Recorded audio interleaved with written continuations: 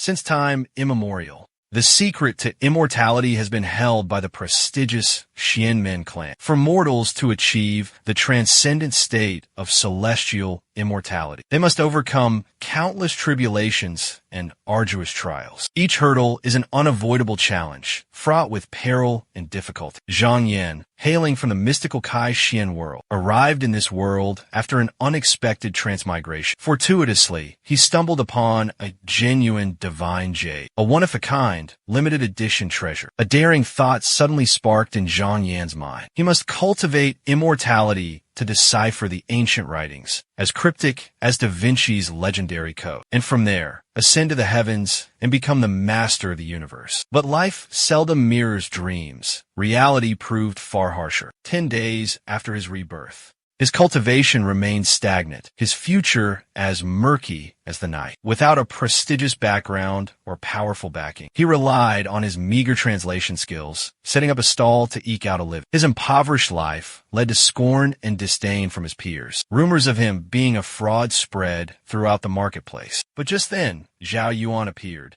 A young man with a stern expression walked past his stall. Witnessing this, the vendor couldn't help but feel a pang of sympathy. He decided to turn back, offering a teasing remark to ease his guilt. With such weak cultivation, you think you could decipher food text flags? The vendor calmly replied, if you don't believe me, try it. Zhao Yuan felt his blood rush to his head, immediately pulling out a Tao scripture as a challenge. I happen to have the eternal flowing water scripture. If you could translate it, I'll reward you handsomely. Zhang Yin maintained his composure, slowly placing his hand on the book. Don't worry, I know this one by heart. No need to open it up for such a trivial task. This statement made Zhao Yuan skeptical. Ancient texts are as hard to swallow as cacti. You've swallowed the whole thing. Zhang Yin didn't respond, just silently picked up a brush. It turned out he had a secret family technique. He stealthily pulled out a jade pendant from his sleeve. This jade had the ability to increase his thinking speed tenfold. It must be used sparingly, not wasted. He began to move his brush across the paper, swift as if aided by the gods. Zhao Yuan was so astonished his eyes widened and his jaw dropped. Commoners reading ancient texts would use bamboo strips to cover each line to decipher them. But this man could read directly and fluently. Each stroke of the young man's brush was like a spirit dancing on the blank page, emanating a strange, mystical energy. It left anyone who witnessed it in awe and admiration. Thanks to the jade pendant's blessing, his thinking speed increased exponentially. In less than the time it takes an incense stick to burn, Zhang Yin stopped writing. Zhang Yin folded the scroll and respectfully presented it to Zhao Yuan. It is complete. Please examine it, Your Excellency. The Yongchuan Waterways book concealed the Yongchuan Meridian technique, an extremely rare and difficult to find cultivation method. Zhao Yuan eagerly opened it to examine. Then, he continuously praised and lauded it without end. Truly magnificent, outstanding. Each passage is coherent and clear. A true masterpiece for the ages, destined for eternal fame. This kid possesses extraordinary talent, truly remarkable. I must befriend him quickly. No sooner said than done. He clasped his hands respectfully and introduced himself. I am Zhao Yuan, a disciple under Tu Jun, and I wish to befriend you, brother. I am Zhang Yin, a disciple of Shan Yuanguan. Zhao Yuan patted his chest, declared himself the elder brother, and called Zhang Yin his younger brother. We are both from the 3 lower academies. It seems fate has brought us together as brothers. He then took out a small bottle and placed it on the table. I left in haste today and didn't bring any valuable gifts. But this is Jade Gui Sha, one of the 5 elemental divine sands. It's only worth a few taels of silver. But please accept it, younger brother, as a small token of my sincerity. Zhang Yin looked at him and offered sincere advice. Thank you, brother Zhao, but I see your spirit is restless, and your vital energy is in disarray. It's best not to cultivate Sherwin, lest you succumb to chi deviation. As the sun began to dip below the horizon, Zhang Yin packed up his belongings, preparing to return home. Standing atop the high mountain, gazing at the breathtaking sunset, his heart was filled with a whirlwind of emotions. Today, beside Zhao Yuan, not a single soul had visited his stall. It seemed he needed to find a different way to make a living. Suddenly, footsteps echoed from behind him. A young woman appeared, her face filled with fury, radiating a murderous aura. It was Zhao Yuan. Upon confirming the man before her was indeed Zhang Yan, she drew her sword, pointing it directly at his face, and shouted, "After my senior brother cultivated according to the manual that you translated, he coughed up blood and fainted. You charlatan, must have harmed him." Zhang Yin could only frown in deep thought. It seemed Zhao Yuan hadn't heeded his warning. He calmly offered a solution. "Whether I'm a fraud or not, go to the Tu Guan and find Zhao Yuan. Everything will become clear." Soon after, both of them arrived at the Tu Guan. Inside the room, Zhao Yuan lay unconscious on the bed. Zhang Yin checked his pulse, carefully examining his condition. After a thorough diagnosis, he understood the cause. Brother Zhao's mind is unstable, and he excessively desires to practice the Shi cultivation technique, causing the qi in his body to become disordered and clash. Fortunately, his life is not in danger. With a few days of rest and recuperation, Brother Zhao will recover, maintaining an aggressive, threatening demeanor. He tightened his grip on the 5 swords in his hand. "If Brother Zhao doesn't wake up, you won't leave this place alive." Suddenly, the door burst open violently, startling everyone in the room. They all turned to look towards the door. The intruder was Bing Xiao, the steward of the Tu Guan. He had a brutish face, as fierce as a boar, but his tone was incredibly arrogant and domineering. "Zhang Yan, you have some nerve." "Zhang Yan." Zhang Yan furrowed his brow, glancing at the old man and thinking to himself, "If my memory serves me correctly, this man is Bing Xiao, the proctor of this place. Normally, he oversees and manages the operations here, but he also holds the power of life and death over the disciples of the enforcement hall." Bing Xiao continued to bellow, "You are a disciple of the Shan Yuan Guan, an outsider, yet you dare to deceive us, impersonating a translation expert and harming a disciple of this esteemed Guan. You deserve to die 10,000 deaths." Zhao Ying stood with his arms crossed, calmly enjoying the unfolding drama. The other guy is no pushover either. This is going to be an earth-shattering showdown, he thought to himself. Zhang Yin, with a firm and resolute gaze, retorted, "Brother Zhao's unconscious state is due to his own faulty cultivation methods. It has absolutely nothing to do with me. The Tu Guan and Shan Yuan Guan are essentially branches of the same Ming Shang sect. Proctor, your words are nothing but an attempt to sow discord among fellow disciples." Bian Xiao's face turned pale, and sweat poured down him at those sharp words. "This Zhang Yin kid has quite the sharp tongue and quick wit. He even dares to twist my words back at me." He had already prepared a plan in his mind, thinking smugly, "Fortunately, I have a backup plan." He immediately took out 3 Taoist scriptures, his tone sarcastic and provocative. "I always act righteously and fairly, never falsely accusing anyone.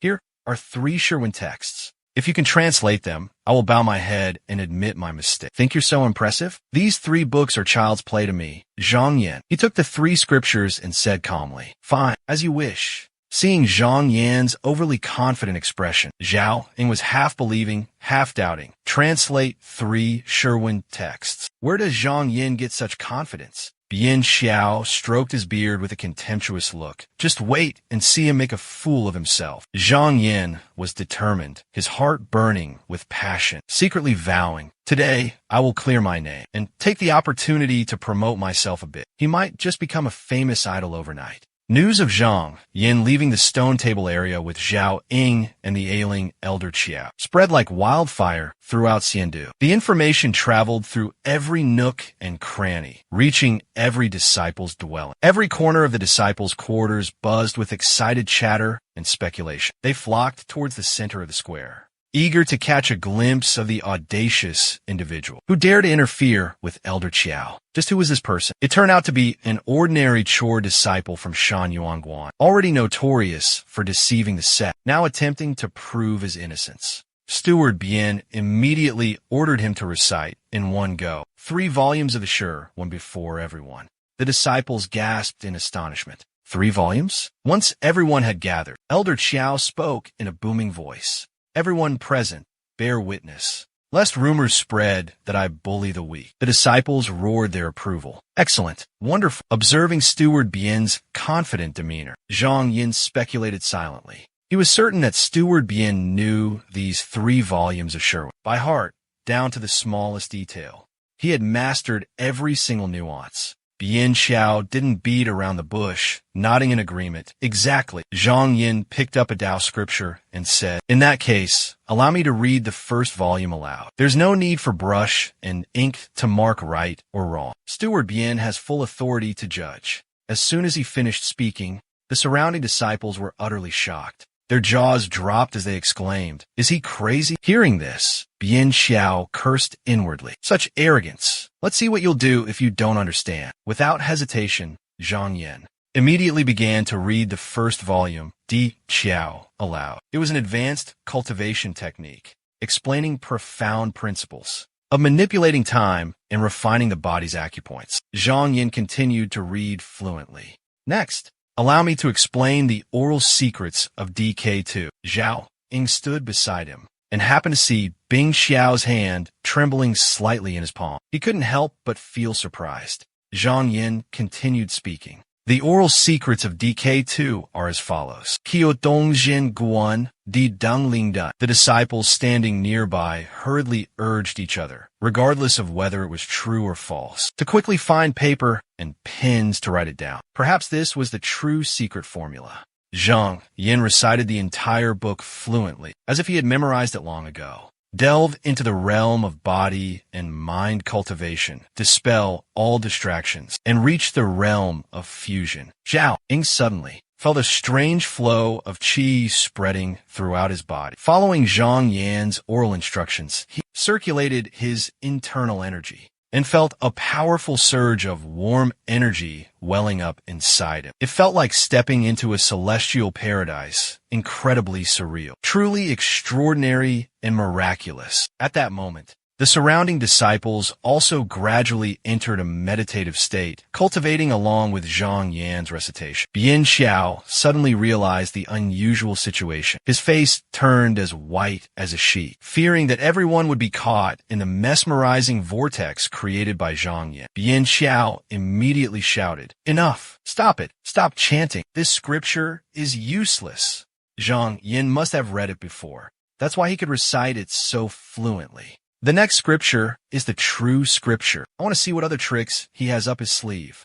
Just then, a disciple rushed in, reporting, "Senior brother, the true scripture has arrived. You're so slow." Bian Xiao, still fuming from his earlier humiliation, warned Zhang Yin, "Be careful not to reveal the secrets within the scripture. I want you to interpret this true scripture yourself." Zhang Yin, naturally unfazed, replied, "Yes, senior brother." Zhang Yin glanced around, thinking to himself. At first glance, this scripture of destiny seems simple, but it contains 64 profound Dharma rules within its 60 bamboo characters. Comprehending them is truly difficult. Even a small mistake will render all efforts futile. Bian Xiao, seeing Zhang Yin suddenly fall silent, taunted him. "Don't even mention 60 bamboo characters. I'm afraid junior brother Zhang can't even read a single one." Zhang Yin snorted coldly and continued to ponder. "This jade piece can enhance my thinking. Nothing is impossible," he mused. "One day outside is equivalent to 10 days inside the jade." Zhang Yin discreetly tightened his grip on the jade piece, continuing to calculate silently in his mind. Thanks to the jade's power,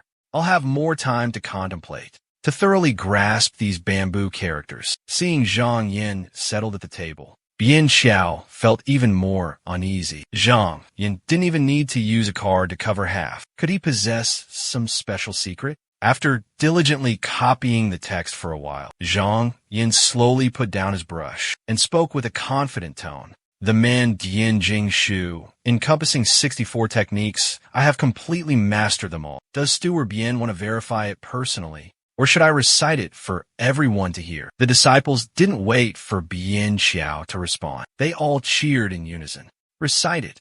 Recite it!" But Bian Xiao immediately snatched the stack of papers and bellowed, "Let me see." His eyes darted back and forth across the page, his expression utterly focused. Suddenly, the precious ceramic vase in Bian Xiao's hands was accidentally dropped, shattering on the ground. Bian Xiao was so shocked that his hair stood on end. How could this be? A lowly servant disciple could comprehend the pinnacle of the man Dian Jing Shu. This commentary is even easier to grasp than the translation this old man read before. Even the most obscure and profound passages are explained thoroughly and clearly. But if I admit defeat to him like this, where will my face be? Zhang Yin asked. What are your thoughts, Manager Bien? Bien Xiao was naturally unwilling to concede, so he changed the subject. Unexpectedly, you do have some talent, but there's still one last scroll. If you can comprehend it, then I, Bien, will truly be convinced. Zhang Yin lightly opened the last Tao scripture scroll, skimmed through it, then closed it and bluntly exposed. This Lian Qi Zhan Jing is nothing more than a collection of miscellaneous techniques, a jumbled mess,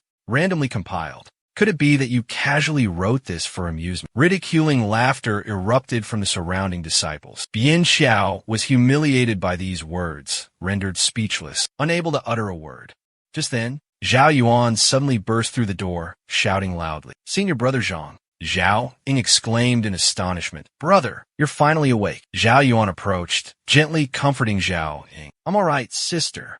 Don't worry. Zhang Yin walked over to Zhao Yuan, offering a kind reminder. Brother Zhao, from now on, you must remember this well. When your mind is unstable, you absolutely must not cultivate unorthodox and demonic techniques. Zhao Yuan replied apologetically, Please, don't call me Senior Brother anymore. I should be the one calling you Senior Brother. I've troubled you again today. I'm truly ashamed. Zhang Yin responded, Brother Zhao, you are too kind. How is your cultivation of the everlasting meridian circulation technique progressing? Zhao Yuan answered honestly. Your understanding of the everlasting meridian circulation technique is truly profound and unfathomably intricate. Although my previous cultivation method was somewhat flawed, after awakening, my cultivation base has advanced rapidly, as if I've been completely reborn. Upon hearing this, Zhang Yin joyfully congratulated him. All the disciples who witnessed the exchange unanimously praised Zhang Yin,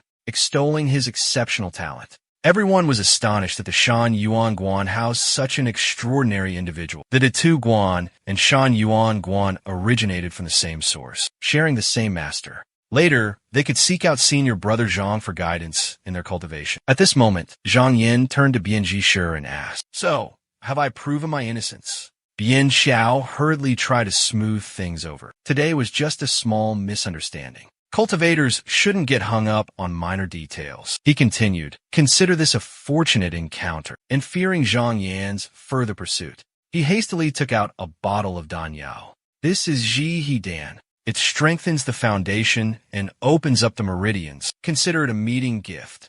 Zhang Yin thought to himself, Ji He Dan was a priceless treasure. I've already accepted this item. Let's just go with the flow. I suppose so, he thought, laying out a soft sigh. Zhang Yin decided to let bygones be bygones. Make peace with Deacon Bien and act justly and fairly. Everything fell into place, perfectly satisfactory. We are all members of the same sect. Naturally, harmony should be our priority. Bien Xiao hastily agreed. Exactly.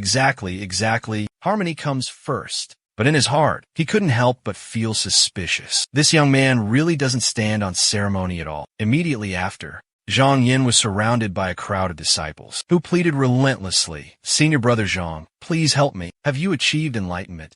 Senior Brother, I have a Taoist scripture here. I respectfully request Senior Brother to take a look at it for me. Overwhelmed by the crowd, Zhang Yin hurriedly sought a way to excuse himself. It's getting late. I must take my leave now. Bien Xiao watched as Zhang Yan's figure gradually disappeared into the distance. Doubt churned within Bing Xiao. Rumor had it that Zhang Yin was just a lowly garbage-sweeping disciple. How could he possibly grasp such profound and mysterious principles? Could he be a natural-born genius, a descendant of some hidden cultivation clan, or even a spy planted by the demonic sect? Bing Xiao pondered deeply, sensing something incredibly strange about this. Tomorrow, I must personally visit Shan Yuan Guan and thoroughly investigate this Zhang Yan's background. Idleness truly is the root of all evil. 3 days later, at the break of dawn in Zhang Yan's cave dwelling, the young man had just finished a task, breathing a sigh of relief. He gazed at his slender hands, lost in thought. I've often heard rumors that,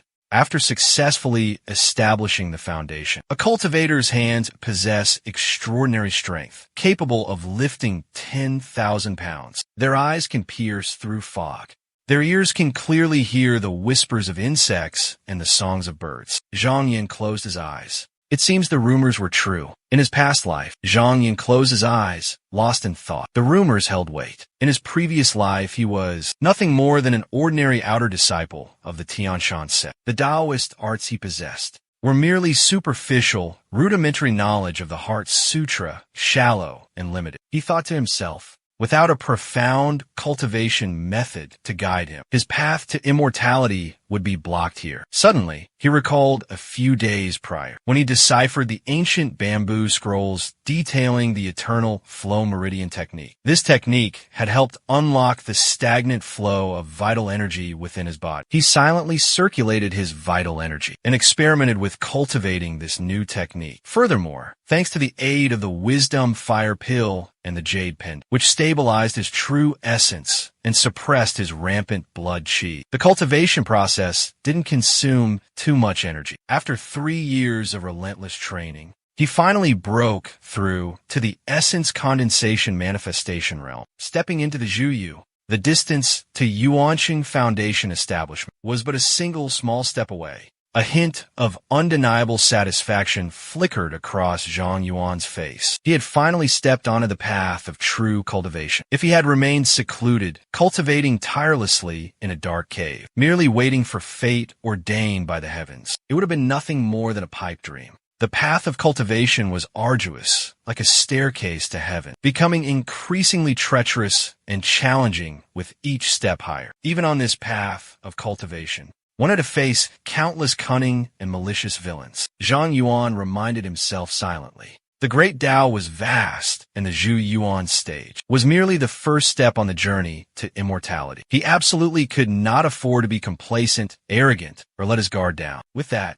Zhang Yuan sat cross-legged, immersing himself in a meditative state of cultivation. His gaze was distant and unfocused. The path of cultivation was like 10,000 people vying to cross a single plank bridge, with no way back, only forward. No matter how perilous the journey, we must treat it as a leisurely stroll through a field of flowers. Moments later, as Zhang Yin was immersed in meditation, fully focused on his cultivation, a sudden and urgent knocking echoed from outside his cave. A wave of surprise washed over him. Since I began my secluded cultivation, rarely has anyone sought me out. Who dares to disturb me at this hour? Zhang Yin called out. Which fellow Taoist is at the door? Immediately, a familiar voice responded. Young master, it is this old servant, Zhang Shi. Zhang Yin was startled. It was Uncle Shi. He was a simple and honest man, a loyal servant from his past life's household. Zhang Yin had always respected him as an elder. With that thought, he rose and opened the cave door. Uncle Shi, it's been a while. What brings you up the mountain at this hour? Zhang Shi replied honestly. It has been 3 months. The weather has grown colder. Seeing young master looking thin and frail, I've been so worried sick, I had to come up the mountain to see for myself. Zhang Yin slowly said as he helped Zhang Shi into the cave. Uncle Shi, you came at just the right time. Tell me some interesting stories from down the mountain. Perhaps they can help ease my mind, break through this long-standing stagnation. Zhang Shi sighed, replying to the young master. Before passing away, the master always held great expectations for you. He only wished for you to dedicate yourself to your studies, to work hard, to seek distinguished achievements, and earn renown throughout the land. How can you seclude yourself here, wasting away so many precious years? Zhang Shi's tone was filled with disappointment. All our family lacks now is a bright future. Why do you resign yourself to this poverty and hardship? Zhang Yin looked up at the vast sky and began to recite. Golden halls, bones turned to dust, lords of yellow clay. Bald children sell wine, sacrifices to dukes and marquises. A golden dynasty, a dream of millet in a single night. Ask the immortals, not about sorrow.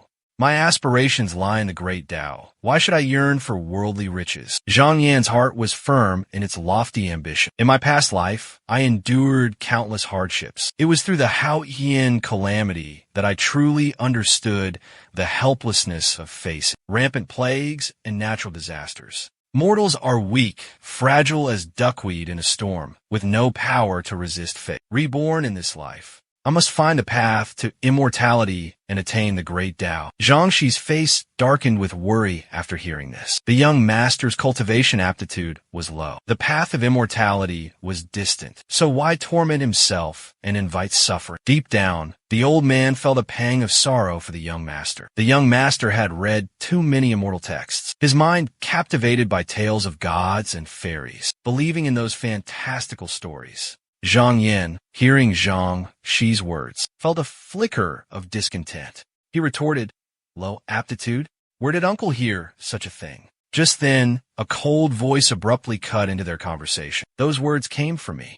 Zhang Yan's face instantly froze as he glared icily at Zhu Zishang. Zhu Zishang, followed by his entourage, arrived at the entrance of the cave with an arrogant swagger. He stepped before the cave entrance. He laughed loudly and said, "With such exceptional talent, yet you've secluded yourself in this remote mountain wilderness for years. It seems you've matured a little." Zhu Zishang began to taunt and mock Zhang Yan. "The path of cultivation is arduous and perilous, and your aptitude is mediocre, nothing remarkable. You might as well give up, return home to inherit your parents' business, and live an ordinary life like everyone else, enjoying a peaceful old age. Wouldn't that be a more carefree and enjoyable life?" Zhang Yin chuckled coldly. "Family? Parents," he calmly retorted. "Whose parents? Whose family?" Zhang Yin began to recall the ill-fated love affair from his past life. The consequences of the events from his previous life were truly bizarre. 3 years ago, in his past life, he had married Zhu Aoshua, the beloved daughter of Marquis Dingyang of the Zhu family. She was taken as a concubine.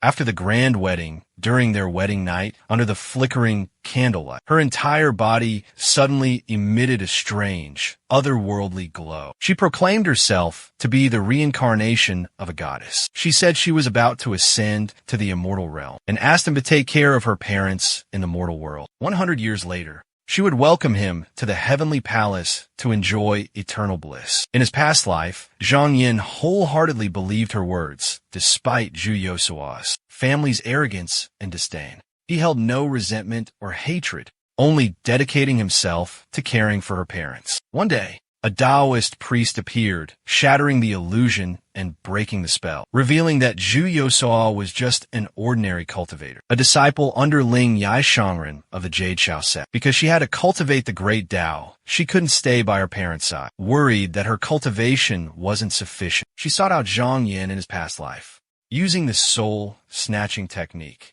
to have him care for her parents in her stead, as compensation to the heavenly Tao. Fortunately, Zhang Yin in his past life was guided by an expert to seek help at the Tian Yuan Guan of the Mingshang sect. It's thanks to embarking on this path of cultivation that I narrowly escaped that disaster. Truth be told, I can finally breathe a sigh of relief. That little brat, Zhu Yosua, today Zhu Zishang personally came here to force me back. It seems after I left the Zhu family, they couldn't find another suitable young master replacement. After recalling everything, Zhang Yin loudly refused. Now that I've wholeheartedly devoted myself to the path of cultivation, how could I willingly become a pawn in the hands of your Zhu family? Upon hearing this, Zhu Zishang was so enraged he choked, stammering you. Fear gripped his heart.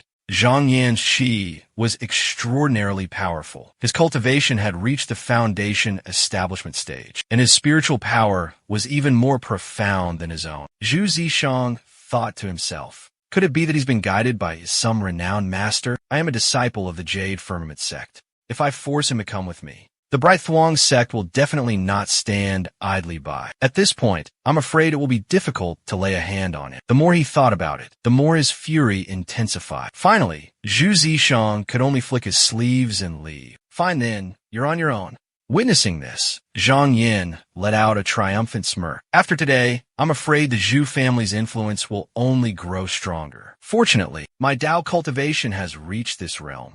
If Zhu Zishang had arrived a few days earlier, I would have been hard-pressed to resist. Meanwhile, at the foot of the mountain, 3 people were gathered, chattering amongst themselves. Among them were Constable Bien and his senior brother. That Zhang Yan's background is definitely not ordinary. The mid-ranking disciple of Shan Yuan Dao Guan sighed in response. I've carefully investigated 3 times, verifying Zhang Yan's identity. He's from Dingyang, Dongha. An ordinary Dumun disciple, 57 years old this year. Deng Shan Bingxiao replied, "Thank you, senior brother. It seems I was overly worried before." At this moment, Lin Tong, standing beside them, scoffed disdainfully. Just a nameless, insignificant nobody who somehow learned a bit of unorthodox magic to interpret ancient texts. This guy has gained some notoriety among the outer disciples recently. We need to put out his flame. Zhongwen cautiously approached and whispered, "Let's go and investigate the truth of the matter. I heard that Zhang Yuan has reached the Zhu Yuan realm. Senior brother Lin, don't underestimate him." Lin Tong disregarded the warning and laughed heartily. "I've been training for 9 years and only received guidance from eldest brother 2 years ago. I've barely reached the middle stage of foundation establishment. I think Zhang Yuan's strength is mostly just empty reputation." Zhongwen then led Lin Tong to find Zhang Yuan's cave dwelling. According to the disciple registry, up ahead is where Zhang Yuan resides. "Let's go," Lin Tong replied excitedly. The two slowly walked along the path. Suddenly, they encountered Zhu Zishang descending the mountain. Master Zhong, when silently, sensed the aura emanating from the person before him, his heart filled with terror and dread. This person's aura far surpasses ours. I fear he has already reached the Kaiguang realm. It's best we don't get involved in any trouble. But before he could warn Lin Tong, the other man hastily approached, uttering disrespectful words. "Who the hell are you? You useless dog, daring to block Grandpa Lin's path." Master Zhongwen panicked and tried to intervene, but it was too late. "Senior brother Lin, please stop." As expected, Zhu Zishang swung his hand and slapped Lin Tong with a thunderous blow. The slap sent him staggering, like a kite with a severed string, tumbling down the steps. Master Zhongwen cried out in shock, "Brother Lin, I told you to be careful with your words." Master Zhongwen hastily bowed, respectfully pleading with the senior. "Please, great hero, show mercy." Zhu Zishang didn't bother to reply, only letting out a cold snort and stepping over AI Zhongwen. AI Zhongwen rushed to support his unconscious disciple, asking anxiously, "Brother Lin, wake up." Only after the two had disappeared did Lin Tong shakily speak. Such unfathomable cultivation. "Brother AI, who was that? I've never seen him on the mountain before." AI Zhongwen replied thoughtfully, "With such extraordinary presence, it could only be Zhu Zishang, disciple of the Zhu family's Dingyang." Lin Tong clutched his swollen cheek, his teeth grinding. "Damn him." AI Zhongwen quickly urged, "Brother Lin, he attacked so ruthlessly. You must have sustained internal injuries. You should return and recuperate. Leave Zhang Yuan's matter to me." Lin Tong nodded. "Then I'll trouble you, junior brother." Despite his words, a raging fire of fury burned within him. Waiting until Lin Tong was completely out of sight, Zhongwen dropped his pensive facade, no longer hiding his contemplation. He gazed intently in the direction Zhu Zishang had disappeared, a calculating glint in his eyes. Just now, that Zhu Zishang seemed to have come from Zhang Yan's cave. Zhu Zishang was one of the core disciples of the Yu Shao sect. So why did he have such a close relationship with Zhang Yan? Zhongwen furrowed his brow, a sense of foreboding rising within him. This matter was definitely not simple. With that thought, Zhongwen immediately went straight to Zhang Yan's cave. He raised his hand and knocked. The knock-knock echoing along with his loud call. "Senior brother Zhang, are you in?" The cave door creaked open, then slowly opened. Zhang Yan leisurely stepped out, his eyes carrying a hint of inquiry. He spoke. Zhongwen calmly clasped his hands in greeting. "This humble one is Zhongwen, and I have long admired senior brother Zhang. Today, I am fortunate enough to witness your exceptional demeanor." Zhang Yan observed him silently, his mind racing with speculation. Rumor had it that Zhongwen had extensive connections, and his cultivation had reached a certain realm. He himself spent his days simply recording the tasks of the disciples in the sect. Why would Zhongwen suddenly pay him a visit? Could it be because he'd heard about the conflict between him and that Bin Xiao and had come to investigate? Meanwhile, Zhongwen was also quietly observing and assessing Zhang Yan. Despite his ordinary appearance, Zhang Yan possessed an extraordinary presence. His eyes were bright and commanding, seemingly harboring an unseen power. It seemed his cultivation was definitely not ordinary, perhaps even a few levels higher than his own. Zhang Yan quickly suppressed his thoughts, regaining his usual composure. "Senior brother, you flatter me. I'm truly humble. I am Zhang Yan. I have long heard of your great name, senior brother. Meeting you today is a once-in-a-lifetime honor. Please, senior brother, come into my humble abode. It's simple, but I hope you won't mind. Please forgive its lack of luxury. Zhongwen smiled warmly. Junior brother, you are too kind. Zhongwen followed Zhang Yin into the cave dwelling. The two sat facing each other, sipping fine tea and discussing the profound mysteries of the universe. But in Zhongwen's eyes, there was a hidden, unusual glint, hard to discern. He discreetly slipped a hand into his sleeve, thinking to himself, Zhang Yin truly possesses an extraordinary aura, just as the rumors said. He is indeed a rare talent. I initially intended to test him with a scripture, but it seems forging a friendship would be the wiser course. I shall offer him a small favor, plant a seed of goodwill. Zhang Yin saw Zhongwen unexpectedly produce an ancient Taoist text and spoke up. Rumor has it, senior brother possesses a profound and refined understanding of culinary arts. Zhongwen Xianxing replied. Recently, I was fortunate enough to acquire a rare book titled Lin Miao Wen F. I present it to you, senior brother, hoping we can both appreciate and study it together. I eagerly await your esteemed guidance.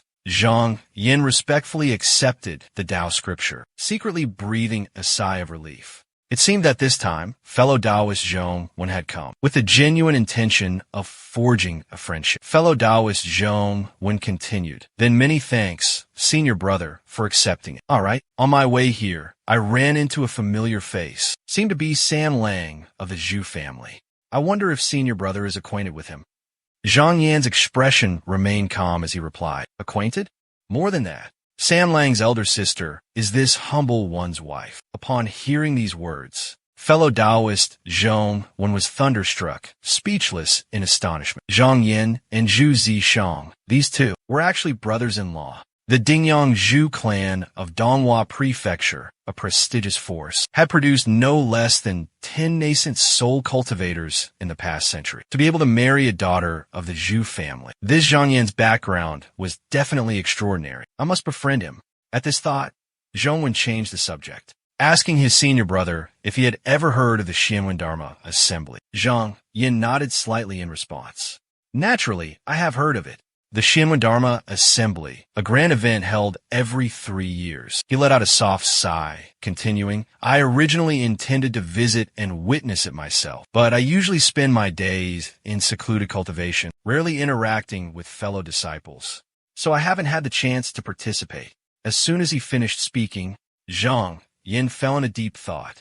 His eyes fixed on the Taoist scripture in his hand, lost in his thoughts. The region I live in belongs to Donghua Prefecture. Donghua Prefecture has a total of 16 major sects, and countless minor sects scattered throughout. Every 3 years, the sects and academies jointly organize the Xianwen Dharma Assembly. At that time, the outstanding talents of the lower academies belonging to the major sects, whether they are entry-level disciples or registered disciples, will all gather in one place, exchange experiences and profound insights. The reason this cultivation conference is named Xianwen is because of a legend about Sherwin, mystical characters that existed since the dawn of creation, when chaos still enveloped all things and mountains, rivers, and earth veins, gradually formed after enduring the erosion of endless time, creating natural wonders and breathtaking scenery. Hidden within them are boundless mysteries, secrets yet to be uncovered. After countless generations, through the diligent research of virtuous predecessors, erudite scholars painstakingly collected and organized them, gradually forming a system of writing, a unique and unparalleled collection of texts for cultivators. Legend has it that in ancient times, cultivators could, simply by comprehending Sherwin, grasp the great Tao and ascend to immortality in broad daylight. Even if it's just a rumor, a tale passed down through generations, it's enough to demonstrate the importance of Sherwin, the fundamental basis of the great Tao. Mastering and understanding Sherwin means opening the door of hope to enter the immortal realm, to participate in the Xianwen Dharma Assembly. At this assembly, using Sherwin for communication and discussion is considered a grand gathering, a great opportunity for cultivators to discuss the Tao and compete against each other. Unexpectedly, Zhongwen made a request. The Xianwen conference is about to commence. With your profound cultivation and vast knowledge of Xianwen, senior brother, how could you attend the conference without showcasing your talent? Why not? Join me on this journey. Zhang Yin listened, a flicker of hesitation in his heart. The Xianwen conference truly was a golden opportunity for learning and exchange, to enhance his own reputation and that of the sect. Moreover, it was a chance to broaden his knowledge and hone his skills. Without hesitation, Zhang Yin immediately agreed. If senior brother is so kind, I would be honored to accompany you.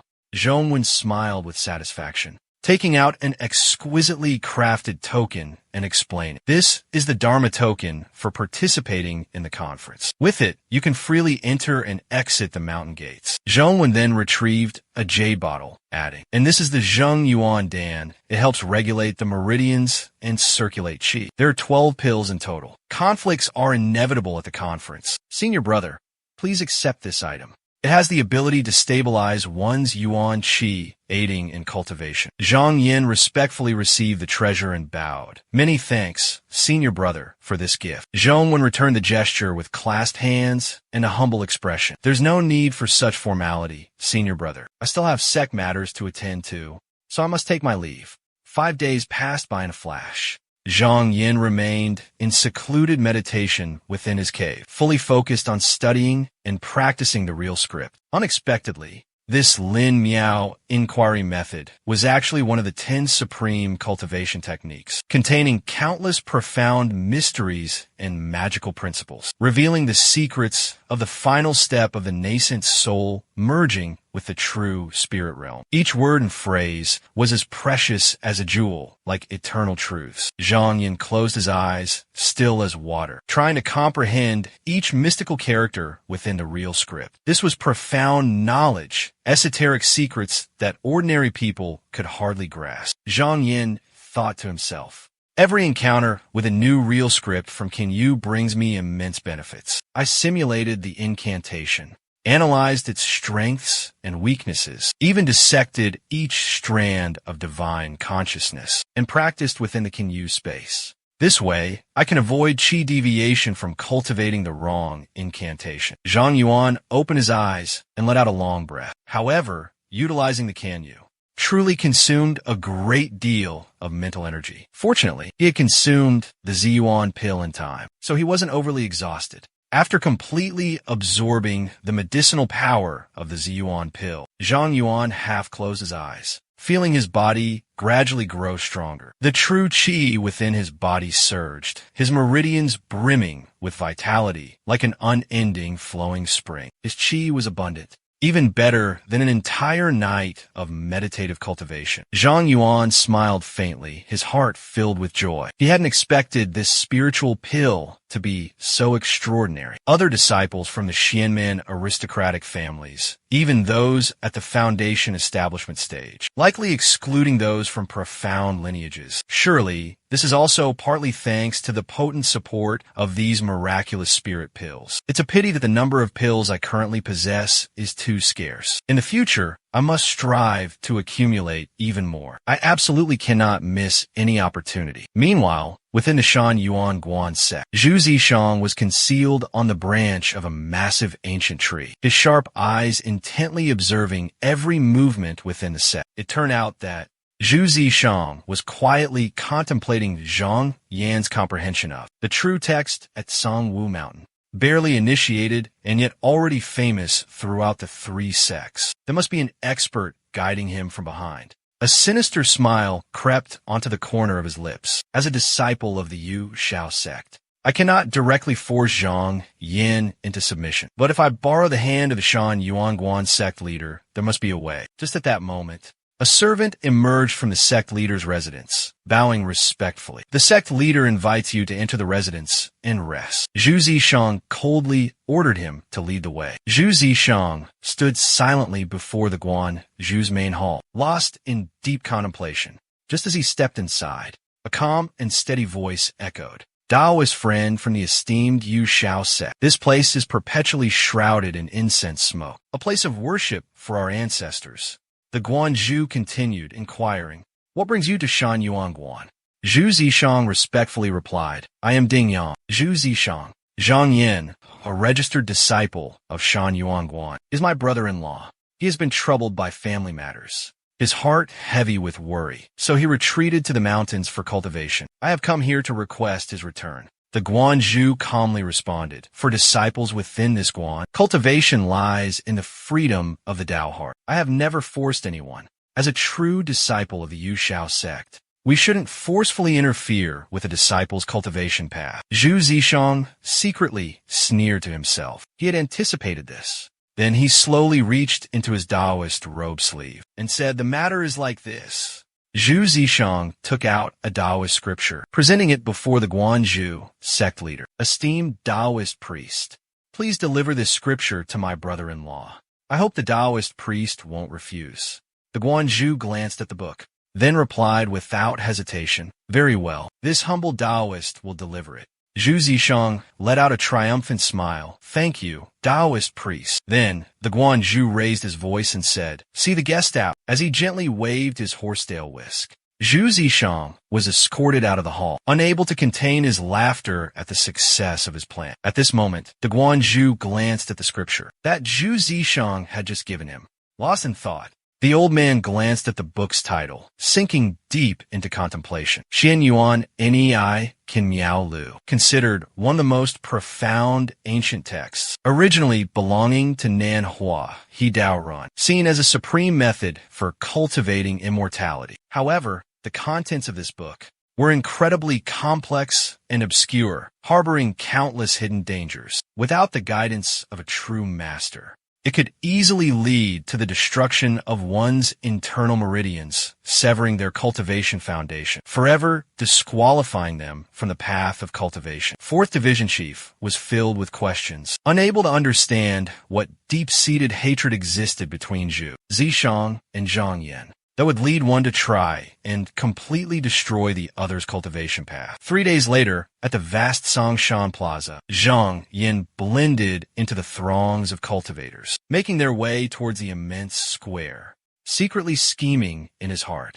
After days of arduous training, although his cultivation level hadn't increased, the true essence within his Dantian had been significantly refined and strengthened. Cultivating the Tao was not a matter of haste. It required patient and gradual accumulation. This gathering was a perfect opportunity to relax his mind and let go of all worries. Zhang Yin was lost in his thoughts when a voice from behind suddenly brought him back to reality. "Fellow Taoist, please wait." The earnest voice called out again. "Please, wait a moment." Zhang Yin paused and turned to see who was calling him. He saw Zhao Ying approaching quickly with a graceful young woman. The woman, with a serious expression, asked, "Which sect are you a disciple of?" Zhang Yin smiled, cupped his hands in a respectful greeting, and replied, "I am Zhang Yin, a disciple of the Ming Chang sect." Zhao Ying, standing beside him, leaned in and whispered to the woman, "This is him." The woman got straight to the point. "I hear you're knowledgeable in Sure One. I would like to ask for your insights on the 5 meanings contained within the Tao literature." A puzzling suspicion arose within Zhang Yin. He had just arrived at this place when this unfamiliar young woman stopped him and questioned him. He couldn't discern her intentions. However, observing her expression, she didn't seem to harbor any ill will. After a moment of contemplation, Zhang Yin slowly spoke. Wu Yi Dao 1, according to ancient texts, originates from folktale about villagers joining forces to eliminate a herd of ferocious elephants, to clear the water source for daily use, and also to eradicate a malevolent serpent that was wreaking havoc and harming the people. From that day forward, elephants and snakes became sworn enemies. The woman continued to question him. "If you were a villager, what would you do?" Zhang Yin didn't hesitate and immediately replied, "Just eliminate 1 elephant." Zhang Yan's answer took the woman by surprise, because her senior brother from years past had given a similar answer. Curious, she asked, "Why is that?" Zhang Yin calmly explained, "Elephants and snakes are like 2 opposing forces, keeping each other in check. Neither can be absent. Eliminating an elephant can protect the water source for the villagers, and at the same time, it helps the elephant herd restrain the venomous snakes, preventing them from wreaking havoc." The answer was astonishingly accurate, leading the woman to nod in satisfaction. "You may enter."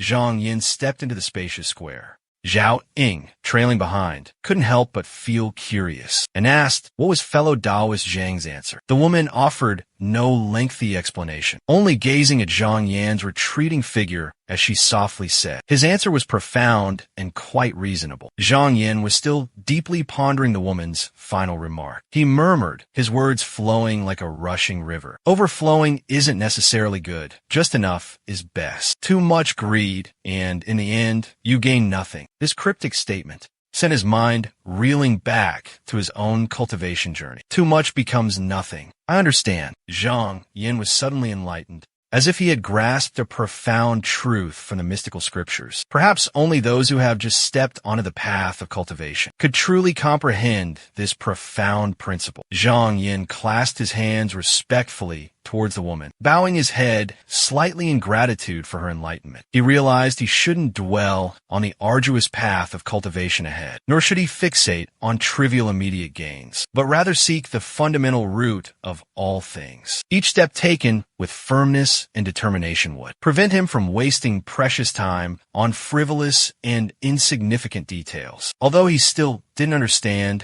why they used these 5 ideas to test him, Zhang Yan's heart was filled with gratitude. At that moment, Taoist Zhong suddenly appeared, hurriedly asking Zhang Yan, "Fellow Taoist Zhang, have you seen Mo Yuan around here?" Zhang Yan shook his head, replying, "I haven't encountered the Taoist friend you mentioned." Zhong Wen's face suddenly darkened.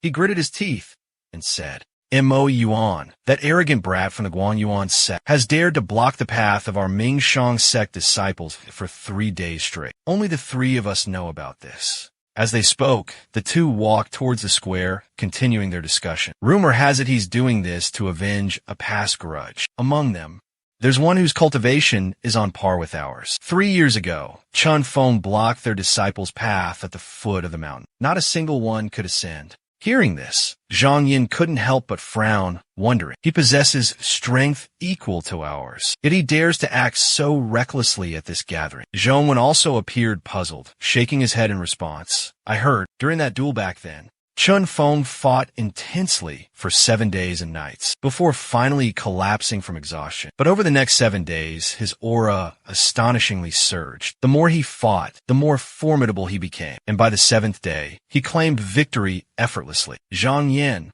with his sharp intellect, immediately discerned Chun Feng's true intentions. He was clearly aiming to build a reputation for himself, to rise to fame. Fighting 3 consecutive battles had undoubtedly tempered and significantly enhanced his strength. Their conversation ended, and both men proceeded into the vast square. From above, they observed the events unfolding below. Zhong Wen broke the silence.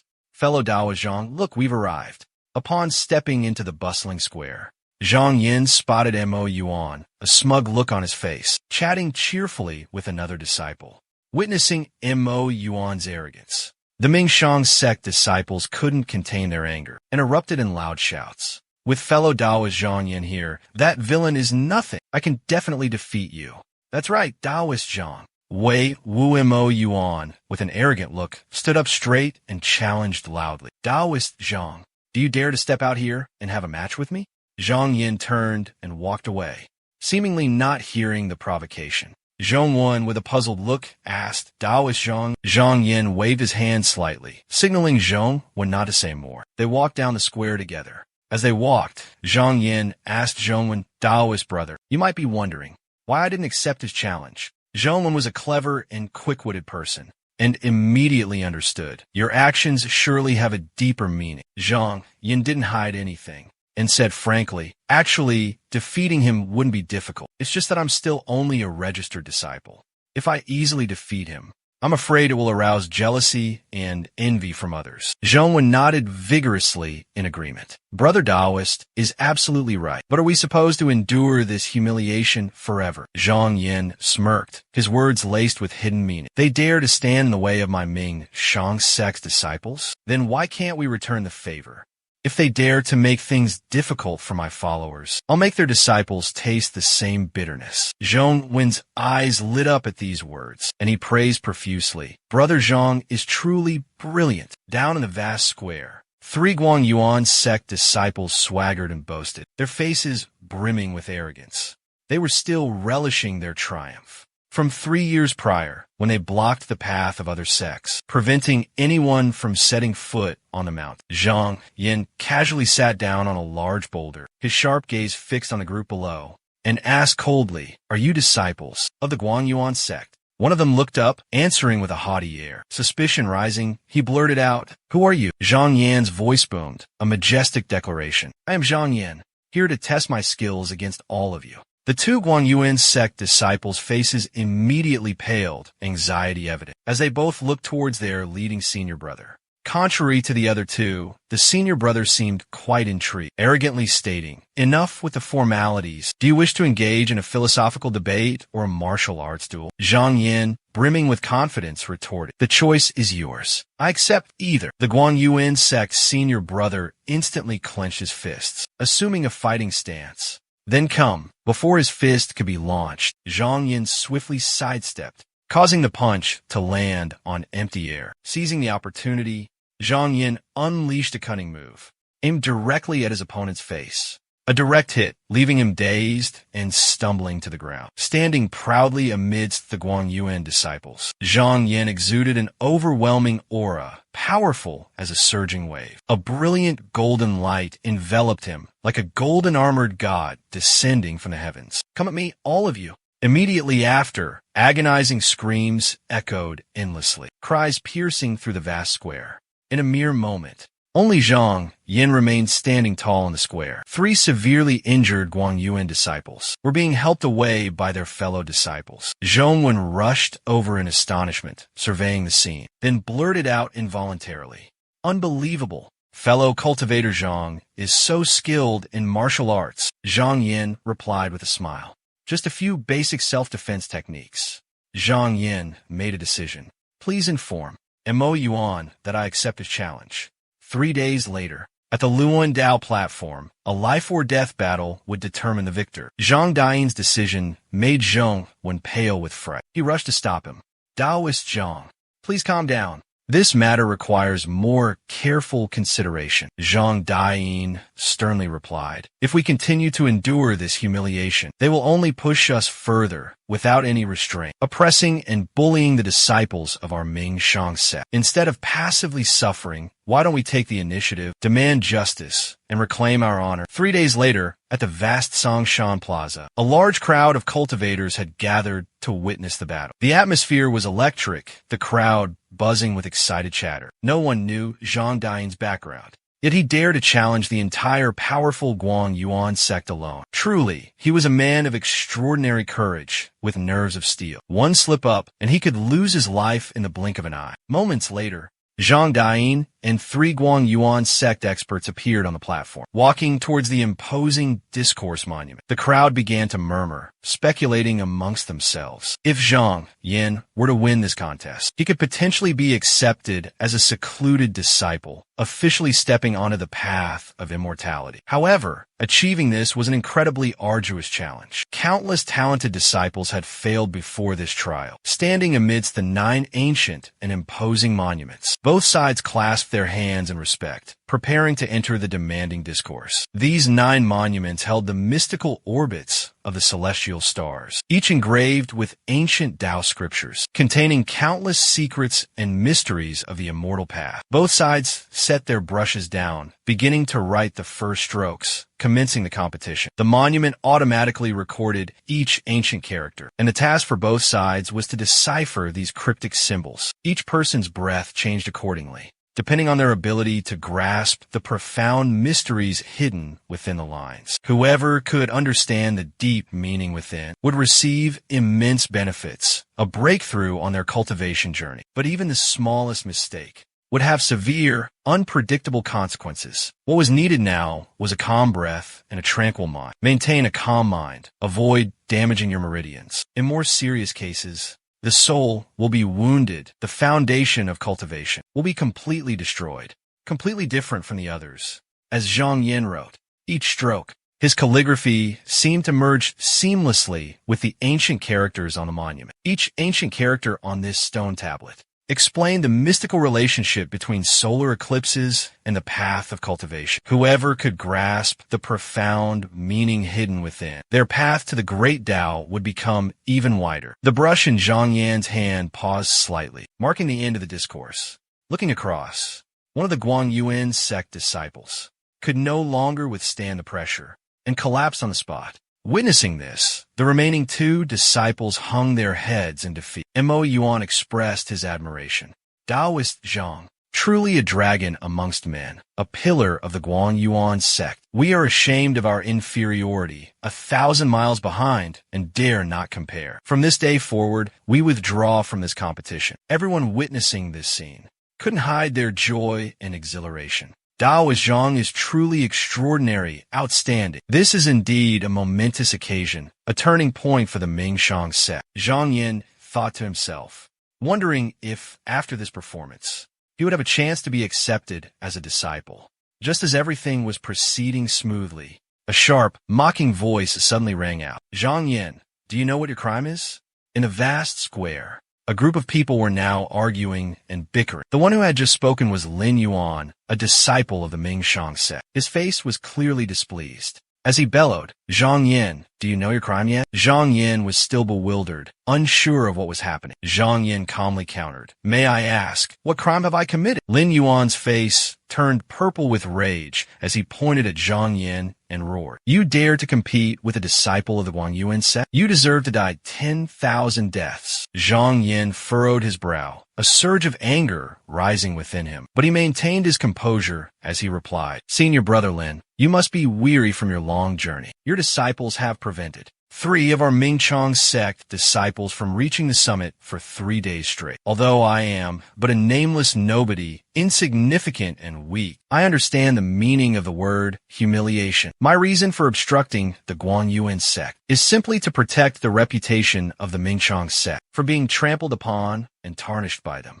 Lin Yuan refused to hear his excuses and immediately bellowed silence. Our senior brothers have already made arrangements. How can we allow a junior like you to ruin everything? Sees Zhang Yin. Zhong Wan, standing beside Zhang Yin, couldn't hide his astonishment. As soon as they finished speaking, the crowd erupted in a cacophony of curses and insults. Hu Xingyu suddenly grabbed Zhong Wen's hand and whispered in his ear, if you don't want to be implicated in Zhang Yan's crimes, it's best you stay put. Terror seized Zhong Wan. He froze, completely paralyzed. At that moment, the Xia Yuan disciples closed in on Zhang Yan, ready to apprehend him. Just when all hope seemed lost, a resounding golden bell echoed through the air. The booming sound left the 3 men dazed and disoriented. Directly above them, a figure of immense authority materialized. The figure boomed, where is Zhang Yin? Then continued, by order of the Grand Master, summon Zhang Yin, registered disciple of Shan Yuan Guan, for an audience. Both Zhang Yin and Lin Yuan's group were stunned into silence. Why at this very moment? The man continued to bellow. The Grand Master's token is here. Where's Zhang Yin? Come forth and receive it. It turned out that in the man's hand was the Grand Master's large writing brush. Upon seeing it, Lin Yuan trembled uncontrollably. This was the Grand Master's stone hand seal, his personal magical treasure, the life-extinguishing hairpin. Lin Yuan immediately and quietly signaled his disciples not to act rashly, lest they invite trouble upon themselves. They obediently withdrew their hands, not daring to offend such a powerful figure. Zhang Yin stood up and replied, Zhang is present. The man asked again, you are Zhang Yin? After he nodded, the man stepped forward. Quickly descending the steps, the man ordered Zhang Yin, follow me inside.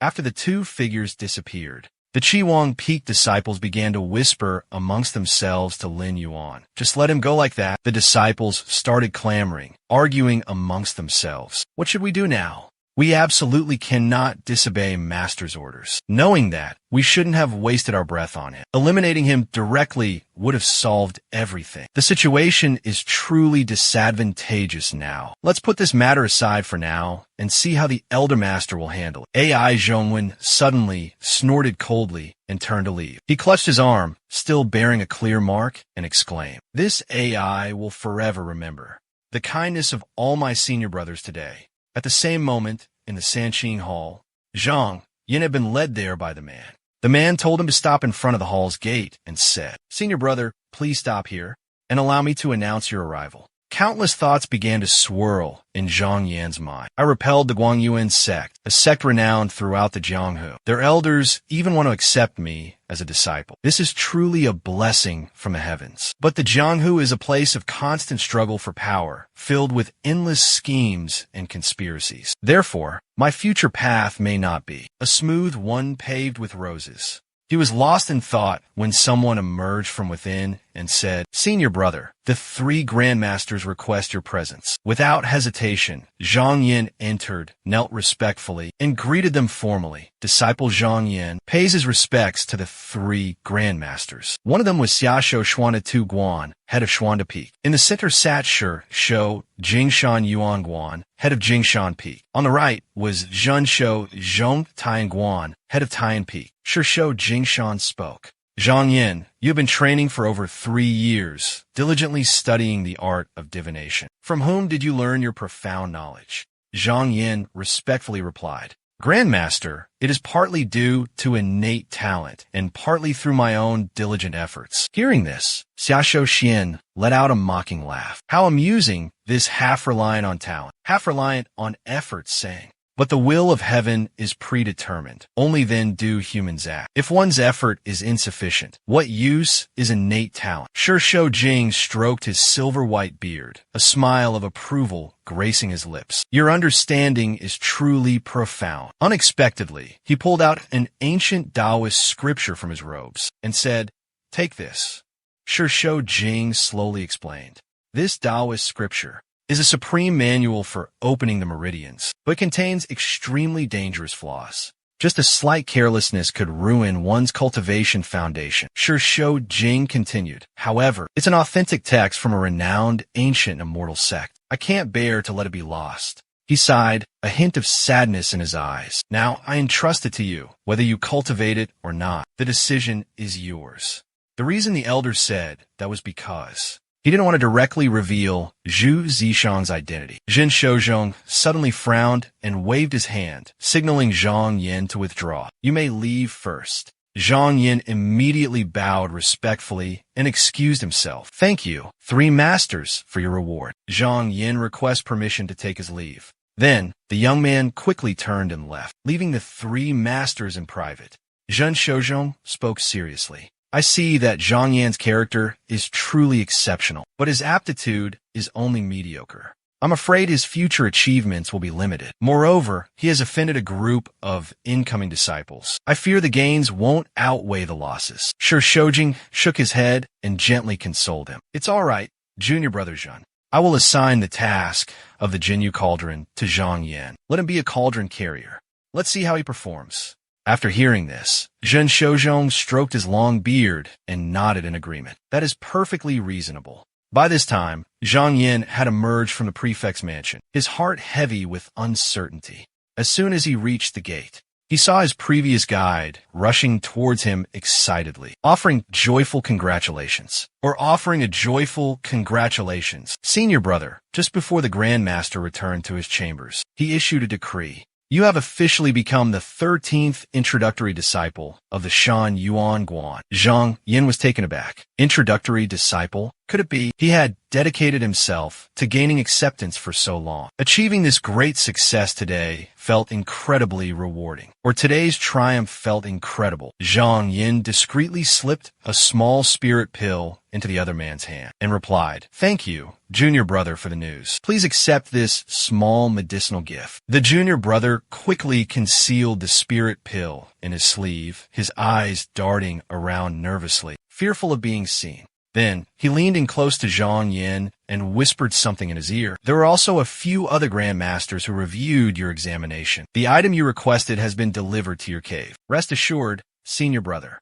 Zhang Yin smiled faintly, thinking to himself, transporting this cumbersome artifact was no easy feat. If it weren't for this spirit pill, I would have had to go myself. Therefore, I should show a token of my gratitude. I've troubled you, junior brother. The junior brother replied cheerfully, "Not at all, senior brother. Take care." Zhang Yin quickly returned to his dwelling.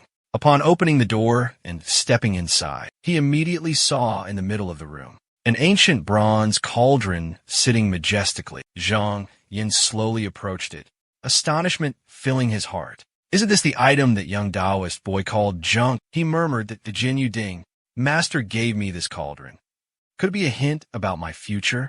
Is he suggesting I should become a weightlifter? Do they want me to withdraw voluntarily, so I won't have to compete with the other intra-level disciples for cultivation resources? The thought of it made Zhang Yin clench his fists in fury, a fire burning in his chest. If I resign myself to being a miserable slave, what's the point of cultivating? What's the point of seeking the great Tao? My path of cultivation, how can I let others control it? Zhang Yan's gaze hardened with unwavering resolve. Cold as frost, he placed his hand on the cauldron, thinking, at least, this Jin Yu Ding can be considered a magical artifact, containing a bit of the essence of Wu Cung Li. It can't be wasted so easily. Immediately after, Zhang Yin quickly gathered firewood, piling it high beneath the cauldron, and filled it with water. Stripping off his clothes, he jumped into the cauldron, ignoring the searing pain. When profound gate disciples cleanse their meridians and marrow, they have their masters protecting them. But I only have myself. Truly a dilemma. Zhang Yin gritted his teeth, enduring the scorching heat emanating from the Jin Yu Ding. The sweat on his body, initially clear, had now turned a terrifying pitch black. The pure water from moments before had in the blink of an eye transformed into a thick, viscous black liquid. Zhang Yin fell deep into contemplation. With a mere thought, he had consumed no less than 26 rare Xingyuan pills. More than half of the spiritual energy within his body had been refined. But despite his relentless efforts, a faint trace of primal energy lingered within his core aperture, resisting complete refinement. It was as if an invisible barrier was hindering the process. In an instant, Zhang Yan's expression turned grave, his handsome brows furrowing slightly. An image of himself diligently meditating and tirelessly cultivating qi flashed through his mind. I've refined spiritual energy to this extent, it should flow effortlessly, naturally coalescing like an overwhelming obsession breaking through the current realm. But perhaps I've been too hasty, losing sight of the true essence, the natural Tao of cultivation, causing my qi flow to stagnate. Unknowingly, this had caused his internal spiritual energy to stall, making further progress difficult. This awkward predicament was exactly like a difficult situation in cultivation, decisively abandoning that stubborn wisp of spiritual energy. Zhang Yin maintained a tranquil dantian and a serene state of mind. Time passed quietly, until the fire beneath the cauldron finally died out. Zhang Yin suddenly awoke, his eyes bright as if he had just grasped a profound truth. He jumped up, cheering joyfully. I've finally overcome the 2A Yuan Chu trial. This Baldy has officially entered the Yuan Chung Ruzhen realm, he exclaimed. Zhang Yin hurriedly wrapped a towel around himself, lost in thought. Just a little more time to cultivate my Yuan Qi, solidify my realm, and I can start thinking about opening my meridians, breaking through the barrier. It seems that Senior bringing the Jin Yu Ding here must be because he's worried about my slow cultivation progress, orchestrating this chance encounter, secretly aiding me. You were lucky to escape Jin Yu Peak. Zhang Yin, clad only in a towel, let out a hearty laugh, his spirit soaring to the heavens. Striding forward, he chanted, others fight over Jade Peak for mere fame and fortune, but I use it to refine my true essence, to cultivate the Tao. Their hearts consumed by worldly desires, blinded by a false path. After arduous training, I finally grasped the truth of impermanence. At noon that day, as the sun blazed overhead, two figures suddenly appeared, locked in a fierce chase. One was a snake demon desperately fleeing, the other a disciple of the Mingshang sect's upper echelon, named Ning Chongxian. He was pursuing the snake demon with all his might. You dare to fly on the wind right before my eyes. The snake demon hastily spewed a thick black fog, attempting to obscure Ning Chongshuan's vision. but he remained calm, watching the snake demon's struggles with disdain. Such petty tricks, and you dare flaunt them before me, Ning Wu? A divine light suddenly flashed in Ning Chongxian's pupils. Two invisible sword energies, like ghostly apparitions, pierced through the thick black fog, terrifying the demon serpent to its core. Ning Chongxian slowly unsheathed his long sword, a cold, icy smile playing on his lips.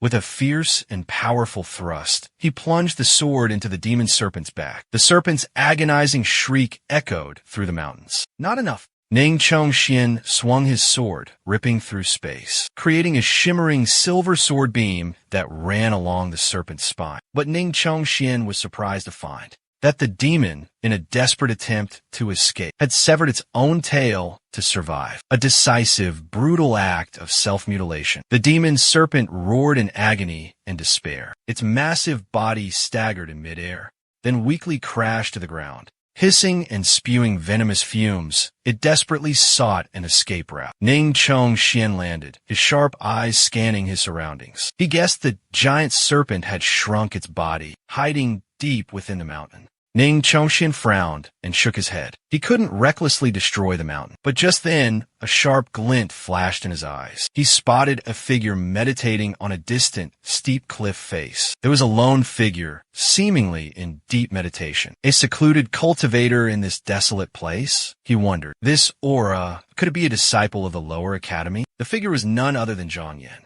Ning Chongshuan's figure flashed like lightning, appearing before Zhang Yan in the blink of an eye. He demanded in a loud voice, "Who are you? Why are you cultivating alone in this wilderness?" Zhang Yan slowly opened his eyes, calmly looking at the other man and replying peacefully, "A disciple of the Mingshang sect, lower academy. May I ask how should I address senior brother?" Ning Chongxian coldly replied, "A disciple of the upper academy, Ning Chongxian.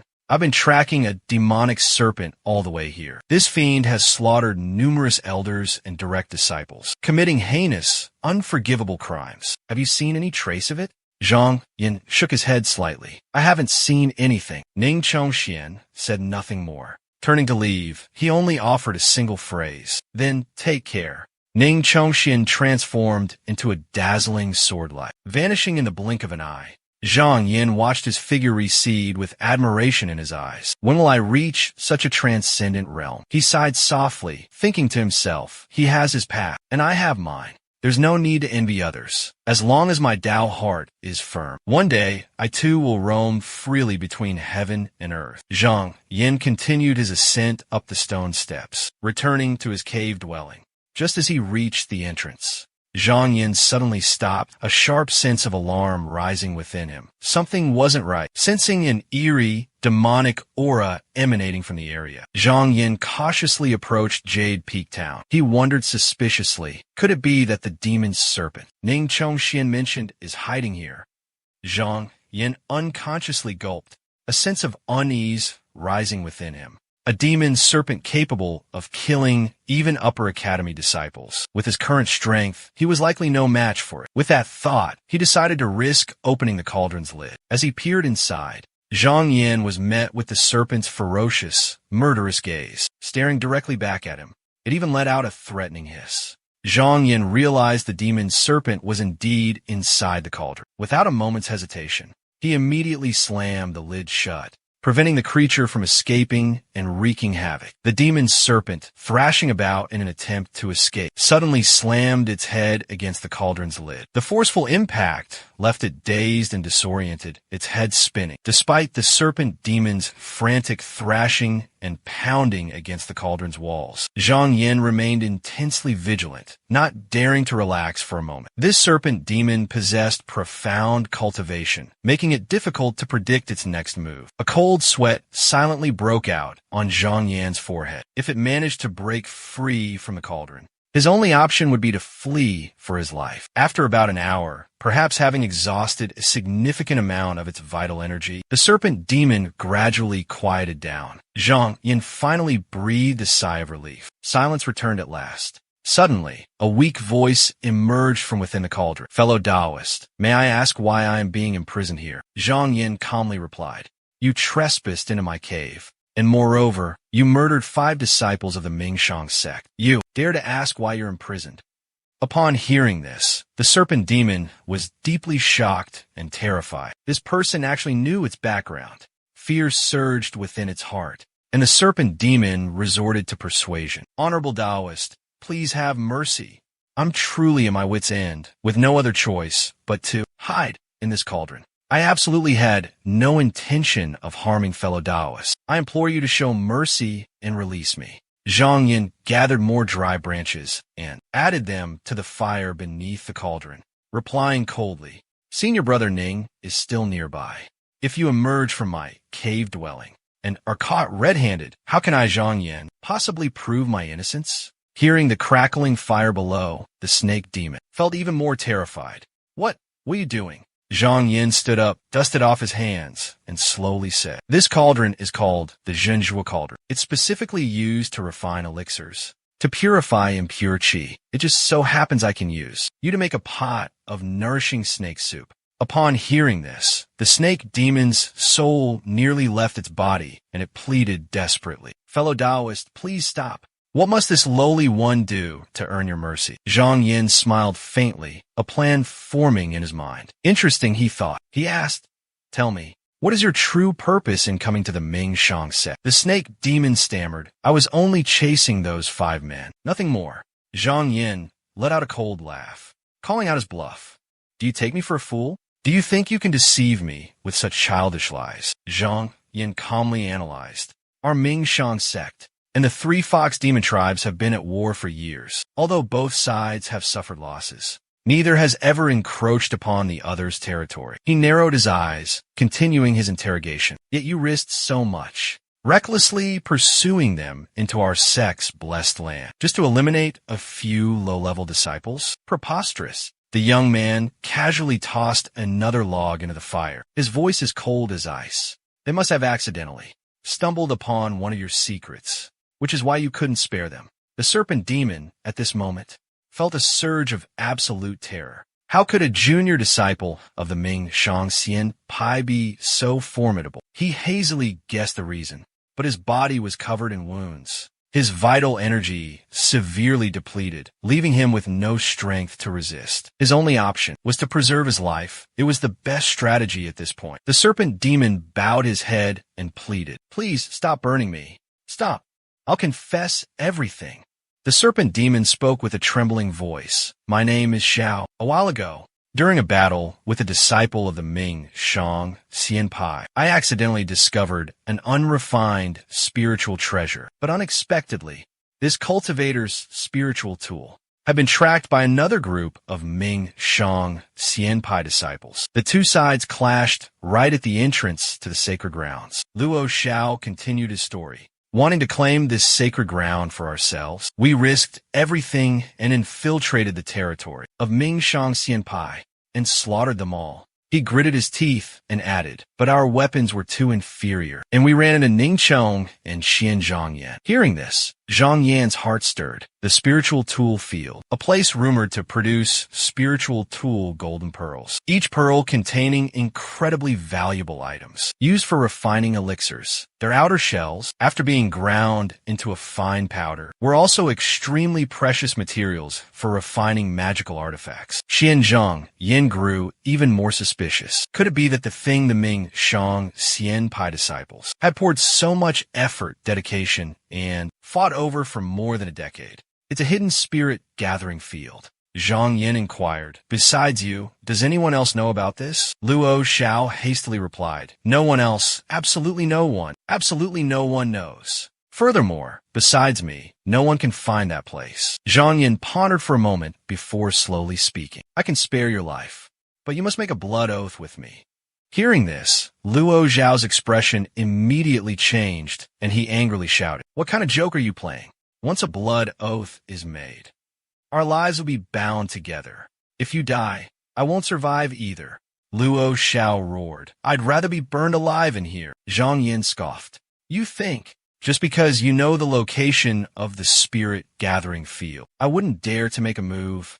The flames at the bottom of the furnace surged even more fiercely. Zhang Yin leisurely added more firewood to the furnace as he slowly spoke. This Zhang finds that spiritual treasure in some far-off land to be nothing but a fleeting illusion. You, on the other hand, are a pot of fragrant, nourishing snake soup right here before my eyes. Only by swallowing you whole will you truly belong to me. Luo Xiao howled in agony from within the refining furnace. Stop burning. Please stop. No more burning. I can't take it anymore. My flesh is melting. Finally, Luo Xiao could no longer endure the torment of the scorching flames and gritted his teeth, accepting his fate. I agree. I submit. Are you satisfied now? As soon as he finished speaking, he quickly condensed a blood talisman, infused with his own lifeblood.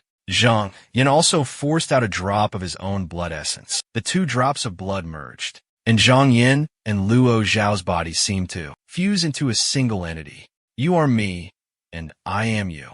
Zhang Yin thought to himself. It seems the blood essence body is complete. He slowly opened the furnace lid and said calmly, you can come out now. Luo Xiao hurriedly crawled out of the furnace. Tan Lam gasped for breath in the fresh air, having nearly suffocated inside. Luo Xiao crawled out unsteadily, his curious eyes darting around, taking in his surroundings. Suddenly, he spotted the book on the table and exclaimed in horror, the Xian Yuan Ni Shin Miao Lu. Who's trying to set you up? Zhang Yin asked in astonishment. What do you mean? Luo Xiao hastily explained. The techniques described in this book are of ancient and orthodox origin, capable of helping one open their meridians, break through bottlenecks, even within a single week. However, it harbors a fatal hidden danger, that being the ease with which it can invite heavenly tribulation. Luo Xiao continued his analysis. For a month after opening one's meridians, one must absolutely avoid hearing the sound of thunder. Otherwise, their vital energy will become chaotic, damaging their heart and blood vessels, forever severing their path to immortality. Luo Xiao frowned,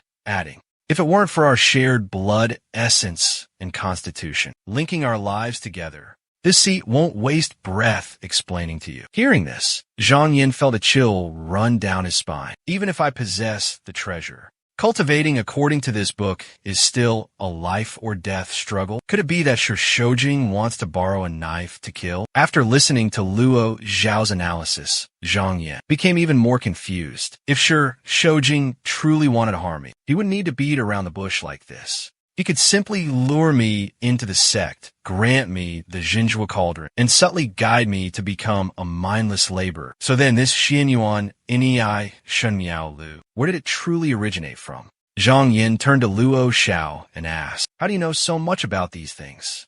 While Luo Xiao replied, our Yao cultivation differs from that of you humans. The path of cultivation, from the very beginning, is filled with countless major and minor tribulations. So from a young age, we must learn how to avoid calamities. This Taoist text, he'd only overheard the clan elders mention it briefly. Zhang Yin curiously inquired, if this book harbors danger, but is worth the risk of cultivating, do you know a way to avert disaster? Luo Xiao calmly replied, after you open your meridians, dig a deep hole. Wait for the heavenly tribulation to descend. Then seal your senses. Quickly jump into the hole and bury yourself. Hide there for 7 days and 7 nights, and you can escape this tribulation. Zhang Yin fell in his silent contemplation. The method was bizarre, but Luo Xiao possessed a unique bloodline, so he probably wouldn't deceive him. Just then, a frantic knocking echoed from outside the courtyard. Senior brother Zhang, are you in there? This humble one, Zhao Yuan, has come to pay a visit. Hearing this, Luo Zhao's expression drastically changed. Cold sweat soaked his back. Kai Yi gulped nervously, then quickly dove into the demon's subduing cauldron, seeking refuge. Zhang Yin quickly went to open the door, and was met by a group of people waiting outside. Senior brother Zhao, to what do I owe the pleasure of your visit today? Zhao Yuan hurriedly introduced. This is Chao Linhai, the princess of Linhai Commandery, beloved daughter of the Duke of Song of the Wei dynasty. She has come specifically to pay her respects to senior brother Zhang. Linhai bowed slightly and said respectfully, this humble woman greets Master Zhang. Zhang Yin returned the gesture lightly. There's no need for such formality, princess. Please, both of you come in and have a seat. After the three were seated, Zhang Yin spoke directly. To what do I owe the honor of your visit? Lin Hai replied gracefully, "Master, if I may be so bold, I have heard that Master Zhang has accepted a disciple. This humble woman wishes to offer 1,000 caddies of 5 elements divine sand, and will have it delivered to your residence tomorrow." Zhang Yan's expression was filled with astonishment as he heard those words. 5 elements divine sand? This rare treasure has always been measured in taels. Yet this person generously offers me thousands of caddies. It seems that to royalty and noble families, these heavenly treasures are truly worthless. Lin Hai continued, saying, "This year, the upper reaches of the Long He River froze over, making river travel difficult. Gathering even 10 caddies of divine sand is no easy task. Therefore, for now, we've only managed to gather 1,000 caddies." Lin Hai's worried expression deepened as he added, "By early spring next year, we will definitely provide another 1,000 caddies. A total of 2,000 caddies. What do you think, Mr. Zhang?" Zhang Yan's expression remained indifferent as he asked directly, "Princess June is too courteous with me. There must be something you need my assistance with." Lin Hai sighed, a melancholic look on his face, and said, "I won't hide it from you, sir. The matter is this. I am being harassed by an entry-level disciple of the 100 Demons heretical sect. This thug is not only aggressive and arrogant, but he also wants to force this young woman to be his concubine." Lin Hai pleaded with Wang Qi in a low voice. "We dare not offend someone from the Xiaoxin sect. We are truly powerless. If Mr. Zhang is willing to become a retainer under our estate's protection, then that bully certainly wouldn't dare to cause any more trouble." Zhang Yin agreed without hesitation. "What's the big deal about such a small matter? Since senior brother Zhao has spoken, I, Zhang, naturally won't refuse." Lin Hai immediately stood up and respectfully bowed in gratitude to Immortal Zhang. "From now on, if there's anything related to the mortal world, just let me know." Zhao Yuan beside him also hastily cupped his hands in greeting. "Thank you, senior brother Zhang." Afterwards, Zhang Yin stood up to see his guests off, not really bothered by the matter. After everyone had left, Luo Xiao emerged from within the cauldron, laughing and mocking the newly initiated disciples of the Ming Shang Xianpai sect. Indeed, with just a single word spoken with authority, he could make the descendants of royalty and nobility bow their heads in submission. Seeing Zhang Yan remain silent, Luo Xiao couldn't help but tease him. "Wait until you enter the upper court. Won't even emperors and city lords have to obey your every command?"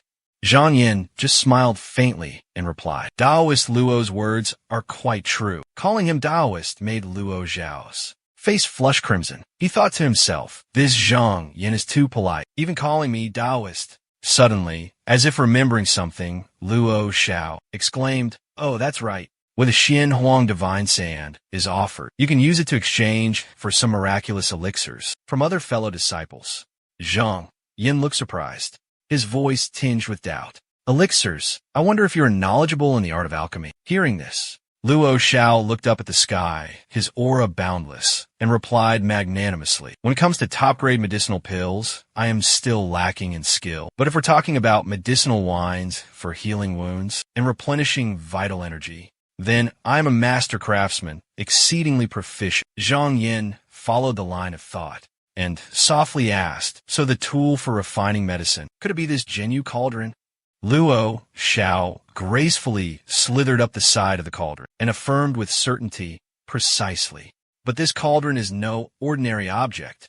It was forged from Longzhang star sand." Supreme Zhang Yin exclaimed in astonishment, "Longzhang star sand? Isn't that a top-grade spiritual material used in refining treasures?" Luo Xiao glanced at the bottom of the cauldron with his serpentine eyes and calmly explained the refining techniques of cultivators. "This cauldron is truly ingenious, unfathomable. If it weren't for this fortunate coincidence and your unintentional tempering, I would never have sensed such a bizarre transformation in this cauldron's energy. I'm afraid I would have never discovered its true nature." Zhang Yin began to ponder, analyzing the situation. Using such rare dragon spear stardust to forge such an enormous cauldron. Only ancient powerhouses possessed such extravagant generosity. It seems senior Shi Shoujing never knew the true origin of this mysterious cauldron. Otherwise, why would he have bestowed it upon me so easily? Xiao Hewitt, perceptive as ever, noticed a trace of worry between Zhang Yan's eyebrows. He quickly spoke up to comfort and reassure Zhang Yan. You don't need to be so worried and distressed. If I can refine such a miraculous healing medicinal liquor, then it will surely bring you countless other benefits. The elixirs you need to open your meridians and break through realms are certainly not a small number. But rest assured, I can help you refine them. Zhang Yan waved his hand and replied with a smile. What are you saying, fellow Taoist? Feel free to use it. Zhang Yan continued, explaining in detail. I am about to break through to the meridian opening realm. The urgent matter right now is to find a spiritual land, to nourish the meridians of this mortal body. But in the current sect, there are many people but few resources. The spiritual energy is depleted. There's almost nowhere suitable for cultivation. I wonder if fellow Taoist Luo Xiao has any insights. Luo Xiao answered without hesitation. Where spiritual herbs grow, there must be a blessed land. That place is the territory of the Beiwang.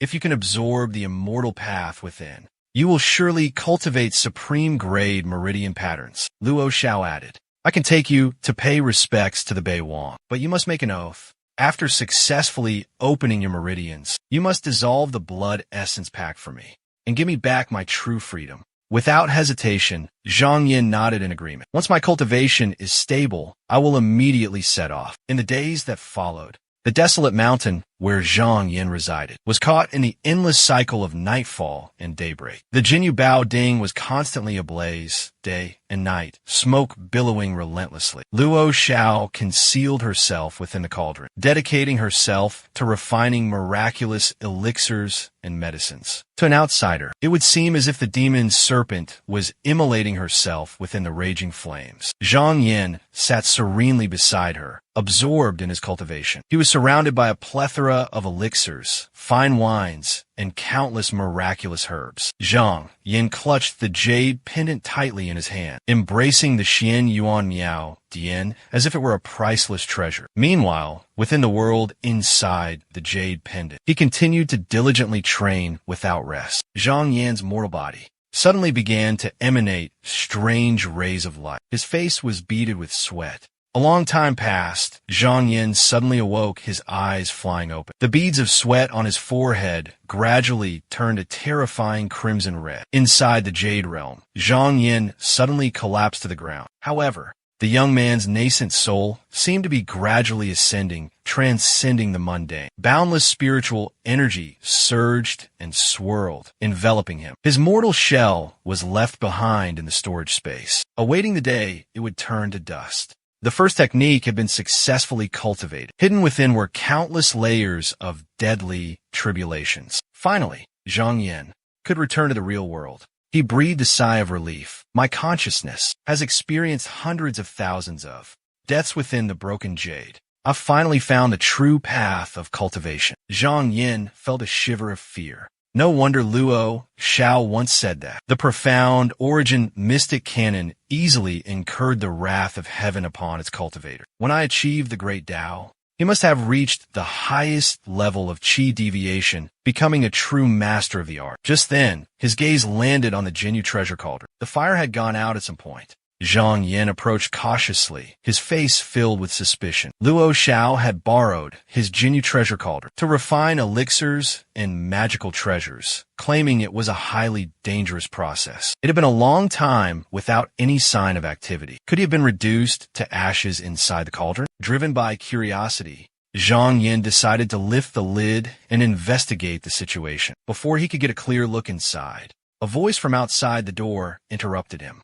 Zhang Yan, are you in there? Come out and talk for a moment.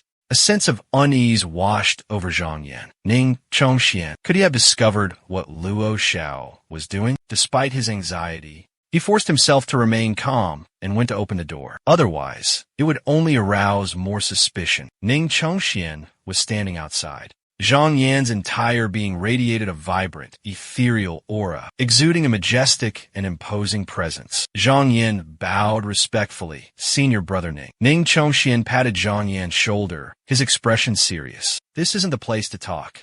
Follow me. Ning Chongxian led Zhang Yan to a towering cliff in midair. Far from the mountain peak below, Zhang Yin remained silent, respectfully waiting for Ning Chongxian to speak. "What instructions do you have for me, senior brother?" Ning Chongxian unexpectedly offered praise. "Brother Zhang is truly composed. Very good. A cultivator must abandon worldly desires and attachments, retaining only the purest heart.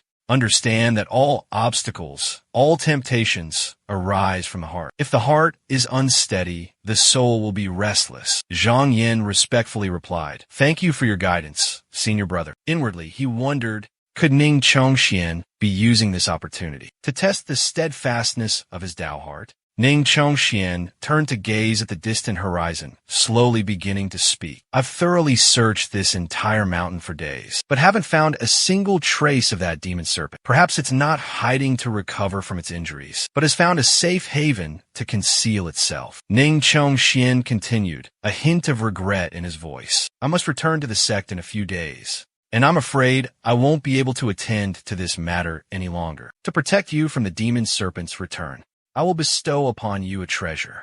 This object can safeguard your life." Zhang Yuan hastily accepted it, his heart overflowing with gratitude. He didn't know what it was. Ning Chongxian spoke again, his voice resonated. "Go now, and remember this well. Always stay true to your heart. Both you and I come from humble beginnings, considered a shared fate, before transforming into a ray of light and vanishing." Ning Chongxian added one last piece of advice. "If the opportunity arises, I will recommend you as a disciple under an immortal master." A pure white smoke suddenly enveloped Zhang Yin, gently lifting him into the air. Then, a mysterious force automatically guided him back to his cave. In the blink of an eye, Zhang Yin was standing before the entrance of his cave. When he looked up, he saw that Ning Chongxian had left his mind. Zhang Yin thought to himself, "I will forever remember this kindness." While Zhang Yin was talking with Ning Chongxian on the mountaintop at the Jinyu treasure cauldron, the lid of the cauldron was slowly opening. Luo Xiao slowly poked her head out. She greedily inhaled the smoke that was dispersing everywhere. Luo Xiao crawled down to the ground, her body suddenly flashing with a brilliant starlight. Luo Xiao was secretly overjoyed. After going through 3 cycles of alchemical refinement, she was finally able to successfully transform into human form. A slender figure vaguely appeared in the smoke. It turned out to be the snake demon Luo Xiao after transforming into a human. She possessed an alluring, enchanting, and captivating beauty, easily moved the hearts of others. Just then, Luo Xiao, who was meditating, heard a strange noise outside. Lin Tong stealthily poked his head in, surveying the situation. He secretly calculated in his mind, wanting to compete for a position as an outer disciple. He needed to obtain the Jinyu treasure cauldron to offer up. Lin Tong wickedly thought to himself, taking advantage of Zhang Yan's absence, he could simply snatch it by force. Because the cave entrance was wide open, with no one guarding it, he dared to entertain this audacious idea. But before Lin Tong could make his move, Luo Xiao crossed his arms, coldly questioning, "Who are you?" Lin Tong jumped, utterly startled. Isn't Zhang Yin supposed to have no servants? But when his eyes met Luo Xiao's stunning beauty, Lin Tong's expression immediately turned greedy and lustful. "Are you Zhang Yan's servant girl? What a beauty! How about coming with me?" Before he could finish his sentence, Luo Xiao's eyes widened, and he roared furiously, "Are you courting death?" Immediately after, Lin Tong's agonizing screams echoed, as he received a brutal lesson from Luo Xiao. A moment later, Zhang Yin leisurely returned to his cave dwelling. He seemed completely oblivious to what had just transpired. Suddenly, Luo Xiao approached Zhang Yin, exuding the gentle, shy demeanor of a refined young lady. She moved forward, clinging to Zhang Yan's arm, sobbing uncontrollably. Her mournful voice seemed to carry years of pent-up grievance. Finally, I found you, young master." Zhang Yin glanced at her coldly, his eyes reflecting utter indifference. Without hesitation, he yanked his arm away from Luo Xiao, leaving her stunned and bewildered. Watching Zhang Yin turn and walk away, without a single glance back, Luo Xiao despaired even more about her true identity. With a body as soft and sinuous as a water snake, Luo Xiao embraced Zhang Yin. Her voice, sweet as honey, poured into his ears. "Young master, have you forgotten about Luo Xiao?" Her body was soft and boneless, seemingly unintentionally, yet deliberately, pressing against Zhang Yan's back, sending a strange, indescribable sensation through him. Zhang Yan unconsciously gulped inwardly, lamenting, "A vixen. She truly is a vixen." Zhang Yan finally spoke. His voice as cold as midwinter ice. "Fellow cultivator Luo, there's no need for such formalities. We see each other day and night. How can we not be acquainted?" Seeing her intentions exposed, Luo Xiao straightened up, a delicate expression on her face. Inwardly, she snorted coldly. "Damn it, I forgot this brat can distinguish auras." Feigning anger and annoyance, she said, "Who would want to see your thieving face day and night? Don't you dare slander me and ruin this young lady's reputation." Zhang Yin readily agreed, chiming in with a teasing tone. Exactly. Fellow Taoist Luo, congratulations on successfully taking human form. Truly commendable indeed. Luo Xiao casually crossed her arms, replying nonchalantly, "Currently, barely managing to shape-shift is my limit. My cultivation base is still quite weak and requires gradual nurturing." Zhang Yin bluntly called out her lie. "Cultivation not yet restored? Then how do you explain the fellow lying half dead in your sleeve? So it's Lin Tong, beaten to within an inch of his life by Luo Xiao, had just been casually tossed in her sleeve by her." Luo Xiao, her expression unchanged, calmly explained, "This brat took advantage of your absence, sneaking into the cave to steal the precious cauldron. Then this lady caught him red-handed." Zhang Yin was inwardly shocked.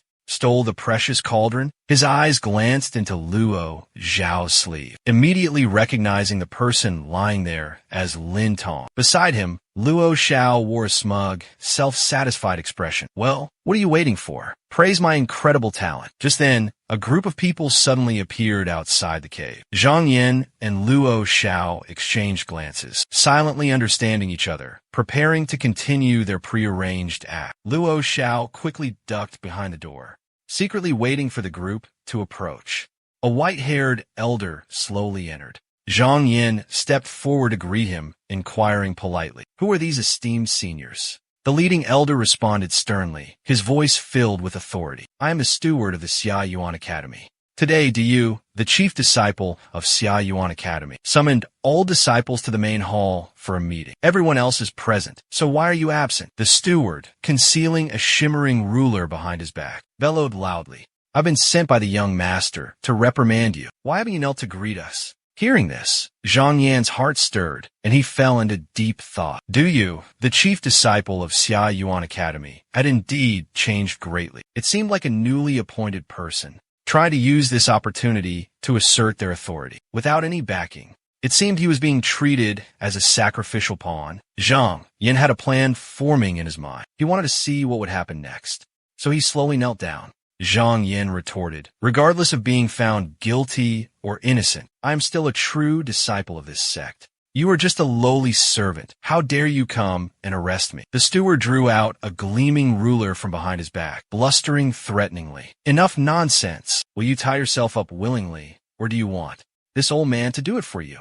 Zhang Yin broke out in a cold sweat, his heart filled with terror. This ruler was clearly no ordinary object. He secretly took something out from his sleeve. It was the pearl that senior brother Ning had given him. He prayed silently. "I wonder if this pearl will be of any use." The steward raised the jade ruler high, shouting, "You brought this upon yourself." But just as he was about to swing the ruler down on Zhang Yin, a soft, jade-like hand stopped him. Luo Xiao effortlessly snatched the jade ruler from the steward's hand, giggling triumphantly. The steward's face turned purple with rage. He roared, "Shameless wench! You brat! I'm the Du clan steward. Return my magical treasure." Luo Xiao playfully stuck out her tongue, mocking the old steward. She retorted contemptuously, "Such crudely refined weaponry. So pathetic, and you dare call it a magical treasure?" Zhang Yin sighed and shook his head in disapproval. "This demoness is a truly immersive actress. Flawless," he thought to himself. In the next moment, he suddenly sprung to his feet, delivering a swift kick straight to the old steward's chest. The old steward went sprawling, crying out pathetically in front of everyone. He writhed on the ground,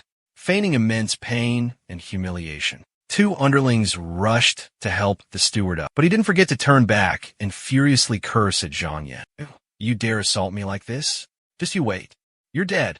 Luo Xiao was still gleefully fiddling with the ruler, as if admiring a precious treasure for the first time. Suddenly, a bizarre idea struck her. She strode forward, grabbed Lin Tong by the collar, and swiftly stuffed the magical treasure into his robes. Zhang Yin asked curiously, "What trick are you planning now?" Luo Xiao replied with a sinister smile, "If I'm not mistaken, this ruler should have a pair. Just sit back and watch the show." Moments later, in the main hall of the Xia Yuan, the steward, who had just been helped back, fell to his knees, not daring to look up. "Young master, forgive me. This old servant is incompetent. I accidentally let the magical treasure fall into Zhang Yan's hands." The young man seated at the head of the table, upon hearing these words, his voice as cold as ice, practically roared, "That Zhang Yan is nothing but a measly foundation establishment cultivator. My magical treasure, even a nascent soul cultivator, could be defeated by it. How could it be stolen by him?" Du Yu furrowed his brows and muttered, "Useless fool, losing the magical treasure. What are you still living for?" Before he could finish his sentence, a cold light flashed, a blade slashed down, and the old steward's head flew off his neck, landing on the ground, dead before he could even react. All the disciples present in the great hall were utterly horrified. Their jaws dropped, their faces etched with astonishment. Another magical treasure appeared, identical to the previous one. Its power was truly extraordinary, not to be underestimated. Du slowly channeled his magic, his mystical hand seals shifting in unpredictable patterns. A brilliant light flashed from his hand. But then, Du frowned, confusion evident on his face. "Strange, this magical tool isn't responding. It seems Zhang Yan has truly taken control of it. I can't summon it back." Du took out the remaining ruler, a cold smile creeping across his lips. "Zhang Yan, did you think it would be so easy to steal my magical tool?" He urged the treasure, his thoughts transmitting commands. The treasure instantly ripped through space, shooting off. It went in search of its other half, currently in Zhang Yan's possession. Moments later, the two jade rulers stopped simultaneously in Du's hands, precise down to the millimeter, without the slightest deviation. Du looked up to the sky, letting out a maniacal laugh before ordering, "Someone, bring Zhang Yan's remains to me." He then turned to the disciples, his voice dripping with fake concern and cunning. "Junior brothers, please wait a moment. If Brother Zhang Yan has unfortunately passed away, as the lead disciple of the lower academy, I will ensure his funeral arrangements are properly handled." The disciples exchanged glances, their eyes filled with suspicion and unease, unsure whether to trust Du's words. About half an hour later, two subordinates arrived at the entrance of the main hall and loudly announced, "Young master, we have brought Zhang Yan's body." Du, overjoyed and arrogant, commanded, "Quickly bring Zhang Yan's corpse in." Inside, he was incredibly smug. He was certain that once these people saw Zhang Yan's body, they would all be in awe of his cruel methods. A lifeless body lay upon a slab of ice, reverently carried inside by a group of disciples. No one expected that the person lying on the ice was Lin Tong, not Zhang Yan as anticipated. Since none of the disciples had ever met Zhang Yan before, they naturally believed the claim to be true. What a pity. Zhang Yan was considered a rare cultivation talent, yet he met such a tragic fate.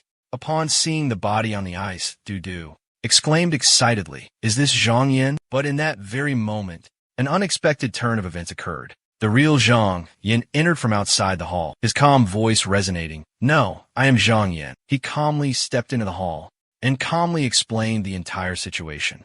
"The victim is Lin Tong, senior brother Lin Yuan's cousin." Hearing this, Du's face drastically changed, and he asked in shock, You're Zhang Yan." Inwardly, he cursed, encountering one mishap after another. Hearing the terrible news, Lin Yuan collapsed in shock beside his younger brother's lifeless body. Overwhelmed with grief, he demanded of Zhang Yan what? When the world happened, Zhang Yan remained silent, only bowing slightly to Du. His gaze swept over the steward's headless corpse, thinking to himself, Du's methods are truly ruthless. He's definitely not someone to be trifled with. I can't act rashly. Then, he slowly recounted the prearranged story. "Just now, I was chatting with Brother Lin in the cave dwelling. The two of us were on the same page, quite merry. Suddenly, a ferocious servant barged in, wanting to apprehend me. Seeing this, Brother Lin acted out of chivalry, snatching the jade ruler from the wicked servant's hand. He said he would return the treasure to its owner for me. Unexpectedly, not long after the servant left, a beam of light suddenly shot out from the ruler, struck a fatal blow to Lin's vital point, leading to his unjust and tragic death. Fortunately, those involved have passed away. Otherwise, it would be difficult for me to recount everything so thoroughly. Zhang Yin slowly approached, standing beside Lin Tong's body, a hint of sorrow in his eyes. Brother Lin and I were close friends. I always respected his noble character. To think that he would perish at the hands of such a despicable villain. What a tragedy. Hearing this, Du's face turned purple with rage, and he roared furiously. How dare you, Zhang Yan? You have the audacity to insult me by calling me a villain. He flung his arm, throwing 2 jade rulers toward Zhang Yan. With such terrifying speed, they were truly magical weapons with extraordinary power. Zhang Yin let out a cold, scornful laugh and said icily, with such ordinary magical instruments, you think you can stand against me? He flicked his sleeve slightly, thinking to himself, it was time to test the power of the Ningchong Jade Ruler, the gift bestowed by his senior brother. Just as the Jade Ruler was about to strike Zhang Yin, a gemstone radiating brilliant light suddenly appeared, intercepting the path of the deadly magical weapon. Zhang Yin calmly caught the gem, stood tall, and watched as the Jade Ruler crashed to the ground, shattering into countless pieces. The surrounding disciples were utterly shocked, their chatter erupting like a bustling marketplace. A spirit weapon? It can be controlled at will. Compared to Du Yu's ordinary magical tool, it's vastly superior. Could Zhang Yin truly be a hidden talent, secretly nurtured by some powerful force? Witnessing his magical tool shattered, Du Yu's eyes reddened, on the verge of bursting. He reached for a hidden treasure within his sleeve, determined to risk it all against Zhang Yin. But just at that critical moment, a thunderous roar echoed, stopping him in his tracks. Du Ni, stop this instant. Du Ba, Du Ni's uncle with lightning-fast speed, who was just a moment ago at a distance, in the blink of an eye, was standing right in front of Du and I. This astonishing display of power left Zhang Yin utterly stunned. Wah, what? He stared dumbfounded at the uncle and nephew, a chilling fear rising within him. A teleporting step, a shifting silhouette. The short distance suddenly became an insurmountable gap. The lower academy disciples erupted in a flurry of excited chatter. This man must be a third-level Xianguang realm expert. Only with cultivation at the Xianguang realm could one traverse 1,000 miles in a single blink. Du and I grumbled in dissatisfaction. Uncle, why did you stop me? Du Ba ignored his nephew's words, his gaze fixed intently on Zhang Yan, then turned around and said in a deep voice, Zhang Jian, what happened today has nothing to do with you. It's not your fault. You are dismissed. As the words left his lips, an oppressive aura suddenly radiated outwards, dominating the atmosphere. Cold sweat poured down Zhang Dian's back, soaking his clothes. This person's chi, it's similar to senior brother Ning's. He's definitely a cultivator of the same realm. Standing opposite Du Bo, he could clearly feel the terrifying pressure like raging waves crashing down on him, threatening to swallow his small boat whole. A feeling of isolation and relentless pressure washed over him. Sweat poured down Zhang Dian's forehead like rain. He swallowed hard, not daring to disobey. In that case, Zhang Dian will take his leave. Du Bo's gaze remained fixed on him, now with a clear hint of disdain. As Zhang Jian turned to leave, he cursed himself for his carelessness. As expected, Du is always protected by a master. The chi emanating from that old man was so powerful it made me cough up blood. He subtly wiped the blood from the corner of his lips, thinking to himself, today, I am no match for him. But in the future, I won't necessarily remain inferior to him. Zhang Yin was resolute, vowing to himself that he would etch today's humiliation deep into his heart, and one day he would repay it 100,000-fold. As dusk settled, the disciples of the outer academy gradually returned to their quarters. Only then did Du dare to ask the uncle beside him, why did you stop me? Uncle Du didn't answer his question, instead asking, do you know about the 12 immortal seats? Du exclaimed in surprise. Isn't that the magical treasure that the sect leader used in his early years? Uncle Du nodded. Exactly. If I'm not mistaken, Zhang Yin just used the Rui Divine Seat. This object was originally crafted by Elder Ji Yan's ninth disciple, in imitation of the 12 immortal seats. Dubo patiently explained to his foolish nephew, the fact that Zhang Yin possesses this treasure is definitely closely related to the sect leader. If we act against him, we'll likely face serious trouble. Du gritted his teeth, his face filled with resentment. So that's how it is. As long as I'm still the chief disciple for a day longer, Zhang Yin can forget about getting his hands on the elixirs, talismans, and dharma artifacts bestowed by the upper court. All the elixirs, spells, and magical artifacts awarded by the upper court. He can forget about it. Du Bo coldly replied, "Have you forgotten, my dear nephew? The position of chief disciple of the lower court is only temporary. Its main purpose is for you to enter the Beichong and use the Beiwang true path to open your high-grade spirit channels, allowing you to stand shoulder to shoulder with the geniuses from the sect leader's lineage." Hearing this, Du's face lit up brilliantly. He was as excited as a child, exclaiming joyfully, "Uncle, does this mean the sect leader has agreed to let me use the Bei Wang channel opening?" Dubo answered, "Indeed. This was decided even before you joined the sect. I was just worried about your temper and haven't dared to tell you yet. During this time, you shouldn't stir up any more trouble. Avoid giving others any openings to exploit and cause unexpected incidents." Du puffed out his cheeks in indignation, clearly sulking. Wouldn't that mean letting that Zhang Yin run rampant? Elder Du sighed, feeling somewhat helpless at his nephew's impatience. He stepped closer, placing a hand on his shoulder, and said soothingly, "Nephew, don't be hasty in dealing with Zhang Yin. Now you have the Du family as your strong back. Wait until you condense a high-grade spirit vein. Eliminating a lowly outer disciple like him will be as easy as turning over your hand."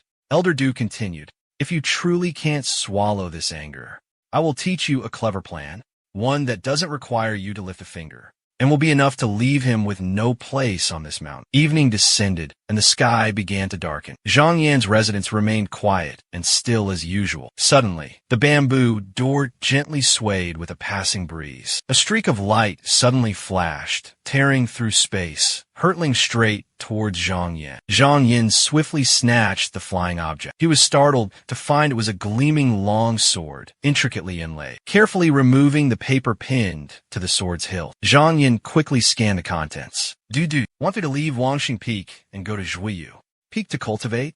Zhang Yin released his hand, letting the paper fall onto the table. A cold laugh echoed. "He says he cares for me, worries about me, want me to live with those noble disciples at Zhuiyu Peak. But in reality, he wants to seize my cave dwelling, to force a commoner like me into exile." Zhang Yin scoffed, his eyes cold. "Pulling the rug out from under me. Such a cunning scheme." He crossed his arms, lost in thought.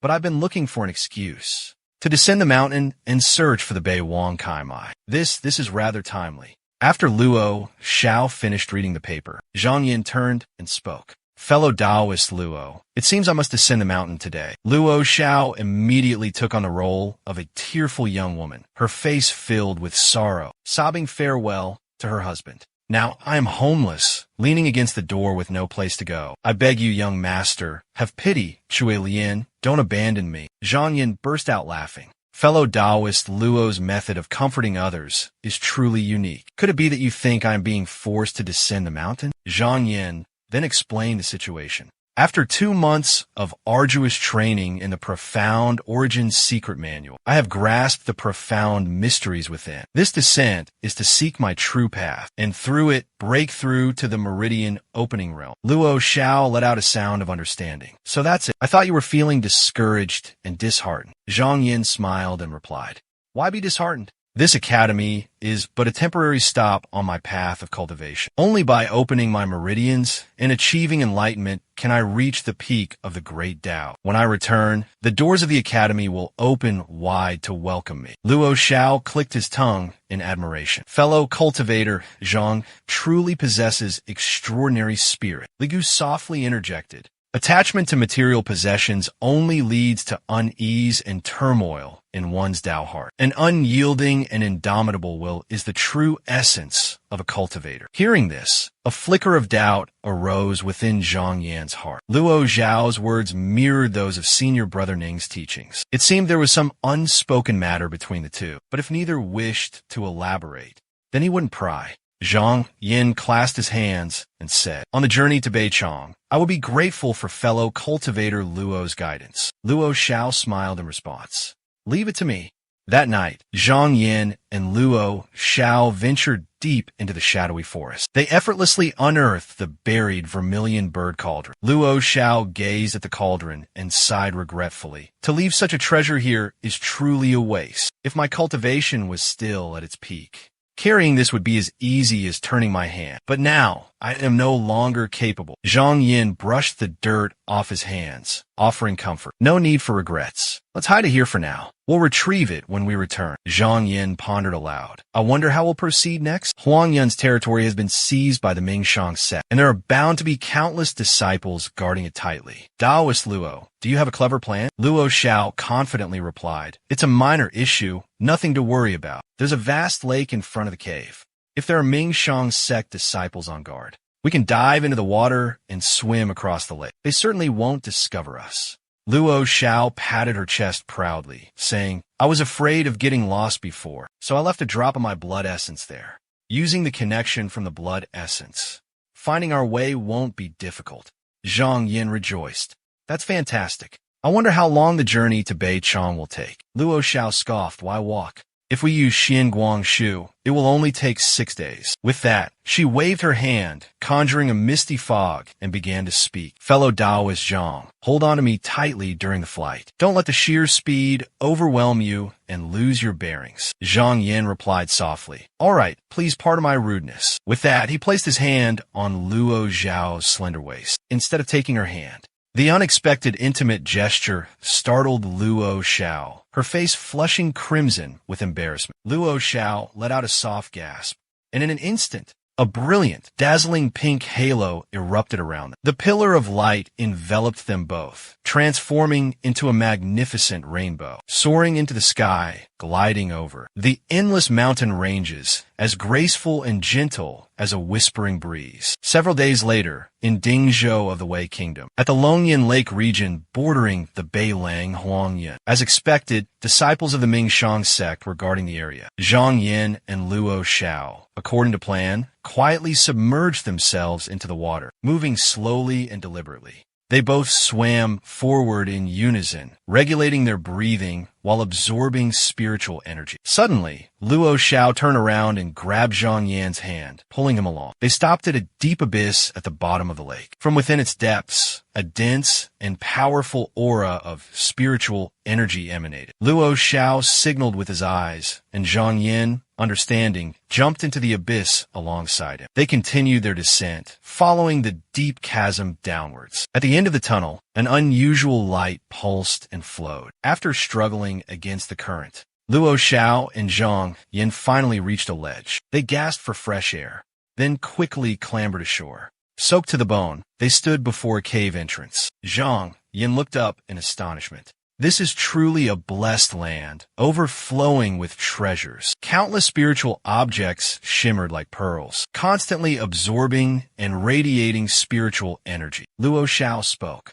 "Fellow cultivator Zhang, the Bei Wang is 100 zhang deep inside the cave. Follow me." Without hesitation, Zhang Yin agreed. They slowly entered the cave. The path was treacherous, filled with sharp rocks. Finally, Luo Xiao stopped and said, "We're here." Zhang Yin reached out, lightly touching the viscous fluid beside him. Luo Xiao gasped, his face full of astonishment. "This is strange. This is clearly the Bei Wang's lair, but there's no sign of him anywhere."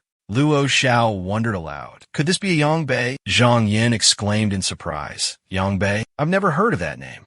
Luo Xiao explained. Bei are divided into Yin Bei and Yang Bei. Yin Bei prefer tranquility and dislike being disturbed, just like the Bei Wang that the Ming Shang sect guards a Huangyun Bei. Yang Bei, on the other hand, prefer to travel, making it difficult for them to settle in one lair. They often move on quickly. Luo Xiao paced around, observing and speculating. This viscous fluid is formed by the Bei Wang absorbing the essence of heaven and earth and condensing it throughout the day. It could be used to open up meridians, But in the end, the newly formed essence has already dissipated. Zhang Yin reached out and touched the layer of viscous liquid. Astonishment etched on his face. It's only condensed for a day. Could it be that the person inside has been sealed for a very long time? Zhang Yin's hand slowly sank deeper into the viscous liquid. This indicated it hadn't completely solidified yet. Zhang Yan's face shifted through a spectrum of emotions, all the colors of the rainbow. Luo Xiao, standing beside him,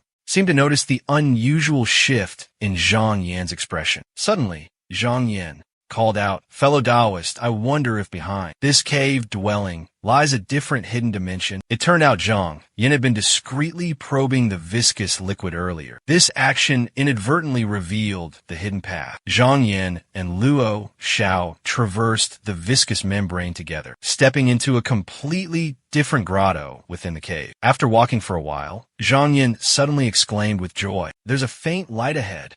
Zhang Yin and Luo Xiao stopped in unison. Before them stood two majestic statues of the Yin-Yang Bei kings, bathed in the faint light emanating from beyond. The two statues appeared even more mystical, making its body glow even brighter in the cave's darkness. Luo Xiao gasped in astonishment. The Yin-Yang Bei king is pregnant. The scene was incredibly intense. Luo Xiao cheered excitedly. Taoist Zhang's luck is truly heaven-defying. The Yin-Yang Bei king is nurturing a Bei Zi, a true Xinzhou treasure. The earth vein essence the Bei Zi is absorbing is incredibly rich and abundant. If we can subdue it before the Bei Zi hatches, we can surely condense our spiritual veins and achieve enlightenment, reaching the Qi realm. Suddenly, they heard a faint sound echoing from somewhere, like people talking. Luo Xiao urgently commanded, "Quick, hide!" Zhang Yin nodded in agreement. Immediately, the two found a hidden corner and concealed themselves. A series of footsteps approached them. Looking closely, it turned out to be Du Bo and Du Yu, along with more than 10 burly, muscular subordinates. Hidden in the shadows, Zhang Yin thought to himself, "This Yin Bei must have been brought here by those Huang Yun Bei manor people." The young man turned to Luo Xiao, analyzing the situation. Du Ba appearing here must be for opening Du Yu's meridians. Luo Xiao exclaimed anxiously, "This guy's a Shuangguang Realm Stage 3 cultivator. His strength rivals even Ning Chongxian." Luo Xiao desperately tried to dissuade the young man. "Taoist Zhang, I fear victory is unlikely. Retreating now is the best course of action." Zhang Yin scoffed, refusing to back down. "I must obtain this item." Truly stubborn to the end, Zhang Yin pulled Luo Xiao closer, pointing towards several objects ahead. The Yin-Yang Bei kings are there. They're risking their lives to protect Xuanzhou's treasure. They'll fight to the death. While Du Ba is powerful, capturing them won't be easy. This is the opportunity I've been waiting for. The group. Du Ba now stood before the Yin-Yang Bei kings. After completing their fusion, the two entities slowly separated. Du Bo seized this opportunity, summoning his qi and generating immense pressure. Forced by Du Bo, the Bei Wang shrunk in size. The two miniature Bei Wang tried to escape the cave, but were suddenly bound by an invisible force, unable to move. The hulking warriors charged forward in unison, attempting to subdue the Bei Wang. More than 10 men piled on top of each other, cutting off all escape routes for the Bei Wang. But they were mistaken. The light emanating from the Bei Wang began to violently tremble. Both Bei Wang simultaneously unleashed their divine power. More than 10 warriors were sent flying. Some coughed up blood, others stumbled and were flung far away. Du Bo roared in fury. A surge of qi erupted from Du Bo, continuously pouring into the Bei Wang's body. The two Bei Wang seemed to be embracing each other for protection. Do you suddenly notice something? His eyes instantly became crazed, throwing caution to the wind. Du Bo shouted, "Xiandi, careful." The Bei Wang started to move, its back glowing. Soon after, a mesmerizing and mysterious sound echoed. The sound faded in and out, rising and falling in pitch. Upon hearing these strange sounds, Du stopped in his tracks. He felt dizzy and lightheaded, then collapsed to the ground, unconscious. Du Bo bellowed out orders. "Listen up. I'll lure the Bei Wang deeper into the cave. Seize the opportunity and execute the plan. Cut off its escape route." Du Bo began dragging the struggling Bei Wang along. As it thrashed wildly, Du remained in a dead sleep. He finally stirred awake, drool clinging to the corner of his mouth. Du ran straight towards the depths. where the strange light emanated. And indeed, the Beizi Xianzhu lay nestled between two large rocks. Dudu quickly snatched the Xianzhu. He then let out a boisterous laugh, turning to Uncle Bo and proclaiming, "The Xianzhu is mine."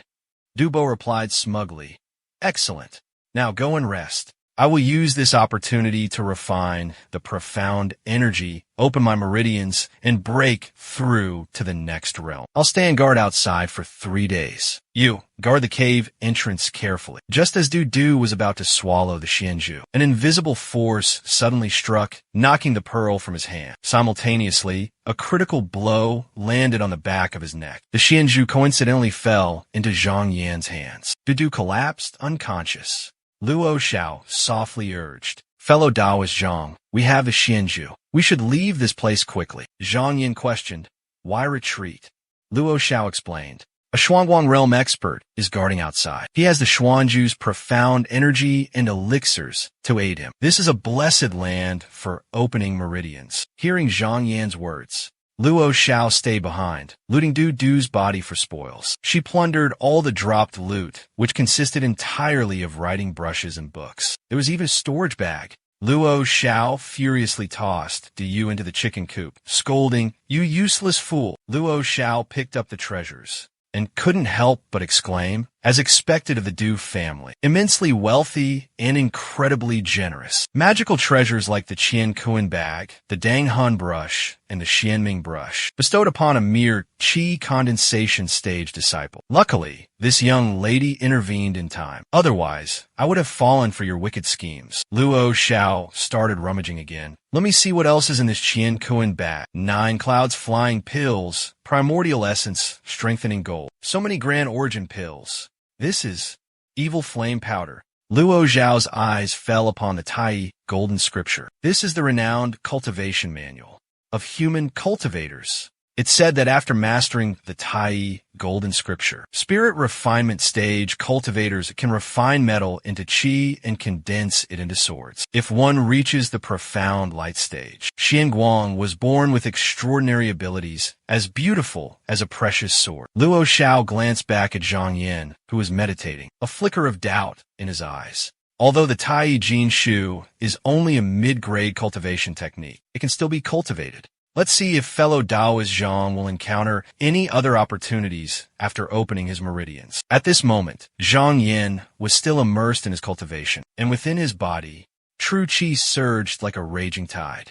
Each pore seemed to breathe, exhaling strange wisps of qi. The meridians in his body gradually became full. 2 faint streams of green and red qi gradually converged, condensing into a warm golden stream. At the same time, within Zhang Yan's sea of consciousness, he sensed countless, invisible chains binding his body, as if imprisoning him in a dark, cold dungeon. A question suddenly echoed in his mind. Who is Wu?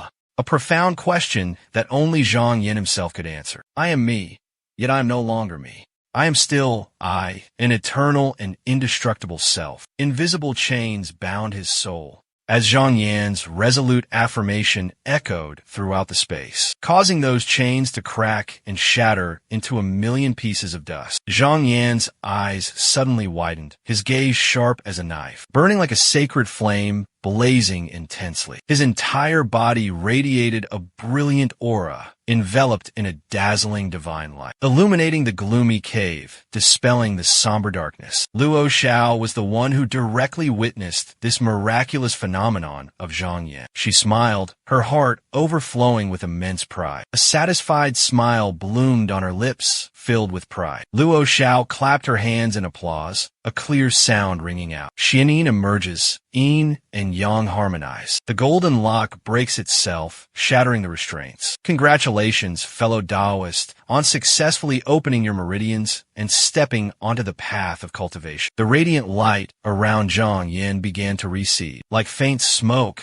like mist gradually dissipating, condensing into a single point of light. Finally, a golden huan remained on his forehead, radiating a divine light. This huan symbolized great accomplishment in cultivation, marking a significant turning point on his path to immortality. Suddenly, Luo Xiao gasped in astonishment. Fellow Taoist, your meridians? A flicker of doubt arose in Luo Zhao's heart. Meridian constitutions are typically divided into 3 grades: superior, middling, and inferior. But the chi aura behind fellow Taoist Zhang resembles a faint mist, only seen in inferior grade meridians. With this thought, Luo Zhao shook his head, dismissing his previous assumption. A meridian constitution cultivated with a purple, profound, primordial, wonderful record and the violet, profound pearl. How could it be merely of inferior grade? Unless fellow Taoist Zhang's meridian constitution has unlocked a new realm, surpassing even the peak of the superior grade, reaching a different level altogether. Back in the present, seeing Luo Zhao's silence, Zhang Yin curiously asked,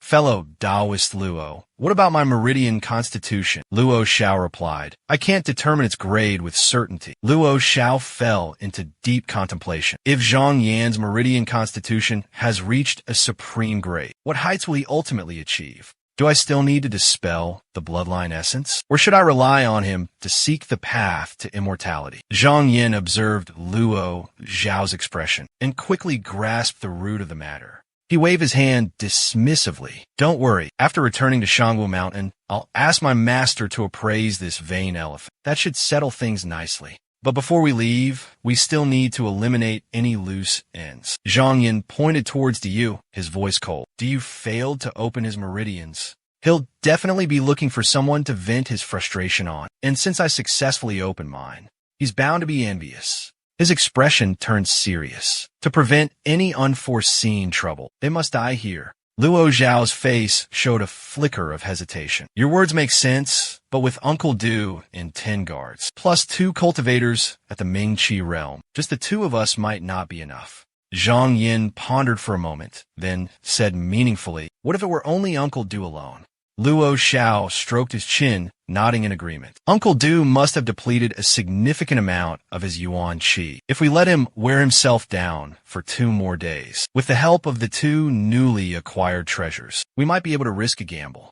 Suddenly, a brilliant idea flashed through Zhang Yan's mind. "I've got a cunning plan. First, we'll use Du Bo to eliminate his 12 most loyal subordinates." Zhang Yin subtly beckoned Luo Zhao closer. "Fellow Taoist, lend me your ear." He whispered his entire scheme into her ear. Luo Zhao listened attentively to every word. After hearing it, a look of skepticism crossed Luo Zhao's face. "This plan, will it really work?" Zhang Yin asserted. "Rest assured, fellow Taoist. Just follow my instructions, and there will be no mistakes." Luo Zhao reluctantly nodded. "Very well, I'll listen to you. I trust you this time. At worst, we'll be lovebirds sharing the same fate. Dying together wouldn't be a regret."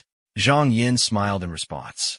"Being lovebirds is nice, but how can it compare to the carefree life of immortals? Don't worry, fellow Taoist. I, Zhang Yin, would never bring harm upon myself." With that said, Luo Zhao stepped forward. Du's strategies were discarded like a tattered sack. She repeatedly slapped him hard, shouting in a worried voice, "Wake up! Wake up!" Without hesitation, Luo Zhao threw Du from high above onto the ground. The fall jolted him awake, snapping him out of his daze. "I am Luo Zhao." As soon as the words left her mouth, she pressed a sharp blade against Du's neck, draining the color from his face. Du trembled, stammering, "Senior, who are you? What do I want? We can talk about it. The Du family is immensely wealthy. We can give you anything you desire." Luo Zhao let out a cold laugh and replied, "I ask you, does your Du family possess a secret technique for opening meridians that hasn't been revealed to the outside world?" Du trembled as he thought. "That technique is a family heirloom. It absolutely cannot be divulged. Should I just make something up to get through this?" But Luo Zhao seemed to see right through him and lightly grazed his neck with the blade, her voice dripping with sarcasm. "For every lie you tell, I'll make another cut, young Master Du." Du panicked, struggling desperately. "No, please. I'll talk. I'll tell you everything." Du began to spill everything he knew. "The secret technique is like this. And as for the rest, I truly don't know." Luo Zhao continued to press. "Who is your mother?" Without hesitation, Du replied, "Du Shi Du Ming." Luo Zhao pressed further. "Which sect do you belong to? Which branch?" Dudu trembled as he answered, Ming Shang Xia Yuan. After extracting all the necessary information, Luo Xiao showed no mercy, striking a powerful blow to the back of his neck, rendering Du unconscious once more. Then just keep sleeping. Zhang Yin spoke up. That Du is a coward clinging to life. We can exploit this weakness of his. He added, now let's see how long that old fox Du Ba can endure this. After all, he's a cunning old man. 2 days later, outside the cave, countless empty pill bottles lay scattered at Du Ba's feet. He drained another bottle, thinking to himself, this is the last pill. After swallowing it, Du Ba continued to sit cross-legged, clearing his mind and regulating his breathing to suppress the Bei Wang as before. Seeing the guards beside him gradually becoming exhausted, a vague unease arose within him. Du had been opening his meridians for 2 days now, yet there was still no sign of progress. Du Ba asked loudly, Nephew, how is it going? A voice echoed from within. Uncle, my face is burning hot, like it's being scorched by fire. My legs are numb, and I can't move them. I don't know why. This voice was clearly not Dudu's. Du Ba hastily explained. It must be because the medicinal power of the Xianzhu is too strong, causing your qi to be blocked. Quickly utilize the qi cultivation method your mother taught you. A voice came from within again. When mother was teaching, I wasn't paying attention. I only vaguely remember a little. Hearing this, Du Ba was speechless. Is this kid truly a disciple sent by master? Calm down. Du Bo, comfort your nephew. Tell him not to be hasty. Your uncle will pass on the secret technique left by your father. You must engrave it deeply in your mind, not missing a single word. At this moment, the guard started to grow suspicious, saying anxiously, the Du family's secret technique has never been revealed to outsiders. If we hear it, won't we be silenced? They panicked and scattered in all directions. Run. We're in mortal danger. But Du Bo naturally wouldn't allow anyone to escape. He instantly unleashed a powerful aura, a wave of energy that pierced through one guard's vital organs, killing him instantly. Du Bo thought to himself, I was planning to deal with you. After seeing my nephew, might as well eliminate you all right now and be done with it. The clamor of fighting outside also reached the ears of Luo Xiao and Zhang Yin. La Xiao exclaimed excitedly. Dao is Zhang. You're borrowing a knife to kill strategy. Is truly brilliant. Zhang Yin humbly replied. I merely borrowed the wind to break the bamboo. Think about it. Du Bo's massacre wasn't solely because of the secret technique. Du initially only wanted to use Bei Wang Zhenlu to open his cultivation channels. But now he's seized Xinzhou, which rightfully belongs to the Ming Shang sect leader. He's committed the crime of theft. Du Bo fears that if this is exposed, it will implicate his entire clan, so he'll definitely eliminate everyone present. Those warriors are truly pitiful. Even if they flee to the ends of the earth, they won't escape this calamity, while Du Bo was pursuing them. Unexpectedly, the seal on Bei Wang weakened. Bei Wang was freed and immediately used his divine powers, releasing a brilliant light that enveloped Peng Zheng. But Du Bo quickly returned. Keep them suppressed.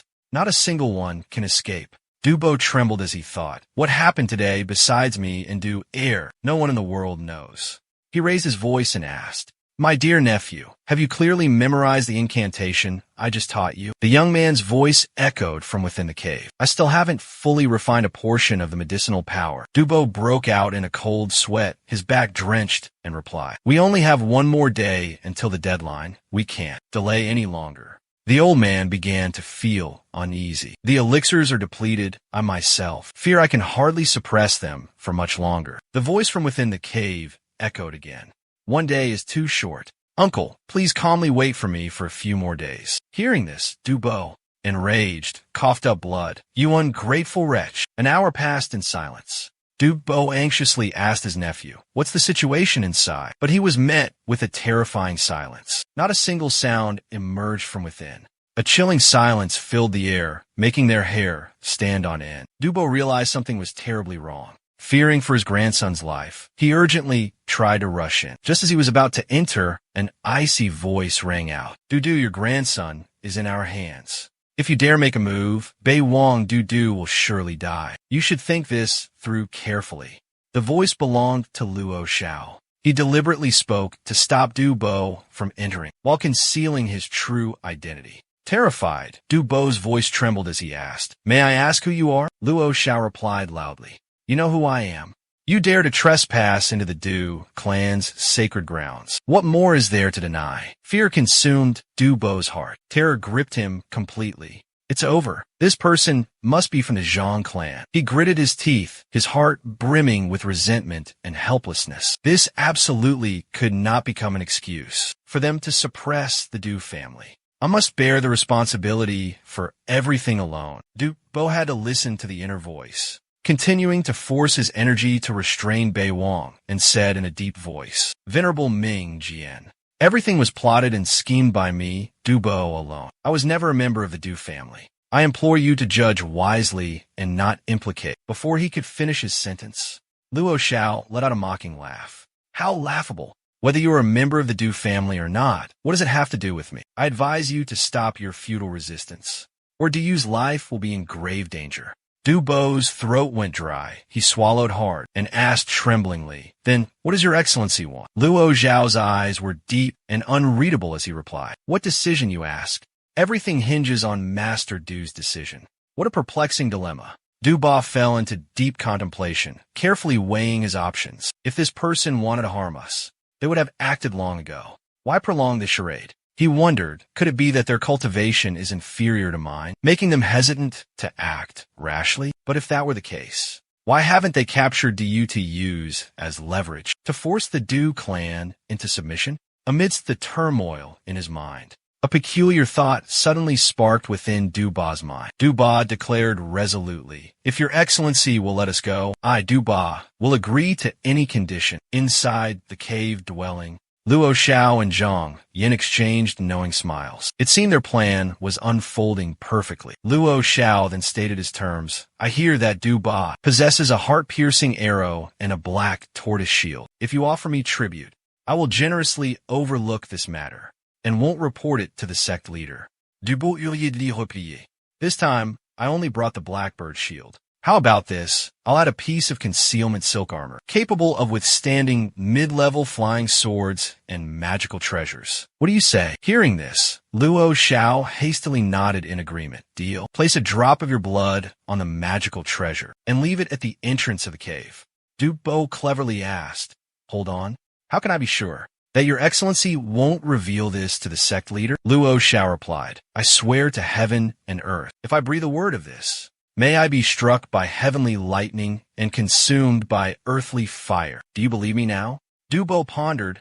Once a cultivator makes an oath, karmic retribution is inevitable. This person seemed sincere, but unfortunately, Du Bo was completely mistaken. Luo Xiao hadn't even seen the sect leader's face, yet he dared to make such an oath. And yet, Du Bo naively believed him. He waved his hand, taking out the Xian Jiao shield and pouring spiritual energy into it, empowering the magical treasure. He urged it towards the cave entrance. The treasure stopped right in front of the cave, as instructed. Luo Xiao swiftly retrieved the treasure. He turned, exchanging a triumphant grin with Zhang Yin. Luo Xiao raised his voice again, shouting toward the outside, "Du Bo, I won't make things difficult for you anymore. Do you? Stay put, take your men, and leave. Consider this our final farewell." Du Bo finally breathed a sigh of relief. A heavy burden lifted from his shoulders. He channeled all his spiritual energy into the Bei Wang sword. With a powerful swing, he flung the two men away. Seizing the opportunity, he scrambled into the cave, quickly assessing his nephew's situation.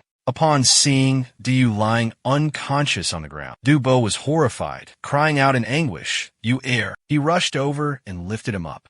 "You heir, what's wrong? What happened to you?" Luo Xiao and Zhang Yin remained motionless, concealed behind the scenes, carefully observing their opponent's every move. Du was jolted awake when his uncle sharply struck his Ling Tai acupoint. He was startled back to reality. For a moment, he thought his soul had been knocked out of his body. Without a moment's hesitation, Du frantically grabbed his uncle's robe, his voice urgent. Uncle, hurry." It was Zhang Yin. Zhang Yin stole the Xianzhu. He also took my magical treasure. "Uncle, please help me get it back." Doubt filled Uncle Du's mind as he listened. "Zhang Yin, speak of the devil." At that very moment, Zhang Yin appeared. "Where are you rushing off to, Mr. Du?"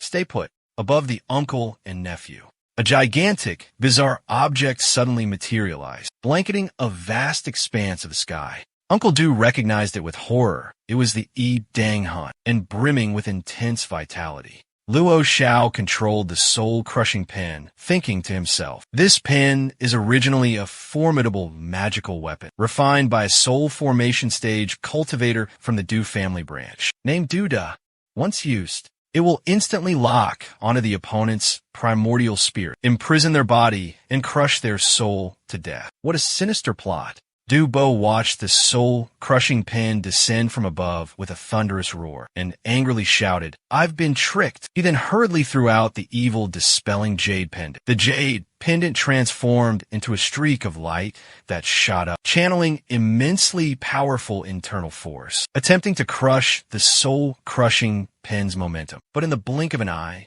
the jade pendant crumbled into dust. It couldn't withstand it for even 3 seconds. Du Bo hastily tucked Du Yu under his arm, seizing this opportunity to escape. But in reality, only old Tao Song could escape. Luo Zhao's face was etched with worry, and he quickly urged, "Fellow Daoist Zhang, we absolutely cannot let them escape." Zhang Yin clearly shared the same thought, and immediately flicked his wrist, sending a small jade bead flying. A flash of light erupted from the bead as it grazed Du Bo's neck, sending a jolt of terror through him. Not stopping there, the bead continued its trajectory, slicing across Du Yu's back, eliciting a scream of agonizing pain. Du Bo stumbled to a halt, astonishment painting his face. The Rui divine orb. It truly is Zhang Yan.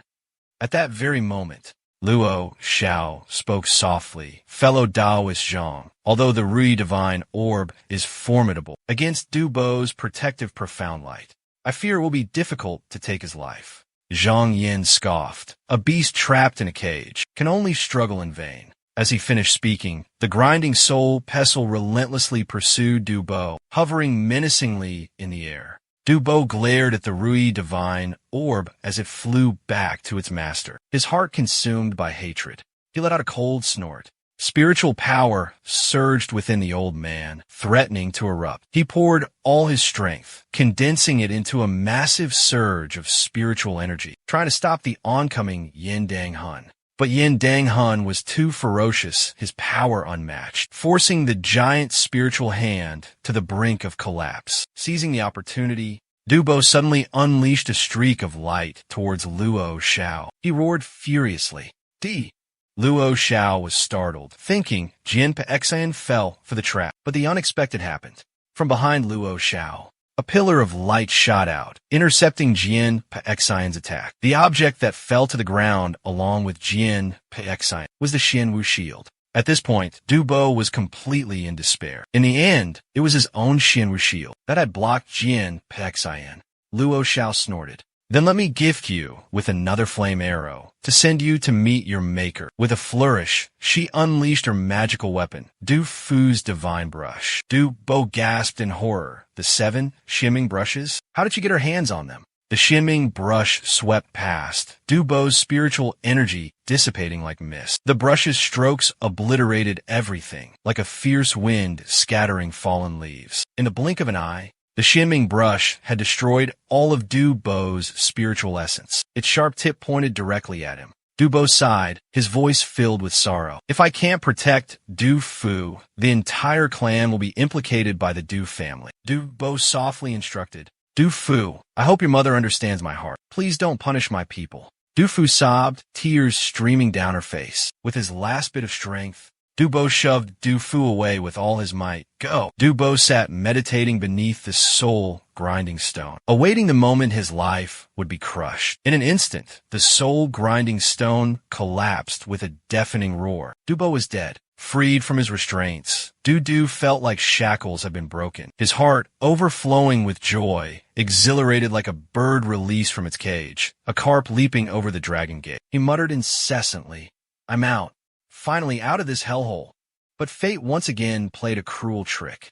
Zhang Yin was determined not to let him have his way. With a flick of his wrist, the jade pendant in his hand instantly transformed into a streak of light, as fast as lightning, piercing Du's throat. The man's eyes widened, his death filled with resentment. Ling Yu completed her task, gracefully flying back to Zhang Yan's side. Zhang Yin turned, facing Luo Xiao, who was standing behind him, and asked, fellow Taoist Luo. Do you have any method to completely erase the traces of these people to avoid future trouble? Luo Xiao smiled enigmatically and replied, Isn't it the Yi-Yin sand that Du brought? This thing can even corrode metal. It's truly perfect for destroying corpses and eliminating traces. Zhang Yin nodded in agreement. Then use it on the corpses of Du and Du Bo. As for the other 12, leave them as they are. Luo Xiao chuckled, a hint of mockery in her voice. Taoist Zhang's method, isn't it meant to completely ruin Du Bo's reputation, even in death? Hearing this, Zhang Yuan simply sighed, offering no further explanation. Luo Xiao had seen right through him. Her words were sharp as a knife, leaving him with no room for rebuttal. Suddenly, they both felt the ground violently shake, as if 10,000 soldiers were charging forth. Zhang Yuan was startled, thinking to himself, could it be the tribulation lightning is about to descend? At that very moment, a small hole appeared in the ceiling of the cave. Light from the outside poured in, dispelling the darkness within. Luo Zhao's face paled, and she cried out in alarm. Fellow Taoist, find cover quickly. Luo Xiao urgently channeled his Yuan Qi, gathering spiritual power in his palm, and struck the ground with a powerful palm strike. The ground trembled violently. A deep pit appeared just the right size for a person to lie down in. The two exchanged glances, both filled with anxiety and determination. Without hesitation, Zhang Yin immediately jumped into the pit. The pit fit him perfectly, not an inch too big or small. Zhang Yin closed his eyes, as if entering a meditative state, calming his mind and regulating his breathing. Luo Xiao formed hand seals, her expression deadly serious. She seemed to be preparing to unleash a powerful technique. With a flick of her sleeve, the pit where Zhang Yin was hiding was instantly covered. At first glance, it looked no different from a freshly dug grave. Immediately after, from the hole at the top of the cave, countless bolts of furious heavenly lightning crashed down. As thick as rain, a raging storm erupted. The earth-shattering power made even Luo Zhao's face change. She was terrified by the sheer number of lightning strikes, far exceeding her expectations. Luo Xiao clutched her head, shaking it back and forth, lamenting inwardly. No wonder I haven't seen a trace of those two Bei Wang the entire time. With such terrifying thunderous might, even I feel uneasy, let alone those two uncivilized demonic beasts. A moment later, the rumbling thunder gradually faded. The light of the lightning also slowly dissipated. Time passed quickly. 7 days later, Luo Xiao still persistently sat beside the grave. Her bottom was numb from sitting for so long. It felt like it was about to turn to stone. Suddenly, she sensed a strange sound, emanating from beneath the ground, as if a stone slab was shifting. Moments later, from the depths of the earth, faint glimmers of light emerged. In less than a moment, the tomb suddenly erupted, a blinding light radiating outwards. An earth-shattering wave of energy rippled out, shaking everything around them. Luo Xiao held her breath, patiently waiting for the dust and smoke to settle. She slowly approached, cautiously surveying the scene. Amidst the hazy smoke, a familiar, towering figure gradually materialized. It was none other than Zhang Yin. He breathed a sigh of relief, thinking to himself, the Xian Yuan Inner Meditation Manual is truly perilous and unpredictable. Cultivating to such a profound realm will inevitably attract heavenly tribulation. Fortunately, this time I've narrowly escaped disaster. Luo Xiao remained silent, observing quietly. Zhang Yin turned his head and saw the two Bei Wang cowering in a corner, clinging to each other and sobbing uncontrollably. He didn't know if they were crying because of the aftershock of the explosion or for some other reason. Luo Xiao spoke up, suggesting, fellow Taoist Zhang, or should we relocate these two Bei Wangs to a different spiritual land? In 2 years, a new Bei Chang will be formed. Who knows? Maybe another Bei Zi Xianzhu will be produced. Zhang Yin shook his head, his serious expression showing disapproval. No, if we arbitrarily relocate the Bei Wang, I'm afraid the Mingshang sect will accuse us of rebellion. That's already too much of a risk. Say no more, brother Zhang. The passage opened by Yang Bei is too easily detected. When the Du clan and the Mingshang sect send people to investigate, Luo Xiao interrupted Zhang Yin before he could finish. They will definitely notice something unusual. They will certainly discover the discrepancy. Zhang Yin bowed his head in gratitude. Thank you, fellow cultivator Luo, for your guidance. Luo Xiao waved his hand dismissively. The mountain where Bei Chong resided possessed breathtaking, picturesque scenery. Mist and fog lingered, enveloping the entire area, truly resembling a celestial paradise. Luo Xiao transformed into a streak of light, immediately took his leave, not wanting to stay a moment longer and trouble Bei Chong further. Zhang Yin strolled leisurely, following the small path back. As he walked, he pondered deeply. After he had been rewarded and favored by Princess Chao Linhai, the Bei Chan disciples who had previously antagonized him had drastically changed their attitudes. They even tried to befriend him. Zhang Yin silently calculated in his mind, then I will go with the flow and use the excuse of using the Bei Chan sect's Hua Ji Yu Yi to conceal the successful opening of my meridians. A few days later, at the Dai Lai Inn, a figure came running frantically, his face ashen, as if being chased by demons. He rushed straight into the inn. The man stopped in front of a room, without hesitation, pushed the door open and barged in. Inside, Zhang Yin was already waiting. I am a lower court entry-level disciple, sent by the Ming Shang sect to borrow the Hua Ji Jade elixir from your clan. The man was Han Mao, a disciple of the Bei Chun sect. He responded respectfully, with a hint of apprehension. If a mortal master wishes to borrow it, how would this humble one dare refuse? Please, feel free to use it.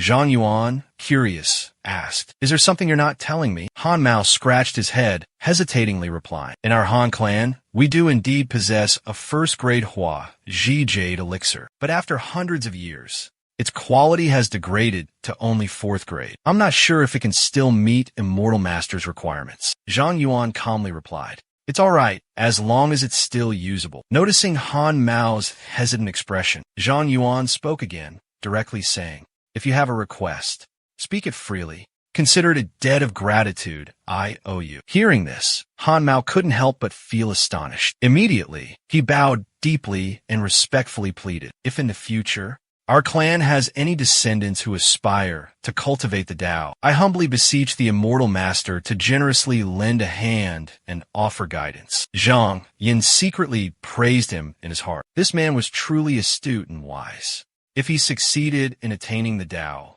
simply guiding this man's descendants a little would allow them to enter the Ming Shang sect for cultivation, a truly into the heavens. This was indeed a calculated exchange. Zhang Yin stood up and solemnly replied, I give you 100-year promise, allowing one member of your clan to enter my sect. Zhang Yin slowly turned around and added, As for future opportunities, that will depend on their own abilities. Hearing these words, Han was overjoyed, and without hesitation, kneeling at Zhang Yan's feet, he kowtowed in gratitude. Thank you for your grace, Immortal Master. Thank you, Immortal Master.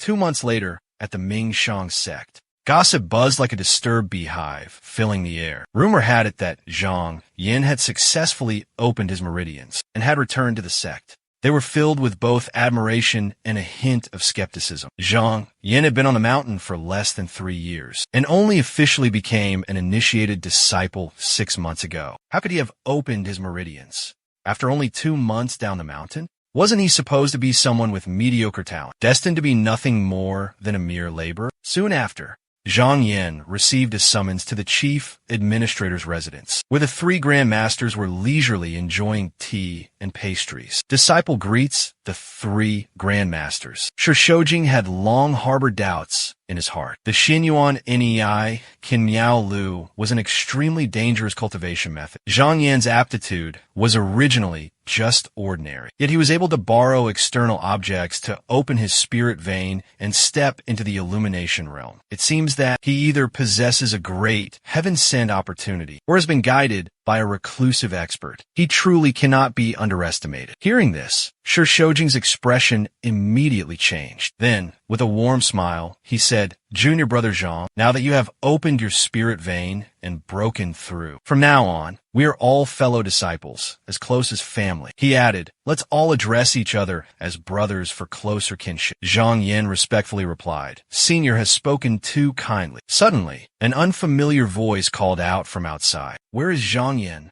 A man strode in, his demeanor arrogant, his eyes filled with contempt for everyone. I am Wang Yixing, dispatched by the upper court to assess your spirit vein. Quickly display your spirit vein for this humble one to examine. Zhang Yin looked at the man, his heart full of suspicion. To assess a spirit vein, at least a profound light realm immortal master is required, is it not? Look at this guy. Clearly just an ordinary cultivator at the Ming Qi stage. Zhang Yin thought with disdain. He doesn't seem to be a descendant from any prestigious clan. Even though he has opened his Panguan meridian, he's still looked down upon. Zhang Yin quickly released his meridian manifestation. In a blink of an eye, the meridian manifestation appeared clearly. Senior brother, please take a look. Wang Yixing looked at the meridian manifestation before him, inwardly, feeling astonished.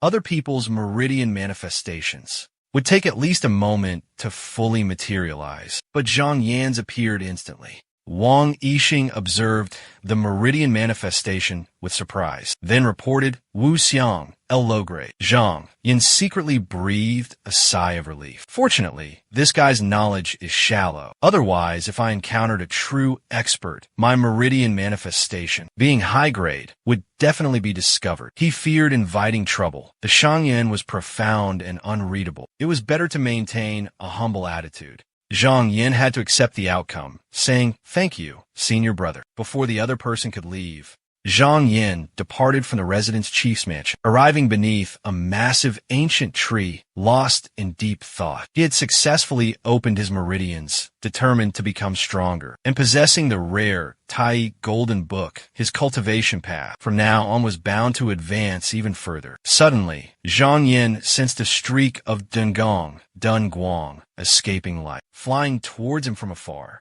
Its speed is swift as a raging storm. A Dharma boat materialized, hovering directly above his head. The person aboard the boat called out in a loud voice, Zhang Yin, you have successfully opened your meridians. From this day forward, you are a disciple of the Shangyan. Follow me. The person extended a hand, a tiny spark igniting at their fingertip. An almost invisible flame enveloped Zhang Yan's body, gently lifting him onto the Dharma boat. Zhang Yan's jaw dropped the moment he stepped onto the boat. He was utterly astonished.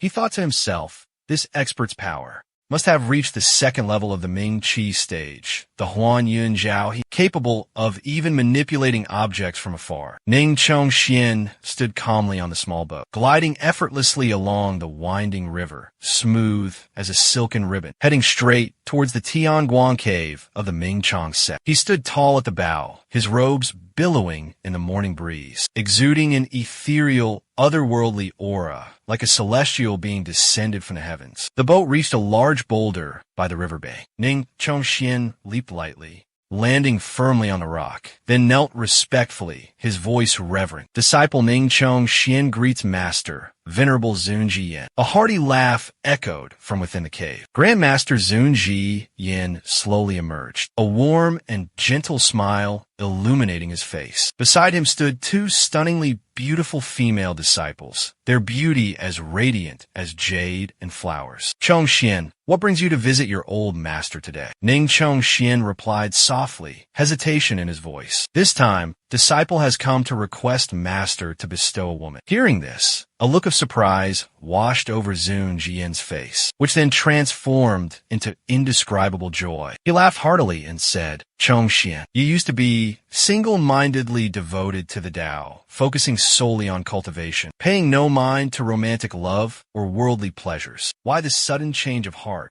His laughter grew even louder as he continued. Good, very good.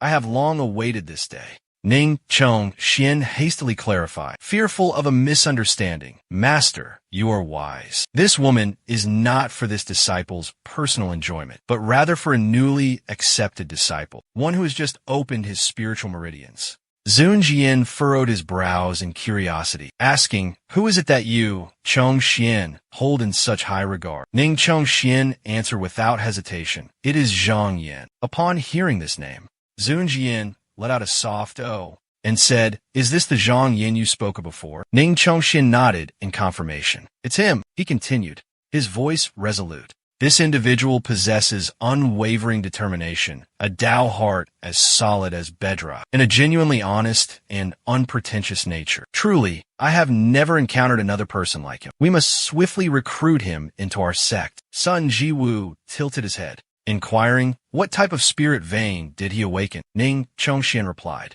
mist attribute. According to the sex assessment, it's only low grade. Upon hearing this, a look of astonishment washed over Sun Jian's face, quickly followed by intense excitement. Low grade? And mist attribute, he exclaimed excitedly. Excellent. Excellent. Isn't that exactly the same as Master's back then? Ning Chongxian added. Back then, when Master awakened his spirit vein, it was also a low-grade mist attribute, but he was able to use it but condensed into a Dharma idol chi sea, covering the entire sky, his reputation resounding throughout the world. He continued, as you can see, while meridian constitution is important, the unwavering and indestructible Tao heart of a cultivator is the truly decisive factor.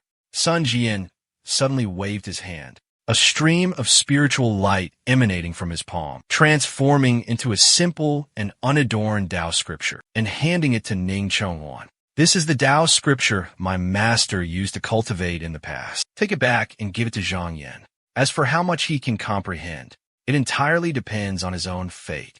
After handing over the Tao scripture, Sun Jian suddenly remembered what he had just said. All right, you just mentioned. Master, I humbly request your permission to take a woman as my Tao companion. His master replied, do you have someone in mind already? Ning Chongxian carefully placed the Taoist scripture into his storage pouch and respectfully answered. Without hesitation, Tang Yin. Zun Jian smiled faintly, seeing through Ning Chongxuan's thoughts. He said, are you trying to use this as an excuse to get Tang Yin away from here? Eliminate a nuisance and leverage the prestige of the royal mansion to force that young man to join our sect. Ning Chongxian hastily denied it, earnestly pleading, disciple would never dare to harbor such audacious thoughts. Zun Jian shook his head and sighed, remarking, your character is too rigid. It needs more refinement. You must understand that carefree detachment and untroubled joy are the true demeanor of a true immortal. Hearing this, Ning Chongxian hastily knelt down, kowtowing and pleading, I beg Master for guidance. Disciple wouldn't dare indulge himself so. This disciple wouldn't dare to have such frivolous thoughts. As for accepting Zhang Yan into the sect, before he could finish his sentence, Ning Chongxian was suddenly startled, his eyes dropping to his hand. There, a small line of text had abruptly appeared. Could this be how his character was being judged? When Ning Chongxian looked up, intending to ask further, Sun Jian had vanished into a wisp of blue smoke, dissipating into thin air, leaving behind only a whirlwind of chaotic and confusing thoughts. Judging his character? How peculiar.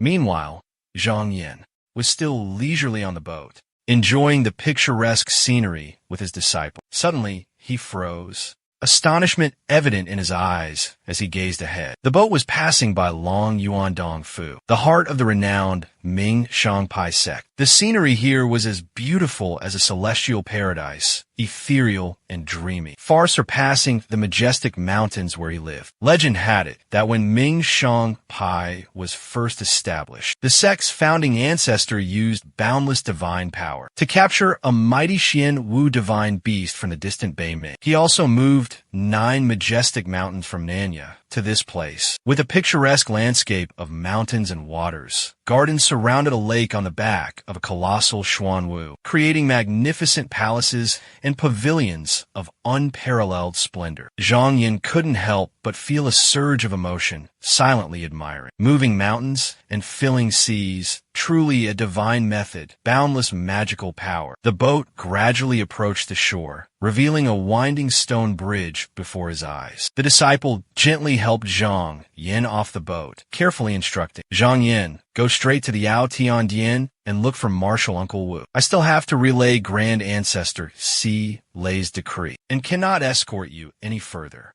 Zhang Yin hastily returned the courtesy. Thank you, senior brother. Take care. With that, he followed the path, heading towards Yao Tiandian as instructed. Along the way, Zhang Yin encountered countless people passing by, but paid them no mind. Suddenly, he stopped in his tracks. Before Zhang Yin appeared an extravagant carriage, pulled by 3 pristine white horses. The carriage was exquisitely decorated, as beautiful as an emperor's wedding procession. Everyone around murmured amongst themselves, their faces full of astonishment. Ethereal celestial music played, and 100 guards in shining armor escorted on both sides. In addition, a procession of beautiful celestial maidens followed in attendance, displaying a scene of utmost extravagance. Which of the 4 great grotto heavens did this celestial fairy descend from? To be joined in marriage with a fairy possessing such heavenly fortune, wouldn't that be a direct ascent to the heavens? Which fortunate Taoist companion could possibly possess such great karmic virtue? To have this fairy willingly descend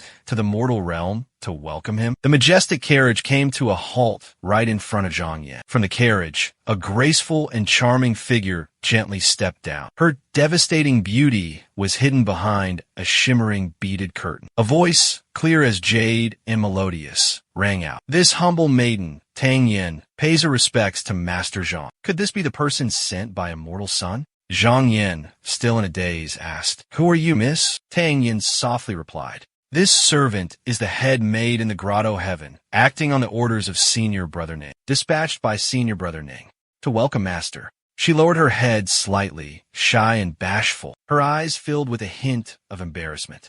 Senior Brother Ning's intention seems to be for this servant to become Master's Tao companion. Zhang Yin pondered deeply, slowly contemplating in his heart without rushing to answer. Zhang Yang had arranged such a grand, welcoming ceremony, outwardly extravagant and flashy. But he suspected that besides attracting everyone's attention, it wouldn't yield any real benefits. Senior Brother Ning certainly doesn't intend to harm me. I just need to meet every challenge head on. A good defense is the best offense. Staying calm will be key. A moment later, Zhang Yin calmly spoke. "If this is Senior Brother Ning's arrangement, then I, Zhang, naturally have no objections. Fellow Taoist Tang can simply address me as Senior Brother. Everyone here must already know where you'll be staying, correct?" Tang Yin calmly replied. "According to the Academy's rules, Senior Brother, Zhang will be assigned to the Yao Tian Ge." She then turned and instructed her servant girl, Dai Er, "Please escort Senior Brother Zhang to the Yao Tian Ge." The maid beside her reluctantly followed the order, a look of annoyance on her face. She skillfully played the role of a distinguished guest, saying politely, "Then I'll trouble Taoist Tang." After saying that, she and the maid headed towards the Yao Tian Pavilion, leaving Tang Yin behind. Waiting until Zhang Yuan's figure disappeared completely, Tang Yin coldly asked Ling Er, the remaining maid, "The task I assigned, have you taken care of it?" Ling Er smiled slyly and replied, "Rest assured, miss, everything is in place. Last night, I secretly sent a message to Wang Lang, and he replied, guaranteeing that he will arrange everything, putting that Zhang Yuan in a difficult position, utterly humiliating him." Tang Yin said softly, "If Zhang Yuan doesn't obtain a high-grade cave dwelling, I will stay right here and cause chaos for 3 days and 5 nights, making a ruckus throughout the entire city, letting the entire Ming Shang sect from top to bottom witness it all. Let's see if he still has the face to see me then." Tang Yan's scheming intensified. If he could seize this treasure, then... Meanwhile, Dai Er had led Zhang Yin quite a distance away. "My lord, just ahead is the Medicine Heaven Pavilion." The two stepped inside and were immediately greeted respectfully by a steward of the Medicine Heaven Pavilion. "This humble one, Huang Shoa. May I ask if this fellow Taoist is here to claim a cultivation cave?" Zhang Yin nodded slightly in response. Huang Shoha flipped through the ledger in his hand and slowly said, "The cultivation caves are divided into 4 grades, Jia, Yi, Bing, and Ding." He continued contemptuously, "Your timing is unfortunate, Taoist friend. Currently, the Academy only has the 2 lowest grades remaining, Bing and Ding. Those kinds of caves." Dai Er immediately spoke up in protest. "My lord, Bing and Ding grade caves are extremely cramped. They can only accommodate up to 10 people, and the spiritual energy is incredibly impure. How can one possibly cultivate peacefully in such a place?" Huang Shoha sneered and barked, "How dare you complain? Then find yourself another place to settle down." Contrary to everyone's expectations, Zhang Yin calmly replied, "I will naturally accept a cave dwelling, but not some low-grade Jia Bing Ding cave. but a top-tier Tianfu blessed land. Huang Shouha's face immediately darkened. You're just a newly joined Kai, my cultivator in the upper court. Yet you dare dream of a Tianfu blessed land? He slammed the table and roared. How arrogant! You know nothing of the heavens and earth. Huang Shouha bellowed.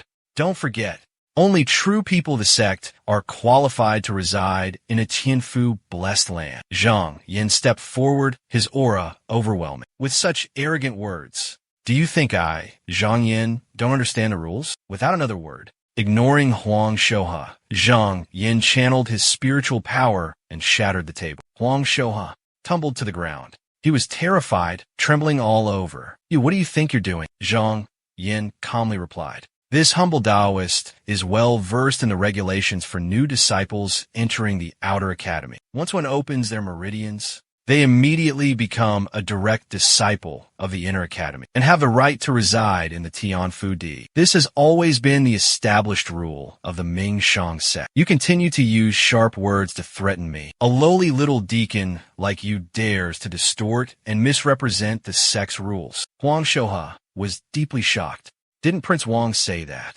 This kid came from a poor background and wouldn't understand the rules of the inner academy? Why does he seem to know them so well now? His attitude took a complete 180-degree turn, and he intimately addressed Zhang Yin as junior brother. Please, junior brother, don't be angry. This humble Taoist suddenly remembered that there's a blessed land called Ling Xie Dao that still has vacancies. No one resides there yet. This is the token to dispel the island's barrier. Zhang Yin accepted the token, doubt still lingering in his heart. How could it be given to me so easily? This cave must be hiding some kind of secret. But the path of cultivation is inherently filled with thorns. What's a small hardship like this? The servant girl, Dai Er, noticed a slight deviation in the plan, but still intentionally disrupted it. My lord, Ling Xia Island is overflowing with metallic and fiery qi. It's not a sacred ground for cultivation, but a death trap, a dead end. Yin Yang was originally by Zhen Ren's side, enjoying a life of luxury, adorned with jade and jewels, fine food, and beautiful clothes. How could she endure hardship with you, my lord? Why not choose another place? Zhang Yin thought to himself. Tang Yan's disapproval is exactly what I desire. So he countered the servant girl with a question. Does your mistress wish to cultivate immortality, or does she desire to enter the palace and compete for favor? He abruptly flung his hand, bellowing. The path of cultivation is vast. Only through arduous training, relentless progress, and overcoming all trials and tribulations, there will be no leisure, no glory, no riches. Zhang Yin continued coldly. If you don't want to follow me, then there's no need for you to come. Hearing this, the servant girl's eyes welled up with tears, about to spill over. Why would he treat her this way? Finally, despite the resentment in her heart, she resigned herself to following behind Zhang Yin. Dai Er hurriedly ran to Tang Yin and reported to Mistress Yin. Unexpectedly, Zhang Yin is so well versed in the rules of the upper court. He even instructed this servant to wait and not leave even half a step. Tang Yin listened quietly, then replied calmly. It's all right. Suffering for a few months is worth it. Zhang Yin opened the Earth Meridian image, clearly unsuitable for cultivating the golden wind fiery flame. In 3 months, when the immortal master examines his cultivation progress, he will surely have to face the consequences. If that doesn't work, when Wang Ling emerges from seclusion next month, dealing with him will be as easy as flipping a hand. Dai Er chuckled softly and replied, yes, Wang Ling possesses exceptional talent, and he also hails from the prestigious Wang clan. Recently, I had the honor of becoming a disciple of Master Duda. Moreover, I have deep affection and unwavering loyalty towards Yin Yang. I could never betray her sincere feelings. Tang Yin remained silent for a long while before finally saying, I hope you can live up to your words. Moments later, high above in the heavens, Zhang Yin and another man were soaring through the clouds on an airship. He gestured towards a majestic mountain below and said, Senior brother, my cave dwelling is located atop that mountain. Before them appeared Ling Xia Island, a paradise on earth. He landed and walked, lost in deep thought. This place is engulfed in raging golden wind and fiery flames for 3 hours each day. If others were to cultivate here for an extended period, it would surely damage their foundation and ruin their cultivation progress. Zhang Yin chuckled softly. But the Tai golden scripture that I cultivate requires the golden wind and fiery flames for tempering and refinement. What others fear and avoid, I can utilize. None can compare. His gaze swept down towards the foot of the mountain, observing all things. Noticing Tang Yin and her entourage, he observed her strange behavior, lingering nearby, and causing quite a bit of trouble. However, she was sent by senior brother Ning, so for now, he should just secretly observe her actions. Zhang Yin pondered silently as he slowly entered the cave dwelling. The place was truly spacious and serene. He quickly surveyed his surroundings, then took out the command token and channeled his internal energy, using the token to perform the hand incantations and activate the island's protective formation. In an instant, the entire island was sealed off, impenetrable even to masters of the profound illumination realm. Zhang Yin fell into deep thought. If he had some free time, he should carefully study this formation in detail. Now was not the time to cultivate the Tai golden scripture, lest he expose himself to others. But he could use this jade pendant fragment to probe the secrets within. With that thought, he took out the jade pendant from his chest, its entire surface radiating a brilliant light. Zhang Yuan began to enter the world inside the jade pendant. The young man read the mystical characters that appeared, suddenly realizing that this place didn't seem to be the Tai Jin Shu as he had thought, but instead contained a multitude of profound true texts. But these true texts were almost illusory, invisible, only visible when he calmed his mind and focused his spirit to read. Suddenly, Zhang Yuan saw a gigantic character right in the middle of the space. Discovering the anomaly, he gasped in astonishment. This true text seems even more mystical than the script on that ancient divine stele. Just a glance is enough to make my head spin and my vision blur. The young man wiped his brow, his body swaying, barely managing to stay on his feet after reading it. A glimmer of hope flickered within the young man's heart. If he could comprehend these mystical Tao texts, his cultivation on the path of true texts would advance by leaps and bounds, reaching an unfathomably high realm unmatched by anyone. Inside the jade pendant space, 20 days passed in a flash. Zhang Yuan, who was meditating and regulating his qi, suddenly opened his mouth and said, "This Tao text truly has a connection with me. It is the character Yuan." The moment he grasped the profound truth, a faint smile touched his lips. Cracks began to appear in the stolen Tao, then shattering into fine dust, dissipating into the surrounding void. The surrounding space followed suit, cracking and collapsing. It condensed and transformed into a completely new form, leaving Zhang Yin in stunned amazement. This venerable one has just grasped a single word, and the space within this jade pendant has instantly undergone a transformation. Could this be a different space?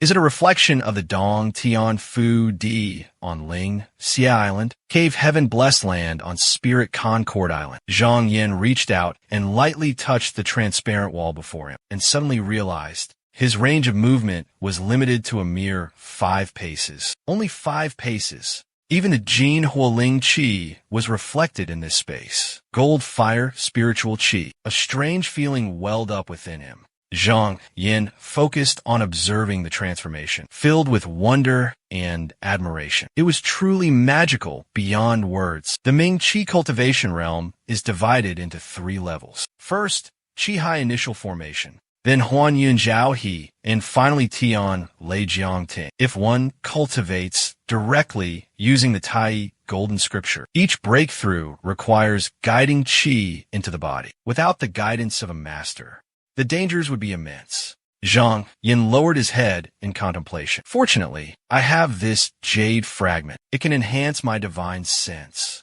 Using this treasure to accelerate my cultivation, it seems that won't be a problem anymore.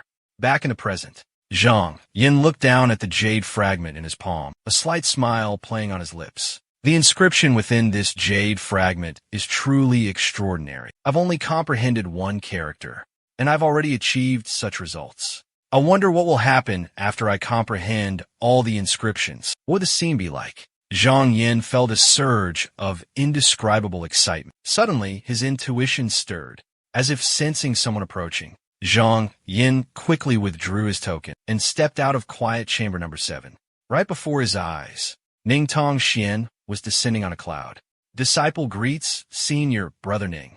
Zhang Yin hastily bowed. Ning Tong Xian landed and lightly waved his hand. Rise. You have done well. To have opened your meridians and achieved a breakthrough in just 2 months. It's even earlier than I anticipated. Zhang Yin humbly replied. It's merely a low-grade, mortal meridian constitution. Ning Tong Xian inquired about his thoughts. What are your thoughts on this? Zhang Yin respectfully answered. This disciple entered the immortal sect solely to pursue the path of immortality. Although this disciple's spiritual root aptitude is somewhat weak, this is still the path of survival that the heavenly Tao has bestowed upon me. This disciple is willing to use it as a stepping stone, climbing step by step towards the heavens, reaching for the supreme peak of the great Tao. Hearing this, Ning Rongshuan was delighted and praised him. Excellent. With such understanding, it shows that I have not misjudged you. Ning Rongshuan turned around and instructed. Actually, initially, I intended to have you become a disciple of one of my senior brothers. But unfortunately, that senior brother is currently in secluded cultivation, refining a treasure. And who knows when he will emerge. Ning Rongshuan gently reminded Zhang Yuan. For now, focus on cultivating your techniques diligently, and there will surely come a day when your destiny will change. Zhang Yuan replied resolutely. Gain and loss are due to this disciple's own fortune. Good luck and bad luck are all ordained by fate. Instead of relying on others, it's better to strive through one's own efforts. Ning Rongshuan smiled approvingly. Very good. For now, keep the Rui Divine Shuttle with you. If anyone dares to impersonate me and cause trouble within the sect, I will absolutely not tolerate it.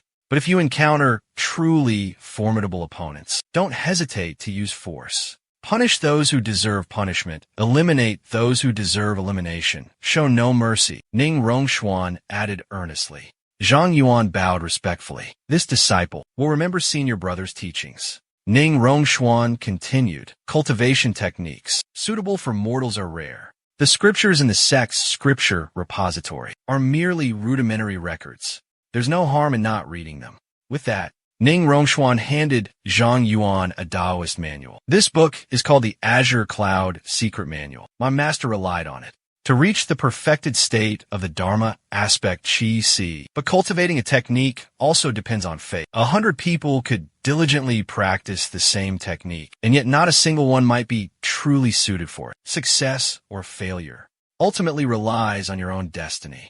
Ning Song Xian offered this kind advice, and Zhang Yin, upon hearing it, understood. He bowed respectfully. Thank you, senior brother, for your guidance. With that, Ning Song Xian stepped onto a cloud, preparing to depart. But before leaving, he didn't forget to add one last thing. In 3 years, the sect will hold a grand tournament. All 9 peaks will gather, and disciples from every academy will assemble. Among them, there will be many talented individuals, prodigies among the younger generation. Young talents will abound. The rewards for the top-ranking disciple will be immense. If you cultivate diligently, strive to claim the championship in that grand tournament. Zhang Yin quickly replied, Yes, senior brother, I understand. But, senior brother, before he could finish his sentence, Ning Tong Xian rode off on a cloud, vanishing in a thin air, leaving Zhang Yin in despair, calling out senior brother, but only met with silence. He thought to himself, senior brother Ning's evasiveness and silence must have a deeper meaning.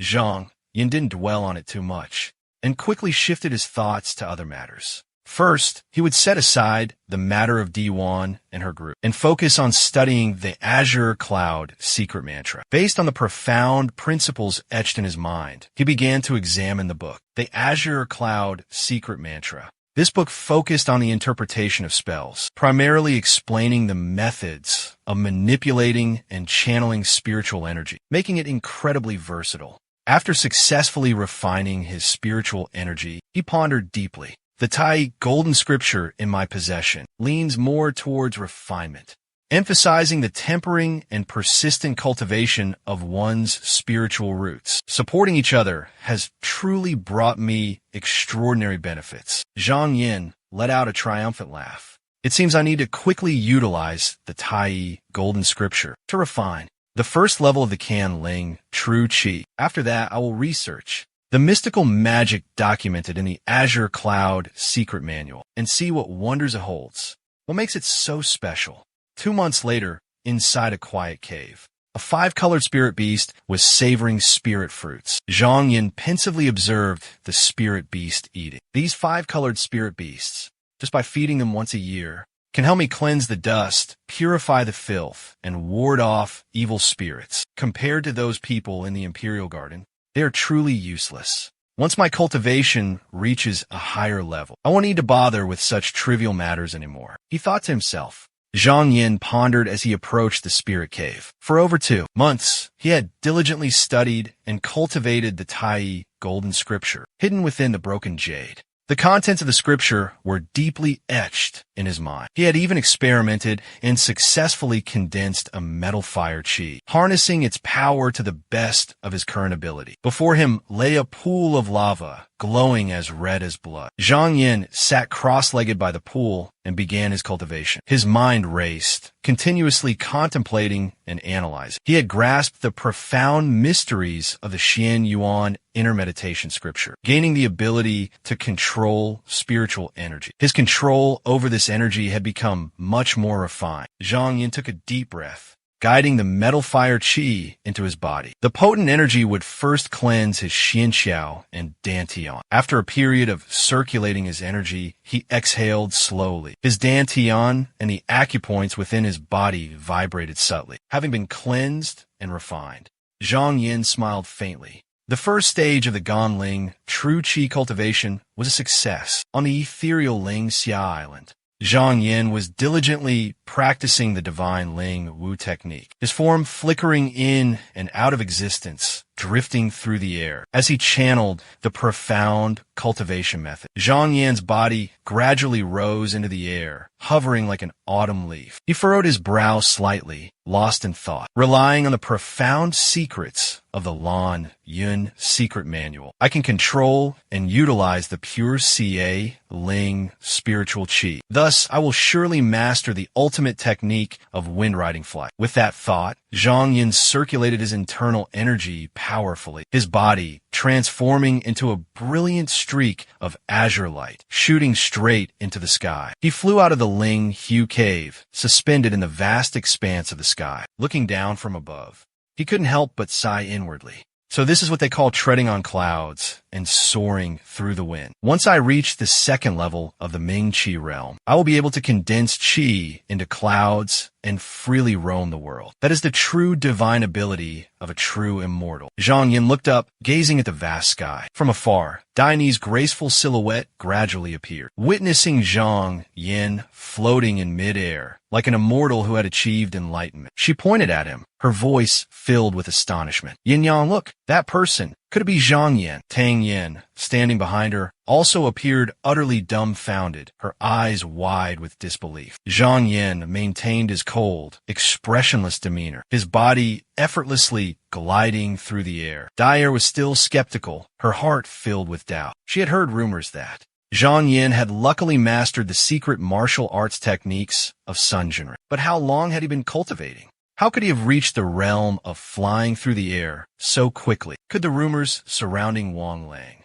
claiming his talent was only mediocre, be false? Tang Yin gritted her teeth, her heart filled with resentment. Could this Zhang Yin truly be a rare cultivation genius with exceptional talent? Just as Ningsong Xian had once assessed, she still couldn't believe what she was witnessing. The Xiaozhou brat came from an ordinary background, not from a prestigious family, and lacked a profound cultivation foundation. Even if he had achieved some minor accomplishments before, they were insignificant, was nothing more than a fleeting dream. Like a flower that blooms in the morning and withers in the evening, gone in a flash. Tang Yin clutched her robes, her face filled with resentment and indignation. She immediately ordered Dai Air to quickly send a message to Wang Lang. Tell him, every day I wait here, I am tormented by unbearable pain, lonely and helpless. Come quickly and rescue me from this abyss. She gritted her teeth, her heart filled with hatred. At Ling Xia Island, a silent night gradually descended, a mystical barrier enveloping all directions. The eastern sky began to blush, signaling the imminent arrival of dawn. A Taoist flew over,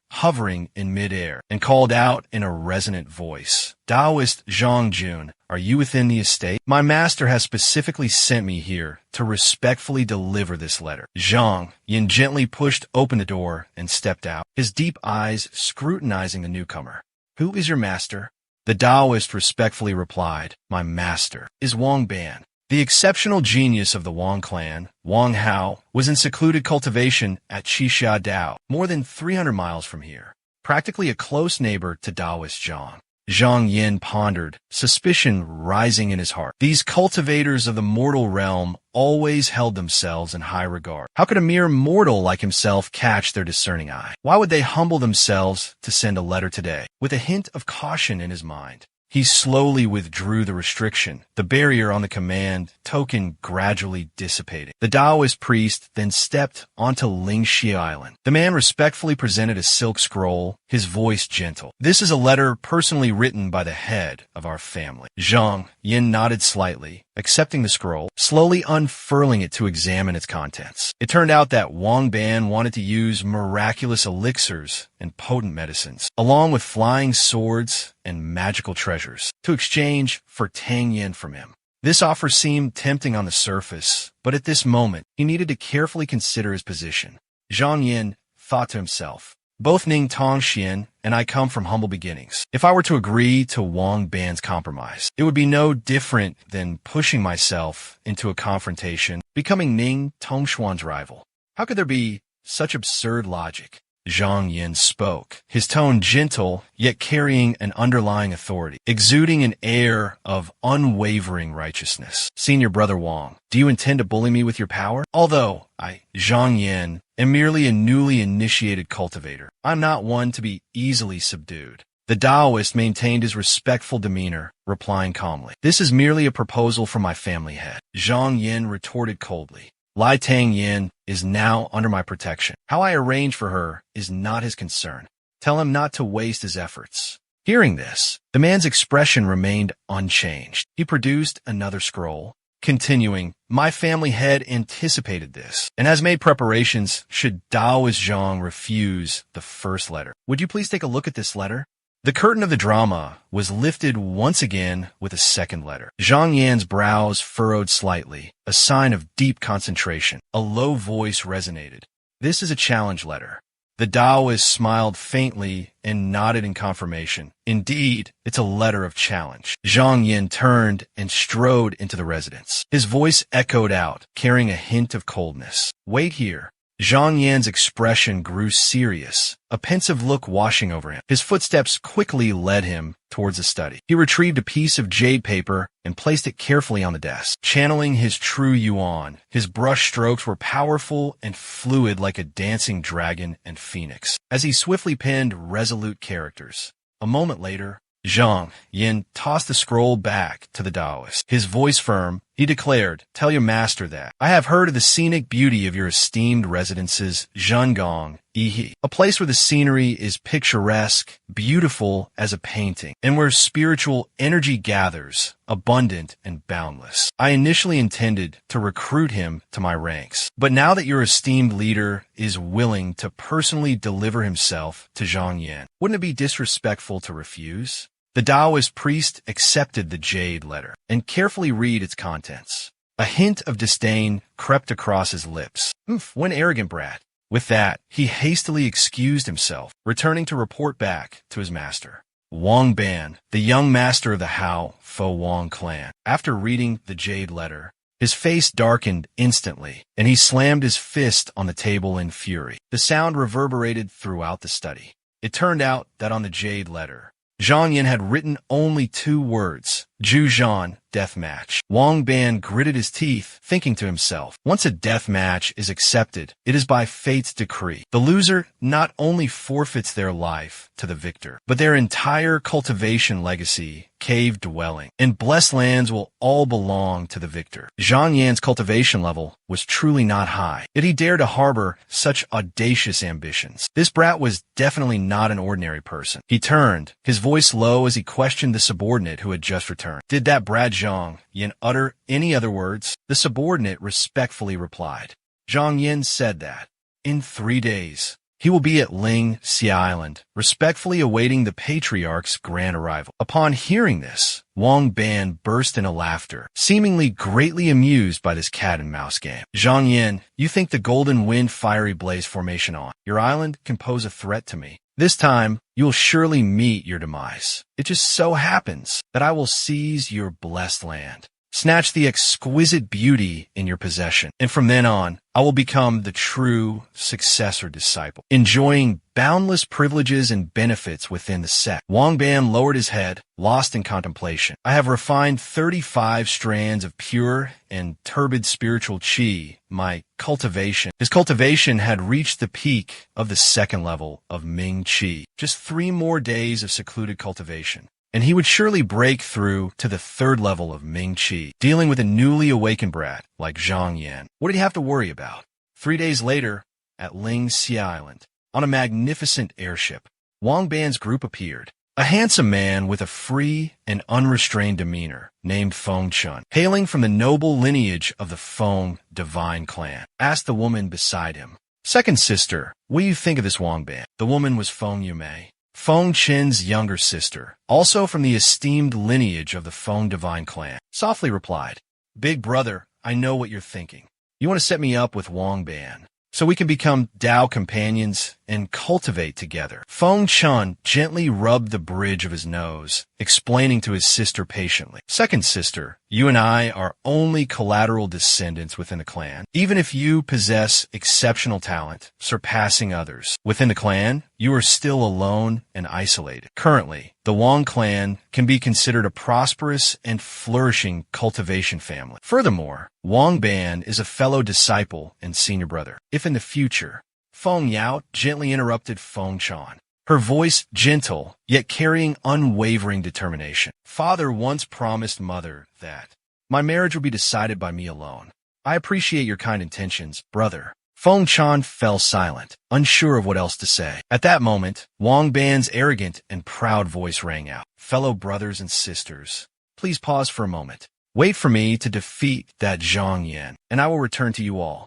We won't return until we're drunk." He cupped his hands in a gesture of respect, his face brimming with confidence and arrogance. Feng Chan turned to ask Feng Yao, his eyes filled with worry and concern, "Second sister, you seem displeased with Wang Ban?" Feng Yao sighed softly and replied to her elder brother, "I find Wang Ban to be all brawn and no brains, his heart narrow and petty. He may appear handsome and talented on the surface, but in reality, he's just a deceitful Shaoran villain who got lucky. Even if he defeats Zhang Yin today, I doubt he'll achieve anything great in the future." By now, Wang Ban had landed on Ling Xia Island with his sword. Zhang Yin was already there, waiting for him. Zhang Yin flicked his sleeve, and a thick fog suddenly spread out, enveloping the entire Ling Xia Island in a hazy mist. Wang Ban was taken aback. He furrowed his brows, probing the scene, and thought to himself, could this be an illusion created by Zhang Yin? Wang Ban looked around and shouted,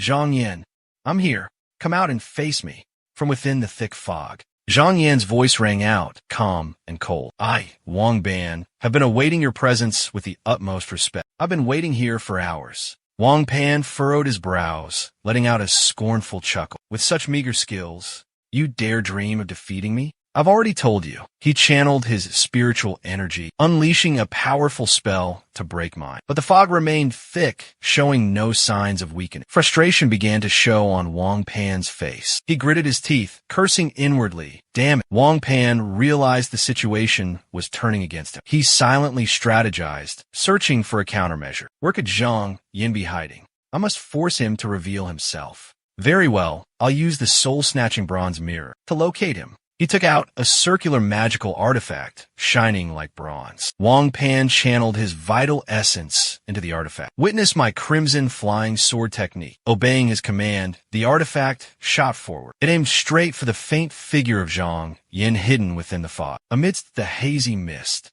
Wang Pan continued to unleash his power, swinging his arm and releasing a torrent of fiery qi. He attempted to dispel the thick fog. "Boy, give up!" Wang Pan roared. The fiery qi erupted violently, spreading over a vast area, gradually approaching Zhang Yan's hidden position. Unable to conceal himself any longer, Zhang Yan used his lightness skill to soar into the air, nimbly dodging Wang Pan's ferocious flames. He watched the raging fire, lost in thought. I wonder which is stronger, my Qian Ling Qing Qi Ju or Wang Pan's fiery qi? Which one is more powerful? From above, Zhang Yan also channeled his spiritual energy, unleashing a powerful spell downwards. But it seemed like the attack had no effect on the raging flames. Zhang Yan's eyes widened in surprise. Astonishment was written all over his face. Mixed within the 7 strange sounds was the pure qi formula of Ganling. It seems like all this cultivation has been for naught. If that's the case, I might as well try the Linyan palm. He immediately changed his tactics, adapting to the situation. The Linyan palm was graceful and fluid like smoke, yet concealed unparalleled power, immediately suppressing Wang Ban's fierce flames. The raging fire quickly dissipated, leaving only faint, flickering embers. Zhang Yan looked astonished, surprise filling his heart. There's still a trace of spiritual energy left, he thought to himself. He continued to circulate his true qi, his entire body radiating a brilliant spiritual light. In his hand, a mass of spiritual energy condensed, the remaining remnants of the Linyan palm. Although the Linyan palm had been almost completely depleted, this remaining energy was incredibly pure, almost comparable to Ganling's pure qi, forged within the raging fire golden wind. Suddenly, Zhang Yan had a moment of enlightenment, grasping a fundamental truth. He realized he had been wasting his vital essence cultivating a complex technique to condense a stream of pure spiritual qi, but had been taking the long way around, making things difficult for himself. Simply cultivating the Lingyun Chang technique first, then applying the profound methods recorded in the Tai Dao Jing to refine it once more under the golden wind fiery flame would easily lead to achievement, reaping benefits without much effort. He didn't want to waste any more time.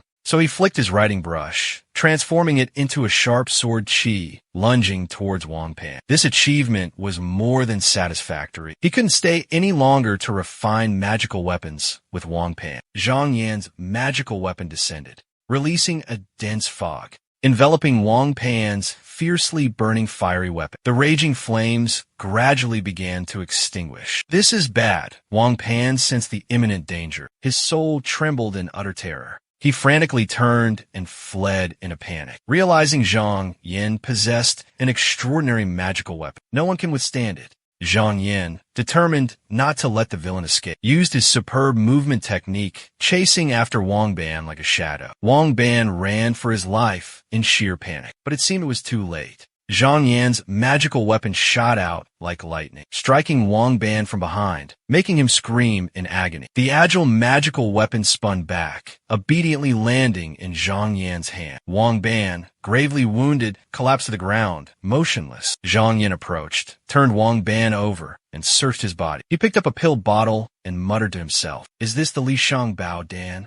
It's said that relying solely on one's own abilities, it's very difficult to break through to the 3rd level of the Ming Qi realm. But the Li Shang Bao Dan can control the anomalous qi in the body, eliminate impurities, and save a considerable amount of cultivation effort. After the battle ended, Zhang Yan returned to where everyone was gathered. He respectfully cupped his hands in a greeting. "I apologize for making you all wait." Everyone was frozen in terror, witnessing the utter defeat of the arrogant and overconfident cultivator, Wang Ban, who now lay pathetically defeated. How could this be? Both Feng Chun and Feng Yao were speechless, stunned into silence, their hearts filled with indescribable horror. Several days later, at the Zhang family estate, "I am Wang Mao. My ancestor is the esteemed Senior Wang Hui, a middle-aged man with a refined demeanor," said with clasped hands, respectfully greeting Zhang Yan. "So you are a descendant of Senior Wang. Greetings to you. This is Wang Mao, Wang Ban's elder brother, also a member of the Wang clan.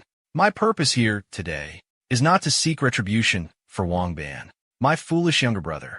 He acted recklessly and without wisdom, offending young Master Zhang due to his infatuation with beauty. He truly brought this upon himself, courting his own destruction, and there's no one else to blame. Zhang Yin waved his hand dismissively and replied calmly, Brother Wang's words are perhaps a bit unfair. Although I and Senior Brother Wang had an earth-shattering duel, it was a fair and square competition. According to the sect's rules, there's no personal animosity between us, nor is there any right or wrong to determine. He smiled politely and gestured for Wang Mao to enter. Brother Wang, please. Witnessing this gesture, Wang Mao pondered silently. Although Zhang Yin was young, he possessed a remarkable maturity and sophistication in his interactions. Composed. To lose to such a person was not a disgrace. Wang Mao clasped his hand in response. Taoist Zhang speaks wisely. I came here today with a matter to discuss. Zhang Yin nodded slightly. Please, speak freely, Brother Wang. Wang Mao then stated his purpose. Senior Brother Wang has been defeated. Everything he owns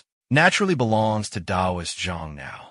However, although a name, Qixia Island is Senior Brother Wang's cave. However, on this deserted island, there are still more than 10 Wang clan experts in secluded cultivation, detached from worldly affairs. Therefore, I humbly request that fellow cultivator Zhang Jun show mercy and spare those in seclusion. Our Wang clan was once prosperous and flourishing, and we are willing to offer miraculous spirit pills, sharp flying swords, along with magical treasures, divine abilities, secret Taoist techniques, and peerless martial arts secrets to redeem this blessed cave dwelling. I implore fellow cultivator Zhang Jun to be magnanimous and return this place to our Wang clan. Wang Mao respectfully made his proposal to Zhang Yin. Zhang Yin responded with a slight smile. I can agree to this, but I also have something to make clear beforehand. You can redeem your cave dwelling, but Wang Bin was utterly defeated by me, and everything on this island now belongs to me as spoils of war. Be it magical treasures, flying swords, or rare and miraculous spirit pills, down to secret Taoist scriptures, everything must remain. Zhang Yin laid out his conditions.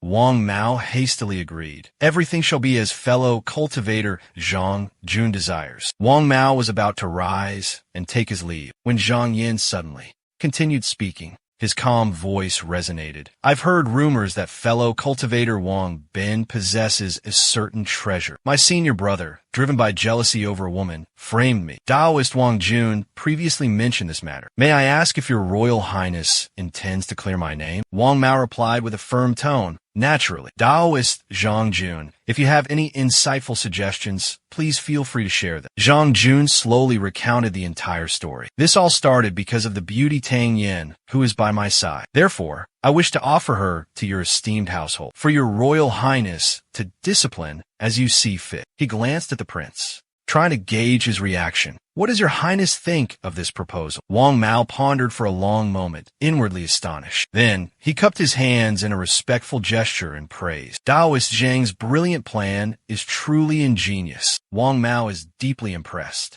After a period of discussion, the sky gradually transformed into the hues of dusk. Wang Mao then excused himself and took his leave. Zhang Jun stood silently, watching his receding figure, secretly plotting in his heart, kill Wang Bin. This action was a clear declaration of support for Ning Songxian. Tang Yin was now nothing more than a useless pawn, a liability. It would be better to offer her to the royal family, a gesture that could ease the tension between the two sides. Two birds with one stone, a truly brilliant move. His gaze drifted into the distance, silently resolving that once everything was settled, he could finally make his way to Chihi Island. On Chihi Island, the setting sun painted the sky crimson. A myriad of wondrous spiritual herbs bloomed in vibrant colors, releasing their intoxicating fragrance. Zhang Dian strolled along, observing his surroundings, unable to help but marvel.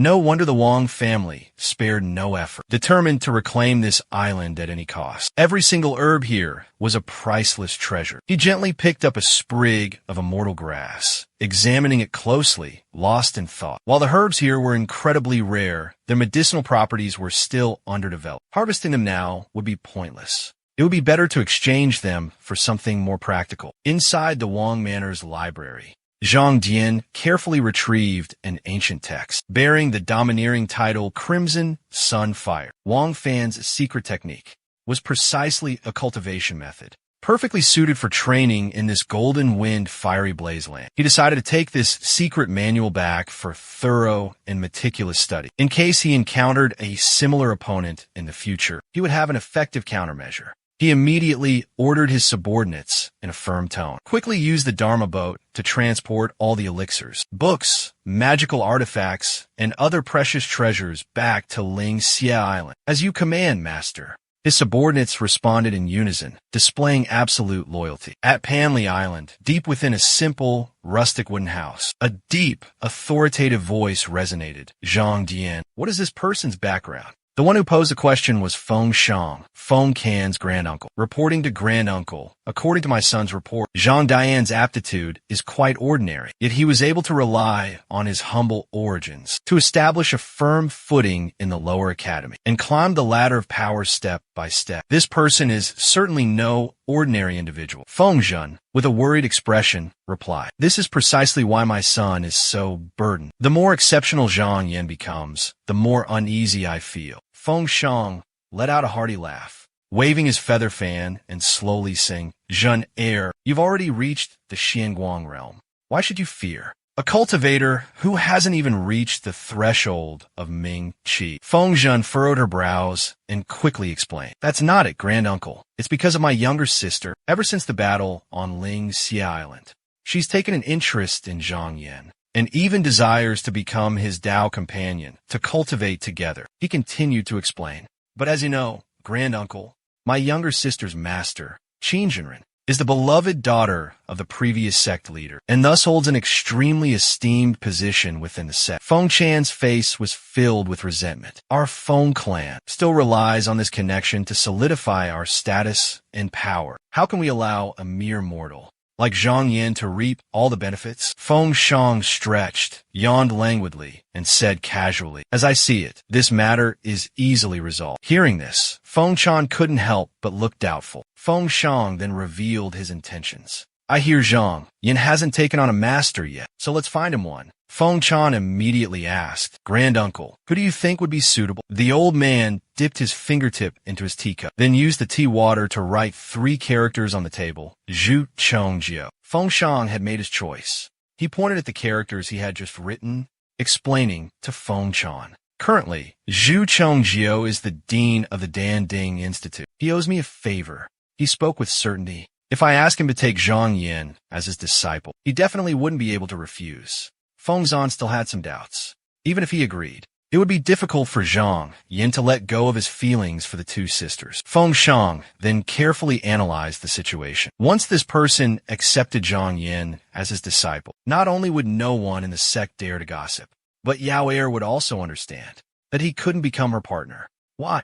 Feng Zan asked curiously. Chu Chongju and Yao Er's master, Qin Yu, were once a married couple, but later, due to discord, they separated. If Chu Chongju accepted Zhang Yan as his disciple, even if Yao Er wanted to be with him, Qin Yu would definitely prevent it. That was Feng Shang's intention. Feng Zan suddenly understood. So that's how it is. But according to granduncle, Chu Chongju is not an ordinary person. Wouldn't this benefit Zhang Yan? He coldly remarked, "Zhu Chongju's alchemy talent is truly exceptional, rare indeed, but his nature is stubborn, conservative, absolutely intolerant of disciples pursuing any path other than alchemy. The path of alchemy demands years of relentless practice of Thai Qiao technique, years of Bai Qiao technique, years of Mu Qiao technique. Zhang Yan is forced to devote all his energy to alchemy. Won't he miss the opportunity to cultivate, wasting his entire life?" Feng Chang uttered venomous words. "If he dares to betray his sect, he will be hunted by the entire world. His cultivation stagnating at the 35 aperture realm. Why do you still bother with him?" He scoffed, as if anticipating a tragic end for Zhang Yan. At Ling Xia Island, Zhang Yan was regulating his spiritual energy, assessing his own cultivation level.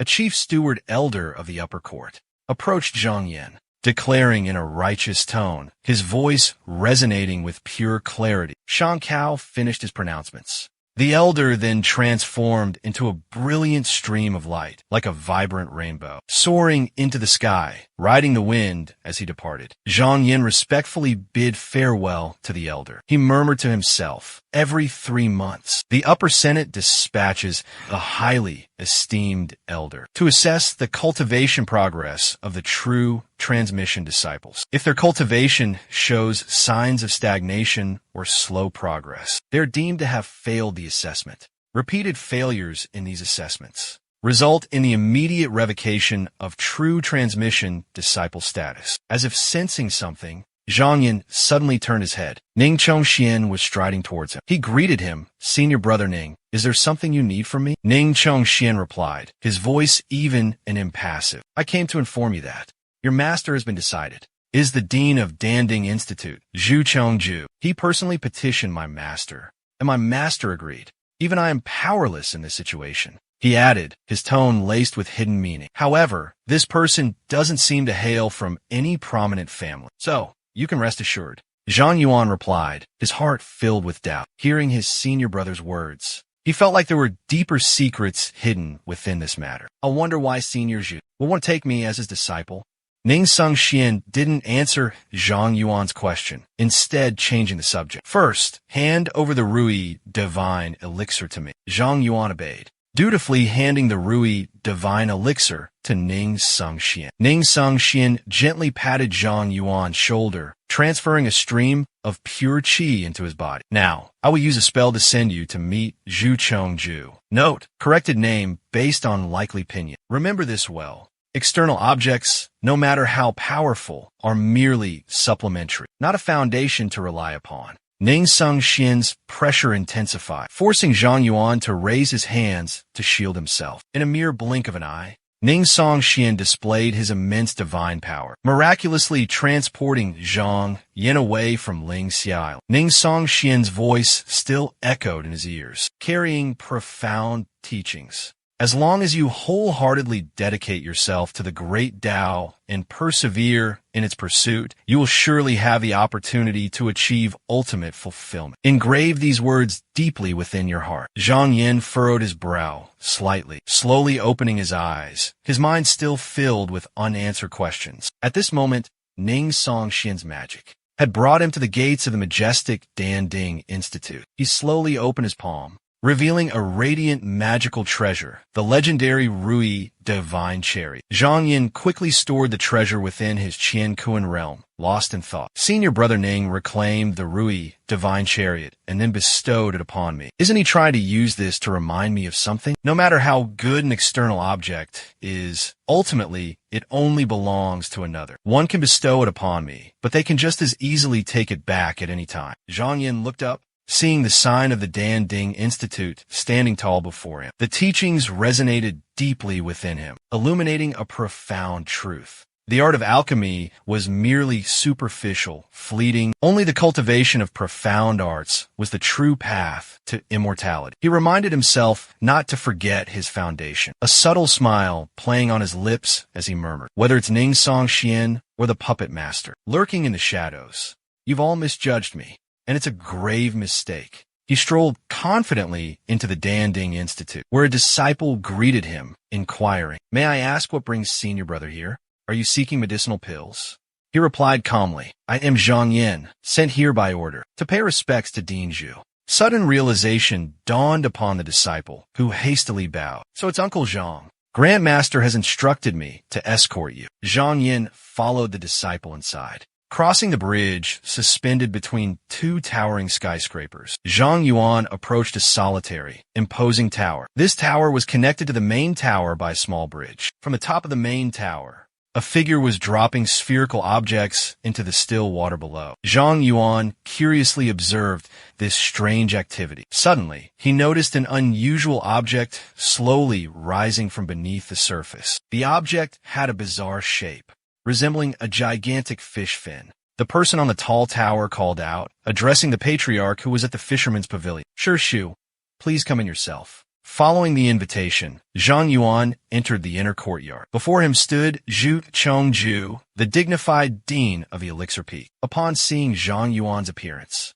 the dean's face immediately darkened. "Who allowed you to barge in here? Retreat at once." But Zhang Yuan seemed completely unfazed by the reprimand, casually walking past Zhu Chongju, heading straight towards the back of the bookshelf. His hands gently grazed the ancient texts, when suddenly Zhang Yin casually pulled one down. Zhu Chengju's face instantly turned crimson as he roared. "How dare you be so impudent with me? Do you think I'll change my mind and not take you as my disciple? I'm only accepting you to repay a past favor, whether you agree or not. I must take Zhu Chengju as my disciple." Zhang Yin slowly spoke. "My granduncle became your disciple. Do you still feel like you're at a disadvantage?" Zhu Chengju spun around in astonishment, demanding, "What did you just call me? Could it be you're from the Zhu family?" Zhang Yin respectfully bowed and replied, "The esteemed senior who guided me to this mountain once said, 200 years ago, a high-ranking member of the Zhu family abandoned everything, vowing to destroy, and told me to seek you out for help. Fortunate enough to meet you today, I only wish to seek your guidance. Do you remember the Taoist from years ago? The one who tapped your back 3 times with his horsetail whisk?" As soon as the words left his mouth, Zhu Chengju burst into laughter, the sound echoing throughout the room. Indeed, his prediction was spot on.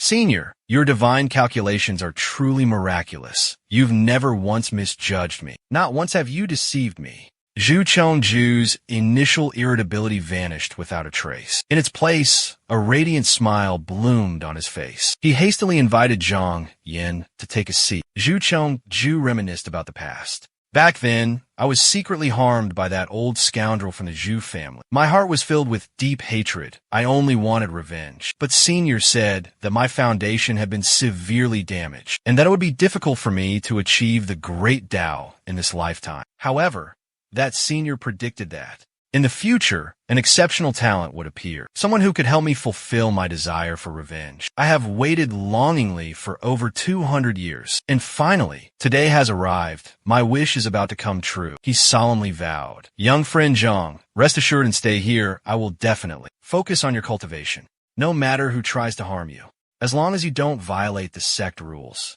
Don't stray into the Xiedao deviant path. I will protect you completely."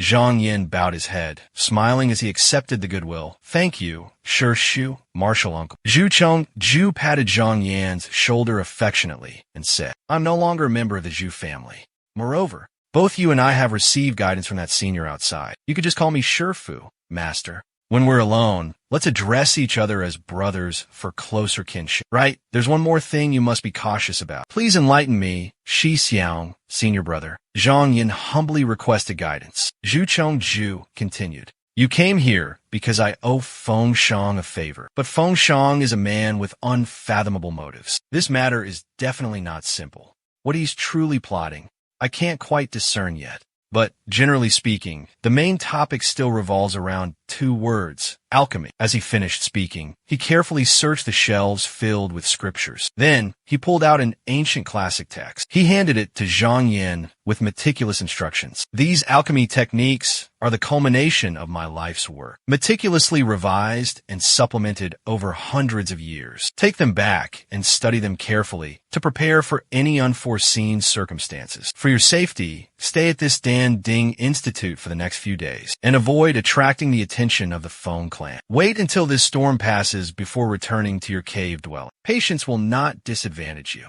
Zhang Yin respectfully accepted the order. "Thank you, senior brother." With that, Zhang Yin settled down at the Danding Institute, carefully reading and pondering the profound knowledge within the text. The alchemy techniques refined by senior brother Zhu Chengjiu were truly exquisite, captivating him completely. The original San Xiao technique had been ingeniously improved by this senior brother, transformed into the Nei Xiao technique. Not only did it drastically shorten the cultivation time, Zhang Yin thought to himself, a joyful expression spreading across his face. The key was that with just a few special types of spiritual pills, even ordinary mortals could cultivate. If one day this method were to become widespread, it would undoubtedly shake up the established order, threatening the position of the 16 great sects. The more he thought about it, the more magical and extraordinary it seemed. Zhang Yin sprang to his feet, determined to immediately seek out these spiritual pills and experience their effects for himself. As he soared through the air on his flying artifact, a group of people suddenly appeared before Zhang Yin, blocking his path. He frowned slightly at the group, then a faint smile touched his lips. A man charged towards him, roaring, "Get out of here!" He lunged forward furiously, the weapon in his hand, thrusting aggressively towards Zhang Yan's flying artifact. With agile movements, Zhang Yan leaped into the air, evading the attack. His flying artifact was instantly destroyed, shattering into pieces. The arrogant man, A.O. Man, glanced at Zhang Yan with disdain, letting out a scornful, mocking laugh. "Consider yourself lucky to have escaped." He urged his magical artifact forward, soaring towards the Desan Pavilion. Zhang Yan landed firmly on the ground. Looking up at the sky, he saw countless figures flashing by, all heading towards the Desan Pavilion. Zhang Yan crossed his arms, a playful smile spreading across his face. "Seems like something interesting is about to happen. I wonder who's bold enough to cause trouble here." With that thought, Zhang Yan followed the crowd, entering the Desan Pavilion. Inside the Desan Pavilion, a group of people were surrounding an old man, their noisy chatter echoing endlessly. The old man, surnamed Zhao, was surrounded by none other than descendants of the renowned Feng clan. Feng Zhen, with an arrogant expression, shouted loudly, "Quickly bring out a handful of Taiwa spirit pills. I need them to treat my senior brother's spirit beast." A trembling old man stepped forward, his face etched with fear. Elder Qi cowered, pleading, "Young master, please understand. The Taiwa Lingdan is extremely rare. We only refine 3 batches a year, and most of it must be offered to the immortal masters. Right now, I'm afraid even finding a single pill would be difficult, let alone a handful for you, young master." Discontent immediately spread across the faces of the group. They erupted in a cacophony of shouts. "What nonsense are you spouting? Bring out whatever you have now." "Yeah, stop babbling, old man." They swarmed and surrounded Elder Qi, pressuring him to hand over the Taihua Lingdan. Zhang Yan turned to a nearby disciple and asked, "Who are these people? How can they be so arrogant?" The disciple hastily replied, reporting to Marshal Uncle Zhang, "They are relatives of the direct disciples from the 6 rivers and 4 islands. The young man leading them is Feng Ji, from the Feng family. That family is at the top of the 12 prestigious clans." Before he could finish, Zhang Yan suddenly realized the Feng clan was harboring ulterior motives. He thought to himself, a golden opportunity has presented itself. He let out a sinister laugh. "Feng Shang, oh Feng Shang, today your Feng clan descendants have fallen into my hands. You can only blame your own miserable fate. Your destinies have been sealed." He raised his voice, cutting through the commotion. "Hall Master Zhao, what is the meaning of this?" Hall Master Zhao stammered, his face etched with unease. "Zhang, Elder Zhang, this matter." Feng Ji arrogantly interrupted, cutting off Hall Master Zhao. "Cut the Feihua nonsense/rubbish. My spirit beast, Xiao Yun, is gravely injured and requires the Taihua spirit pill from your treasury for immediate treatment. Enough with the chatter. Fetch the medicine quickly." Zhang Yin coldly refuted. "Spirit pills are for saving lives. How can they be used on a mere beast?" He sternly warned the Zhao Zhang. "Every branch is facing a severe shortage of medicinal pills. Who will bear the responsibility for this? Think it over carefully." Feng Ji was utterly astonished by those sharp words. The Zhao Zhang's face was clearly flustered and bewildered. He gritted his teeth in utter fury. You dare to stop me?" Zhang Yin ignored his rage and turned to leave. "Stop. You're not allowed to go."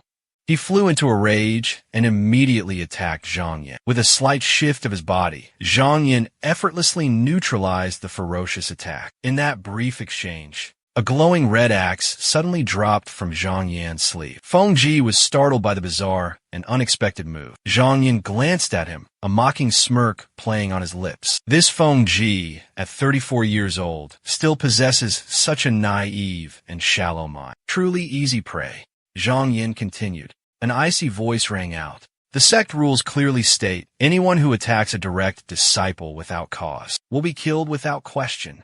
Finishing his words, the young man raised the token in his hand and shouted, "Dao highly sure, listen to my command. What are you waiting for? Subdue these madmen at once." Feng Ji also roared in unison, "Fellow disciples, this man is truly arrogant. He dares to disrespect our Lu Chuan Si Dao like this. Show him no mercy. That's right. Senior brother Su will bear any consequences. Let's charge together and seize the spirit pills." Yin smiled sinisterly to himself. "I intentionally sent Dao highly sure a man of mediocre strength, to face you, to confront you all, to give you a chance to fight back. If Feng Ji's men can defeat Dao Haili Shi, my plan will be a success. Attacking a direct disciple, after knowing his identity, still continuing to besiege and attack, even treating the sect rules as a joke, disregarding the law, he simply observed in silence, patiently waiting for the opportune moment. What happened today? I will make sure the Feng Corporation is dragged into the mud and make them taste the bitterness of betrayal. After a fierce battle, Zhang Yan's entire group of sea warriors were defeated. The crucial moment had arrived. He laughed heartily. Everything was going according to plan. Zhang Yan suddenly raised a command token, summoning a mountain warrior to join the fight. At this moment, despair was evident on the faces of Feng Ji's brothers. They no longer had the strength to resist, falling one after another, beaten into a miserable state. Zhang Yan, you are truly audacious. After a brutal melee, each one was captured by the mountain warrior, bound tightly like cocooned silkworms. Then, they were tossed into a corner. They struggled and resisted desperately, but to no avail. He took out a letter and handed it to the mountain warrior with instructions. No matter the cost, personally deliver this letter into the hands of senior apprentice Brother Ning Song Xian. The opening act of this play, I've already set the stage for you. Now let's see how you'll continue to perform. Zhang Yan thought to himself. All eyes were on Zhang Yan, filled with utter resentment. From outside, a figure rushed in, shouting loudly. Who dares to tie people up here? It was Do Ming, the deputy head of the Danding Institute. Release them immediately, he ordered. Zhang Yan sneered, calmly admitting, Deputy head Do, it was I who ordered them tied up. He was speechless upon seeing Zhang Yan. Do Ming hurried closer, whispering to Zhang Yan, Junior apprentice Brother Zhang, release them quickly. These people are all relatives of the direct disciples. From his 6 streams, 4 islands. Are you trying to bring trouble upon yourself? Zhang Yan was unfazed, retorting, bring trouble? They just brazenly attacked us. I think letting them go like this would be inviting trouble. Do Ming pleaded, Junior Brother Zhang, they are relatives of the direct disciples. It was just a misunderstanding. You've already taught them a lesson, so why not just let them go? Strange. Deputy Headmaster Do is so afraid of the direct disciples of the 4 islands of Luchuan. Aren't you afraid of a direct disciple like me? Zhang Yan's retort struck a nerve with Do Ming. He leaned closer and lowered his voice.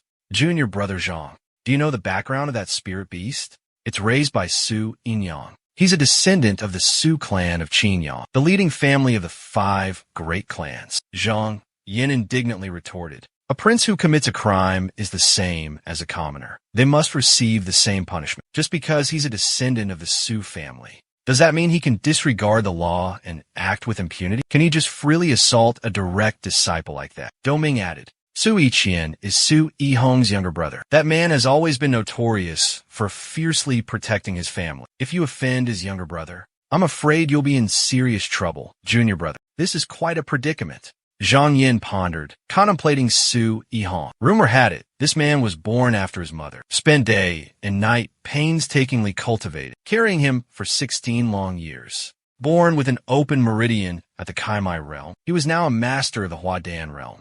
Back in the Xinguang realm, he achieved a glorious feat, eliminating a Huadan realm cultivator. Truly, he was no ordinary individual. Zhang Yan looked to the heavens and laughed heartily, showing no fear. No matter how strong he is, it doesn't matter. Can he, alone, withstand the might of an entire clan, an entire sect? Those I punished today, none of them were without powerful backing. He stood his ground, unwavering, firmly stating, Deputy Dean Do, there's no need for further words. No matter how powerful Su Yihong is before the sect rules, he could do nothing to me. In this matter, righteousness is on my side. I act according to the rules. I fear no one. Zhang Yan ordered Kai Yu and Li Shi. He used the cloud, yang golden chains, binding the entire group, and threw them straight into the dark cellar, imprisoning them strictly, ensuring no one had a chance to escape. With that, Zhang Yan turned and casually left. Inside the Yu Lu's main hall, Zhu Chongju, a Taoist with a magnanimous air, let out a hearty laugh, his voice laced with hidden meaning. If Junior Brother is determined to go against the Feng clan, we might as well take this opportunity to drag in all 6 great families, along with Chuanxi Island and Chunlun sect, lest our target be too small. making it difficult to reap the full rewards in one fell swoop. He turned to Zhang Yin and asked, if my martial uncle were to devote all his efforts to this, how confident are you, junior brother, in our chances of success? 60%. Zhang Yin answered without hesitation. Zhu Chengju stroked his silvery white beard, lost in thought. That might not be enough. Allow this older brother to lend you a hand. Recently, the sect leader has some matters that require my assistance. I will take this opportunity to demand justice for you, junior brother. He's sure to agree. Elder Zhu respects me. He'll certainly increase our share to 80%, perhaps even more. Zhang Yin cupped his hands in a bow. If that is so, then I am deeply grateful for senior brother's help. Zhu Chengju replied amiably, junior brother, there's no need to be so formal. Do you wish to return to your cave dwelling for secluded cultivation now? Zhang Yin replied, the Feng clan and I have completely fallen out, so it's inconvenient for me to remain here any longer. Moreover, they're currently struggling to protect themselves. Zhu Chengju nodded in agreement. Junior brother speaks the truth. Private duels are strictly forbidden among our disciples. Once this matter is brought to light for a while, no one will dare to provoke you. However, upon returning to your cave, you must focus on your cultivation. After all, strength is the foundation of survival. Zhang Yin nodded. Senior brother's words are wise. He changed the subject and said respectfully, the other day, I was fortunate enough to glance at senior brother's alchemy manual. Witnessing senior brother's marvelous alchemy techniques, truly mystical and extraordinary, so profound and unfathomable, I feel enlightened, having grasped many profound principles. Zhu Chengju laughed heartily. If you find it helpful, then that's good. He took out a precious jade bottle and handed it to Zhang Yin. This is an elixir formula with the effect of assisting in alchemy cultivation. Keep it with you. Thank you, senior brother, for the gift. Zhang Yin respectfully received the jade bottle. Then I'll take my leave. He cupped his hands in farewell. Zhu Chengju strode out of the Yulu. A glimmer of hope flickered in Zhang Yan's heart. Feng Shang, you've made your move. Now let's see how I respond. On Panli Island, Feng Chun exclaimed in shock. Grand uncle, has Zhang Yin gone mad? He gasped in horror. He dared to imprison more than 20 relatives of direct disciples from 6 islands and 4 straits. Doesn't he fear the power of the influential families backing them? Feng Chang spoke slowly, his voice a low rumble. This time, Zhang Yin bravely used himself as bait, initiating a fierce war between our lineage and those prestigious clans. He closed his folding fan, his face as cold as ice. Before a victor is decided, our sect will devote all its resources to ensure his safety without the slightest harm. Under these circumstances, who would dare make a reckless move? Feng Chun, his face grim, his heart full of resentment, said, rumor has it that the clans are forming alliances within their families, putting pressure on our sect. Yet, they remain inactive, without any action whatsoever. Even the sect leader hasn't made a single move to counter them. Feng Chun reported respectfully. Feng Chang roared in anger. You fool, do you think the sect's inaction is out of fear or apprehension of those clans? No, it's because they look down on us, thinking you lot are too insignificant, not worth their attention. He sighed, explaining, the sect leader wants to let those arrogant fools walk right into a trap. Finally, justice has been served. The cold words sent shivers down Feng Chen's spine, leaving him utterly terrified. Feng Shang continued, besieging a direct disciple of the sect. This is no small matter. It's a grave offense. The Feng clan not only failed to repent and correct their mistake, but they also dared to dream of reversing the situation, coercing the sect. I fear this time, the Feng clan will suffer a devastating blow to their foundation. Zhang Yuan's scheme is truly insidious. Not only did he use the sect's name to protect himself, he, Feng Chun, slammed his fist on the table in fury. He also took the opportunity to deal a fatal blow to the Feng clan. He is indeed a formidable opponent. As if suddenly enlightened, Feng Chun hastily bowed his head, seeking guidance. Brother, how should we handle this situation? His mind was in turmoil, completely lost on how to respond. Feng Shang replied in a deep voice. Have Feng Ji readily confess his guilt, accept severance, and be sent to Qing Yuan for punishment. Then, send someone to appease Zhang Yuan. This way, by severing ties with Feng Ji, this cannot be allowed to reach the sect's ears, Otherwise, there will be hell to pay. Ding respectfully replied, "Many thanks, Grand Uncle, for your guidance." Feng Chun respectfully acknowledges Grand Uncle's teachings. He then asked, "It's just that this Zhang Yin is truly hateful. Does Grand Uncle have any method to eliminate him?" Feng Shang closed his fan, his expression pensive. "Initially, I arranged for Zhang Yin to enter the Danding Institute. Do you think I wouldn't have prepared a countermeasure? Once this storm passes, I will make him pay 100-fold. Several months later, on Lingxia Island, Zhang Yin was meditating in his cave dwelling. He focused his mind on cultivation, diligently enduring hardship. The true qi around Zhang Yin circulated ceaselessly, and his body gradually began to transform. He absorbed the pure spiritual energy of heaven and earth, his cultivation reaching the 8th level. The true qi within his body surged like tidal waves, incredibly powerful. Zhang Yin circulated his cultivation technique, and the pure spiritual energy floating around him transformed into countless tiny points of light, gradually permeating his body. He took a deep breath, filling his lungs. An ethereal stream of pure qi hung, suspended in midair, gradually permeating and seeping into the thick fog surrounding him. It mingled with the gloomy black smoke, slowly tearing apart the curtain of darkness that enveloped him. Finally, all the foul impurities were completely purified. Zhang Yin slowly opened his eyes, his pupils gleaming with sharpness. He circulated his profound cultivation technique, absorbing this pure and refined energy. The stream of pure qi gradually dissipated, merging into his meridians, transforming into a flow of pristine, jade blue essence. Finally, he had successfully cultivated the 9th level of the pure spirit qi, officially entering the initial stage of the bright qi realm, the nascent qi si realm.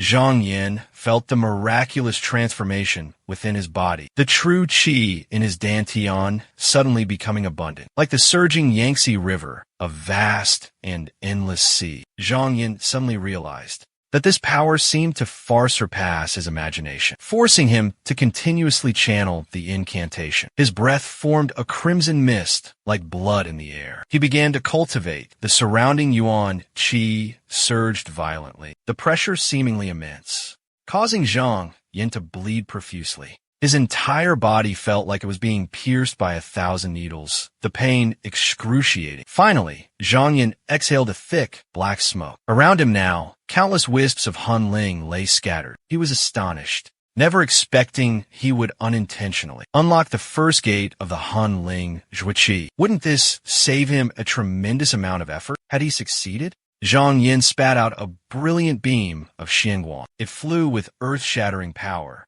instantly blasting a large hole in the wall. As the Tai Yi Jin Shu stated, upon reaching the Xianguang realm, a single Xianguang beam possessed the power to melt metal. He stared at the hole he had just created. Just dark qi alone possesses such terrifying power. It seems the records in the ancient texts were indeed accurate. Suddenly, Zhang Yin noticed a strange object nearby. He bent down and picked it up. It was an ancient token. The cave's barrier suddenly shifted unpredictably. A powerful aura surged in from outside. A flying sword, sharp as lightning, flashed in, pinning itself into a carefully sealed letter. Zhang Yin stepped forward, retrieved the letter, and opened it. Meet you in 10 days at Jade 2 Peak, Luchuan 4 Islands, to enjoy the moon together. I just schemed against them. Why did I suddenly receive this strange invitation? Zhang Yin carefully observed the delicate handwriting on the letter. The strokes were elegant and flowing. A single glance revealed it was the handwriting of a female cultivator. Just who sent this invitation?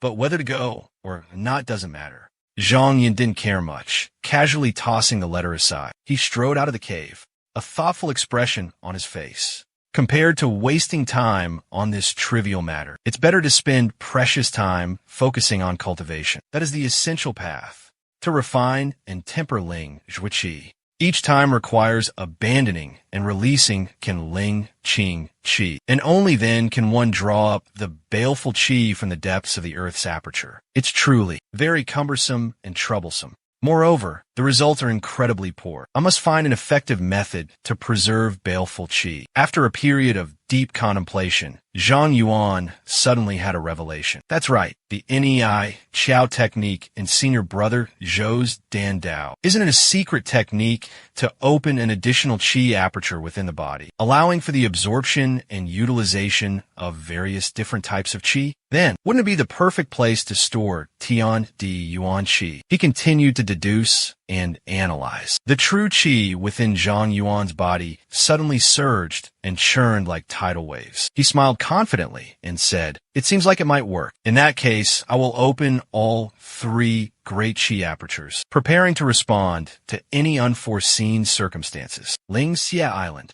In the early morning twilight, Zhang Yuan sat in quiet meditation, diligently cultivating. Outside the cave dwelling, a voice echoed, breaking the silence. "Martial Uncle Zhang, are you in there? The Grand Ancestor summons you. It's urgent." The door of the cave dwelling slowly opened. Zhang Yin had heard the call long ago.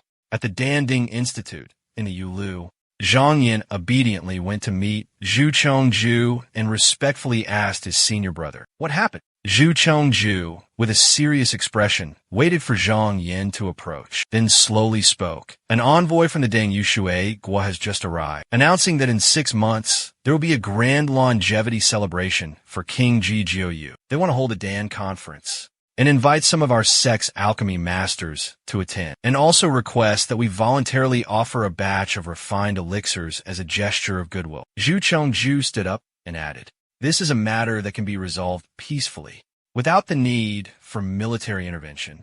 So the sect leader immediately agreed. Hearing this, Zhang Yin pondered thoughtfully. The Deng Yushui Gua was the Yaozu, a tribe possessing immense power, a truly formidable force. Even those 3 silver fox demons who fought against our Mingshang sect, all 15 of them, in the end, were merely vassals under the Yaozu's command. Zhu Chongju's expression darkened further, his voice heavy as he continued. "Earlier, I was invited by the elder to the Elixir Refinement Institute to discuss matters, leaving Deputy Head Do in charge of the Institute's affairs. Unexpectedly, just after I left during the envoy selection, Deputy Head Do arbitrarily added your name to the list." Zhang Yin then asked, "So, when senior brother questioned him about this, what excuse did Deputy Head Do give?" Zhu Chongju said indignantly. He blamed it on a subordinate's error, claiming to have severely punished the person, and promised to take full responsibility himself, resigning from his position as deputy head. Zhang Yin scoffed. It seems he had already planned his escape route. With things at this point, it will be difficult for senior brother to further pursue his responsibility. There's definitely someone behind the scenes pulling the strings in this wicked scheme. Zhu Chongju confidently offered his conjecture. "I suspect this was Feng Chang's doing." These tactics bear a striking resemblance to his methods. He felt a deep sense of frustration and helplessness, then turned to Zhang Yin and said, "If you don't want to go, even if I have to swallow my pride and beg others, I will ensure your safety." Zhang Yin smirked, a cunning glint in his eyes, slowly accepting the current situation. "Senior brother, I agree to this trip." Zhu Chongju was taken aback and asked again, "Have you thought this through?" Zhang Yin replied, "Staying within the sect may not guarantee my safety. From now on, the villain's traps will surely come one after another. Although I am not afraid, I don't want them hindering my cultivation." He made his final decision. "Going to the Shui kingdom will allow me to avoid those troublesome noble families, even more carefree and unburdened by worldly concerns." Zhu Chongju sighed and nodded in agreement. "What my wise brother said is absolutely right. But in name, you are my disciple, yet you are not proficient in the art of alchemy. I'm afraid others might find fault with that, stirring up trouble and gossip, putting you in a difficult position. There are still a few days before we depart. I can impart to you some basic Taoist techniques and alchemy skills." The old man spoke slowly. Zhang Yin asked his senior brother in confusion. "The Yao race also has no shortage of master alchemists. Why do they need to borrow an alchemist from the Mingshang sect?" He explained. "Yao cultivators have no problem refining ordinary elixirs, but when it comes to high-grade spirit elixirs, only human cultivators can successfully refine them. For example, the 3-aperture technique, for instance, can only be cultivated by cultivators with mortal bodies, who can cultivate internal energy. This secret incantation I impart to you must never be revealed to outsiders. If the evil spirits learn of this secret, We will surely face a terrifying storm. Zhu Changju carefully warned his disciple, who replied, assuring his senior brother, rest assured, I have a plan. Zhang Yin, however, was secretly scheming, although the matter was decided. He couldn't let Deputy Director Do off so easily. He couldn't let him walk free. Zhu Changju asked his junior brother, do you have a clever plan? Zhang Yin stood up and slowly said, although Deputy Director Do has been dismissed, his alchemy skills cannot be wasted. We should report this to the sect leader and have him assigned as my assistant to accompany me on this journey.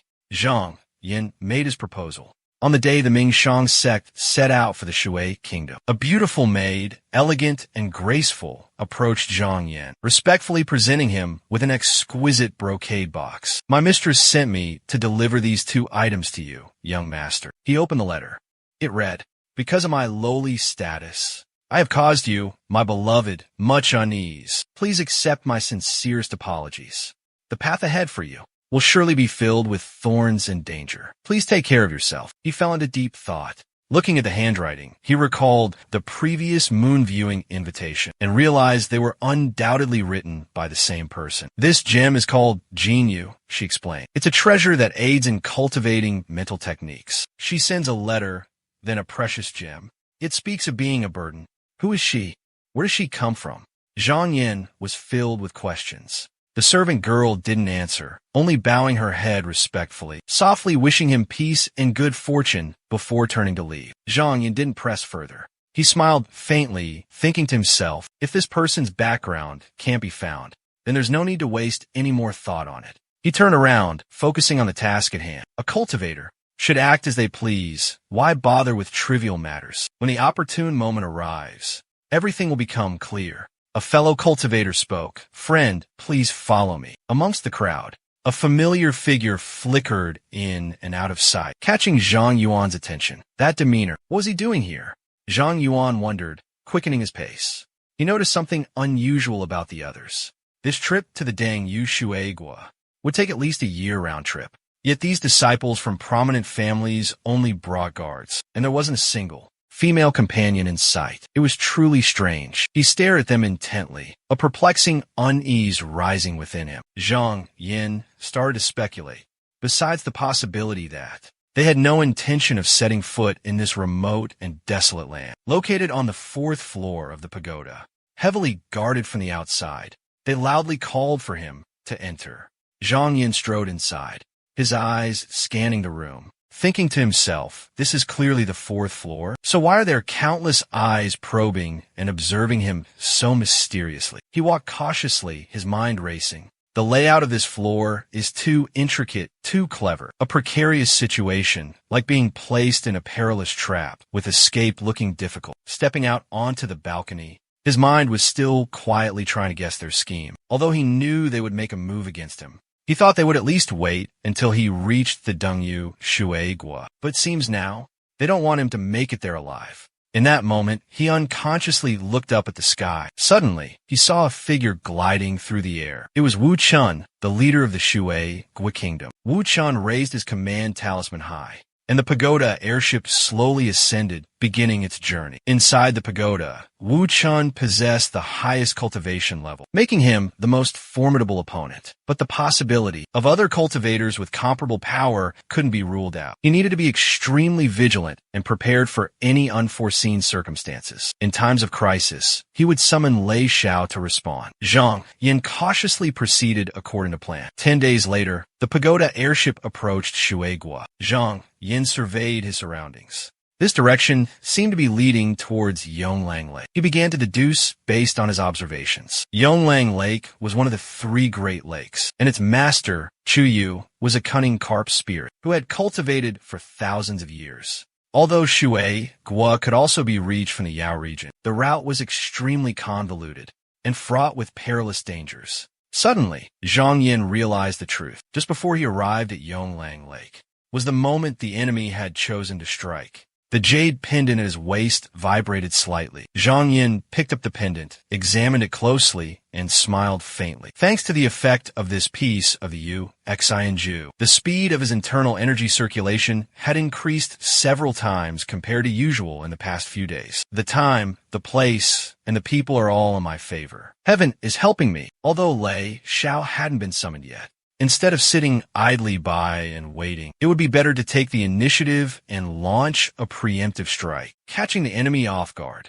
he resolutely made his decision. In the distance, outside the 1,000-mile spirit boat, a large group of cultivators was rushing towards them. The leader was the eldest son and heir of the Su family, Qin Yang, Su Yaihong. In front of him, a cultivator of the Xian Guang third-level heaven shouted loudly, "Who dares to be so arrogant? Quickly pay your respects to senior brother Su." "What's the situation?" Su Yaihong asked. He replied, "That old carp demon, Juba, is still completely lost in his illusion, completely unaware, providing the perfect opportunity for our plan." Tuo Miehong stood up abruptly, applauding. "Excellent, outstanding," he asked in a serious tone. "This great undertaking today, concerning our century-long grand scheme, is there anyone who dares to falter?"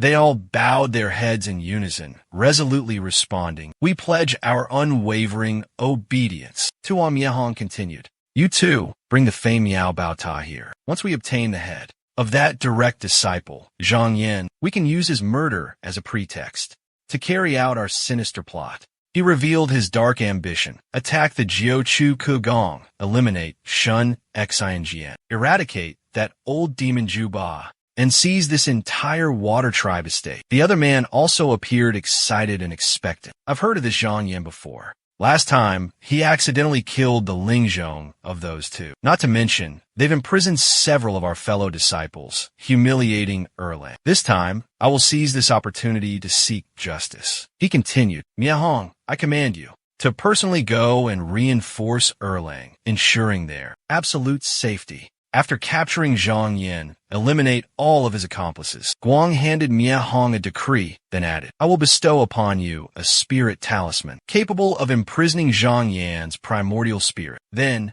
find a ferocious beast, erase its primordial spirit, and transfer Zhang Yan's primordial spirit into the beast's body. Deliver him to Erlang, and let him live as a beast for the rest of his life." Miehong respectfully accepted the order and swiftly departed. He was Xiagua's sworn brother. "Brother Xiagua, rest assured, I will bring back Erlang and Zhang Yan's head." Outside, Xiagua advised, "I hear Zhang Yin is cunning and resourceful. You two must be extremely cautious on this mission. Do not let your guard down." Xiaofang retorted, "Brother, you underestimate me. That Zhang Yin hasn't even reached the Mingqi realm. A Xianguang second-level cultivator like me should be afraid of him." Xiagua handed him a spiritual treasure and said, "You can't say that. This is the Zilon Ding Xing. Senior brother Su gave it to me last time. Take it and use it."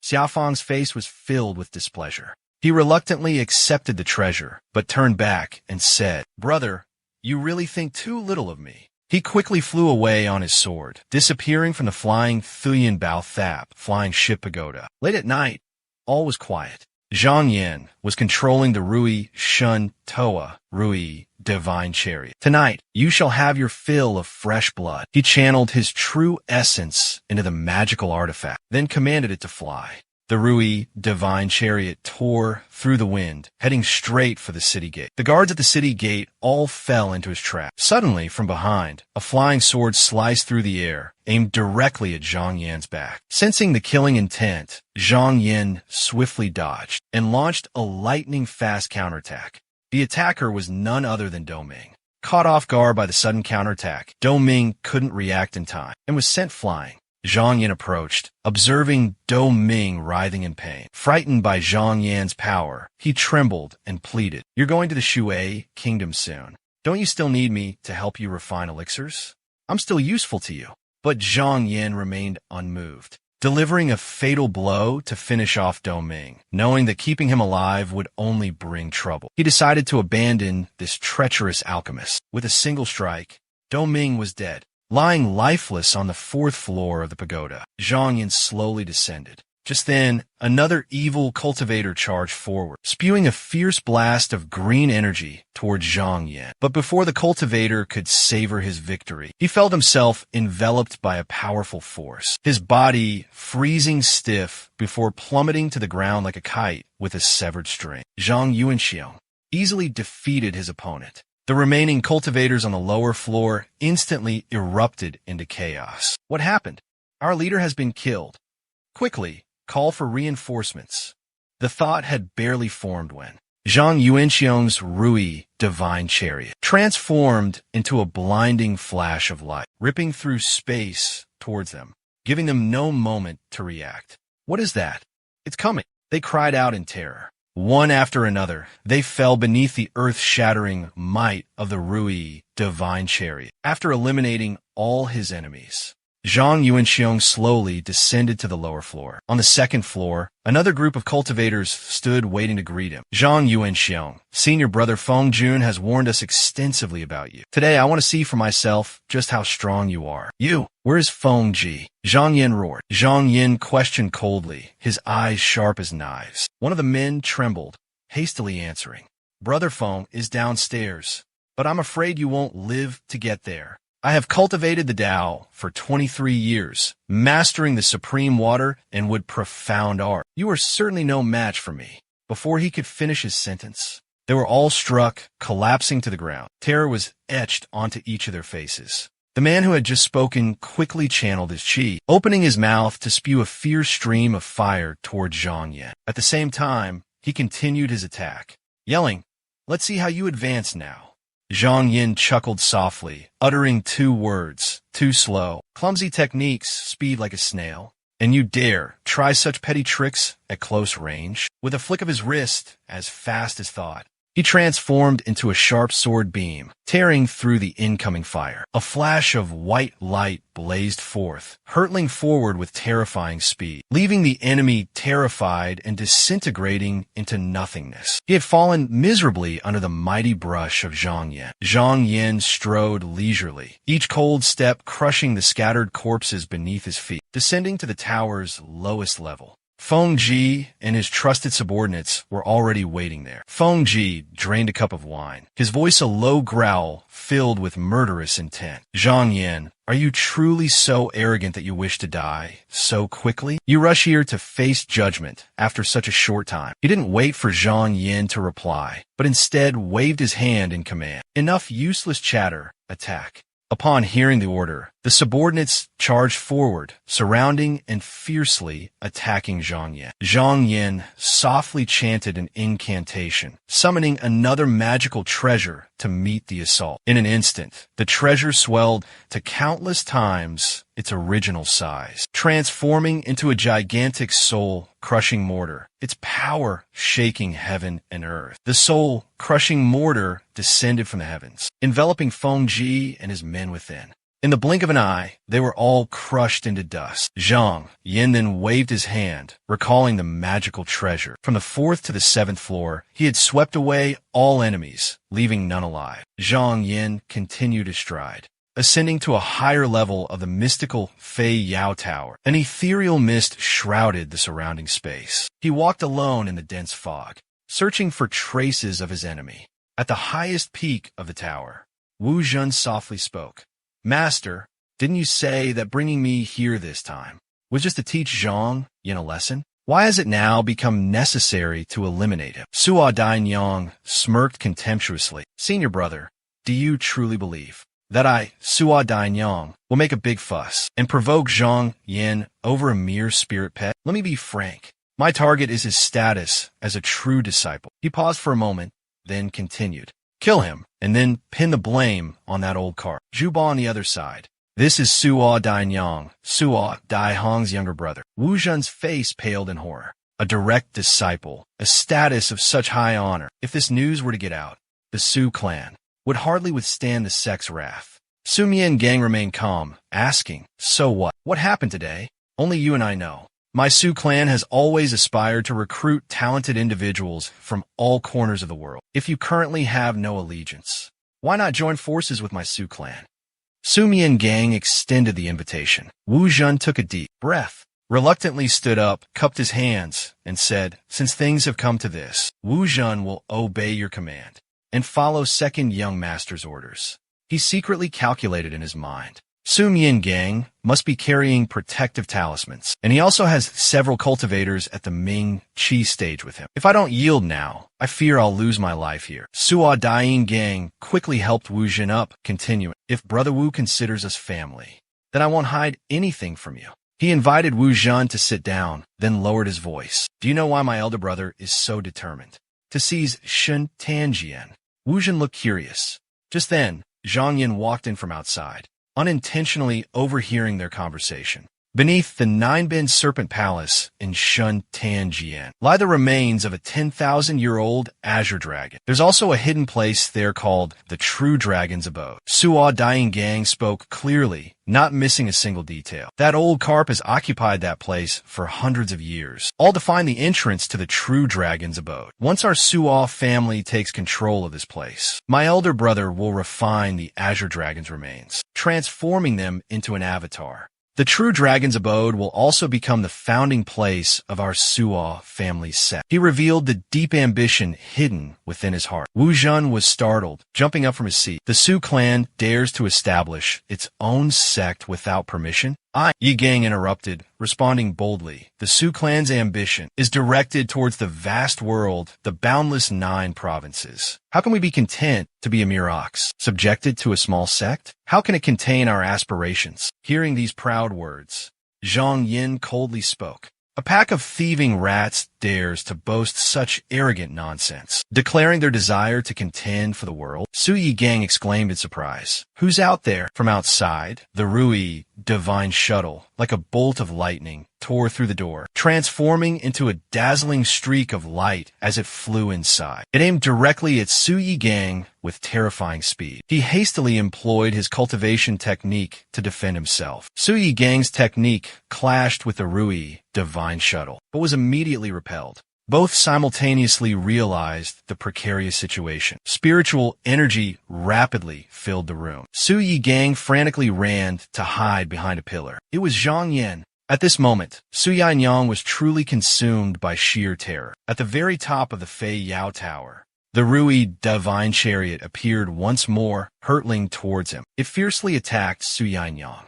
He hastily summoned his magical treasure, mustering all his strength to control it as it soared into the air. The treasure erupted with a world-shaking aura, unleashing countless rays of brilliant crimson sword light, blocking the terrifying power of the Rui divine chariot. Hidden behind his treasure, Su Yanyang let out a triumphant laugh, boasting arrogantly. "I predicted long ago that you possessed a treasure with metal and wood attributes. It truly is the Rui divine chariot." But Su Yanyang didn't expect that from behind him. The Xinyuan pen had silently been pointed at the back of his neck. "Since when?" Zhang Yin, with a cat-and-mouse grin, said mockingly, "Not so fast. What about this? Figured it out yet?" The Xinyuan pen shot forward like a lightning bolt, but Su's magical treasure, Nie Hung, reacted swiftly, using his body as a shield. Zhang Yin furrowed his brow, a look of suspicion crossing his face. "What is this? It can actually withstand both of my powerful magical weapons." Nie Hung groaned inwardly. "This is bad. My protective jade pendant. It can only withstand 3 attacks from magical weapons. One more hit, and I fear I'll perish here." The young man was caught in a life-or-death situation. Catching sight of Zhang Yin approaching, Niehang was filled with terror. He was trapped, with no way out. The young man screamed in desperation, "Senior Brother Wu, where are you? Save me. If I die, the Su clan won't let you off." Fear consumed the young man. He trembled uncontrollably as Zhang Yin stepped closer. Suddenly, a flying sword ripped through the air from out of nowhere. Zhang Yin immediately summoned his protective chi. A screen of azure smoke enveloped the flying sword. Wu Zhen's face registered surprise. "You dare block my flying sword? Take this." Wu Zhen's flying sword split into countless beams of sword light that hung in midair. They all shot toward Zhang Yin at once. Zhang Yin also summoned his Rui Divine Cauldron to fight back, try to withstand the terrifying pressure. He used all his strength to block the sharp flying swords, but he couldn't defend against them all. A flying sword pierced through his defenses, closing in on him. It plunged straight into Zhang Yan's shoulder.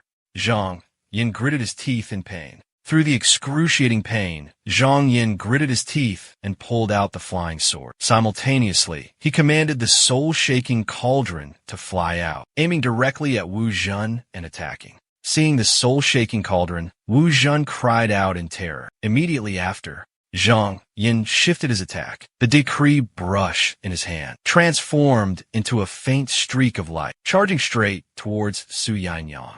Su Yanyang was utterly horrified. Unable to defend himself, he could only turn and flee. Zhang Yin pulled the flying sword from his shoulder, channeling spiritual energy into the blade. The flying sword roared, empowering him. He swung the sword downwards towards the fleeing Su Yanyang. Su Yanyang instantly collapsed to the ground. All grudges and hatred ended here. With a flick of his wrist, Zhang Yin recalled his magical weapons. Su's magical weapons also detached from his body, flying into Zhang Yan's hands. The Rui divine chariot also transformed into a beam of light, returning to its master. At the Fei Yao Tower, no enemy could escape his grasp alive. He even subdued the soul-crushing bite, absorbing it into his own body. Zhang Yin tore a strip of cloth from his robe, bandaging the bleeding wound on his shoulder. He picked up the command token, channeling his spiritual energy into it. Time was running short. He had to eliminate all remaining enemies quickly. Night fell over the Fei Chuan Tower. Zhang Yin sighed, exhaustion etched on his face. Suddenly, the tower shook violently. He rushed outside to assess the situation. What was happening? A figure suddenly lunged forward, seemingly out of nowhere. The attacker scaled the Fei Chuan Tower's protective barrier, relentlessly assaulting it. Zhang Yin narrowed his eyes, focusing on the figure. He recognized the attacker as a cultivator at the Xianguang realm. Reinforcements sent by the Su clan, perhaps. Zhang Yin thought to himself. If he were allowed to continue using his magical treasure to attack, he feared that in less than 2 hours, the tower's protective barrier would be completely destroyed. He turned, his eyes scanning the surroundings. So we're just going to let him run wild? Let him be arrogant. Let him think he can handle this alone. That way, we can avoid him calling for reinforcements. Zhang Yan's lips curled into a faint smile, a plan already forming in his mind. After searching Su Miangang's body, Zhang Yin found a jade slip. The jade slip radiated a brilliant light, making it impossible to look away. This jade slip must be a rare spiritual treasure, capable of withstanding both the Rui divine chariot and the decree brush. His eyes swept across the area, and he suddenly spotted a faint, flickering golden remnant soul far in the distance of the main hall. Zhang Yan's heart stirred, and he speculated. This must be the dissipating primordial spirit of Su Miangang. Suddenly, Zhang Yin spoke, his voice resonating like a ringing bell. Junior brother Su, why do you continue to hide? The remnant soul materialized as expected. If you don't want your soul to be scattered, be obedient and merge with this treasure. Entrust your primordial spirit to it. With a flick of his sleeve, Zhang Yin sent another magical treasure falling before Su Yanyang's primordial spirit. Su Yinyang, the fragmented soul, frightened like a bird startled by a bent branch, quickly dove into the magical treasure. Zhang Yin picked it up and observed. Within the hazy interior, he could see the silhouette of Su Yanyang standing motionless. It seemed the fragmented soul had obediently submitted. At that moment, Ling Zhou was engulfed in a furious blizzard. Imprisoned within the magical treasure, Su Yanyang kowtowed repeatedly, as if kneeling on the desert sands, pleading for mercy. Now, I am but a fragmented soul, my primordial spirit weakened. I beg senior brother to show mercy and spare my life. If senior brother has any doubts, I am willing to answer truthfully. Zhang Yin remained silent, only gazing down quietly. Suddenly,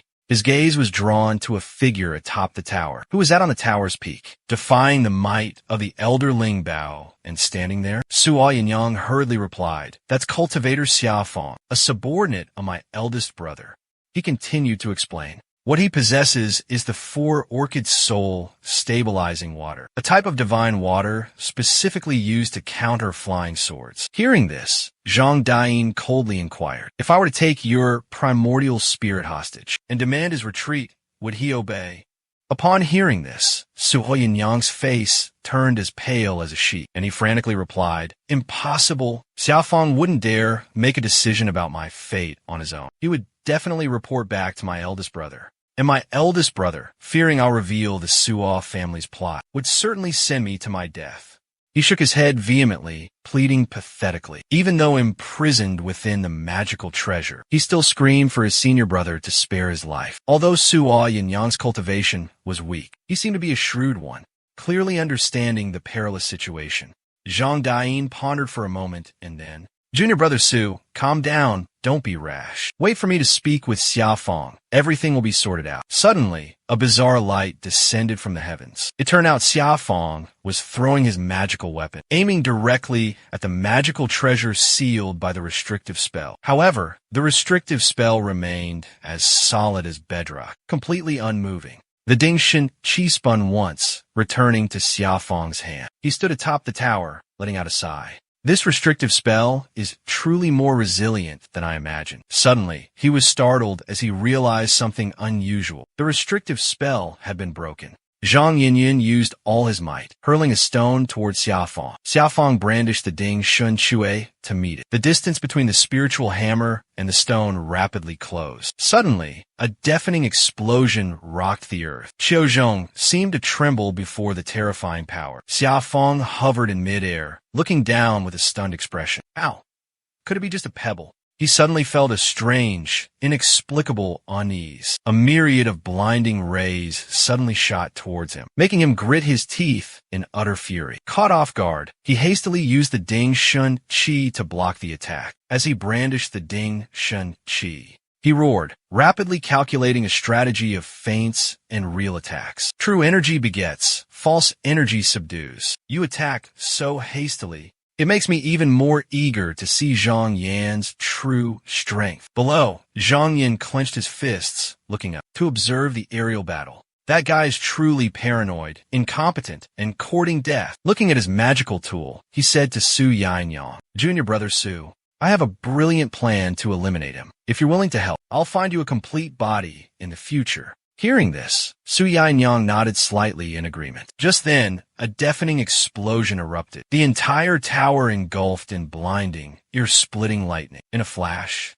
the tower completely collapsed, rubble crashing down with a thunderous roar. Fortunately, Zhang Yin, with his swift and nimble movements, managed to escape the perilous situation just in time. Zhang Yin looked up to where Xiaofeng was hovering in the air. Xiaofeng looked down, his sharp gaze locking onto Zhang Yin. In an instant, Xiaofeng raised his spirit treasure high, roaring with fury. "You arrogant brat, you dare to trifle with me. You won't leave this place alive." He channeled all his spiritual power, hurling the soul-stabilizing hammer towards Zhang Yan. The hammer tore through the air, carrying earth-shattering power. Zhang Yan remained silent, his expression calm and composed. He simply nodded, then gently released the soul-imprisoning magical treasure of Su Yinyang. "This is Su Yinyang's soul. Fellow Taoist Xia, recall your soul-stabilizing hammer. It's getting too close." Su Yinyang was terrified, screaming in a shrill voice, "Senior brother Xia, save me." Seeing Su Yinyang in danger, Xiaofeng reacted with lightning speed. He immediately recalled the soul-stabilizing hammer. "Junior brother Su, be careful." Just a moment later, Su Yinyang's fragmented soul would have been scattered into nothingness. Fortunately, Xiaofeng stopped in time, allowing him to breathe a sigh of relief. But just then, a sharp, unexpected pain spread across his chest. Clutching his chest, Xiaofeng screamed in agony. Crimson blood trickled from the corner of his mouth. His body was utterly weakened. "This is bad." Forcibly recalling the Ling Ji has backfired, Zhang Yin seized the opportunity, launching a fierce attack. He summoned the soul-crushing mortar and the Rui divine pagoda, two supreme treasures. Xiaofeng struggled to defend, his entire body trembling. But Zhang Yan's magical weapons seemed divinely empowered, their might unparalleled. Xiaofeng's defenses were completely shattered. Restrictions, barriers, all were pierced through. Xiaofeng's body was covered in blood, fresh blood gushing from his nose. Blood then erupted from his ears, and he collapsed Wulida to the ground. Xiaofeng slumped onto the cold ground. But with unwavering will, he struggled to prop himself up. His appearance was a pitiful sight. His trembling, weakened hand feebly grasped at Zhang Yan's magical weapon. "Zhang Yan." Suddenly, as if struck by a revelation, Zhang Yan's eyes widened in horror. Two sharp beams of light pierced through his body. Zhang Yin had no time to react. Luo Zhao's figure flashed like lightning. With lightning speed, she appeared, joining the fight. Her small frame held extraordinary power. From the enemy's crippled hand, she retrieved the soul calming hammer. Zhang Yuan silently observed Luo Zhao. She clutched the soul calming hammer tightly. Her cheeks flushed, shyly saying, "My lord called for me incessantly." She approached him and softly pleaded, "My lord, I wish to break the blood oath. My vital essence is depleted. I fear it will be difficult to achieve in this lifetime." Zhang Yuan asked, "Fellow Taoist, have you heard the saying, when one person achieves enlightenment, their entire family ascends to heaven?" He accepted the spiritual treasure from her hand. Zhang Yuan clasped his hands in gratitude. "If I ever achieve enlightenment, I will not forget your kindness, fellow Taoist." Luo Zhao turned away, feigning annoyance, softly saying, "I hope my lord will not forget this debt of gratitude." 3 months later, under the bright moonlight, a cool night breeze blew. As Luo Zhao and Zhang Yuan soared through the sky together, Zhang Yuan looked at his hand, lost in thought. "Thanks to the moon-embracing jade technique, my cultivation progresses rapidly at night. I am now on the verge of breaking through to the 3rd level of the bright chi stage. Atop Tianlin Mountain, clouds and mist swirl." Luo Zhao suddenly spoke, interrupting Zhang Yan's deep train of thought. "Fellow Taoist Zhang, your movement technique is rather slow. If I were to use Xianguang to transport you, it would only take a few days to reach the Shui kingdom." Zhang Yin turned his head and replied in a relaxed tone, "There's no need to rush. The Shui kingdom ruler's grand celebration is still several months away. It won't be too late to go together after I break through to the 3rd level of Ming Qi." Luo Zhao slowly explained, "For a cultivator at the 3rd level of Ming Qi, when condensing the Xianguang seed, one must decide on their future path of cultivation. Fellow Taoist, have you chosen a direction for yourself yet?" Zhang Yin pondered for a long moment before answering. "I have read some brief records in the Tao scriptures, but the content is quite vague and difficult to understand. Those records are not detailed. I would appreciate it if you could enlighten me." Luo Zhao gracefully glided forward, turned around, and began to explain, "You human cultivators always pursue ethereal and illusory things. For cultivators at the 3rd level of Ming Qi, during the stage of condensing the Xianguang seed, there are 3 major paths to immortality." She offered a few illustrative examples, her voice clear and bright. "First, the path of force, cultivating inner alchemy, absorbing spiritual energy from external elixirs, tempering the body into an indestructible, inviolable golden body. Those who master this path can move mountains and fill seas, devour the heavens and earth. Second, the path of Qi, absorbing the essence of heaven and earth, focusing on cultivating the mind, reaching the mystical realm of oneness with heaven and man. A master of this path can undergo boundless transformations, experience the myriad changes of existence, achieve immortality, and transcend reincarnation. Third, the path of law, comprehending the secrets of heaven, understanding the creation of heaven and earth, studying and grasping the profound mysteries of the universe. Those who master this path wield the power of heavenly transformations, commanding wind and rain, shifting stars, and altering the moon." Zhang Yin calmly asked in return, "Then which path does fellow Taoist cultivate?" Luo Zhao sighed softly. "Most of our Yaozu cultivate the path of force. However, I was fortunate enough to obtain a secret Taoist scripture, allowing me to embark on the path of Qi first." Zhang Yin pondered thoughtfully. "The path of force emphasizes physical refinement. The path of Qi requires superior cultivation techniques for guidance, while the path of law necessitates comprehending the profound secrets of heaven and earth." At this moment, Luo Zhao gracefully approached, her lotus steps light and delicate. She gently extended her jade-like hand, beckoning Zhang Yin. "Fellow Taoist Zhang, are you aware that Ji Jiushang, the Demon King, is planning to hold a grand alchemy conference in celebration of his birthday, and offering the primordial metal life fruit scripture as the prize? That's a supreme cultivation manual for refining physical power." Zhang Yin questioned, an alchemy conference for human alchemists. Shouldn't the reward be a manual for cultivating qi or magical arts? Why offer a physical cultivation manual that the demon race excels in? Does she intend to monopolize the 6 paths of reincarnation elixir? It must be so, she explained. Ji Jiushang has a half-demon son named Ji Zhang. He studied alchemy under a renowned master and possesses extraordinary cultivation. Offering the primordial metal life fruit scripture as the prize is clearly meant to bolster her son and spread his fame throughout the world. Ji Jiushang is holding this alchemy conference solely for the benefit of her son, using the cultivators of the world as stepping stones for her son. How ludicrous and selfish. Zhang Yin scoffed, his voice dripping with contempt. And yet, she managed to summon cultivators from all corners, gathering alchemists from across the world in one place. All of you here must be eager to showcase your skills. Who has the audacity to claim the supreme position for themselves? Does he intend to rule over everything, to control all destinies single-handedly? Luo Xiao, upon hearing this, his body trembled as he instinctively turned around, his face etched with astonishment as he asked fellow cultivator Zhang, "Do you mean he desires to seize the throne of the Wu kingdom? One of the 8 supreme overlords. Isn't that a clear reference to the Shui kingdom here?"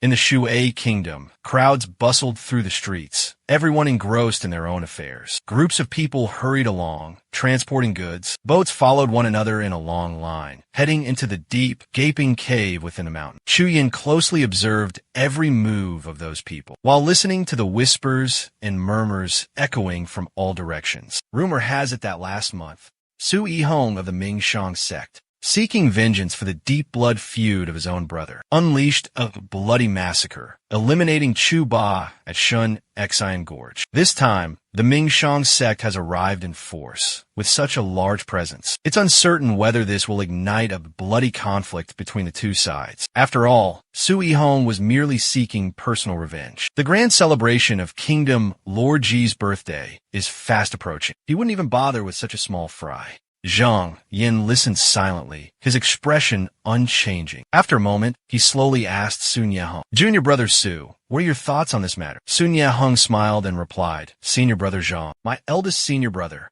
certainly won't let you off easily. Therefore, I implore senior brother to display your full capabilities in Shui Nation. Amidst the bustling city, you can surely protect your life." Luo Zhao's face darkened upon hearing this, and he coldly said, "This guy is speaking nonsense, plotting to harm fellow Taoist Zhang, now that he's appeared in Shui Nation. If the Su clan sends assassins after him, wouldn't he be in mortal danger?" Zhang Yin calmly replied, "My identity on this trip is as an envoy of the Mingshang sect. Ruler Ji will certainly consider the amicable relationship between our two sections. We wouldn't be so easily met with misfortune. We even secretly sent people to protect him." Suo Mieheng, standing beside him, quickly added, "Exactly. One senior brother has firmly set foot in the Shui kingdom. Eldest senior brother, who would dare to trifle with you?" The ferryman spoke in a resonant voice. "Finally, it's our turn." The boat slowly parted the waves, gliding into the river's current. Ahead, another boat sped past. An arrogant voice rang out. "On my boat is the alchemist personally invited by Donghai Shentu Gong to meet with the Ji kingdom's ruler. Out of the way.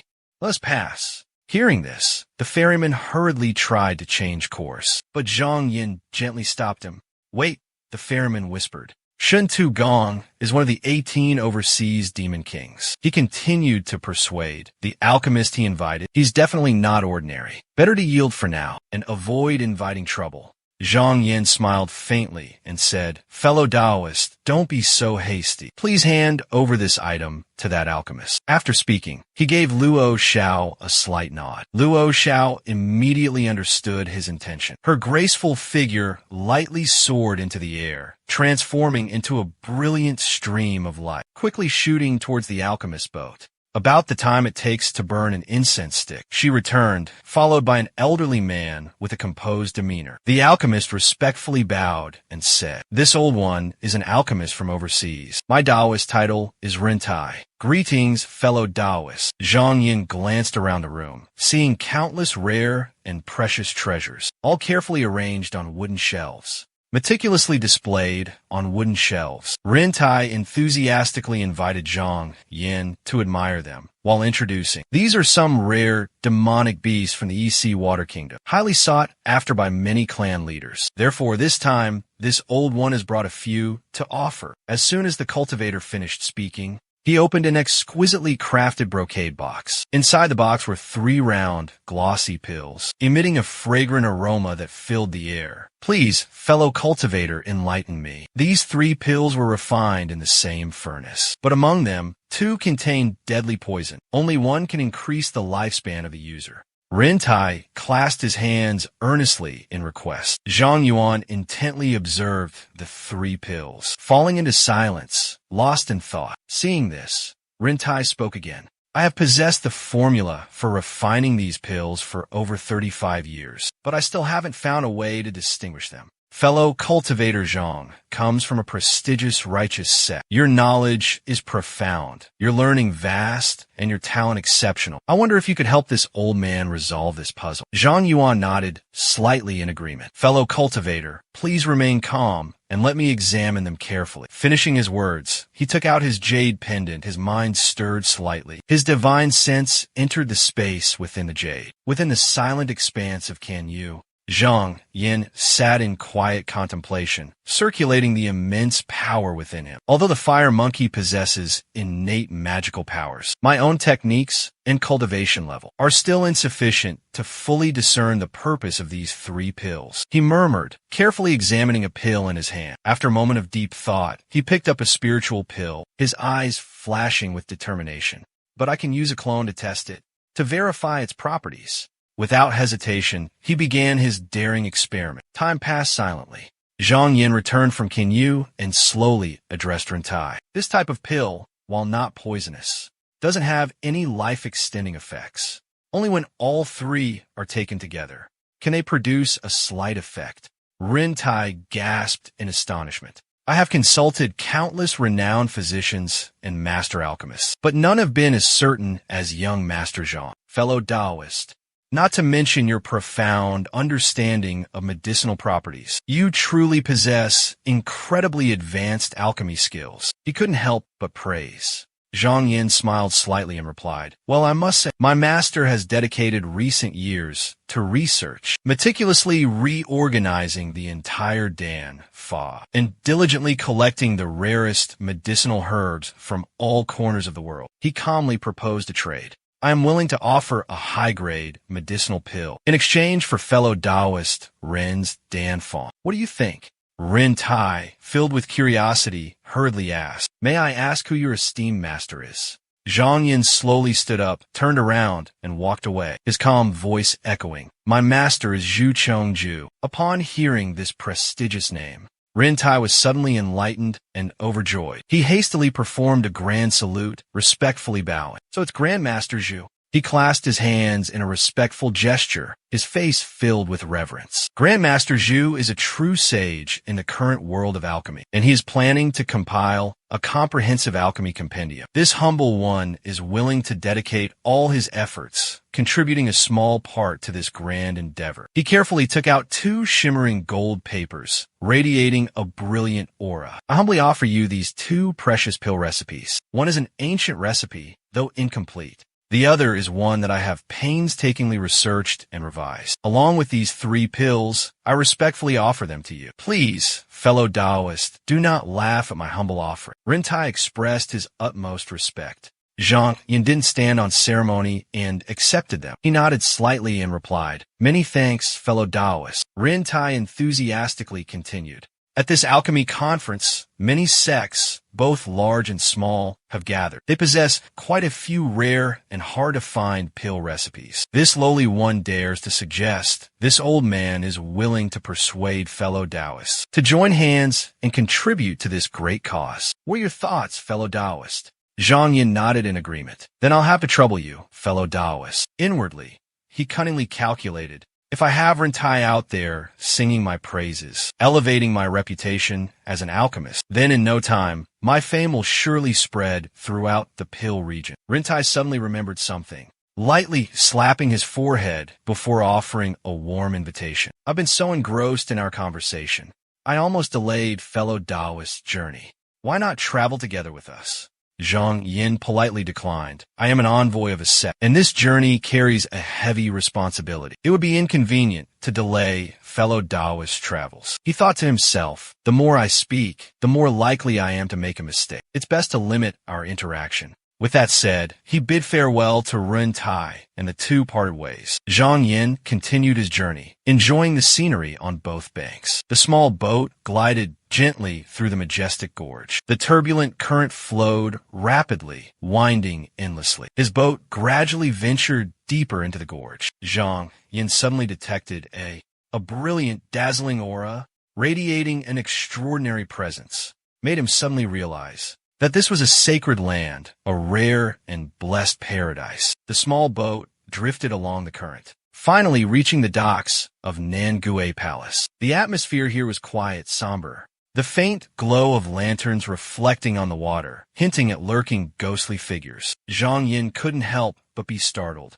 realizing that the shimmering lights originated from this place. At Baiyin Xian, a tavern in Shuaigua, Zhang Yin and Luo Xiao disembarked together. As soon as he stepped ashore, he took a deep breath, sensing the dense, cold yin energy, and thought to himself, this place has heavy yin energy and abundant water vapor. Truly an ideal place to cultivate yin zhong shui. Yin zhong shui, a secret technique recorded in the Lan Yun secret manual. He instructed Luo Xiao that for the next 3 months, I wish to enter secluded cultivation. Unless summoned by the king, I shall not receive any visitors. Luo Xiao responded with a smile. My lord, rest assured, with me guarding outside, you can focus solely on your cultivation. Inside the quiet chamber, Zhang Yuan sat cross-legged, carefully examining the 3 spirit pills. My turbid qi can indeed corrode flying swords, but its power seems insufficient. He frowned in deep thought. For instance, during the fight with Wu Zhan, although his flying sword was corroded by the turbid qi, he was still able to control it again. What if I infuse the turbid qi into the yin and yang dual poisons? Without hesitation, he decided to conduct an experiment. He swallowed a spirit pill, circulating his true qi to dissolve the medicinal power into his body. Before Zhang Yuan, 2 streams of smoke with distinct colors slowly emerged. The azure cloud soared at his hip, hummed softly, vibrating with a faint resonance. In a blink, it transformed into a streak of shimmering light, dancing in midair. Zhang Yin gently blew a breath onto the levitating sword. The flying sword seemed to sense a turbid energy from his breath, its surface gradually changing, as if eroded by an unseen force. Then, it gently descended, returning to rest in his hand. Zhang Yin looked at the sword, a satisfied smile gracing his face. Just then, the steady rhythm of approaching footsteps echoed from outside. Luo Xiao entered, bowing respectfully. He reported in a low voice, Master, Crown Prince Ji Zhang, beloved son of King Ji, has sent an envoy. The envoy awaits outside. Zhang Yin nodded slightly, gesturing for Luo Xiao to invite the envoy in. A woman entered, impeccably dressed and with a dignified demeanor. She bowed respectfully and introduced herself. I am Zhen Ming, a court lady serving Prince Zhen. Prince Zhen has a message for you. He has heard that the envoy of the Mingshang sect, Master Zhang Yin, possesses exceptional alchemy skills and bestows upon you a set of illusory Tao robes. She spoke gracefully, respectfully presenting an exquisitely crafted Taoist robe, then continued. This Taoist robe possesses miraculous properties. It can withstand fire and water, resist the gathering of the 5 elements, and even calm the mind and spirit. Taoist Zhang, please accept this humble gift. Zhang Yin looked at the robe, inwardly speculating. It seems that thanks to Ren Tai's praise, my reputation as an alchemist has begun to spread throughout the Dan realm. Luo Xiao said, your renown as an alchemist is illustrious, reaching far and wide across the Shuaigua Dan realm. Zhang Yin replied calmly, nodding slightly to Luo Xiao in acknowledgement. You are truly worthy of your place on the true king's list. I am deeply impressed. He then inquired, may I ask, what important matter brings Taoist Shangwan here? Zhen Ming replied, Taoist Zhang, as a direct disciple of Grandmaster Zhu, you are a hero of our time, with unparalleled talent and wisdom. You must surely have a deep understanding of the Shui kingdom, Lord's intentions. With this grand pill making assembly upon us. Zhang Yin nodded slightly in agreement.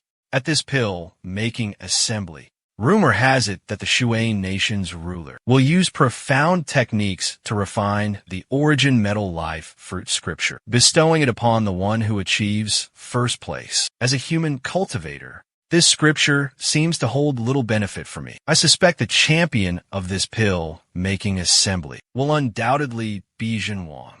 He sang Zhen Wang's praises. Zhen Ming smiled in response. Fellow Taoist speaks truly. With Prince Zhen Wang, we are fellow cultivators, sharing the same aspirations on the path of cultivation. This Zhen Wang naturally wouldn't let fellow Taoists suffer any disadvantage. She inquired, I wonder what our fellow Taoist desires. This prince will do his utmost to fulfill them. Hearing this, Zhang Yin smoothly continued, if I were to achieve first place, I would only desire to borrow the origin metal life fruit scripture for perusal. His audacious words hung in the air, leaving Zhen Ming utterly speechless.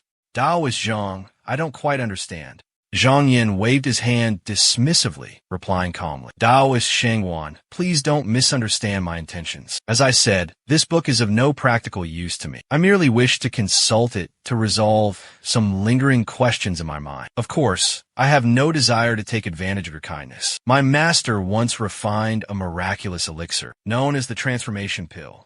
As its name suggests, the transformation pill, when activated with sufficient power, allows a demon beast to shed its animal form and cultivate into human shape. I am willing to trade this precious elixir for a chance to peruse the book. The offer hung heavy in the air, astonishing Zhen Ming even further. She pondered deeply. For a demon beast seeking enlightenment, transformation was a prerequisite to cultivating higher-level techniques. And in this water kingdom, even demon beasts of royal lineage with the purest bloodlines, there's no guarantee of successfully refining the transformation pill. If this transformation pill is as Zhang Yin describes, then its value to the royal family is truly immense, immeasurable. She replied to Zhang Yin, fellow Taoist, this matter is not something I can decide on my own. I need to report to Zhen Wang first before I can give you an answer. I ask for your understanding. Zhang Yin smiled gently. Night fell. Zhang Yin finally finished reading the book of primordial golden fruit. I initially thought that exchanging pills for this book would take at least 10 days to half a month. I didn't expect it to be delivered to me tonight. He put the book away, lost in thought.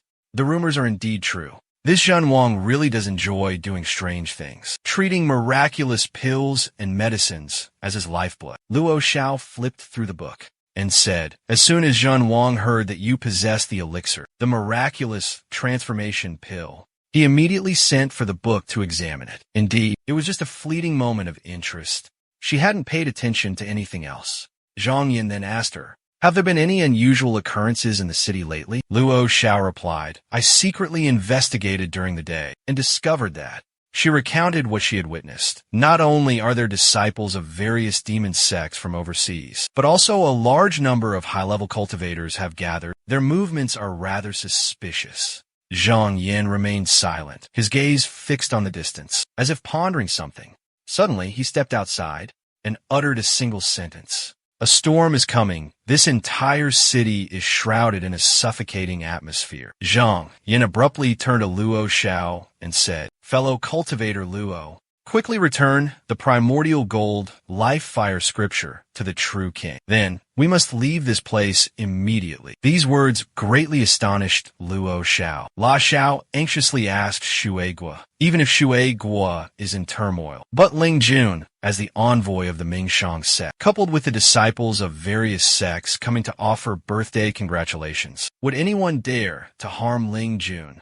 Zhang Yin shook his head slightly, a troubled expression on his face. He explained to her, Zhen Wang acts recklessly, without the demeanor of a gentleman. I fear this alchemy conference will encounter unforeseen circumstances. If he is forced to abdicate or even imprisoned, then all past minor offenses could be turned into serious crimes. For instance, borrowing the Jin Shu for examination today, once exposed, would become an undeniable crime. If we don't leave, are we supposed to sit here and wait to be implicated? He explained carefully. La Xiao suddenly understood. Ling Jun is right. I'll go prepare the boat immediately. Zhang Yin interrupted her, instructing, wait, before we go, buy some blood essence as bait. I'll take those last words back to the island to brighten the place up a bit. Luo Xiao asked cheerfully, does Lang Jun mean to borrow the enchanting reputation of the Shui kingdom to help me appear before everyone openly and legitimately? Zhang Yin smiled and replied, Taoist Luo truly understands me best, a kindred spirit indeed. No need to speak, we already know each other's hearts. So from now on, you can freely appear at the Ming Chang's sect. He suddenly fell into deep thought. It's a pity, just 3 more wisps of spiritual energy, and I could break through to the 3rd level of the Ming Qi realm. It seems I must leave this place this time. What a waste of this Earth meridian. The two continued their journey, traversing countless treacherous mountains and rivers, until dawn broke the boat. But his small boat drifted silently on the vast river. The boat gradually approached a range of towering mountains, their peaks scraping the sky. Luo Xiao announced, once we pass through this mountain gate, we will officially leave the territory of the Shui Guodanyu. Shui Guodanyu. This seems like a place name and might not need translation. Then, without the earth veins transforming spiritual energy into force, we can use flying artifacts to return. However, Ling Jun Luo Xiao hesitated, a look of uncertainty flickering across her face. She pointed towards a boat behind them, her voice laced with caution. From the moment we set off until now, that boat has been tailing us from a distance. I'm afraid this pursuer doesn't bode well. On the deck of the trailing boat, a man stood as still as a statue, radiating an oppressive aura. The man on that boat was none other than Shun Yaofeng. Shun Yaofeng stood proudly at the bow, channeling the spiritual power within his body, drawing the flying sword from his hip, his eyes as sharp as blades. He glared coldly at the boat ahead, murderous intent blazing in his eyes. He controlled the flying sword with his hand, pointing its tip towards Luo Xiao's boat. A deep voice boomed, like thunder on a clear day. The flying sword was enveloped in a brilliant golden aura. A brilliant halo, burning like fire, tore through the night, hurtling towards the boat ahead. Witnessing this, Zhang Yin and Luo Xiao, standing on the other side, were filled with dread. The flying sword, carrying earth-shattering power, capable of destroying everything in its path, was rushing towards them with terrifying speed. Without hesitation, Luo Xiao stepped forward, shielding Zhang Yin. He channeled his energy, releasing a powerful and formidable surge of qi to meet the incoming sword, blocking it from continuing its trajectory towards them. Zhang Yin called out in a loud voice, "Which Taoist friend is this?" Shun Yaofeng replied coldly, "Zhang Yin, do you remember Shun Jingyue?" Zhang Yin paused in thought for a moment. "Senior brother Shun, the sect leader of Guanyuan's sect? Of course, this Zhang remembers him well. At the Xianwen Discourse Conference years ago, I had the opportunity to discuss with senior brother Shan, exchanging insights on profound techniques." Shun Yaofeng spoke, his voice icy, interrupting Zhang Yan's reminiscence. "I am Shun Yaofeng, Shun Jingyue's older brother. That day, at the Dangwen office, you harmed my younger brother, causing his qi to reverse and leading to his death. Today, I'm here to take your life as retribution." As soon as he finished speaking, Shun Yaofeng began channeling his spiritual energy into his hands. He roared with fury, "Take this." In an instant, countless flying swords materialized from thin air, like a deadly rain of arrows, hurtling toward Zhang Yin. Luo Xiao turned to Zhang Yin and said, "Fellow Taoist Zhang, allow me to handle him." Luo Xiao swung his Taoist robe powerfully, releasing an invisible burst of energy, which collided violently with the incoming swarm of flying swords. They were repelled and scattered in all directions, even though the flying swords continued to pour down like torrential rain. Luo Xiao calmly waved his sleeves, shattering the onslaught of flying swords. Zhang Yin flicked his wrist, and a spiritual weapon appeared, shooting towards Luo Xiao. "Fellow Taoist Luo, this spiritual weapon is for you." Luo Xiao reached out and caught it, wielding the unparalleled power of a spiritual treasure. Luo Xiao calmly faced the incoming flurry of sharp flying swords. With each wave of his hand, he effortlessly shattered the swords into fragments, the shards falling into the churning river below, creating ripples on the surface. Witnessing this extraordinary scene, Shun Yaofeng furrowed his brows slightly, lost in thought. A spiritual treasure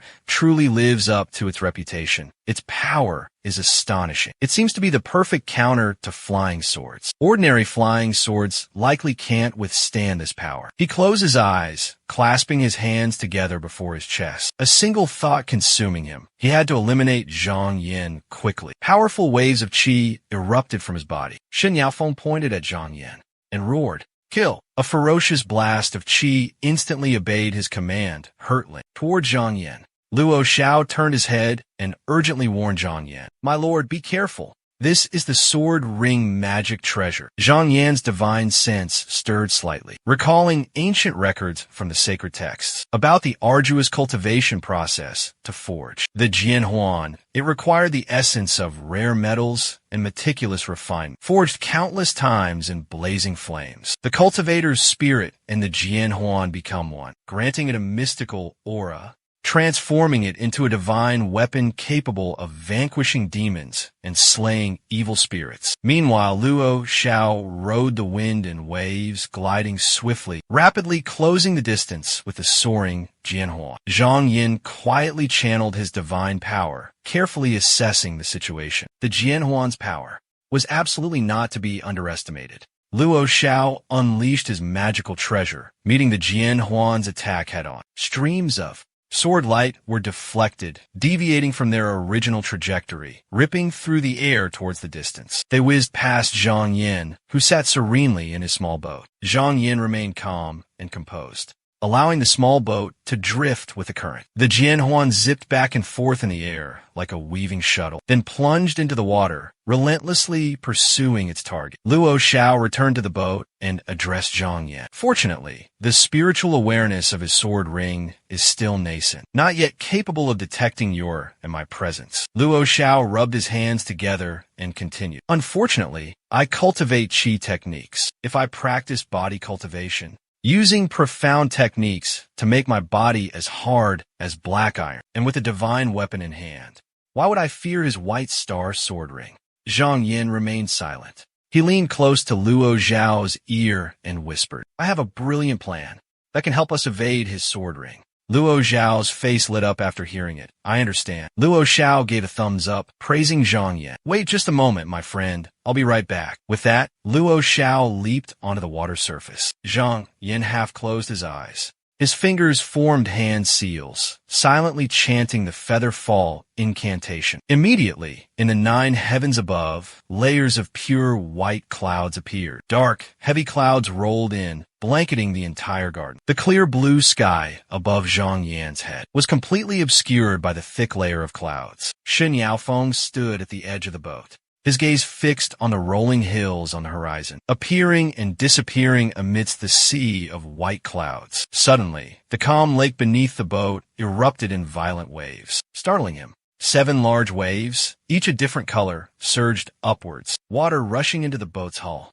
Shen Yaofeng cried out in panic. "The boat's breached. We're sinking. We're sinking." Shen Yaofeng quickly focused his energy, his brows furrowed, his face a mask of anger. "Such petty tricks dare to impede my path." He stomped his foot on the deck, his body launching into the air before landing on the water surface. He glided across the water with supernatural grace, roaring, "You can't escape." Luo Xiao returned to the boat's cabin, gave a thumbs up, and said to Zhang Yin with a smug look. The talented warrior had destroyed all of his boats. Zhang Yin stood from behind, watching Shun Yaofeng with superb agility, gliding across the water surface. He slowly spoke, his voice full of satisfaction. "Well done. Now he's just a fish on a chopping block, ready for the slaughter. Taoist Luo, proceed according to plan." Shun Yaofeng glided over the rolling waves, a mystical talisman appearing in his right hand. He roared, "Ah!" and massive columns of water simultaneously shot up into the sky. At the same time, Shun Yaofeng soared through the air in the blink of an eye, appearing right in front of Zhang Yin and Luo Xiao. Hovering in midair, Shun Yaofeng roared furiously, "Zhang Yin, prepare to die."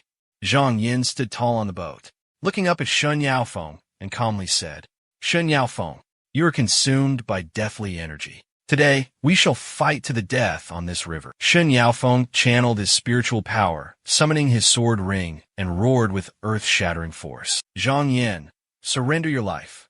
Luo Xiao brandished his magical weapon, shouting disrespectfully, "You brat, you dare act so presumptuously before me?" The sword ring and the magical weapon flew like lightning, aimed directly at their opponents. In the blink of an eye, the magical weapon pierced through the sword ring as easily as snapping a dry twig. It continued to hurtle straight towards Shen Yaofeng. Shen Yaofeng calmly raised his hand, chanting an incantation, a smug look on his face. Using a sword ring against me? Laughable. The sword ring, with terrifying speed, fiercely charged towards Zhang Yan. Zhang Yan watched in horror as the sword ring approached right before his eyes, waiting for a figure to appear and stop it. Shen Yaofeng exclaimed in astonishment, "What could possibly block my sword ring?" At that moment, Luo Zhao's spiritual treasure arrived. Shen Yaofeng hastily retreated to dodge, spreading his arms wide. Countless talismans suddenly appeared.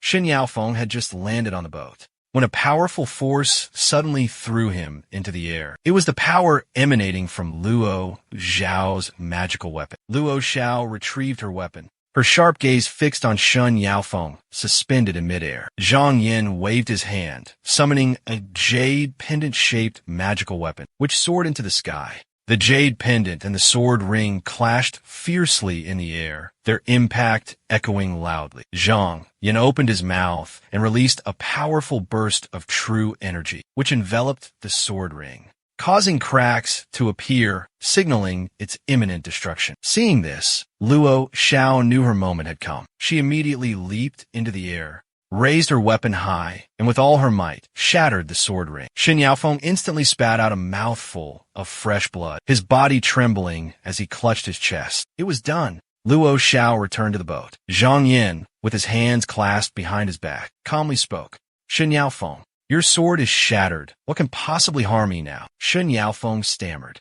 The moment Zhang Yan finished his sentence, he suddenly unleashed a spell. Countless talismans shot out like a downpour. A barrage of talismans fiercely swirled in midair, transforming into a furious vortex that hurtled towards Zhang Yan. Luo Xiao gripped his magical weapon tightly, ready to face the onslaught. Luo Xiao leaned back, his hands sweeping out, drawing powerful streams of energy. The energy streams violently collided with the whirling talismans, producing an earth-shattering explosion. Zhang Yan pointed his finger, chanting the mystical incantation Rui Divine Lock. The talismans were instantly ripped apart, disintegrating into countless fragments in the blink of an eye. Witnessing this, Shen Yaofeng was utterly terrified. He hastily channeled his energy, defending against the incoming magical attack. Luo Xiao soared into the air, letting out a deafening roar, unleashing his magical weapon towards Shen Yaofeng. Shen Yaofeng exerted himself even further, mustering all his power to withstand the fierce onslaught of the magical weapon. Witnessing Shen Yaofeng struggling miserably, his vital essence severely depleted, almost exhausted, Luo Xiao thought to himself,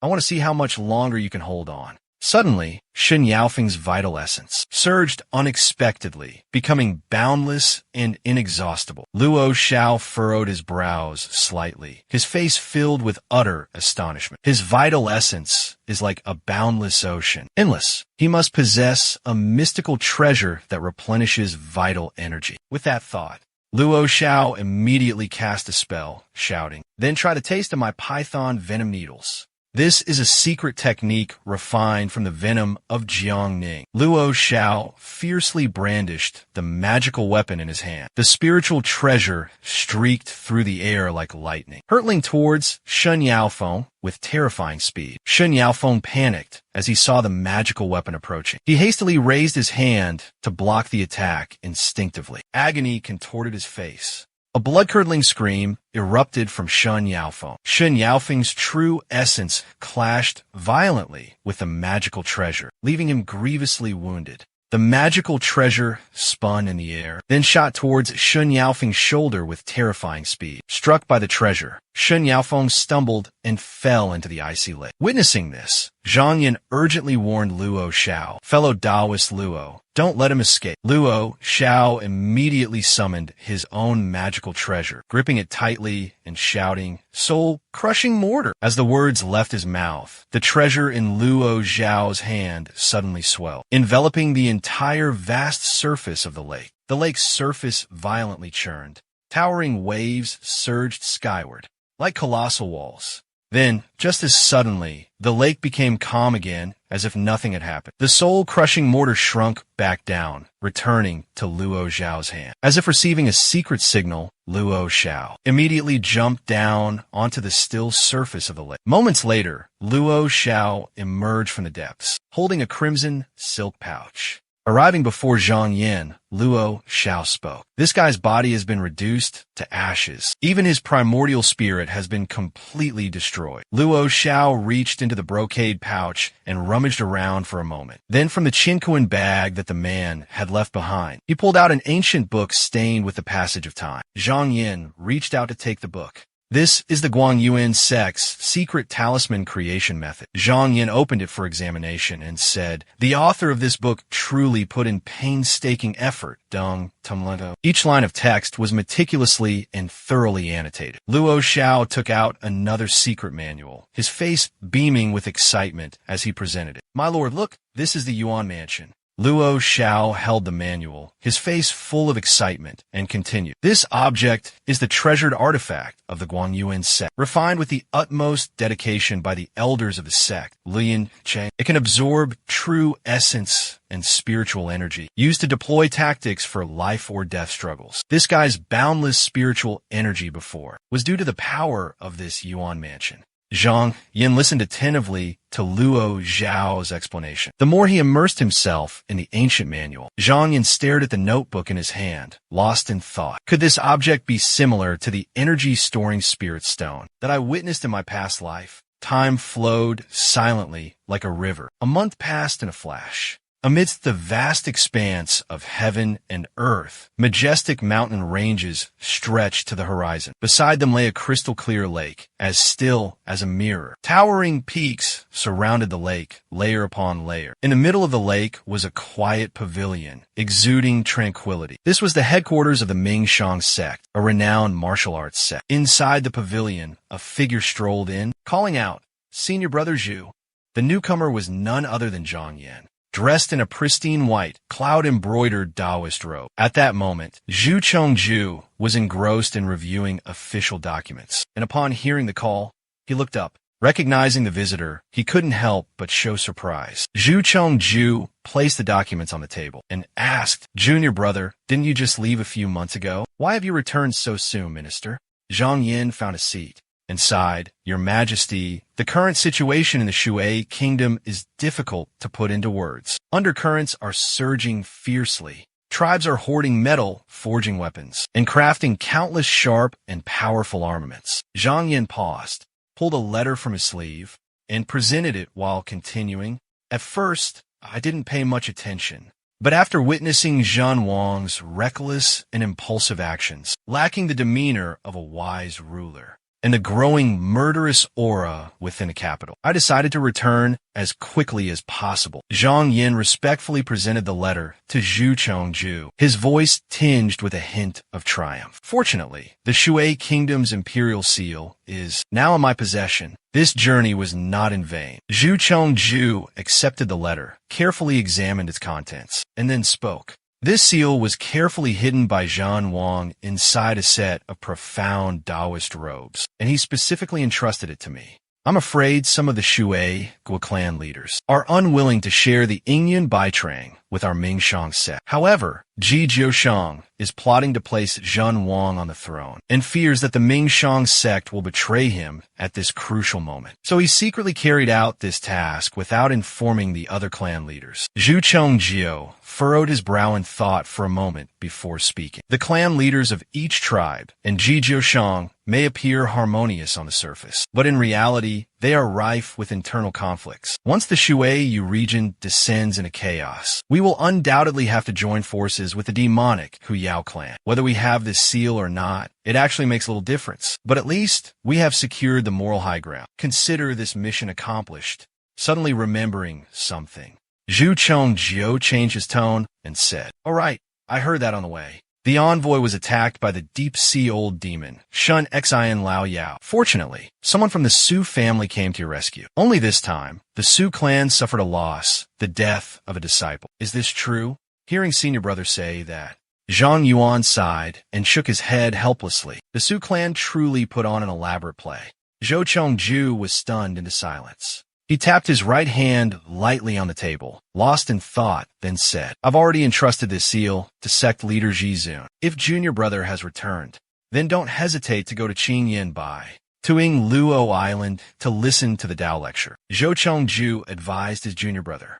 "Today, Elder Chun is holding a lecture on the Tao of flying swords. All disciples are welcome to attend. This opportunity comes only once every 16 years. It's truly rare." Zhang Yuan asked in surprise, "Teaching the art of flying swords?" He recalled the technique that Shun Yaofeng had once used. Fellow Taoist Shun Yaofeng once used this technique, a plot to take Zhang Yan's life. He thought to himself, the vast Donghua continent, with its 66 great sects, only disciples who reach the Ming-Chi realm of the 5 great sects are capable of controlling the sword ring magical treasure. The Mingshang sect is among those 5. Today, upon my return, I encounter the chance to observe the transmission of flying sword techniques. Truly, the timing and location are auspicious. I must witness and comprehend this. With his mind made up, Zhang Yan immediately departed from his residence on Luo Island of the Mingshang sect. Every year, the elders of the Mingshang sect hold a sermon, imparting profound techniques to their disciples. Today was the day Elder Chun would preach, regardless of whether one had a master or not, or hailed from one of the 5 great families or not. All disciples under the sect were permitted to attend the lecture. When Zhang Yan arrived at the preaching grounds, the place was packed. Not a single empty spot remained below. Only the highest position remained, untouchable and unchallenged. Suddenly, a small hand gently tugged at the hem of his robe. Zhang Yan was slightly startled, turning to find a young woman with vibrant, short purple hair. She softly spoke, a gentle reminder in her voice. "This Taoist brother, the seats ahead are reserved for senior brother Yan and senior brother Ming." The young woman gestured in a direction, addressing Zhang Yan. "If senior brother doesn't mind, you could sit beside me. This spot is still available." Like a drowsy man finding a soft pillow, Zhang Yan felt a surge of relief. He clasped his hands together in gratitude. "Many thanks, junior sister." As he sat down, he inquired, "I haven't yet learned junior sister's name." Her cheeks flushed. She shyly replied, "Senior brother is too kind. I am Qinan." Before she could finish, a sound resonated through the air, catching her attention. A bell tolled, signaling the arrival of the important moment. The Grand Master opened the ceremony and began to preach the Tao. The disciples listened quietly. Young Qinan playfully put his index finger to his lips, signaling for silence. Zhang Yan nodded slightly, indicating he understood. From afar, an elder with hair as white as snow, holding a horsetail wisp, walked step by step towards the high platform. It was the esteemed Elder Chun. He settled into his seat and slowly began to speak. "This sword technique is called the Zhongyuan sword scripture. After comprehending it today, you must absolutely not disseminate it without permission. Otherwise, you will be severely punished by the sect rules." Finishing his words, the Mingshang sect elder gently placed a finger on his glabella, and a halo of light immediately appeared between his eyebrows. From that small point of light, a sphere of light shot out, radiating a brilliant light containing an immensely powerful energy. The elder instructed, "Observe carefully." Intense light radiated out, illuminating the reverent faces of all the disciples. Qinan also excitedly clapped his hands in admiration. The elder narrowed his eyes slightly, moved his finger slightly, pointed at a disciple, and asked, "Feng Ming, have you seen enough?" The disciple whose name was called was startled, utterly terrified. Upon hearing Elder Chen's command, "Come forth and demonstrate your skills on the platform," Feng Ming respectfully received the orb from the elder, accepting the order. "As you command," he declared with a resolute expression. The orb in Feng Ming's hand, under his skillful manipulation, seemed to possess a sentience, rotating with agility and grace. It danced magically, clearly displaying his extraordinary talent. Witnessing this, Zhang Yan turned to Qinan and asked, Who is that? Qi Nan, surprised, replied. Senior brother doesn't recognize senior brother Feng Ming. He's a prodigious genius. Having joined the sect only 15 years ago and already a Ming Qi triple layer expert, she continued. I heard that today he successfully condensed the Xian Guang Si, a talent highly regarded by all the grandmasters. As Qi Nan finished speaking, Feng Ming completed his demonstration, drawing a wave of applause and praise from the onlookers. Feng Ming respectfully cupped his hands in greeting. Elder Ming Shang of the Ming Shang sect stroked his snow-white beard with satisfaction. This Zheng Yuan sword cannon, though it's merely an introductory flying sword technique of our sect, but in such a short period, for you to be able to execute it even once is truly rare. Last week, the elder refined 10 Stardust sword rings. He said if he successfully refined more, he would bestow one upon me. He looked towards the heavens and solemnly promised, within the next 10 short days, if anyone can grasp even a fraction of the essence of this sword technique, I will reward them with this treasure.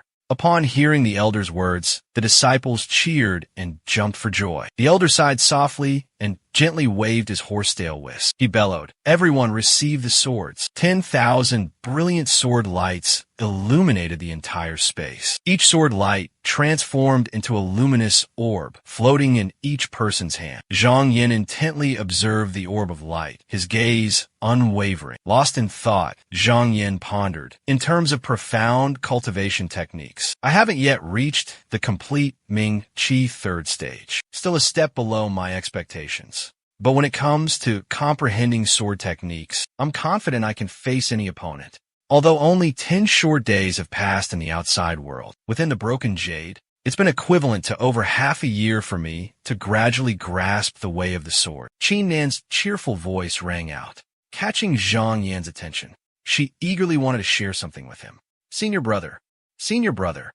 look. Qi Nan held up a glowing purple orb. Suddenly, she realized she had accidentally grabbed onto the edge of Zhang Yan's robe. Her cheeks flushed crimson, and she quickly withdrew her hand. Embarrassed, Qi Nan turned away, blushing, shyly covering her face with her hand and stammering. Senior brother, please forgive my momentary outburst. Zhang Yan simply smiled warmly. It's all right. When I first successfully condensed my vital qi, I was just as overjoyed as you are. Zhang Yin observed the other disciples around him, witnessing a range of expressions from outrage to utter dejection. He silently pondered to himself. Junior sister Qi Nan is truly surprising. In such a short time, she was able to lift the sword ring with her vital qi. While she couldn't go further, that's only due to her low cultivation level. Her aptitude is already top-notch. It's all thanks to her pure heart, unburdened by fame or fortune, harmonizing her innate talent and divine sense, solely focused on the way of the sword. Zhang Yin then observed the disciples at the second and third levels of bright qi, who could easily control their sword rings. He immediately made up his mind.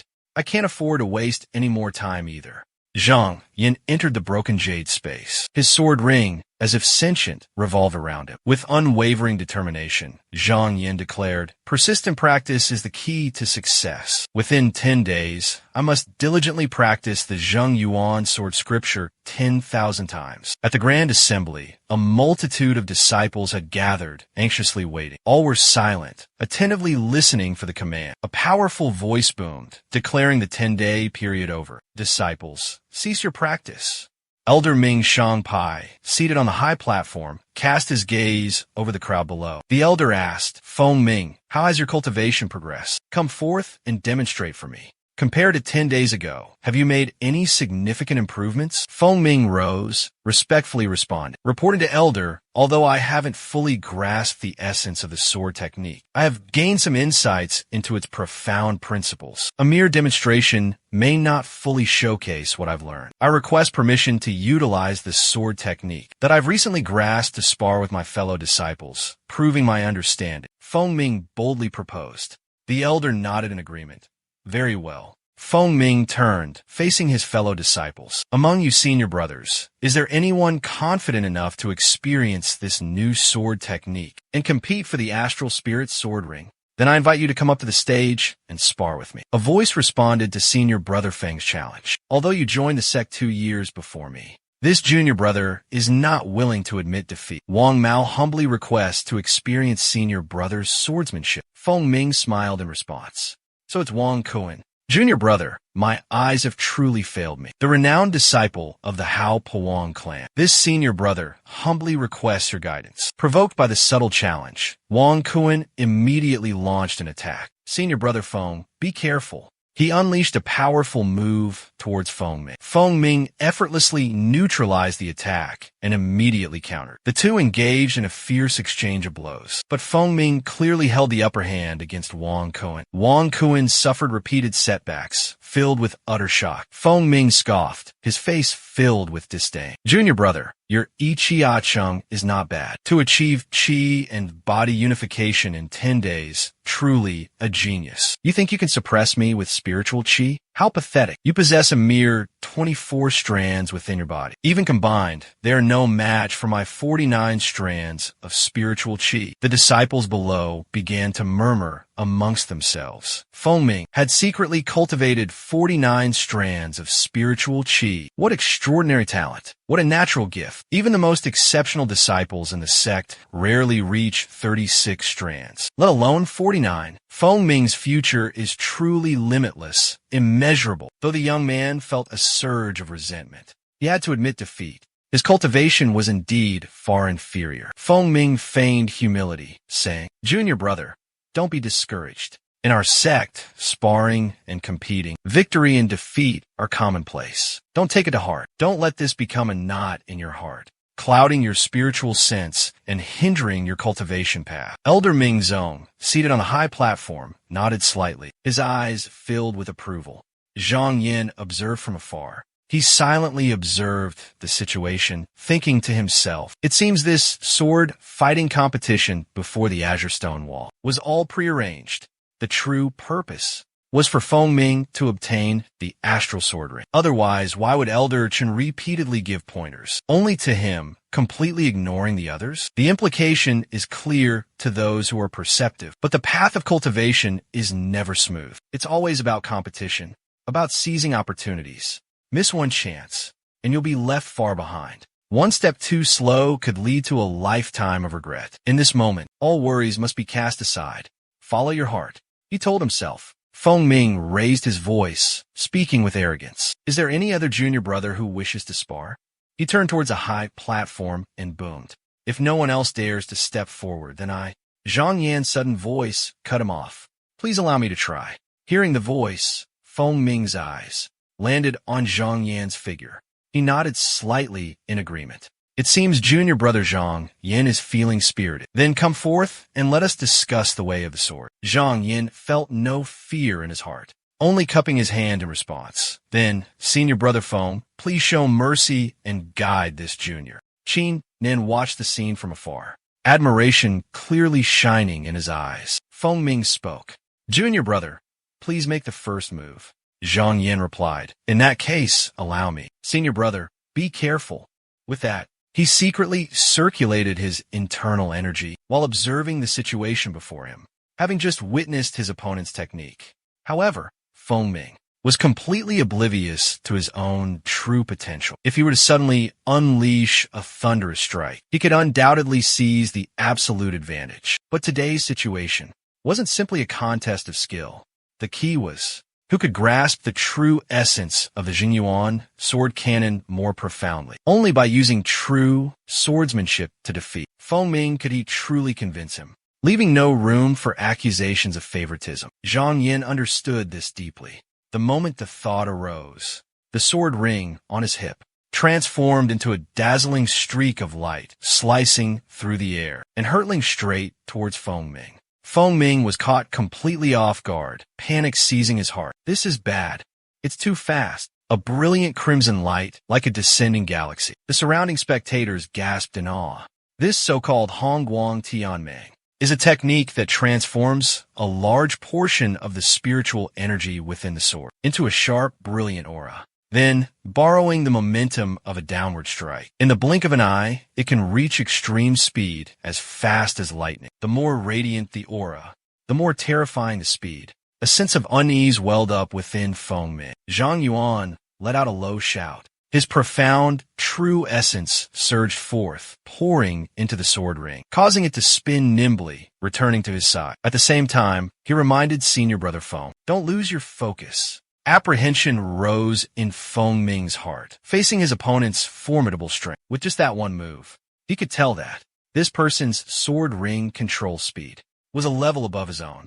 In terms of pure speed, he was definitely no match. Within my Dantian, 49 strands of spiritual energy converge, condensing into a unified force. Once unleashed, it will be like a raging thunderstorm, a mighty army attacking the enemy. Such a surprise attack, absolutely no one can withstand. Overpowering the opponent with sheer force is the best strategy. Deep down, Feng Ming was resolute in his decision. Feng Ming abruptly changed his tactics. "Junior brother, your swordsmanship is truly superb and refined. But with my next move, I'm afraid you won't be so lucky."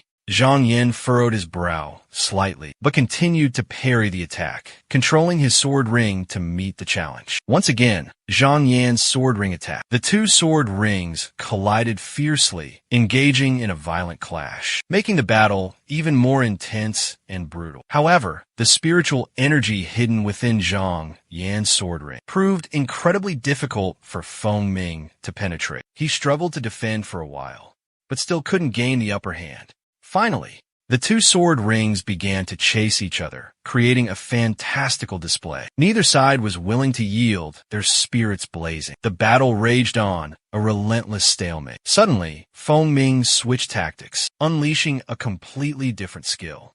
Chonglang Chao Dai, surging wave, soaring butterfly. This was the ultimate Ming Qi technique, one of the most difficult moves to master in the Jinyuan sword canon. First, he channeled a surge of spiritual energy, causing the sword ring to spin with immense offensive power if it encountered an obstacle or failed 7 times. A second surge of spiritual energy would instantly be layered on top, amplifying its power. This process would repeat continuously, the sword ring spinning relentlessly, its speed accelerating to terrifying levels. The energy contained within would multiply exponentially, becoming utterly dreadful, until the opponent could no longer withstand it, unable even to dodge. Witnessing this, Feng Ming was nearly overwhelmed with terror. This guy is truly too strong, he thought to himself. He can continuously change his technique up to 28 times. Yet, Zhang Yin showed no signs of fatigue. Feng Ming gritted his teeth, frustration building inside him. However, the Chonglang style had a fatal weakness: his limited spiritual energy reserves. The spiritual energy within his Dantian only amounted to 3,642 strands at most. Therefore, the sword ring could only be activated a maximum of 42 times. He couldn't believe that, in terms of spiritual energy, Zhang Yin could surpass him. Both exerted their full strength, unleashing all their energy. Their two sword auras clashed violently once more. A deafening sound resonated, shaking the very air. A triumphant smirk curled Zhang Yan's lips, while Feng Ming seemed to have encountered a formidable opponent. He controlled his sword aura, encircling his adversary, pushing him to his limits. Feng Ming struggled to withstand the relentless onslaught, his body trembling with exhaustion. Their sword auras clashed fiercely, reaching a fever pitch. Suddenly, Zhang Yin switched tactics, his sword aura transforming into a lightning-fast bolt, hurtling towards Feng Ming with terrifying speed. Feng Ming was completely caught off guard, taking a direct hit. At that very moment, an invisible pressure suddenly emerged, pushing him backward. Senior brother yielded the opportunity. Zhang Yin smiled faintly, cupping his hands in a respectful gesture. The elder on the high platform, witnessing this scene, immediately darkened his face, becoming frighteningly gloomy. He interrogated Zhang Yin. "I ask you, have you ever been taught this ultimate flying sword technique before?" The young man shook his head, replying, "Reporting to elder, this disciple has not." The elder's expression changed instantly, and he roared in fury. "You still dare to lie and deceive. I saw you execute the swordsmanship with such proficiency. Your movements graceful, agile, and natural, clearly indicating years of arduous training to reach such a level of mastery.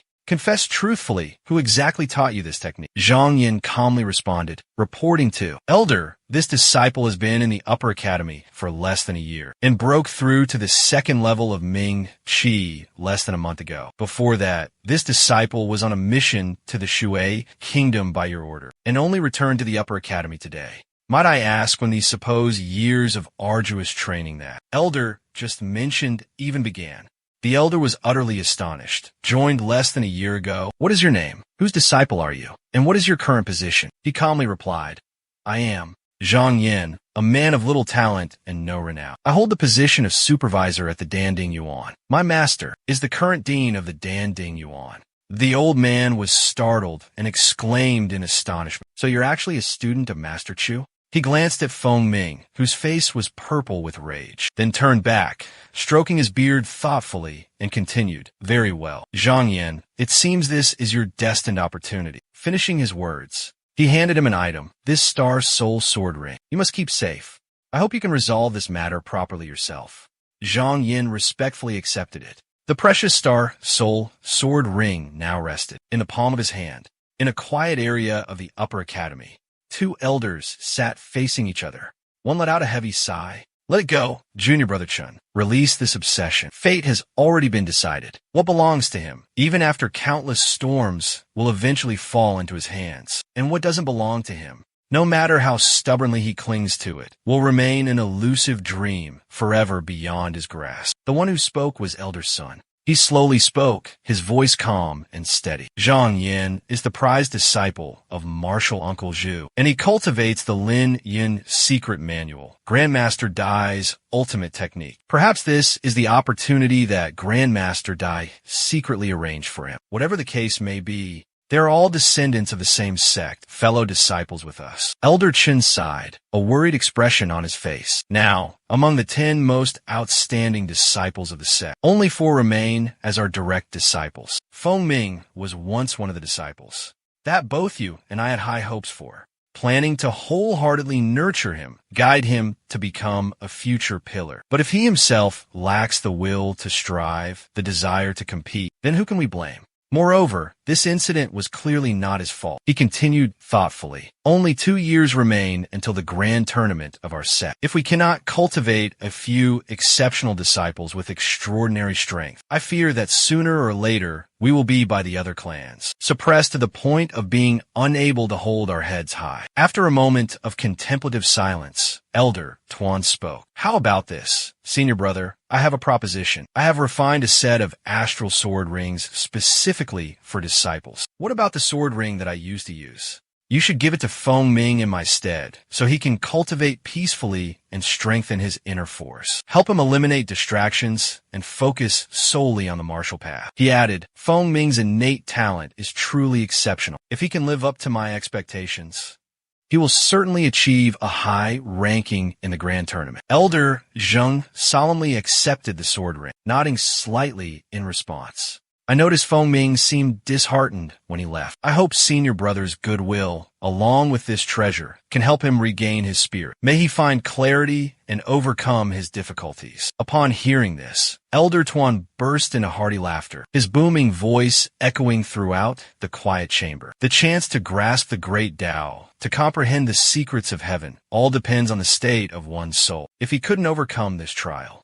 if he couldn't conquer his inner demons, then what qualifications, what abilities? Would he have to face disciples from prestigious and powerful clans? This rare opportunity was the perfect measure to assess the true depth of his character, to see if he was worthy of the elders' praise and accolades. 1 month later, the deep, commanding voice of Zhu Chongju resonated throughout the Danding Institute. Junior Brother Zhang, having joined less than a year ago, has already reached the 3rd level of Ming Qi. Truly, the discerning eyes of our predecessors were impeccable. The future prosperity and glorious development of our sect, the great undertaking of revenge, will surely benefit greatly from your contributions. He paused for a moment, then continued.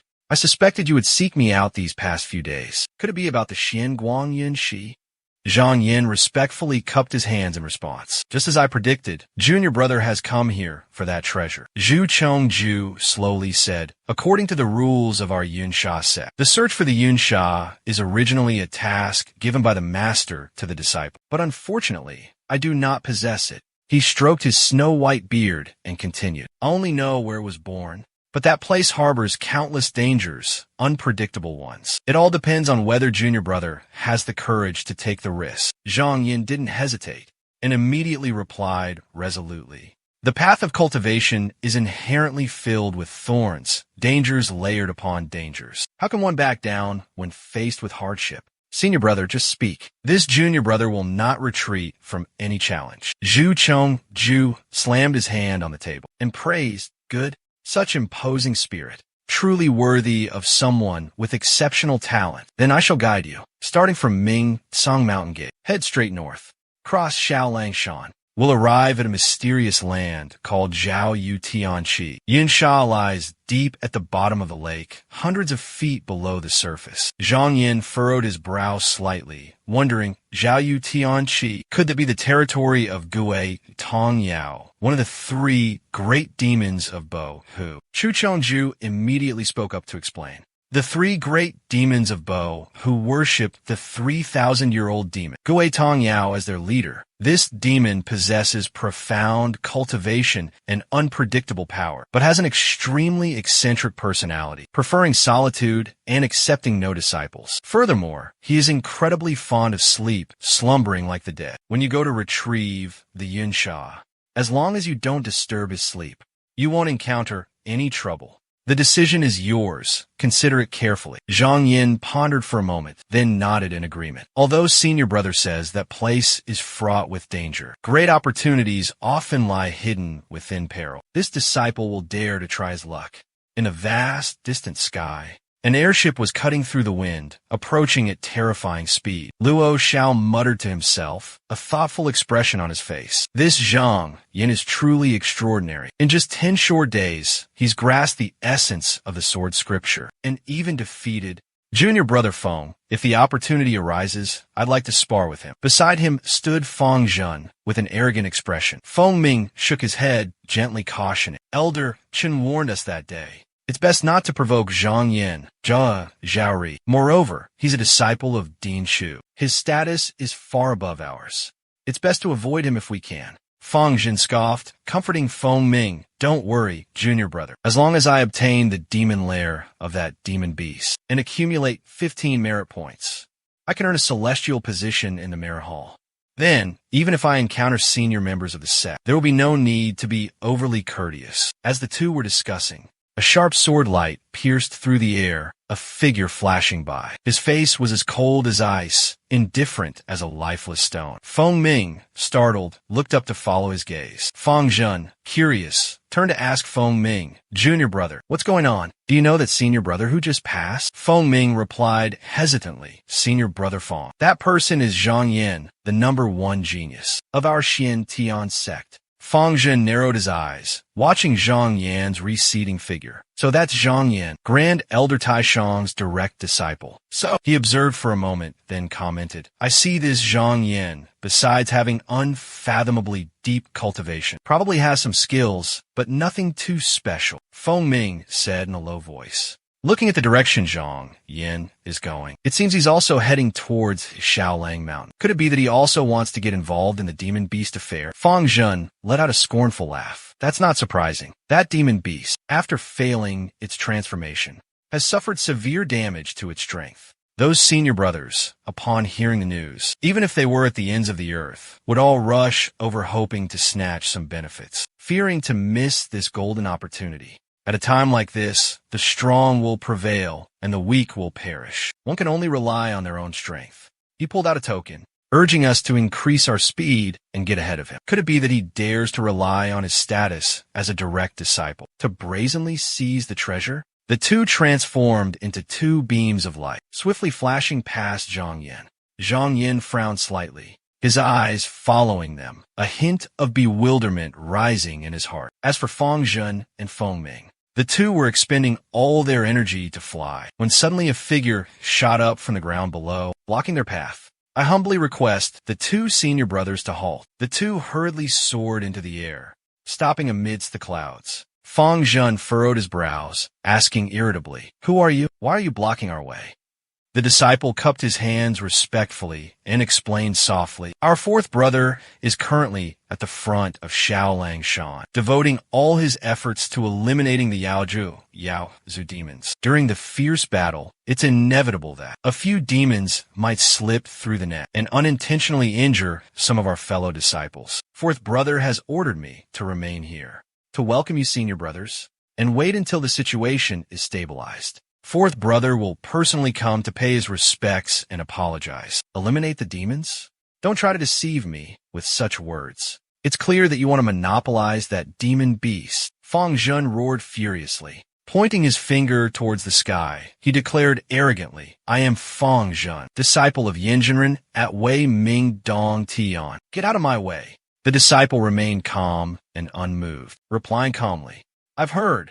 Rinjinren had just accepted a disciple with exceptional talent, surpassing all others. Turns out, that person is this senior brother Fang. However, our fourth young master bears the surname Xie. Surely, senior brother, with your renowned reputation, you must have heard of his illustrious name." Fang Zhen was momentarily stunned, utterly astonished. He wondered, surname Xie, fourth young master? Who is that? Could it be Xie Zong Yuan of the prestigious Yu Xian Xie clan? The other man smiled and replied, "Precisely, it is Xie Zong Yuan." Feng Ming, worried, quietly asked senior brother Fang, "What should we do now?" Fang Zhen pondered thoughtfully, then replied, "This demon subjugation task was assigned to me by Elder Sun through a letter. It implicitly contains a test of our abilities. If we were to withdraw, just like this, I fear it would make Elder Sun look down upon us, underestimate us." The other man asked further, "Is that senior brother also a companion traveling with you all?" He glanced toward Zhang Yan,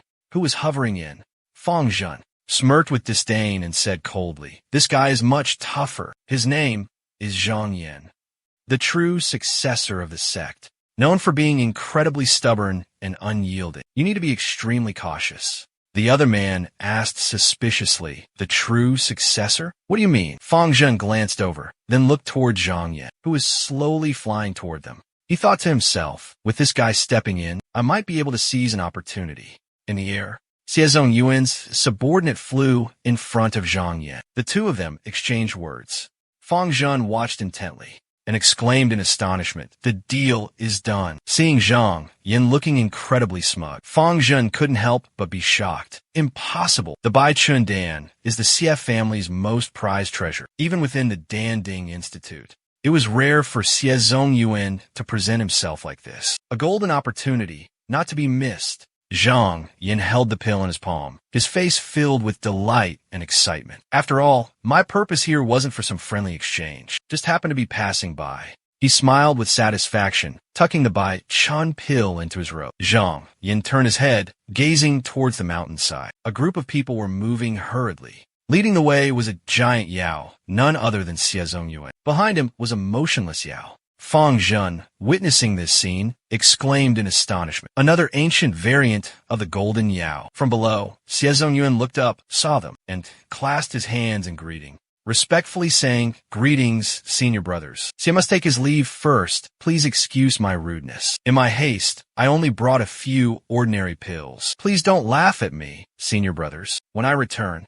to the sect, Xie will certainly offer a more proper thank you." The water below suddenly churned and boiled violently. A massive column of water shot up into the air, dragging a menacing dark figure out with it. Zhang Yan, horrified, yelled, "My lord, be careful." The monster charged forward with ferocious intensity, its target locked onto Xie Zong Yuan. With lightning speed, Zhang Yan dodged, the jet-black stream of energy just grazing him. As it hurtled towards Fang Zhen's airship, boom! A deafening explosion ripped through the air, shattering the airship into pieces. The attacker revealed himself, Chu Xiang, a demon cultivator with a grotesque appearance and a terrifying aura. Xie Zong Yuan gasped in recognition. Zhang Yan also rushed forward, his eyes sharp and cold, carefully observing the demon before him. Then, he discreetly transmitted his voice to Luo Xiao. Fellow Taoist, do you recognize this demon? His name is Chu Xiang. He's the rebellious son of Chu Ba and Chu Kukui. He's known for his cunning and inscrutable nature. It's strange to see him here. On the other end of the line, Luo Xiao hastily replied, wasn't the Nine Melody Valley sect eradicated by Hong? Even if there were any remnants, they'd be nothing but scurrying rats. They've been in hiding for years. How dare they show their faces here? The simultaneous appearance of Jin Jiao and Chu Xiang here couldn't be a mere coincidence. Zhang Di hovered in midair, silently speculating. Chu Xiang noticed Zhang Di's scrutinizing gaze. He grinned savagely, then let out a ferocious roar. Charging straight towards Xie Zongyuan's group, they hastily channeled their inner energy, erecting a defensive barrier. Chu Xiang was like a raging hurricane, completely unaffected by any attacks, fiercely knocking them back one by one. Xie Zongyuan cried out in terror. What are you standing around for? Seize this demon. His subordinates charged forward in unison to engage in battle. Chu Xiang roared furiously, extending his sharp claws, poised to snatch the Jin Jiao. At that moment, countless magical weapons from Xie Zongyuan's subordinates launched a relentless, coordinated attack. He let out a maniacal laugh, as if he'd gone mad. With a look of amusement, he toyed with the small cultivators like a cat playing with a mouse. Qiu Chuang waved his sleeve, and a surge of demonic energy swept across the space, shattering all the incoming magical weapons. The terrified subordinates screamed in fear. That monster wields a powerful divine weapon. Get back. Use flying swords to probe his strength. Countless flying swords, carrying brilliant spiritual light like shooting stars, shot towards Qiu Chuang. He let out a disdainful snort and waved his sleeve once more. An invisible yet powerful gust of wind swept through the space, deflecting all the flying swords. Just then, a sharp saber appeared out of nowhere, slicing through the air and striking down towards Qiu Chuang's head with a fatal blow. But something astonishing happened. Qiu Chuang remained completely unharmed, without even a scratch. His body stood firm as a rock, unmoving.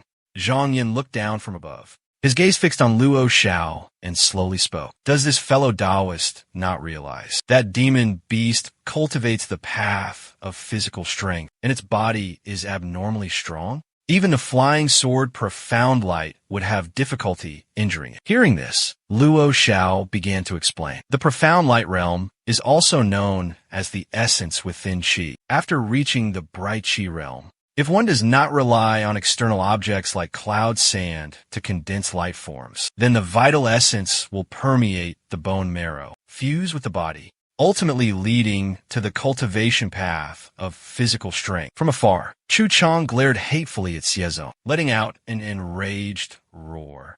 Its body shot forward like an arrow. Luo Xiao continued to explain. This Chu Chang has already cultivated to the third level of the Profound Light realm. Its Profound Light vital essence has long since completely fused with its body. Its entire body, from head to toe, is as hard as diamond, like a magical flying sword, extremely difficult to injure. Xie Zongyuan swiftly summoned his magical treasure. A brilliant aura erupted from his hand, transforming into a colossal stone tablet that towered in midair. With overwhelming force, shaking the heavens and earth, the stone tablet thundered down, aimed directly at Chu Chang. The demon cultivator, Chu Chang, strained against the 1,000-pound weight of the tablet with a spear. The two were locked in a fierce struggle, causing the ground beneath Chu Chang to crack and rubble to fly everywhere. The earth-shattering power violently shook the surrounding space. From afar, Fang Zhen's group was still intently observing the battle. Feng Ming gasped in awe. Senior Brother Fang, what kind of magical treasure is that?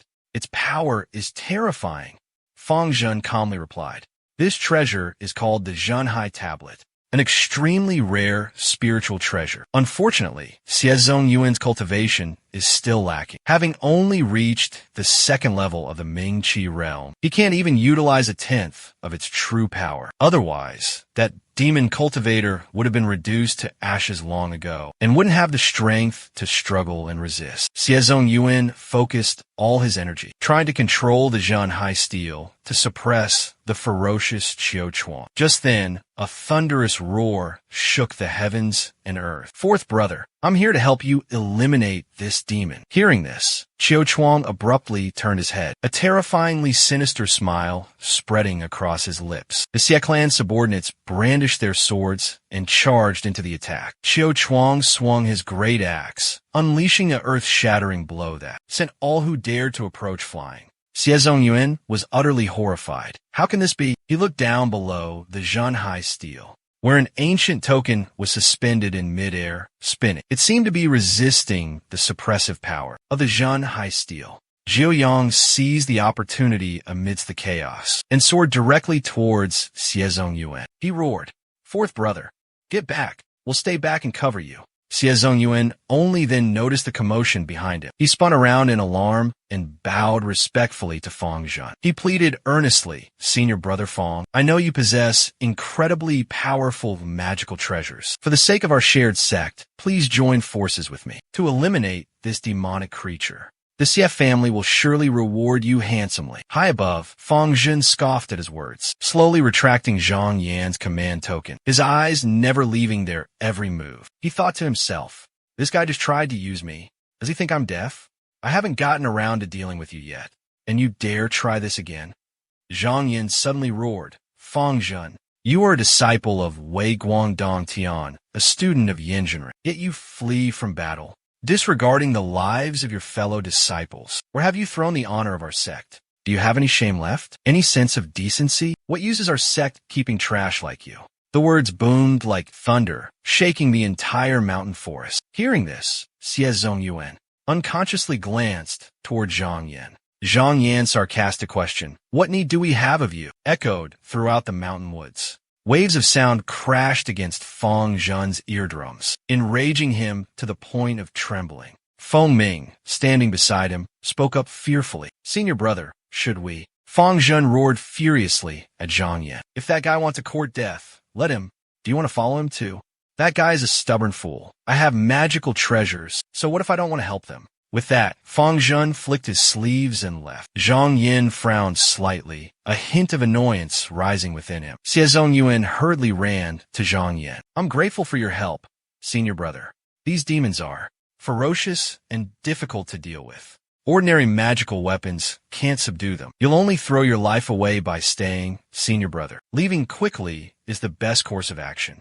Zhang Yin gestured towards the battlefield, advising Xie Zongyuan, "Senior brother Xie, it's not too late to leave now." Xie Zongyuan shook his head resolutely and replied, "I am a disciple of the prestigious Xie family. How can I act cowardly like those despicable villains? Even if I lose my life here, someone will avenge me, and the honor of our sect will remain untarnished. There's no need for further words, senior brother. Take care of yourself." Luo Xiao whispered, "My lord, just now." Xie Zongyuan secretly summoned the experts in his clan. "He must have a plan in mind." Zhang Yin smiled and replied, "Even if it's too late. This tactic is completely useless against him. Xie Zongyuan is truly audacious. His courage knows no bounds. It seems he's not someone to be trifled with. We need to find a way to lure Qiu Chang to another location. We'll seize the treasure while he's distracted. And doing him a favor in the process wouldn't be a bad idea." The two whispered, plotting their scheme. On the brutal battlefield, Qiu Chang continued his ferocious assault on the Xie clan. Each strike carried earth-shattering force, capable of destroying the world. Anyone caught in his attacks was sent flying, coughing up blood. Just when all hope seemed lost, Zhang Yan's Rui divine chariot suddenly descended from the heavens. Its speed was like a flash of lightning. Qiu Chang quickly dodged, but the divine chariot still grazed his cheek. Blood immediately spurted out. The startled demon cultivator turned his head. Chu Xuan's ferocious gaze pierced Zhang Yan, but Zhang Yan only offered a slight smile. His hands effortlessly controlled the Rui divine chariot, maneuvering it with ease. Suddenly, Zhang Yin transformed into a brilliant stream of light, soaring toward the peak of Qiuzhou Mountain. Zhang Yin swiftly landed on the flying boat, preparing for departure. Chu Xuang looked up, his face contorted with rage. He roared furiously, chasing after Zhang Yin like a shadow. Suddenly, a glowing command token materialized in midair. Chu Xuang swiftly snatched the token and instantly transformed instant into a blinding flash of light, pursuing Zhang Yan's flying boat. Just then, from deep within the mountain, a deafening explosion rocked the heavens and earth, shaking the entire region. The ground trembled violently, causing everything to sway. Luo Xiao and Zhang Yin joined forces, easily defeating Chu Xiuang. Luo Xiao collected the magical treasures from the demon cultivator Chu Xiuang and presented them to Zhang Yin with a congratulatory expression. "Congratulations, my lord. You have acquired another precious treasure," Luo Xiao continued. However, a trace of the demonic beast's divine sense still lingers within this object. It needs to be brought back and refined before it can fully become yours.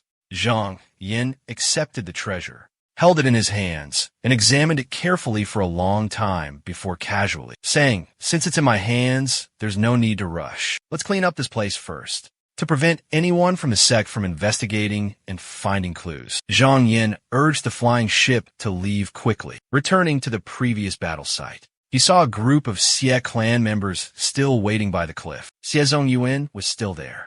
Zhang Yin landed and asked, "Senior brother Xie, you're still here?" Xie Zongyuan replied, "Senior brother Zhang risked your life for me.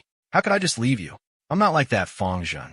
I can only be at ease knowing that senior brother Zhang is safe and sound. The whereabouts of that demon cultivator are unknown." Zhang Yin calmly replied, "Deep in the forest, I exchanged a few blows with him. Then, I casually sent him flying. That demon cultivator seemed to have completely lost his mind, and there's no telling where he's wandered off to."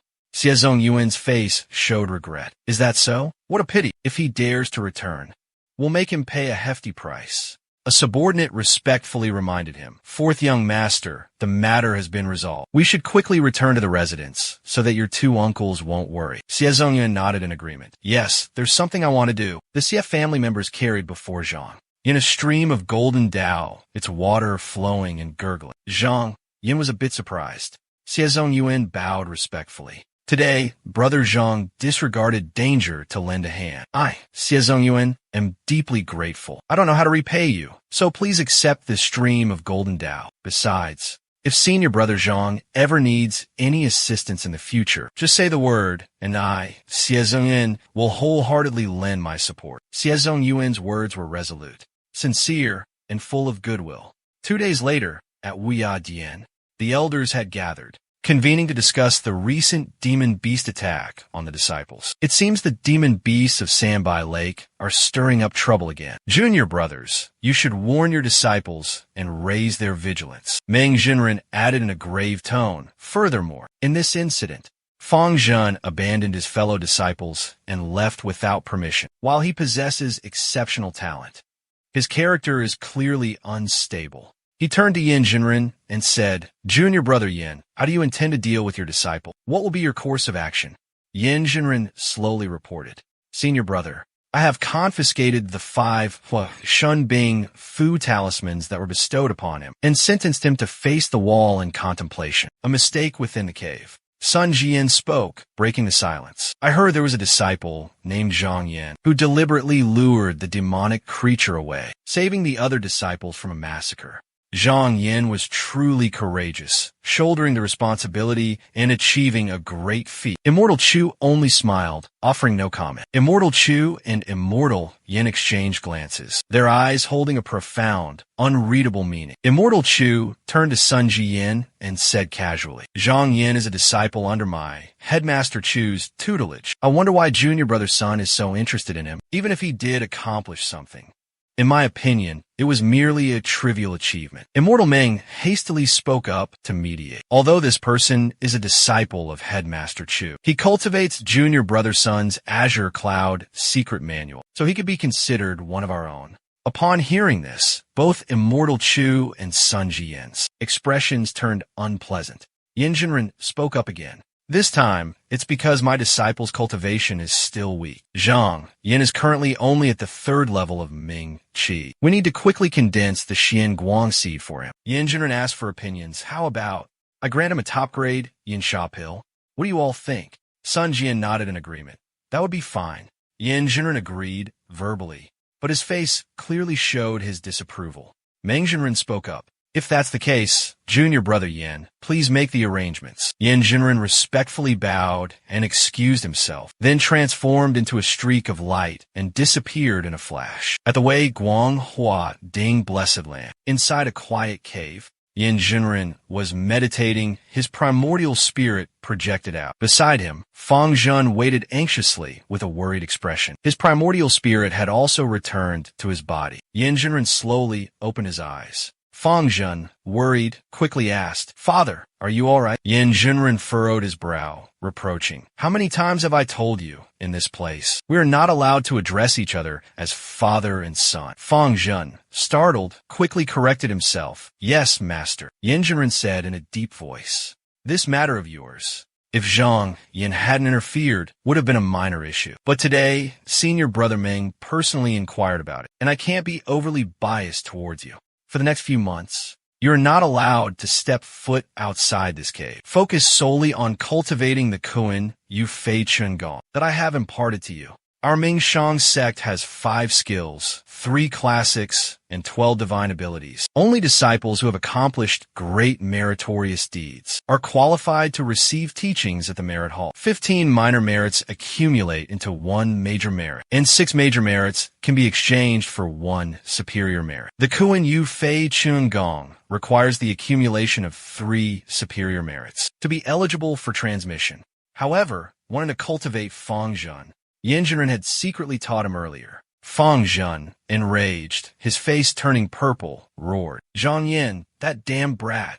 Yin Jinren slowly spoke, his tone low and steady. "This Zhang Yin is truly an unpredictable variable. Both senior brother Meng and junior brother Sun seem intent on cultivating him. You best remain calm and avoid rash actions." Resentment still simmered within Fang Zhen. Unreconciled, he asked his master, "Are we just supposed to let this go?"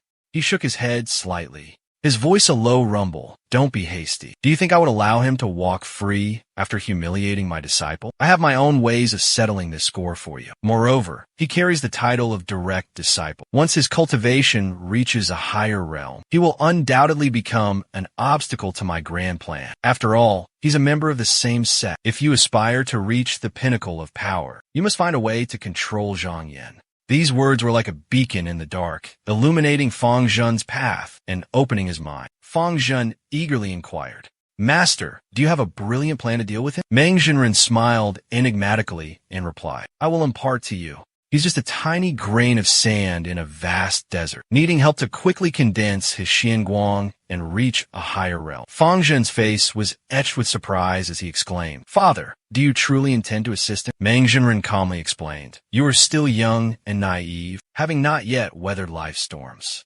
He is my direct disciple, and whether it's performing acts of chivalry and righteousness or earning merit for our sect before reaching the Xianguang realm, he has the right to refuse. How can I allow him to cultivate in peace, simply waiting for the grand sect competition?" Sudden understanding dawned on Fang Zhen, and he nodded. "So, father's intention is to have him quickly break through to the Xianguang realm, then assign him a mission of atonement, forcing him to eliminate demonic creatures and evil spirits." "Precisely. Even if he manages to survive a few times, after experiencing numerous life or death battles, his unyielding will shall eventually be eroded." He pondered deeply, his gaze unreadable. He finally grasped a piece of profound truth. A good swimmer often drowns. This principle is similar to cultivating martial arts in the world. Those unskilled in fighting techniques, unaware of martial arts, can, on the contrary, enjoy a peaceful life. Meng Jinren smiled faintly,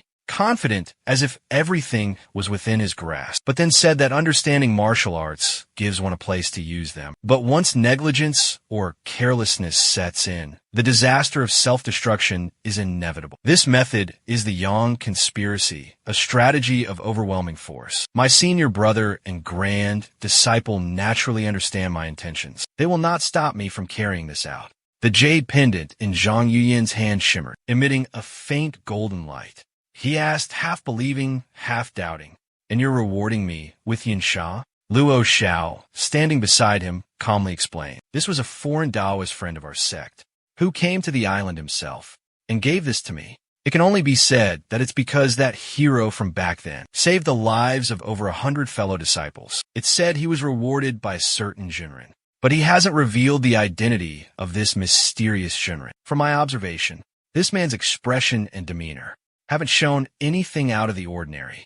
Either he genuinely doesn't know, or he's been specifically instructed to keep his secret. Zhang Yin lowered his eyelids slightly, his hands cradling the orb, carefully examining it. While lost in thought, this Yinsha gold before me possesses a unique property. Even without actively channeling spiritual energy, it can automatically refine and purify spiritual essence. It seems to share a common origin with me. Simply holding it in my palm, I can sense the resonance of spiritual essence within my body. It's as if it's innately gifted with the ability to powerfully attract spiritual energy. Based on the records in the ancient texts on the island that I've read, the true nature of this cloud, sand, orb, such pure metal attribute, it truly is a rare treasure. After arriving at a definite conclusion, he opened his eyes, a satisfied smile playing on his lips. Fortunately, the Tai golden scripture I cultivate requires the condensation of two profound light axis orbs, one with fire attribute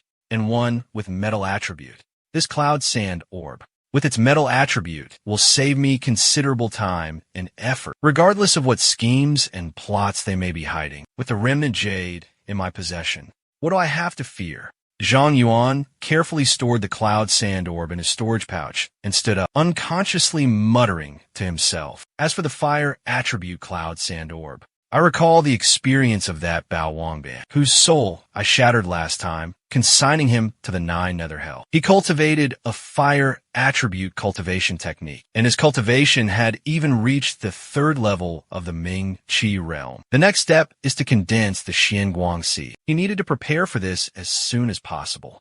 Luo Xiao, upon hearing him mention such a bizarre name, started scratching his head in confusion, muttering to himself with a puzzled expression, Jing Jing Ibao, but Zhang Yin seemed unfazed, continuing to walk and talk. Furthermore, among the clan members of the Yang family, there are many cultivators active on Chihi Island. Surely someone within the clan possesses the Yun Sha fire seed. I currently hold the Chihi Danhua authority. If I were to offer it in exchange to the Wang family, they would certainly be unable to refuse. In a vast and boundless expanse of water, towering cliffs stood on either side like immense walls, with lush green grass stretching endlessly. Between the cliffs flowed crystal clear water. A creature with a slender body, covered in shimmering golden scales, was gracefully swimming, appearing and disappearing intermittently. Zhang Yin and Luo Xiao stood on the precipice, intently observing this creature that resembled a small dragon. It had a head with sharp horns and a mouth full of razor-sharp fangs. Its entire body radiated a brilliant golden light. From the deep abyss, Qiuzhong suddenly soared upwards. Zhang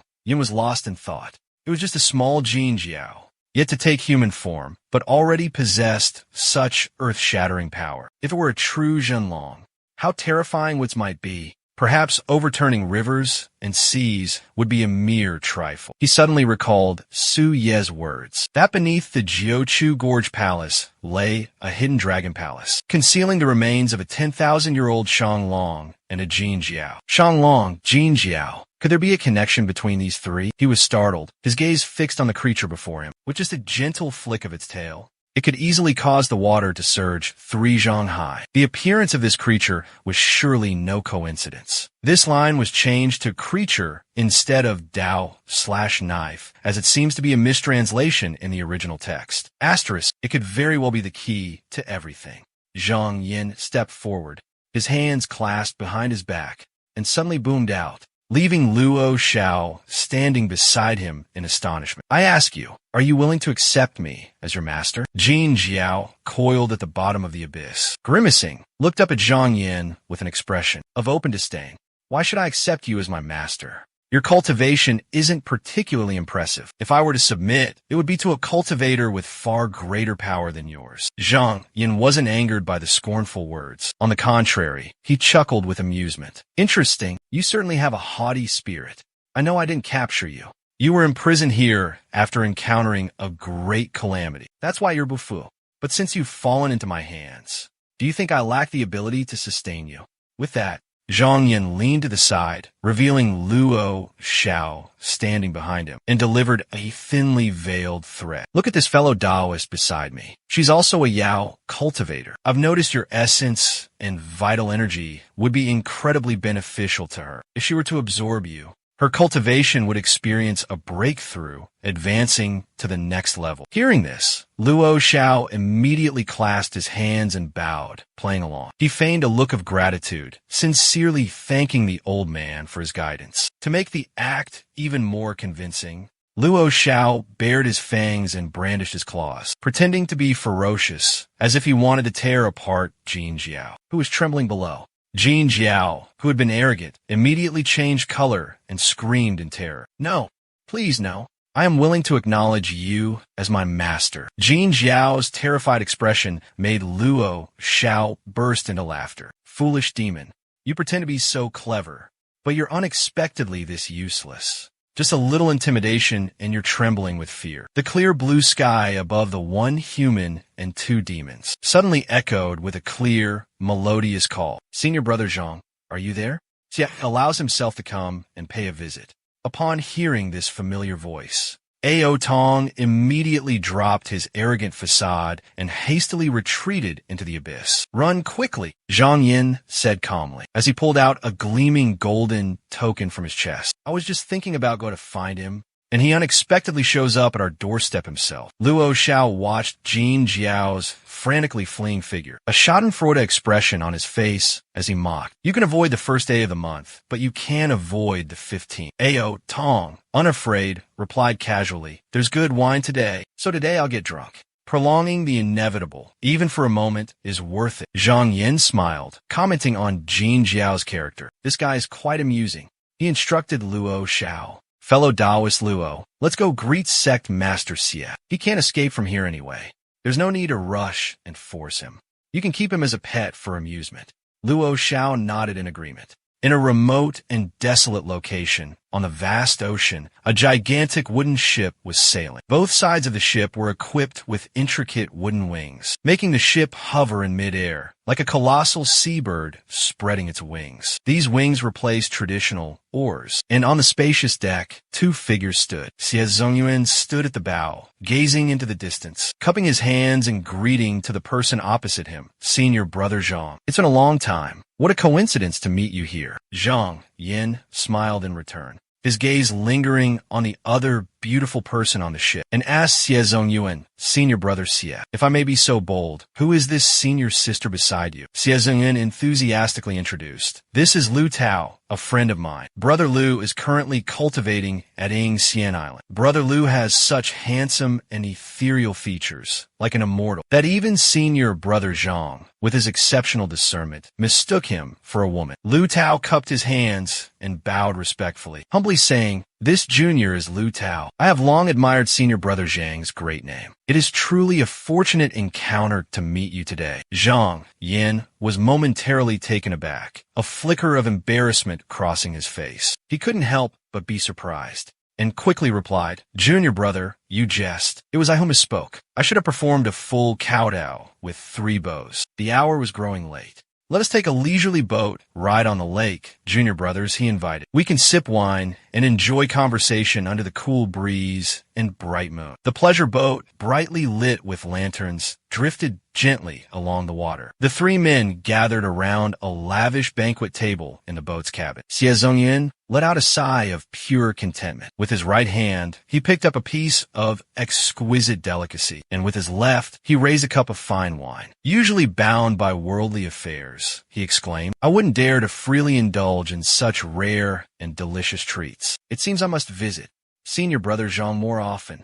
Lu Tao, sitting beside him, chimed in, "Indeed, such fine food and wine. This trip has been truly worthwhile."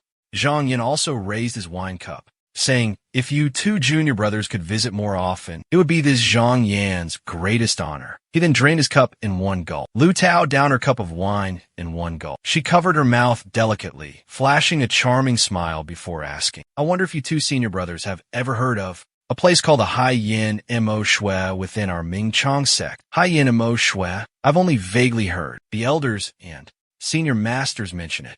It is said that beneath the Long Yuan estate, where the grounds of our Ming Chang sect are located, lies one of the 10 great Ling Shui of Donghua continent, a sacred training ground, a breathtakingly beautiful cave that thousands yearn for. But the only person qualified to cultivate in the high Yin Mo Shui is none other than our Grandmaster, the supreme sect leader. Besides Ling Shui, there also exist 10 great Mo Shui in this world, with abundant spiritual energy, no less potent than the Ling Shui. Among them, the 6 great Mo sects occupy 6 Mo Shui, while the whereabouts of the remaining 4 remain a mystery. Zhang Yin was astonished by the information about the Mo Shui he had just heard. This area falls within the territory of our Ming Shang sect. Lu Tao continued, adding more information. It's located in the western frontier, deep within the Longyuan Great Marsh, concealing a place known as the Sea Eye.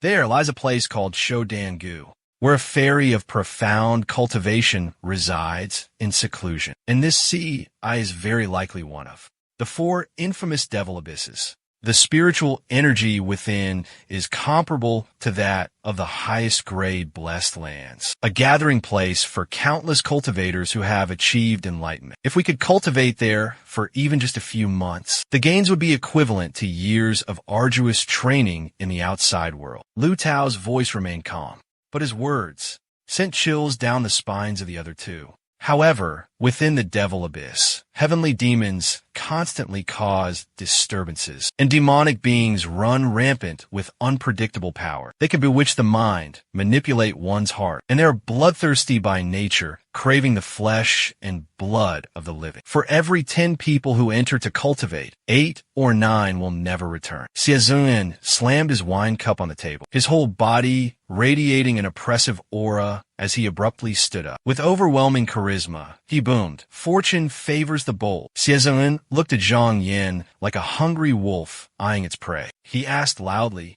"Brother Zhang, will you stand with us, shoulder to shoulder?" Zhang Yin was captivated by Xie Zonyuan's powerful presence. Passion surged within him, and he clenched his fist as he answered. "We seek the path of immortality, a path that defies the natural order, a path of rebellion against fate. It is a treacherous road, but it is through these hardships that we forge ourselves. Now, with the great path laid out before us, how can we refuse?" The next day, Zhu Changju was utterly astonished when Zhang Yin brought up the matter. "What? You want to cultivate at the Haiyan demonic abyss?" He clasped his hands behind his back, his gaze drifting towards the distant view outside the window, and slowly said, "If you wish to go to the Haiyan demonic abyss now, I'm afraid you might encounter some difficulties." Zhu Changju turned to Zhang Yin and inquired, "Junior brother, I have something to ask you. The Yun Sha that Yin Gongzhen rewarded you with, what attribute is it?" Zhang Yin answered truthfully, "It's a Yun Sha with the metal attribute." He thought to himself, "Yin Gongzhen, so that's the identity of the benefactor who bestowed the Yun Sha upon me. A completely unfamiliar name." Zhu Chongju continued to press, "I know his petty nature well. You offended his disciples. So why would he generously reward you with such a precious treasure?" Zhang Yin was startled by his senior brother's analysis. "Years ago, a senior bestowed upon me the 5 directions method, the 5 elements Tai, Xin, true, light, divine art. He instructed me to pass on this ultimate skill to someone possessing a great destiny. There's a crucial point in this matter. All 5 elemental Yun Sha stones must be found. Reach the Xianguang realm. Cease refining the Xian seed. Initially, I intended for you to cultivate peacefully, focusing on diligent practice, gradually searching and gathering all of them. Then, entrust them to that person at the right moment, when Yin Gong truly bestows the Yun Che upon you." I was also immensely joyful. Zhang Yin respectfully clasped his hands in a salute, bowing in gratitude. Senior brother would certainly not harm this disciple. "May I ask where the problem lies?" He thought to himself, "No wonder, although my aptitude is clearly ordinary, and I've never revealed my ability to cultivate the Tai I Jin Shu. Senior brother Zhu still trusted, valued, and had such high hopes for me. So this is the root cause." On the table, 3 jade boxes were laid out, each containing a Yun Sha stone of a different color. Zhu Chong pointed at them and said, "It's just that currently, I've only managed to gather 3 types of yin sha with different attributes, and I'm still missing 2 more to complete the 5 elements. One possesses the water attribute, the other fire. Zhang Yin stroked his chin, lost in thought. Yin sha fire. Fortunately, I have a method to find it, but in this short time, I don't know where to find the water attribute. Zhang Yin looked up, his gaze falling upon Zhu Chongju. You can find a yin sha fire attribute. That's truly wonderful, truly miraculous. The old man spoke to Zhang Yin in a suggestive tone. Then you should go to the Zhaoyu Tianqi that I mentioned before. Its depths reach hundreds of zhang. At the bottom of Zhaoyu Tianqi lies a yin sha water attribute. It's located in Zhaoyushan in Donghua Zhou. Zhang Yin and Luo Shao soared through countless layers of clouds and mist, ascending together to the towering mountain peak. Within the heart of the mountain, jagged, sharp rocks concealed a turquoise lake shimmering under the sunlight. Zhang Yin surveyed everything from above, a sense of awe and wonder rising within him at the potent spiritual energy of this place. No less impressive than Ling Shuiji Dao. The sea of clouds billowed and rolled like a surreal dreamscape. Just by reaching out, it seemed as if one could touch the towering heights of the 9 heavens, making one's heart feel open and incredibly free. Jidu's soul seemed to merge with the vastness of heaven and earth. Before this breathtakingly beautiful scenery, he unconsciously began to recite a poem. Demon sky plays with the cloud pass. True energy swallows the immortal cliff. Swallow immortal abode. How rants resolve when the heavenly gate opens. Luo Shao covered her mouth with a graceful smile. My lord is truly heroic and imposing. His heroic spirit soared to the skies. Surely for this search for the Yun Sha. You made thorough calculations, right? Zhang Yin shook his head in response. If the Zhaoyu Heavenly Lake were only 100 miles wide, then it would be easier said than done. But this place is vast and boundless, infinitely large. Senior brother Chu only said that the Yun Sha, belonging to the water element, lies deep at the bottom of the lake. But who knows its exact location?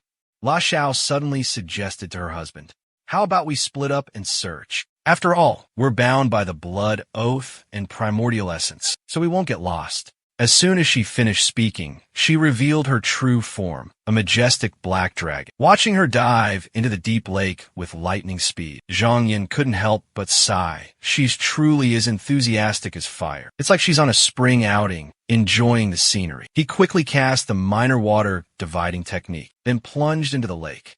Zhang Yin parted the water, cutting through the waves as he descended deeper into the tranquil depths. Countless aquatic creatures swam playfully around him. Zhang Yin looked around, thinking to himself, perhaps that senior brother wasn't lying to me after all.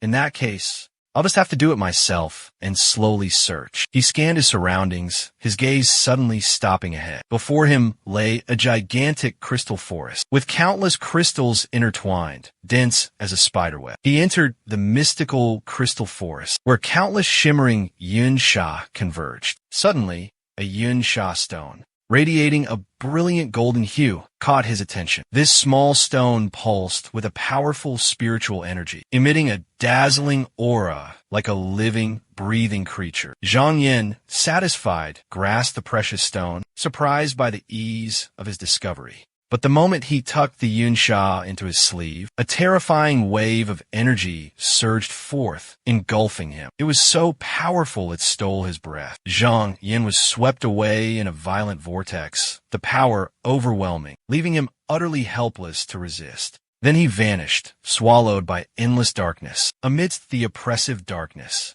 hazy visions of a figure in deep meditation, crowned in gold, clad in flowing white robes, gradually materialized before him. Zhang Yin slowly regained consciousness. The scene before him began to clear. He suddenly found himself in a magnificent palace, dazzling and glorious, with nacre shimmering like 1,000 stars. A deep voice echoed, "Have you awakened?" Gui Songyao sat directly opposite him, speaking calmly, his eyes observing the clothes on him. Judging by your attire, you must be a disciple of the Ming Shang sect. Zhang Yin respectfully clasped his hands in greeting and replied, "Indeed, senior. This junior dares to ask for your esteemed name. I am Gui Songyao." Zhang Yin pondered in thought. Gui Songyao, one of the 10 great demon lords of the Sanbai demon realm, master of the Zhao Yu Tian Qi, a great demon with 1,000 years of cultivation. Unexpectedly, at first glance, he doesn't exude any demonic aura. On the contrary, he emanates the aura of an enlightened, immortal cultivator. Zhang Yin maintained his respectful demeanor, with his hands clasped, bowing before Gui Songyao. So, it is Lord Gui Fu Zhu. This junior is Zhang Yin, a disciple of the Mingshang sect, and I respectfully greet senior. Gui Songyao looked at him with a kind and gentle gaze, asking softly, "The Yuan Yinsha outside our mountain gate, I fear, has fallen into your hands. You dare to contemplate before a great Yao like this, with your shallow cultivation. Any attempt to conceal it is futile." The thought barely finished, Zhang Yin replied without hesitation, "Indeed, it is I who possesses it." Hearing this, Gui Songyao burst into laughter. "The honored guest I've been waiting for has arrived. My destiny has finally appeared." Zhang Yin remained silent, not understanding the hidden meaning in his words. Before he could ponder further, Gui Songyao hastily explained, "Fellow Taoists, do not doubt. That Yuan Yinsha was left behind by a senior expert who journeyed here 155 years ago. He unintentionally left it here. At that time, the senior predicted, if after 155 years, someone with destiny obtains it, that person is surely the honored guest destined for me." Suddenly, a spark ignited in Zhang Yan's mind. A flash of insight struck him. He recalled the advice of senior brother Zhu before his departure, urging him to visit Zhao Yu Tianqi Marsh. Could this fateful encounter be the root of everything? But something still felt amiss. Otherwise, his senior brother would certainly not have been at peace, letting him recklessly venture into the territory of a great demon like Gui Tong Yao to search for a treasure. Following this line of thought, the benefactor Gui Tong Yao spoke of was likely the enlightened master who guided him and led him to join the Mingshang sect years ago. Gui Tong Yao sighed deeply, his voice laced with sorrow. "Who would have thought that fellow Taoist would be the one to hold my fate in your hands?" Zhang Yin was stunned, unable to grasp the profound meaning behind those words. Tu Vai stammered respectfully, "This junior is of humble talent and limited strength. Even if I were to diligently cultivate for another 100 years, I fear I would still be no match for senior, let alone oppose you." Gui Songyao calmly reassured him, "Fellow Taoist, do not worry. In a prophecy of old, there's a deeper meaning hidden within." He slowly recounted, "Since I awakened my spiritual consciousness, I have diligently cultivated for over 2,000 years, enduring more than 3,600 years of long and arduous cultivation. But due to my limited aptitude, for the past 100 years, my cultivation has stagnated, showing no progress. When my lifespan reaches its end, 1,000 years of arduous training will vanish into thin air." He paused for a moment and continued, "But back then, an esteemed expert once guided me, saying that my foundation was set, and achieving the great Tao in this life would be difficult. However, if at the end of my lifespan, I can find someone possessing great destiny to help me overcome 10 life or death tribulations and rebuild my cultivation, then there might be a glimmer of hope for attaining immortality." Zhang Yin patiently listened to Gui Tong Yao's every word, his gaze occasionally resting on the old man, as if by chance. Zhang Yin then asked, "Where in this world could one find someone like you?" He paused for a moment, then continued, "That is precisely why I intentionally kept this Yun Sha stone. Legend has it that the destined one who finds this Yun Sha stone in the future is the noble person I have been waiting for." Gui Tong Yao's gaze fell upon the Yun Sha stone, resting peacefully in his palm.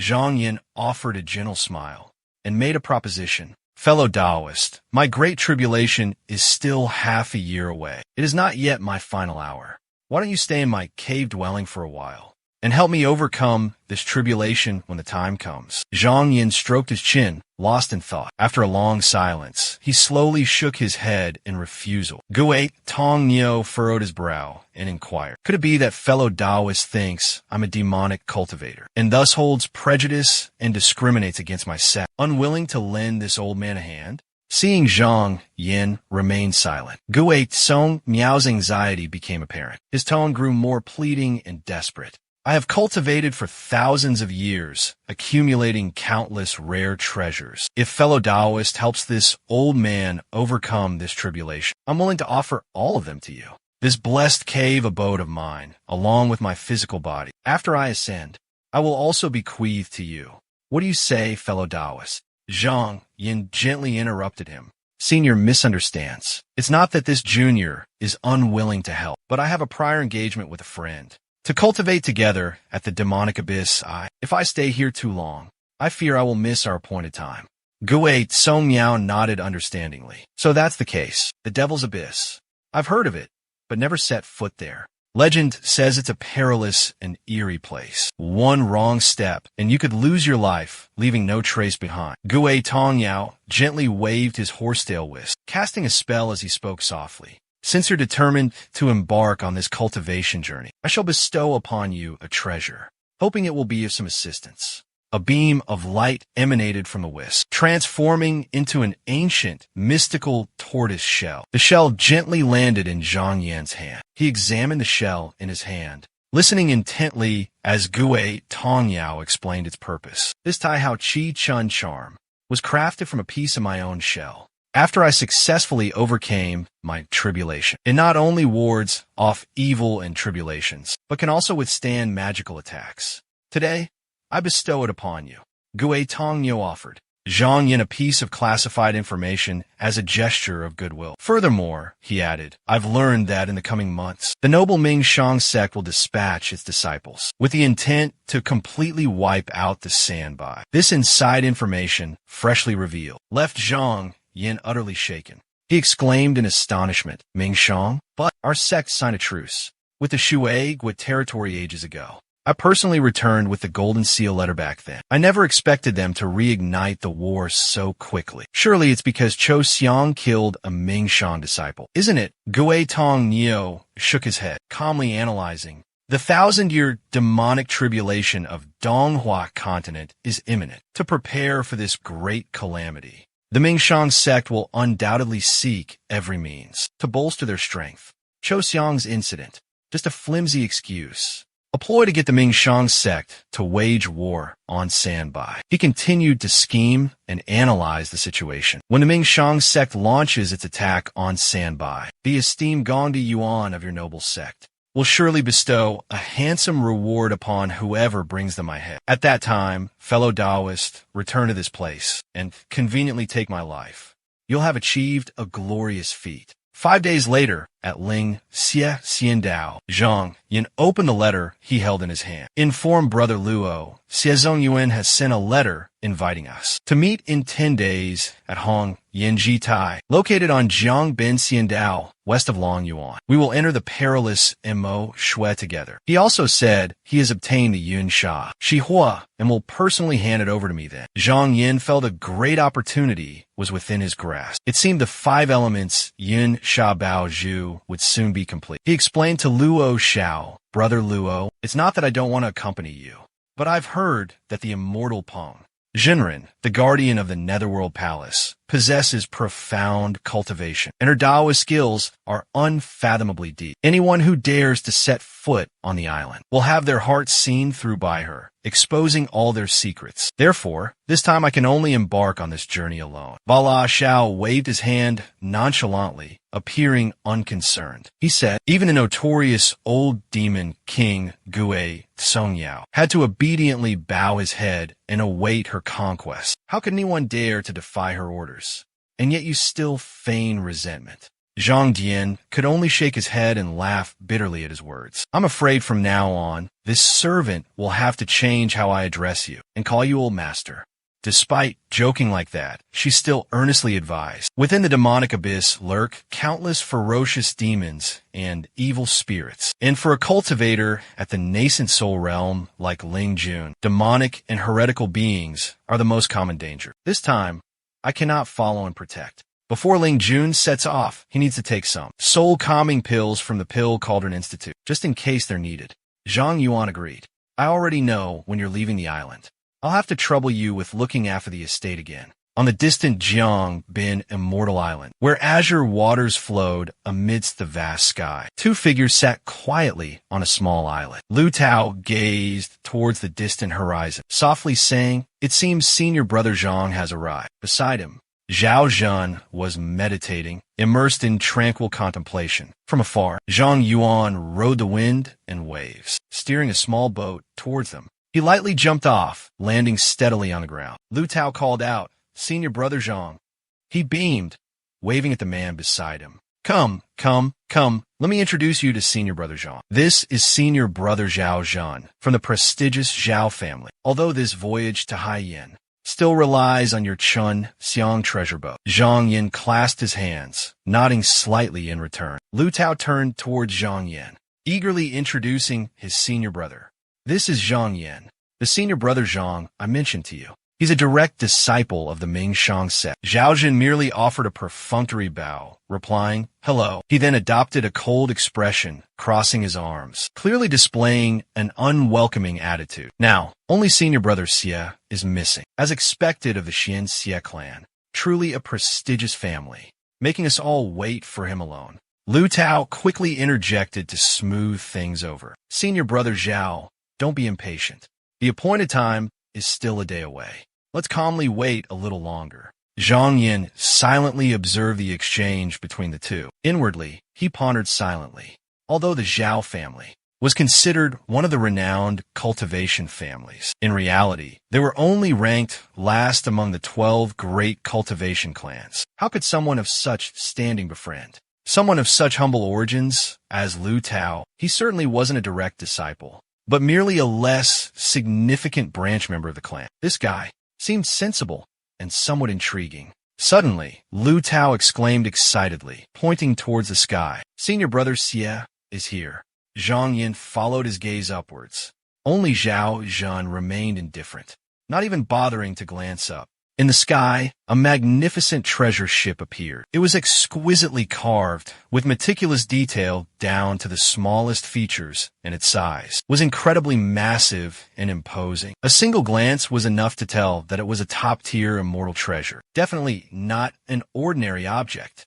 Xie Zongyuan swiftly jumped off the boat, and with a respectful bow, apologized. "My apologies for keeping you all waiting. My junior brother arrived a bit late. I hope you'll pardon him." Lu Tao and Zhang Yin hurried forward, warmly greeting him. Lu Tao responded with a smile. "Senior brother Xie, you are too kind. You've arrived right on time." Only Zhao Zhan maintained a sullen expression, gruffly asking, "Are we going or not?" But Xie Zongyuan didn't seem bothered by his attitude, maintaining a friendly smile as he said warmly, "You must be senior brother Zhao. Senior brother Lu has spoken of you many times. I hear an elder from your clan once visited this devil's abyss. We would be honored if you could share your knowledge with us." Zhao Zhan frowned, but managed a courteous reply. "Absolutely not. There's no way that happened." Having witnessed the entire scene, Zhang Dian was overwhelmed with a whirlwind of emotions, both hailing from prestigious and influential families. Xie Zongyuan had acted in such a manner, righteous and chivalrous, defending the weak, never arrogant or boastful, nor caring about another's background, but wholeheartedly caring and thoughtful towards friends. Truly a gentleman worthy of deep friendship. She glanced at the man with the unpleasant expression, silently making a judgment in her heart. Comparing the two, Zhao Zhan was truly far inferior. Xie Zongyan wore all his emotions on his sleeve, not to mention his air of superiority. If any trouble arose on this journey, she feared this man would be the root of it. Afterwards, the four boarded the Chun Xiang, Xie Zongyuan's treasure ship, embarking on a long and perilous journey. The four flew for a long time, finally arriving at Gongshoming. A towering pagoda stood before them, radiating a dense golden spiritual energy in all directions. Witnessing this extraordinary and magnificent spectacle, Xie Zongyuan couldn't help but exclaim excitedly. Spiritual energy as abundant as the vast ocean. Hung Jinren's cultivation is truly profound and unfathomable. While cultivating and refining his qi, can actually sense the realm of heaven and man as one, harmonizing with the universe. I fear it won't be long before Our Xianmen Ming Shang will change the landscape of the immortal sex rankings. Zhao Zhen, standing beside him, frowned in confusion, a sarcastic smile playing on his lips. His mocking words were arrogant and grating, as if it were as easy as you imagine. It may seem like a small step right before our eyes, but in reality, it's a world of difference. Our ancestor once taught that,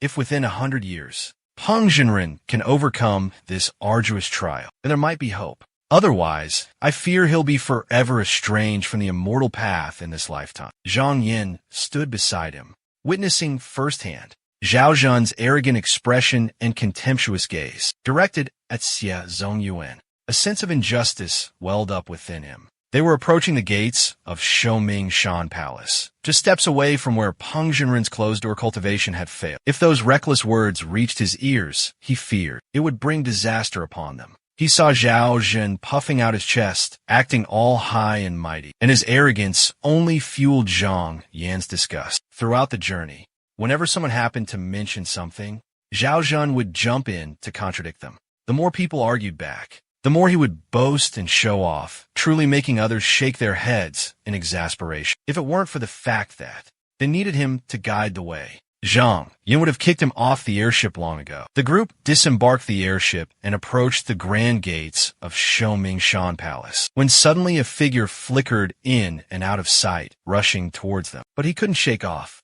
Zhang Yan's vague sense of unease. He spun around, his loud call making the other person jump in fright. Senior brother Feng, long time no see. It turned out to be Feng Ming. His face was filled with panic, his eyes flickering with embarrassment. He stammered a greeting, so it's junior brother Zhang. Zhang Yin replied calmly. What a surprise to run into senior brother Feng here, from Shaoling Shan to this place. To meet you again, senior brother. It must be fate that brought us together. Feng Ming became even more flustered, stammering, yes. Ignoring Feng Ming's forced smile, Zhang Yin focused on observing the person hiding behind the pillar. Suddenly, he burst into laughter, clapping Feng Ming on the shoulder in a friendly and enthusiastic manner. This expedition into the Devil's Tomb is incredibly dangerous. Senior brother Feng is one of the most exceptional disciples of our sect, but he still needs to be cautious and vigilant. He was consumed by dread when suddenly he was startled. With senior brother Feng here, there's nothing to worry about. Zhang Yuan finished his sentence and waved goodbye. Senior brother Feng and I are truly like kindred spirits reunited after a long time. It's a shame that I have companions with me today, making it inconvenient to chat for long. Until we meet again, we shall definitely light candles, converse, and discuss the Tao. Feng Ming hurriedly replied, definitely. But once Zhang Yuan's figure disappeared into the distance, Feng Ming revealed a perplexed expression, wondering when he and Zhang Yuan had become so close. A figure behind him silently approached and softly said, Junior brother Feng, since when have you and junior brother Zhang been so close? Upon hearing the question, he was startled and quickly turned around to explain. No, it was just a chance encounter on the road. Please don't misunderstand. The other person was Feng Zhen. A cold, cunning smile crept across his lips. So what? Feng Zhen placed a hand on Feng Ming's shoulder, his voice low and steady. Junior brother Feng, don't you worry. Zhang Yin and his lot are already marked for death. Why should we concern ourselves with a bunch of walking corpses? Feng Ming's voice trembled as he asked, What do you mean, senior brother? Feng Zhen watched as the four figures ventured deeper into the Devil's Tomb. He couldn't help but scoff. Do they really think the Devil's Tomb is that easy to conquer? Xie Zongyuan and his group only know a few superficial details, not to mention the countless vengeful spirits and demons within the Forbidden Zone. There are also terrifying true demons lurking within. If they encounter them, those Ming Qi cultivators will be crushed like ants. A sinister grin spread across his face. Years ago, when senior brother Zhuang was in secluded cultivation in the Devil's Tomb, certain areas were protected by restrictive formations. We can safely cultivate in those places. But Xie Zongyuan and his companions are completely unaware of this. His eyes grew more sinister and venomous. Every word he uttered dripped with dark intentions. For this cultivation journey, I brought 5 powerful Hua Shun weapons. Even if Zhang Yin and Xie Zong truly rebel, daring to defy heaven's will and evade their destiny, becoming demonic cultivators, I will conveniently settle the score between us. Feng Ming, hearing this, broke out in a cold sweat and hastily advised against it. This course of action is ill-advised. Han Qi of the Han family is also in the group. If this is exposed, I fear unforeseen consequences. Feng Zhen waved his hand dismissively. Don't you worry. What's the Han family to me? He'll most likely perish here anyway, if he dares to cross my path. A terrifying killing intent erupted from Feng Zhen. I'll eliminate him without a second thought. I already have a plan. Junior brother Feng, you needn't say more. Zhang Yin, Xie Zong, and their ilk are nothing but insignificant ants. Mig Shunpai.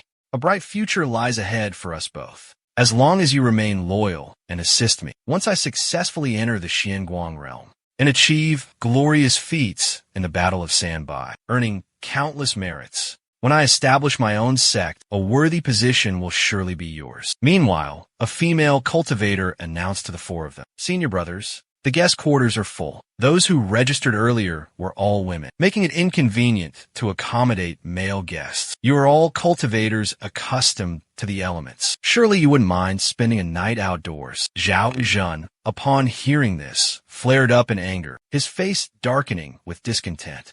Preposterous. I clearly saw another group enter just now. Zhang Yin, standing behind him, witnessed his outburst and lamented internally. Why must you be so loud-mouthed and offend them? Suddenly, a loud voice called out from behind. Senior brother Zhang. The newcomer was Qin Nan. She wore a bright, radiant smile, her cheeks flushed with a healthy glow. Witnessing this scene, he asked, Junior sister Han Qin, are you cultivating here? She softly addressed the person beside her. Senior brothers, these are esteemed guests from afar. If the guest quarters are full, arrange for them to rest in the side hall. The other person respectfully replied, As you command, Marshal An. Zhang Yin exclaimed in surprise. Marshal An? I thought you were a senior disciple of Peng Zhenri. Inwardly, he was shocked. It hadn't even been half a month since their last party, yet she had already reached the peak of the first level of Ming Qi. At this rate, she would likely break through to the second level soon, her cultivation progressing at an astonishing speed. It was truly hard to believe.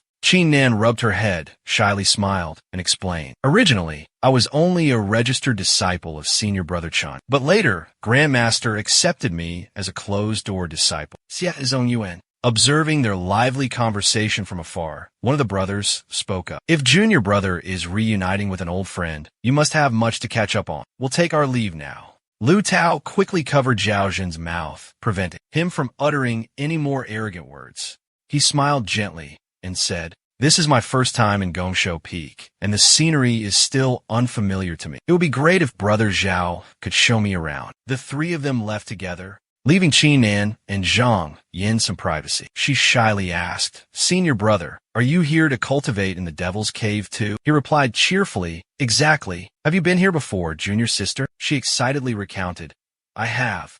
I used to cultivate here every day. Then, she hurriedly rummaged through her storage pouch. All right, wait a moment, Senior brother. Finally, she pulled out a map and handed it to Zhang Yin. Qin Nan explained about the map. This is a map of the Devil's Cave that I secretly copied from Master's study. I hope it's useful to you. Brother, if you don't mind, please accept this small gift. Cam Nam accepted the item, deeply grateful for the senior sister's kind gesture of patting his head. Thank you, Junior sister. She smiled radiantly, as bright and fresh as a blossoming peach flower. You're too kind, Senior brother. If fate allows, I hope to discuss swordsmanship with you again. In the quiet tranquility of the Seven Utterances Sanctuary, in the garden behind the main courtyard, Xie Zongyan respectfully placed a brocade box on the table. Inside the box was a crimson pill, the color of fresh blood, emanating a rich spiritual energy that filled the air. Senior brother Zhang. Fortunately, Zhong Yuan has completed the task and brought the fire element cloud sand here. Zhang Yin replied courteously. Junior brother Xie, you've endured a long and arduous journey. He then took out a blue jade bottle and gently placed it down. This is a spirit-stabilizing pill personally refined by my master. Please pass it on to the other senior brothers. Xie Zhengyan was overjoyed, his face beaming with delight. With these soul-cleansing pills, we no longer have to worry about being harassed by ghostly Yin soldiers. Zhang Yan's face darkened, a serious expression settling upon his features. He slowly said, "Ghosts and demons are easy to deal with, but the hearts of villains are truly unpredictable. If Fang Zhen and his cohorts discover our whereabouts and learn that we're going to the Devil's Abyss, they will surely plot against us and stab us in the back. This journey, I fear, will not be smooth sailing. What do you think, senior brother Xie?"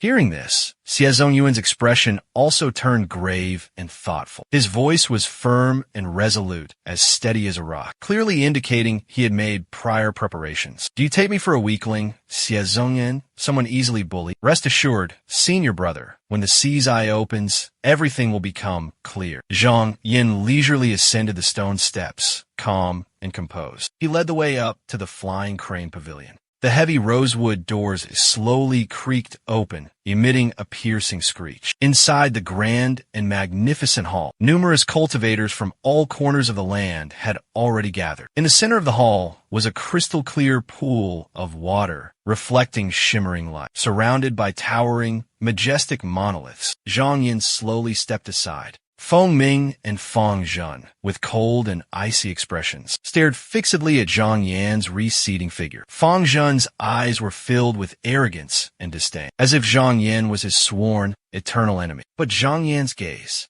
casually drifted past, landing on a man in white robes, with a handsome, ethereal appearance, resembling an immortal in the distance. That person seemed to be a disciple of the renowned Han family. The arrogant man with hair as white as snow must be Han Qi, the famous prodigy. Zhang Yin silently speculated. Those surrounding the young man looked like followers, yet their expressions showed no hint of reverence. Suddenly, a mournful, sorrowful cry rang out, catching Zhang Yan's attention. He frowned slightly, turning to ask Xie Zhongyuan, "Senior brother Xie, what happened?" Xie Zhongyuan looked towards the crying woman. Heart-wrenching screams echoed. Tears flowed like rain. In the distance, someone explained that the tear-stricken woman was Lady Chen, who hailed from a prestigious family of archers. She continued to recount the tragic tale of her husband, who had entered Haiyin earlier, but vanished without a trace. Therefore, this time she pleaded with the fellow cultivators to join her in venturing into the perilous MANHWA. Despite possessing the power of cultivation, the profound love she held for her husband truly evoked sympathy. Suddenly, the tranquil lake's surface erupted in a furious tempest, leaving everyone utterly terrified. As the water gradually calmed, a deep, inky vortex materialized in the center of the lake. Fang Zhen and Feng Ming led the group of fellow cultivators, leaping into the vortex one after another without hesitation. Seeing this, Wu Yin urgently shouted, "The time has come." Han Qi, with his newly opened celestial eye, swiftly retrieved a magical treasure from his spatial storage. From the treasure, brilliant golden rays shot out, resembling countless tiny sunbeams. The dazzling golden light enveloped everyone, making each person shimmer and shine like stars in daylight. In an instant, they all transformed into streaks of light, fast as lightning. They plunged straight into the violently swirling vortex. Lu Tao clasped his hands respectfully and spoke, "Senior brother Zhao, we should also be on our way." Zhao Zhen didn't hesitate, immediately taking out an emerald green jade token. From the jade token, a powerful surge of spiritual energy radiated outwards, filling the surroundings. A grand and magnificent ship slowly materialized amidst the shimmering golden spiritual energy. The ship was incredibly massive and sturdy, exuding an aura of majesty. Everyone boarded the ship one after another, preparing for the upcoming journey. Only Zhang Yin turned back, looking behind him with a thoughtful expression. He gazed at the woman, sobbing uncontrollably, her face filled with sorrow, then addressed Xie Zhongyuan. "Senior brother Xie, Madame Chen was a renowned archer, famous far and wide. So why is she so familiar with the paths within the Devil's Abyss? It will definitely be useful for us. Why don't you bring her along, senior brother?" Xie Zhongyuan replied, "I considered that as well. But this Aggerwood boat can only carry a maximum of 5 people. I'm afraid there's not enough room for her." Zhang Yuan suddenly proposed a plan. "That's not a problem. I have the illusory Tao robe bestowed upon me by the true king of the Water Kingdom. It can protect me from any harm from water, fire, and the 5 elements. Senior brother, you go ahead with her. I will rendezvous with you later. Zhang Yuan glanced at Zhao Zhan, his words carrying a hidden meaning. Having another guy is safer than relying on just one person, after all. Xie Zhongyan nodded in agreement. Yes, but if we do that, I'm afraid it will put senior brother Zhang through a lot of hardship. Without hesitation, Zhang Yuan then jumped into the raging current. He saw below. A violent whirlpool was gradually forming. Zhang Jian thought to himself, this must be the demon abyss. Without hesitation, he plunged into the swirling vortex. The surrounding water immediately churned, surging with ferocious waves. In an instant, the space transformed, and a mystical grotto appeared before his eyes. Before Zhang Jian now stood a colossal water column, relentlessly sucking water into its core. It formed a fierce and powerful water tornado. He spread his arms wide, feeling the dense, golden-orange spiritual energy surging into his body. Abundant spiritual energy continuously poured into him. The spiritual energy here, it's trying to force its way into every pore of my body. In a mere moment, all the spiritual energy he had just expended was fully replenished. This is just the entrance to the demon abyss. If the spiritual energy inside the demon abyss is this abundant, its density must far surpass that of Spirit Harmony Island. If I cultivate here for a month, breaking through to the profound illumination realm will be only a matter of time. After absorbing spiritual energy for a while, Zhang Yuan continued his journey. He hadn't been flying for long when 2 towering pagodas faintly appeared before his eyes, standing majestically amidst the deep blue sky. Around the pagodas, white clouds swirled like soft silk ribbons. Behind the 2 towers, 4 familiar figures were waiting. Xie Zongyuan hurriedly stepped forward to greet him. Senior brother Zhang, you've finally arrived. With a single glance, Zhang Yuan recognized this as merely an illusion. He immediately channeled his spiritual energy, condensing it into a turquoise spiritual orb that emitted a mystical light. This illusion was just recently created?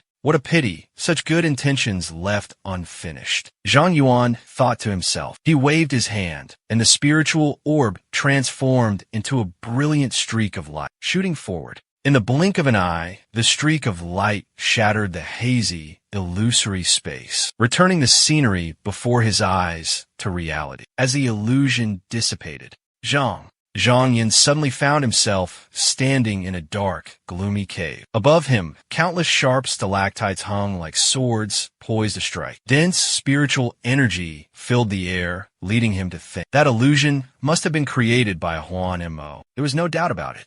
The rushing sound of water still echoed in Zhang Yan's ears. It was said that these demonic creatures could sense the deepest desires hidden within a person's heart. It seemed that using illusions to entice their prey was their tactic. Just now, the thought of searching for Xie Zongyuan, coupled with his obsession with pursuing the great Tao, had briefly crossed his mind, and the demonic creatures immediately sensed it and turned it into an illusion. Thinking of this, a faint smile crept across Zhang Yan's face. But it seemed these Huan Mo could only probe superficial thoughts, not penetrate the deepest recesses of one's heart, not to mention anything else. Just the fact that a hypocrite like Zhao Zhan, and yet they can still smile at others. It's truly laughable. It seems that as long as one maintains vigilance and prepares in advance, dealing with these Huan Mo isn't that difficult. The deeper they went, the more treacherous the terrain became, with steep cliffs rising on both sides like impenetrable walls. Zhang Yin walked while carefully observing his surroundings, thinking to himself, Xie Zongyuan is a man of loyalty and righteousness. He promised to meet here,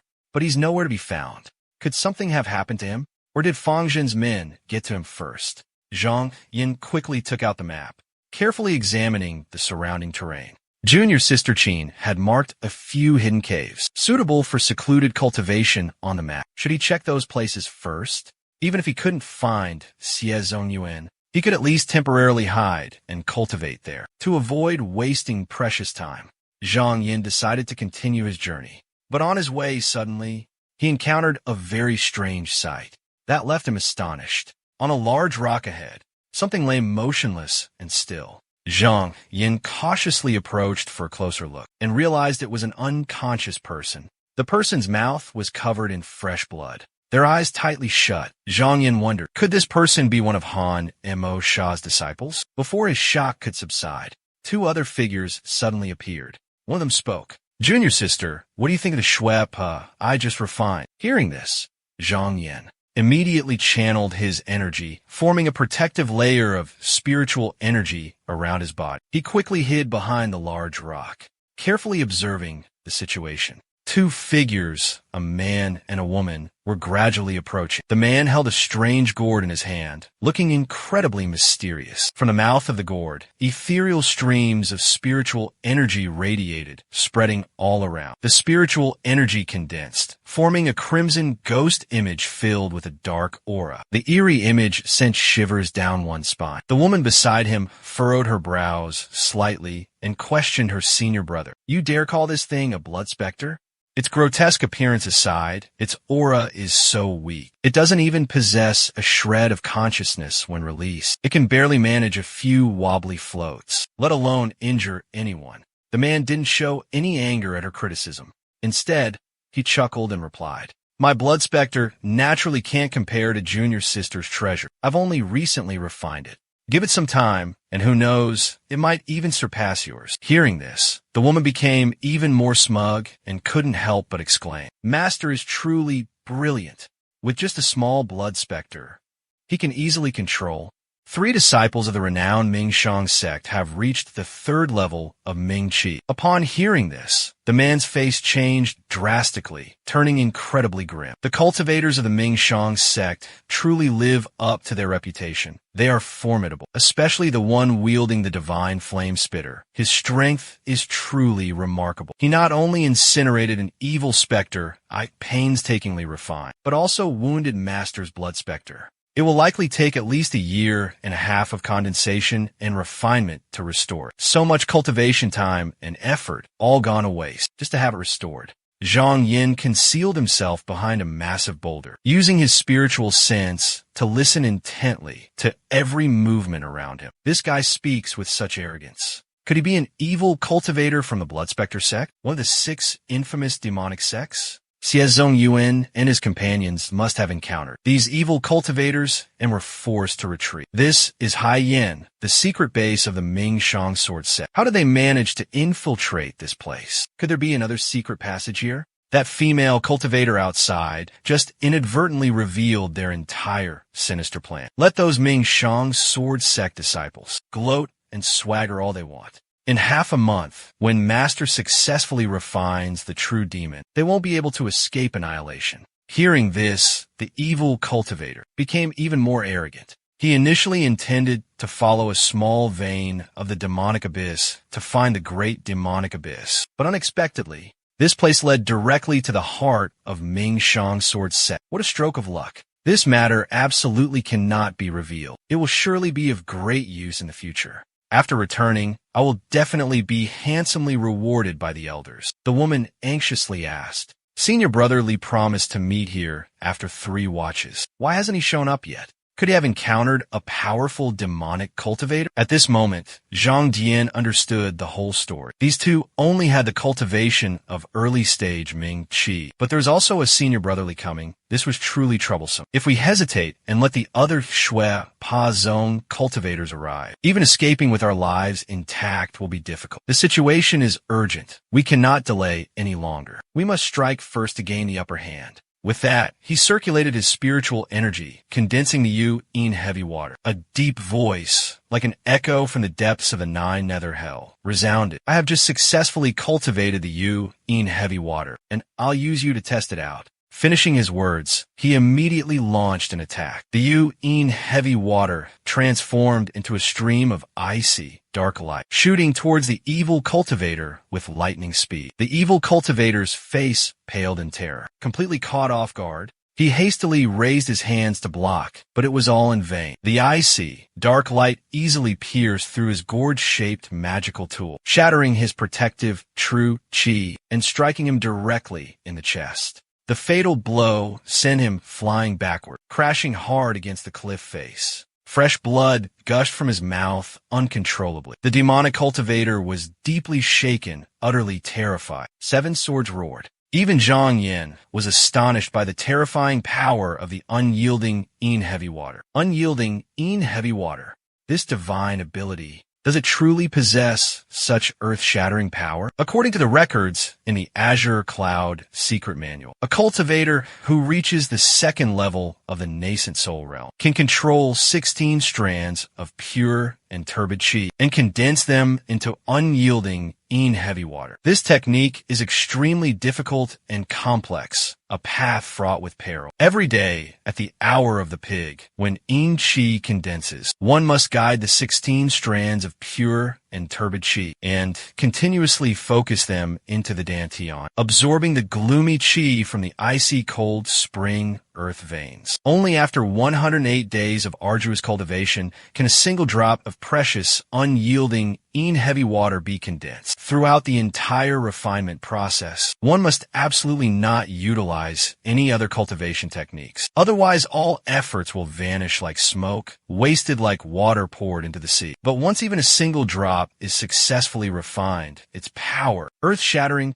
terrifying to all. An unstoppable force. If there were 10 drops of the heavy water within a set, it's feared no opponent in this world could be found. With 100 drops, even 1,000 soldiers would be terrified, their souls scattered. Possessing 1,000 drops of heavy water would allow one to overturn heaven and earth, reverse the flow of rivers, and make waterfalls climb upwards. Lost in thought, Zhang Yin hid behind a giant boulder, silently observing all movements outside. He subtly channeled his finger technique. A streak of jade-green light silently shot out. Then he thought to himself, before, I only focused on breaking through realms and never valued this heavy water. I never expected its power to be so terrifying. If only I had refined 2 or 3 drops earlier. Perhaps just one move could have eliminated those 2. As for Yang Ying, she happened to be passing by when she suddenly sensed a sharp burst of energy attacking her. Her keen intuition immediately alerted her to the imminent danger. Her figure swayed like a willow branch in the wind, gracefully twirling to evade the unseen attack with ease. After landing, her expression abruptly shifted, a cold glint flashing in her phoenix eyes as she angrily shouted, "Who dares ambush me?" She immediately began channeling a secret technique, her hands forming intricate seals. A surge of blood-red, demonic energy erupting from her dantian, coalescing into a bizarre blood orb. With a sharp cry, the blood orb abruptly exploded, transforming into a ferocious blood demon mermaid with a terrifying visage. The blood demon mermaid roared, its piercing shriek shaking the very air 3 times. Witnessing this, Shanlin Zhang Yin didn't dare underestimate his opponent, quickly chanting an incantation, his finger drawing a streak of jade-green light. The light solidified, materializing into a turquoise judge's pen. The pen shimmered, its sharp edge slicing through the air, hurtling towards the blood demon. Yang Ying, seeing the chilling gleam of the pen, not daring to confront him directly, she utilized nimble footwork, moving as gracefully as smoke, lightly tapping her toes on the ground, using the rebounding force to send a sharp brush light hurtling back towards Zhang Yin. Simultaneously, she controlled the blood demon mermaid with a terrifying ferocity, charging straight towards where Zhang Yin was concealed. Zhang Yin witnessed the blood demon mermaid rushing towards him with savage momentum, his body swiftly retreating backwards, thinking to himself, this blood essence power is both real and illusory, ever-changing and unpredictable, completely different from those mindless wraiths. It truly is the blood soul sex secret technique, but my Yuan sword flash hasn't yet fused with the Xianguang, dealing with this kind of formless and immaterial evil creature. I'm afraid it will be difficult to destroy it with one blow. As for Yang Ying, the brush light she had deflected was relentlessly pursuing her. Yang Ying, with her ghostly movement, flickered in and out of sight, dodging continuously, while shouting, "Senior brother, watch me send this little thief to the depths of hell to avenge you." Seeing this, Zhang Yin The incantation finished. The judge's pen transformed into a beam of brilliant light, hurtling towards the blood demon mermaid with terrifying speed. Go! The judge's pen pierced through the blood demon's body, making it shriek in agonizing pain. The demon's body shattered into countless fragments, transforming into a bloody light before dissipating into the air. With the blood demon mermaid destroyed, Yang Ying was immediately struck by a violent backlash, her body trembling uncontrollably as she clutched her stomach in excruciating pain. A stream of fresh blood gushed forth like a spring. Despite being gravely wounded, Yang Ying still managed to struggle to her feet, her eyes as venomous as a cobra's. Glaring at Zhang Yin, who was channeling a secret technique, a stream of blood-red, demonic energy condensed on his twin blades. Without hesitation, Zhang Yin continuously gathered energy, transforming the netherworld heavy water into streams of icy, ethereal light, firing them directly at Yang Ying. With ghostly speed and agility, Yang Ying swiftly dodged the netherworld heavy water. The icy, ethereal light bombarded the massive boulders, creating earth-shattering explosions. A deafening explosion rocked the entire area, shaking the very foundations of the space. In a critical moment, with life and death hanging in the balance, she swiftly took cover behind another colossal boulder. But Yuan Zhongshui clung to her like a shadow, relentlessly pursuing her without pause. Witnessing this, Zhang Yin didn't hesitate for a moment. He summoned a Xian Tai heavy saber, emanating a chilling, icy aura. His figure moved with lightning speed,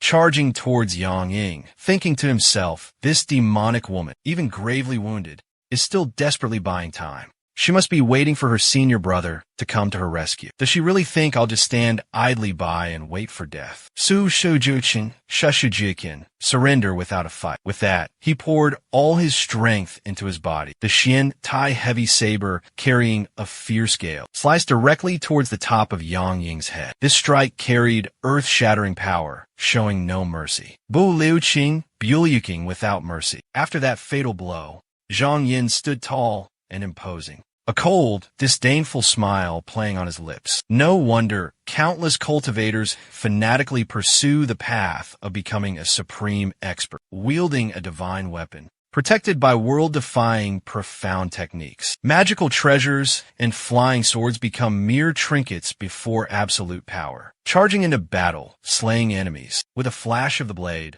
opponents fall. Truly the ultimate pleasure.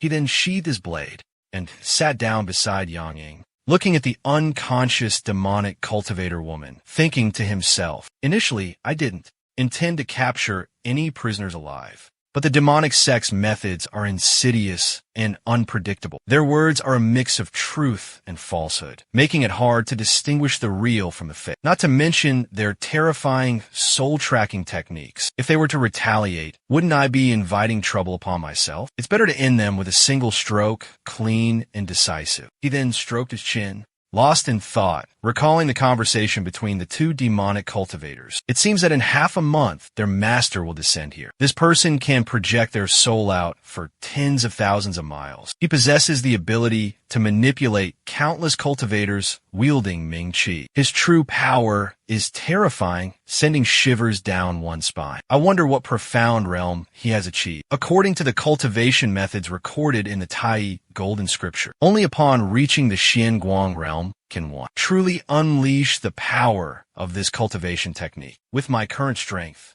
confronting such a formidable expert would guarantee a certain defeat. It's better to seek a safe and secluded place to hide, dedicate myself to cultivation, and enhance my own power. If I can achieve a breakthrough to the Xianguang realm soon, only then will I be qualified to face him in battle. Within a treacherous mountain crevice, sharp, jagged rocks jutted out like the ferocious teeth of a wolf. Li Wai descended with an ethereal grace. The aura emanating from him was as majestic as a descending deity. The Blood Soul sect disciples guarding this place, witnessing this scene, immediately prostrated themselves on the ground, respectfully bowing. Greetings, senior brotherly. At that very moment, They brought forth a captured cultivator from the Ming Shang sword sect. The cultivator was covered in wounds, his body emaciated. A disciple stepped forward, respectfully cupping his hands in greeting. "Senior brother, this is the Ming Shang sword sect disciple we captured. We've brought him here specifically for senior brother to decide his fate." Li Wide nodded slightly upon hearing this and simultaneously employed a secret technique.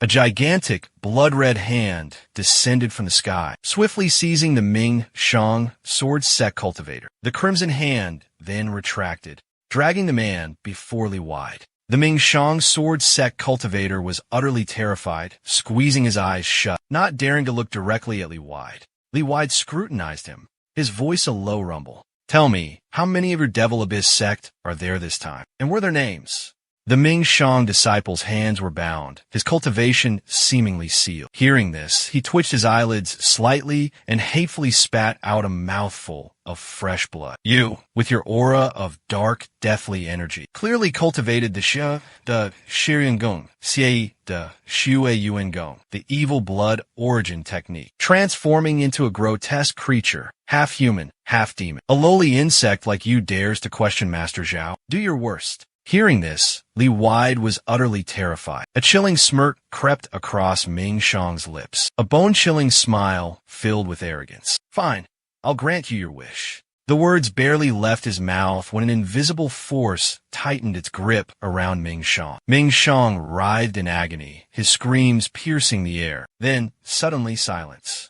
The invisible grip loosened, and Ming Shang's lifeless body crumpled to the ground. Li Wide coldly glanced at the motionless corpse. He then turned to face the group of subordinates kneeling before him. His voice, as cold as ice, echoed. "Master is in secluded cultivation, refining the true demon. Spread out in all directions and patrol vigilantly. Report any trace of Ming Shang immediately." Upon hearing the command, the disciples below quickly clasped their hands in salute and roared in unison, "Yes, master." With that, Li Wide transformed into a blinding crimson light, vanishing in the blink of an eye. Hidden in the shadows, Zhang Yin silently observed everything. Witnessing the scene, he thought to himself, "The demonic forces are suppressed under the might of the 10 great righteous sects. For centuries, every action was taken with extreme caution. Even the most cruel and vicious demonic cultivation techniques were strictly forbidden. The forces of the righteous path and the demonic path maintained a fragile balance. Whenever the Dong, Hua, Chuan cultivation world was mentioned, everyone knew the legendary reputation of the 10 great immortal sects. At this moment, he was meditating on a massive boulder, cultivating his inner energy. Streams of pure, jade-like energy flowed continuously, enveloping his entire body. While cultivating, his mind remained restless, filled with contemplation. Recently,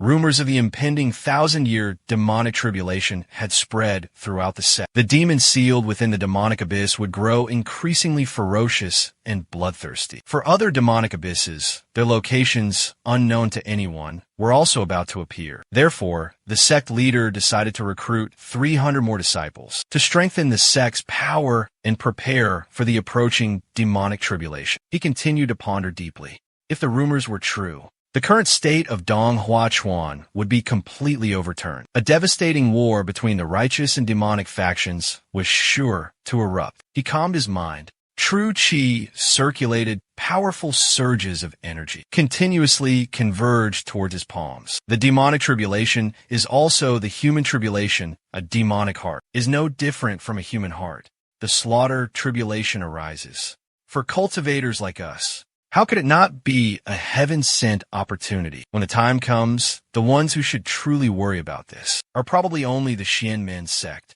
those who constantly seek to maintain the status quo. With that said, he took out a precious spiritual pill, swallowed it, and thought to himself that these matters were still to come. The current situation, to keep secret the matter of entering the demonic abyss. The Blood Soul sect would definitely resort to any means to eliminate all the Ming Shang disciples here. Furthermore, it's highly likely they would ambush the exit of the sea on the very day of the full moon. At that time, there would surely be an earth-shattering battle. The spiritual pill went down his throat. instantly transformed into a warm stream of energy, spreading throughout the meridians in his body. A turquoise light enveloped the crown of his head, making the golden Xia Xianguang even more radiant and dazzling. Now there's no turning back.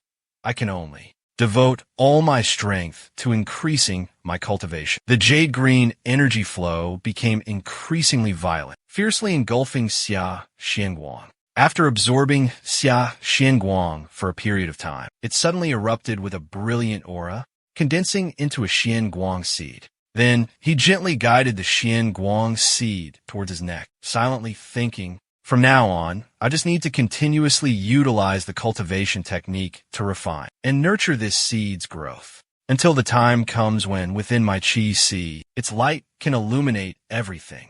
Then I'll be able to enter the Xianguang realm. The first stage, Lingming initial illumination. At that very moment, above the crown of his head, countless shimmering, multicolored Xianguang particles floated in midair, emitting a mystical, shimmering light like tiny stars. Witnessing this wondrous sight, Zhu Yin couldn't help but feel a surge of joy. Excellent. The Xianguang seed has appeared. Now, I can also perform the sword light movement technique with its myriad transformations. Enveloping my body in sword light, I can freely soar through the air. Possessing such extraordinary abilities, even if I encounter a formidable expert I can't defeat, I can still make a clean retreat. I no longer have to worry about being cornered with no way out. Su Shu Da Bi, at one's wit's end. This is truly perfect. Since things are progressing so smoothly, I might as well strike while the iron is hot and refine all of the Yun Sha, fusing it into the mystical world within that jade pendant. Zhang Yin sat down cross-legged and calmed his mind for cultivation. He circulated his Zhen Yuan, a powerful surge of earth attribute energy, gushed forth, swirling with gusts of wind. Gradually, a small vortex formed, spinning continuously. Zhang Yin thought to himself, this is the earth attribute Xianguang seed. So, it seems that even without the Yun Sha, it can condense on its own. He then slowly raised his hand, condensing a stream of pure, true yuan. Suddenly, his eyes sharpened like blades. He placed a hand on his chin, lost in deep thought. The 5 elements mutually generate. The metal seed has successfully condensed. This will accelerate the circulation of metal energy within my body. When condensing the water seed, the speed will also be several times faster. Afterward, I'll continue using water energy to nourish the wood element. Wood, in turn, will support fire. Once the 4 elements circulate and generate each other, the remaining primordial essence will have nowhere else to go and will naturally condense to form the earth element. It seems that with this final attribute, there's no need to rush. Everything will follow its natural course. Zhang Yin continued to ponder. No wonder in the future, refining profound seeds will become increasingly smoother. So, this is the underlying principle. Suddenly, a brilliant 7-colored light enveloped his entire body. The light gently lifted him into the air. Now that the 5 elements are complete, all that remains is to wait for the day I enter the profound radiance realm, would have the potential to cultivate the 5 elements magic and achieve the supreme Tai Xian true light. Suddenly, a sense of unease crept into his mind, filling him with dread. Could it be because of the sudden thought from a disciple of the Blood Soul sect? He waved his hand, and a stream of aqua light instantly enveloped his entire body. In the blink of an eye, Zhang transformed into a stream of clear water, silently moving towards the steep cliff beside him. As his figure reappeared on the cliff, he looked down with astonishment. It was actually him, at the foot of the cliff. Han Chi was surrounded by 3 ferocious demonic cultivators, with sharp weapons gripped tightly in their hands. They glared at Han Chi and roared, "Today you won't escape the Grim Reaper's side. We're just following orders. Don't blame us. If you're wise enough to surrender and accept your death, we can, out of respect for our shared sect, grant you a clean death, so that your soul can finally be free." Hearing this, Han Zhe could only respond with a bitter laugh. "So, Father did send someone after all? I thought you would leave me to die in this desolate place." Amidst the wilderness, surrounded by treacherous mountains, under a gloomy and ominous sky, Han Zhe suddenly roared in fury, his voice echoing through the vast expanse. "Han Xuanda, I know you've never liked me since I was a child, and you even tried to harm and assassinate me multiple times. It was only thanks to Mother's unwavering protection that I survived until this day. Han Ze continued, his voice filled with resentment. But I just can't understand. Why are you so determined to drive me to my death? Can you tell me why? Upon hearing Han Ze's words, Han Xuanda's cold voice responded, Today, there's no need for me to hide it from you any longer. Years ago, before you were born, I consulted a renowned prophet within our sect. Let me see your destiny. The divination reveals you will bring disaster to your father. Do you understand? Hearing this, Han Chi trembled violently, stammering, Jay, just because of that? Suddenly, he grabbed the other man's collar, threw back his head, and laughed maniacally like a madman. Then, his expression turned ferocious. Veins bulging on his forehead, he roared furiously, I, Han Chi, swear to heaven and earth. If I don't die today, I will bathe the Han family in blood, exterminating 3 generations. Han Chi screamed, Do it! Han Quanda remained silent. Zhang Yin still stood on the precarious cliff, witnessing everything. Countless thoughts raced through his mind. Zhang Yan's face darkened. He thought to himself, this is the only way. Looks like I can't just stand by and watch any longer. The man snorted coldly, channeling his Yuan Qi, infusing spiritual power into his pristine white Taoist robe. In a critical moment, with life hanging by a thread, he urged his magical power, transforming the Taoist robe into a brilliant streak of white light, soaring through the air. Riding the wind and parting the clouds, he flew straight towards the group. Han Tone was utterly terrified, all 7 of his meridians trembling. He watched the phantom-like white robe approaching at an alarming speed, getting closer and closer. The Blood Shadow Sect's hounds were scared witless, their faces ashen, screaming in terror. It's bad. It's a Blood Shadow Sect expert coming to kill us. Scatter. With that, the group heartlessly abandoned Han Chi, who stood frozen in shock. Han Chi was dumbfounded, watching the backs of the fleeing men. At that moment, Zhang Yin leaped from the high cliff, landing steadily beside him. Zhang Yin approached, his deep voice resonating as he spoke. Fortunately from the Blood Shadow Sect disciple, and obtained a treasured artifact of the sect. Fellow Taoist, are you all right? Han Chi was utterly astonished. His eyes widened as he saw Zhang Yuan suddenly appear behind him. He stammered, Zhang? Senior brother Zhang. Just now, that was... Zhang Yuan glanced at Han Chi and calmly asked, Do you recognize me? Han Chi suddenly came to his senses and hastily knelt down before Zhang Yuan, earnestly saying, Thank you, senior brother, for your great kindness in saving my life. Zhang Yuan flicked his sleeve and turned to leave gracefully, his voice echoing from afar. This place is desolate and barren. Brother Han, why not come with me to my cave to rest for a while? Pan Ke Piang, I have a few things I'd like to ask you. Han Chi hurriedly replied, I dare not accept the title of senior brother. If fellow Taoist has any questions, if Han Mao knows the answer, I will certainly do my best to inform you. Inside the dark cave, sharp stalactites jutted out from the stone walls. Zhang Yin and Han Chi sat facing each other on a massive boulder. Zhang Yin spoke up and asked, When you entered this demonic abyss, Brother Han, did you happen to encounter senior brother Xie Zongyuan's group? Han Chi replied, Of course I did. Not long after we set foot in here, we ran into the Bloodfiend Sect's disciples. They possess an extremely wicked and bizarre blood refinement artifact. After they completely routed us, we were forced to scatter and flee in all directions. Han Chi continued, That Bloodfiend branch, aside from its floating, intangible form, is identical to a real person in every other aspect. Its true form is definitely that of a nascent soul cultivator. There's no doubt about that.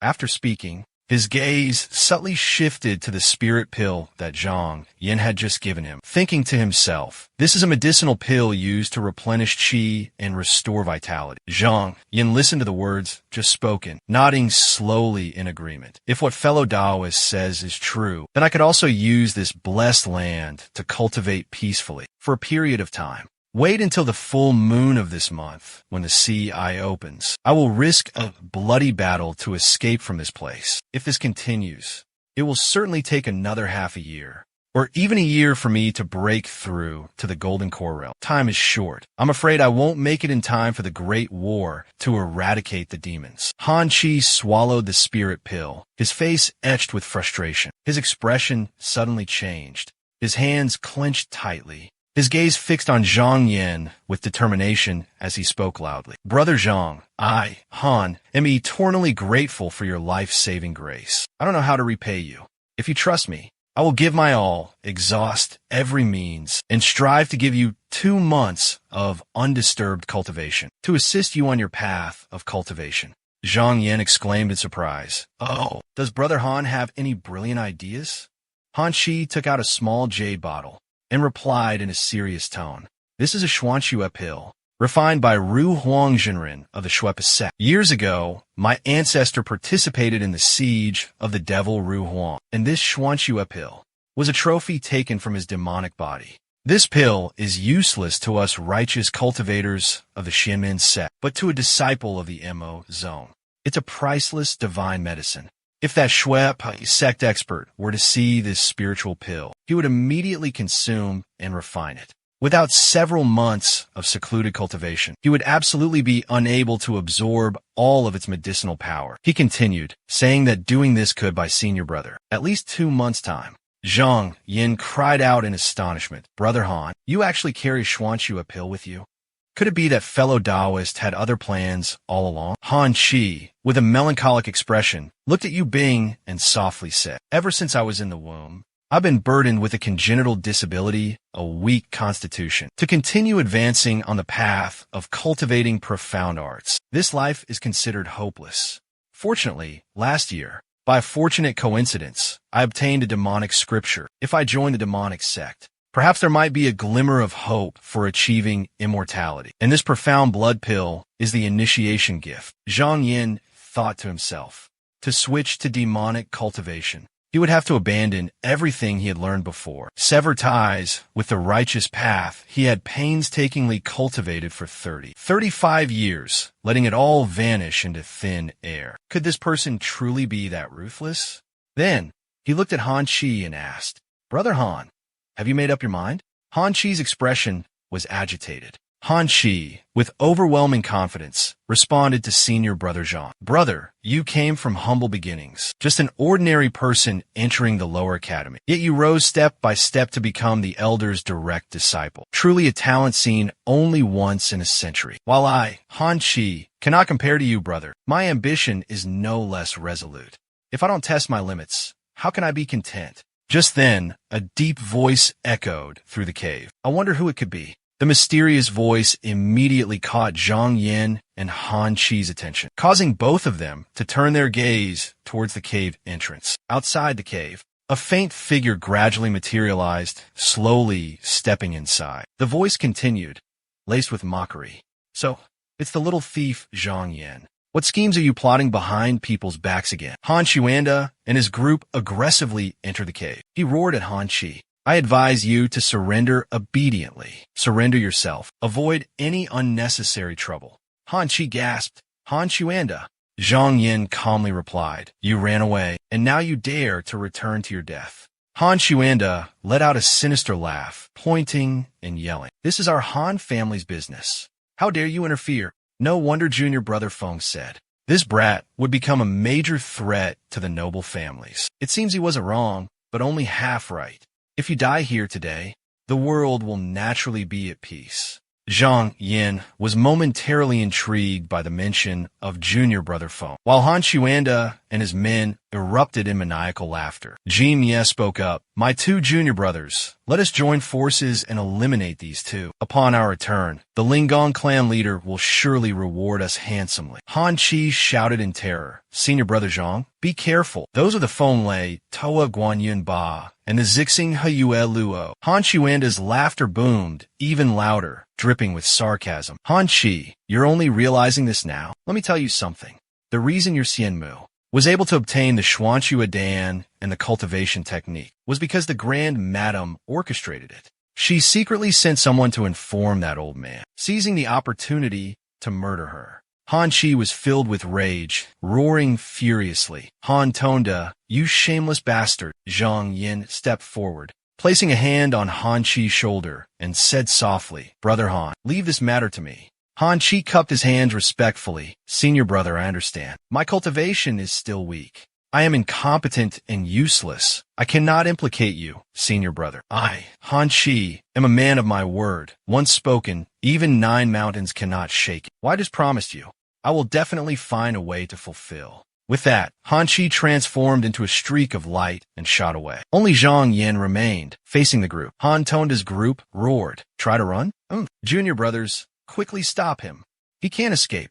The disciple in yellow robes immediately channeled his spiritual energy, unleashing a surge of thunder power. In his hand, a lightning blade crackled, fiercely lunging towards Han Chi, attempting to block his path. But in the blink of an eye, he was struck by Zhang Yan's spell, his body sent flying. He flew backward, crashing heavily onto the ground. In just a brief moment, Zhang Yan had easily defeated an enemy. Han Xuanda and the remaining senior disciple were frozen in place, utterly astonished. After a moment of regaining his composure, Han Xuanda's face turned grim, cold as ice. Witnessing his fellow disciple being eliminated by Zhang Yan in a flash, terror surged within him.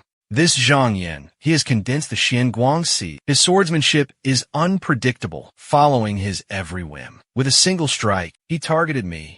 I fear I may not escape the fate of my soul returning to the underworld. Then, he turned and shouted to his senior brother, "What are you waiting for? Quickly summon the Yin Ju chariot." The other cultivator suddenly let out a cold snort, swiftly executing a profound magical technique. Immediately, a fierce surge of true essence, like a raging torrent, roared and charged directly toward Zhang Yan. At the same time, Han Xuanda also unleashed his secret technique. Thick white smoke, resembling dense fog, continuously emanated from his body, billowing upwards, spreading relentlessly outwards, enveloping Zhang Yan's figure. In the blink of an eye, all directions were shrouded in a thick curtain of smoke. Han Xuanda and the other cultivator hovered in the air, high and mighty. Looking down at Zhang Yan, Han Xuanda spoke, his voice deep and ominous. "Zhang Yan, you possess a sword talisman for protection, capable of transforming into an Dangong, escape light, for escape. Even I cannot do anything to you.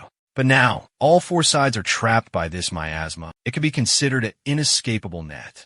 See where you can run now." Hearing this, Zhang Yan smirked, leisurely taking out a tortoise shell and tossing it into the air. He calmly said, "Just you lot, dare to even dream of stopping me."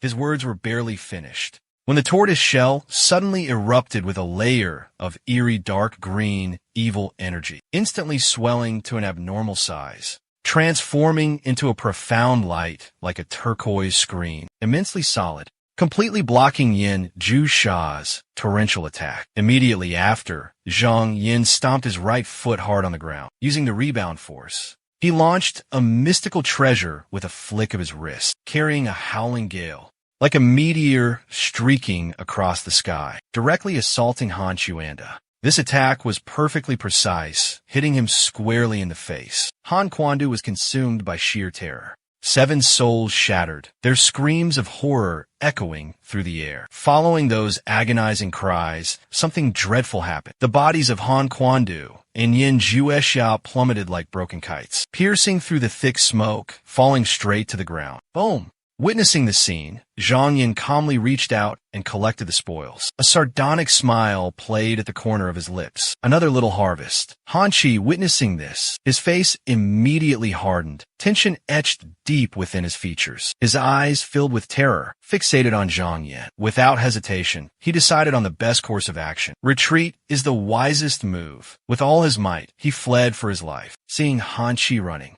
Zhang Yin calmly executed the Xian Guang divine ability, his figure transforming into a ray of light, hot on Han Chi's heels. Han Quandu was so terrified that his soul nearly left his body. He hastily pulled a silk ribbon from his sleeve, waving it frantically, creating a dense fog, desperately trying to escape. But Xian Guang's divine ability, with its incredible speed, as fast as lightning, pierced through the smokescreen he'd created in the blink of an eye. The power of the divine ability remained as potent as ever, undiminished. He knew full well that this petty trick couldn't hold off Zhang Yin for long. He ran for his life, desperately turning his head back to shout, "Fellow Taoist Zhang, we have no prior grudges or grievances. Why must you push me to such extremes? If you spare my life, I will forever remember this kindness." Otherwise, even if it means fighting to the death today, I will not let you off easy. In that very moment, Xian Guang's divine ability descended like a celestial being, carrying a terrifying speed as it hurtled forward. In a flash, the divine ability pierced through Han Chuanda's body. Before he could even let out a scream, he collapsed to the ground, lifeless. Only the magical silk ribbon remained, suspended in midair. Witnessing this, Zhang Yan gently reached out and caught the spiritual silk. He calmly spoke. This treasure is perhaps more suitable for a fairy maiden. It would be better to bring it back as a gift for a fellow Taoist Luo. Scene changes to Wu Goose's cave dwelling. A violent surge of spiritual energy descended from the heavens, enveloping the group of people inside the cave. At this moment, Han Qi, along with Li Weimin and Li Wide, were kneeling before Han Yushi. Li Wide clasped his hands and respectfully reported, "Master, we have fortunately completed the mission and brought Wu Sa here." Wu Gusa coldly looked at Han Qi and asked, "Are you Han Qi of the Yinling Han clan?" Han Qi hurriedly clasped his hands and respectfully replied, "Yes, senior, I am Han Qi." Wu Gusa looked at Han Qi, a wicked smile playing on her lips. The rumors were true indeed. Such handsome features, such extraordinary presence, truly worthy of being a disciple of our Shui Pizong. Our Shui Pizong has always welcomed talented individuals with open arms. If you wish to take me as your master, I will certainly accept you. Hearing this, Hanze immediately knelt down. Kowtowing, disciple greets master. Wu Gusa gently raised his hand and said, "There's no need for formalities. Rise. Currently, I am merely a clone created from Shui.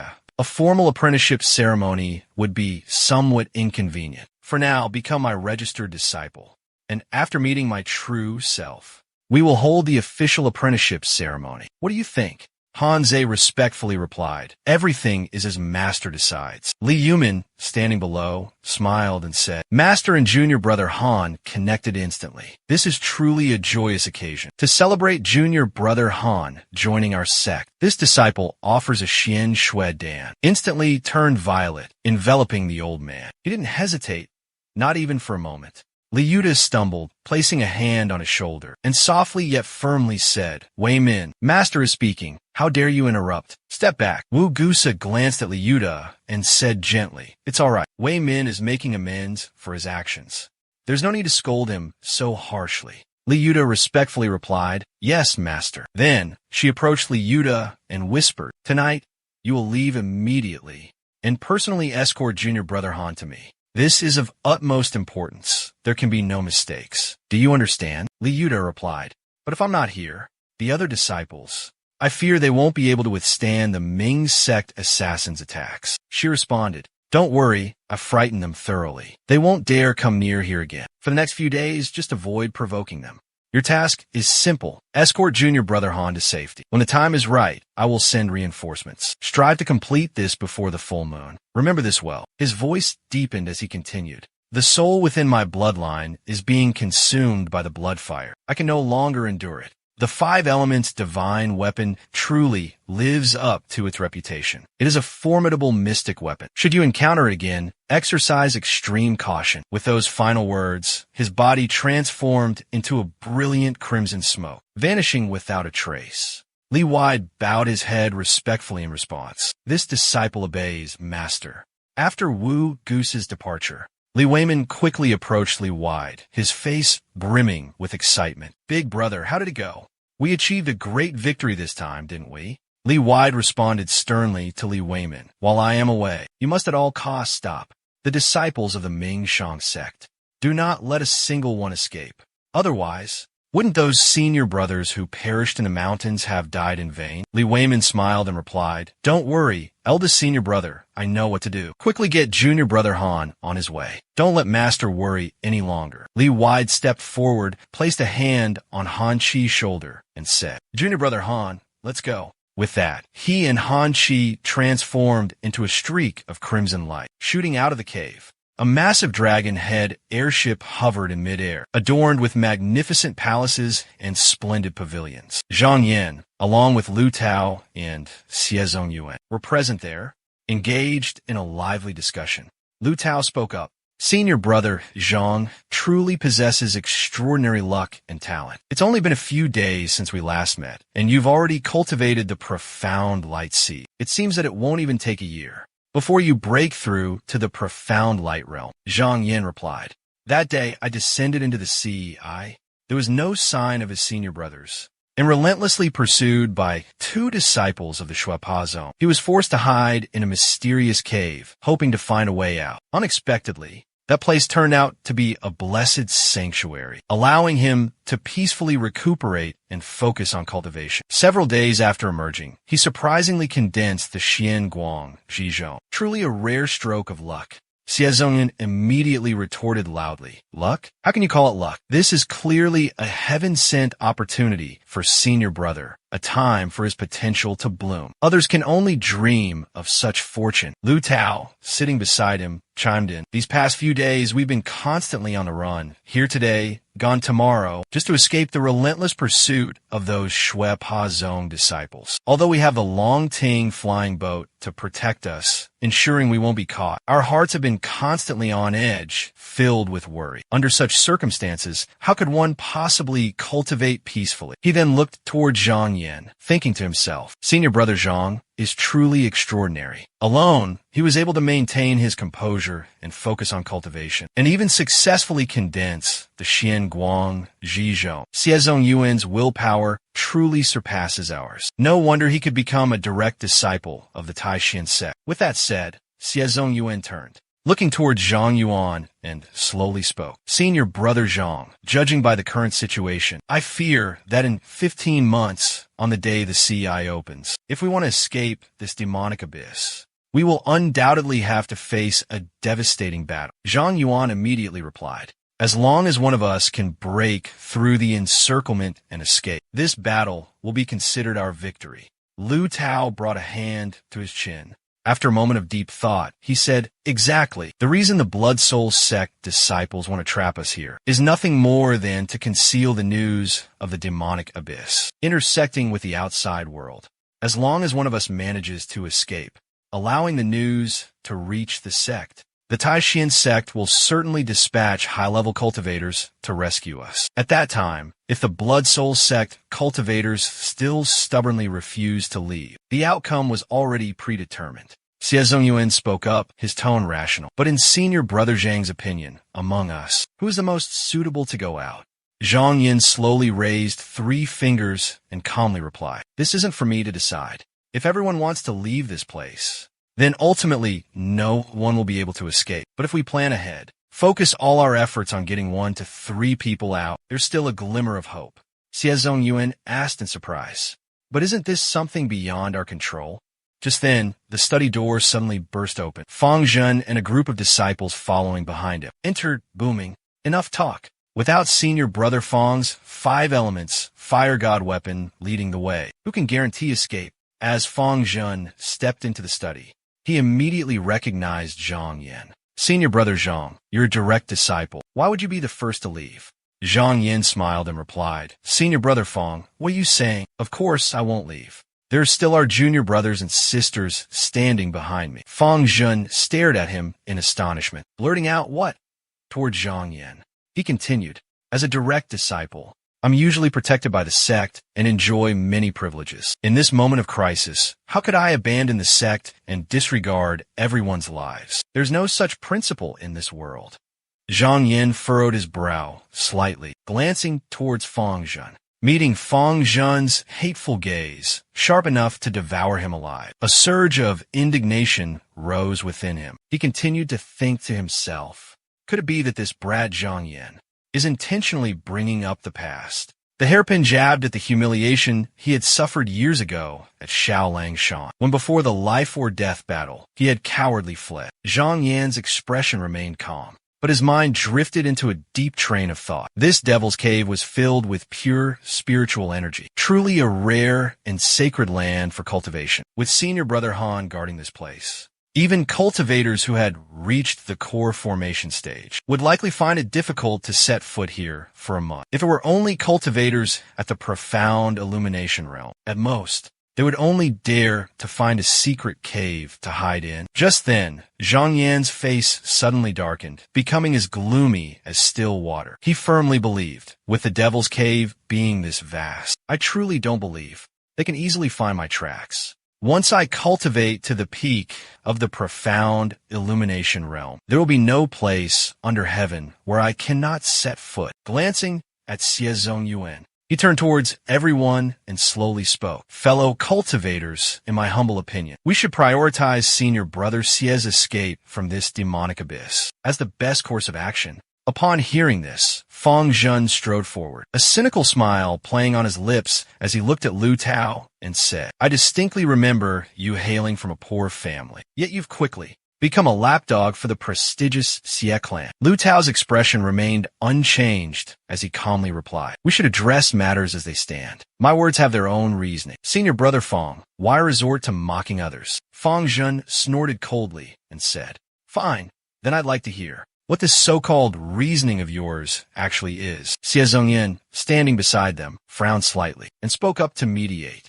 Junior brother Lu, is this truly appropriate? Lu Tao hastily clarified to senior brother Xie, as a disciple of the Xie clan, you only need to report the situation here back to the clan. If, in a short term, our sect can't mobilize reinforcements in time, you can still call upon the senior masters of our clan to descend from the mountain and assist us.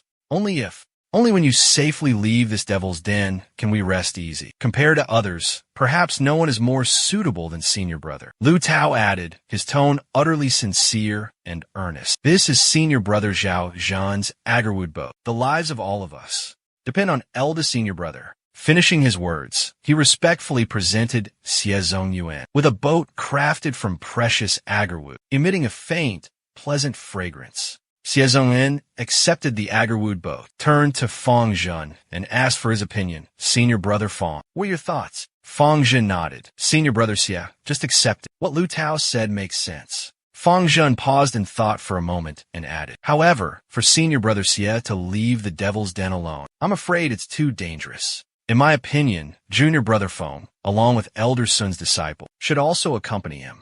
What do you all think, fellow Taoists? Feng Ming, dumbfounded, stammered a reply to his senior brother. Feng Zhen patted his shoulder gently, offering a comforting smile. We have 5 fire god weapons to protect us. What's there to fear? Rest assured, there's no need to worry. Feng Ming, still hesitant, spoke to his senior brother. Perhaps it's best if you go first. Zhang Yin finally spoke, his voice calm and measured. Junior brother Feng possesses exceptional talent and limitless potential. It's truly unwise for him to risk himself in such a perilous place. This matter requires careful consideration. Just then, Chun Ming entered the cave. Seeing this, Xie Zhongyuan asked in surprise, Madam Chun, what are your thoughts? Chun Ming shook her head slightly, her voice tinged with sadness. I'm deeply grateful for everyone's care these past few days. I'm truly indebted to you all. I risked my life entering the Yin Abyss to search for my husband, and I still haven't found any clues. I cannot simply leave like this.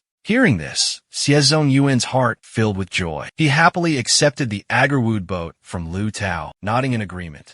All right, let's do it that way. In 5 days, we will act according to this plan. Finishing his words, he turned towards everyone, cupping his hands in a respectful bow. If I, Xie Zhongyuan, can return safely from the Devil's Abyss, I will never forget your kindness. Outside the cave entrance, a voice echoed. Tonight, I, Zhongyuan, have come with a request for Brother Zhang. I need your help with something. It turned out that Xie Zhongyuan had gone to Zhang Yan's quiet chamber to pour out his heart. Zhang Yan gently gestured for him to sit down, saying casually, Brother, there's no need for formalities. Make yourself comfortable. Xie Zhongyuan glanced at Zhang Yan and began to speak frankly. Brother Zhang, you know the battle 5 days from now is extremely dangerous. Among us, who knows how many will survive to return? I have a junior who was orphaned at a young age. Normally, I'm the one who mostly takes care of and teaches her. Finishing his words, he took out an exquisitely crafted jade pendant and handed it to Zhang Yan. He continued slowly. If Zhong Yuan happens to fall in this battle, I want to ask senior brother to pass this on to her. Doubt arose in Zhang Yan's heart. He thought to himself, could these be his last words before facing danger? Why didn't he ask Lu Tao, who was just so devoted to him? As if understanding Zhang Yan's thoughts, Lu Tao chuckled softly and explained. Senior brother, you see, I, Lu, fear that I will be forever trapped in this devil's abyss, my life hanging by a thread. Wouldn't it be more appropriate to entrust this to senior brother Xie than to give it to me? Lu Tao continued. I, Lu, also come from a poor family, one that has long since fallen.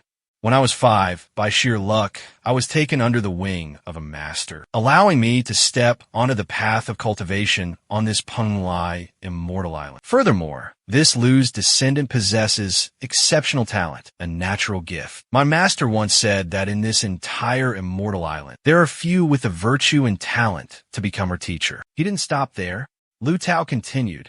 Rumor has it that senior brother Zhang is the disciple most cherished and valued by true person Zunjian, and has a close relationship with senior brother Ning.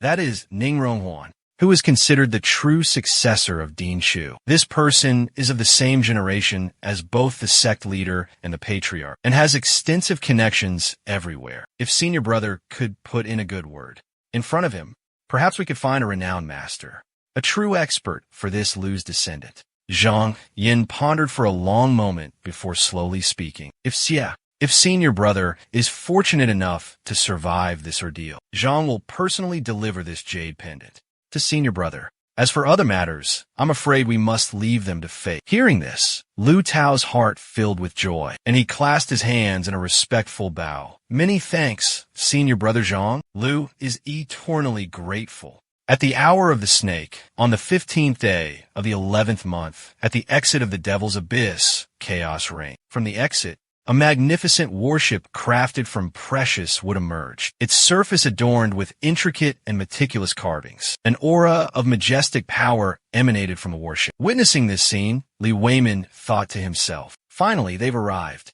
With that, he waved his hand, issuing a command to his subordinates behind him. Advance! Test the strength of those Ming Shang sect cultivators. Immediately, 2 of his subordinates unleashed their magic. Behind each of them, a gigantic, grotesque spirit materialized. Their faces were fierce and incredibly cruel. One of them spoke up, his voice arrogant and booming. Just stall them a little longer. Wait for our boss, Li Wide, to return, and dealing with these guys will be as easy as flipping our hands. The 2 souls controlled by the other 2 men charged aggressively towards the warship, intent on attacking. Zhang Yan's expression turned icy cold. He gently waved his hand, unleashing a mystical azure blue stream of magic power. Seeing this, Fang Zhen felt a surge of eagerness to help. From the palm of his hand, a violet flame erupted. Although not overwhelmingly intense or violent, it was enough to incinerate the 2 souls, making them scream in excruciating pain. Witnessing this scene, Li Weimin felt an overwhelming surge of rage and frustration. He gritted his teeth and roared. The Shuxia sect cultivator standing next to Li Weimin suddenly spat out a mouthful of blood. Collapsing to the ground, lifeless, Li Weimin exclaimed in horror, terrifying, incredibly powerful. No wonder senior brother warned us to be extremely cautious. Just a moment of carelessness, and one of our disciples was eliminated in the blink of an eye. If we were to engage them head on, without senior brother here, I fear we wouldn't stand a chance against them. Zhang Yin withdrew his spiritual power, turning to Xie Zongyuan and said, Senior brother Xie, it seems their cultivators of the Huadan and Xinguang realms are absent. We can seize this opportunity to attack. Xie Zongyuan still hesitated, asking, how can you be so certain, junior brother? Zhang Yin calmly explained his deduction. If they were here, they wouldn't need to set up such a defensive formation. Xie Zongyuan remained silent, simply smiled faintly, clasped his hands, and said to Fang Zhen, this deathly aura seems unusual. Senior brother Fang, I must rely on your 5 elements fire god weapon all to guide the way. Fang Zhen crossed his arms and calmly replied, I know. With that, Fang Zhen immediately activated the 5 elements fire god weapon all. A brilliant golden halo appeared, surrounded by shimmering, mystical purple light streams. Feeling his power was strong enough, he launched his attack, shouting, protect me, Fang Zhen commanded, directing his followers behind him. Instantly, from his hand, a surge of purple energy erupted violently, like brilliant fireworks in the dark night. However, hidden within that dazzling beauty lay terrifying power and immeasurable danger. Witnessing this, Li Weimin just smirked, showing no fear whatsoever. He thought to himself, I've already planted a powerful origin-gathering jade. This deep layer of bedrock is where the spiritual energy of heaven and earth converges, flowing ceaselessly from all directions, empowering this treasure. Li Weimin refused to sit and wait for death. He sprang into action. He hurled his magical treasure into the sky, wielding his divine power as he thought. As long as the main banner isn't destroyed, and the one controlling it still lives, then even if the other banners are shattered, they can be recreated at any time. Lu Tao vaguely sensed something amiss. He suspected that the moment of the Eye of the Sea's eruption was fast approaching, yet that dense fog still wouldn't disperse. Who would dare venture inside, unaware of the hidden dangers and deadly traps that lay within? Zhang Yin turned to ask Fang Zhen, Brother Fang, in your estimation, if we commit all our forces, how many of those flagpoles can we destroy? Fang Zhen respectfully replied, there are a total of 36 flagpoles in the formation. If we launch a full frontal assault, we should be able to destroy no less than 18. Zhang Yin seemed quite satisfied with this answer. He surveyed the scene and slowly said, half is enough. Seeing this, Xie Zongyuan asked, Senior brother, do you have a brilliant plan? Zhang Yin pointed at Xie Zongyuan and said, Senior brother Xie, just now, when Senior Brother Fang tore a small opening in the fog, I caught a glimpse of someone at the center of the formation, controlling a large banner. After this person manipulated the banner, the fog condensed again. He must be the key to this flag formation. We need to find a way to eliminate him. Hearing this, Fang Zhen smiled. Junior Brother Zhang, this vile creature is hiding within the dense fog. If we want to infiltrate and eliminate him, we naturally have to find a way to disperse this fog. If there truly is a method to break through the fog, then what are we still waiting for?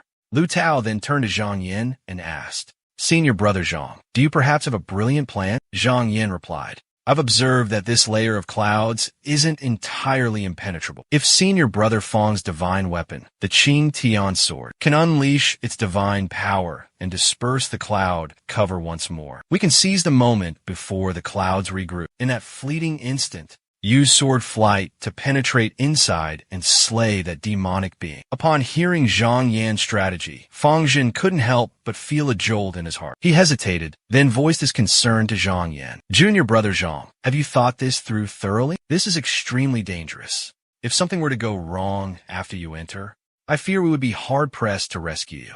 Zhang Yin flashed a brilliant smile, his eyes sparkling with confidence and hope. Of course, I've considered it carefully. At this moment, their Xianguang realm cultivator is absent. This is our chance to take a risk and test our strength. If we wait for him to return, I'm afraid even an opportune moment like this will vanish. Fang Zhen sensed the overwhelming aura emanating from Zhang Yin, and he burst out laughing. All right, if Junior Brother Zhang has such courage, then I, Fang Zhen, won't back down either. He lifted his head high, looked straight ahead, and declared proudly, Today, I'll broaden your horizons and let you witness the earth-shattering power of the 5-fire divine drill. The spirit treasure ship suddenly shook violently. A fierce wind howled, and a colossal water column erupted. Xie Zhengyuan turned around and shouted to everyone, The CI gate has opened. Countless torrents of water came crashing down, forcing everyone to struggle to hold their ground. Lu Tao said to Xie Zongyuan with difficulty, Senior Brother Xie, Brother and Junior Brother Feng, seize this opportunity. Quickly board the Qinxiang boat. The move that Senior Brother Zhang is about to execute guarantees victory. He continued, wait for the formation to dissipate. Don't hesitate. Use all your strength to jump into the swirling water column. Follow the current upstream and escape this devil's Denver. Xie Zongyuan responded resolutely. On the other side, Zhang Yinbao said to Fang Zhen, Senior Brother Fang, prepare to strike. Fang Zhen acted immediately, summoning the power of the 5 fire god swords. This time, the power seemed many times stronger than before. Billowing waves of purple energy swirling endlessly around the giant, glowing golden circle. Li Weimin witnessed the entire chaotic scene. He gripped his banner tightly, his heart filled with terror. After sensing that the energy had reached its peak, Fang Zhen thrust both palms forward. Wu Yin controlled the 5 fire god weapons, aiming them towards the dense layer of clouds and mist. He roared, "Open!" Countless violet rays shot out from the circle, tearing apart the thick layer of clouds and mist. The aggressive beams of light charged straight towards the center of the formation, where Li Weimin was holding ground. Li Weimin was exhausted by his opponent's attack, but he still fought back fiercely. He stood up, waving the flag vigorously, trying to restore the dispersed clouds and mist. Zhang Yuanqi's eyes narrowed in intense concentration. He thought to himself, "The time has come." The sandalwood boat in the sky suddenly emitted 2 brilliant beams of light, aiming directly at the dense layer of clouds and mist. But just then, a dazzling crimson light appeared, flying towards them with terrifying speed. Lu Tao cried out in alarm. "It's bad. That Xianguang cultivator has returned." At this moment, Li Weimin, seeing the brilliant crimson light, felt a sense of relief wash over him. He cried out joyfully, "Big brother is back." Li Weimin's subordinates joined in, cheering jubilantly, "Boss is back." But in that very moment, the streak of azure light continued its relentless assault. Li Weimin was stunned, unable to comprehend what was happening, before being struck by the terrifying force. This sight sent his subordinates into a state of utter panic. Suddenly, Madame Chen realized something crucial. She exclaimed, "Look, everyone, the fog is clearing." Lu Tao turned around, urgently addressing Xie Zongyuan. "Senior brother Xie, hurry. Senior brother Zhang has succeeded." A brilliant golden light merged into the swirling water column. Fang Zhen furrowed his brows, gazing towards a boat speeding towards the vortex from afar. Are these Blood Soul sect disciples not afraid of death? Is no one stopping them? Xie Zongyuan thought to himself. This was a blatant act of suicide.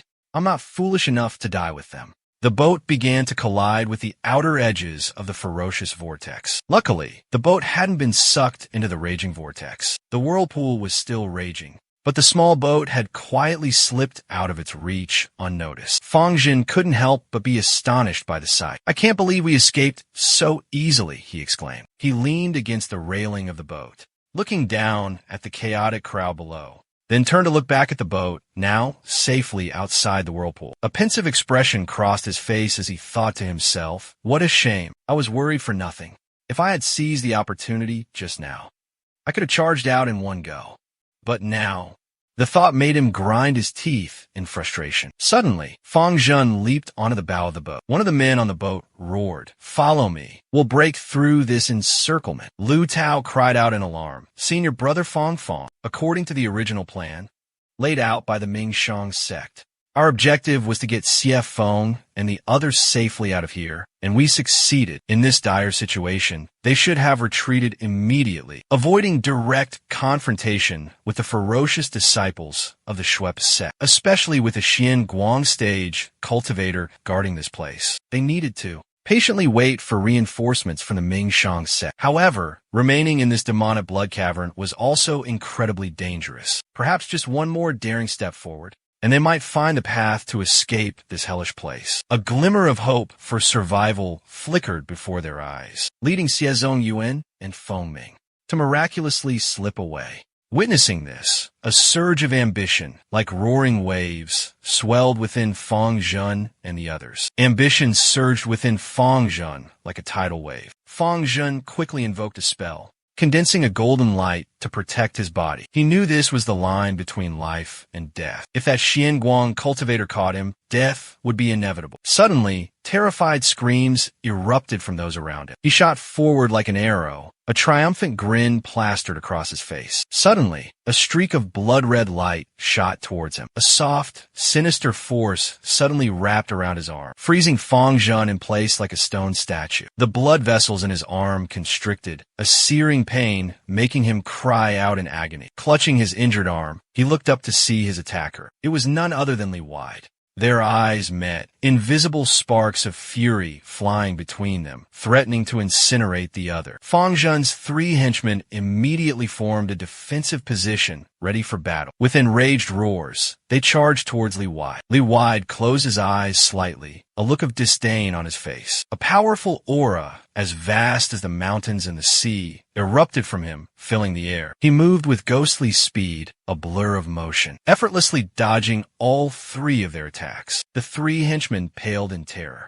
This was the terrifying power of a Xian Guang stage cultivator. A Ming Qi stage cultivator without a protective treasure, if merely brushed by Xian Guang energy, would be reduced to ashes, their souls scattered. Fang Zhen's henchmen were utterly terrified, their souls leaving their bodies. They frantically scattered, desperately searching for an escape route. But how could they possibly escape from Li Wide's clutches? Li Wei flicked his finger, his voice icy. Tried to escape? The blood vessels in his hand suddenly transformed into a venomous snake, lunging forward with terrifying speed, quick as lightning, hot on the heels of the fleeing figure. The fleeing man, caught by the blood tendrils, screamed in agony. Despite wearing protective armor, he couldn't escape the sheer terror. Li Wei scoffed, his eyes filled with contempt. You think a mere piece of tattered armor can keep you safe? He chanted an incantation, summoning a gigantic hand, its spectral form blotting out the sky. Two massive hands slammed down,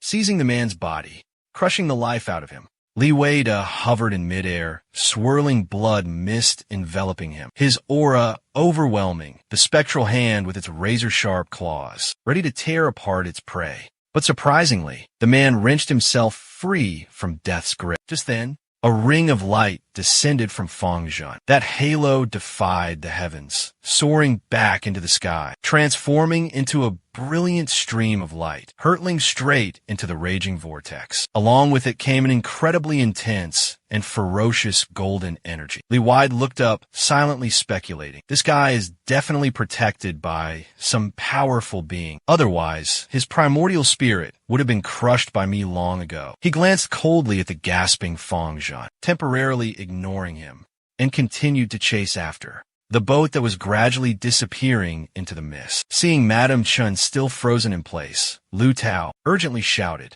"Madam, we must leave now.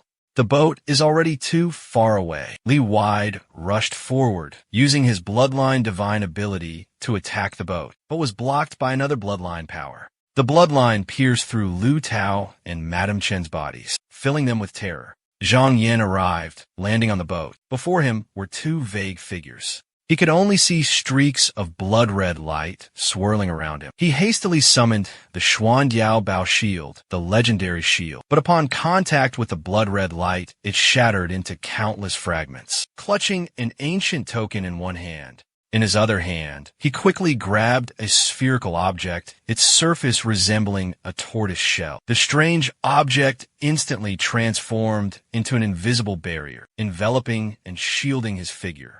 Zhang Yin concealed himself within the protective barrier, calmly observing the two figures lurking in the shadows. The blood-red threads lunged forward like a dragon emerging from the sea, emitting sharp, whistling sounds as the two ends of the bloody light collided with his protective barrier.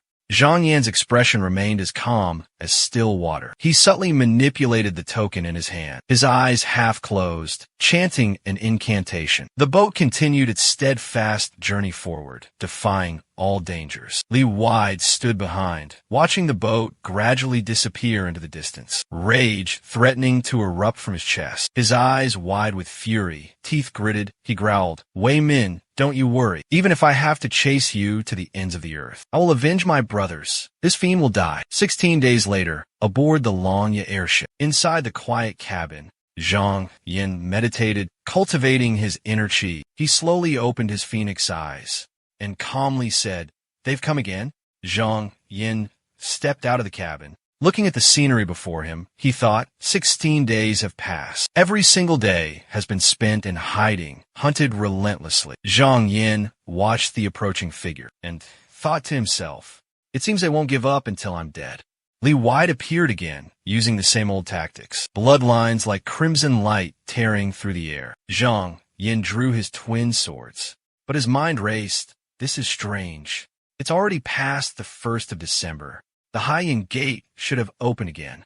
In theory, the Ming Shang sect, They would surely send highly skilled cultivators to provide support, or, at the very least, dispatch someone to investigate the situation. Yet, until now, there hasn't been a sign of anyone. During the fierce battle with the blood tendril, his sword danced relentlessly, yet Zhang Yan's mind raced with thoughts. After days of intense fighting against this creature, he gradually began to understand the blood tendril's characteristics. This entity possessed the ability to actively absorb objects containing spiritual essence and the surrounding spiritual energy. If the consumed object was the flesh and blood of a living being, it would be nourished and grow stronger. But when faced with high-quality magical artifacts, the blood tendril itself would be eroded and weakened by the spiritual energy. With this thought, Zhang Yan unleashed a barrage of high-grade magical artifacts. A confident smirk played on his lips as he thought to himself, I may not have much of other things, but flying swords and magical treasures? I have more than enough. Moreover, after obtaining the astral sword ring, these treasures aren't as important anymore. Li White exclaimed in astonishment. This guy, he's ridiculously extravagant. He unleashed a barrage of flying swords, each imbued with the essence of low-grade spiritual artifacts, hoping to halt his opponent's advance. Moreover, these flying swords were launched continuously without pause, like scraps of metal discarded without a second thought. After a relentless assault, his vital energy was severely depleted, his breath coming in ragged gasps. However, he still managed to force out a menacing tone. You insignificant brat. After this battle, I will definitely take your life. Zhang Yuan remained pensive, thinking to himself, he possesses a flying ship spirit treasure. Truly, he has no need to worry or fear any opponent. He sat cross-legged, hands resting on his knees, lost in deep contemplation. Clearly, I've accumulated enough Xian Guang spiritual power, he mused, but why can't I break through the final barrier? Closing his eyes in deep thought for a long while, Zhang Yuan questioned himself. Could the problem lie within my Tao heart? Suddenly, a thought flashed through his mind. The Seven Loves Golden Scripture leans towards the dual elements of metal and fire, and these two elements inherently possess an unyielding and indomitable will, a path of unwavering forward momentum. Yet these past days I've been hiding within the Dragon Fong flying ship, preoccupied with avoiding danger, seeking only superficial safety, was actually worry-free and safe, with a safety net in his heart. He couldn't naturally unleash a fierce will to survive. A life-or-death struggle was raging in his mind. At this rate, his Tao heart wouldn't align, and naturally, he wouldn't be able to reach the Xian Guang fusion realm, nor could he create a phenomenon. He had reached the final step, yet he still couldn't achieve completion. Suddenly, a flash of enlightenment sparked in Zhang Yan's eyes. I understand your Tao in this life. It's to seek survival in adversity, to break and rebuild, to rebuild and break again. Things had come to this. His only option was to seek a chance for survival within this desperate situation. With this thought, he shouted, "Su Yigang, are you there?" The jade pendant in his hand suddenly emitted a brilliant light. Su Yigang materialized, kowtowing in response. "What are your orders, master?" Seeing Su Yigang's ethereal figure appear, Zhang Yan was slightly surprised and blurted out. Su Yigang hastily prostrated himself on the ground, kowtowing repeatedly. His mouth continuously uttered words of gratitude. "Fortunate to be taken in by master. This humble servant has achieved what I have today." Afterward, he scratched his head, a slightly embarrassed expression on his face, and continued, "There's no sunlight here, and the underground is filled with yin qi. For souls like us, this is a greatly nourishing place. Therefore, these past few days, I've felt incredibly comfortable. My injured soul has also gradually recovered." Zhang Yan clasped his hands behind his back and nodded in satisfaction. "That's because your destined opportunity has arrived. Listen carefully. This time I need to attempt a breakthrough in my cultivation realm. Absolutely no mistakes can be allowed. You will help me keep watch for any disturbances outside. You must be extremely cautious in your observations, understood?" Su Yigang was so overjoyed that he burst into tears, rushing forward to embrace his arm tightly. His heart overflowed with gratitude. Master, why have you only now granted me this chance to prove myself? I, Yi Gang, have always felt indebted to you, yearning for a chance to repay your kindness. Today, I finally have the opportunity to display my abilities. I will devote all my strength and dedication to this task. I will not neglect a single detail, not even for a moment. Zhang Yin smiled faintly. Within that smile lay 3 parts helplessness and 7 parts indulgence. This kid, spoiled rotten, always asking for the impossible. The boat continued to glide smoothly across the water. It passed through a dark and treacherous cave. From the boat, Zhang Yin decisively leaped on a solid ground. His face hardened with resolve. He thought to himself, this time, it's burning bridges. There's no turning back. Under the pressure of life and death, hanging by a thread, the aura around him grew dense and unusual. He continued his internal monologue. In 3 to 5 days at most, those Xian Guang sect cultivators from the Shui Pa zone will arrive. If he can't overcome this difficult hurdle, then his soul will be scattered and cease to exist. Yi Gang pointed in a direction and curiously asked the old master, there are many lost souls and demons around here. I wonder if I can absorb them. Zhang Yuan calmly replied, they are essentially unclaimed. Do as you please. Cultivate on your own. There's no need to report to me.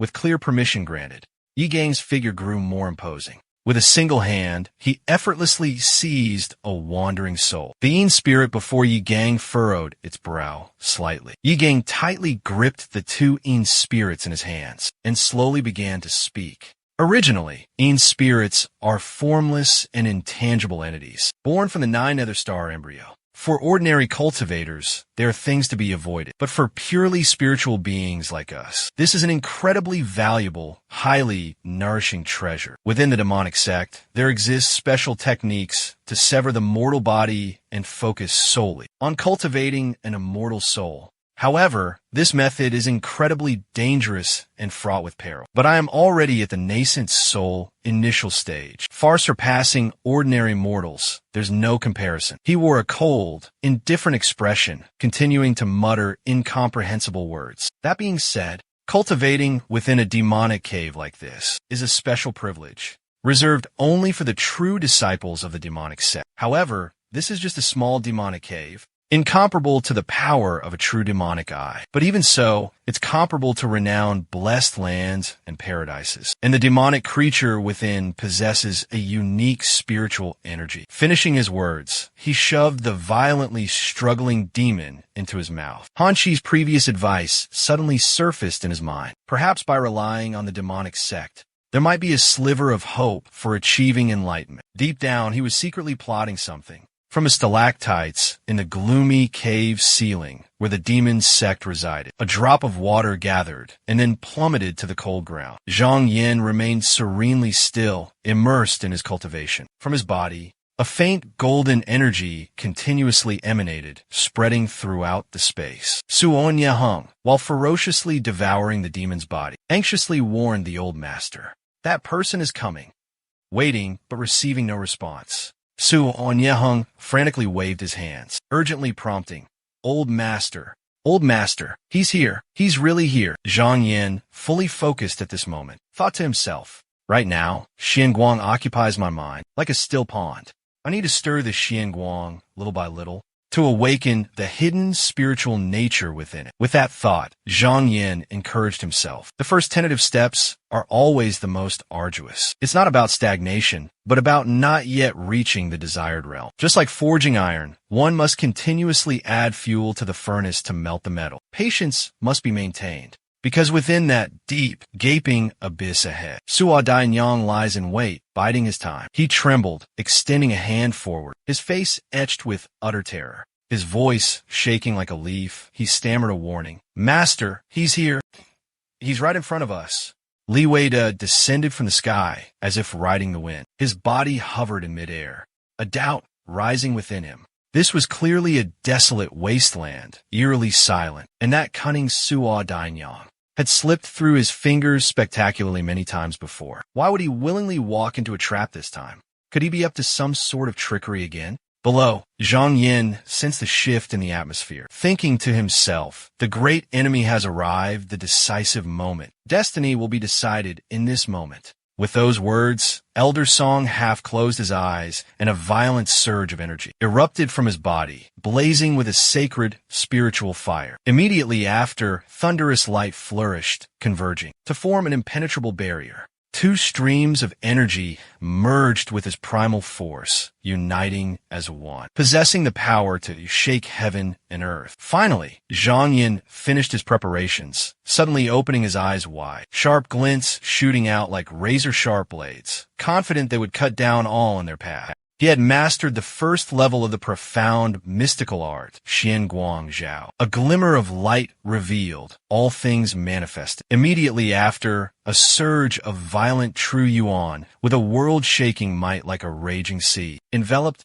Zhang Yan's body. He began chanting, the obscure incantation echoing with an enchanting power. Xianqing Zhao Xian Zong, Ti Ming Ling Guang Yiju, transcending the mundane, surpassing the physical form. Zhang Yan's expression radiated absolute, unparalleled confidence. He continued to chant the true mantra, his voice resonating throughout the space. Jin Feng Yi Qi, Laihua Wu Xianguang, Chao Kong Su Kong. His fist shot out like surging blood clouds. In a flash, an earth-shattering force was unleashed in all directions like a raging storm. Li Wide's face paled in terror. He hastily formed hand seals, his whole body trembling. He struggled to withstand this terrifying power. His body was violently thrown backward to evade the attack. But Li Wide's shallow cultivation, how could it possibly withstand such terrifying might? He was swiftly reduced to ashes.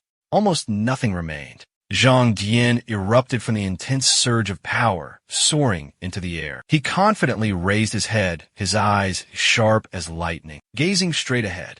Witnessing this scene, Li Wide's face paled in terror as he cried out, Xian Guang realm. How could this be? Doubt gnawed at him relentlessly. This junior was clearly just a Ming Qi realm cultivator. So how could he, in the blink of an eye, break through to the Xian Guang realm, a cultivation level equal to mine?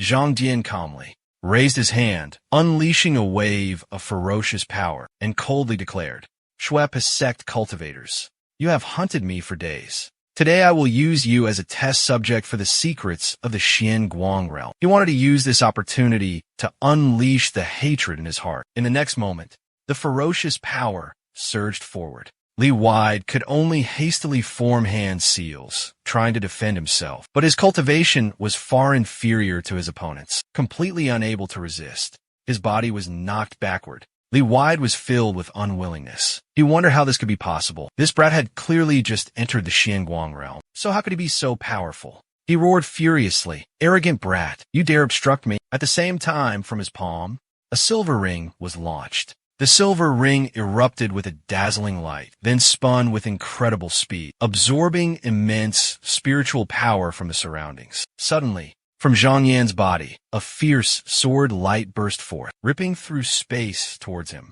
With a flick of his wrist, a streak of spiritual fire shot directly at the spinning silver ring ahead. In an instant, the silver ring shattered into countless fragments. Witnessing his ultimate technique destroyed in a blink of an eye, Li Wide was utterly horrified, thinking to himself, what kind of superior cultivation technique has this guy practiced? He's only reached the initial stage of Xianguang, yet he's already this formidable. This Xianguang, he can wield the power of both metal and fire elements to their fullest extent. Cornered like this, why bother using any more techniques? He hastily resorted to the tactic of flight being the best option, repeating to himself, continuing this fight is truly not the wisest course of action. But Zhang Yan was relentless in his pursuit, a chilling smile playing on his lips. He unleashed a blast of spiritual fire towards the fleeing Li Wide, then appeared right in front of him in the blink of an eye. Zhang Yan extended a finger, poised to strike. Li Wide could only muster a thin layer, a protective true yuan to shield himself. Zhang Yan's power was as fierce and relentless as a raging ocean, surging without end.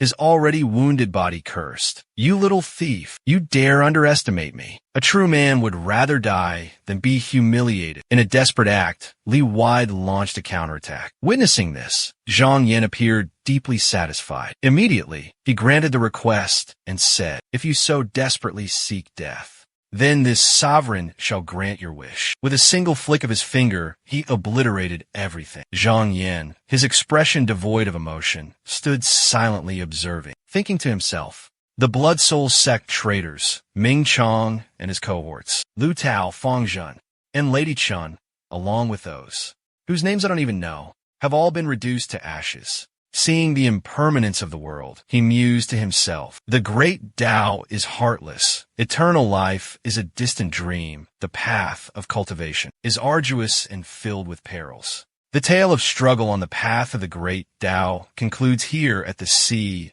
Devil Abyss. Join us next time for Conquering the Three Silvers, a return to the Jianghu. A new tribulation begins.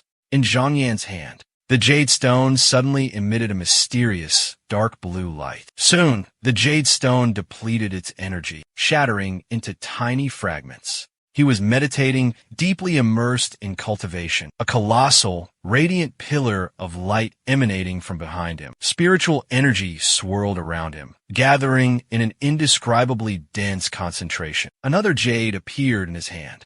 This time, Zhang Yin absorbed the jade's energy through his forehead. He stood up, exhaled the Dua Qi, Zhuqi, turbid breath, and softly spoke. This is one of the techniques from a Xianguang Yu Jianhuan, recorded within the Zheng Yuan Jianjing. It's called the Fun Guang Li He Jianju.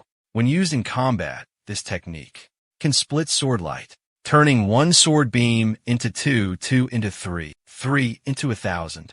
1,000 into 10,000 until returning to its original state. Each tiny beam can be considered a complete Huan Jian. However, to master the power of nature, he needed to slowly refine and cultivate Xianguang. He had to fuse Xianguang into his body by absorbing the Jian Huan Xian. But for now, wielding this energy felt somewhat forced. At that moment, the young man clasped his hands behind his back, his deep gaze fixed on the distant mountain range. Today was December 12th. The battle was only 3 days away. Then, he could use the terrain of Mo Shui Dao to reverse the flow of the Shui, Hijili, and return to Long Yuan de Zhai.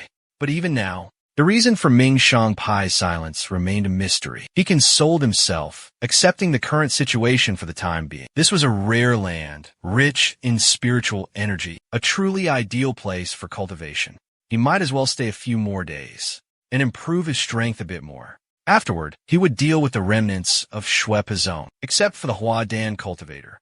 The rest were nothing to worry about. If I meet one enemy, I'll cut him down. If I meet two, I'll destroy both without hesitation. From his palm, a boundless spiritual power suddenly erupted. Deep down, Yin harbored a relentless worry. Moreover, there were still troubles that needed his immediate attention. The Tai Golden Scripture I cultivate has an incredibly mysterious origin. As soon as the Xianguang appears, anyone with discerning eyes can immediately recognize that it's a supreme cultivation technique. It's bound to arouse suspicion. If I want to conceal its source, I must stop cultivating the Lan Yun's secret manual, the water-based Xinguang. Suddenly, an old voice echoed in his ears. Master! Master! Yin slowly lifted his robe, retrieved an item, and asked, what is it? I'll annihilate everything. A small figure, just freed from the confines of a cramped space, pleaded with clasped hands, Master, I want to stay here. Yin replied with a hum, his heart filled with thought, wondering why. Note, keeping Yihua as is, since it adds a specific nuance. Consider replacing with doubt or confusion if a simpler translation is desired. He hurriedly replied, Now, my mortal body has perished. Returning to the sect would be of little use to you. On the contrary, it would only bring disaster. After a moment of deep contemplation, Suo Yanyang continued to speak earnestly. It would be better to remain here. Embark on the path of the demonic Tao.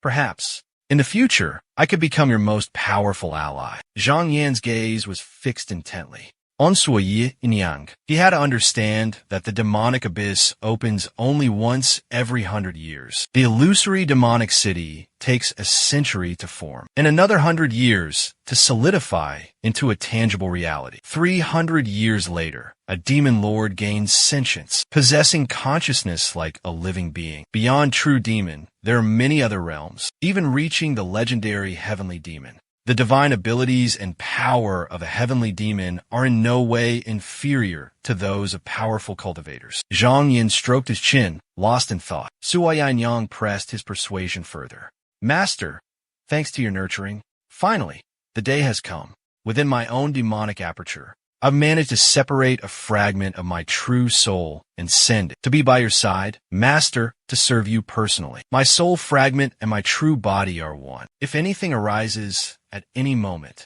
you can summon me, and I will be no different from my true self. Zhang Yin quickly pondered the situation. Su Yinyang lacked a physical body. Without this soul fragment, he would undoubtedly lose more than half of his consciousness, becoming as dull-witted as an ordinary ghost. His advantage over the greedy ghosts would be reduced by more than half. The outcome was easily imaginable. His words were meant to express his unwavering loyalty. Keeping Su Yinyang here would be like having a secret pawn, surely useful in the future. With that thought, I agreed. I promised you before I leave this place, I would allow you to stay here. Hearing this, Su Yangyang hastily kowtowed in gratitude. Thank you for your benevolence, esteemed elder, for granting my request. Soon after, Zhang Yin led Su Yangyang to a desolate area, pointed his finger, and condensed spiritual energy, creating a solid barrier. He instructed, for the next few days, I need to enter secluded cultivation. You will stay here and protect me. You must be alert to any disturbances and inform me immediately. Su Yangyang respectfully replied, Yes, senior. A sense of unease stirred within Zhang Yan's heart. First Han Qi, now Su Yangyang, it seemed that, in the pursuit of immortality, the number of evil cultivators within the Mingshang sect was growing. It's not just me who's devoted myself completely, cultivating to the point of forgetting myself. The thought barely finished when Zhang Yin took out a jade slip, recorded the cultivation technique, and continued his diligent practice. Spiritual energy surged like a powerful tide, flowing endlessly, enveloping his body. After a long period of immersion, Zhang Yuan slowly opened his eyes, his mind once again lost in thought. Over the past few days, his cultivation had progressed by leaps and bounds, becoming strong enough to perfectly conceal his true strength. With a few more days, he could complete the condensation of the netherworld heavy water. Only then would victory truly be within his grasp. Suddenly, a strange phenomenon arose between heaven and earth. The ground shook violently.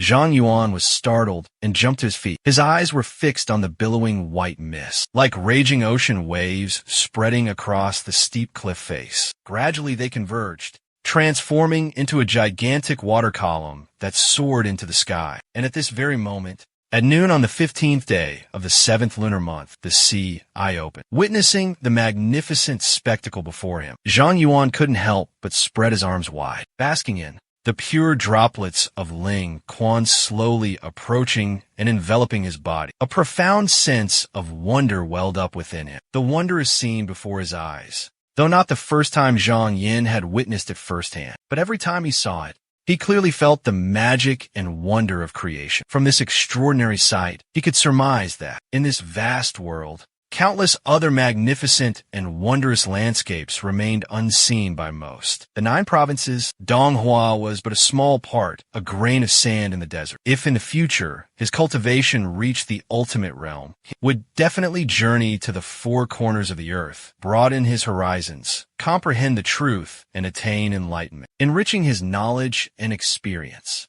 The flowing column of Ling Quan suddenly trembled violently, then exploded without warning. This unexpected event immediately put Zhang Yin on high alert. From amidst the violently churning waves, a figure in white emerged abruptly, as if stepping out of thin air, with an ethereal and transcendent demeanor. Like an immortal descending to earth, it was none other than Qi Yuntian.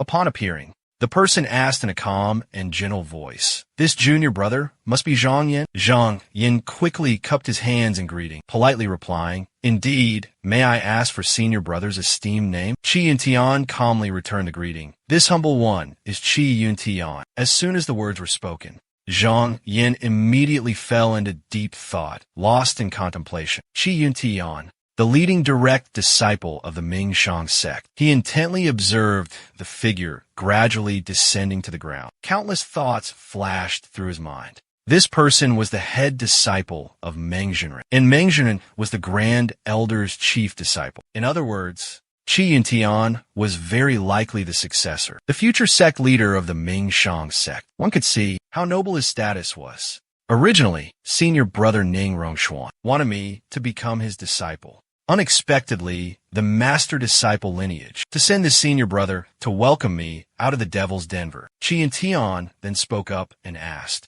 According to the previous reports from the two junior brothers, there were 7 others accompanying junior brother Zhang. Where are they now? Zhu Yin shook his head slightly and reported respectfully. That day, while escorting senior brother Xie out of the Devil's Den, we encountered an unexpected incident along the way. All the other senior and junior brothers have perished. Afterward, we clashed with disciples from the Blood Soul sect in a fierce battle. Up until this moment, I am the only disciple, fortunate enough to survive and return. Hearing this, Ying immediately inquired about the situation regarding the Blood Soul sect disciples. Have they been causing any more trouble recently?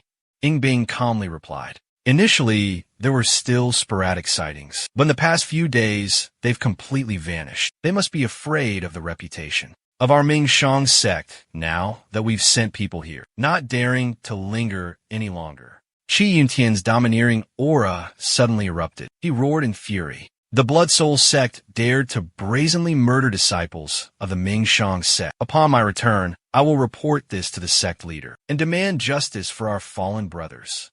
Just then, Zhang Yin spoke up with a skeptical expression. Senior brother must have come here today to rescue us. But senior brothers Xie and Feng left the demonic cave early, on the 15th of last month.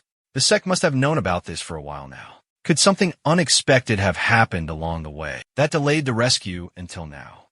Qi Yuntian shook his head slightly, sighed, and slowly explained, it's because those junior brothers were quite unlucky. Immortal Peng of the Gongsho sect entered secluded cultivation to break through to the next realm some time ago, to avoid being disturbed. He ordered a complete lockdown of the island, forbidding anyone from entering or leaving. Therefore, Junior Xie and Junior Feng, both of them, despite having left the Devil's Tomb long ago, couldn't truly bring themselves to leave.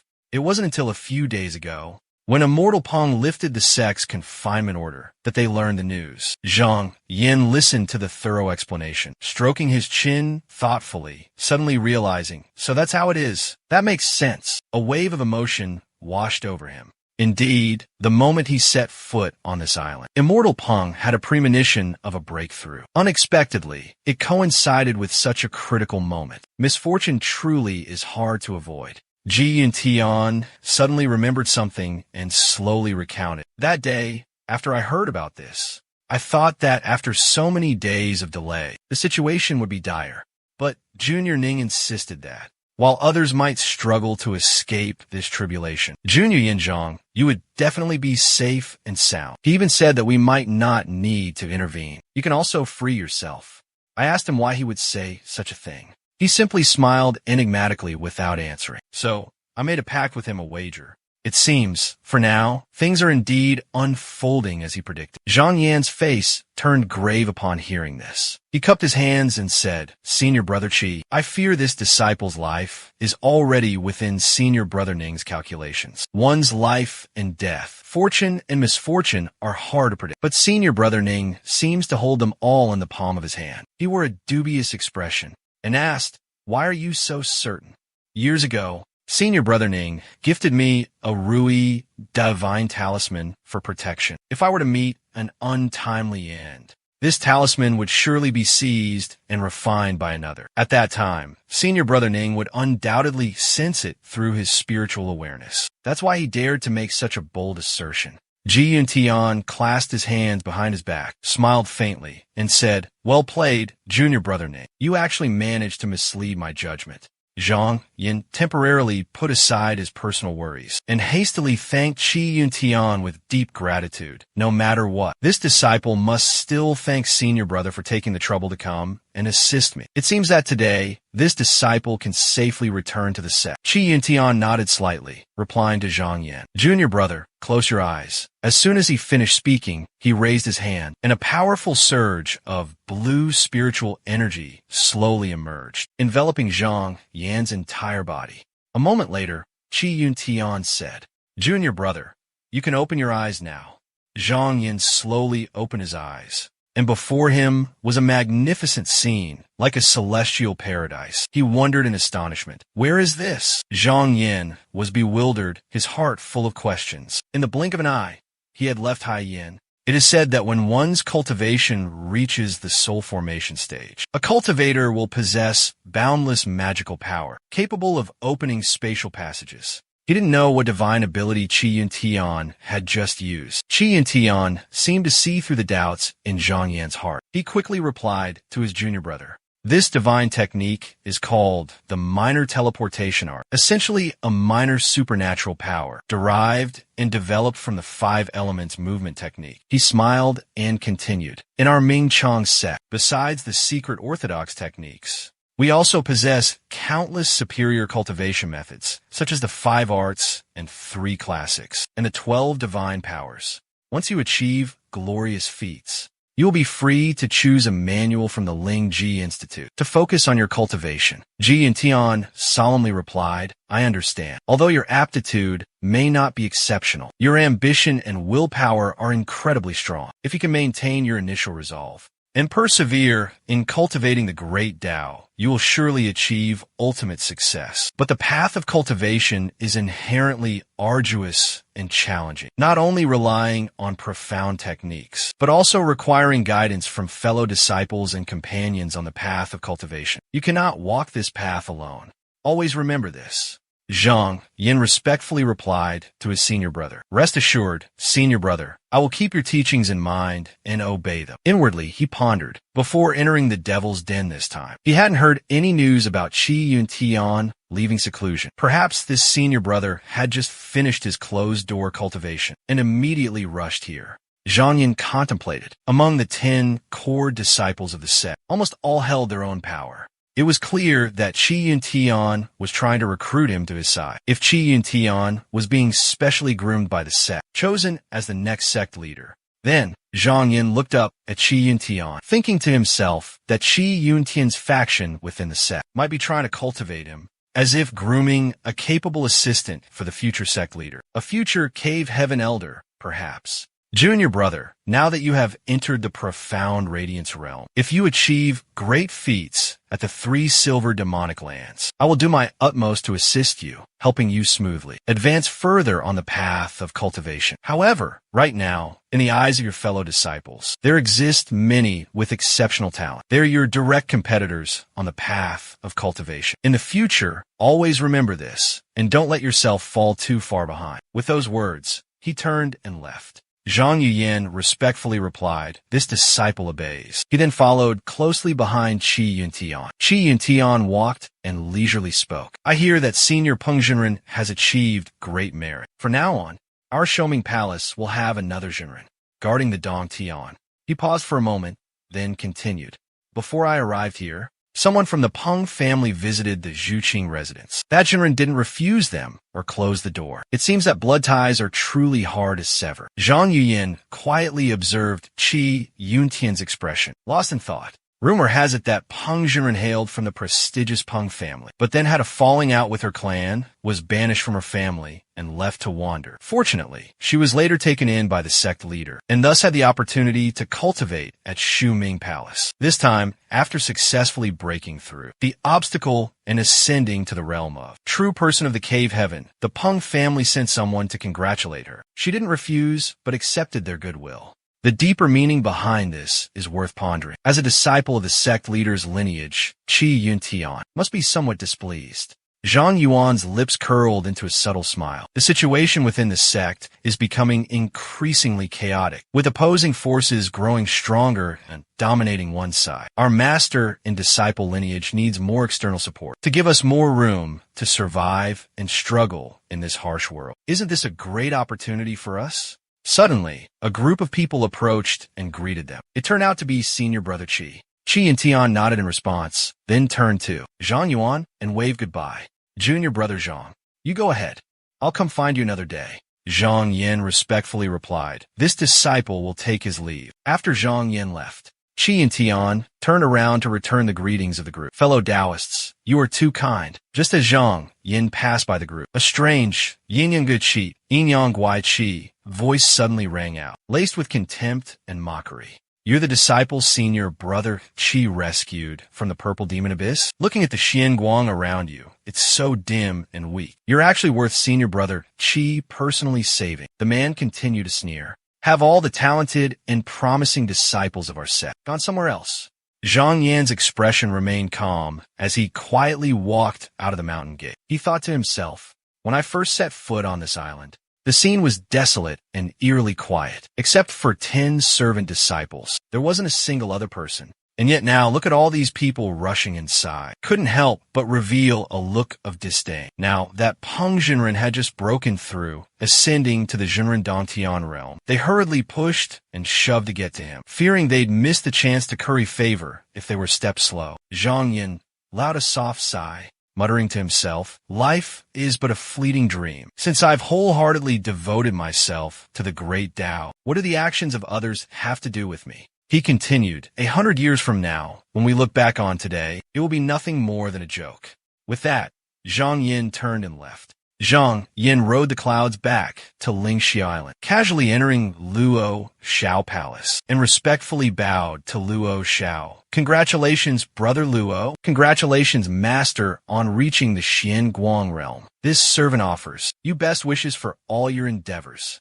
Zhang Yin smiled and replied, Taoist Luo is too kind. He asked, I've been away for 2 months. Has anything happened at the residence? Luo Shao respectfully replied, reporting to Master, this servant has managed all matters within the residence. Everything has been taken care of, Master. I've seen to it personally. The esteemed warriors are no longer suffering from hunger or cold. They've even cultivated 2 new pavilion levels, situated amidst breathtaking scenery on the island. When you have some free time, Master, you can go and enjoy them. Zhang Yin strolled leisurely into the quiet room and nodded. I've always had the utmost faith in you.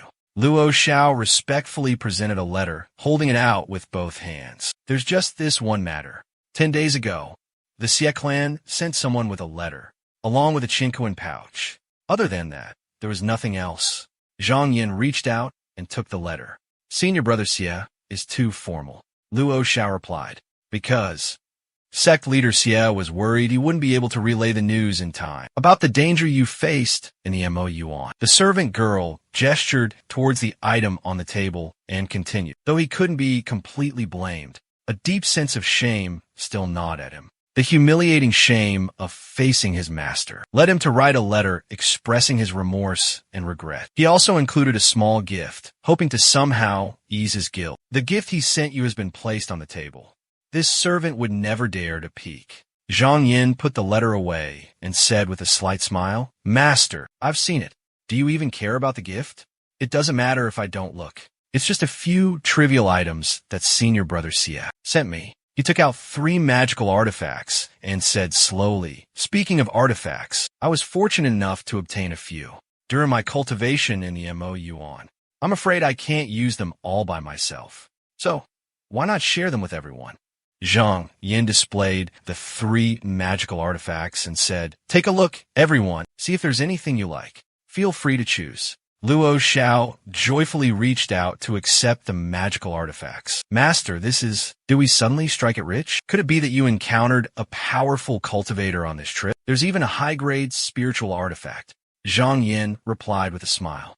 Those 2 are just ordinary items. But this one I specifically brought back for you, Taoist Luo. Later, when we travel to Jianghu together and face enemies, you'll have a few more magical treasures for protection, handy for self-defense. Luo Shao suddenly asked, just now, Master said you wanted to travel with me. Could it be to eliminate the sandby? Zhang Yin said in surprise. Taoist Luo, don't worry. I know it will be very difficult for you to personally confront your former brethren.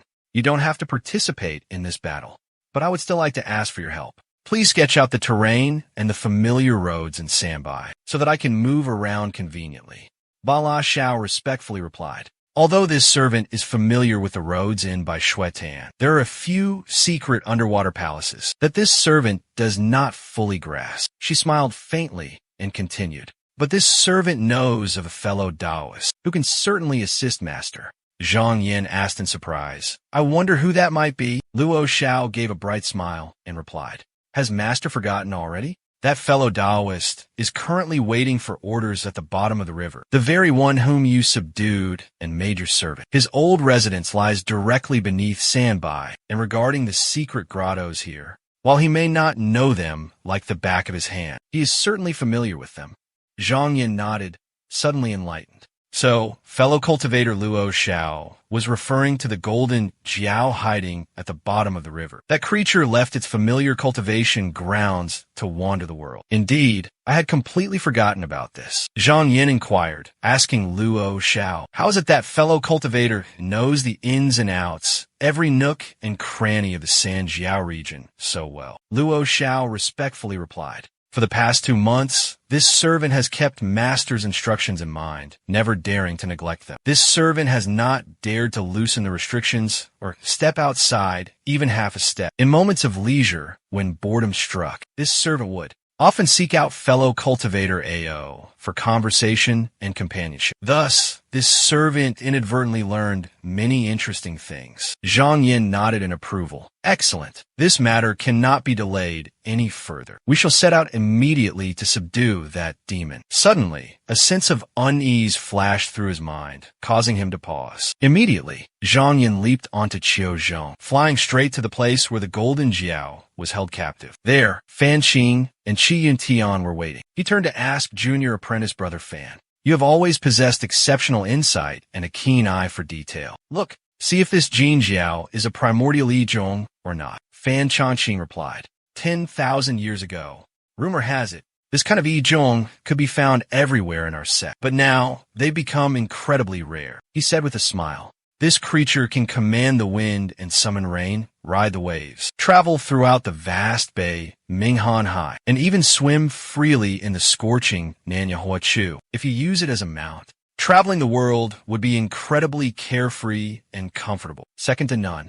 Junior brother Zhang, you must have extraordinary luck to be able to tame such a Jin Jiao. Zhang Yin replied politely, It's just a small Jin Jiao.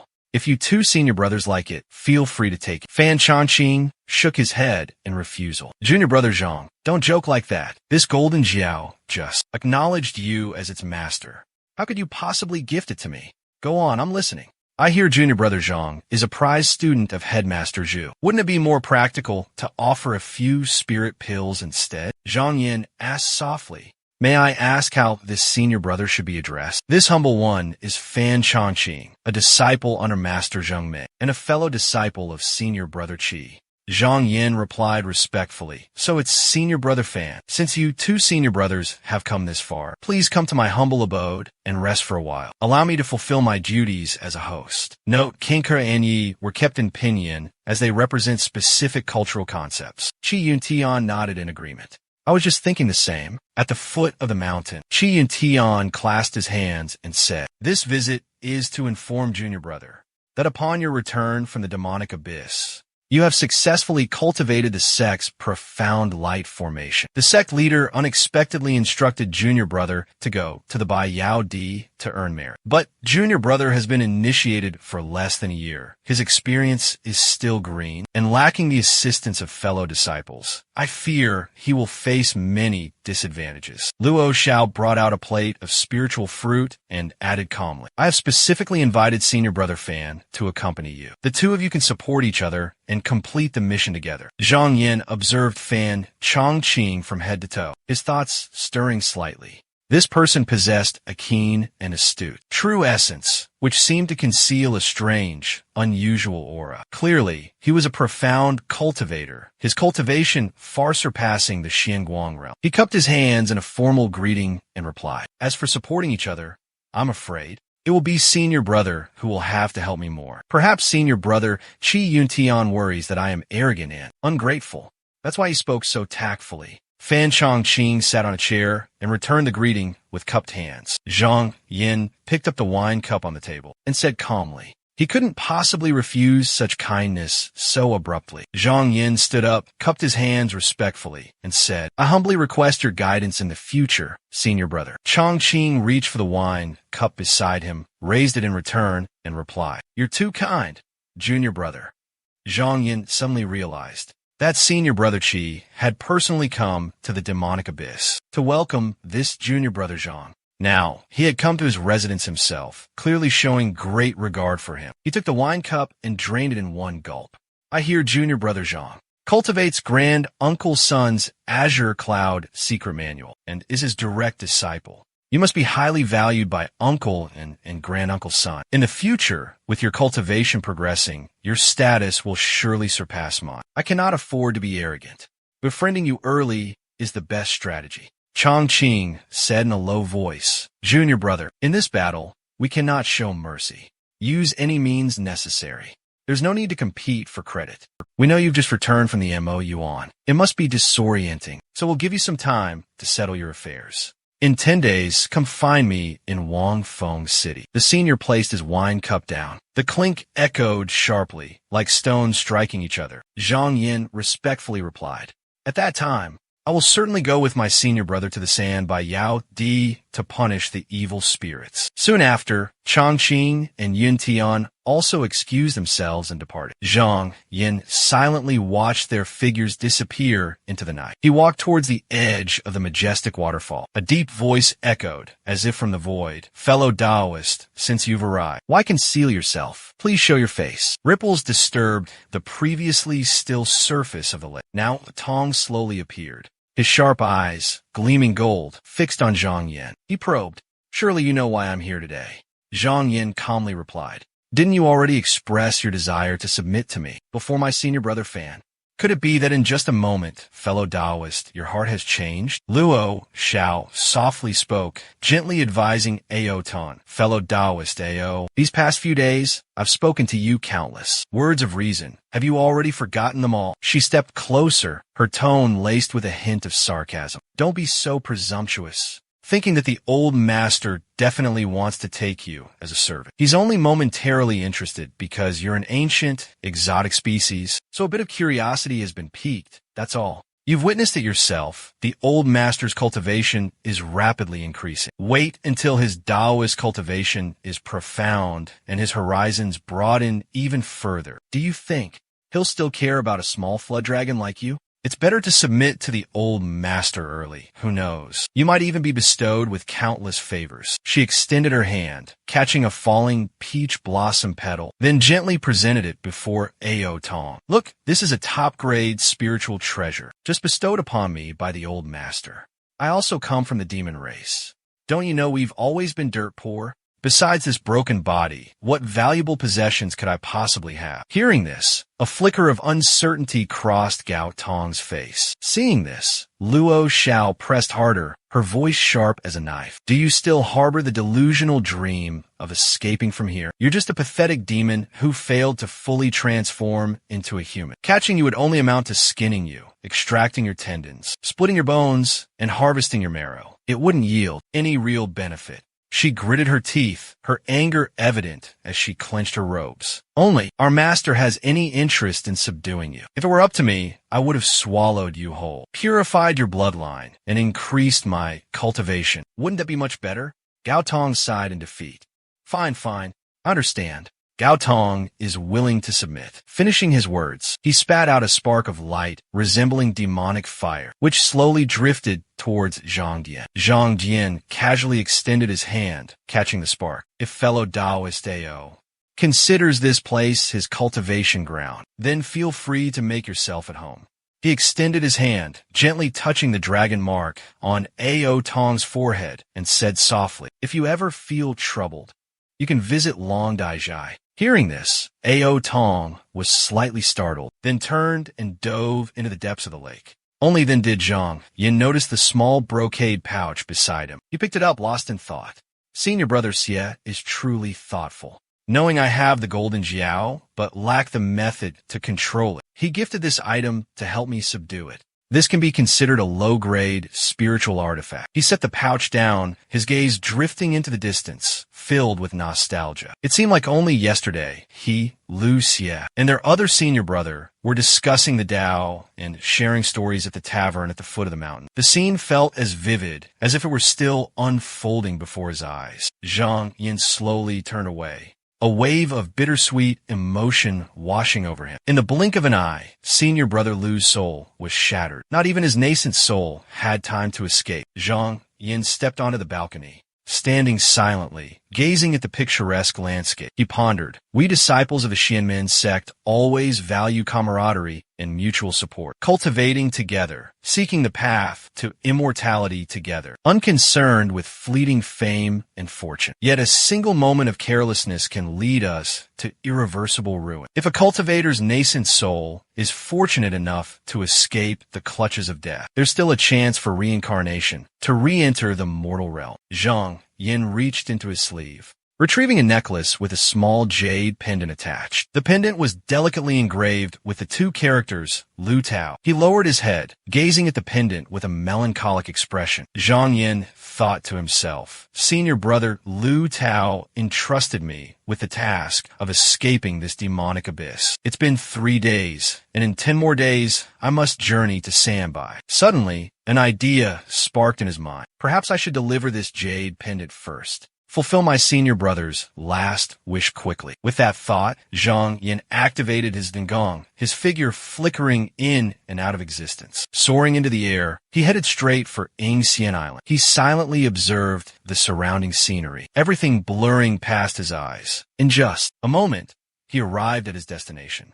He landed softly in the courtyard, startling a disciple who was sweeping, frightening him to death. The disciple hastily bowed, showing respect. Senior brother, what brings you to our humble abode? Zhang Yin smiled warmly and replied, this humble one is Zhang Yin from Lingxia Island, a disciple of senior brother Lu Tao. I myself once cultivated here. Upon hearing the name Lu Tao, the disciple exclaimed in surprise, so it's senior brother Zhang. But immediately after, his face darkened and his voice lowered. Unfortunately, senior brother Lu entered the demonic abyss 2 months ago, and I fear his soul has been scattered. Your journey here, senior brother, might be in vain. Zhang Yin furrowed his brow slightly and asked, I heard I was summoned here by a friend's dying wish. He wanted me to find one of his descendants. I wonder if that person is here. The disciple stammered, senior brother Lu's descendant. Rumor has it senior brother Lu has passed away. Therefore, his descendant has returned to his homeland. He spoke while avoiding Zhang Yin's sharp gaze. Zhang Yin noticed the disciple's strange behavior, and a flicker of suspicion arose in his heart. However, he didn't press the matter further. Instead, he summoned the wind and clouds, launching himself into the air, leaving the disciple behind. Cold sweat soaked through the disciple's clothes. His heart filled with terror. He never expected senior brother Lu to have such extensive connections. Even knowing a direct disciple of the Xianguang sect, the matter of the Xianguang sect, the actions of those junior brothers, I'm afraid they've caused a great disaster. In the void, Zhang Dian's spirit stirred. He thought to himself, this junior of senior brother Lu Tao, if she truly had to leave the island after hearing about senior brother Lu's misfortune, being expelled from the island, then in such a short time, she surely couldn't have left the Lonyuan estate yet. Suddenly, his eyes gleamed, spotting a small boat drifting on the vast expanse of water. He immediately channeled his spiritual energy into his eyes, trying to peer into the boat's cabin. Hazily, he saw the graceful silhouette of a beautiful young woman, diligently cleaning the boat's deck. Zhang Dian landed before her, gently asking, young lady, are you Lu Yinyan? The young woman quickly stood up, bowing her hands in respect. Senior, it is I. Zhang Dian took out the 7-hearted dragon jade pendant, holding it out before her and asking, do you recognize this treasure? Upon seeing the jade pendant, Yin immediately recognized it as her uncle's token. The hand holding the rag suddenly went limp, her voice trembling slightly as she replied, before my uncle left, he instructed that if someone came with this jade pendant, I must obey their every command. Zhang Jian gestured slightly towards her, his tone becoming stern. Who forced you to stay in this desolate place, to perform such hard labor? He reassured her, whatever troubles you've faced here, don't worry, just tell me. Hearing this, the boat owner, standing nearby, immediately fell to his knees, pleading for mercy. Master, please spare my life. I didn't know you were a relative of the immortal master. Immortal master, please forgive me. Yin Yi quickly stepped forward to intervene. This has nothing to do with Captain. That generous captain was kind enough to sail me thousands of miles back home without asking for a single coin in fare. Therefore, I volunteer to do these chores, to repay his kindness. Zhang Yin nodded slightly. This humble Taoist doesn't wish to trouble you, young lady. Consider this a small token of gratitude. The boatman looked up, only to see Zhang Yin and Yin Yi riding the wind, transforming into two streams of light, vanishing in a blink at the horizon. He hastily turned towards Zhang Yan's fading figure and loudly expressed his gratitude. Thank you, immortal master. In the sky, two brilliant lights streaked across the wind. It was Zhang Yin and Yin Yi. As they flew, Zhang Yin stealthily admired her, his heart captivated by her exquisite beauty and ethereal, fairy-like presence. Her eyes sparkled like bright stars, her skin as fair and smooth as jade. Moreover, above her head, a faint five-colored cloud hovered, radiating an extraordinary talent, a gift from the heavens. Even in the refined arts of music, chess, calligraphy, and painting, she fell short of others. Zhang Yin thought to himself, no wonder senior brother Lu Tao once said that the talented Taoist masters on Yingjian Island were all hesitant to accept her as a disciple. Perhaps she was a reincarnated great power from ancient times, afraid to bear the heavy burden of karma, and therefore unwilling to take on disciples. They both landed on a deserted island, isolated from the outside world. Zhang Yin settled down on a giant boulder. Yin Yi stood obediently beside him, secretly observing him, her heart still filled with unanswered doubts. But logically speaking, the previous life of a cultivator who reached such a great power realm must have had disciples or fellow apprentices by their side, cultivating together, or at least should have had close friends who were still alive, to guide and enlighten her on the path of cultivation early on. Why, until now, had no one appeared? Women and men are inherently different. Their physiques are also dissimilar. If she continued to wait for another year or two, she might miss the golden age for cultivation and absorbing spiritual energy. Zhang Yin turned and gently asked her, Yin, let me ask you, you've settled down on Yingxian Island.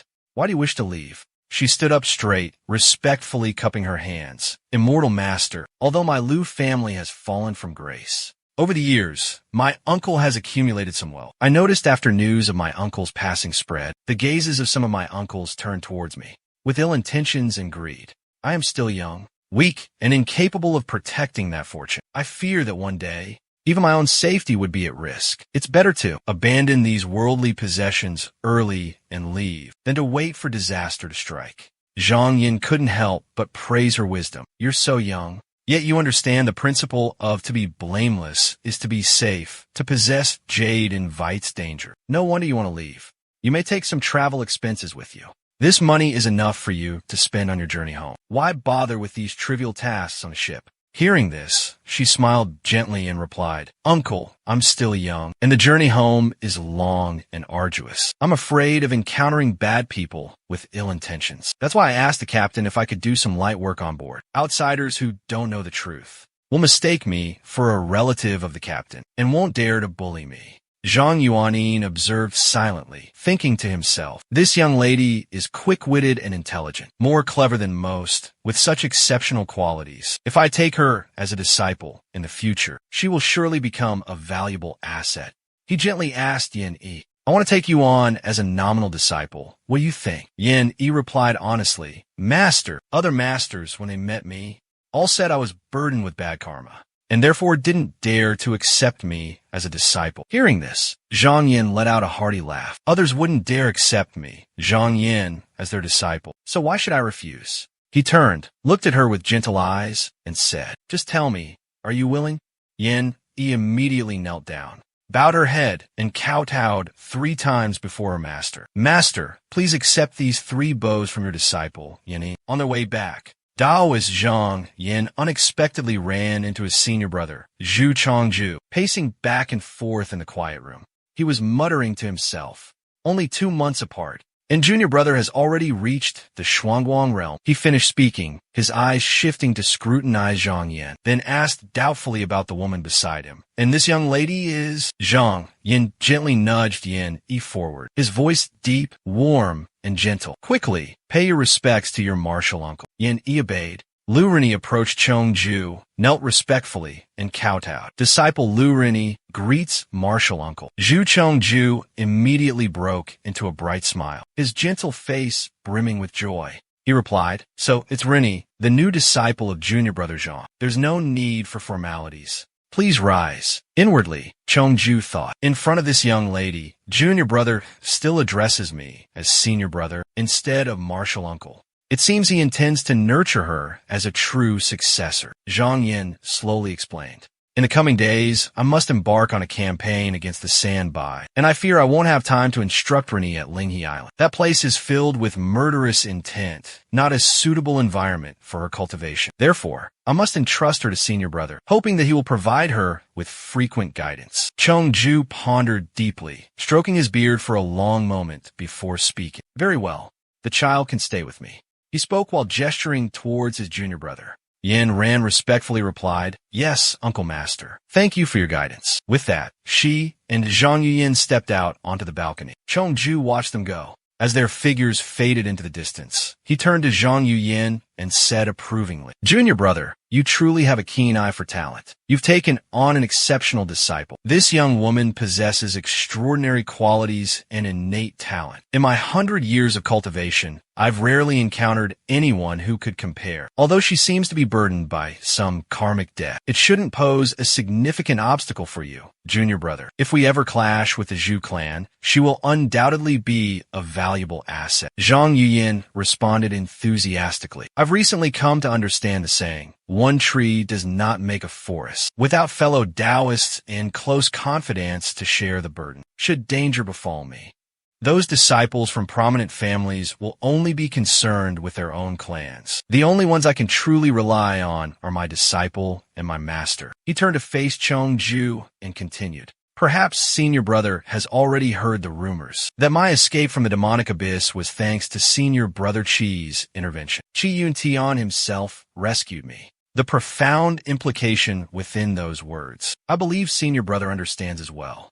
Song Ju stroked his snow-white beard and calmly replied, "After the Sandbai conquest, I fear the sect will officially expand its disciple recruitment. Following, there will be the inter-sect martial arts tournament, along with preparations to face the impending 1,000-year demonic tribulation. Our Danding Institute bears an incredibly heavy responsibility. Currently, 7/10 of the sect's resources are supplied by the Danding Institute. Sect leader Yuanzhang also places his utmost trust in me. I will arrange everything meticulously. Junior brother need only focus on your cultivation." Zhang Yuan furrowed his brows slightly and cupped his hands, saying, "No wonder Chi Yun Tian personally came to the Devil's Abyss to express gratitude for senior brother's assistance." Song Ju looked slightly embarrassed and waved his hand. "There's no need for thanks. If junior brother weren't the true inheritor and held in such high regard by master, even if it means sacrificing this hollow reputation, even if I am the leader of the 10 great disciples, the renowned Chi Yun Tian, he wouldn't even spare a glance for an insignificant disciple like me." Zhang Yin turned and returned to his quiet cultivation room. Behind a closed door, his low voice echoed, "Fellow Taoist Luo Xiao, draft a letter for me to Ing Xian Island. Tell them that I have taken Lu Hao's niece, Lu Yinyan, as my nominal disciple. I request that the cultivators on the island return senior brother Lu's belongings. Oh, and in the letter, subtly mention the connection between me, Chi Yin Tian, and Fan Changcheng, the island lord of Ing Xian Island. If they understand the implication of this connection, they will naturally know how to resolve this matter smoothly." Luo Xiao stood outside, respectfully cupping his hands. "Yes, sir." The old servant quietly left the silent chamber. Zhang Yin pondered, lost in thought. "If I act alone, I have the Tai Yi Jing to protect me, the golden fire mystic light, and countless other spiritual treasures for self-defense. I prepared comprehensive contingency plans for every situation. But if I travel with Senior Brother Fan and the fellow disciples, I need to calculate meticulously and prepare many other things. I absolutely cannot let them easily see through my true form. He pulled out an ancient Taoist scripture from his sleeve. Besides the yin-yang heavy water technique he had already cultivated, the most suitable cultivation method right now was the Funong Si, obtained from Shun Yefeng. Recalling the battle with him, those talismans could block magical treasure attacks. Their power was truly extraordinary. The Guangyuan sect was indeed a great sect. Even though it was now in decline, its talisman Dao techniques still had unique aspects. Zhang Yin put the book down, thinking to himself that he would take advantage of these idle days to seclude himself in Qinyu Tower and practice for a while. By then, we'll have another effective countermeasure. Fortunately, I'm now a cultivator at the Xianguang realm, so this item can finally be put to use. He reached into his Qian Kuan pouch and retrieved a Yuan Fu that radiated a brilliant golden light. However, the method of using this Yuan Fu required careful study. From the Fu Nong Shu scroll, he once again opened the book, focusing intently on reading and pondering. The Guangyuan sect from 1,000 years ago was truly a great sect with unfathomable depth. Zhang Yin began to meditate, diligently cultivating the Tao, following the records within the Funong Shu. The Guangyuan sect's talisman crafting techniques were divided into 5 schools: the Qi school, the Dou school, the Sheng school, the Zhen school, and the Lian school. Within this secret Taoist text, only the refining methods and incantations for 2 types of talismans were recorded: the Qi school talismans and the Dou school talismans. Countless mystical techniques surrounding him began to materialize. The Qi Men Fu has a total of 4 hand seals: grasp, lock, protect, and release. The Dou Men Fu also consists of 4 hand seals: sword, weapon, conceal, and implement. The types of talismans are meticulously and clearly categorized. This Tao scripture alone records over 100 different types of talismans, and those that are unrecorded or lost to time are countless. Each talisman possesses its own unique incantation and inscription, combined in a unique manner. Only by becoming a true disciple of the Guangyuan sect and reaching the core formation realm is one qualified to receive the incantation, to refine their destined true talisman. Afterward, the cultivator no longer needs to draw and chant talismans, but only needs to visualize the corresponding talisman within their destined true talisman. Then channel the 5 elements divine power, combining it with the mastered incantation to unleash the talisman's power. The more powerful the destined true talisman, the farther the range at which the talisman can be deployed. At that level of cultivation, there's little difference between a rank 6 magical treasure and a rank 6 talisman. Legend has it that in the Guangyuan sect, a senior cultivator once successfully refined the Destiny Talisman. Thanks to it, he ascended to the Immortal Palace. Zhang Yuan smiled faintly. Every rank 6 talisman requires the aid of 5 elements divine sand. The greater the power, naturally, the higher the quality of divine sand required. It even requires consuming a large amount of cloud sand. I'm afraid that even selling off the entire assets of a sect might not be enough to refine this destiny talisman. He turned to the next page, lost in thought. But after thousands of years of history, the Guangyuan sect's secret techniques must have some special method, perhaps borrowing energy from the origin talisman to condense and form the talisman inscription. He continued reading the page intently. During combat, simply pour all of the 5 elements divine sand into the talisman. Compared to pre-drawing symbols on the talismans, this is 3 times more convenient. The only drawback is that it consumes too much cinnabar. He suddenly had a revelation. This is the true way to utilize the power of Yuan Fu. I just need to diligently practice Yuan Fu until I master it. Then buy some more talisman paper and cinnabar, and I'll be able to perform this technique. He had gained a wealth of knowledge from reading this talisman scripture, so it uses practical writing as its foundation. No wonder when I read the beginning of the talisman scripture, it felt so familiar. Practical writing is my forte. This spell may seem mysterious at first glance, but once you grasp the incantation, For someone proficient in practical writing, it's just a matter of practice. If one practice session isn't enough, then practice twice. If twice isn't enough, practice 4 times. If 4 times isn't enough, then practice 10 times. If 10 times still isn't enough, then practice 100 times. 1,000 times. Grasp the essence of the talisman firmly in your hand. Immerse yourself. Delve into this mystical talisman scripture. Its words are concise and succinct, yet they contain profound and vast knowledge. Shun Yefeng, a high-ranking disciple of the renowned Guangyuan sect, neglects this profound art, instead focusing on sword practice, cultivating the so-called way of the sword. What a waste of talent, a waste of natural gifts. In reality, mastering just swordsmanship and military strategy in combat, combined with the power of talismans, is no less potent than the way of the sword. Zhang Yuan began to enter a meditative state of cultivation. Although the expedition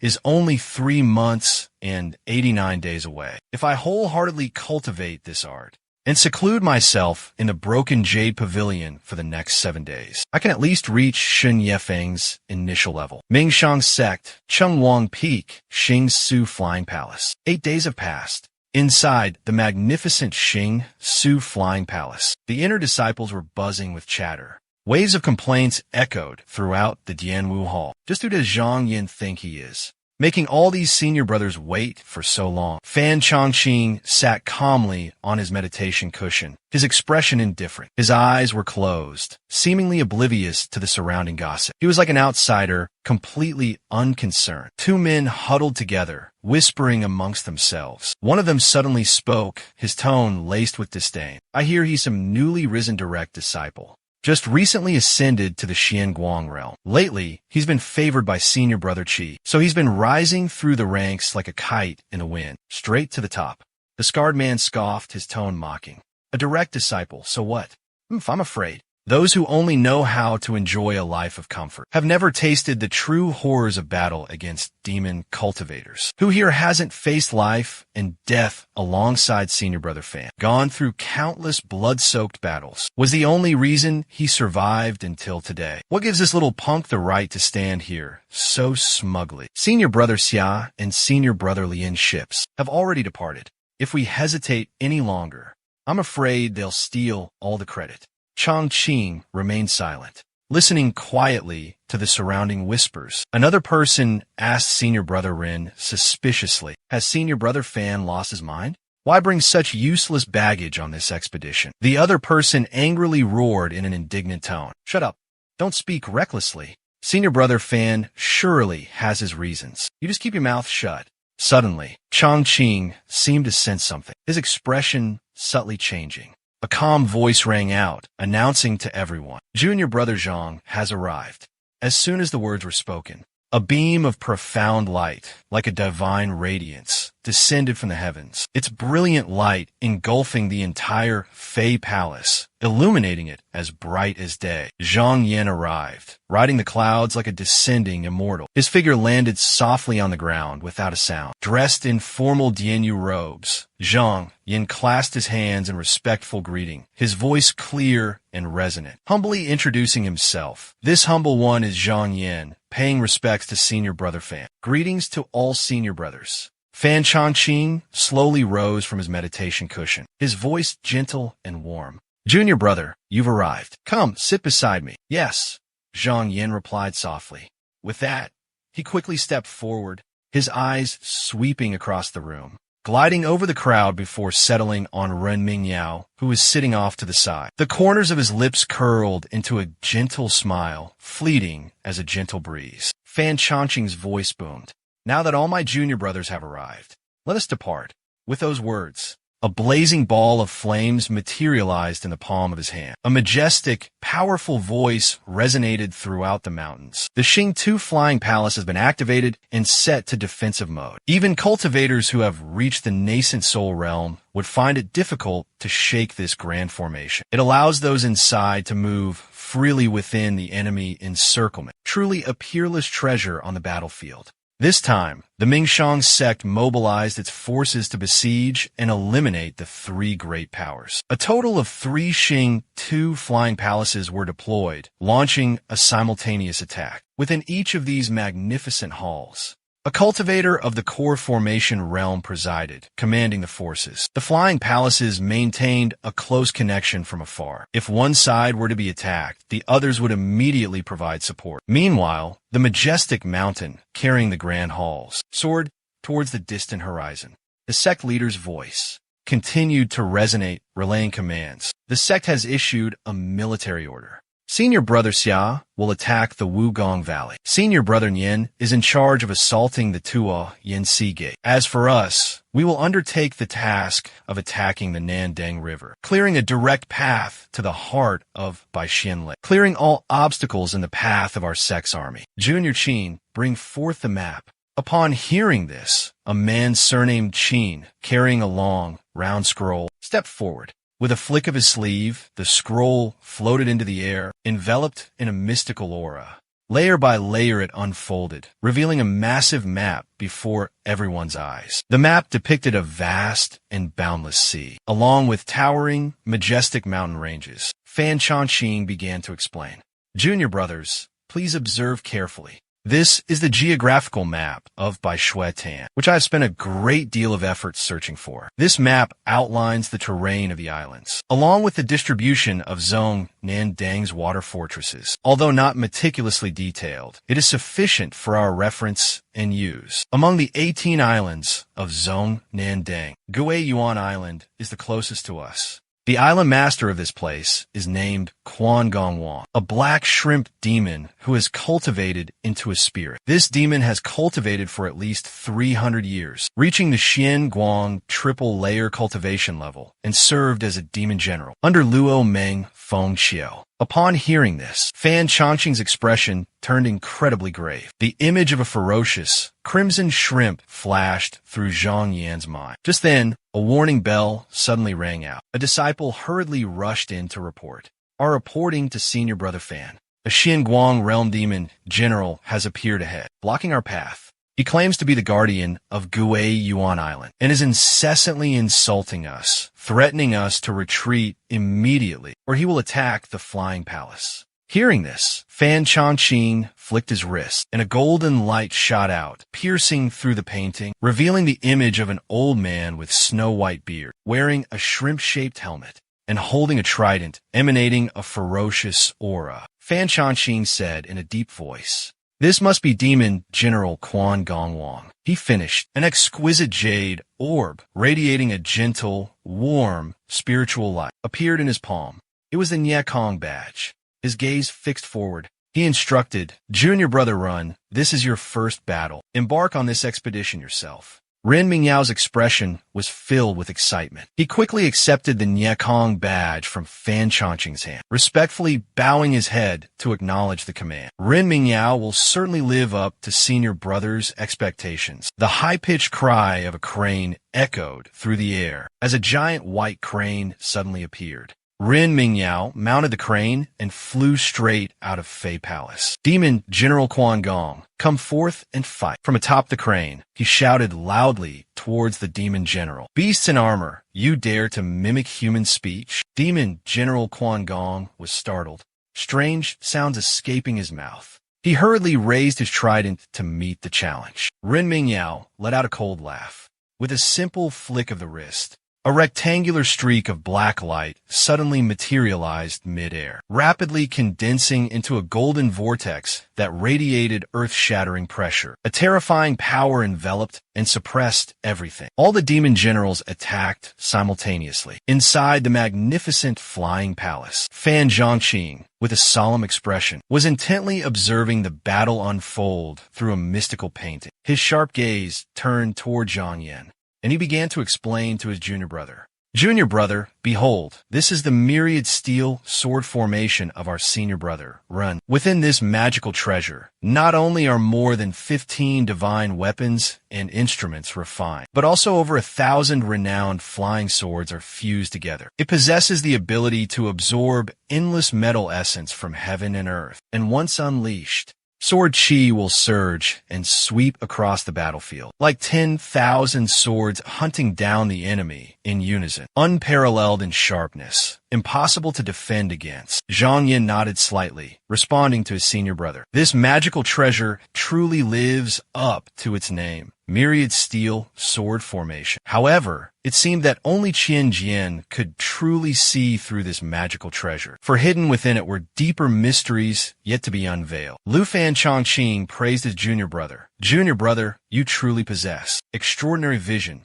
sharper than most. This object is a relic, a treasure left behind by a senior of the Yuanyang sect from long ago. Initially, this sword case contained countless divine weapons and implements forged from rare metals. But after that senior passed away, the majority of these divine weapons were scattered and lost. Junior brother Ren felt a connection to this magical treasure, so Grandmaster Meng Zhenren decided to pass it on to him. Meanwhile, Demon General Quan Gong was still desperately struggling and fiercely resisting, when suddenly one of his arms was severed, detached from his body, falling to the ground, but his hand still tightly gripped his trident. The Demon General Quan Gong cried out in terror. "Oh heavens!" He screamed and frantically turned to flee. But would Ren Mingyao let him escape so easily? He coldly swung his hand and roared, trying to run. Too late. A dazzling golden sword light sliced horizontally, tearing apart the right half of Quan Gong's body. Countless sword energies, like a myriad of sharp arrows, rained down, fiercely assaulting the old demon. Quan Gong hastily raised his trident to defend himself, but Ren Mingyao had already summoned 2 sharp beams of light. A triumphant smirk curled his lips.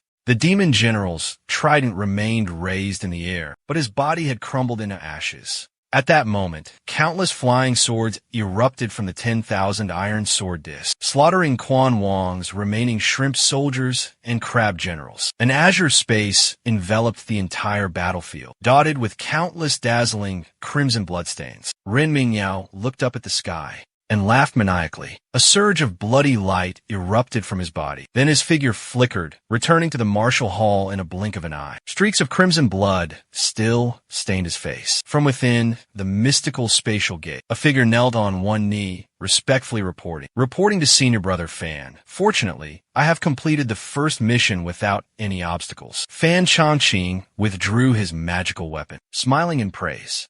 Junior brother Ren is truly outstanding, eliminating that demon general with a single strike, and even effortlessly taking down over 1,000 demon soldiers. You truly live up to my expectations. The rest of you, junior brothers, don't worry too much. Currently, there are a total of 8 demon islands in Jiangnan. This is just one of them. We are carrying out our ancestors' orders to conquer the demons. So naturally, we must purge all of these places. Rest assured, junior brothers, there will be ample opportunities to gain merits. Hearing this, everyone in the Dianwu Hall fell into deep contemplation.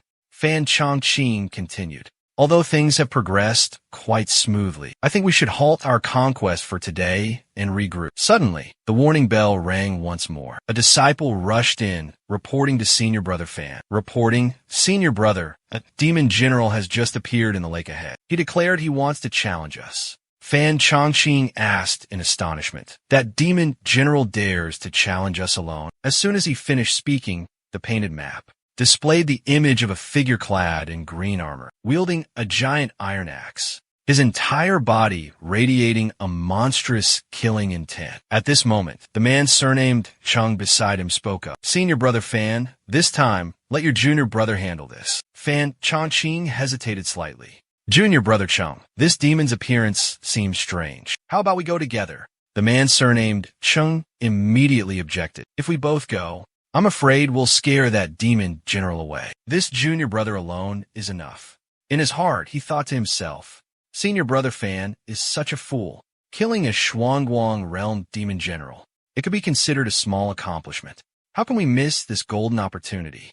If Junior Zheng goes with me, to whom will the final reward belong?" Fan Chongqing waved his hand dismissively, forcing an agreement. "Then Junior Zheng, go and handle this yourself." The man surnamed Zheng replied smugly. "I will certainly complete the mission and not disgrace our sect." With that, he transformed into a brilliant stream of light, charging down to engage the demon general on the flying palace. A painted scroll displayed the scene of the two fiercely battling. Suddenly, the demon general swept past the man, surnamed Zheng, causing him to cry out in agony. A disciple knelt down, reporting in a panic. Senior Fan, Senior Cheng. He has been slain by the demon general. Fan Chongqing was startled and asked, "Is there anyone else willing to fight?" Another senior brother suddenly leaped into the air, his body transforming into a brilliant streak of azure light as he roared. "This disciple is willing to fight." Fan Chongqing turned his head to look at Zhang Yan. Anxiety and unease etched across his face. Suddenly, another disciple came running in a panic, kneeling and reporting in a trembling voice. "Senior brother." That senior brother initially had the upper hand in the fight, but for some reason, his Xianguang realm cultivation couldn't even phase that demon general. Instead, he was cut down by a single axe blow, both body and magical treasure. Fan Chongqing and Renming Jiao were both horrified by the news, their faces turning pale. After a moment of silence, Renming Jiao turned to Zhang Yan and softly called out, "Senior brother." Hearing this, Zhang Yan couldn't help but feel a jolt in his heart. Renming Jiao gently flicked his sleeve, calmly proposed to the senior disciple, surnamed Fan. "Senior, you have already accomplished so many glorious feats. If you were to take the credit from us now, I'm afraid it wouldn't be very appropriate. Junior brother Zhang Yan is newly appointed and inexperienced, having never faced real combat. Why not let him eliminate the demon this time? We can also take this opportunity to carefully observe the strength of the newly appointed disciple." Zhang Yan's eyes suddenly sharpened like blades. Fixated on Renming Jiao, Chongqing stood beside them. A contemplative expression etched on his face, lost in thought. He recalled his eldest senior brother's warning. Junior brother Chongqing. Junior brother Zhang's background is not ordinary. If you fail to protect him, I will hold you responsible. He hastily bowed his head and respectfully replied, "Yes, senior brother." A moment later, Chongqing voiced his objection. "This is not right. This demon general possesses formidable hidden techniques. Even the most skilled among us would struggle to face him alone. From my observation, we should join forces to eliminate him to ensure our peace of mind. Otherwise, with the vast ocean and the horde of demons on Xing Luo Island, that demon general's cultivation is not inferior to ours. If we deploy a large force, he will surely escape. By then, how can we pursue him in time? I fear junior brothers Cheng and Zheng will die unjustly." Renming Jiao is arrogant, believing himself to be exceptionally talented. Under Renming Chong, he's considered a favored disciple. But within the sect, who doesn't know that he only desires the approval of senior brother Qi Yuntian, one of the three true disciples, and the chance to inherit the position of sect leader. Only then can his future within the sect be secured. Some stroked their chins in contemplation, while others turned and said, "Senior brother Ren speaks wisely." Renming Jiao furrowed his brows in thought, a troubled expression on his face. This brat cannot be allowed to live. Now is the golden opportunity. If Zhang Yan is killed by the demon general, it will be even more advantageous for us. If it's unsuccessful, we can use this opportunity to observe his true cultivation level, so we can devise a plan to deal with him later. Meanwhile, Chongqing lowered his head in deep thought, conflicted. If he openly showed favoritism towards junior brother Zhang in front of everyone, it would be hard to avoid gossip and criticism. But senior brother Qi had given him explicit instructions, and he couldn't ignore them. It seemed he had no choice but to disregard his reputation and ensure Zhang's safety at all costs. Suddenly, Zhang Yan resolutely stepped forward, then respectfully bowed and spoke. "Senior brother Fan, allow this junior to go down and compete and fight that demonic creature." Chongqing was secretly astonished. Now it's turned into praise? Excellent. Volunteering to fight, slaying demons, and eliminating evil. Truly righteous and courageous. Senior brother, since junior brother Zhang has such intentions, you can't be too cold and heartless, can you? Chongqing nodded slightly, resting his chin on his hand, and replied, "Then go." With Chongqing's permission, Zhang Yan turned and strode forward. Ming Jiao and Han Xiao smiled in farewell. Cheerfully, they said, "Junior brother Zhang will surely return victorious. We'll await the news of your triumph here." The sky was a boundless blue, the sea vast and endless. The scenery was truly majestic. Zhang Yan closed his eyes slightly, resting his chin on his hand, lost in deep thought. Seeing this, The others began to whisper amongst themselves. Could it be that Zhang Yin? What's wrong with him? He dares to come here without any real talent. The Three Silver Lands, where Zhu Ma proclaims himself the true successor. Even if he dies here, it will only be a laughingstock for the world. Just as Zhang Yin took a step, a voice called out, "Junior brother Zhang, what's holding you back? Are you waiting for that demon general to run away on his own?" Zhang Yin ignored the provocation, thinking to himself, this is the moment. In that instant, he raised his bow. A blinding golden light, like a bolt of lightning, shot towards the demon general. Terror filled his eyes. Fear gripped his heart. The demon general braced himself, tightening his grip on his long staff, and swung it up to meet the attack. But the power was overwhelming, too much for the demon general to withstand. He staggered, stumbling backward. The golden light grew even brighter, more dazzling. At the same time, a flash of azure light erupted, bathing the entire area in a brilliant blue glow. The golden light reflected off the castle, creating a magnificent spectacle. Zhang Yin strode forward. The demon general's head fell to the ground cleanly, without a moment's hesitation. Zhang Yin spoke. This demon general's head can be used as an offering to the spirits of my 2 senior brothers in the heavenly realm. Seeing this, Fan Changqing roared, his face beaming with joy. Excellent. The surrounding crowd gasped and murmured in astonishment. The demon general was so powerful, yet he was beheaded in an instant. Could he be a true disciple, possessing extraordinary strength, such vast and profound magical powers? Afterward, Ren Mingjiao stepped forward, eagerly asking junior brother Zhang for guidance on how to instantly eliminate demonic beings. Truly astonishing. I have a small question I'd like to ask. Junior brother Zhang, what Taoist technique did you use to slay the demon so swiftly? Upon hearing this, Zhang Yin raised his hand, conjuring a brilliant golden light, and asked, Senior brother Ren, you wish to know? In a flash, he flicked his wrist, sending the golden light hurtling towards Ren Mingjiao, causing him to pale in fright. Ren Mingjiao's face contorted in shock. The golden light enveloped Ren Mingjiao entirely, sending him tumbling to the ground. Zhang Yin calmly stated, Senior brother Ren, there's no need for alarm. It was merely an ordinary sword talisman. A master swordsman like yourself, senior brother, why so easily startled? Ren Mingjiao staggered to his feet, his face flushed with anger. Zhang Yin glanced at him, then continued slowly. But if that were the talisman I just used to destroy that demon general, you would be nothing but ashes now. Mingjiao seethed, his teeth grinding together. A moment later, he forced a smile and replied, I see. My knowledge is limited, and I have made a fool of myself before junior brother. With that, he turned and walked away. Zhang Yin pondered thoughtfully. Impressive, even after being humiliated by me in front of everyone. Ren Mingjiao was able to restrain himself. He's truly not an ordinary person. I must be wary of him in the future.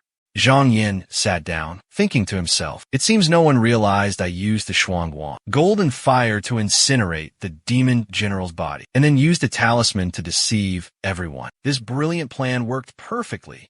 Later on, I won't have to worry about the origin of the Tai golden book being seen through by others. But on second thought, the true power of this sword talisman is not inferior to my spirit sword ring. It's just that refining this level 6 talisman with my current assets, I'm afraid it will be a bit costly. Immediately afterward, Changqing reached out his hand and said joyfully, Junior brother Zhang has returned safely and even eliminated a demon general. What wonderful news. Just now, I carelessly forgot to bestow the Jade Disc Arrest technique upon junior brother Zhang, but it doesn't matter. You eliminated a demon general and even have his head as irrefutable proof. This glorious achievement, I will definitely report to the sect. Changqing stood up and continued, it's getting late. All junior brothers, you are dismissed. Even after fighting for 3 days and nights, cannot neglect their cultivation. Hearing this, everyone stood up in unison. Mingjiao was lost in thought, trying to make sense of what had just happened. Could it have been just my imagination? Zhang Yin didn't show any unusual signs, but my instincts tell me that a murderous aura was all around, as if he truly possessed the power to finish me off right there with a single move. He sat in silence, deep in thought. That sword talisman, it looked like a talisman of the Guangyuan sect, rumored to possess earth-shattering power. I wonder where that brat learned it from. A moment later, Ren Mingyao flashed a cunning smile. He looked up to the sky and laughed heartily. his laughter filled with triumph. Ren Mingyao stepped forward, thinking to himself, Zhang Yan, you almost fooled me. That sword talisman was merely formed by the convergence of the 5 elements' power. Refining it consumes a great deal of true essence, and each one can only be used once. It's just a bluff. Let's see how long you can keep up this charade. Ren Mingyao thought to himself, Zhang Yan's foundation is shallow, and with Zhu Chongju as his master, he's probably only learned a few quick and dirty tricks from that second-rate set. He's scheming and calculating. But it's fine. Let him waste his energy on this pointless endeavor. He might seem smug now, but in the future, he won't be able to compare with me. A mystical island floated amidst the clouds, upon which stood a magnificent immortal's cave dwelling. Everyone entered the cave together. Zhang Yan suddenly felt uneasy and thought to himself, Senior Brother Ning Songshuan. In the center of the main hall sat a man with a stern expression. Beside him was Fan Chongqing. Fan Chongqing greeted them with a smile.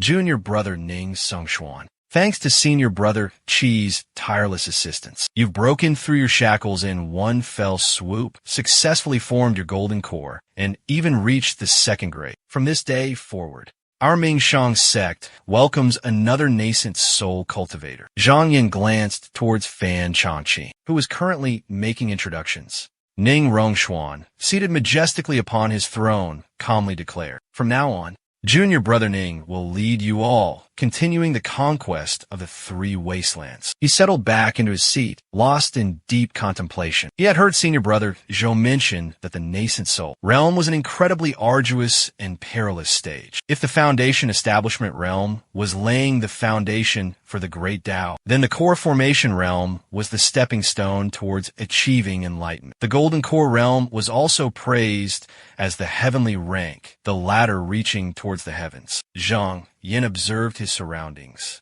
silently pondering. Ning Rongshuan had cultivated for less than 55 years, yet he was already a Golden Core cultivator. The Golden Core realm's second stage, only 1 in 1,000 achieved it. Truly worthy of being Grandmaster Sun's most esteemed disciple. Perhaps, during the sect leader competition, 2 years later, the ranking of the top 15 disciples is likely to undergo a major shift. Inside the Grand Hall, an unusual silence hung in the air. Everyone was intensely focused, holding their breath in anticipation. Ning Tong Xian broke the silence. I heard that Senior Brother Fan possesses the map of the Bai Shui Tan. As your blood pawn, Fan Chongqing instructed Junior Brother Qin, quickly bring the map here. With a wave of his hand, the disciple known as Junior Brother Qin summoned a shimmering light screen. Upon it, a vivid image of a treacherous, mountainous landscape materialized. Ning Tong Xian offered a faint smile, inquiring, I wonder, yesterday,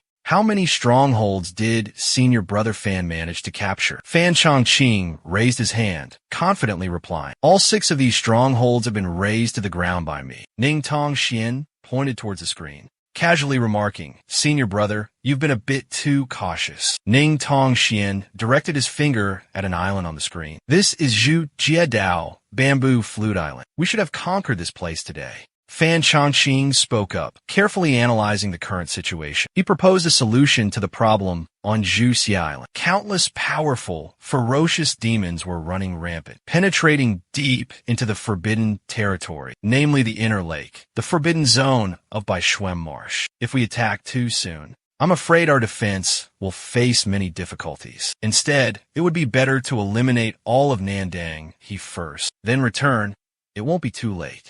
Ning Rongshuan waved his hand casually and said calmly, There's no need to worry. This time, I brought the Jing Luo Grand Formation flag. Its defensive power is more than enough. As for the demonic horde on Zhuxia Island, I will personally take care of them, so you won't have to trouble yourself, Senior Brother. Fan Chongqing inquired, I wonder how I should cooperate. Ning Rongshuan replied, I am enough on my own. Senior Brother, just wait for the news of victory. Ning Rongshuan suddenly transformed into a brilliant stream of light, shooting off before everyone's eyes. Zhang Yuan gazed in the direction where Ning Rongshuan had disappeared. Deep down, Fan Chongqing pondered silently. This Junior Brother Ning, upon arrival, had already displayed earth-shattering power, and furthermore, possessed Senior Brother Qi's secret order. How could I dare disobey the command? Fan Chongqing closed his eyes slightly, thinking to himself. Second grade golden core cultivation. It seems junior brother Ning intends to make waves, replacing the old guard. The new generation replacing the old, truly. He quickly returned to his original position. In a flash, the majestic Ning Songxian returned. His powerful voice resonated. Senior brother Fan, the demonic creatures on Zhuxia Island have been completely eradicated by me. We can proceed to the island now. Fan Chongqing nodded in agreement, accepting Ning Songxuan's request. Everything shall be arranged according to Junior Brother's plan. The spirit island drifted freely amidst the clouds, gliding like the wind, passing over layers upon layers of towering mountain peaks. An elderly man beside him turned and asked, Senior Brother Ruan, by Senior Brother Ning doing this? I'm afraid it will disturb the inner lake of Bai Shuetan. How could that old demon possibly tolerate this? Ren Mingjiao's expression remained unchanged. He calmly replied, even if he can't tolerate it, he must. The old man's face was filled with confusion. Why is that? He asked. Ren Mingjiao explained. Currently, Immortal Zhu and Immortal Yin are stationed day and night at Mixing platform, comprehending the secrets of heaven. If that old demon dares to leave Qi Tian Demon Cave, I'm afraid before he can even make a move, he'll be discovered by the two immortals, a distance of 1,000 miles. News will travel in the blink of an eye. How would that old demon dare to take such a risk? Ren Mingjiao continued. Furthermore, if he were to die, we wouldn't need to lift a finger. I'm afraid his 10,000-year legacy would be instantly torn apart by his subordinates. It's better to let him hide in the confines of the demon cave, clinging to life. Ning Rongshuan's expression was solemn, as he declared in a resounding voice. Yesterday, Senior Brother Fan led you all in razing 6 of the enemy's islands. However, the Nandang, he still have 12 islands that remain standing. Now that we've captured Zhujia Island, this is the perfect opportunity to counterattack. We must press our advantage, purge the demonic energy, and before dawn, completely defeat the Nandang he forces. Fan Chongqing, with a worried look, questioned Junior Brother Ning. I fear our current strength is insufficient for such a task. On this expedition, I only brought 10 cultivators of the Xianguang realm. 2 have already fallen, leaving us with only 8. Ning Rongshuan smiled faintly and asked, who among those bearing the title Jiao are present here? Ren Mingjiao immediately responded, present. What are your instructions, Senior Brother? Ning Rongshuan gave his command. You have 2 hours. Single-handedly, clear out the 2 islands in the southwest corner. Do you have any objections? Ren Mingjiao smirked coldly, his expression showing the honor of receiving his senior brother's command. Bestowed with the chance to distinguish myself, I will naturally obey. Ning Rongshuan then directed his words to Zhang Yin. The 2 islands in the southeast corner, I task you with their elimination. Zhang Yin solemnly bowed with clasped hands. Accepting the order, this disciple obeys senior brother's command. Mingjiao glanced at Zhang Yin, a flicker of suspicion and wariness rising within him. He thought to himself, Senior Brother Ning's actions clearly indicated he viewed Zhang Yin's strength as equal to his own. Ning Rong, Xian casually tossed down several Chinkoan rings, indifferently stating, the remaining 8 islands are assigned to the other 7 junior brothers. Having finished the distribution, Ning Rongshuan explained, this is the Qian Koan ring, a treasure bestowed upon each of you by the sect. Within each ring lies 3 profound and mysterious formations. After capturing a spirit island, you must make your own arrangements and set up defensive formations. Prepare yourselves to withstand the fierce counterattacks from the demonic forces. Everyone listened intently to these crucial instructions. Ning Songxian spoke with a solemn tone, issuing a stark reminder, his words carrying a sharp, uncompromising warning. This assault demands your absolute and unwavering commitment. Hold nothing back. Anyone caught slacking or negligent will forfeit their entire reward. Don't test me. Ning Songxian finished speaking, and his gaze swept across the assembled crowd. A resounding roar filled the great hall, everyone echoing their fervent commitment. Immediately after, each person transformed into a brilliant streak of light, departing the estate. Zhang Yin rode the wind alone through the inky blackness of the night, thinking to himself, soaking through this thick darkness. Finding a spirit island will be no easy task. I might end up going in circles, wasting precious time and effort. Zhang Yin extended his hand and softly called out, Gao Tong, where are you?" A stream of black light abruptly emerged from within his sleeve. Gao Tong materialized before Zhang Yan, his face etched with terror and anxiety. "Master, Xiezong Yuan is absolutely not a good man. You don't know. Inside the Yinfu beast, it's pitch black, with no distinction between day and night. It's truly maddeningly boring."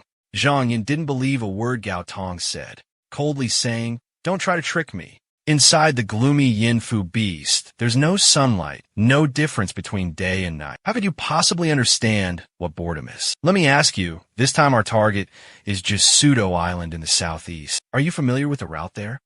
Gao Tong immediately launched into a lengthy explanation, proudly displaying his knowledge. "Master, since I was young, I've roamed all over the Sandby lands. I wouldn't dare say I've been to every nook and cranny, but every treacherous cave here, every strange mountain, unusual rock, or place where demons and ghosts frequent, I, Gao Tong, know them all like the back of my hand." Zhang Yan's expression remained as cold as ice. He bellowed, "If you know the way so well, what are you waiting for? Lead the way. Stop babbling." Gao Tong's arrogance instantly vanished, and he obsequiously replied, "Yes, yes, yes, sir. You are the master. Your words are always correct." As they were about to arrive, Gao Tong hastily reported to Zhang Yan, "Master, please look ahead, that faint light. That is GK Island. Tuk Tuk Dao. Quite an easy place to spot." Zhang Yan smiled, his tone laced with sarcasm. "I wonder whose cultivation paradise will this be in the future? What a great honor." As Gao Tong flew towards the spiritual island, Zhang Yan looked around, a strange suspicion arising in his heart. The caves he had just occupied a few days ago all had demon beasts guarding them, with at least hundreds of demon soldiers putting up a fight. Yet this island was eerily silent, desolate, and in ruins. Perhaps because the demon cultivator guarding this place had an eccentric personality. Or could this be the secluded dwelling of some extraordinary hidden master? Zhang Yan surveyed the island, then turned to Gao Tong and asked, "Tell me, are there any demons cultivating on this island?" Gao Tong immediately replied, reporting the information he had gathered. This lowly one is unsure. On the 18 demon islands of the South Sea, day in and day out, demons slaughter each other, their masters constantly changing, making it hard to predict. A demon cultivator capable of occupying an entire island is certainly not one to be trifled with. Gao Tong laughed heartily, his tone playful, but naturally, they couldn't compare to Master. Zhang Yan scolded him lightly, his hand outstretched, countless bolts of lightning erupting from his palm. "Enough pointless chatter. Let's do something practical." Gao Tong charged forward fiercely, a golden talisman soaring through the air. Perched atop a majestic divine dragon, Zhang Yan unleashed a barrage of talismans towards the desolate island. The talismans detonated in a furious volley, leaving behind only billowing clouds of thick smoke. Zhang Yan furrowed his brow, muttering, "Strange, with such a commotion, there's still no reaction from the hidden dwelling within." The dragon's brilliant golden aura pierced the darkness of the night. Zhang Yan continued, "Before, no matter which demon ally approached, the demonic creatures would immediately rush out to engage in battle. Why now? Even when I attack their doorstep, do they remain so silent?" Zhang Yan summoned an ancient bronze jar. From the jar's mouth, a vermilion liquid slowly flowed out, like a crimson ribbon enveloping the island. Gradually, the crimson flow from the jar intensified, cascading like a waterfall. A dark figure suddenly shot out from the island, shattering the stillness of the night. The figure tore through Zhang Yan's thick crimson curtain, revealing its true form. A Taoist priest in black robes clasped his hands in greeting, his voice ringing out. "This humble Taoist is Huang Ming, and since cultivating on this island, our Mingshang sect has never committed any act of aggression against you. Why do you come here to slaughter us? Is this the morality you uphold? What justice are you acting upon?" Zhang Yan let out a cold laugh, slowly replying, "So it's fellow Taoist Huang. I've heard that in ancient times, during the primordial Huang era, the royal Tian Yao clan regarded our human race as lowly ants, ready to be devoured at any moment. Did they ever speak of right or wrong, justice or injustice then?" With those words, Zhang Yan extended 2 fingers, recalling the bronze vases. Both vases hovered amidst the blood-red sea of ink under the vast sky. Zhang Yan continued, "If it weren't for the fact that back then, The great powers of the human race fought with their lives on the line, waging a desperate battle against the Tian Yao for 1,000 years, toppling the heavenly pillars, shattering the continent, and forging a path to survival for humanity. Then I fear our human race today would have become mere morsels in the mouths of those demonic beasts. I will make you suffer. You ask me what kind of reasoning this is? Let me tell you, this is the law of the jungle, the strong rule. With a flick of his wrist, Zhang Yin summoned a myriad of swords. Countless emerald sword beams, as fast as lightning, shot straight towards Huang Ming. Huang Ming quickly transformed, his entire body enveloped in a thick black mist. Huang Ming's form shifted into a gigantic black serpent, nimbly weaving through the sharp sword beams. Seeing this, Zhang Yin waved his hand slightly, and the sword beams instantly reversed, continuing to pursue the black serpent. But the black serpent agilely dodged, avoiding every strike. Zhang Yin then summoned a turquoise treasure, shaped like a grotesque eye. He said coldly, "Let's see how much longer you can evade me." The black serpent, weaving and dodging, suddenly noticed the eye-shaped treasure flying towards it. The black serpent desperately tried to evade, but the countless sword beams and the treasure lunged forward in unison, as if trying to tear it apart. The black serpent shrieked, a piercing sound that echoed through the air, as if it had just suffered a fatal blow. The dark serpent coiled its massive body tightly, then spun wildly, flinging away everything that dared to attack it. The vortex grew stronger and stronger, repelling nearly all of the sword light. Zhang Yuan's eyes widened in astonishment. The black serpent swiftly turned to flee, but before it lay, a raging inferno conjured by Zhang Yuan transformed into a fiery tornado, encircling the massive serpent. It roared in excruciating pain.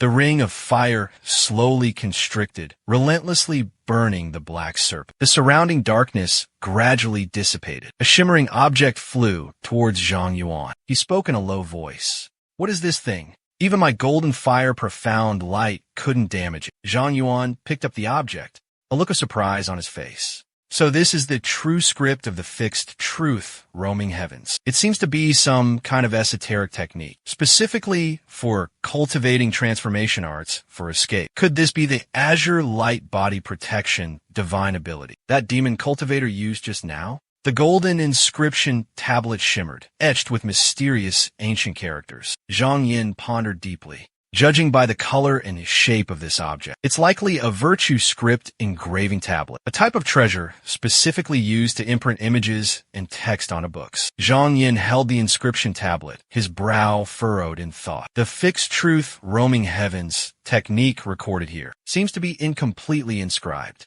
It's clearly missing parts, unfinished. Such a profound technique, yet it's been reduced by several grades. Zhang Yin turned around and instructed, "Stay here, don't go anywhere." Huang Long respectfully nodded. Inside the cave dwelling on Jisuo Island, Zhang Yin slowly paced, lost in deep contemplation. That demonic cultivator possesses a rubbing of this inscription. I'm afraid the true original might still be hidden somewhere within this cave. Suddenly, Zhang Yin stopped in his tracks, astonished. Before him stood a bizarre ancient tree, its form twisted and contorted in a peculiar way, radiating 6 brilliant streams of light. Ancient characters were deeply carved all over its trunk. Zhang Yin placed his hand on the trunk, a faint smile playing on his lips. The original text of the stabilizing heaven scripture. It must originate from here. Gazing at the long, gracefully curved branches, their tips adorned with clusters of vibrant red fruit, Zhang Yin slowly spoke. The entire scripture isn't carved directly onto the trunk. Someone used a profound and mysterious divine ability to inscribe it into the seeds of this azure divine wood, allowing it to grow alongside the tree itself. At a certain point, the script will manifest on its branches. The vibrant red fruits on the branches glimmered with light, the leaves spreading out on either side like outstretched wings. What a breathtaking sight, truly captivating. The story continues. It turns out, the reason the characters in the One Shirquan were jumbled, lacking proper arrangement, was because these characters grew along the branches of a large tree. Their growth sequence followed a spiral trajectory. Zhang Yin observed the Qigua radiating a brilliant glow and remarked cryptically, "What a strange cultivator. It seems he doesn't know how to maintain order." leading to such bizarre chaos. This method bears some resemblance to the techniques of the Tai House sect, one of the 9 renowned Xianmen sections. Rumor has it that the Tai House sect possesses a legendary Qing Di Shunmu tree. Whenever they pass down their techniques, they have their chosen disciple climb the Shunmu and pluck a Dharma seed. Zhang Yin smiled enigmatically. Then, they use a secret sect technique to guide and cultivate that seed, nurturing a new sprout. And when this sapling matures, taking root deep within the earth, there's a chance of finding a secret martial arts manual in the tree. Zhang Yin turned, stroking his chin, lost in deep thought. Rumor has it, each disciple comprehends a unique cultivation technique, no two alike. Although the power of each technique varies greatly, they're the most suitable cultivation secrets for each individual. Compared to other profound sects, no other sect can compare in this aspect. Zhang Yin looked up, his gaze lost in the vastness of the sky, deep in thought. Such profound and mystical techniques. How could they be allowed to fall into the wrong hands? Besides, I still have another island to conquer. I can't linger here any longer. I must act swiftly and decisively. With that thought, Zhang Yin immediately launched himself into the air. In his hand, a majestic talisman fluttered in the wind. Zhang Yin waved his hand, planting a crimson-red banner, burning like fire in the west. The second banner, the deep blue of the ocean, was planted in the east. The remaining 2 banners, one pure white as snow, the other as black as the night sky, were planted in the north and south. With his hands clasped together, Zhang Yin closed his eyes and chanted, thinking to himself, this should do it. Except for those who possess the incantation to unlock the formation during this time, no one will be able to enter this place. The talismans blazed fiercely, and beneath Zhang Yan's feet, a shimmering pale golden barrier appeared, radiating a mystical glow. The 4 talismans formed the 4 corners of the barrier, combining into a giant square, encompassing the entire island. Zhang Yan, in all his majestic glory, mounted the yellow dragon and decisively commanded, let's go. We head for Ma, an island, immediately. Huang Long carried Zhang Yan, flying towards Ma Island. A dark shadow suddenly shot out from within the island. Zhang Yan frowned, suspicion flashing in his eyes. Then, he looked up at the fleeing shadow, his face filled with bewilderment. A sudden exclamation rang out. Zhang Yin, disappointed, are you trying to flee? Zhang Yin abruptly regained his composure, waving his hand to recall his magical talisman, sighing, forget it. The scarlet fruit of the azure vine divine tree is more important if he has abandoned his cave to escape. The barrier created by the 4 talismans still covers the entire island. Zhang Yin, riding the dragon, turned back, murmuring to himself, then consider my assigned task complete. The first rays of dawn gradually broke through. Zhang Yin returned to the cave on the island. Immediately, the azure vine divine tree no longer radiated its brilliant light, returning to the form of an ordinary tree. The scarlet fruit rested quietly beneath the tree. Zhang Yin stepped forward, gently picking up the scarlet fruit. Zhang Yin gently split the fruit open, revealing a tiny seed inside. Zhang Yin smiled and exclaimed, what a serendipitous coincidence! To lose one thing and gain another. Truly everything is predetermined. Zhang Yin cheerfully held up the seed, examining it closely. If I had been preoccupied chasing that demon cultivator, I surely would have missed this magical moment.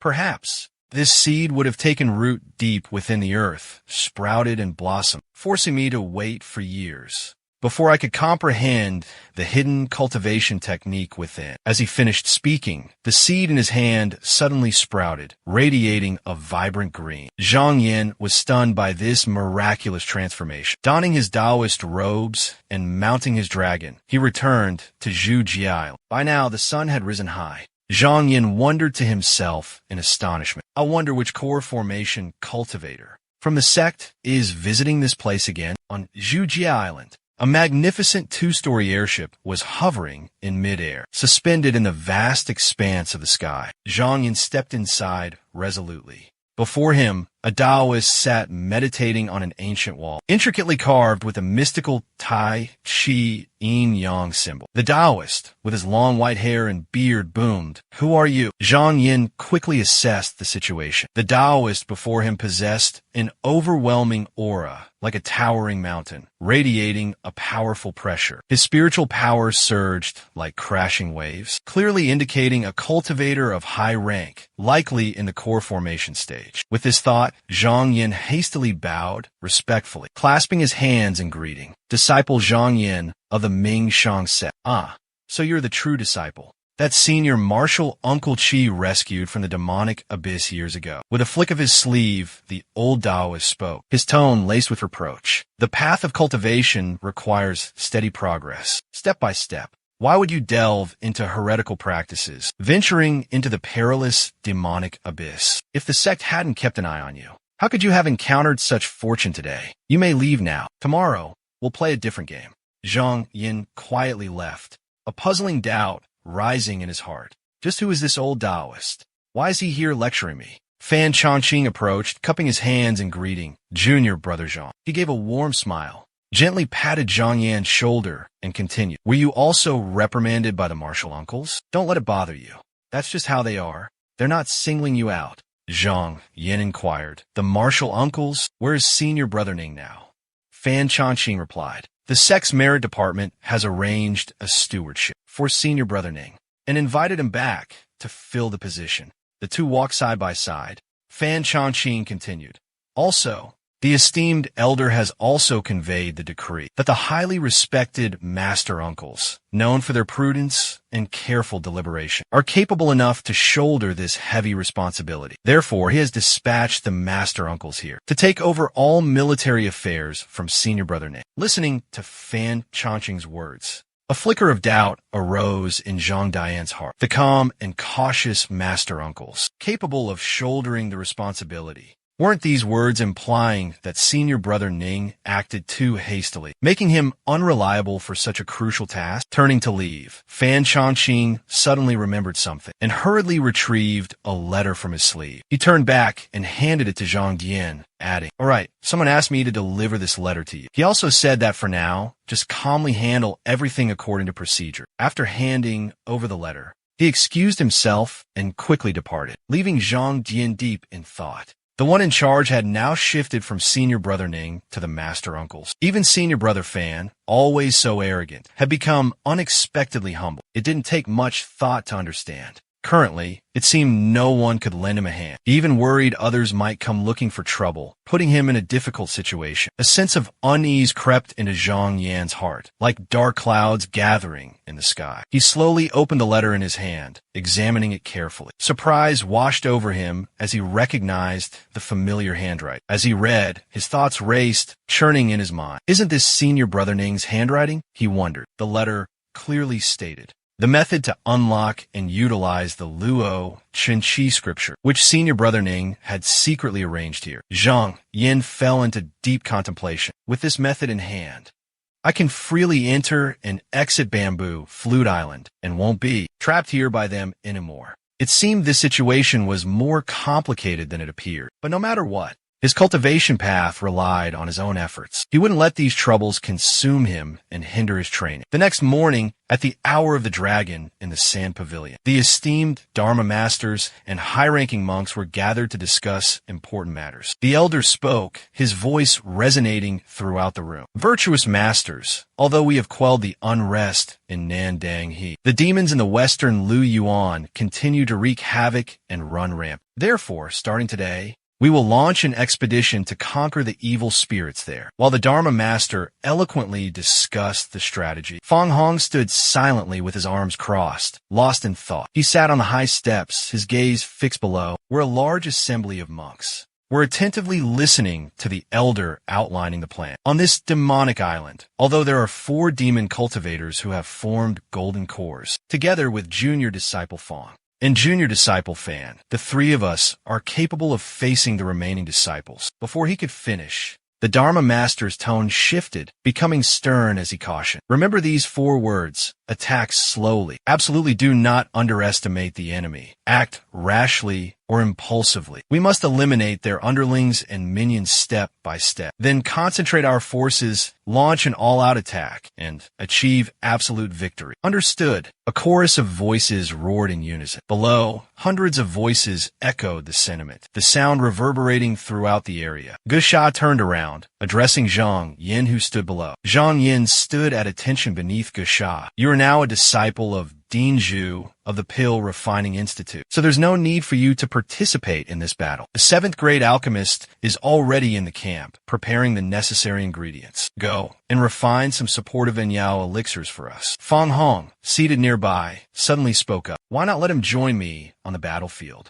He could earn some merits that way. Hearing Fang Hong's suggestion, Gusha abruptly turned and glared at him. His voice turned icy. I heard that when Zhang Yin opened his spiritual meridians, his meridian constitution was only low grade. He had to recklessly enter the demonic abyss to advance his cultivation, and barely managed to break through to the Shuangguang realm. But that was only a forced breakthrough. His true strength is far inferior to other ordinary Shuangguang realm disciples. Fighting on the battlefield was never his forte. Seeing Gu Shi's resolute attitude, Fang Hong's expression shifted momentarily. But Gu Shi, unfazed, continued. The number of elixirs allocated from the Dan Ding Institute for this expedition is very limited, and simply not enough to meet the demand. If we have him refining elixirs for us, we won't have to worry about shortages anymore. Fang Hong pondered for a moment, then slowly nodded. Martial Uncle speaks wisely. Despite his outward agreement, deep down, Fang Hong harbored a different scheme.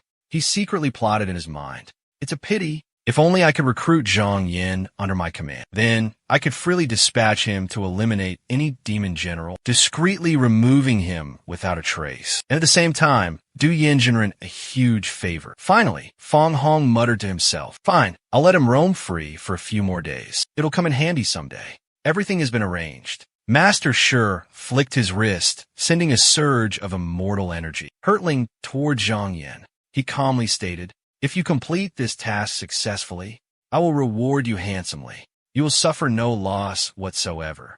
He waved his hand dismissively. Go. The immortal energy enveloped Zhang Yin, and in the blink of an eye, he found himself standing before a colossal pill furnace. Zhang Yin approached the furnace, his heart filled with awe. The furnace radiated an incredibly potent spiritual energy. Just a glance was enough to tell that it was an exceptionally rare pill refining treasure. Simply observing the arrangement of the place was enough to deduce that Master Shi was undoubtedly a master alchemist. Suddenly, a flame erupted from beneath the furnace, swirling outwards, taking Zhang Yin completely by surprise. Suddenly, like a flash of lightning, it hit him. He sighed, muttering to himself, It seems, if I can't refine some high-grade Enyao, Master Gu won't let me off the hook. But luckily, if pill refining counts as meritorious service, and I have rare medicinal herbs for practice, and more time to focus on cultivation, isn't this a godsend opportunity?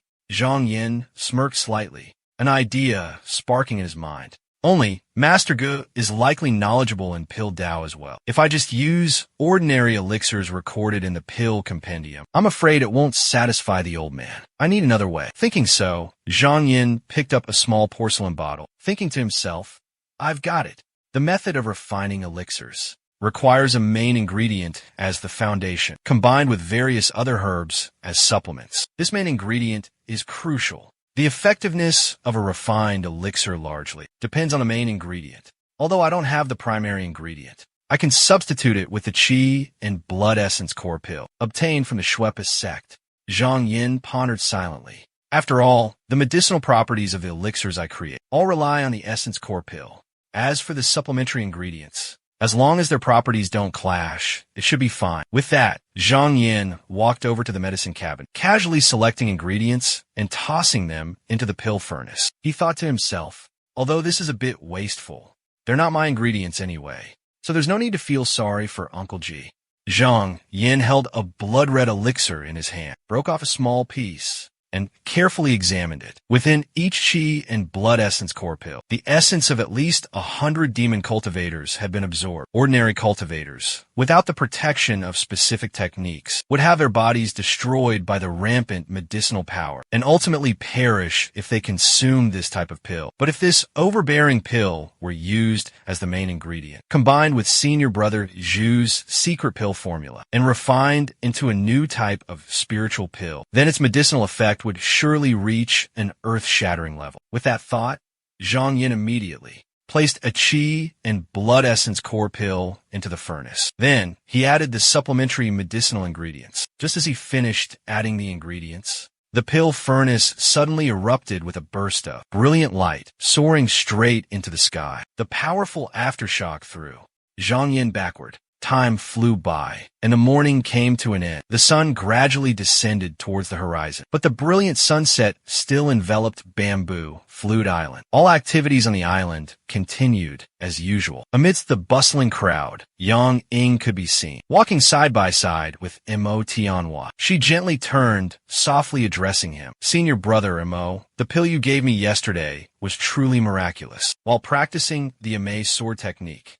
I felt my movements were much more agile and fluid than usual." "Junior sister Yang Ying, you flatter me," MANHWA replied with a smile. Yang Ying responded with a gentle laugh. "This pill is called the Shenghua Dan.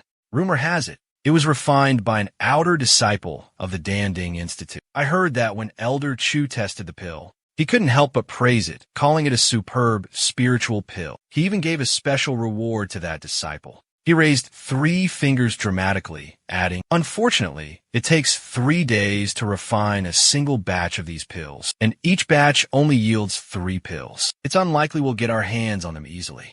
Yang Ying nodded slightly, showing her understanding, and slowly said, "So, it was refined by a disciple of the Danding Institute. Turns out, just based on the potency of this pill alone, such recognition is well-deserved.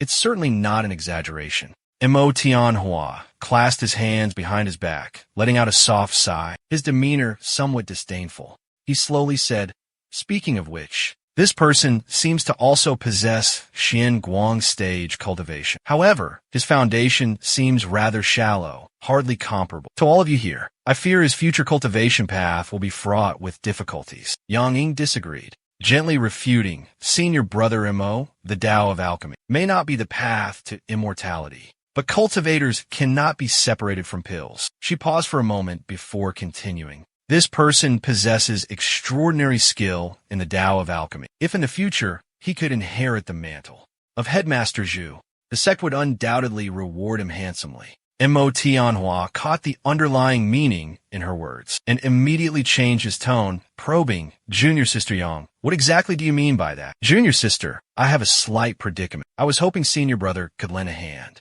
Yang Ying didn't try to hide anything, but frankly admitted it. "Indeed, I can't hide it from senior brother.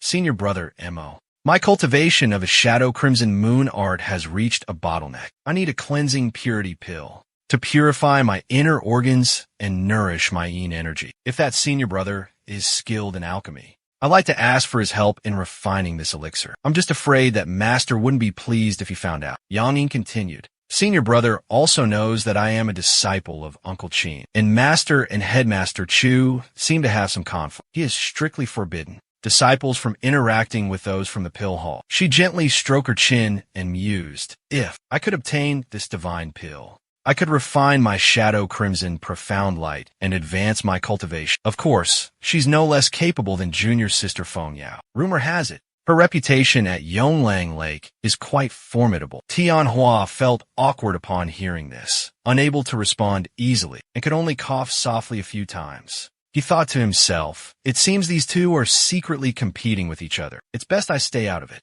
Thinking this, he spoke with a haughty air. "In any case, the elixir's junior sister needs to cultivate her techniques. Your senior brother will definitely help you obtain. He's just a nameless, insignificant alchemist. How dare he refuse me? I'll make sure everything is taken care of." Hearing his agreement, Yang Ying quickly thanked him. "Senior brother is truly generous. Then I'll entrust this matter to you." Tianhua waved his hand in response. "We are all fellow disciples. There's no need to be so formal." At Xiaoming Peak, deep in the remote mountains of the western regions. 6 Yuan Jin experts were enjoying a leisurely meal of fragrant roasted pork legs with Dan Yangzi and Zhao Xiong. They were savoring the succulent meat and the tranquil atmosphere. One of them spoke, his voice low and thoughtful. "I fear that in just 2 days, the Mingshang sect will launch a full-scale attack. Rumor has it they've recently recruited 3 more cultivators at the Hua Dan realm. Now, they have 6 Hua Dan experts guarding their mountain gates." He sighed heavily, a hint of despair in his voice. "It seems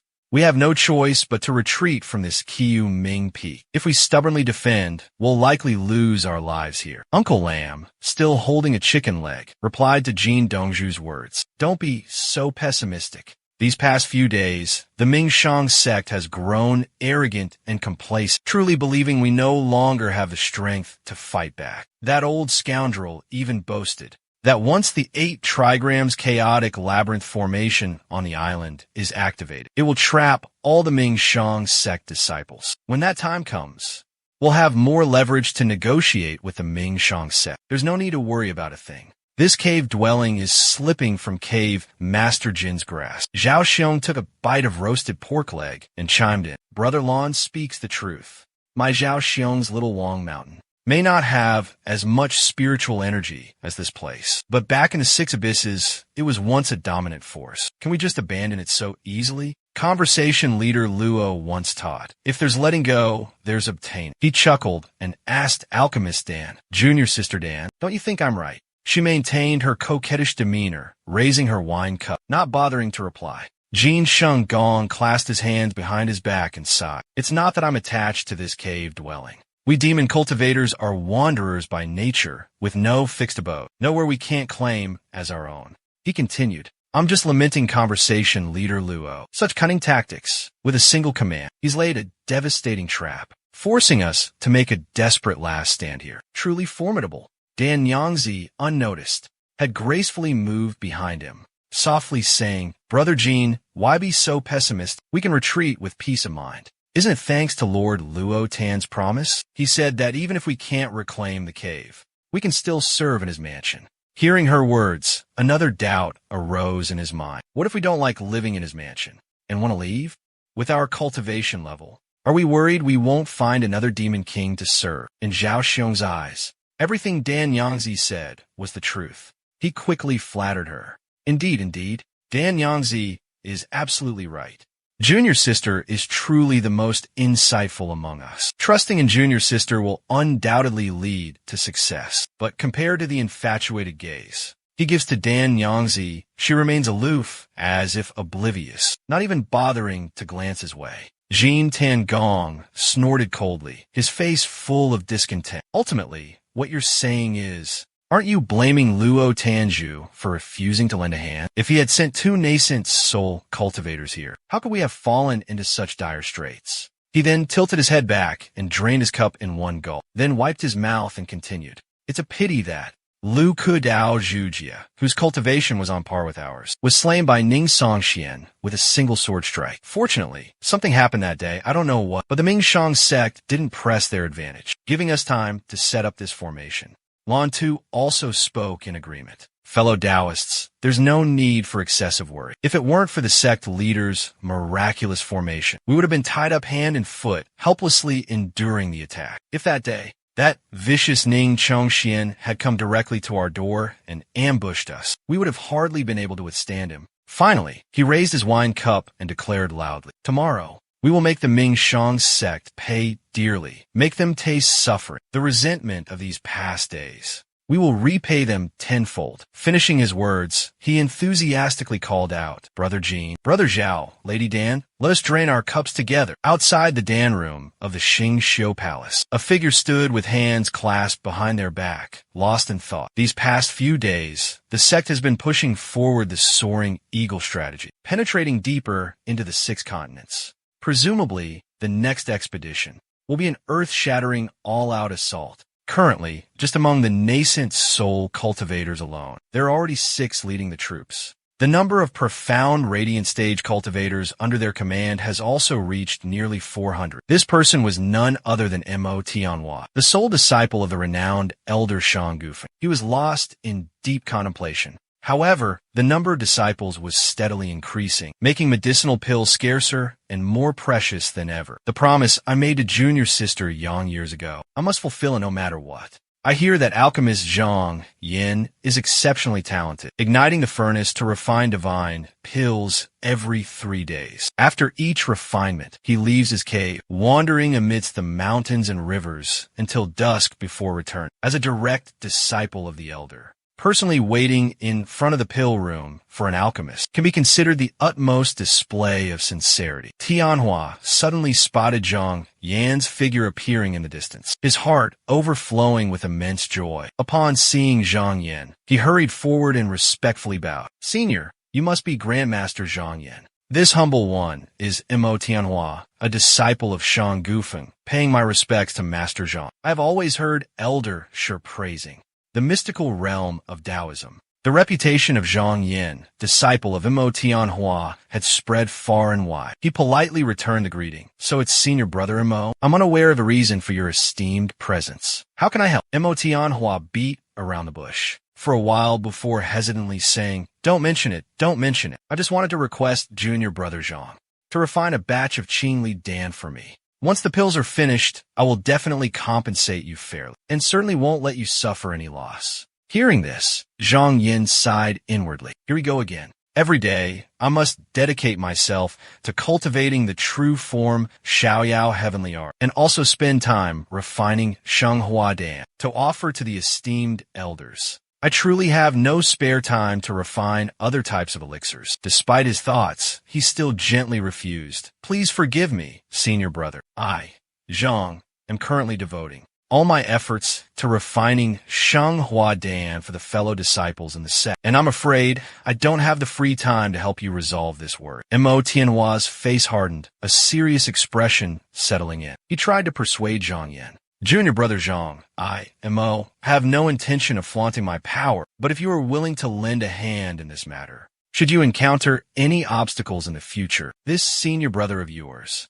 will do his utmost to help you resolve any dangers and turn misfortune into good fortune. I implore you to consider this carefully. Zhang Yan ignored the honeyed words and continued walking away. Zhang Yan's actions left Mo Tianhua utterly astonished. He roared in anger. You can't just do as you please in this matter. Stop right there. Seeing this, Zhang Yin flicked his wrist, unleashing the Yu in heavy water. 2 streams of spiritual power simultaneously shot towards his opponent. Witnessing Zhang Yan's technique, Mo Tianhua felt a surge of contempt. This Zhang Yin truly is incompetent. Even when he attacked, he appeared so casual, almost indifferent. My ganged as civilizing light is originally a defensive technique, protecting the body from all harm. What can such a weak, meager amount of spiritual power possibly do? Suddenly, his face drastically changed, filled with utter terror. The powerful surge of spiritual energy struck Mo Tianhua, sending him flying backward, crashing to the ground, spitting blood, tears, and snot painting a pathetic picture. Immediately, Zhang Yin flicked his wrist, sending out a flurry of talismans. The talismans swiftly plastered Mo Tianhua against the wall, while he calmly walked into the alchemy room. In the distance, 2 figures were slowly approaching. Seeing them, Mo Tianhua's heart was gripped with fear. This is bad. What am I going to do in this sorry state? To save face, his only option was to feign unconsciousness. The blonde-haired person, seeing Mo Tianhua sprawled on the ground, exclaimed in surprise, "Isn't that senior brother, Mo Tianhua? What's he doing lying there?" The other one replied, "Looking at this talisman, could it be that senior brother Mo offended senior brother Zhang? Come on. He's unconscious anyway. We shouldn't gossip." The blonde cultivator spoke again, his tone full of doubt. "But that senior brother Zhang in the alchemy room seems to be just an ordinary alchemist. Senior brother Mo is Elder Shi's personal disciple. Even if there was a conflict between them, how could senior brother Mo lose to him?" The person beside him hurriedly explained, This fellow Taoist doesn't know the whole story. You're unaware. This senior brother Zhang Yuan's background is not ordinary. He is the true successor of a great expert. I once witnessed him unleash an incredibly powerful sword talisman. With just one move, he eliminated a ferocious demon general. I'm afraid senior brother Hemo didn't understand senior brother Zhang's true strength when a conflict arose, and thus suffered such a crushing defeat. MANHWA, after hearing the explanation, inwardly, he felt a surge of contempt. Zhang Yan, you, a true and noble descendant, why would you willingly bury yourself in this mediocre path of alchemy? At this moment, within the quiet cultivation chamber, another figure, identical to Zhang Yin, suddenly materialized. Zhang Yin immediately released his primordial spirit, observing the faint, illusory image condensed from himself. He thought, this false body standing before me, judging solely by appearance. Even those closest to me would struggle to distinguish the real from the fake. Without direct physical probing, it would be absolutely impossible to discern the true body from the illusion. Zhang Yin fell into deep contemplation. However, this technique is merely a fundamental starting point. Within the true form astral heaven scripture, the ultimate essence hidden within that seed requires reaching the core formation realm to cultivate. Many aspects remain unclear to me, difficult to fully comprehend. Zhang Yan's gaze then shifted towards the alchemy furnace, was trembling intensely. He breathed out, this elixir, it's finally done. With a flick of his sleeve, he opened the cauldron's lid. Using his cultivation techniques, he guided the elixir out. The refinement process was complete. The thick elixir liquid quickly condensed into perfectly round, glistening pills. They emitted a soft, spiritual glow. Zhang Yin collected the 10 pills while lost in thought. This whole time, the demon clans of the 6 continents of Shiring seemed to be retreating every day, ceding a vast territory. But upon closer inspection, it seemed like they were intentionally luring the disciples of the Ming Shang sect deeper in. The old demon, Luo Mengzhe, had occupied this place for hundreds of years. How could he give it up so easily? There was definitely something fishy going on. He pondered to himself, I don't care for fame or fortune, nor do I desire killing, slaughter. Such primal instincts needn't be displayed for all the world to see. Once I've mastered the Su Shun Fa from the Zhenxing Ju, I'll be able to deceive them. When they launch their campaign against the Lu Zhou, I'll hide on Zhujia Island. Perhaps I can escape this calamity. The crimson sunset bathed the Xingxiu flying palace in its warm glow. Motian, he remained bound to the cold wall. Watching the surrounding crowd point and whisper, his heart filled with sorrow and lament. Could it be that my fate is truly this cruel? A young man in azure robes, with a crimson topknot, bearing the appearance of a disciple, appeared, shouting, out of the way. What kind of technique is this? The young man channeled his cultivation, dispelling the talisman's binding Motian he. Motian he collapsed to the ground, hastily expressing his gratitude. Many thanks, senior brother. The senior brother helped Motian he to his feet, his face grim, teeth gritted. That Changyan. The scene shifted to a magnificent and imposing palace. Amidst the towering peaks and misty valleys, disciples gathered in the vast square. A young disciple with turquoise hair stepped forward and respectfully reported. Honorable Masters, disciple Motianhua reporting. Senior brother has been diligently cultivating these past few days and shows signs of an imminent breakthrough. He is unable to participate in battle. The elders seated on their thrones nodded slightly. We are aware of this. Fang Hong, seated beside them, spoke up. Rumor has it that disciple Motianhua was accidentally injured by disciple Zhang Yan. If that's the case, then disciple Zhang Yan's cultivation is truly remarkable. Perhaps he should join me on the expedition. Zhang Yan stepped out from the ranks of disciples, slowly ascending the white jade steps. He respectfully placed jade bottles filled with precious elixirs beside the elders. The elders each took a pill and examined it carefully, their admiration evident. Each jade bottle contained 50 revitalization pills, far exceeding the previous yield of one furnace every 3 days. Excellent, Disciple Zhang. You have earned 2 great merits this time. Then, Gu Shuo commanded, continue refining the banyao. In a moment, I will use the teleportation technique to send Zhang Yin away. Gu Shuo fell into deep thought, pondering something. Suddenly, he stood up and declared loudly, the expedition to pacify the 6 continents of Shi Ying has reached its end. Today is the time for the decisive battle, a direct assault on Xiao Mingfeng. All disciples of the Mingshang sect participating in this campaign have assembled here. We must eliminate all the demon cultivators in this place. Gu Shuo gave the order to march. Zhang Yin stood below the hall, looking up as the magnificent flying palaces took off one after another. He turned and walked away, leaving behind only a calm blessing.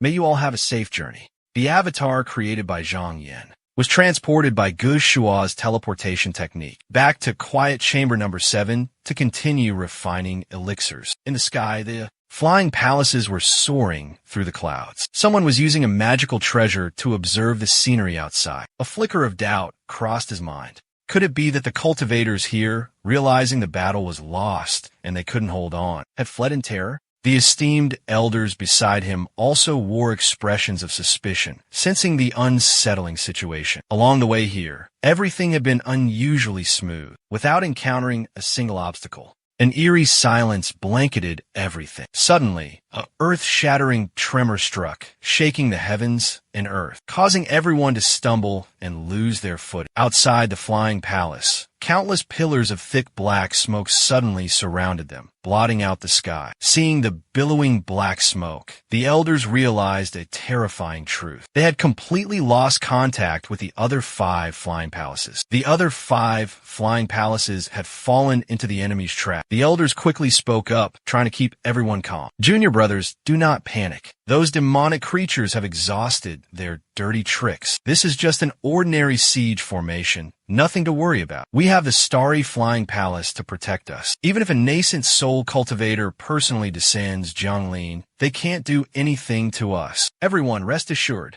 Outside the formation, a relentless wave of attackers pressed forward, plotting to shatter the protective barrier surrounding Xing Xiu Palace.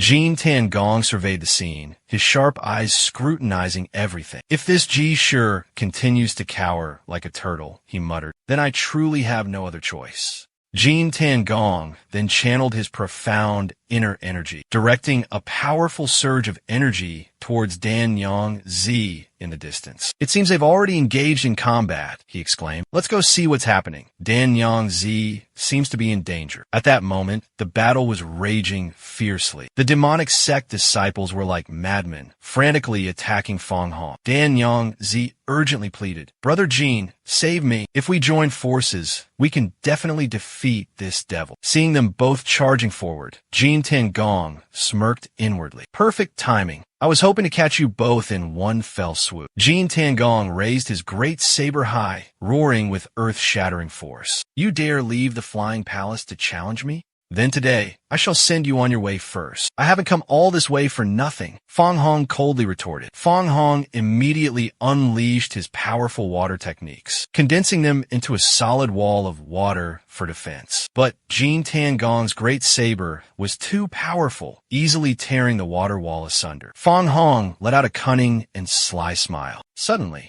Zhao Xiong appeared from behind, letting out an earth-shattering roar. This sudden turn of events left Feng Hong horrified and pale. Inwardly, Feng Hong calculated, those 3 core formation cultivators are attacking me. I can still barely hold them off. But if another one joins, especially one wielding such a powerful magical treasure, I'm afraid escaping this calamity will be difficult. Immediately, he channeled his spiritual power, emitting an invisible force, pushing back the 3 attackers. The malicious disciples, seeing Feng Hong fleeing, shouted loudly, Martial Uncle Feng, where do you think you're going? Witnessing this scene, Lady Dan angrily scolded Zhao Xiong. You idiot! Brother Jin and I were working together. We were about to take him down, and you ruined everything. Zhao Xiong gritted his teeth, rage erupting, his true essence condensing into the form of a ferocious, murderous boar. He charged straight towards the surviving Ming Shang sect disciples. The last remnants of the Ming Shang sect scattered and fled in panic. Zhao Xiong coldly watched the backs of the fleeing men, his cruel voice ringing out, "Trying to run? It won't be that easy." He quickly deployed his pouch-shaped magical artifact. It instantly transformed into a terrifying stream of black light, sucking them all inside. Meanwhile, Fang Hong had quickly escaped into the Xing Xiu flying palace. Lan Tua exclaimed in astonishment. "That Fang Hong is truly a cunning old fox. I've been lying in wait here for a long time, but haven't found the right opportunity to strike." To think he'd slip away the moment he sensed trouble.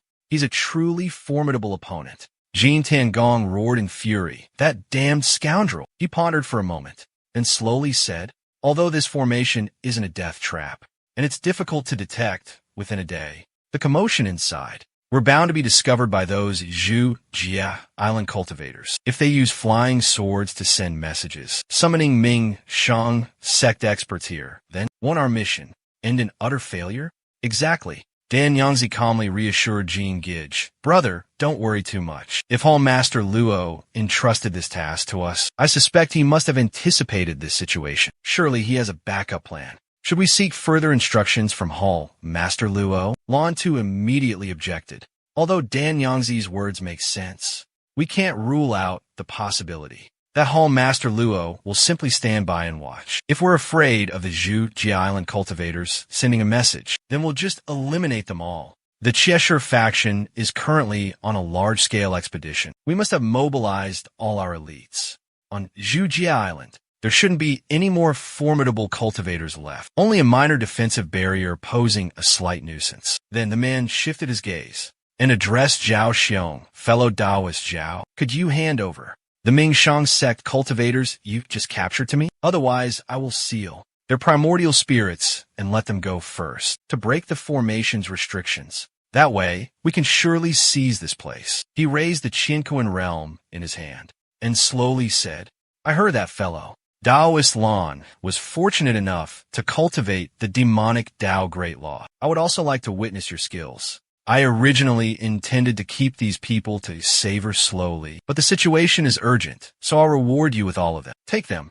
Then, Zhao Xiong waved his sleeve, a gust of wind sending the prisoners flying. The man immediately conjured a rope to bind them tightly. Lan Tu began to unfold his meticulous plan. Suddenly, a young Taoist boy appeared from behind. A clear voice rang out.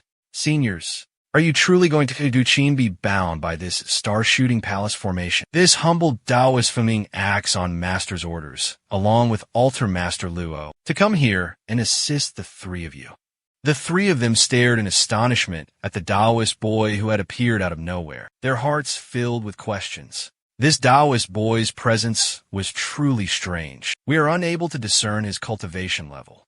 Dan Yang Zi quickly spoke up and asked, "Young Taoist friend, how do you intend to help us?" The Taoist boy took out a magical treasure in the shape of a flag and explained, "In this humble Taoist hand is a magical treasure called the Void Banner, refined by my master and altar master Luo, capable of absorbing all things. If one's cultivation is profound enough, even islands or mountains can be taken within, let alone these small star-shooting palaces." With that, the Taoist boy invoked his magic, showcasing its power for the three to witness. Witnessing the earth-shattering power of the magical treasure, all three were secretly shaken to their core. A magical treasure with such terrifying power was truly unheard of and unseen. Fortunately, it was only being used to attract the flying daggers. If it were used against us, we would hardly escape disaster, a near-death experience. The magical treasure in the Taoist boy's hand radiated a brilliant crimson light, forming an invisible and incomparably domineering force field. The force field frantically absorbed all the incoming flying daggers. In the blink of an eye, the magical treasure had collected all the spiritual daggers within itself. The three witnessing the astonishing scene before their eyes. Were so stunned they were left speechless, mouths agape. The Taoist boy said graciously, "Many thanks to the 3 fellow Taoists for your assistance. This time, we have captured 6 cultivators at the core formation stage, along with nearly 40 cultivators at the nascent soul stage from the Ming Shang sect. One must be cautious when striking at a snake, mindful of its head. Surely the Ming Shang sect wouldn't dare act rashly, or carelessly provoke the Bai Shwed Dan again." Madame Dan looked dubious, replying to the Ming Shang sect member, "If we're talking about core formation stage cultivators, I'm afraid they're hardly a threat. Just a few of them could really make our Ming Shang sect apprehensive." A Taoist acolyte spoke up in explanation. "3 fellow Taoists, please rest assured. Among those Xian Guang sect cultivators, quite a few are from the lineages of our Ming Shang sect elders. Therefore, their words naturally carry a certain weight." He continued, "Especially among the core formation realm cultivators. There's one who is a direct disciple of Qinjinren, from the Lin Lang Dong Tian." The acolyte continued to explain, "Qinjinren holds a very special position within the Ming Shang sect. Years ago, the current Ming Shang sect leader used shady tactics to seize this position, relying entirely on the strong support of Qinjinren. He even had to sell off quite a few of the sect's interests to powerful clans in exchange for their backing. But after assuming leadership, he's harboring intentions to suppress and control the prominent families. And for that, he needs the crucial support of that generation. Ignore these disciples?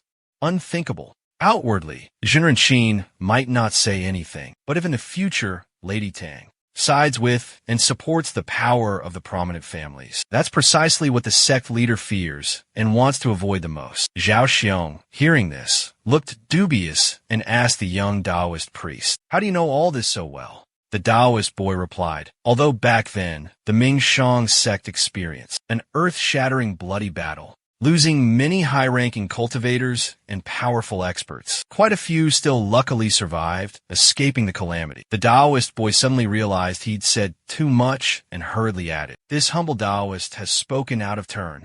I fear Master will punish me." With that, he clasped his hands in farewell, implying the task was complete. This humble Taoist will take his leave and report back to Master. The scene shifts to Zhu Ji Island. Uncle Lon, leading a group of prisoners, stood before the beautiful island. He stretched out his hand, and one of the disciples was abruptly yanked towards him. Lon Shi performed the soul-searching secret technique, quickly skimming through the disciple's memories. After carefully examining the acquired memories, he muttered in frustration, "Although I suspected as much, these insignificant disciples truly don't possess the incantation to activate Zhu Jie Dao's restrictive barrier. Infiltrating won't be impossible, but the method will be rather troublesome."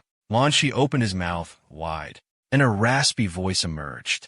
"Best not to let anything go to waste." He chewed and swallowed the disciple while speaking with relish. "My ancestor has devoured countless beings, but the descendants of immortals are truly the most delectable. If it were a disciple from a grand sect like Ming Chong Pai, it would surely be an ultimate delicacy." Immediately after, he began to utilize the memory transfer spell. Above the crowd's heads, something began to appear. Eerie flames, shimmering with 6 mystical hues, quickly invaded the minds of the survivors. Within a tranquil bamboo flute island, Tu Song stood, his gaze fixed on a familiar figure approaching from the sky. He called out, "Fellow disciples, what brings you all here?" The leader, clad in a vibrant red robe, responded, "How can senior brother Tu not recognize this junior? I am Pan Huang, a disciple under senior brother Fong. Senior brother Tu, quickly activate the barrier and let us in." Tu Song, suspicious, asked junior brother Pan, "Shouldn't you be with the elders and other senior brothers conquering the Shi-Ing continent? Why are you here?" Pan Huang hastily fabricated a story. "It's a long story, difficult to explain in a few words, senior brother. We and the demon cultivators on Shi-Ing continent engaged in an earth-shattering battle.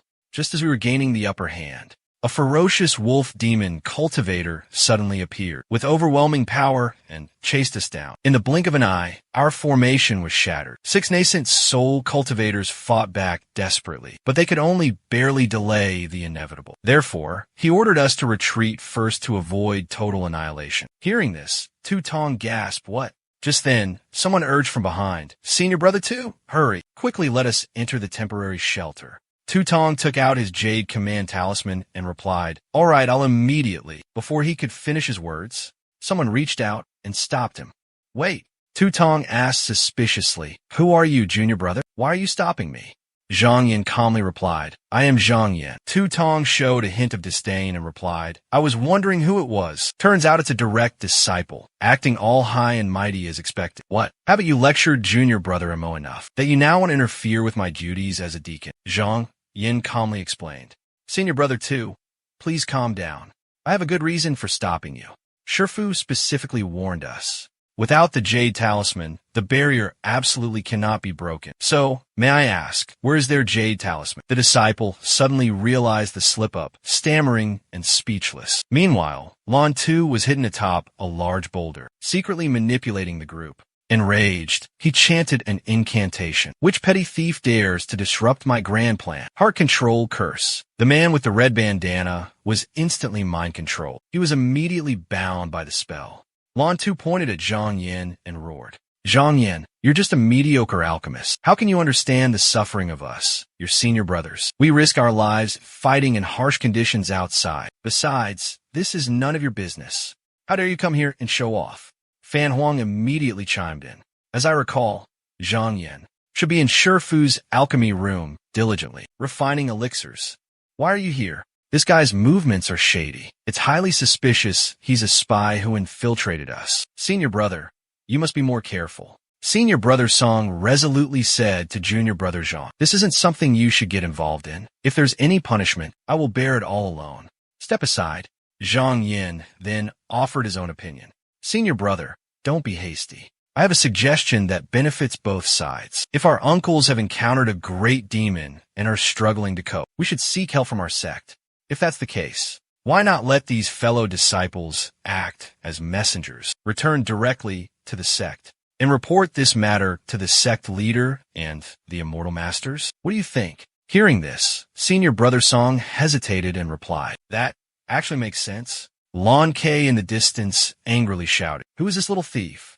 Why is this brat so difficult?" With those words, he gritted his teeth and channeled his inner energy. Fortunately, our ancestor foresaw this situation and left behind a similar talisman. Suddenly, a Taoist priest in green robes, standing behind him, spat out a mouthful of fresh blood. Witnessing this scene, Fan Huang rushed to express his concern. "Shin Shitty brother, what's wrong?" He replied with a pained expression. "I was just gravely injured by a demon's dark magic, managing to hold on until now thanks to a miraculous elixir. But now the elixir is gone.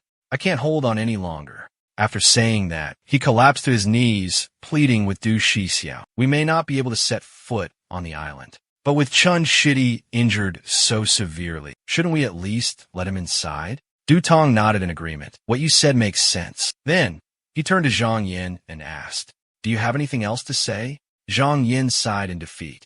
"If senior brother has decided, then let them both enter. Anyway, opening this restriction has already broken the rules. Letting one person in or two makes no difference." Hearing this, suspicion arose in Lan Tuo's heart. What is this brat really planning? Forget it. I was originally planning to order a few other disciples to pretend to be injured and sneak in. Now, on the contrary, it saves me the effort. He calculated in his mind. Although these dozen puppet disciples can't compare to our ancestor, their inherent strength is not trivial. It seems this brat is only at the first level of the Xianguang realm. No matter how cunning he is, once the restriction is lifted, I will eliminate him and all the Ming Shang sect disciples on this island. I'll settle this once and for all. On the other side, Du Yang quickly activated the formation, simultaneously reassuring Zhang Yin in a calm voice. "Don't worry, brother. I'll take full responsibility. You don't need to worry about being implicated." Zhang Yin silently speculated. Something unforeseen must have happened on the front lines. Just observing the behavior of these people was enough to raise suspicion. It would be best to stop them, but this man valued brotherhood too much. He would likely lift the restriction no matter what. Zhang Yin focused, his mind racing with calculations. If that's the case, it might be better to let them inside. His eyes followed them as they ventured deeper, a resolve hardening within him. If they truly had ulterior motives, he would eliminate them all. Fan Huang's face turned purple with rage, his heart filled with hatred. "We're out there fighting for our lives. while these two are lounging around here. Fine then. We rush back to our sect with my fellow disciples, yearning for comfort and encouragement from our brethren. Unexpectedly, we were met with suspicion and relentless down-eyeing. A gloomy atmosphere descended, and everyone silently decided, these two villains deserve death. They must be eliminated. Duton seemed to sense something amiss and glanced back. In that instant, the crowd launched a coordinated attack. A blinding flash of crimson erupted. Two bodies were torn to shreds in the stillness of the night. Two shadowy figures flickered in and out of sight, moving with lightning speed. MANHWA sat upon a boulder, deep in thought. He had assumed they would be formidable opponents, yet they were eliminated with such ease. Suddenly, it all clicked into place. He realized he had been tricked. MANHWA roared in anger. This is bad. I've fallen into that cunning brat's trap. That little wretch dares to play tricks before this old master. MANHWA howled, slaughter them. Kill everyone on Jia Island. Leave no one alive. On command, the underlings swiftly sprang into action. Zhang Yin clutched the spirit tablet, his mind racing with thoughts. Fortunately, I grasped the situation quickly. It's a shame about the puppet body. I just refined. From above, he secretly observed everything. Zhang Yin sighed. This concealment technique is truly useful. Zhang Yan's brow furrowed slightly, a solemn expression evident in his eyes. These guys all have the cultivation of the first or second level of the Xianguang realm. Even if they joined forces to chase me down here, I wouldn't be afraid. After observing the battle, he made a silent estimation. But just now, for a moment, it seemed like those dozen or so men lost their minds, like mutated demonic beasts. The demonic sect is truly bizarre and unpredictable. Who knows what other sinister methods they have hidden? It's truly difficult to anticipate anything. I should see through the true nature of these people first, then make my move. It won't be too late. At the foot of the mountain, within a silent fortress, a furious roar suddenly echoed, tearing through the peaceful night. That arrogant brat, Zhang Yin, MANHWA, was diligently cultivating, gritting his teeth. How dare he consider me trash?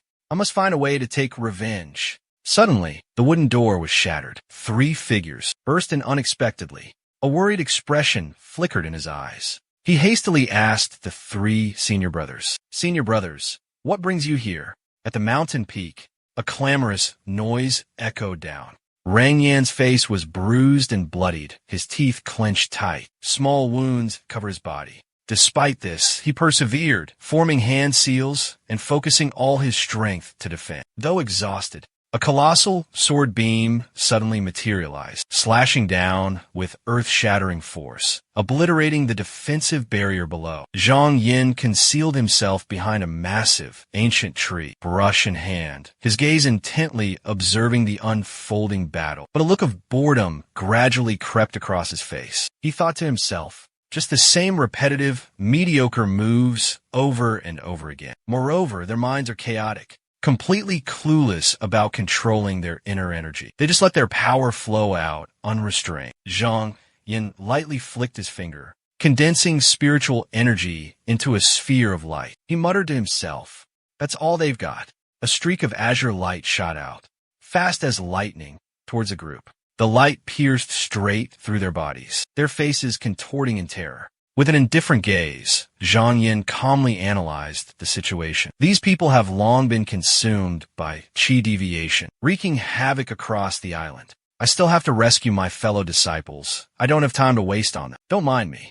Find yourselves shelter. The man clasped his hands, bowing respectfully. Thank you, Grand Uncle, for your assistance. But before he could finish, Zhang Yin shot off. Lan Saw, upon hearing the news, furrowed his brows in anger. Someone had clearly infiltrated Jia Island, yet he was disrupted by a mere junior at the first level of the Xianguang realm. If Jin Shengong and the others were to find out about this, what would our ancestors' face be? He cast a spell while lost in thought. In the blink of an eye, 3 Xianguang realm cultivators were struck down. That brat must have the ability to control flying swords. That's not surprising in itself.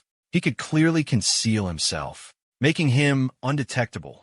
Yet he didn't hide properly. Instead, he charged and attacked those golems. This shows that he is incredibly daring. A surge of ancient power suddenly appeared. The 6th drawing has a central perspective. Uncle Lan continued calmly. Moreover, he's mastered the art of improvisation. This type of person is extremely difficult to deal with. With a masterful flick of his wrist, a streak of azure light shot into the air, accompanied by a provocative voice. Boy, I shall cast aside my pride and personally unleash my ultimate technique, Purgatory Profound Light, to fight you to the death. Back in the Autumn Wind City, a gentle breeze rustled the falling golden leaves. MANHWA, with a bruised and swollen face, pleaded painfully with his senior brother. Senior brother, please spare me. Don't hit me anymore. I beg you. Senior brother, stop hitting me. But the group remained unmoved. Their relentless assault continued, pushing him to the brink of death. MANHWA desperately cried out in defeat, begging for his life. Hearing this, they finally stopped. Their fury gradually subsided. Emotion, he was utterly astonished, looking up as the three figures tore through the roof with lightning speed, escaping in the blink of an eye. Zhang Yan, concealed behind a large tree, silently observed their every move. They soared into the sky, vanishing into the clouds. Gradually, beams of light appeared, converging in a single direction. Zhang Yan pondered deeply as he performed hand incantations. It seems the mastermind behind this has sensed my ambush and intends to catch us all in one fell swoop. That's why he immediately summoned his subordinates to report the urgent situation back to the sect. I want to see what other tricks the enemy has up their sleeve. Zhang Yan flicked his wrist, giving the order. As soon as he finished speaking, the object hovering in midair began to move, swiftly carrying out the command. Atop the treacherous volcanic rock, the figure in the center nimbly formed hand seals, gradually condensing black, evil energy. A beam of light flashed from his fingertips. His blank, white eyes widened, veins bulging prominently. He shrieked, chanting soul-snatching incantations, a monstrous laughter, rising from a low chuckle to a deafening roar. The savage laughter morphed into a crazed, maniacal cackle. A ferocious energy intensified, building with terrifying momentum, until erupted in a violent explosion like hellfire unleashed. He stretched out a hand, eyes blazing with a frenzied passion, draining the life force from the body before him. Those around him suffered the same gruesome fate. A look of twisted satisfaction spread across his face as he reveled in his brutal handiwork. But then, a flicker of steely resolve and deep-seated hatred ignited in his eyes. A chilling voice cut through the air. "You vile wretch, I've been waiting for you." Amidst the blood-red night, his figure transformed into a crimson streak, soaring away. An earth-shattering roar announced the arrival of the Zhuzhang. Zhang Yan froze, startled. Zhuzhang Wang had arrived. He intended to capture Zhang Yan, but Zhang Yan reacted with lightning speed. He instantly retreated, summoning his power as he did, and darted towards Fan Huang. A grotesque laugh echoed. His body was pierced, yet he showed no sign of panic. He declared confidently, his voice booming, "This body is merely a vessel, controlled by spiritual force. No matter how grievous the wounds I suffer." He spoke with increasing fervor, his aura radiating power. He began to show contempt for his opponent. "Even if my head were to be severed from my neck, as long as the life force within this body remains unharmed, I can still be revived. Even if you were to strike me down 10 more times, you still wouldn't be able to exhaust this abundant life force." Zhang Yan's face grew grave upon hearing this. He was about to press his attack further, but suddenly stopped. Seeing the object gradually develop black spots, Zhang Yan thought to himself, "The divine chariot is tainted by the spirit sword ring, yet it hasn't been eroded in the slightest." He glanced at the object floating nearby, and surmised the reason might be the spirit sword ring is enveloped in Xian Guang golden fire. It seems I can only use the Xian Guang. Only this method is powerful enough to subdue this demon. Fan Huang spoke, his voice brimming with confidence. "No matter how many spiritual treasures you use, before me, they're nothing but trash." Leaving the ground, soaring into the air, he flew and arrogantly shouted towards the younger cultivator, "You brat, just obediently accept your death." In the distant, boundless sea region, a small island emerged amidst the vast ocean. Atop a towering mountain peak, a majestic fortress stood between heaven and earth, isolated from the outside world. Within that fortress, Ning Rongxian sat cross-legged, meditating in quiet cultivation. But as if sensing an unusual disturbance from afar, he suddenly opened his eyes. His face darkened, a look of fury and hatred evident. A low, menacing voice filled with rage echoed out. "Which bastard dares to harm my divine chariot?" Rage erupted, a powerful aura engulfing his entire being. In the sky, countless orbs of light suddenly appeared, like energy spheres on the verge of explosion, hanging suspended in midair. A world-shaking power erupted, sending countless sparks flying in all directions. Suddenly, two figures appeared on the towering mountain peak, none other than Fan Huang and Zhang Yin. An earth-shattering battle was about to commence. Zhang Yin channeled a mystical technique, focusing his mind and spirit, condensing them into a shimmering azure spirit orb. He pondered, "Just now, my Rui Qin zither and sword ring were able to injure him, but only because he intentionally created an opening. His true purpose was to use this opportunity to destroy those two magical treasures. Furthermore, it's not as if I truly grasped his weakness." Zhang Yin measured his own strength against his opponents, realizing they were evenly matched. Zhang Yin continued to plot silently. "This guy is definitely not an ordinary Xianguang cultivator. Unless I can seize a once-in-a-millennium opportunity, injuring him will be as difficult as ascending to the heavens. How could a lowly Xianguang soldier possess such overwhelming Xianguang power?" At that moment, a bizarre black aura suddenly surged around Fan Huang, tinged with a haunting, demonic crimson. Witnessing this terrifying sight, Zhang Yin felt a deep tremor within his heart. "If it weren't for my purgatory Xianguang, which can condense and disperse at will, and has been tempered by the ever-changing essence of blood and qi, I fear this old man would have tasted true suffering today. If this clone is destroyed, my true body's power will be diminished by 2 or 3/10. Such a risk is truly not worth it." Opposite him, Fan Huang clenched his fists tightly, his hands enveloped in a mysterious energy. He gestured and spoke to the young cultivator. "I dare not hide it from you, fellow Taoist. 6-Hua Dan stage cultivators, along with hundreds of Xianguang sect disciples under your command, are all trapped within my Bai Shui Tan sect formation. Your utter defeat is only a matter of time. I've come here only for the Zhu Jie treasure. Everything else is inconsequential." He lowered his head and continued, "My fellow Taoists will arrive shortly, and I have no desire to share the credit with them. Therefore, your restrictive jade token, I have no need for it. I'll release you on your own accord. What do you say?" He secretly plotted. "If you agree, the moment you step outside the restriction, I'll immediately abandon this clone and use my true body to hunt you down and eliminate you." Zhang Yin coldly replied, "Even if what you say is true, if I wanted to leave with your meager abilities, how could you possibly stop me? The reason I remain here is simply to destroy you." Hearing this, Fan Huang gritted his teeth in fury, sending shivers down Zhang Yan's spine. This junior, merely at the first level of the Xianguang realm, already possessed such terrifying power. In just 15 years, he'll undoubtedly become another Ningsong Xian. By then, where will we stand?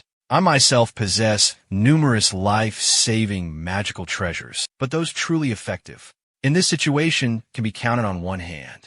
While assessing his opponent, he pondered deeply. I fear before the soul-binding needle could be deployed, he'd already have fled, vanishing without a trace. Or it might be tainted by his Xianguang, just like the Rui divine chariot. Perhaps the decree brush might have some effect. But even if this demonic fiend were gravely wounded, he'd fully recover in the blink of an eye. Eliminating him is truly as difficult as ascending to heaven. What a waste of effort. Even if he risked his life in pursuit, the outcome wouldn't be much different. Countless thoughts raced through Zhang Yuan's mind, but none could resolve the perilous situation before him. Suddenly, Zhang Yuan remembered the treasure, the harmony circulation ring. Using it for defense was more than enough, but even slightly injuring his opponent with it seemed impossible. As he thought of this, a spirit pearl materialized in his hand, radiating a magnificent azure blue light. "It seems I can only rely on this sword ring to fight back," he said, his hand tightening around the spirit pearl. The moment Zhang Yuan finished his thought, he suddenly felt the flow of his thoughts being completely cleansed. His entire mind was intensely shaken. From his palm, a strange feeling of blood connection transmitted, infinitely intimate, as if he had touched the most precious treasure of his life. In that brief moment, his spirit suddenly ignited, like a pile of dry tinder bursting into flames. The spiritual flame burned fiercely, radiating intense heat. Just then, a surge of azure flames erupted, spreading throughout the space. Ever since Zhang Yin obtained this sword ring, he had yearned to temper it, to merge it with his own spirit. Every day, he nourished it with pure Jinqi and further nurtured it with mystical Xianguang. However, all his efforts had yielded no results. Zhang Yin closed his eyes, focusing his entire mind to sense it. The reason was that previously, he possessed too many powerful magical treasures, such as the Rui divine chariot that was always by his side, that he had never truly valued the sword ring as his ultimate weapon, his one and only. But at this moment, when all other magical treasures were almost useless, he poured all his heart and attention into the sword ring. And finally, from its deepest depths, a faint spark of spiritual awareness was born, completely bound to him. At this moment, in Zhang's hand, a cyan flame suddenly erupted, blazing fiercely. It was like an extension of his arm, bending to his will, a part of his very being, clenched tight in his palm. From this moment forward, this harmony flame sword truly belonged to him, was his possession. No one could take it away, no one could steal it. Now, the flame seemed to meld with him, inseparable. A triumphant smile, full of smug satisfaction, spread across his face. In his palm, 2 specks of cyan fire appeared, shining brilliantly, enveloped by a halo of dazzling, burning cyan flame. 4 sword images appeared simultaneously, displaying their might. Pan Huang gasped in terror, his voice trembling. The sword images divided, merged, and shifted unpredictably. Countless flying swords, under Zhang Yan's masterful control, surrounded him, leaving him no escape. Zhang Yan said coldly, "No matter how you transform, no matter your illusions, this one sword of mine will shatter them all." As his words fell, countless sword images rained down, thick and fierce, hurtling towards Pan Huang mercilessly. Pan Huang was terrified, utterly horrified. 7-colored sword quickly erected a protective barrier in front of him. Sword shadows, like a raging storm, violently charged forward. Each sword strike, sharp as a razor, tore through Fan Huang's defenses. Sword light flashed, and a bright red gash instantly appeared on Fan Huang's face. He let out a scream of agonizing pain. Sharp sword chi pierced through his body, its momentum unwavering, continuing its furious assault on Fan Huang's body, causing a strange light to emanate from him. Zhang Yin waved his sleeve, unleashing a powerful gust of wind that slammed into where Fan Huang stood, triggering an earth-shattering explosion. A blinding orange light erupted amidst the endless chaotic light. As Zhang Yin withdrew his hand, a strange light from the explosion traveled along his arm, converging at the center of his forehead. A bizarre pattern suddenly appeared there. Immediately after, a mouthful of fresh blood sprayed from his mouth. Lan Tu clutched his chest, exclaiming in horror, "He's done for. He's completely finished." He roared madly, his aura exploding with ferocious intensity. "I swear I'll hack you to pieces."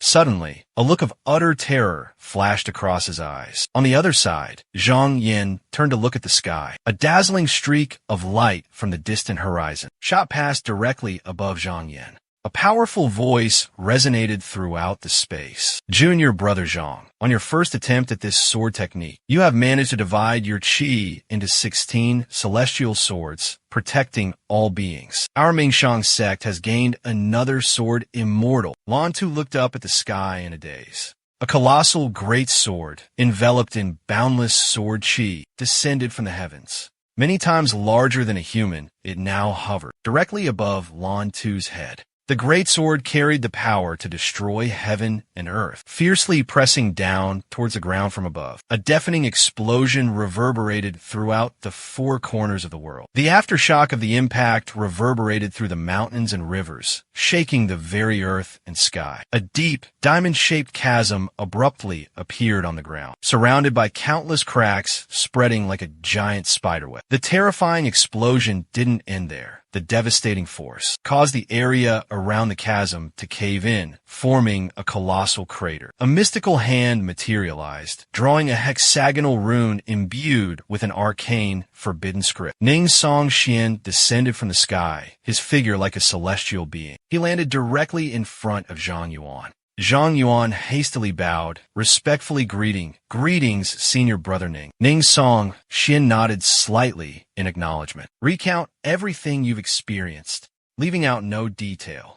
Zhang Yuan respectfully obeyed, beginning to tell the whole story. This time, I used the Qizhai golden sword to send a message to the sect. Ning Song Xian continued. After eliminating that demonic cultivator, I went to Shi-Ing continent to assess the situation. Indeed, there was a strange formation there, but I didn't find any trace of a demonic cultivator. Only an empty, desolate formation remained, although I can't completely trust the words of that fiend. The fact that our fellow disciples are trapped might be true. I must immediately return and report this to the sect leader. You will temporarily guard this place. With the mountain protection formation active, nothing will happen. If other disciples come seeking help, even if they are core formation cultivators, don't worry.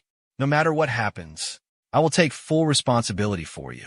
Zhang Yin accepts the command. Understood, senior brother Ning. I no longer need this divine chariot, but it was slightly damaged in the previous battle.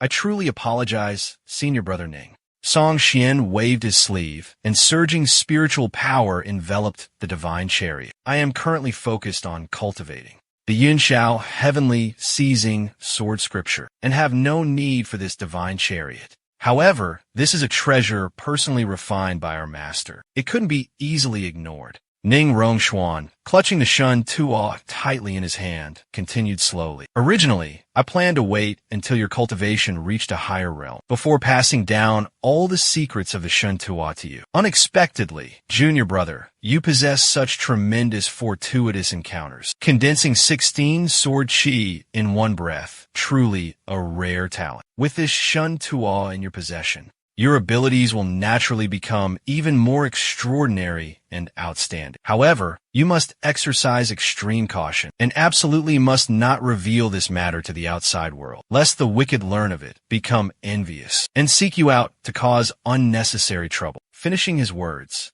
his figure transformed into a dazzling stream of light, tearing through space and vanishing. Zhang Yin looked up, thinking to himself, I knew it all along. Although Xianguang cultivators and Huadan cultivators are only separated by one major realm, the difference in strength between the two is as vast as the heavens and the earth, completely on different levels. But I never expected the disparity to be this significant. He defeated a core formation cultivator of the same realm with a single strike. It seems senior brother Ning hasn't even revealed his full strength yet. I wonder, could it be that senior brother Ning has already mastered our sect's signature divine ability? Compared to ordinary Dao techniques, divine abilities are truly worlds apart. If one can cultivate to that supreme and unparalleled realm, their power would surely shake the heavens and earth, immeasurable and unpredictable. I myself am only at the first level of profound radiance. Who knows when I'll be able to reach such a level?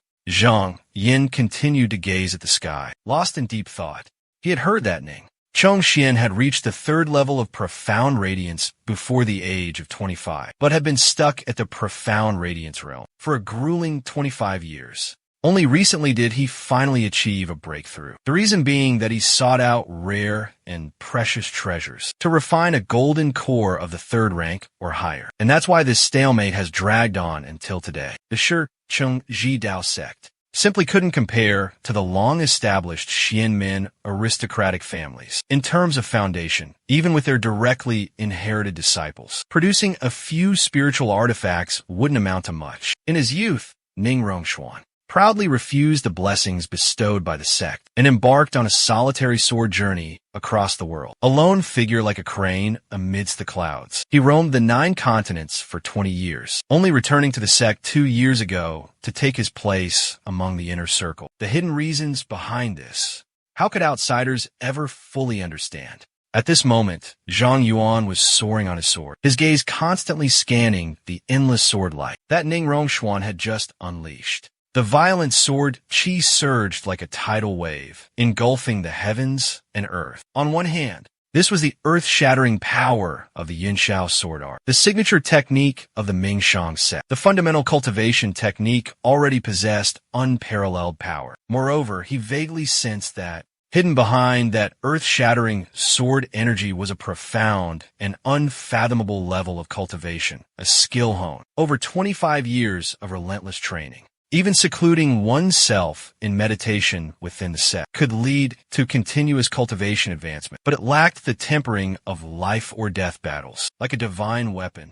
Even if it grew increasingly sharp, being kept in a closed box, it was feared its spiritual essence would eventually erode. The moment the sword light struck down, Lan Tua was defeated. Zhang Yin, riding the clouds and wind, thought to himself, "Now I am the true disciple of the Mingshang sect, with a firm foundation within the sect. Even powerful external forces would not dare to act rashly. This time, after conquering the Sanbai Mountains, I will descend the mountain to train and broaden my knowledge. And by the way, gather 15 types of essence and search for medicinal herbs for alchemy." But Mai Tai E True Fire Profound Art. He needed to absorb baleful energy to cultivate. After leaving the mountain gate, it would be fantastic if he could find a profound cultivation method by chance. Zhang Yuan was lost in thought as he flew on his sword. He soared through layers of clouds and mist, leaving shimmering trails of light behind him. Suddenly, his expression shifted slightly as he noticed a strange light emanating from the lake below. The moment the thought crossed his mind, he urged his sword downward. He landed on the mirror-like surface of the water, picked up a jade slip, and asked coldly, "Just you? And you dare try to lecture me?" Inwardly, Zhang Yuan thought about the core formation cultivator who had just been eliminated by senior brother Ning. He was definitely the one behind the manipulation of the MO run. This jade slip must be a relic he left behind. Senior brother Ning's sword strike was truly unparalleled, its power shaking heaven and earth.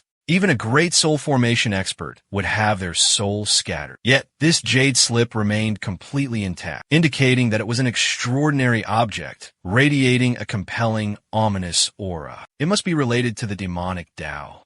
I think so. He transformed into a sharp sword ray, tearing through the wind as he went, secretly calculating in his mind. This object held a deep secret. He needed to retrieve it first, and then slowly study it later. 15 days later, at Zhu Jieling Dao, hundreds of disciples stood solemnly on the ground. Fan Chongqing waved his hand to signal a stop. "Junior brother Zhang, Senior Kuguan has ordered that you temporarily halt your journey here. Indeed, please hand over the restriction token." Zhang Yuan furrowed his brows in surprise, but ultimately nodded in agreement. 9 clear flute notes echoed from below. He calmly replied, "Asking me to hand over the restriction token is no different from subtly imprisoning me. Fortunately, Senior Brother Ning taught me the incantation to pass through the restriction.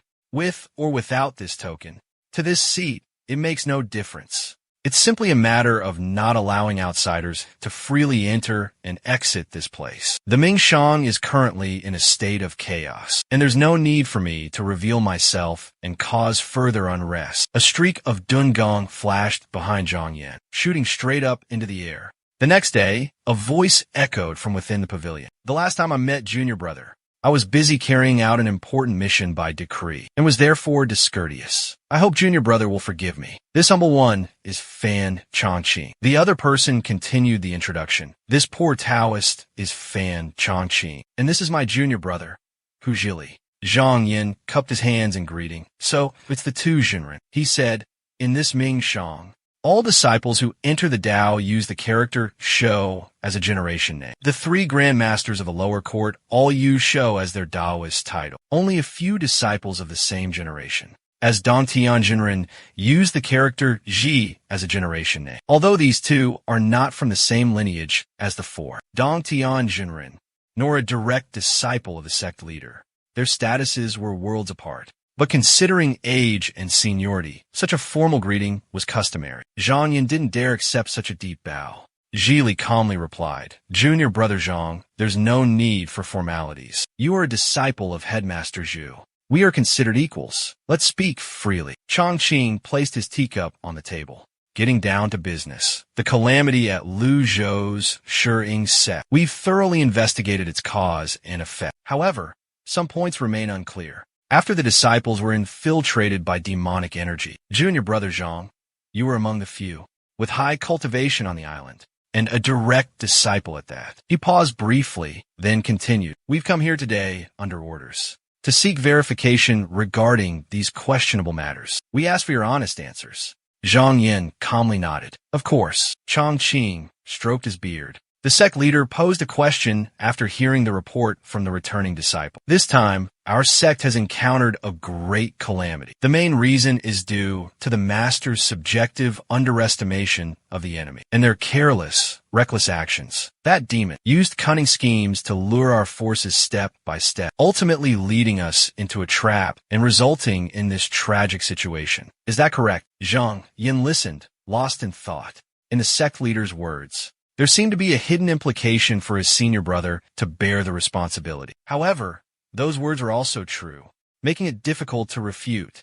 The two Jinren exchanged glances, but received no answer. Helplessly, the sect leader changed his question. I heard that when Gu Shi deliberately dispatched troops to attack Xiying Lu Zhou, Marshal Uncle Fang Hong strongly advised against it. Unfortunately, Gu Shi stubbornly refused to listen, ultimately leading to today's disaster. Marshal Brother Zhang, is that how it happened?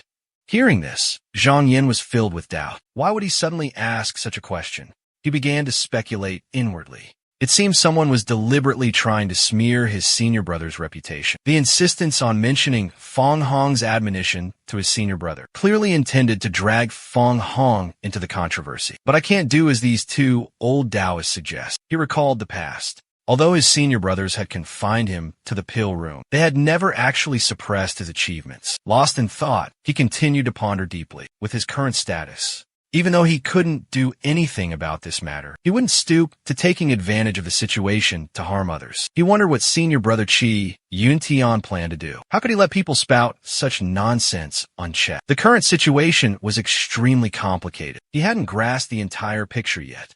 Presenting the truth was the best course of action. After careful consideration, Zhang Yin finally responded to the question. From what this junior brother understands, senior brother Fang Hong never once tried to dissuade them. The two of them, hearing this, immediately stopped Chang Qing and questioned him suspiciously. Junior brother Zhang, please explain yourself clearly. The two of us came here. Besides carrying out the orders of the Zheng Qing Yuan and the Shangming Dian, we also met with several Jinren Tian. You should not deceive yourself. Zhang Yin remained unfazed, firmly asserting, everything I said is true. I swear an oath to prove it. Hearing this, Zhili furiously jumped to his feet and roared, You dare to talk back? He pointed directly at Zhang Yin, rebuking his junior brother. Don't think you're so innocent. Should I expose the sins you've committed? Zhang Yin calmly retorted, I don't know what sins I've committed. On the contrary, I would like to ask senior brother for guidance. Zhili pointed forward, questioning, Let me ask you, on what day did the Shi Mo force you to refine pills in the Fei Palace? Why does junior brother insist that on that fateful night, you were not present at Feiyan Palace? Instead, you were present on Zhuji Island. How do you explain this, junior brother? Zhang Yan's expression remained unchanged, calmly replying to his two senior brothers. I'm afraid you two have misunderstood. I come from the Danding Institute, and seeing that our fellow disciples were short on medicinal pills, I volunteered to go to the pill room to refine spirit pills. How can you say that I was confined to Zhuji Island by you two? I'm free to come and go as I please here. That day, I felt my cultivation was about to break through. That's why I stayed. Chang Qing immediately changed the subject. Let's set this matter aside for now and not discuss it further. Junior brother Zhang Yin, as you know, a disciple in the sect has accused you of colluding with the three-tailed white fox demon. Upon hearing this, Zhang Yin frowned in displeasure, but then he let out a bitter laugh. I am the rightful heir, the true disciple of the Tongtian Grand Path, the inheritor of righteousness, the radiant light. Why would I collude with demonic cultivators? You two senior brothers actually believe these preposterous accusations? Has your mind been clouded by inner demons, leading you astray? You are wrong, yet stubbornly refuse to relent, and continue to spout such venomous words. Zhang Yin, it was your flying sword message that reached Kunlun, causing over a dozen demon-possessed disciples to invade, mercilessly slaughtering the disciples guarding the island. But the testimonies of the disciples who accused you completely contradict your claims. He pointed his horsetail whisk at Zhang Yin and continued his condemnation. He confessed that on that day, when those demon-possessed disciples arrived at the stronghold, guarded by the butcher, Tu Song, he adamantly refused to lift the defensive barrier. You then murdered Tu Song, seized his command token, and allowed those demon-possessed disciples to enter. These accusations are becoming increasingly absurd. Zhang Yin quickly grasped the key point, using loopholes to refute the words of the two senior brothers, even shamelessly twisting the truth and making false accusations. If what you say is true, then this island would have long fallen into the hands of those demons. So why would we need the golden sword message? Chongqing, hearing this, chimed in, "Indeed, that's logical." The disciple accusing you stated that. On that day, fortunately, disciple Ning arrived in time, seeing the unfavorable situation, knowing that your scheme couldn't be carried out. Therefore, you hastily ordered the possessed disciples to attack that island, slaughtering everyone. After that, you used the golden sword message to report the incident to your superiors, attempting to clear your name. Precisely, we have thoroughly investigated. On that day, attacking Zhutai Island, were a total of 10 Shuangguang stage disciples bewitched by evil magic. Furthermore, according to the contents of your golden sword message, when you were with your disciple, you advised him, but did he listen?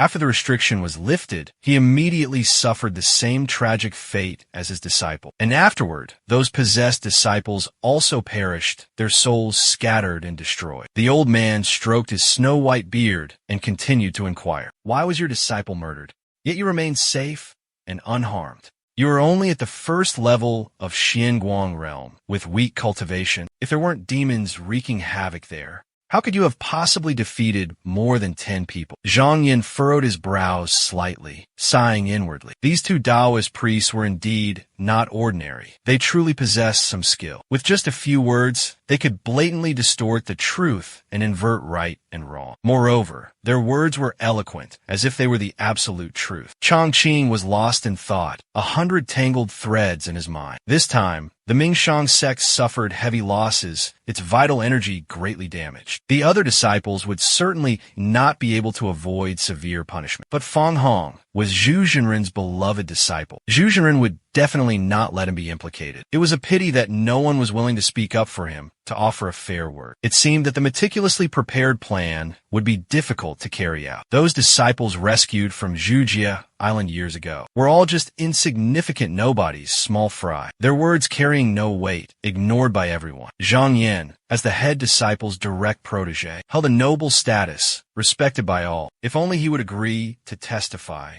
to clear Fang Hong's name, stating she tried to stop Geshuo, then surely someone powerful would be working behind the scenes, helping Fang Hong easily escape this perilous situation. He smirked, a cunning glint in his eyes, scheming and calculating, looking for a way to exploit the situation. Zhang Yin was just a young disciple who had joined less than a year ago, young and naive, with limited knowledge and experience, just a little intimidation and threats. And he would surely be frightened into obedience, following orders without question. Zhili sneered, proposing a bargain. "Junior brother Zhang, don't worry. There's more to this story than meets the eye. The truth remains hidden.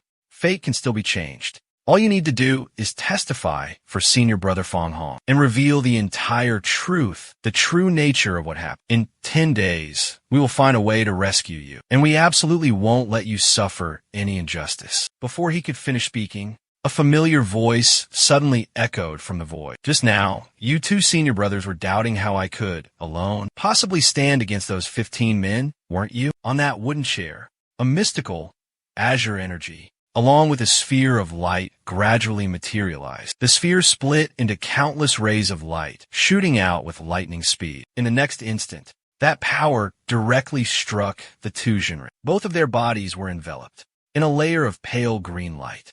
Before they could react, they both collapsed to the ground, their breathing completely stopped. Their eyes were filled with terror. At that moment, an icy voice rang out. "Have you two senior brothers seen my true strength yet? With your level of cultivation, forget about 10 of you. Even if there were 10 more, I could take all your lives with a single strike of my sword." Ji Li's face turned purple with rage, his whole body trembling. He pointed ahead and roared, "Someone, get him!" Chongqing hurriedly helped the man on the ground up, stammering, "Junior brother, let's just go.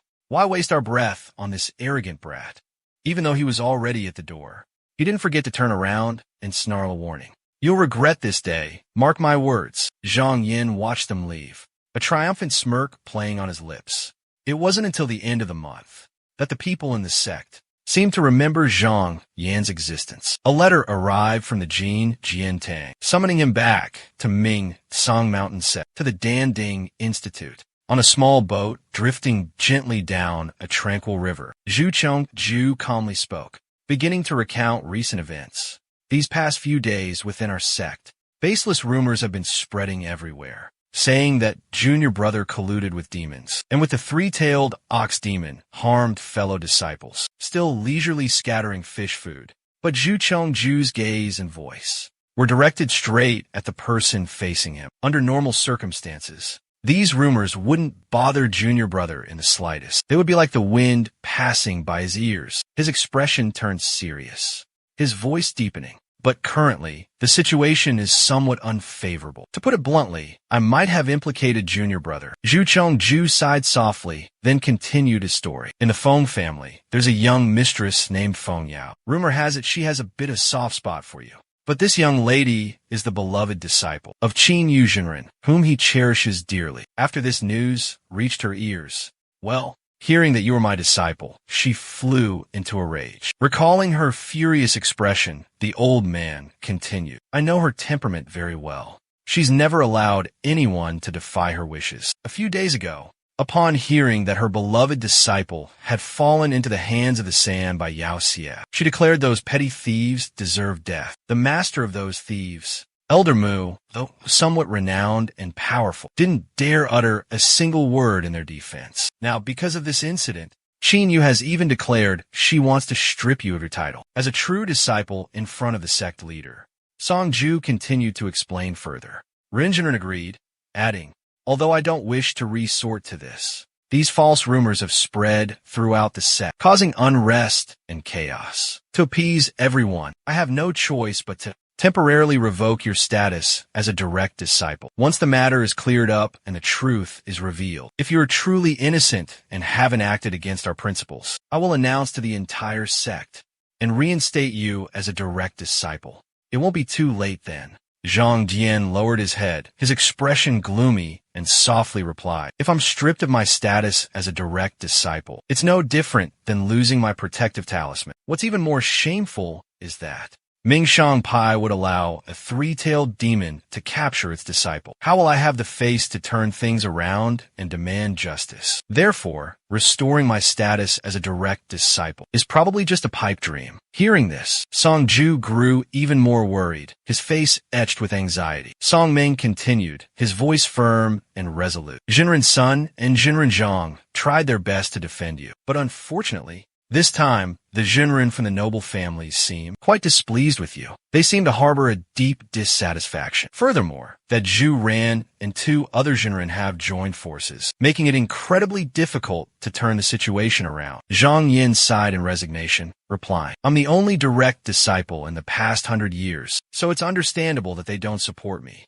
It's also common for someone to seize the opportunity to sabotage me in this life. A flicker of suspicion flashed in his eyes, as if pondering why things had escalated to such a degree. It seems there's an invisible hand manipulating everything from behind the scenes. After a period of silence, this time, it's Jinren Qin leading the charge. As for the others, they're just fishing in troubled waters, adding fuel to the fire. Song Ming confessed honestly. Senior brother, I don't want to hide these unpleasant matters from you. That Qin Yuzhenren was always naturally competitive and loved to win. Back then, after we became husband and wife, cultivated together as Tao companions, she always tried to control me, to dominate me completely. Every matter, big or small, had to follow her arrangements. I wasn't allowed to disagree. After my Tao foundation was damaged and my cultivation declined, she became even more arrogant and domineering, treating everyone with contempt. How could I endure such humiliation? How could I continue to tolerate it? Memories from the past flooded back, like a slow-motion film. The old man's voice carried a hint of nostalgia, mixed with a touch of melancholy. Therefore, in a fit of rage, in a moment of intense anger, I severed all ties and abandoned her.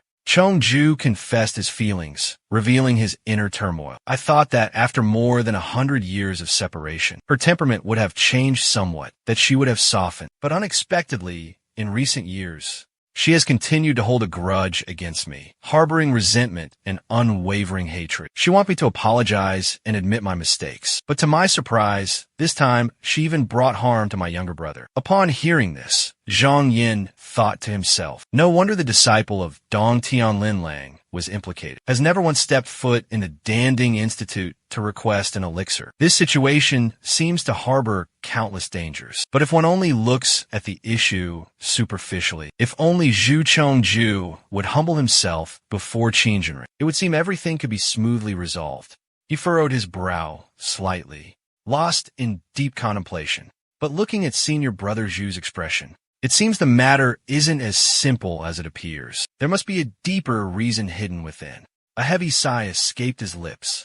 These past few years, although my cultivation cannot compare to the other Jinren within the Mingshang sect, I'm still considered to have some renown in the Jianghu. If I must bow my head in defeat, losing a bit of face isn't a major issue.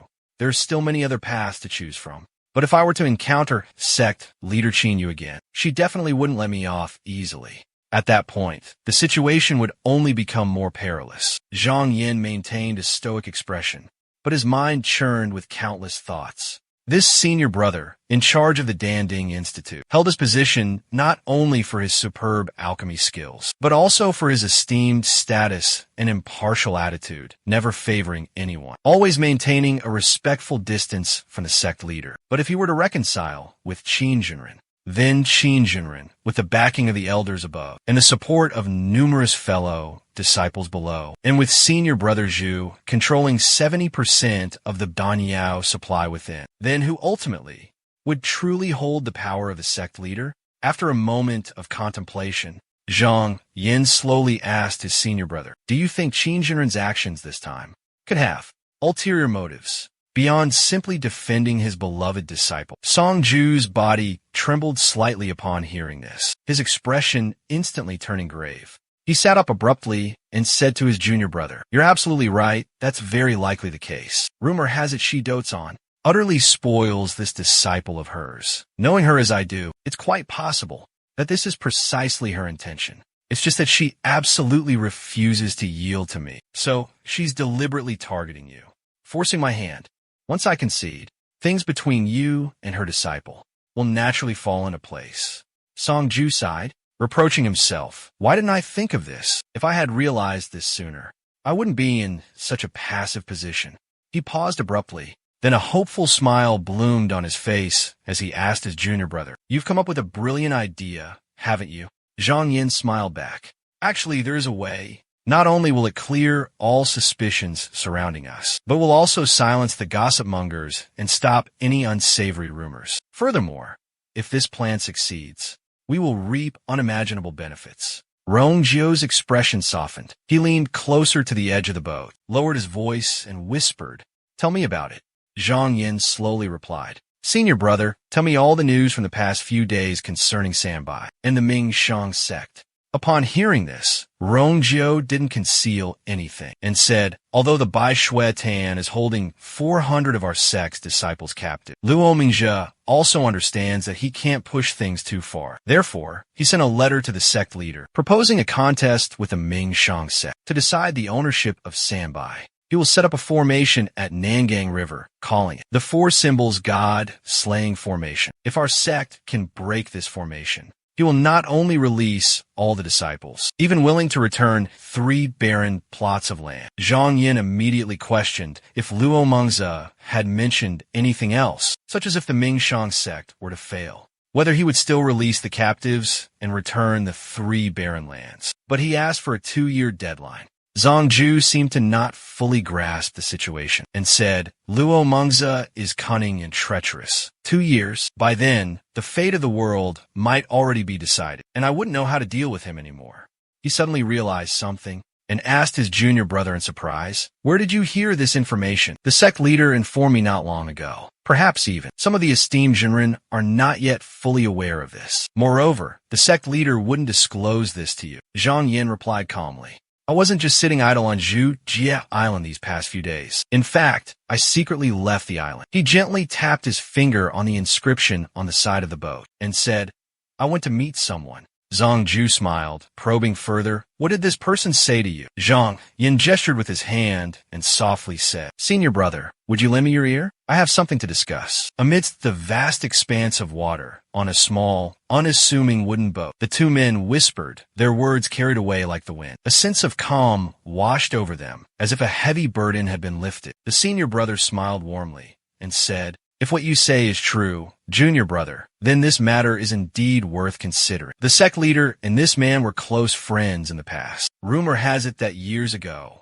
he saved the sect leader's life from certain death. It seems he hasn't deceived me. The situation truly is urgent. I'll immediately go see the sect leader to discuss this matter. Song Ju respectfully rose, and before leaving, he didn't forget to advise. All right, junior brother, you've been away from the island for over a month now. You should go to the secondary peak to visit Yin Er. She's currently in secluded cultivation on the secondary peak. Although I've been taking care of her in your stead, after all, she is still your disciple. The man's figure transformed into a stream of cool, elegant wind. Zhang Yin looked up at the vast sky, his soul feeling free and unrestrained. Only by entering the 9 heavenly mysteries can one hope to achieve true freedom and leisure. Otherwise, one is ultimately just a small pawn in the grand game of the world. 10 days later, the Mingshang sect suddenly released shocking news that shook the world. The Sanbai demon lord had taken 400 disciples hostage and set up the 4 symbols god-slaying formation at Wudangli, challenging the Mingshang sect to a decisive battle to the death to fight for control of Sanbai.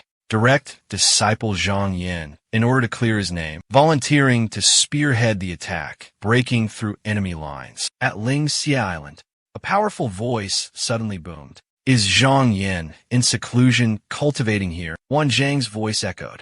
Indeed, just as my brothers have said, I want to refine the divine sword using Yuhua, borrowing the essence of the Jin Feng Lai Hua on this Ling Xia Island. This truly suits my purpose. This man was Wan Zhang, a member of the Wan Shi Tai Shou clan, often secluding himself in cultivation at Chiang Island, one of the Lu Chuan Sea Dao. He had appeared in the Battle of Yonglang years ago, along with 5 other exceptional peers from Lu Chuan Sea Dao, renowned as the Dingxing Lu Jun. The man behind him asked, Brother Zhang wants to refine this treasured sword. Shouldn't we wait until after Zhang Yin perishes in the Xixiang Zhan Shin formation and then come to retrieve it? Wouldn't that be safer? Why the need to sneak around like this? Another man, seemingly dissatisfied, spoke up loudly. So naive, does Zhang Gu actually fear him? He's nothing but a dying man.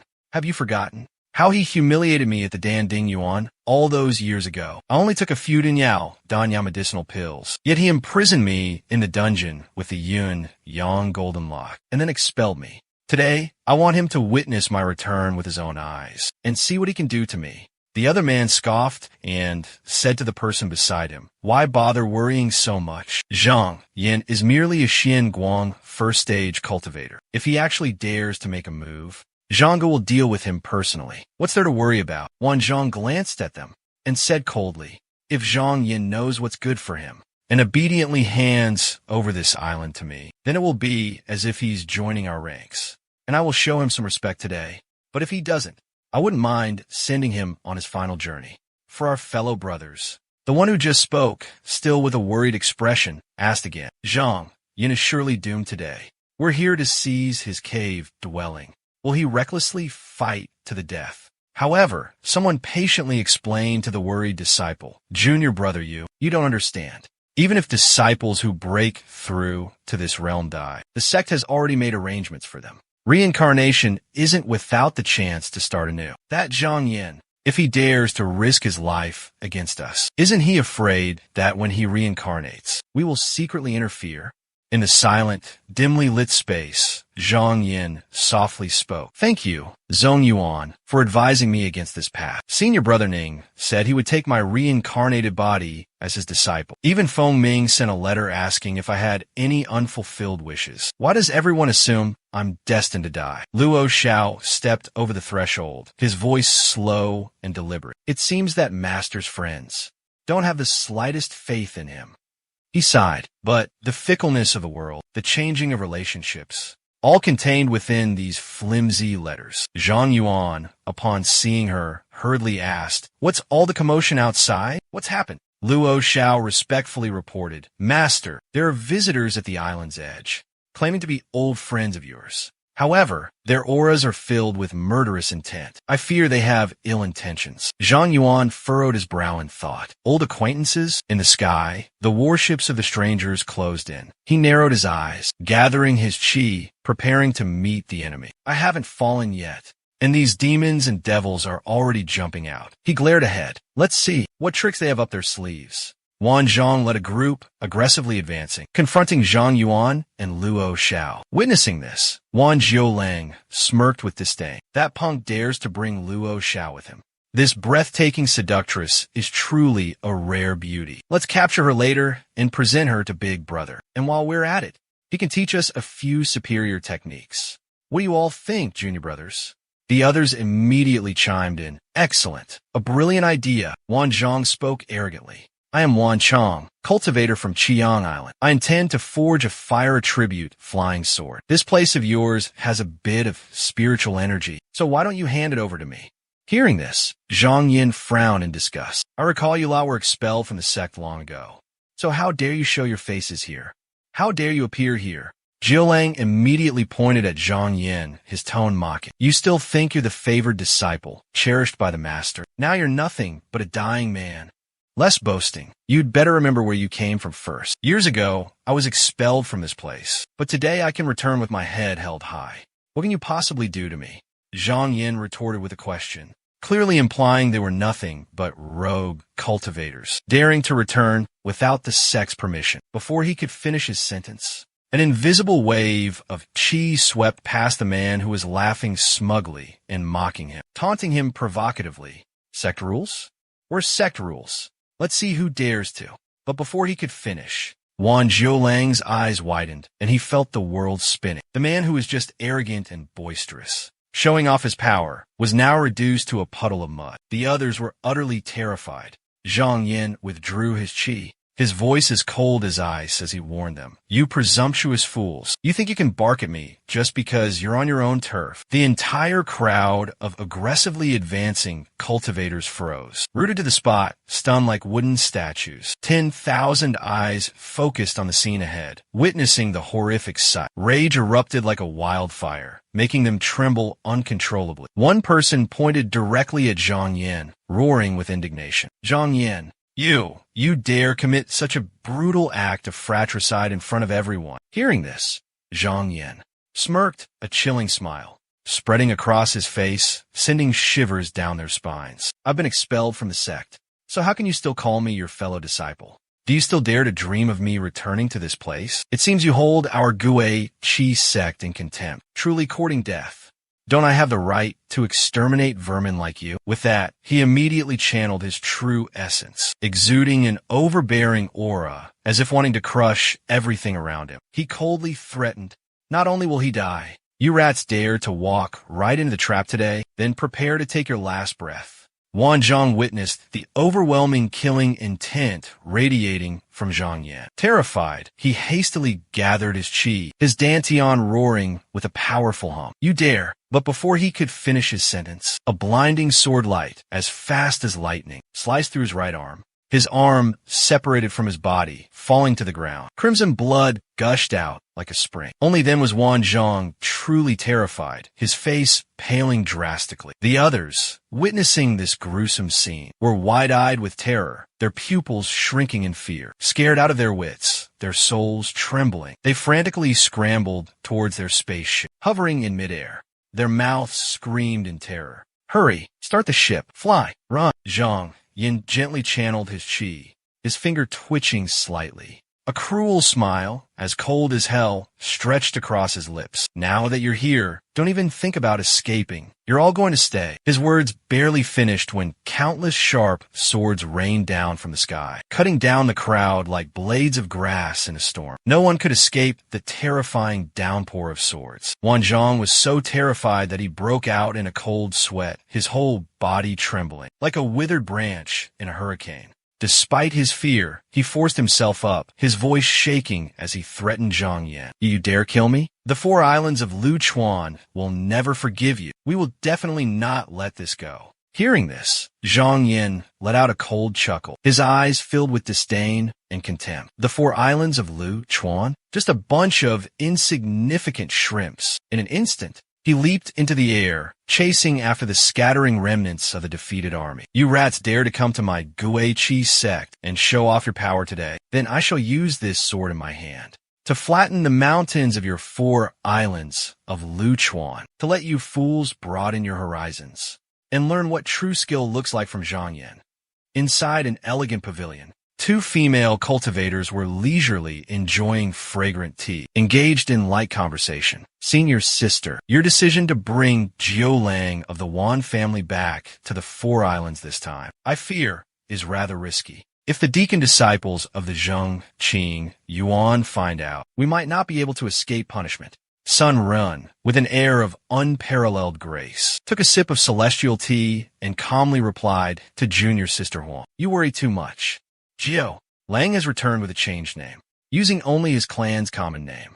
Who will be so idle as to offend our Luchuan 4 islands? By revealing this matter, Huang Wanyan listened, but worry still lingered in her heart. So she curiously asked, the one who forced Jiu Lang to leave the sect all those years ago was the direct disciple Zhang Yan. Aren't you afraid he'll find out about this? Dare to come here and bother senior sister? Sunrin just smiled faintly, replying with confidence. Is junior sister Huang unaware that Zhang Yan is now disgraced and ruined, barely able to take care of himself?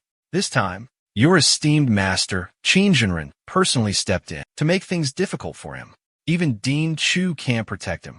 He's about to walk a path of no return. His future holds only one path, that of reincarnation, to cultivate anew from the very beginning. How could he possibly have the energy to worry about the affairs of the 6 streams, 4 islands? Do we want to hasten our own deaths? Hearing this, Huang Wanyan couldn't help but sigh inwardly. Rumor had it that this Zhang Yan was very young, barely in his 20s, yet already a direct disciple and highly regarded by Ji, Wen-Tian, and many others in the sect. He originally had a bright future, a promising path ahead. Junior sister Feng, this tragic situation, it was truly I, your elder sister, who drove him to this desperate end. If all those years ago, when Master asked about our affections, I hadn't hidden my true feelings, he wouldn't have met such a wretched fate. Just then, Sun Ren's maid rushed in, panic etched on her face. My lady, terrible news. Something dreadful has happened. Wan Lulang of Qiyang Island is being ruthlessly pursued by someone of unknown origin. He's heading straight towards us. He's been running and screaming for you to save him, my lady. Sunren gasped in horror. What did you say? The maid quickly recounted the events. Young master Wan Lu Lang of the Wan family is being chased by a ferocious villain. Chong Shongzhe, removed and replaced with contextually fitting adjective. His life hangs by a thread, seeing young master Wan's life in danger. The disciples guarding the island risked their lives to stop the villain, but they were all severely injured. My lady, quickly. The precious jade cup in Sun Ren's hand suddenly slipped, shattering into countless pieces.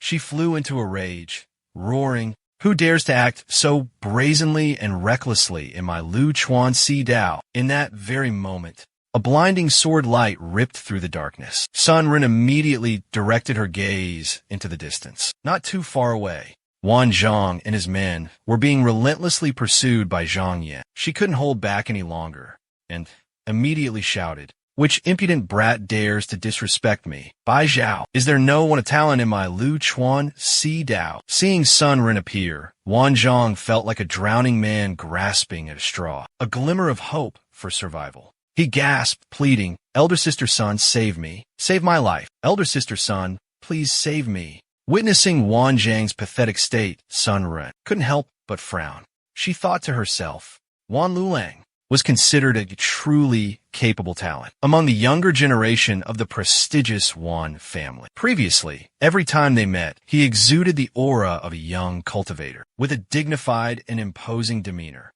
elegant and refined manners. Yet today, he had fallen into such a miserable state. Sun Ren rushed over to help Wan Lulang up, anxiously asking, "Lulang, who on earth inflicted such serious injuries upon you?" He then weakly recounted the whole story. "It was Zhang Yin. It was Zhang Yin. He murdered Jiu Lang and also the others. He killed them all. He slaughtered them all, leaving no one alive." Sun Ren silently repeated the name Zhang Yin in her mind. She thought to herself, wasn't this Zhang Yin already in decline? Why are his actions still so arrogant and brutal? Not satisfied with murder, he even dared to come to our doorstep, to provoke us, truly audacious. At this moment, Zhang Yin arrived, flying on his sword. Sun Ren immediately stepped forward, shielding the Wan Zhang group. She shouted at Zhang Yin, "You are truly too arrogant." In everyone's eyes, Zhang Yin, having decided to charge into the death trap, was like a man who had already stepped 1 foot into the gates of hell. But no one expected that before the grand formation was broken, no matter how heinous his crimes, the sect leader would use all his power to protect him. Now, he had nothing left to fear. These people from the Luchuan Four Islands. How dare they come here to provoke him? They were truly courting death. A monstrous killing intent surged within Zhang Yin. Sun Ren didn't hesitate and immediately attacked. She roared a warning at the ignorant fool. "Do you have a death wish?" Just as the white silk of vengeful spirits and the sword light were about to collide, Zhang Yin suddenly sensed something amiss. But the killing intent had already surged, impossible to suppress. Ignoring the danger, he charged straight towards Sun Ren. Witnessing this, doubt stirred within Sun Ren. She quickly raised her defenses, wondering, why is Zhang Yin being so reckless? What's driving his ferocity? He's clearly a dying man. I shouldn't risk my life fighting him. For now, I'll evade his sharp edge, Fengmong, and plan my next move. Just then, a peach-colored silk ribbon suddenly appeared, obscuring Zhang Yan's vision. He immediately frowned, circulating his vital energy, summoning his sword spirit ring to attack. A furious sword energy instantly engulfed the entire battlefield. Sun Ren was utterly terrified. In the next moment, sword light flashed and danced, sword shadows swirling like 1,000 soaring birds. Countless agonizing screams echoed around her. Zhang Yin unleashed his deadly technique. A earth-shattering palm strike descended, aimed directly at Sun Ren. Sun Ren lost her balance, stumbling and falling to the ground. Tens of thousands witnessed this earth-shattering spectacle. Their eyes widened in disbelief, jaws agape. What was happening? Suddenly, a brilliant crimson aura ripped through the dark night, soaring into the vast sky. The bizarre sight left everyone staring upwards in astonishment. Zhang Yan's attention was also captivated by this phenomenon. Ever since embarking on the path of cultivation, Zhang Yan had always acted with extreme caution and meticulousness. Even when confronting enemies, he always strictly adhered to the sect's rules, never leaving his opponents a chance for survival. Like a ferocious tiger caged in a cramped cell, bound hand and foot, unable to freely unleash its power. The recent battle filled him with an unparalleled exhilaration. All the pent-up frustration and resentment he had harbored vanished like smoke. At this moment, from the direction of the 4 islands and 6 rivers, the leaders of the Jingang Chuan and Dai Guang Chuan, 2 of the 6 rivers of the 4 islands, along with a group of direct disciples, had arrived, riding the clouds and wind. He looked up at the brilliant crimson light in the sky, his face filled with astonishment and shock. Dai Guang immediately unleashed his magic, coldly, shouting toward Zhang Yan, who is audacious enough to dare injure a disciple of my 4 islands of the 6 rivers. Zhang Yan remained unfazed, continuing his ruthless assault. Seeing this, Dai Guang gathered his qi, his spiritual power radiating as he sternly declared, "With such paltry swordsmanship, you dare show off your meager skills before me?" Years ago, Dai Guang had been instructed in swordsmanship by the Sword Immortal of the Mingchang Luo Yuanhua sect, dedicating himself to cultivating sword techniques for over 25 years. Thanks to the true origin sword scripture, he had mastered the ultimate technique, the light-splitting sword technique. With a single sword pellet, he could conjure 4 sharp beams of sword light. With such profound swordsmanship, He could easily suppress countless fellow cultivators. Dai Guang had always been proud and arrogant of his swordsmanship. He often boasted about his sword techniques, displaying a haughty demeanor. Despite Dai Guang's attitude, Zhang Yan's expression remained unchanged, not a flicker of emotion shown. He maintained the five swords spirit ring formation he had created and launched a cold and calculated attack. Witnessing this, Dai Guang was horrified, cold sweat dripping from his brow. He hastily cast defensive spells. The sword rings of both sides collided, creating a fierce and intense battle. Suddenly, one of Zhang Yan's sword rings remained, hurtling towards Dai Guang with incredible speed, but didn't stop there.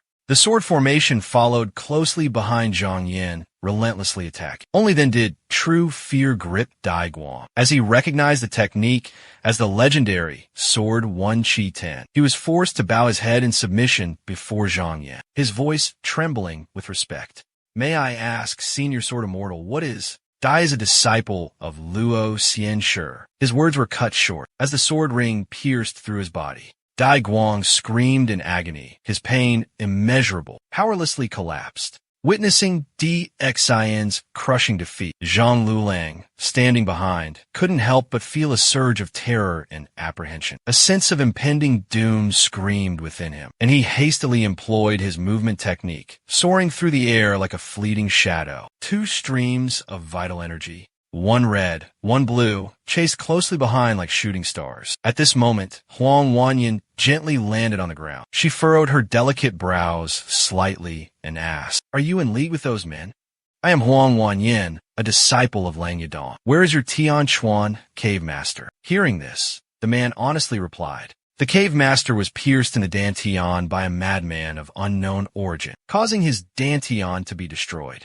His meridians and limbs are blocked. He's paralyzed and bedridden. If the cave master dies, who will protect us? Hearing this, Huang Wanyan couldn't help but frown in thought. She thought to herself, these relatives and associates of the Lu Chuan Si Dao cultivators usually rely on their power to act arrogant and domineering, looking down on everyone. Now that their backer has been severely injured, they're like snakes without heads, truly despicable.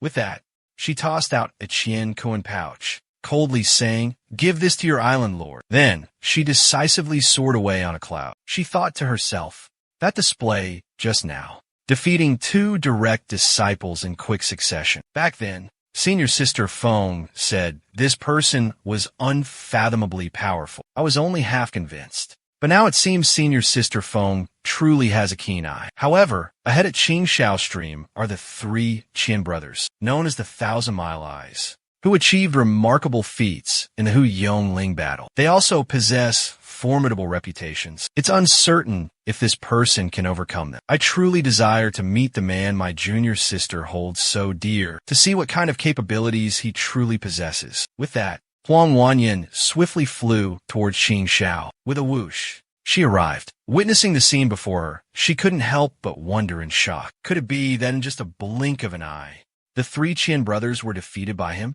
She landed and asked a passerby, "Excuse me, where are the three senior Qian located now?" The person replied in a panic. Just now, someone was pursuing Wan Lulang of Qiyang Island. The three island lords saw this and intervened. That person was incredibly aggressive, attacking ruthlessly without a word. The three island lords were no match for him, and each had a hand severed. They are currently recuperating in their cave dwelling. Huang Wanyan suddenly came to a realization. As expected, Zhang Yan has struck down another expert. Suddenly, a sharp sword light flashed by. With each flash of the sharp sword light, another Su Chu Jing cultivator fell. Huang Wanyan watched in astonishment, lost in thought. In less than a moment, that young man had slain 6 Su Chu Jing cultivators and 2 Dao Su Jing cultivators. I've been tailing him, but my strength pales in comparison. His slaughter is truly astonishing. He treats these elite disciples like mere weeds. Ahead lies the territory of the Qi Yang and Xinyu sects, the final 2 powers. I fear the 6 Su Chu Jing sects and the 4 great Dao Su Jing sects will struggle to recover within the sect after this. Huang Wanyan looked up at the strange phenomenon in the sky. Zhang Yin had unleashed overwhelming spiritual power. Even if they had set up defensive formations,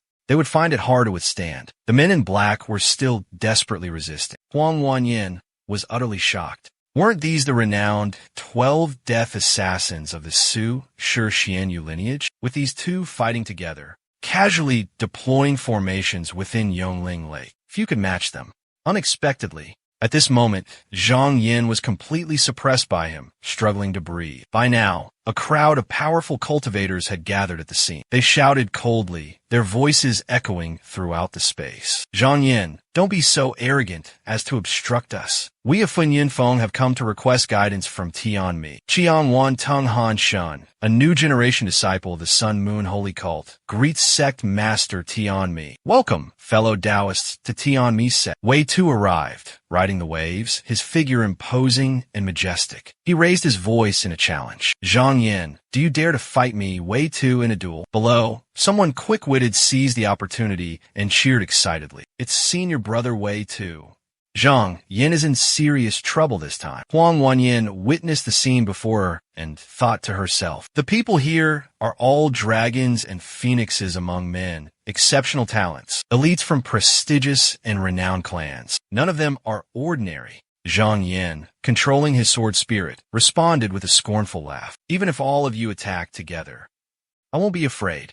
Hearing this, Wei Tu frowned and said mockingly, no wonder you're so arrogant. So you've cultivated the soul separation grand technique, combined with the light splitting clone technique. The dividing sword light became even more terrifying. Zhang Yan's excitement surged, and he responded with a wicked smile. Truly extraordinary. In an instant, Zhang Yan's figure stood tall amidst the encirclement, splitting into countless shimmering sword spirits. The crowd gasped in awe, exclaiming in unison, one chi transforms into 16 swords, a technique renowned throughout the land. Though cultivators possess countless combat techniques, when it comes to pure fighting, sword cultivators have always reigned supreme. Like the Shaoqing sword sect, all its disciples are exceptional sword cultivators, thus earning their reputation as the most prestigious sect in the eastern Zhou region. Zhang Yin charged forward, roaring, open your eyes wide and watch closely. Here I come. Immediately, sword light flashed like lightning, striking directly at his opponent. A blood-curdling scream echoed throughout the air. Witnessing the horrifying scene, someone cried out in terror, Senior Brother Wei. Immediately, someone in the crowd offered a strategy. This guy's too ferocious. One person can hardly withstand it. Fellow disciples, let's join forces and attack. Instantly, everyone joined forces and launched a combined attack on Zhang Yin. Witnessing this, Zhang Yin let out a scornful laugh. Excellent. He waved his hand, unleashing a powerful sword intent. The crowd was instantly bombarded by countless sword attacks. Some, unable to withstand the terrifying force, coughed up blood on the spot. What followed was a scene of utter defeat as they fell like autumn leaves. They collapsed to the ground one after another. Zhang Yin withdrew his sword aura and laughed triumphantly. How exhilarating. In a flash, he transformed into a dazzling sword light, moving as fast as lightning. The 4 islands of the Green River were nothing more than this. Huang Wanyin cheered and applauded endlessly. Zhang Yan's earth-shattering sword energy swept across 10,000 miles, boundless and unrestrained, the way of a sovereign wheel. This was the true demeanor of a talented young generation. The great hero Long Wan truly lived up to his reputation. Zhang Yin single-handedly fought against 26 direct disciples, leveling the 4 islands of the Green River in just 1 hour. If this shocking news were to spread, it's sure to shake the entire Mingshang sect. Those spoiled rich kids, so arrogant and conceited at the Yongling who battled. Who would have thought they'd be utterly defeated in the blink of an eye? The entire sect, masters and disciples united. Every disciple is filled with joy and celebration. The deep blood feud at by Shui Tan has finally vanished like smoke. The reputation of the Mingshang sect is once again clear and untarnished. Everyone is filled with admiration. Senior Brother Zhang single-handedly pacified the 6 layers of the Sea Dao, raising the prestige of our sect, truly deserving of our utmost respect. Another person chimed in. He achieved such glorious feats with such ease and grace. It's a shame that with my humble status, I don't have the opportunity to meet Senior Brother Zhang. Otherwise, I would definitely personally go and sing his praises. A nearby disciple noticed someone approaching hurriedly and quickly shushed him. Vice President Zhang has arrived. Zhang Beifan arrived with his entourage.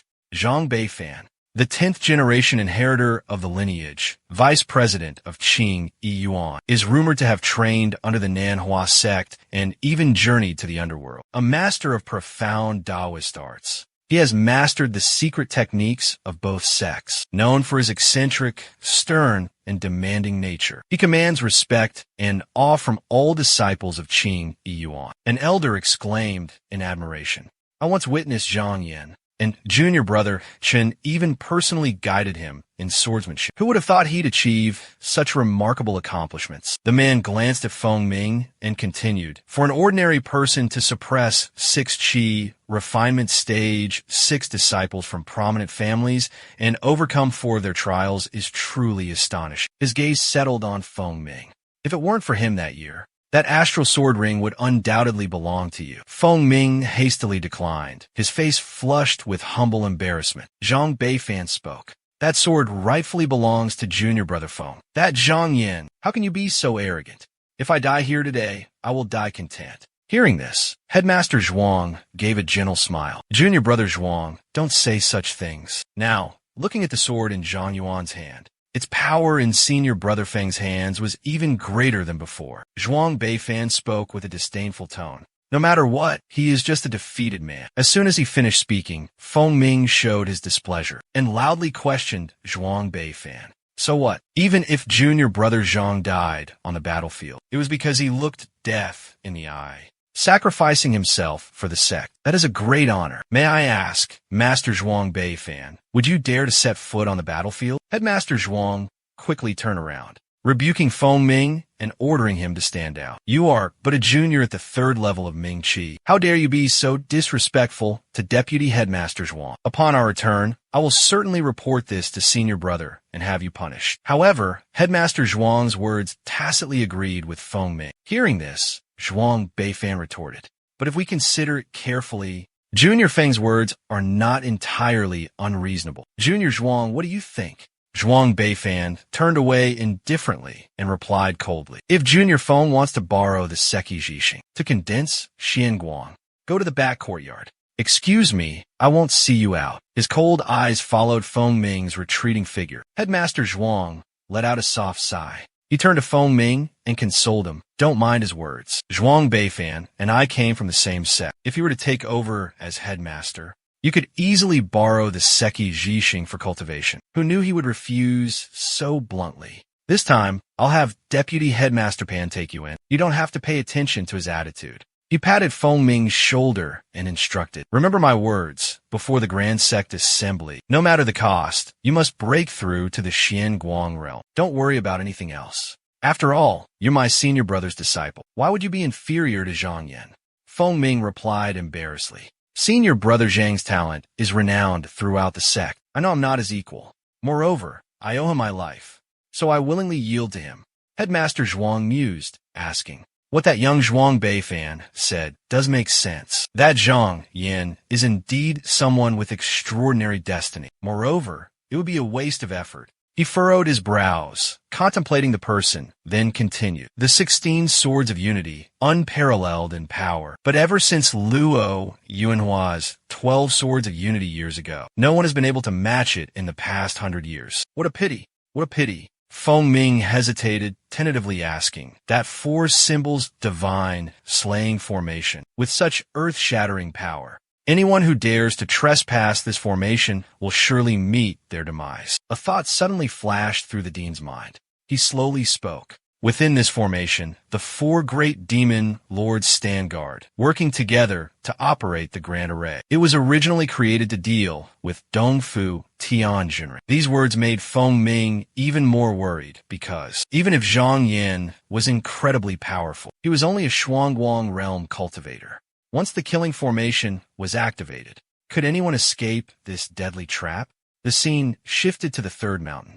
Zhang Yan spoke gently. "The young disciples outside have taken care of everything for you." Nie respectfully replied, "Thank you, Master. This is a sacred cultivation ground, and Uncle Zhu has instructed that no mortals are allowed to enter. I personally take care of everything here."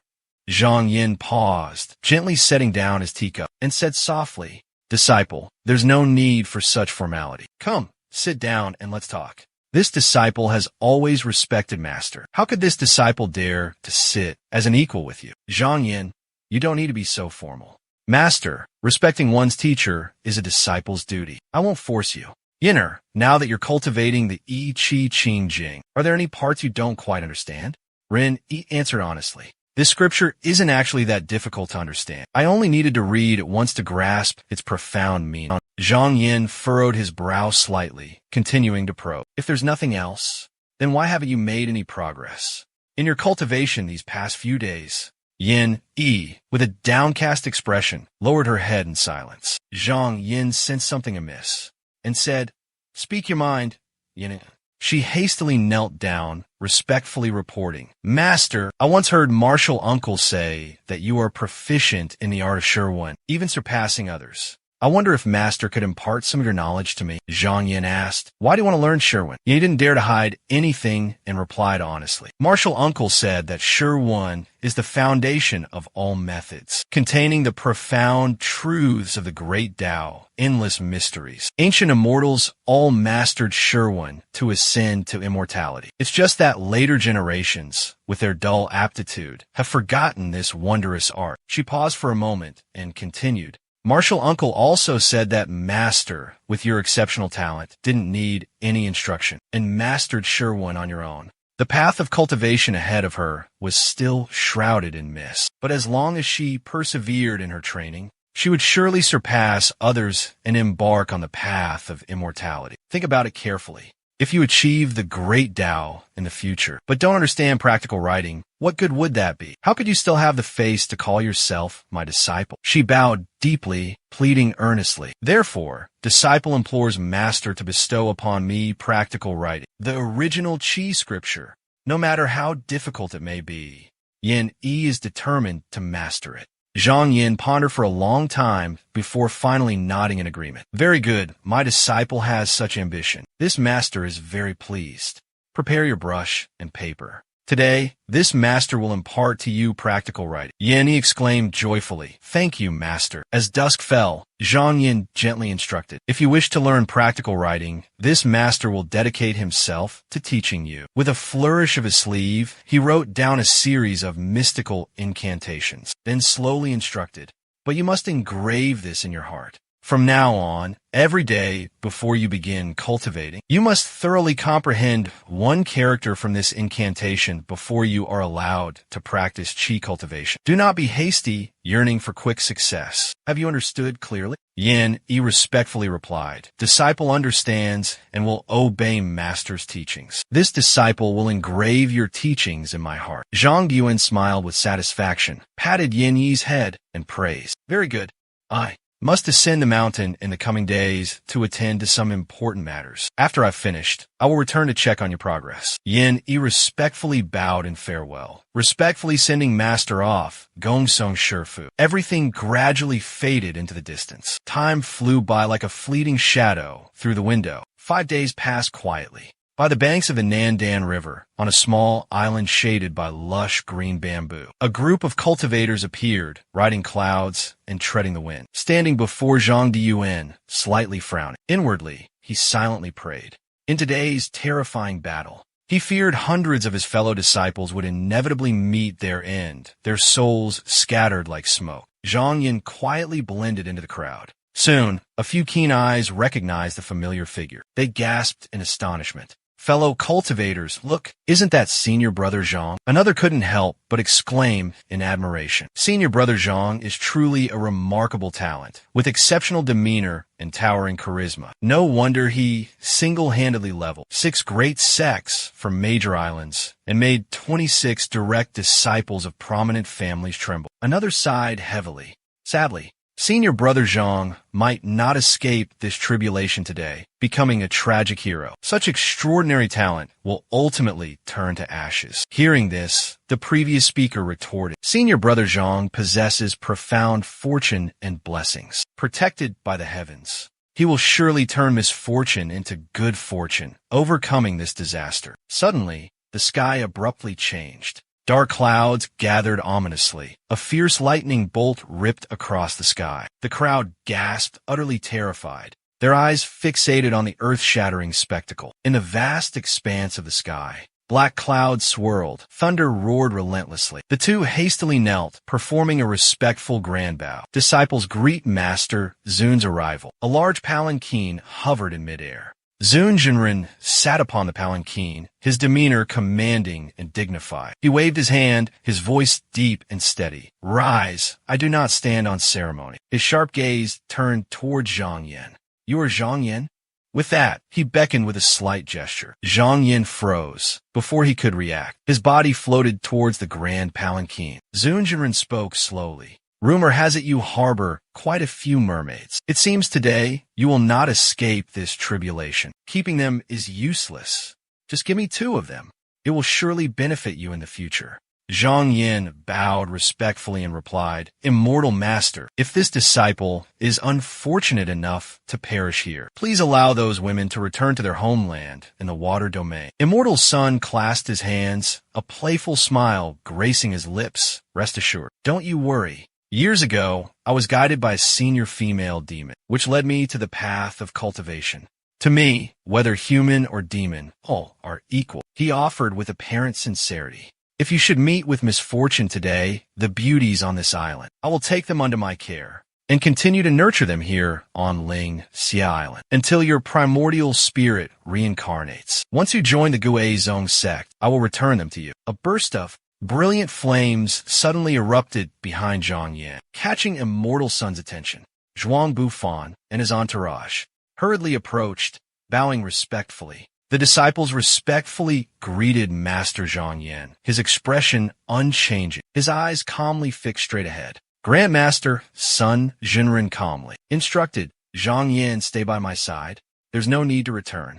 Just then, a disciple exclaimed in surprise, "Senior brother Yin has arrived." Immediately after, countless leaves flew from afar. Senior brother Yin serenely sat upon a palanquin of leaves, slowly appearing. His eyes narrowed slightly, glancing at Zhang Yin, then at Grandmaster Sun Jinren, then immediately closed his eyes to meditate. All the disciples simultaneously turned their gaze in one direction. The sea surface suddenly surged. A colossal, earth-shattering water column tore through the water's surface, leaving the disciples utterly terrified. Zhang Yin maintained his indifferent expression from beginning to end. Grandmaster Sun Jinren couldn't help but frown. The ferocious water column continued to rise. A colossal column of water erupted skyward, its white foam threatening to swallow the entire island whole. Meng Jinren, the enlightened master, had arrived. After the violent surge subsided, the sea surface became tranquil. The disciples prostrated themselves, chanting in unison, "We wish Master a long and blessed life." All bowed their heads in reverence. Meng Jinren waved his sleeve, signaling for his disciples to rise. "Rise, rise." The Jinren seated on their palanquins also rose respectfully and bowed to their eldest senior brother. Meng Jinren returned the gesture, his voice gentle. "Junior brothers, you've worked hard." One of the Jinren spoke, his voice probing. "Eldest senior brother, should we disciples investigate the formation first?" Meng Jinren stroked his white beard and spoke slowly. "Hold, my junior brothers. One more has yet to arrive." As soon as he finished speaking, in the sky above, a terrifying pressure suddenly descended, causing the faces of the Jinren to change in utter terror. In the next moment, countless brilliant golden lotuses bloomed across the heavens. With each wave, an object drifted closer from the distance. From within a blossoming lotus flower, Qin Jinren gracefully emerged. Everyone gasped in astonishment. It was Qin Jinren who had arrived. Her voice, clear as a bell, rang out, "There's no need for formalities, my 4 junior fellow disciples." She then gently descended onto the white lotus. Meng Jinren spoke calmly, "With Qin Jinren here, I believe the formation before us is no longer a cause for concern. Junior fellow disciples, let us go forth and assess the situation." Hearing this, they immediately understood.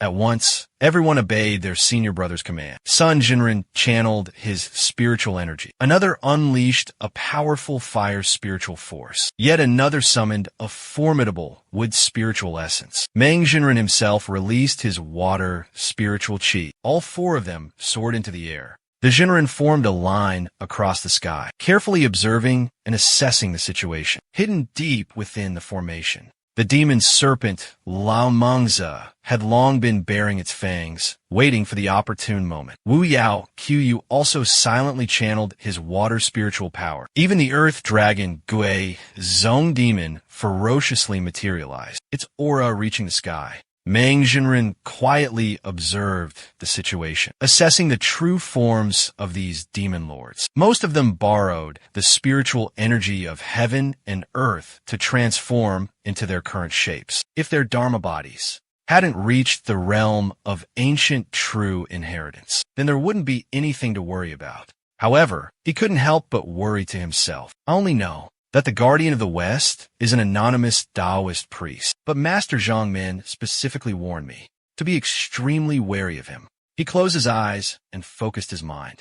Shun Zunjinren waited silently behind him. Meng Jinren shook his head. It truly was the four symbols God-slaying formation, based on the flow of energy within. Every 2 hours, the door within the formation would definitely change. Although this formation isn't overly complex, to break it, there's only a single chance at the moment of yin and yang's convergence. Finishing his words, he turned around, sternly reminding the other three. Let's return to the peach bamboo retreat to discuss our strategy. The critical weakness to dismantle. The four symbols divine slaughter formation lies in its four corners. But those are also death traps, the most dangerous spots. The Guardian at each corner can utilize the formation to merge their spiritual power with the other three, amplifying their power exponentially. Even if countless Dong Tianjinren were to attack, they would struggle to withstand the combined assault of the four. Therefore, we can only rely on disciples willing to charge into the formation, exploiting the shifts in the formation to reach the corners. However, this will inevitably lead to their utter destruction. However, if we can seize the demon's protective talisman, we can temporarily disrupt the formation's operation. If we can create this brief window of opportunity, the connection between the four formation masters will be severed. At that moment, the four of us Junren can combine our powers and shatter the formation with a single blow. When the Jinren spoke, "Senior brother, high noon is approaching. I fear it's time for those disciples to enter the fray." Meng Jinren sighed deeply. There's no other way. He immediately dispatched someone to the foot of the mountain to summon the 8 pre-selected disciples. The messenger obeyed and swiftly departed. The disciples have gathered at the altar, respectfully awaiting Meng Jinren's arrival to receive his teachings from the past 2 hours. The time has come. How do the mystical gates within the grand formation shift and change? Without personally entering the formation, how can we grasp the truth? Therefore, while I speak of charging in a battle, in reality, it's merely a reconnaissance mission. They fear a tragic end is inevitable. Meng Jinren turned to his left and right and asked, "Has the roster of all beings been completed?"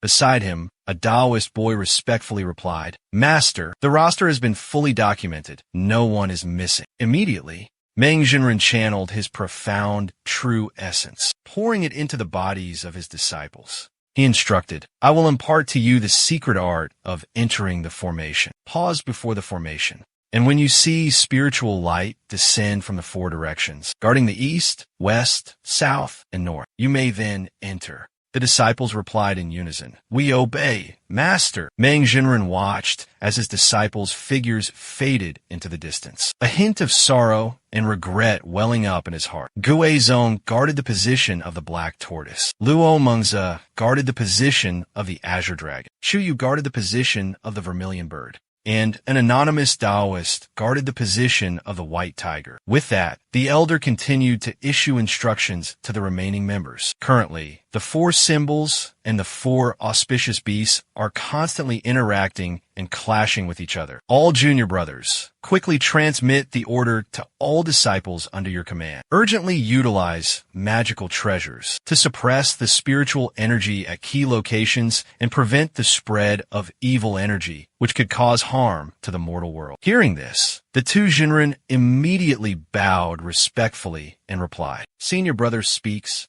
wisely." Qin Jinren stood up, handed a unique treasure to his disciple named Jin, and instructed, "Yin Tian, take my Yifeng Qi immediately to the north, suppress the dragon veins, and stabilize the spiritual energy. If there are any anomalies within the formation, I will personally come to assist afterward." Yin Tian immediately accepted the order. Yin Jinren also took out a magical artifact and said to his disciple in a deep voice, Luo Qingwu, take my white dragon golden lock to the west and stand guard. If you encounter any unusual incidents, do not panic. I will sense it and come to help. Luo Qingwu respectfully received the artifact and replied to his master. Luo Qingwu respectfully obeyed his master's orders. Next, the remaining Jinren solemnly took out the ancestral sword manual, carefully instructing Zhuang Bufan, take this Ryun Danfeng sword and journey to the east to guard that place. Zhuang Bufan reverently accepted the sword, bowing and replying, this disciple obeys master's command. Immediately after, Zhuang Bufan bid farewell, riding the clouds and wind, ascending and departing. Jinren's son then took out a treasure to protect the mountain gate, sternly instructing his beloved disciple, Song Xian, take this 5 thunder seal to the south and defend it. I believe that old demon won't dare to act rashly. Hearing this, Song Xian knelt on one knee, respectfully accepting the treasure. The 4 symbols divine, slaying formation can absorb the killing aura of heaven and earth from all directions. If spiritual energy continuously flows, the formation will continuously operate, and its power will multiply accordingly. But if there are 4 genuine energy artifacts suppressing it from 4 sides, the flow of spiritual energy will be blocked from the outside. This mystical grand formation can only be operated by the abundant spiritual power of the formation master. It seems the 3 cunning Hu Yao Jing anticipated this, so they didn't rely on using spirit stones to power the grand formation. He had already set a rule, a time limit of only 3 days from the start of the attack until the formation's closure. If they couldn't break the formation within 3 days, the Mingshang sect would have to accept defeat, and this conquest of Sanbai would be in vain. Maintaining the formation for 3 days, for nascent soul cultivators with profound and unfathomable spiritual power, was truly nothing significant. Therefore, they weren't overly concerned.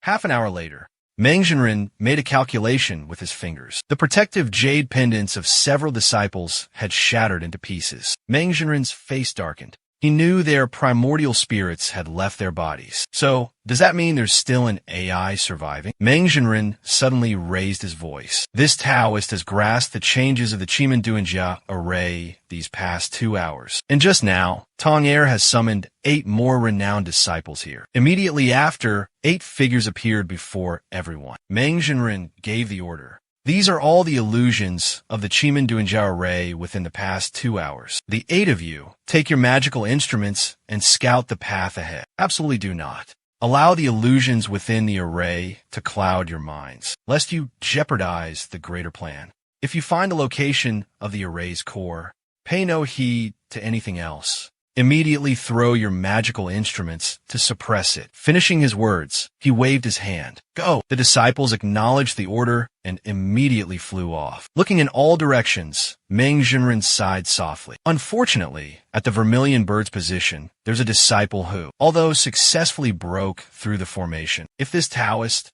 is not mistaken, this is a trap deliberately set by the 4 fiends, tempting us into a labyrinth lost in the underworld. He closed his eyes, his heart filled with endless regret. Lamenting the swift passage of time, now that the hour of Z had arrived, he slowly spoke. Therefore, at this moment, all the true cultivators were lost in deep contemplation. Only when Yin and Yang intertwined at the Wu hour each day, when the 4 guardian demons operated and regulated the flow of qi, would a brief moment of stagnation appear. But if this moment was missed, the formation's weakness would become even harder to detect. Night fell, and strange, shimmering lights of various colors continuously flashed across the horizon. All the Taoists remained silent, intently observing the celestial phenomenon above. Zhang Yin glanced around, thinking to himself, without great divine power, without possessing great magical abilities, in the end, we are merely pawns manipulated by others. Immortality is, after all, just a delusional and futile dream. Unless one becomes the one who controls the board, only then can one command the wind and rain, turning one's hand into clouds and overturning it into rain. Time flew by like a fleeting bird.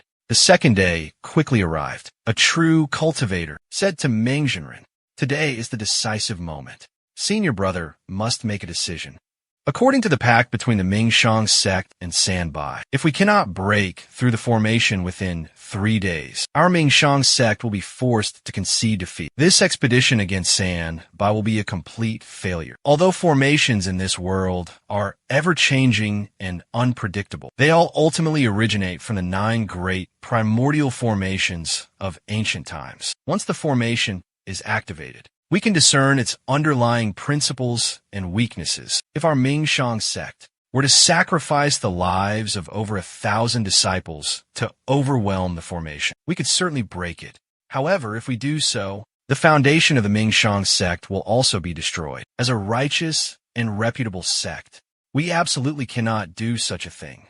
Meng Zhenren remained silent. If by noon today we still cannot break the formation, then by the hour of Z, midnight, the opportunity would vanish like smoke. It's a pity the method to break the formation that I imparted, if they could have maintained their composure, unfazed by the illusions of the formation disturbing their minds. They certainly could have reached the formation's core. These disciples clearly knew they faced death. Yet when confronted with their mortality, fear still filled their hearts, causing them to miss the crucial moment. The other Zhenren consoled, saying, if their Tao hearts were firmer, no matter how limited their aptitude, their cultivation would be forever stuck at the core formation realm, unable to break through to a higher level. Meng Zhenren then called to the young Taoist boy standing behind him. Tonger, quickly go and invite my 3 junior brothers here. Immediately, they obeyed and came forward. Meng Zhenren looked at the 3 and instructed, tomorrow at the hour of Wu noon, I'll need your assistance, my 3 junior brothers. The 3 replied in unison.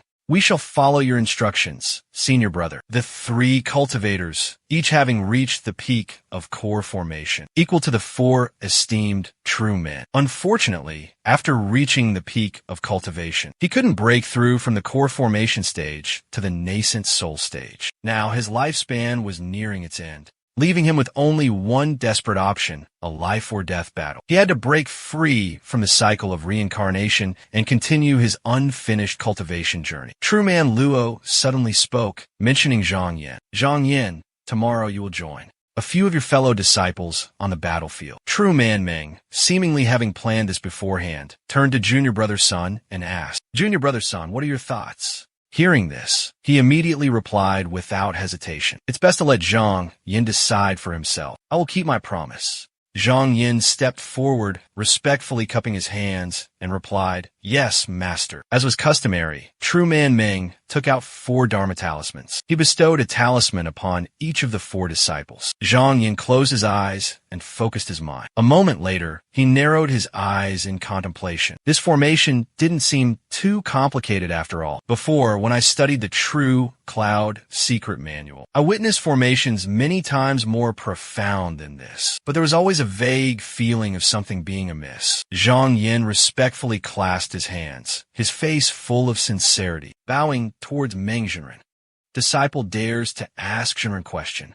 In the 19th transformation of this formation, the position of life and death was originally arranged at the Kuan position. Why was it moved to the Jin position?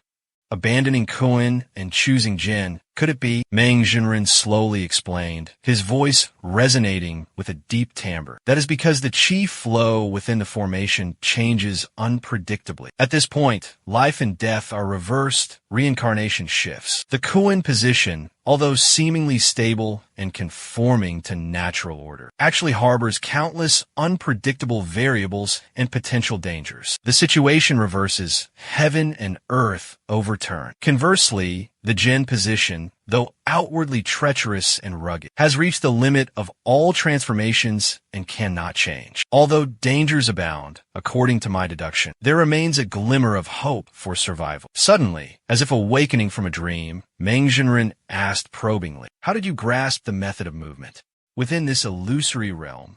Zhang Yuan calmly replied, just now, fortunate enough to receive your guidance. This disciple quietly applied his mind, tested and deduced for a while, and indeed found the answer. Doubts arose in my heart, so I dared to boldly ask for your instruction. Hearing this, Meng Zhenren's eyes flashed with surprise, and he said, you could comprehend it on your own, even before me? Could it be that you've studied this formation before? Sun Shifa, standing beside them, interjected on Zhang Yuan's behalf. Junior brother Zhang, ever since joining the lower academy, has been renowned for his profound talent in Sherwin. He once expounded its mysteries at Dengyun Peak, leaving many disciples of the Guangyuan sect utterly convinced. Senior brother often says, one who masters Sherwin surely understands the Tao of formations. Perhaps this is the key reason. Meng Jinren listened, stroking his snow-white beard, his voice filled with approval and praise. No wonder, the myriad things of heaven and earth. Countless mysterious transformations, all hidden within the patterns of reality. Since you understand the principles of deciphering these patterns, and with the addition of my array-breaking technique, the four symbols divine, slaying formation. This formation is inherently not difficult to solve, that you could deduce. Its reverse transformation is not surprising. Finishing his words, Meng Jinren half closed his eyes and slowly said, Tong Air,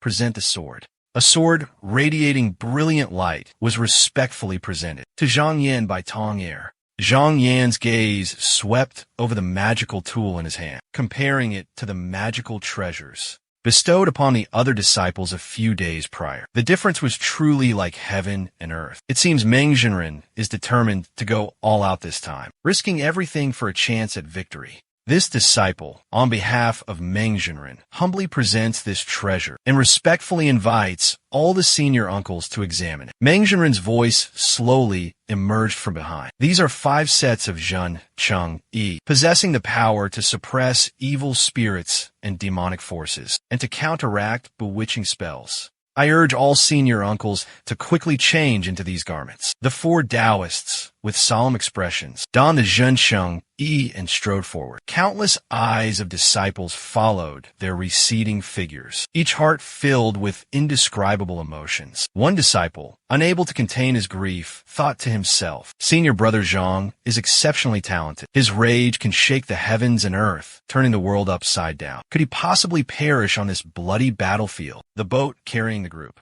gradually approached the island's formation. The leader, standing at the bow, with eyes as cold as ice, spoke with wicked glee. This calamity has finally come to an end. I can consider the notion of those 2 sisters completely severed. He spoke casually, his tone brimming with arrogant confidence. Standing here for 2 whole days and nights, I haven't seen a single master or disciple escape this formation, even if that Zhang Yin possesses heaven-defying abilities. This time, his soul will surely be scattered, leaving him with no path to survival. The servant girl beside him spoke hesitantly, her voice laced with uncertainty. She softly inquired, Master, do you need to return to the manor to rest? He scoffed, his voice as cold as ice. No need. This old master is in excellent spirits today. I want to stay here and savor a few cups of fine wine, slowly enjoying the sight of those master and disciples struggling in despair. At this moment, Zhang Yan's group of 4 were riding the clouds and wind, flying straight towards the center of the formation. Zhang Yan quietly followed behind the other 3, his expression as calm as an autumn lake. Suddenly, a flash of black light appeared, catching Zhang Yan's attention.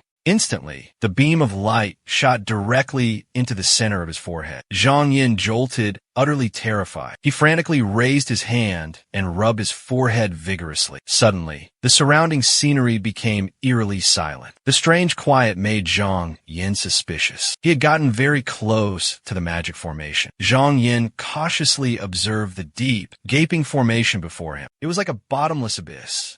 Then, defying all danger, he decided to enter the perilous grounds Zhang Yin landed in, a desolate wasteland littered with tattered flags. The scene was bleak and desolate. Looking back up, he discovered the entrance had vanished without a trace. The formation was sealed shut without a single gap. A puzzling doubt arose in Zhang Yan's heart, for massive gates suddenly materialized before him. An ancient and sinister aura emanated from them. Zhang Yin cautiously observed, assessing the situation. This was the central core of the formation, splitting into 4 gateway passages leading to the 4 corners of the formation. Anyone wanting to enter, if they wish to set foot in a corner of this mystical formation, can only enter from here. Ahead, countless unpredictable changes and layers upon layers of formations surely await, winding and twisting, before one can gradually penetrate deeper into the formation. He thought to himself, No matter which path he chose among the countless options, they would all ultimately lead to the central square of the formation. Only the changes along the way would differ. As previously agreed upon with Mr. Gue, after entering the formation, I only need to offer the magical treasure, carrying pure spiritual energy and harmonize with the formation, and he will naturally find a way to guide me through all dangers. However, Mr. Gue also warned, the closer I get to the corner he guards, the greater my chances of securing victory. Mr. Gue possesses such profound cultivation. Words must be chosen carefully. This place seems to harbor unforeseen dangers. To ensure absolute safety, I should exert my full strength and utilize all my cultivation, and try to reach the edge of that battleground first. Only when truly cornered, with no other options left, should I sacrifice that magical treasure. With that, Zhang Yuan closed his eyes, circulating the spiritual energy within his body, and summoning his primordial spirit. Zhang Yuan pondered deeply. If a disciple unskilled in formations rashly enters the battleground, he truly must rely on this talisman for guidance. Otherwise, I fear that before going far, he would lose his way, his soul scattered and destroyed. These ferocious beasts appear menacing, with overwhelming power. But why are they struggling so intensely? So that's how it is. Suddenly, a pack of ferocious beasts roared fiercely, charging outwards, carrying a brutal and overwhelming aura, heading straight toward Zhang Yuan. Zhang Yuan immediately channeled his spiritual energy, forming a protective layer around himself, enveloping his entire body. Immediately after, a sharp sword intent erupted fiercely, transforming into countless dazzling sword rays, meeting the ferocious beasts charging towards him. Zhang Yin suddenly noticed something unusual, thinking to himself, these beasts have a ferocious aura, but why do they seem to be struggling so much? A beast roared furiously, charging straight towards him. In that moment, Zhang Yin suddenly realized, so that's it. He effortlessly defeated the beast before him and calmly speculated. These beasts are merely murderous aura condensed from the formation. They have no intelligence, only knowing to rely on instinct to destroy anyone who enters the formation. At first glance, they appear overwhelmingly powerful, but their actual cultivation is only equivalent to a cultivator in the early stages of Qi opening, not even comparable to a cultivator in the bright Qi stage. They're truly weak, unable to withstand a single blow. However, if the one who enters the formation has a wavering Dao heart, witnessing the horde of ferocious beasts surging forward like a raging storm, sweeping in and blotting out the sky,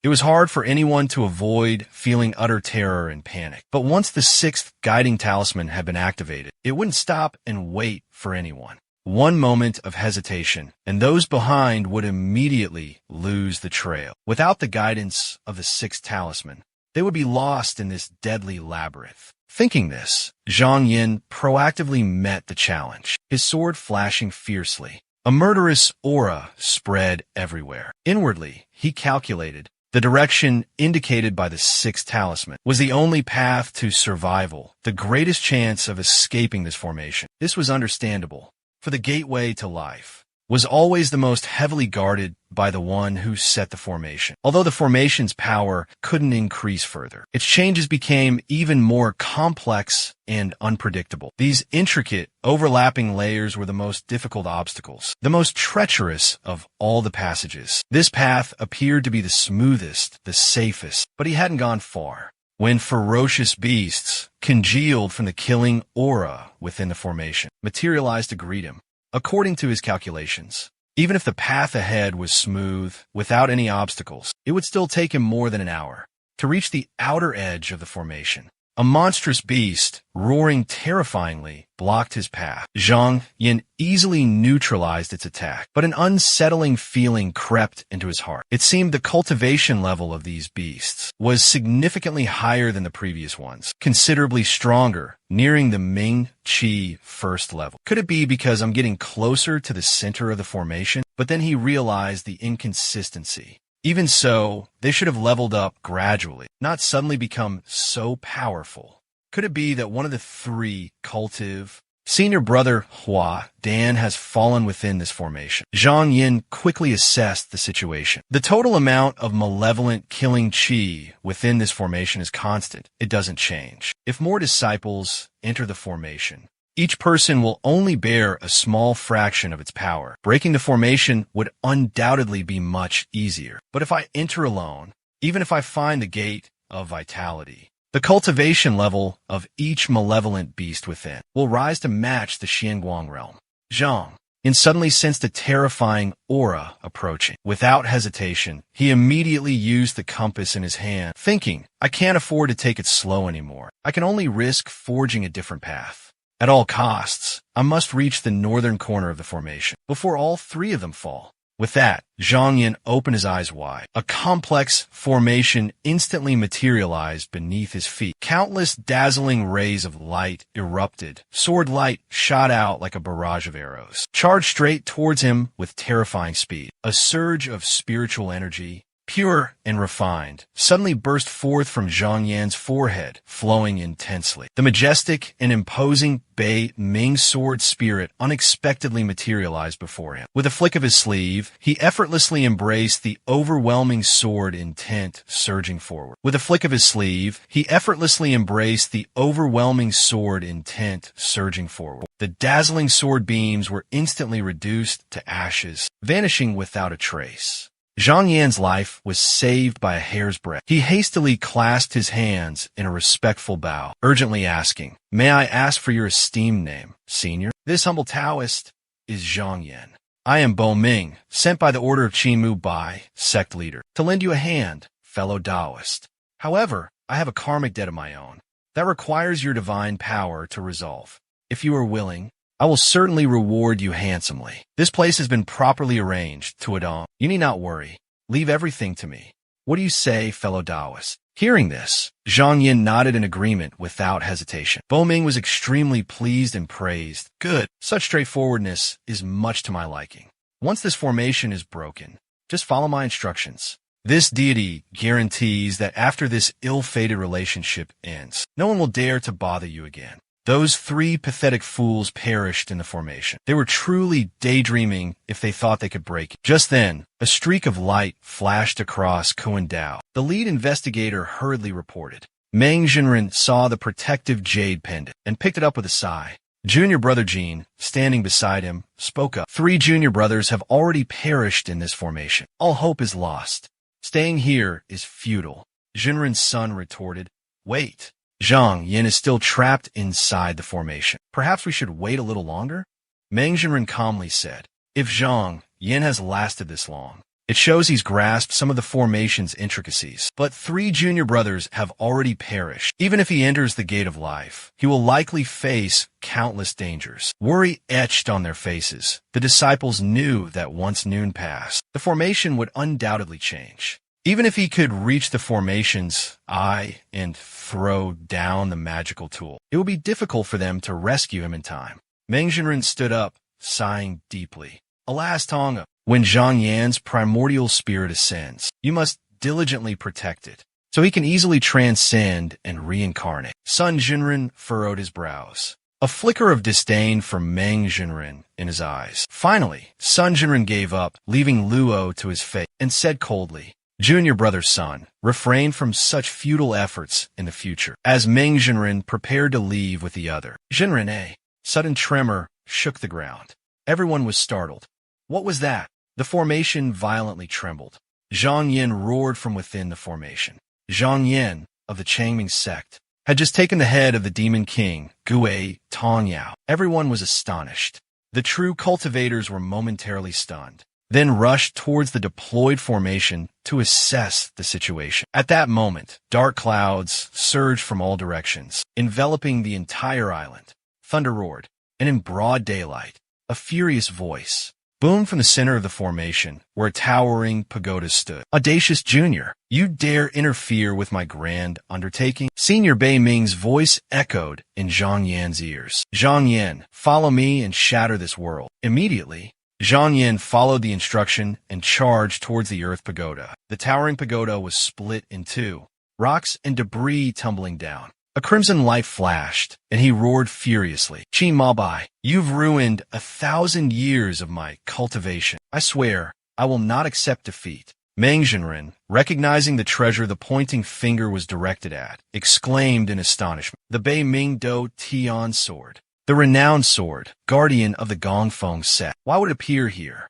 Could it be that Zun Zhenren himself has taken action? Everyone suddenly came to a realization, understanding everything. No wonder, Yin Zhenren pondered deeply. This junior is protected by the Bei Ming Tiando sword. Truly extraordinary. Isn't it said that the sect leader of the Bei Ming sect, a divine light, suddenly tore through the dark clouds? Everyone simultaneously turned their gaze towards Bei Ming. At that moment, a resounding voice echoed. Zhang Yin, you have accomplished a great feat. You may come to the Fu Yu Tiangong to meet me. The scene shifted to Fu Yu Tiangong, considered the heart and foundation of the Mingshang sect. Duo Zhendian, Zhujian, and Zhukongdian. These three grand halls were not only the seat of the Mingshang sect leader, a place of arduous, secluded cultivation, where generations of elders with profound cultivation had chosen to reside. Zhang Yuan lightly landed, gazing up at the imposing sign. A strange sense of familiarity washed over him as he looked at the magnificent palace. If that pyramidal tower were a few stories taller, it would bear a striking resemblance to the colossal Dharma form he'd just seen. Trying to suppress me? Zhang Yuan and Bei Chen merged, transforming into a stream of pure primordial qi, effortlessly entering within. The stream of qi swiftly moved towards Qin Mabai. Qin Mabai, the sect leader of the Mingyang sect, sat solemnly upon a meditation cushion. Zhang Yuan, there's no need for formalities. Come up to the platform and speak. Zhang Yuan respectfully bowed. A stream of primordial qi emerged from between his eyebrows, and Bei Chun materialized. He questioned Qin Mabai. The task you entrusted to me is complete. I've also taken care of matters you didn't request. But did you foresee all of this? If you two fail, I will personally take action. Qin Mabai replied casually. This disciple dares not hide anything from Uncle Baiming. Qin Mabai continued, addressing Zhang Yan. You have achieved such a great feat. I will naturally reward you handsomely. As I have said before, whoever eliminates the demon lord can establish their own residence outside the mountain gates. Today, I bestow upon you, Zhao Yu Tianqi, as your cultivation abode. Baiming questioned Qin Mabai. You generously reward him with such a dwelling. Aren't you worried about those disciples from influential families causing trouble? Qin Mabai let out a hearty laugh. Rivers have bends, and people have their moments. I, Qin Mabai, as the head of this sect, am I afraid to shoulder this responsibility? Baiming said with a smile. It seems that you two, master and disciple, are truly of one mind, both brimming with confidence. This old one, severing his dharma body, truly satisfying. If you still wish for me to act, I could reluctantly agree one more time. Qin Mabai instructed Zhang Yin on managing the cave residence. Although I have bestowed this place upon you, whether you can manage it well in the future, I will not interfere. You must put in more effort yourself. Furthermore, regarding fellow Taoist Gui's karma, you need to personally investigate and understand it clearly. I cannot help with this matter. Zhang Yin respectfully cupped his hands and replied, This disciple obeys. I know where Senior Gui will be reincarnated. 15 years later, I will personally welcome him and accept him as my disciple. Qin Mabai nodded in satisfaction. That is very good. Back then, fellow Taoist Gui and I had a bit of karmic connection. Now that he is reincarnating, becoming immortal and joining the Mingshang sect is also a significant matter. Zhang Yin asked for further guidance. What will become of my disciples Ling Xia Island? What arrangements will the Mingshang sect make? Qin Mo Bai replied, Although you have established your own sect outside our mountain gates, you are still a disciple of our Mingshang sect. Ling Xia Island will naturally remain your cave dwelling, and no one will dare to trespass upon it.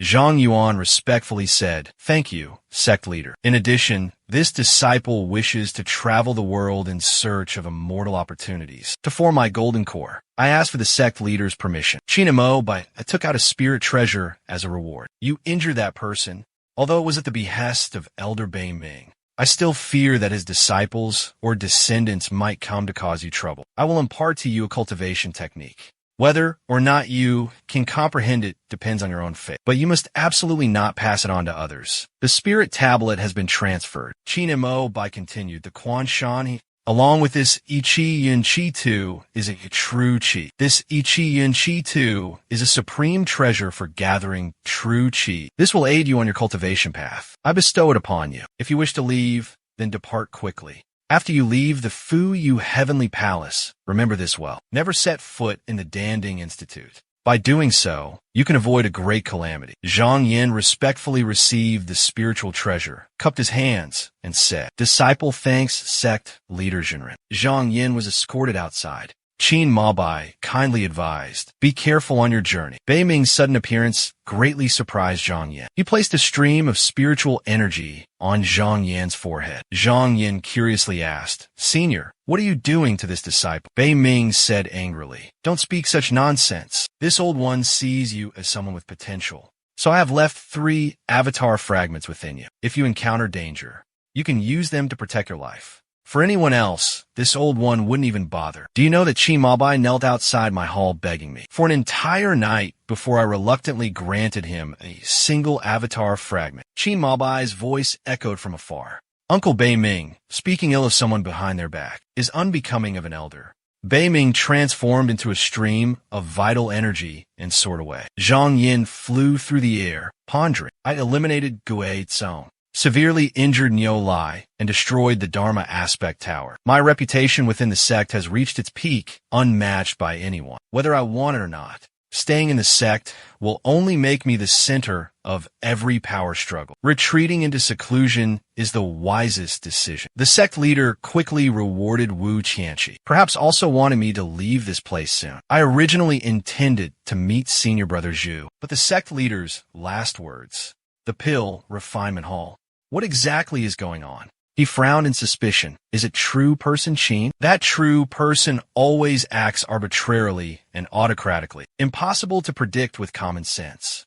He pondered deeply. This time, I not only escaped death's grasp, but also achieved a glorious victory, somewhat redeeming her honor. Perhaps she's at Danding Yuan now, anxiously awaiting my return. If I were taken to Lang Yidong Tian, she would surely find some excuse to torment me. Even Zhongmen Jinren couldn't devise a way to salvage the situation. Zhang Yin anxiously urged him, pushing for a swift escape. Danding Yuan is a place we absolutely cannot set foot in. Returning to Ling Xia Island immediately is the best course of action. The scene abruptly shifted to Ling Xia Island. Tinu, the maidservant, and the household staff were hurriedly loading belongings onto the Zhao Yu Tianqi boat. Luo Xiao spoke. "Within our demon territory, this is considered a blessed land, a paradise." Dai Gu gazed towards the distant horizon and lamented, "To think that, in the end, this place belongs to a new master." Luo Xiao sighed softly. Distant, hazy memories surfacing in his mind. Images of the past.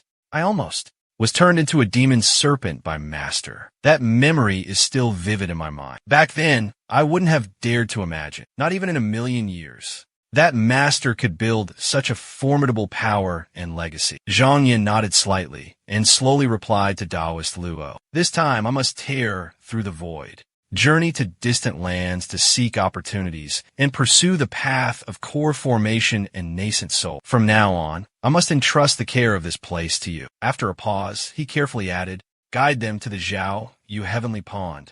Let them cultivate in peace, and wait for my return. They must not leave the heavenly pond, not even half a step." Before finishing his sentence, Zhang Yin continued, "Also, I have a lay disciple named Lu Yin Yi, currently residing at Shao Shiji Ting. I'd trouble you, Taoist, to make a trip there and bring her back to the heavenly pond to recuperate and cultivate." Luo Xiao hesitated slightly. She softly asked, "My lord, are you leaving today?" Zhang Yin replied with a gentle smile, "If I delay any longer, I fear unforeseen circumstances may arise." Hearing this, Luo Xiao lowered her head and remained silent. Zhang Yin, perceptive and astute, easily understood her thoughts and let out a hearty laugh. Luo Xiao then longingly grasped his sleeve, her eyes brimming with tears, softly calling out, "My lord." Zhang Yin said gently, "This is the command token that controls the barrier of the Yu Zhao Tian Dong Fu. I now entrust it to you. The barrier at Yu Zhao Tian was personally set up by Mr. Gui. He gently placed the token in her palm and calmly explained, "This barrier possesses unparalleled power. Even if several Dantianjin were to attack together, they would find it difficult to break through in a matter of months. It is truly impregnable." Luo Xiao stared intently at the command token in her hand, lost in thought for a long moment before a gentle smile graced her lips. Seeing this, Zhang Yuan returned the smile. Luo Xiao hastily bowed, respectfully saying, "Old master, please rest assured, no matter how long you are gone, I will dedicate myself to looking after this cave dwelling with the utmost care, without the slightest negligence." Zhang Yuan sincerely replied, "In fellow cultivator, Luo, I have always had the utmost confidence." With that, he took out an ancient secret manual and handed it to her. "Before I embark on my journey, there's one more thing I need to entrust to you." A celestial map slowly materialized before their eyes. Zhang Yuan said slowly, "I was fortunate enough to obtain a true Qi magical treasure from the sect leader. It said that it can absorb the 5 elements, spiritual energy, and travel freely across the 4 seas. But what truly distinguishes this true Qi magical treasure from a spirit Qi magical treasure requires further investigation." Hearing this, Luo Xiao couldn't help but show a curious expression. Spiritual Qi and magical treasures are clearly divided into different ranks. For example, the bronze flying sword that fellow Taoist often uses is just an ordinary magical tool. Its manipulation relies entirely on the user's own cultivation level and possesses no spiritual energy enhancement whatsoever. As for the Xuanqing writing brush, the Ranjin Soul Calming Mirror, the Golden As You Wish Root E, and the Shun Tuo Soul Chasing Bell, these are all classified as high-grade spiritual artifacts. They inherently possess a trace of mystical sentience. After being tempered with the owner's blood essence, with just a bit of spiritual energy channeled through them, they can easily injure an opponent. Only when a magical treasure breaks through and advances to become a profound artifact does it begin to develop spiritual awareness. At this point, a rudimentary seed of sentience exists within the treasure. If it can further break through and become a true spirit magical treasure, it will have the ability to transform into a human form, possessing an independent ego, and even cultivate into Tao, just like us cultivators. As for Tao artifacts, they're even more mysterious and elusive. They are not something ordinary mortals can easily comprehend. As soon as he finished speaking, a silhouette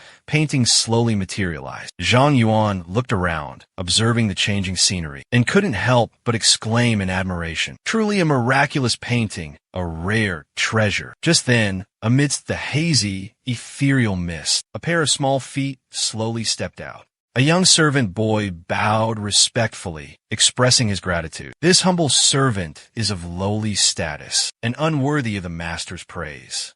Zhang Yuan nodded slightly and asked, "Are you the Zhenling of this Zhenling scroll?" Luo Xiao, standing beside him, softly replied, "This servant has heard that within Zhen Qi magical treasures lies a powerful Zhenling. Even if the master neglects or abandons it, it will remain utterly loyal, completely devoted to its master." Zhang Yuan asked again, "Do you have a name?" The servant boy honestly replied, "Master." The poor little page boy still didn't have a name. He sighed softly, a sigh heavy with unspoken burdens. Truth be told, this page boy had served 12 different masters, but because he was merely a common, insignificant coin, lacking any talent for competition, most masters simply kept this painting on a high shelf, gathering dust. Rarely did they notice the page boy's existence. Only a few would occasionally remember him, calling him out for a chat to alleviate their boredom. With such a lowly and humble Buri status, how could he dare to extravagantly hope so long for a name of his own? Hearing these heartfelt words, a profound sense of empathy welled up within Zhang Yan. "So you're just a withered branch, having lost all vitality." The page boy sighed softly, his voice tinged with sorrow. This humble one often heard the ancients say, "A 1,000-mile horse is easy to find, but a bolu is hard to come by." Every time I reminisce about the past, my heart overflows with emotions. Hearing this, Luo Xiao pondered for a moment before speaking. "If that's the case, from now on, why don't you follow their lead? Take the Zhang surname from the old master, and using the meaning of Tian Lima, heavenly steed, call yourself Zhang Qiu.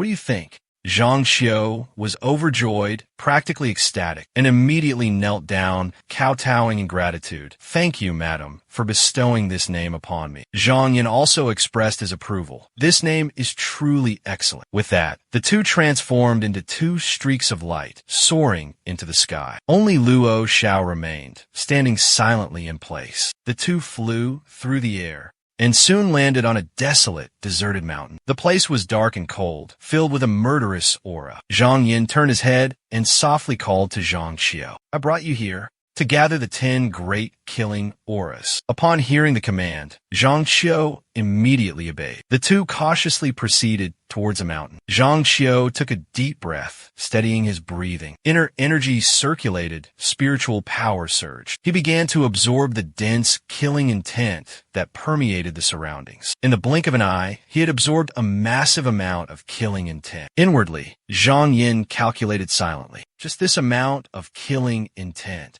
should be enough. Enough for me to refine myself and break through to the Xianguang triple layer realm. Thinking so, he gently patted Zhang Xiu's shoulder, his voice gentle. "All right, Zhang Xiu, it's done.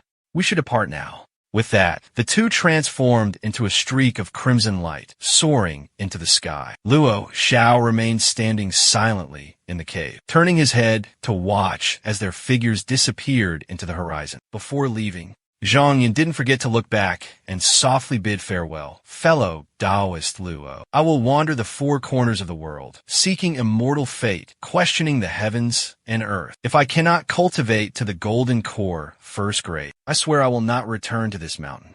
With those words, he turned and left without hesitation. Without a lingering thought, Luo Xiao stood there silently, lost in a whirlwind of intense thoughts surging like waves in her mind. Unable to maintain her composure, she lamented, "Why is fate so unfair, discriminating between high and low, scorning the non-believers? How dare they be so arrogant before this magnificent golden palace? If I could refine even a sliver of immortal spiritual energy, wouldn't I dare to contend with the 9 heavens and the sun and moon, standing shoulder to shoulder with heaven and earth?" Luo Xiao furrowed her brows slightly, a deep longing welling up in her heart. She turned and returned to her cave dwelling, her resolve solidified. A figure shot off with lightning speed. Luo Lao Gui circulated his vital energy, a brilliant stream of spiritual light streaking across the sky. Luo Lao Gui looked up, his face etched with astonishment. The Tao light, with terrifying speed,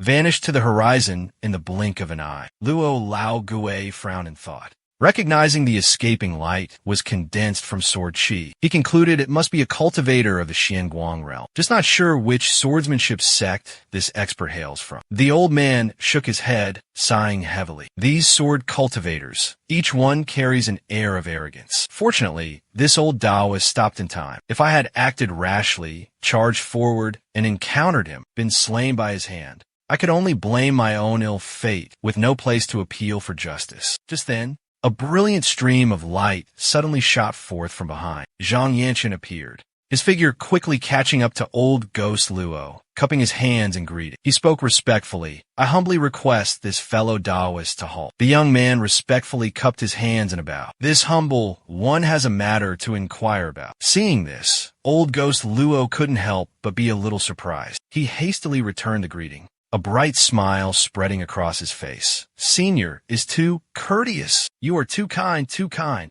What does Senior wish to ask?" "If this poor Taoist knows, I will certainly answer with all my heart." Zhang Yin got straight to the point, asking the cultivator before him, "Fellow Taoist, might I ask if Fei Chu Immortal City is near here?" Zhang Yan's current journey was both to gather 15 types of stellar essences, refine them into Tai Xian true light, and to search for a priceless nascent soul formation pill. Since joining the Ming Shang sword sect, his knowledge of the cultivation world remained quite limited.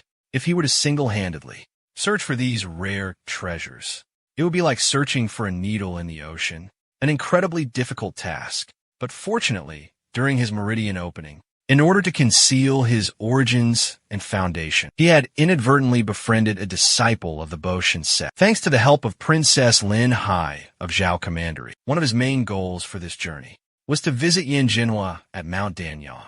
An exceptional disciple of the Bo Shun Pai had a prior engagement, since he had to pay a visit to a friend. Naturally, he couldn't go empty-handed.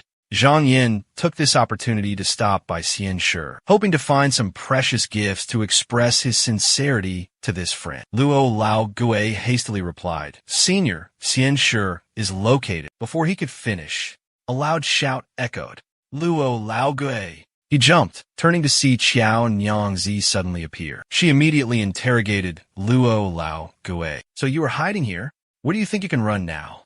Her voice was full of fury, making Luo Lao Gui cower. Qiao Nyangzi reached out, grabbing him by the collar, and demanded fiercely, "Hand it over." "The secret manual you stole from the Chun Xiangjiao." Luo Lao Gui loudly defended himself. "This manual was obtained through fate. I won it with my own strength. What does this have to do with our Chun Xiang sect?" Qiao Nyangzi gritted her teeth, clenched her fists, and said fiercely, "This Wudu Mountain has always been the territory governed by our Chun Xiang sect. The secret manual you obtained must have been left here by a senior of our sect. This lady doesn't want to make things difficult for you. Just let me take a look at that manual, and this matter will be resolved." Old Devil Luo's face turned pale. Qiao Nyangzi continued, "If this manual truly has nothing to do with the Chun Xiang sect, this lady will turn around and leave immediately." Seeing the unfavorable situation, Zhang Yin made an excuse to leave. "If you two fellow Taoists have important matters to discuss, it's not convenient for me to intrude, so I'll take my leave." Qiao Nyangzi glared at him and shouted a warning. "You are not allowed to leave." In the blink of an eye, Zhang Yin vanished without a trace. Qiao Nyangzi furrowed her brows, a look of suspicion on her face. Suddenly, another voice rang out, "Junior Sister Qiao." Another group of cultivators slowly appeared in the distance. Senior Sister Luo Lao Gui frowned, her face darkening. He cleared his throat and said, "Lady Qiao, that senior from the Shaoqing sect, has already taken a manual. Why are you still making things difficult for me? If you have the ability, go find the one responsible yourself and demand it back." Inwardly, he thought smugly, the Shaoqing sect is the orthodox Xianmen sect, the leader of the 10 great Xian sects. Each of their disciples is an exceptional talent. I've already borrowed their reputation. Let's see if you still dare to act rashly. A bizarre figure silently materialized behind Lady Qiao. Right behind Lady Qiao's back, an icy voice rang out. "I wonder which senior brother from our Shaoqing sect Taoist friend is referring to." The old demon's face paled in terror. Scene change. Even without the old Taoist guidance, Zhang Yin still managed to find his way to Feizhou Immortal Market. It just took him a little longer. Inside the market, the scene was rather desolate and quiet. Zhang Yin glided past the densely packed buildings, his figure transforming into a gentle breeze. His speed was lightning fast, leaving onlookers utterly astonished. Xiao Huang and Mi Qing were both stunned. Mi Qing pointed in the distance and exclaimed, "Senior brother, what kind of magical treasure is that?" Xiao Huang said in a deep voice, "That's not a magical treasure, but sword flight using a sword circle to achieve Dongong, Dunguan. This person's cultivation level is at least on par with Master or the Old Man." Mi Qing asked curiously, "Senior brother, why have we never seen Master or the Old Man use sword flight?" Xiao Huang smiled and explained, "Junior Sister has only recently joined the sect, so you haven't had the chance to see this treasure. Sword rings are extremely rare and difficult to find. Even nascent soul cultivators would have to spend 15 arduous years to successfully refine one. Even the most renowned sects in the world treasure them immensely." Qing'er's face lit up with excitement. "I wonder," she said, "if there will be a sword ring at the auction tomorrow? We should buy one too." Xiao Huang honestly replied to his junior sister, "Junior sister, even if a sword ring were to appear, without possessing the inherited sword scripture, or reaching the Xianguang realm cultivation level, even if one were lucky enough to obtain it, they wouldn't be able to activate its Dunguang, escaping light, let alone fly or teleport. It would just be an ordinary ornament." Qing'er pouted and clung to Xiao Huang's arm, acting spoiled. "Qing'er, no, senior brother, I just want a perfect sword." Xiao Huang indulged his junior sister, replying gently, All right. At the Qichang Tower in the Zhuxian City Prefecture, right in front of an inn signboard, the innkeeper hurriedly threw open the doors, bowing obsequiously to welcome Zhang Yin. "Welcome, esteemed guest from afar. Please come in and rest. I'll take my leave now." Zhang Yin took out a vial of medicinal pills and handed it to him while instructing the attendant outside. Do not disturb me unless it's something urgent. Return here tomorrow. I have questions for you. The innkeeper immediately understood, respectfully replying, "As you command, esteemed guest." Mu Hongchun and her sisters were inside a room, the fragrance of incense permeating the air. She directly asked, "The task I entrusted to you, have you completed it?"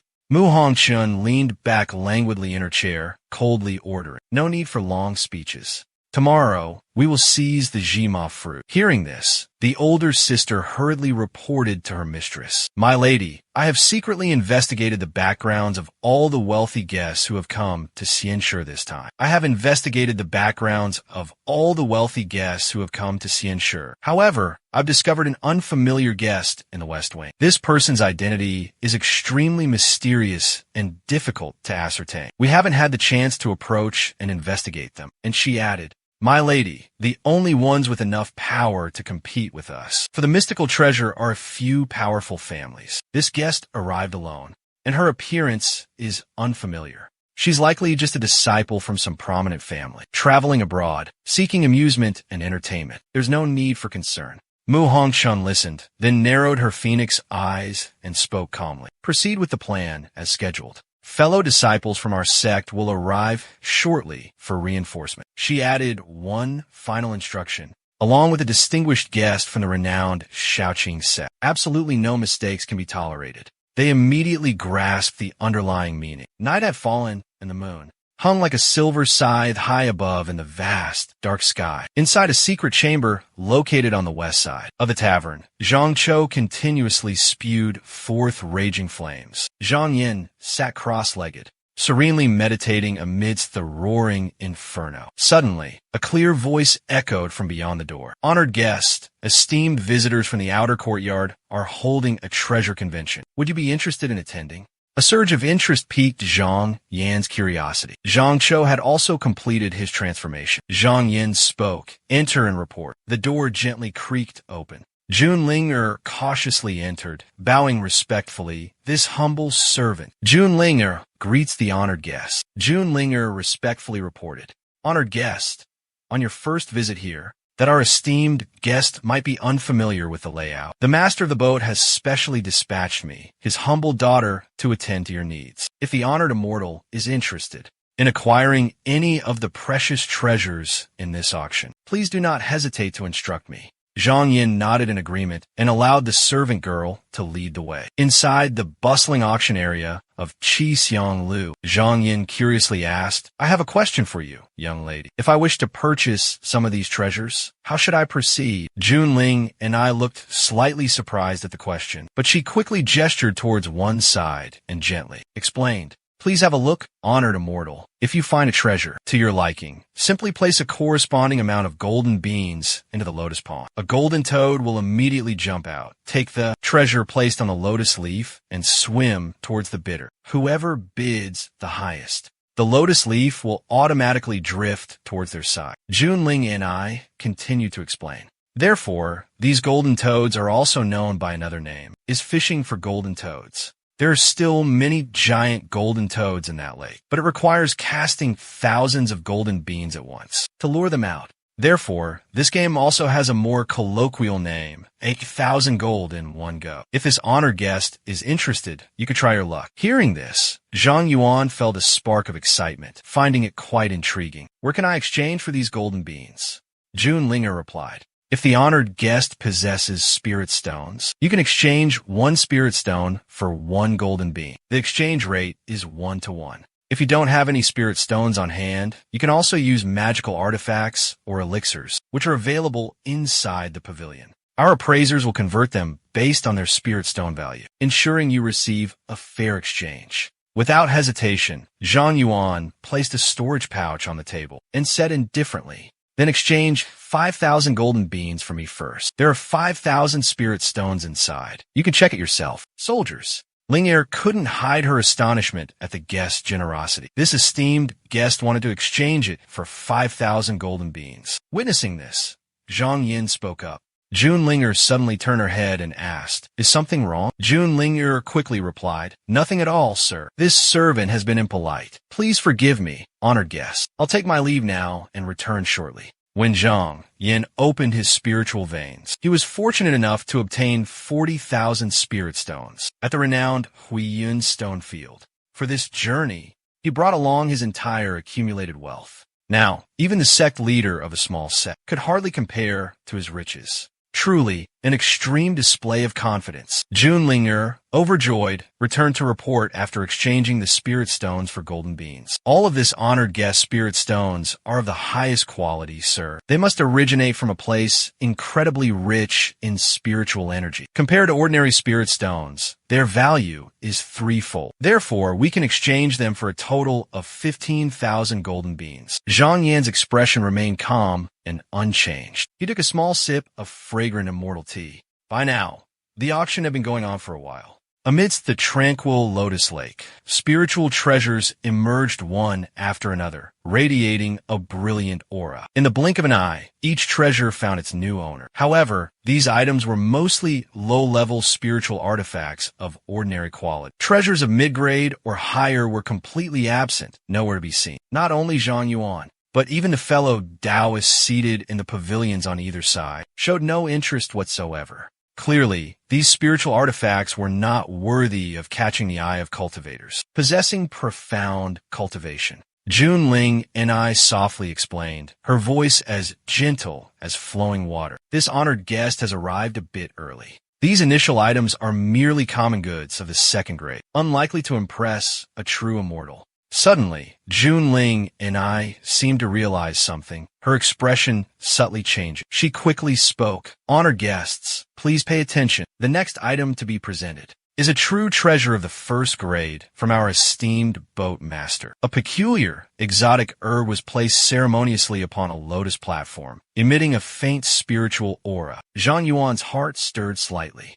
MANHWA. He suddenly remembered reading about this item in the secret ancient texts of the Danding Yuan. This Ma fruit, at first glance, looked no different from an ordinary wild fruit, nothing special. But inside, it contained a mystical creature called the Earth Devil Symbiotic Beast. This spirit beast normally only seeks and absorbs spiritual energy from plants with Yin attributes, while also searching for and devouring qi from ancient tombs deep underground. Therefore, it was often used by demonic cultivators to search for the mysterious demonic veins. A Xianjin Taoist, sitting on the second floor, also immediately recognized this rare spirit fruit and raised his voice, echoing down below, to participate in the auction. This humble Taoist bids 500 golden beans, 5 exquisitely carved golden toads. In the pond leaped up, their mouths opening to catch the glittering golden beans. Ripples suddenly appeared on the surface of the still pond. The 5 golden toads with golden beans in their mouths slowly moved the lotus platform towards the bidder. Zhang Yin pondered silently.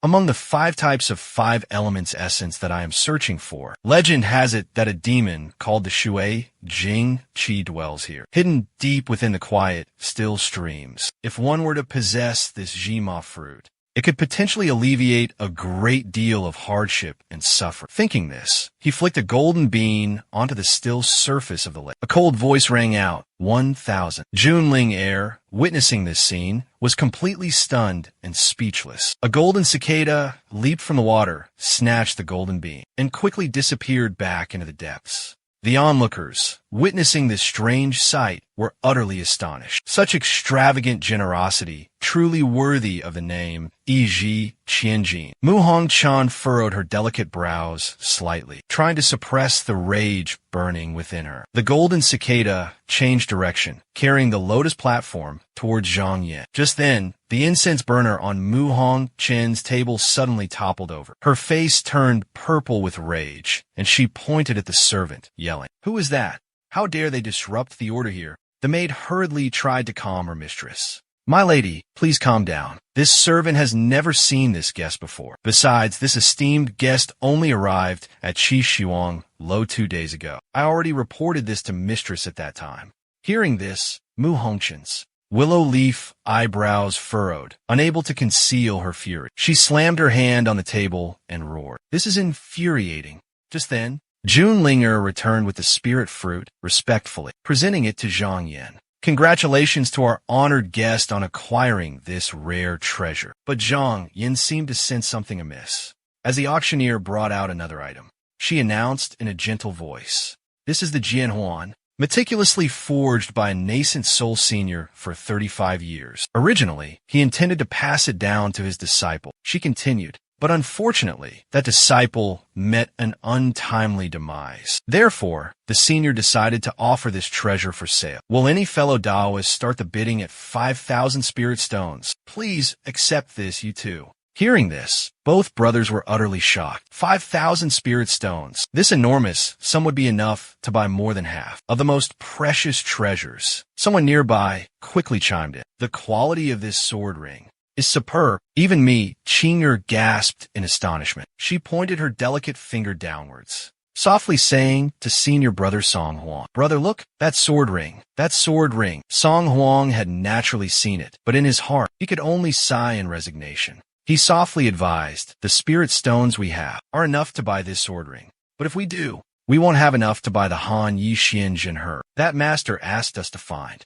Finishing his words, Song Huang glanced at me, Qinger sighing deeply, and finally compromised. "If junior sister truly likes it, this senior brother will find a way to win it for you. This sword ring is of exceptionally high quality. Even if it takes you 15 years to refine it, it wouldn't be a waste." Hearing this, Mi Qinger bloomed a smile as radiant as a fresh peach blossom. She said coquettishly, "Understand, senior brother, you're always the best to me." Zhang Yin thought to himself, "I've already grasped the essence of the sword ring and have no need for this object. But I wonder if my disciple, Yin Yi, possesses the aptitude for cultivating the way of the sword." Sword rings are rare and hard to come by. Even within the Mingshang Dao sect, they are not easily found. Since I've encountered one by chance, I might as well take it. Thinking this, he said to Junlinger, "I'll accept this sword ring." Junlinger respectfully received the sword ring from the servant girl, a bright smile blossoming on her face. "Many thanks, honored guest." She then turned around, gently placing the sword ring beside the left Qima fruit on the table. Facing Zhang Yin, she said, "Honored guest, here is your sword ring." Zhang Yuan gently reached out and touched the sword ring, feeling the sharp sword qi hidden within. He continued his silent appraisal, deeming the sword ring an exceptionally loyal artifact, one that would serve only a single master in its lifetime. This sword ring was absolutely pure, untainted by any impurities, clearly indicating that since its forging, it had never been in the possession of another. Moreover, its quality far surpassed his expectations, even compared to his own astral sword ring. It was in no way inferior.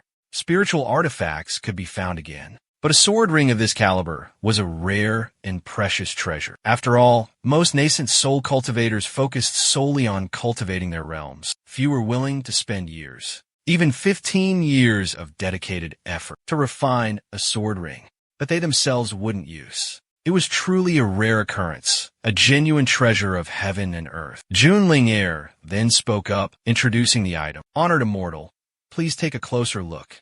The next treasure is about to be unveiled. It is the most precious item, truly the highlight of this prestigious auction. Most of our distinguished guests gathered here are eager to witness this treasure." She paused dramatically, her sharp eyes scanning the crowd's reaction. "Surely, all of you have heard the legendary reputation of this extraordinary artifact, a 1,000-year-old Han Yi Xianjun Chao root." Hearing that name, Yin furrowed his brows, a thoughtful expression on his face. Han Yi Xianjun Chao? For cultivators who have reached the Xianguang triple realm, after their cultivation reaches its peak, they must seek rare and precious treasures to refine Ningdan and break through the bottleneck. If the process of condensing the golden core fails 7 times, a small golden core will form within the cultivator's body, although afterward, their strength will greatly surpass that of ordinary Xianguang cultivators. Their future cultivation path will be blocked, forever losing the hope of advancing further on the path of immortality. But if Han Yi Xianjun Chao is used as the main ingredient, combined with other rare spiritual herbs, one can refine Xian La Qing Shui Dan, completely eliminating the drawbacks of the small golden core. This special spiritual liquid possesses miraculous effects, capable of dissolving the lesser gold core into nothingness, thus allowing a cultivator to reconstruct their Tao foundation and rebuild their cultivation base. This spiritual medicine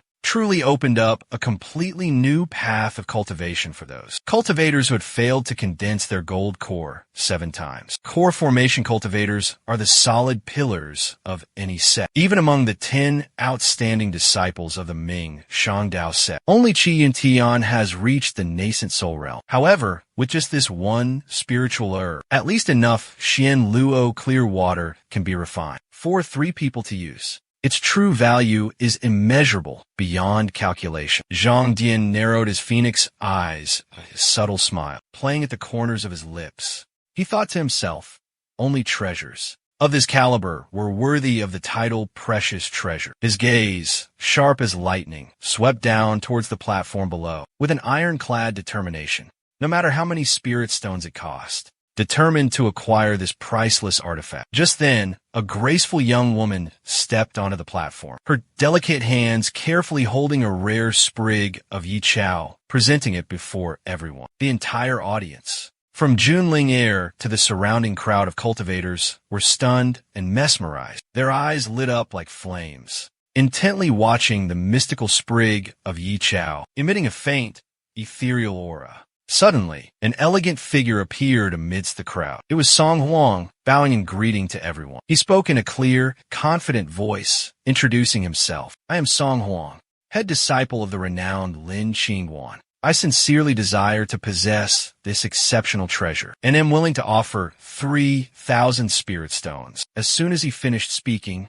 a Taoist priest with a long white beard slowly spoke in a calm voice. This old Taoist will raise the bid by 1,000 for a total of 4,000 spirit stones. There's no need for the young friend to bother competing with this old man. Song Huang furrowed his brows slightly, a flicker of displeasure rising within him. Nevertheless, he replied in a calm voice, truthfully, my sect is in dire need of this spiritual herb. The situation is extremely urgent. I hope Senior Zhang will forgive my abruptness. I'm willing to increase the bid by 1,000 spirit stones. Before Song Huang could finish, another rogue cultivator shouted, 6,000 spirit stones. Deng is determined to obtain this treasure. From the 2nd floor of the Purple Pavilion, a deep voice echoed down. 6,000 spirit stones? Is that all? This lord bids 7,000. What does fellow Taoists think? Hearing this, the man's face immediately changed, his blood boiling with agitation. Soon after, a towering figure, as imposing as an iron tower, appeared. It was Jiao Kuan.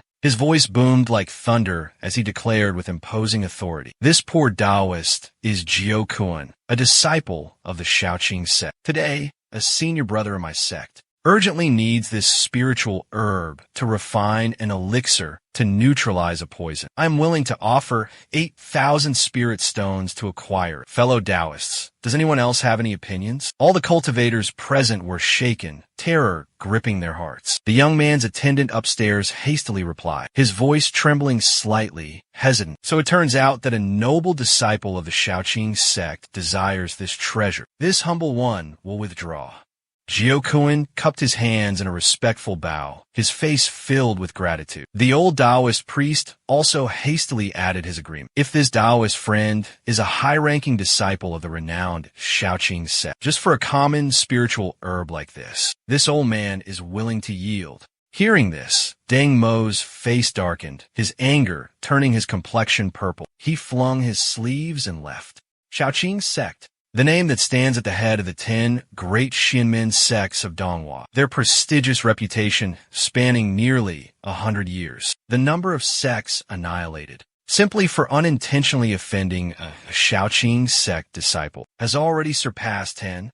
Moreover, Shaoqing sect disciples cultivate domineering techniques and possess arrogant personalities. They often act ruthlessly, showing no mercy to anyone. A single disagreeable word can provoke them to draw their swords and kill. They even use the pretense of sparring to unleash vicious attacks, ensuring that only one side survives any confrontation. The entire Shaoqing sect condones these wrongful acts, ready to annihilate entire families for the slightest offense against them. Who here doesn't have friends and relatives? Who doesn't live in fear and anxiety? Therefore, everyone is cautious and apprehensive, avoiding these Shaoqing sect disciples like the plague, fearful of inadvertently inviting disaster upon themselves. Song Huang finally succumbed to helplessness, forced to swallow his pride and retreat. If this Shaoqing sect Taoist friend desires this item, then I, Song Mao, naturally dare not compete. Qing Er's mother witnessed this scene in utter astonishment. How could senior brother do such a thing?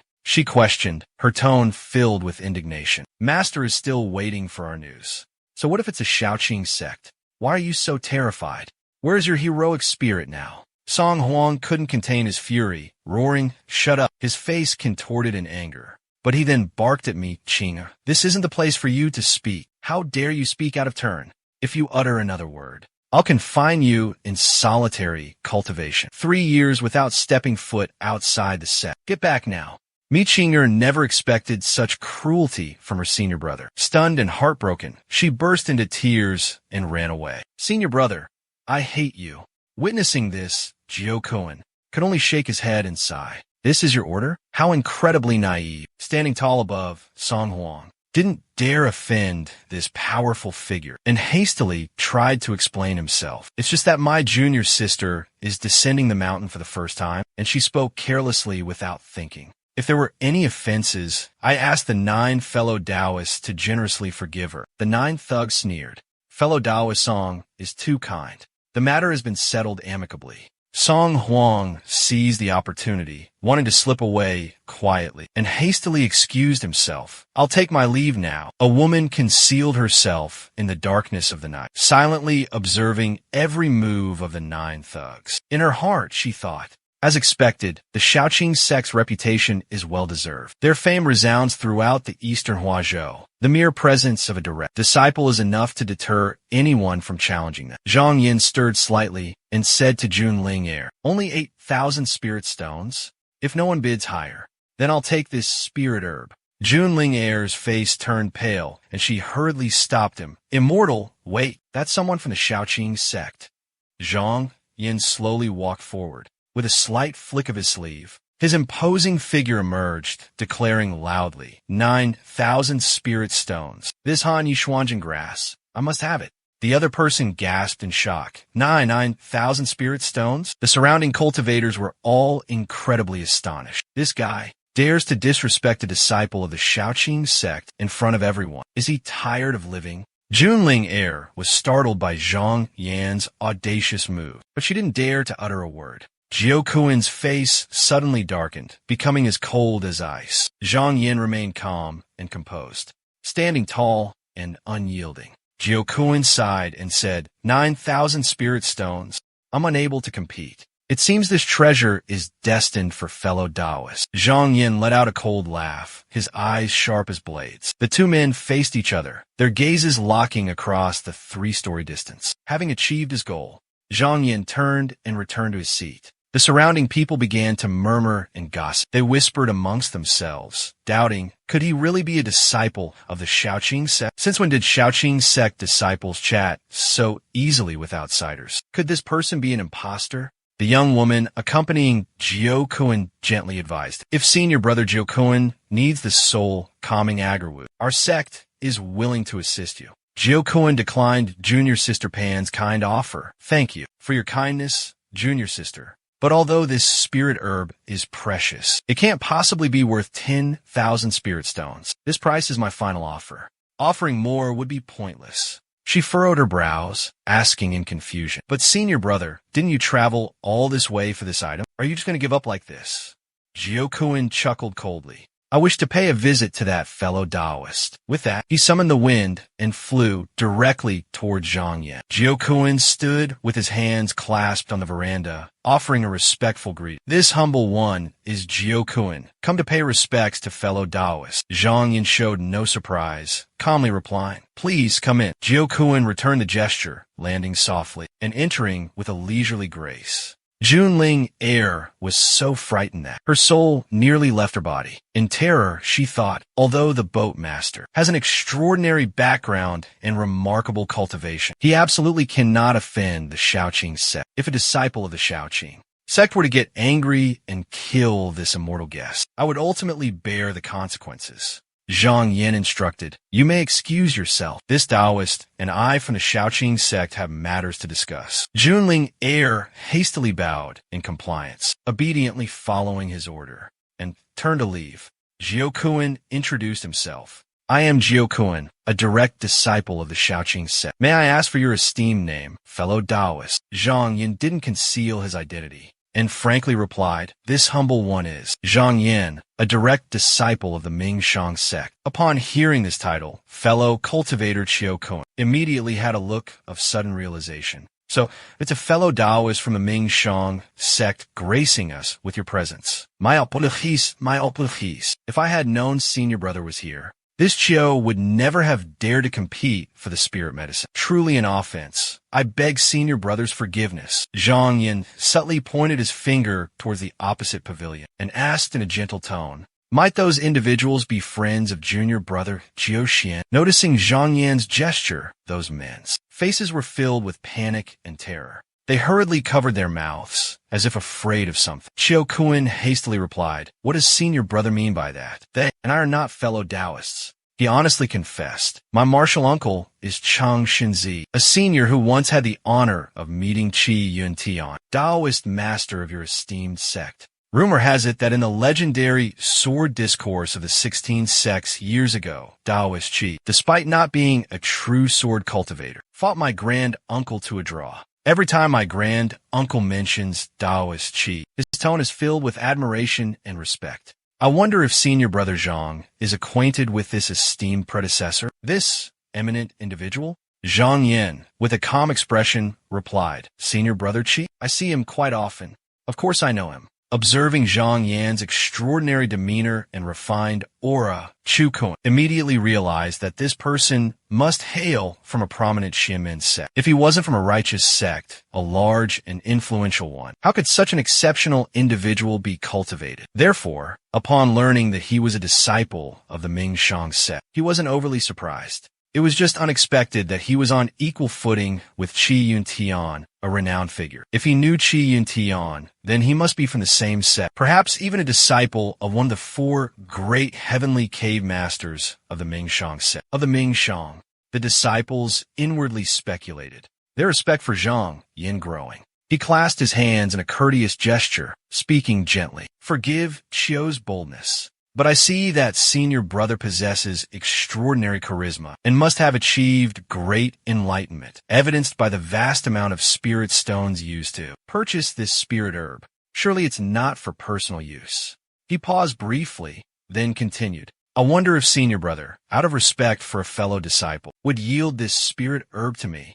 Zhang Yin thought to himself. This Han Yixin Zhen herb is truly incredibly rare. If I bring it back and ask Senior Zhu Chongju to refine it, in the future, it could be made into Xian Luo clear water pills to be awarded to our disciples. Who knows? Our sect might even attract 3 or 4 more cultivators at the Gold Core realm to join us from outside. He half closed his eyes, lost in thought. But these words were better left unspoken. Adapting to the situation was the best strategy. Across the way, Jiao Kuan was also quietly observing, assessing the situation. No wonder senior brother Zhang was being so generous. It seemed he was carrying out a mission assigned by the sect. Nearly 10,000 spirit stones was indeed no small sum. Without the support of his senior brothers and uncles, he definitely wouldn't be able to afford it. Madame Xiao was stunned. Weren't those 7 Jing Hua swords? Finally, Jiao Kuan decided to withdraw, cupping his hands and saying, since this spirit herb already belongs to senior brother, then this junior will have to seek another one elsewhere. Farewell. This one spirit herb, though it could be shared among many, having lost at the auction, he wouldn't linger or press the matter further. This was the spirit of the Shaoqing sect. Even if Jiao Kuan's uncle knew about this and needed the spirit herb, he would only approve of his actions, without tarnishing the reputation of the Shaoqing sect. Lady Qiao suddenly appeared, shouting, Senior brother Qiao, please stop. This man is the one who stole our martial arts manual. She pointed her finger directly at Zhang Yan, her voice filled with fury and resentment. However, Jiao Kuan only glanced at her, then casually replied, so what? His strange attitude greatly surprised Lady Qiao. Senior brother Qiao Kuan coldly reminded her, This senior brother Zhang is a master from the Ming Shang sect. He's a highly skilled illusionist. Why would he covet a common manual from your Chun Xiang sect? You are truly too arrogant.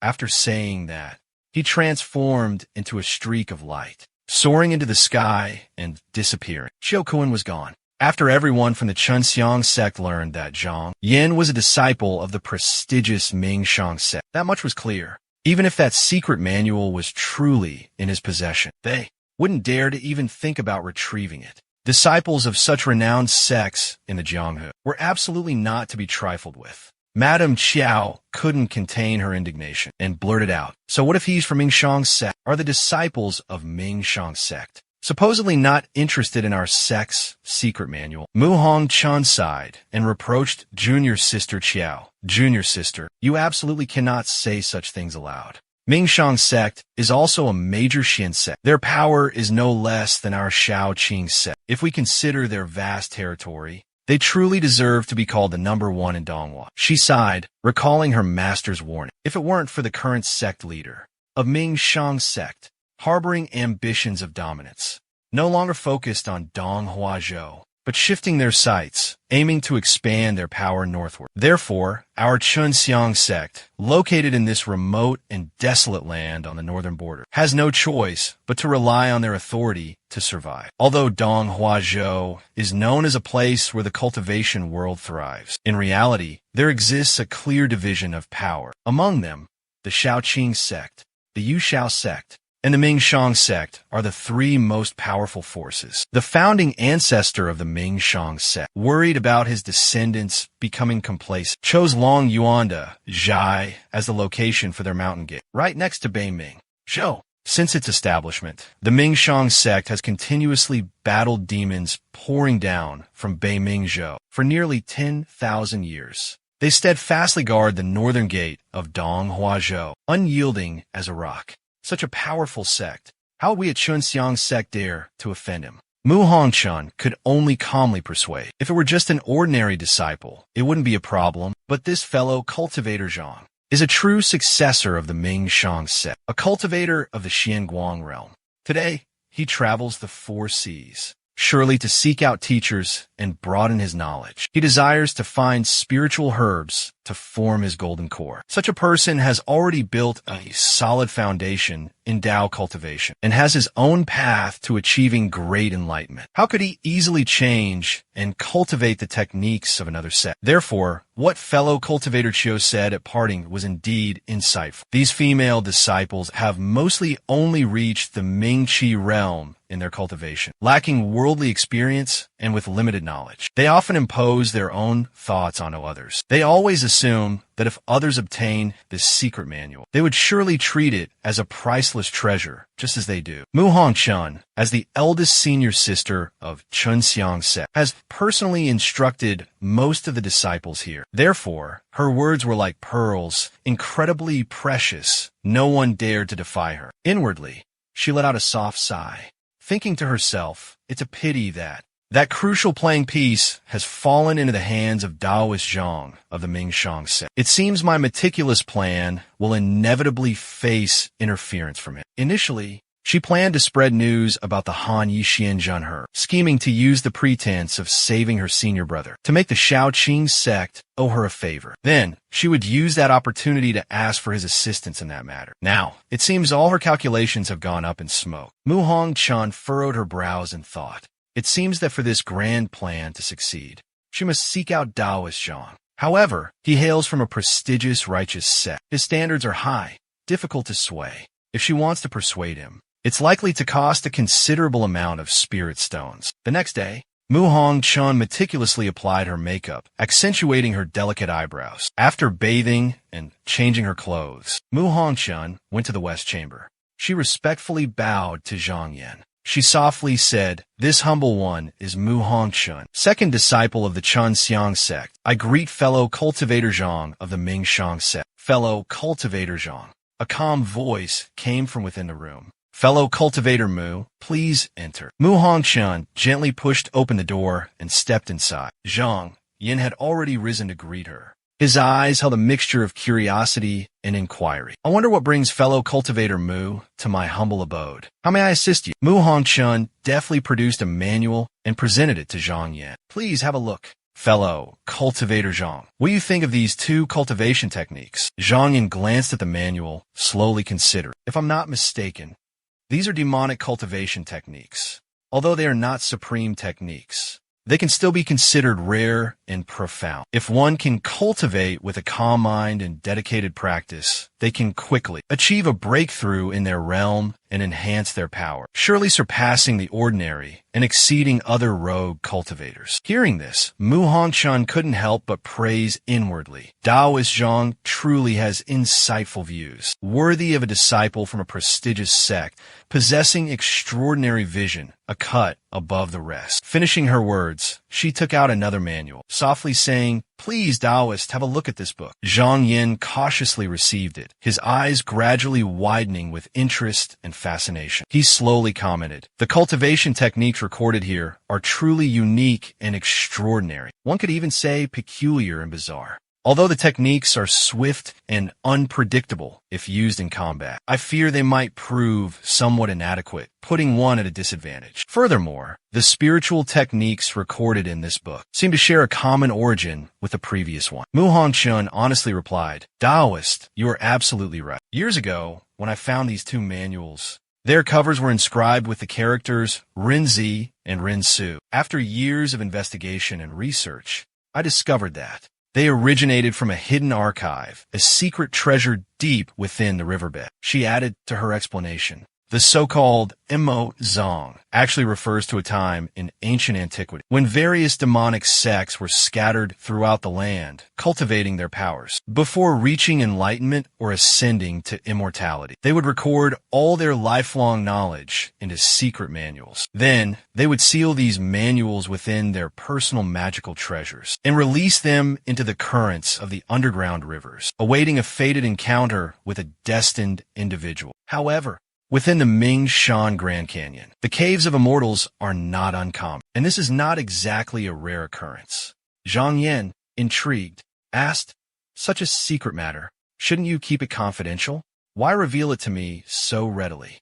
Mu Hongchun, without concealing anything, confessed honestly, "I initially didn't intend to mention this, but the Mo Zong in the Minghe River drifts aimlessly, making it incredibly difficult to locate. Therefore, I need to borrow your MANHWA to track its whereabouts." She continued calmly. "Furthermore, within the gloomy depths of the Minghe River lurk countless ferocious and brutal demons. In our Chunxiang sect, only I and two other junior sisters have reached the Xianguang realm, and we lack powerful protective treasures. Our limited strength makes it difficult to guarantee our safety. Initially, we plan to ask for Senior Brother Chu of the Shaoqing sect's assistance, but he is currently in secluded cultivation and cannot emerge. After much deliberation, we fear that only fellow Taoist Zhang possesses the ability to help us." Hearing this, Zhang Yin felt a strong urge to refuse, and he shook his head slightly. Seeing this, Mu Hongchun hastily tried to persuade him. "If fellow Taoist Zhang is willing to lend a hand, once we find the demonic treasure trove,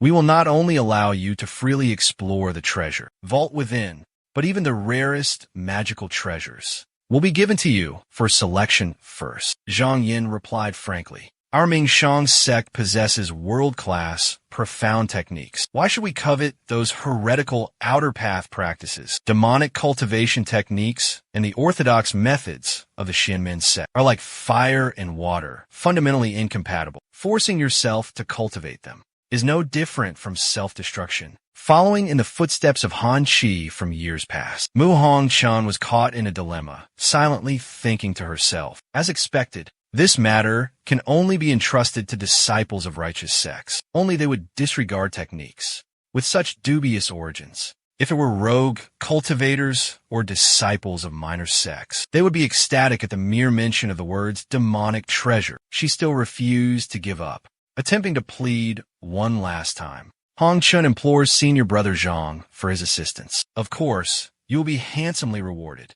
There are plenty of bright stones and spirit milk here. all painstakingly gathered by Master over the years. In the process of refining this spiritual elixir, if fellow Taoist would generously lend a hand, this humble one is willing to offer this treasure as a token of my sincerity. Zhang Yan, upon hearing the 3 words bright stone spiritual milk, couldn't help but feel a jolt in his heart. He cautiously asked, Bright stone spiritual milk has always been a rare and hard-to-find treasure. Are you truly willing to part with it? Mu Hongchun, with unwavering determination, replied without hesitation. To gain something, something must be lost. Although bright stone spiritual milk is incredibly precious, it is but one of the 3 supplementary ingredients needed to refine the spiritual elixir. The bright stone spiritual milk that Mu Hongchun possessed was painstakingly sought after and obtained by her master, who then bestowed it upon her, with the hope that she could successfully refine the spiritual elixir and inherit his legacy.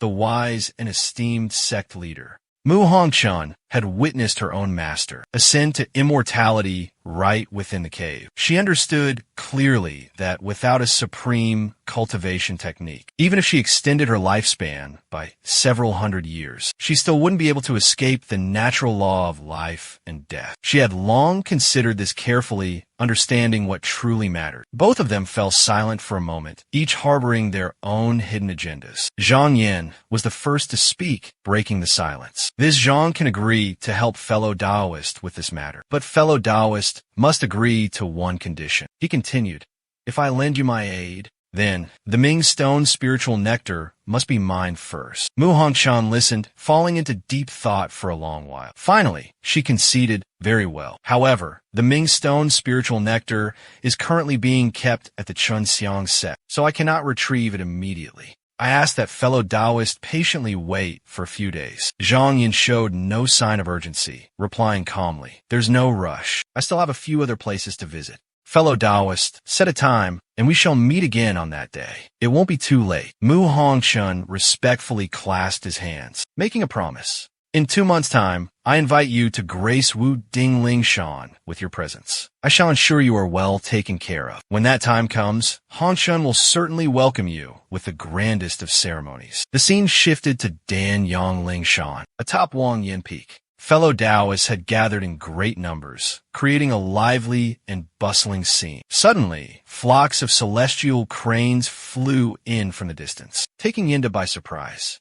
Immediately, he respectfully clasped his hands in greeting and announced in a loud voice, it turns out to be Taoist by Wu Xian gracing us with his presence. Yin had been waiting here for a long time. Yan Xiu gracefully descended from the back of a celestial crane. She and her disciples simultaneously clasped their hands and returned to Bai Wuxian. Yan Xiu and her younger brother, Yan Xiaoyang, had come to offer birthday wishes at their mother's behest. She then presented an exquisitely crafted gift box, gently, saying, a small token of our respect, please accept this. A mystical black tortoise with a lifespan of 10,000 years, along with a pair of white deer, possessing 500 years of spiritual essence, and 18 exquisite azure-winged cranes. Respectfully congratulated Elder Yin on his centennial birthday, wishing him a life longer than the southern mountain. May your fortune and prosperity be as boundless as the eastern sea. Yin cupped his hands in greeting and replied warmly, so it's my esteemed colleagues who have graced us with their presence. Please come inside and rest. Yin Xiaoyang followed closely behind the guide, his face etched with displeasure.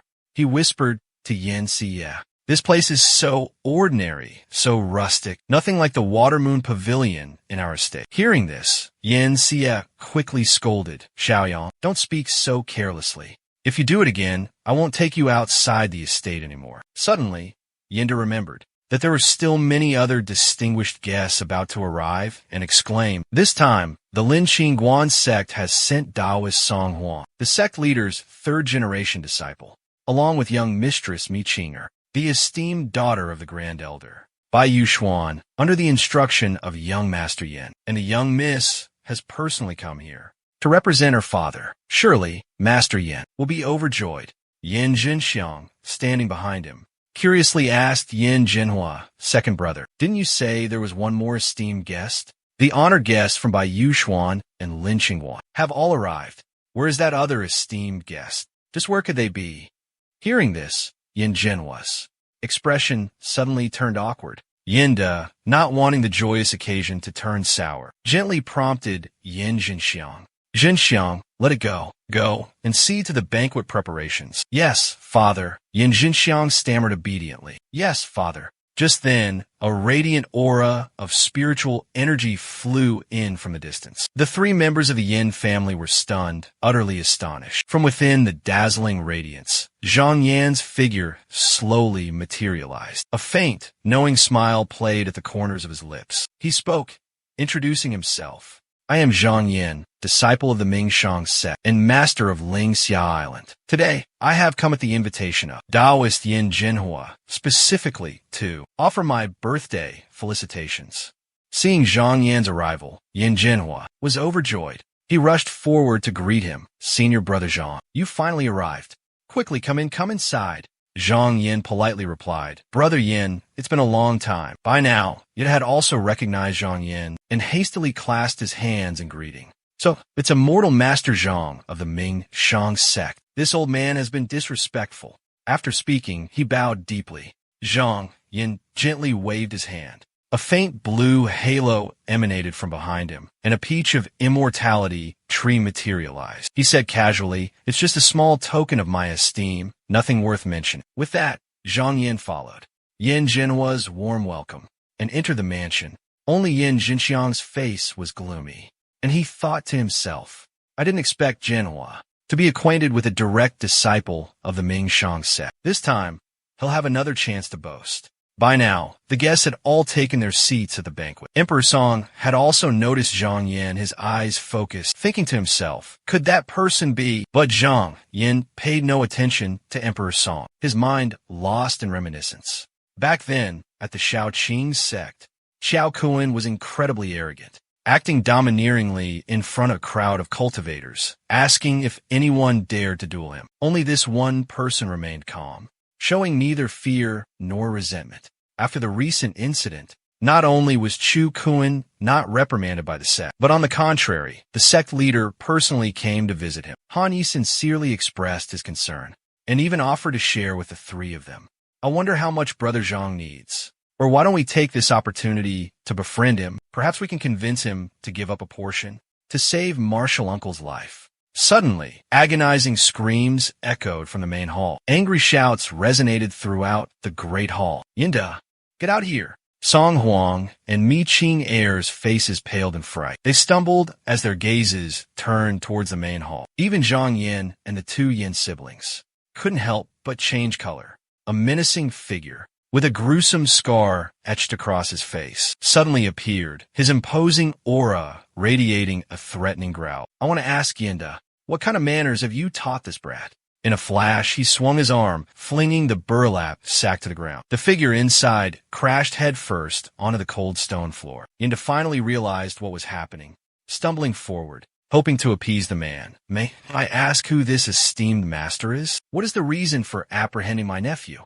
Hearing this, the man let out a scoff, then continued in a low voice. As expected, someone from the Yin family. With that, a murderous intent suddenly flared in his eyes, and he delivered a swift and brutal kick to the Yin family's grandson. His voice dripped with menace. This little thief, with no respect for heaven or earth, dared to kill my disciple. The Yin family, one way or another, will give me a satisfactory explanation for this. Yinda's brows furrowed deeply upon hearing this, and he asked Yin Fong in a grave tone. What he said, is it true? Yin Fong hung his head and admitted his guilt. Reporting to the patriarch, this matter is indeed true. Yinda, upon hearing this, trembled with rage and roared, You rebellious son, how dare you commit such a treasonous act? But Fong retorted loudly, They were offering birthday wishes to grandfather. Why shouldn't I be allowed to participate? I'm also grandfather's descendant, and I understand propriety. I didn't have a birthday gift, so I went to seize one myself to offer to grandfather. Yinda was furious to the extreme, bellowing, You unfilial wretch. The Yin family has no place for such a disrespectful descendant like you. The matter was now crystal clear. The venerable one let out a cold laugh and slowly said, In that case, Allow me to punish this insolent one on behalf of the Yin family. With those words, a ferocious palm strike descended, instantly taking Yin Fang's life. A life for a life. As he spoke, he lunged forward with indignant fury, his powerful attack aimed directly at Yin Fang. Seeing this, Yin Da's face paled in horror. Chisei rushed to intervene, but it was all in vain. That venerable seemed to have prepared beforehand, a sinister smirk playing on his lips. He flipped his hand, revealing an ancient bronze mirror. "Fallen right into my trap," he sneered. In an instant, he raised the bronze mirror high, its cold light shining directly at Yinda. A blinding white light suddenly shot out from the bronze mirror, catching Yinda completely off guard. His body was seized by the white light, pulled forcefully into the mirror. He managed only a scream of terror before vanishing completely. "Not good." Song Huang and Yin Xiu leaped to their feet, their faces pale with shock. Both of them instantly channeled their spiritual energy, unleashing a powerful attack towards the venerable, trying to stop him. But both of their spirit beasts were quickly blocked by his strange, demonic flames. Song Huang gasped in horror. A core formation cultivator. Only then did the venerable withdraw his hand, his expression turning serious. He issued a warning, his voice as cold as ice. "This humble Taoist normally avoids meddling in the affairs of mortals. But since you've dared to trespass on my doorstep, don't blame me for showing no mercy." No more words need be spoken. The bronze mirror in his hand suddenly unleashed an earth-shattering surge of energy. A terrifying force engulfed the entire hall, pulling everyone present towards a mirror, as the bronze mirror's intense energy zeroed in on Zhang Yin. He gracefully leaned back and retreated, his movements as ethereal as a phantom, easily evading the attack. In a flash, Zhang Yin executed the sword flight technique, transforming into a streak of sword light that pierced through the air. The venerable one looked up at the ceiling, where a gaping hole had been carved by the sword light, and furrowed his brow as he assessed the young man before him. Unexpectedly, he possesses the sword flight technique. Let him go. Even if that old devilian shows up, I won't be afraid. But if I accidentally provoke the two nascent soul elders in seclusion from the Bo Shun sect, I'm afraid I won't be able to escape this calamity. Thinking so, the venerable one used his movement technique and quickly left. Before disappearing, he didn't forget to shout a warning to the person in the mirror. "Yin Zhengting, if you want to find your son, go to the EC and find the Baikong Demon King. I'll be waiting for you." Zhang Yuan returned, thinking to himself, "I intentionally destroyed the roof to cause a commotion, to attract the attention of the Bo Shun sect elders. But that old Taoist shout was as loud as thunder, reverberating throughout the space. Yet not a single person from the Bo Shun sect appeared. Just then, a gentle voice came from behind. "Fellow Taoist Zhang, thank you for your warning." Zhang Yuan immediately turned around, his eyes scrutinizing the speaker, and, just as he expected, one of the Bo Shun sect elders, Yin Zhengting, slowly walked out. With a slight bow, the old man respectfully introduced himself. "I am Yin Zhengting. I've already made thorough plans for this matter. Let that colleague depart." Meanwhile, in a thatched hut nestled against a cliff face, emanating the distinct serenity of the Bo Shun sect, Yin Zhengting spoke calmly. "Fellow Taoist is likely wondering why I did not pursue that person."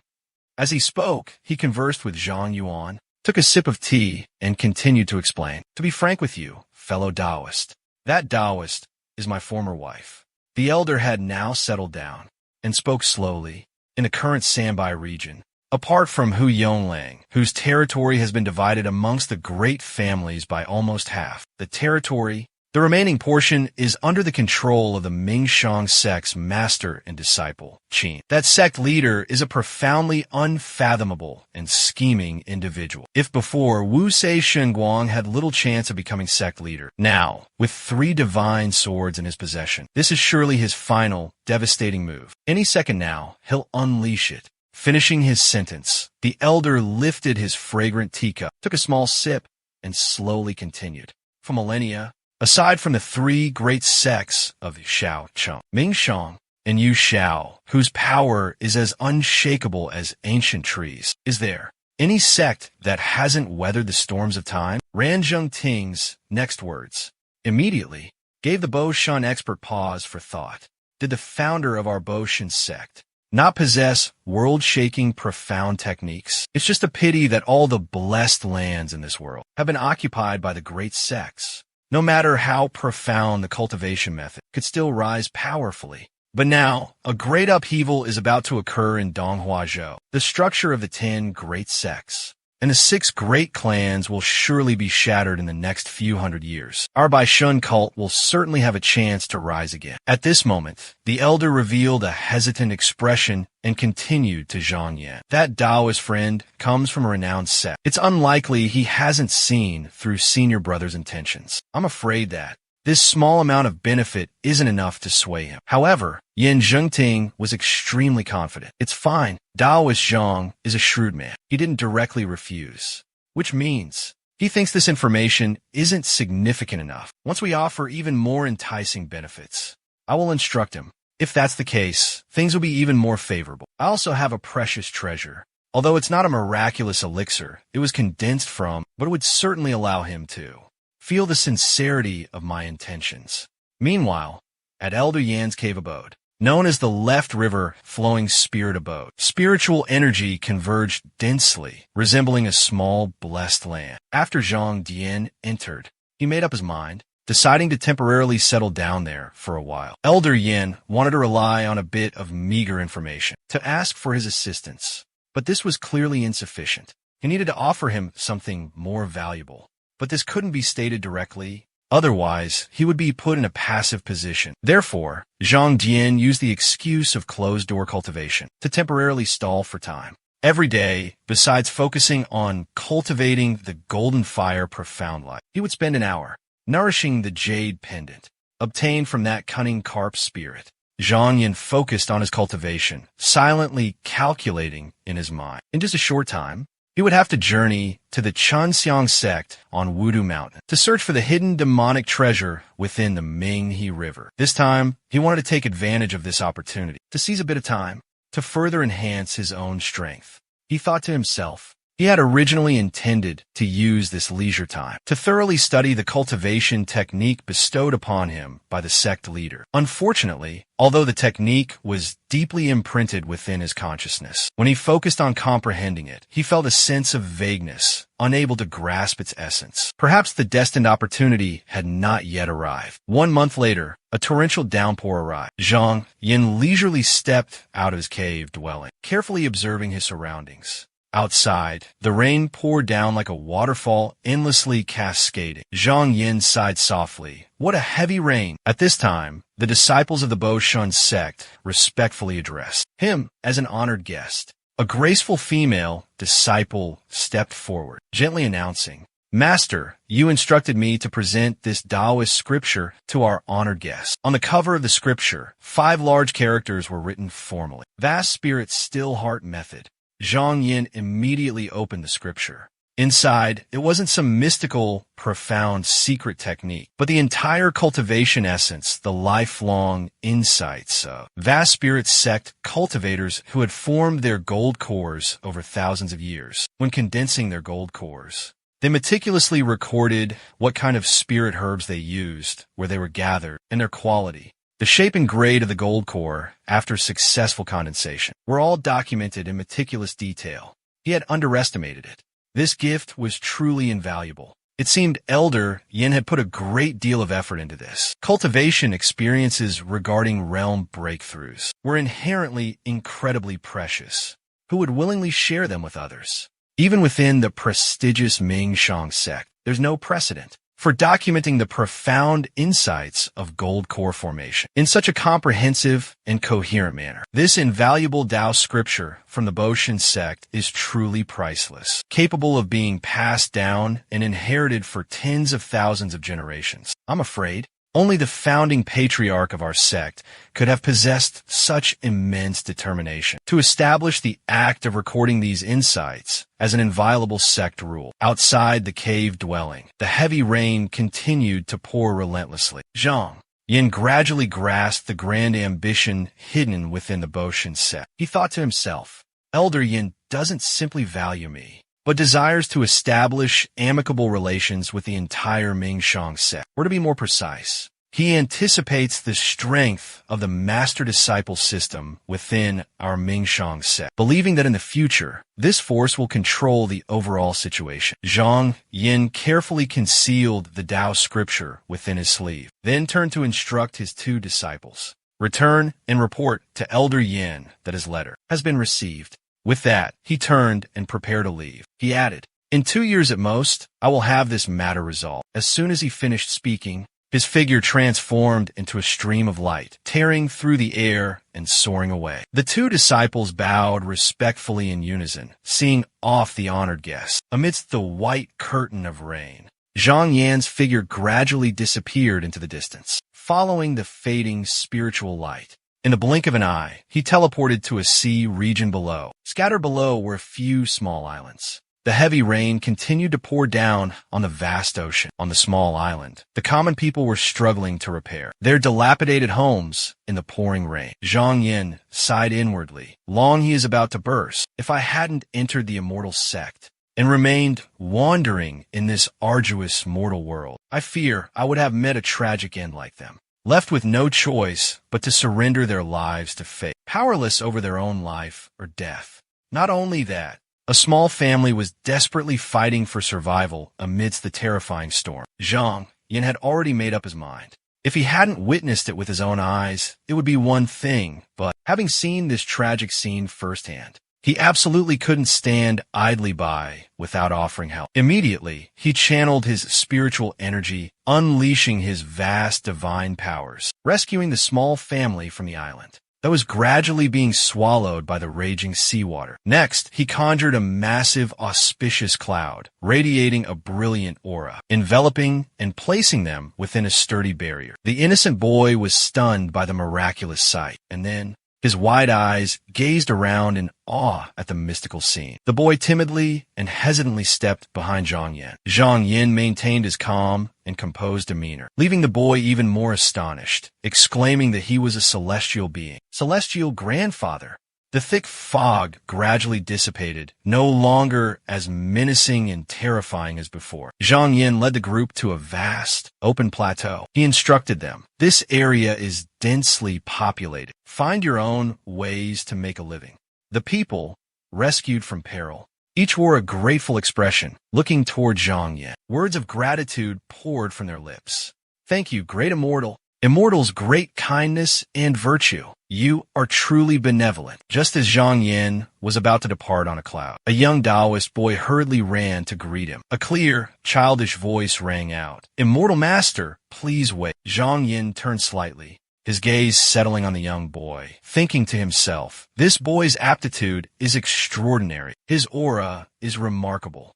He is definitely not ordinary." The Taoist boy respectfully approached, humbly bowing and greeting. May I ask the exalted immortal's esteemed name? Was it the exalted immortal who just saved us?" Zhang Yin waved his hand, gathering spiritual energy. A sacred Dharma imprint was etched onto the young Taoist boy's body. Then, without a word, Zhang Yan's figure transformed into a brilliant stream of light and soared away. He pondered the word, Yuan, fated to meet, yet not destined to be together. All matters in this world are orchestrated by fate. The Taoist boy gazed at Zhang Yan's receding figure, disappearing into the boundless void. A wave of poignant emotion welled up within the boy's heart. He was but a mere mortal, living in seclusion amidst the desolate mountains, free and at peace with his simple life. Yet today, he had the honor of witnessing the countenance of a true immortal. It was as if the clouds had suddenly parted, revealing the majestic scenery of a celestial mountain. With this thought, the Taoist boy kowtowed reverently, his voice filled with determination. "Disciple Jiangzhan, I express my deepest gratitude to Master for illuminating my path." Bi Jin, pointing the way out of maze/confusion. An unwavering resolve burned within the boy's heart, a firm commitment to embark on the path of cultivation. The headquarters of the Chunxiang sect were located atop 5 towering peaks, hidden within the treacherous and remote mountains on the border of the Great Way, right next to the territory of the Ka barbarian tribes. The Ka barbarian tribes occupied the fertile and prosperous lands of the Northwest. Every year, as spring arrives, they frequently invade the borders of the Great Way, kidnapping innocent young women, This constant aggression has led to endless wars between the two sides. At the foot of Wudu Mountain, over 10,000 people gathered, mostly refugees, barely surviving by raising livestock. The Chenxiang sect was founded less than a century ago. Its foundation weak, its disciples mostly mediocre, and true talent scarce. The ancestors of the Chenxiang sect once had blood ties with an elder of the Shaoqing sect. Furthermore, its remote and treacherous location deterred most troublemakers. Inside the main hall of the Chenxiang sect, a clear, sweet voice, like a nightingale's song, suddenly rang out. Which audacious healer dares trespass here? Elder Qianing of the Chenxiang sect appeared, demanding answers. Do you not know this is the sacred ground of the Chenxiang sect? Zhang Yin was startled, quickly clasped his hands in greeting, and announced himself. This humble one, Zhang Yan, a disciple from the prestigious Mingshang sect. This visit was due to a prior arrangement with fellow cultivator Mu Hongchun. Nie Qianing spoke, her voice as cold as ice. This fellow cultivator was invited by Hong Chun. It seems little Hong Chun has been spoiled excessively by Ji Baifeng. Even a direct disciple of the renowned Mingshang sect she can invite. Zhang Yin remained silent, offering no reply. Inwardly, he assessed his opponent's strength. This woman possessed a restrained, profound aura, her cultivation deep and unfathomable, likely having reached the peak of the third level of profound radiance realm. Mu Hong Chun then appeared. A bright smile graced her lips as she greeted him. Fellow cultivator Zhang, welcome. She respectfully bowed to Nie Qianing, saying, Hong Chun congratulates Martial Ant on your successful closed-door cultivation, reaching the great perfection realm. Nie Qianing coldly inquired, Hong Chun, you don't seem very happy about my return from seclusion. Do you have some dissatisfaction?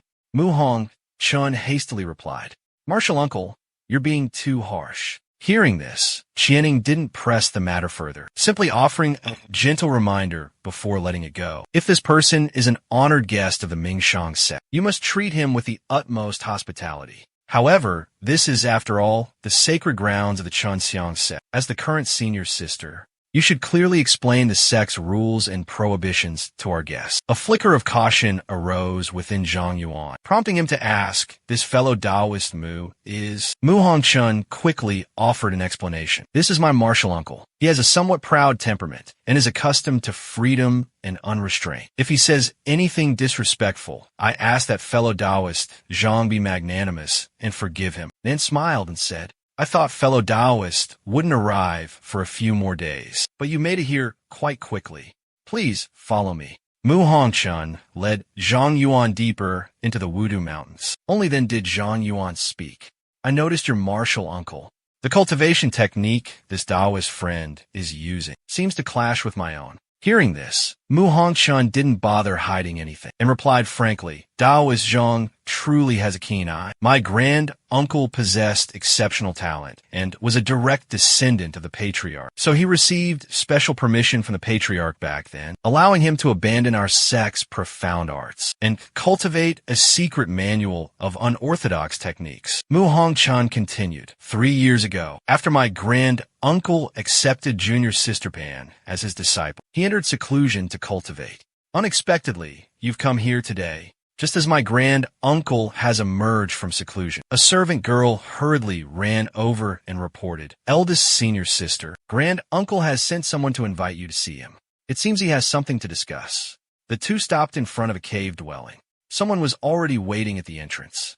The servant girl bowed respectfully and said, eldest senior sister, grand uncle sent me to invite you to meet him, saying there was a matter to discuss. Mu Hongchun turned toward Zhang Yin, asking with suspicion, just now, martial uncle sent someone to inform me that I was receiving fellow Taoist Zhang. So why send someone here again? Return and report to martial uncle that I will be there shortly. Note, Bing Bao means to report to a superior. I've kept the phrasing natural in English instead of literally translating it as report. The servant girl respectfully excused herself. Mu Hongchun's expression changed, and she spoke to Zhang Yin in a low voice. Before she could finish her sentence, Zhang Yin interrupted. The original agreement between us was to meet 2 months later, but I've arrived earlier than expected. If fellow Taoist Mu has important sect matters to attend to, please feel free to take care of them.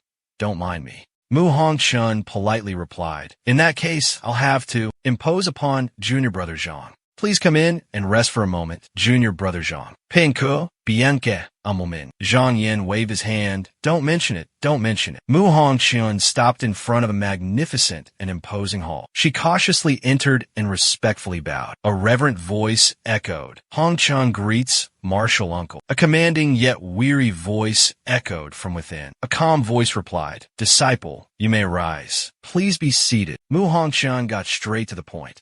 May I ask why Martial Aunt has summoned me here today? Nie Qingying's expression showed clear displeasure as she reproached. As the future successor to the sect leader position, you need to control your impulsive temper. She lowered her voice and continued.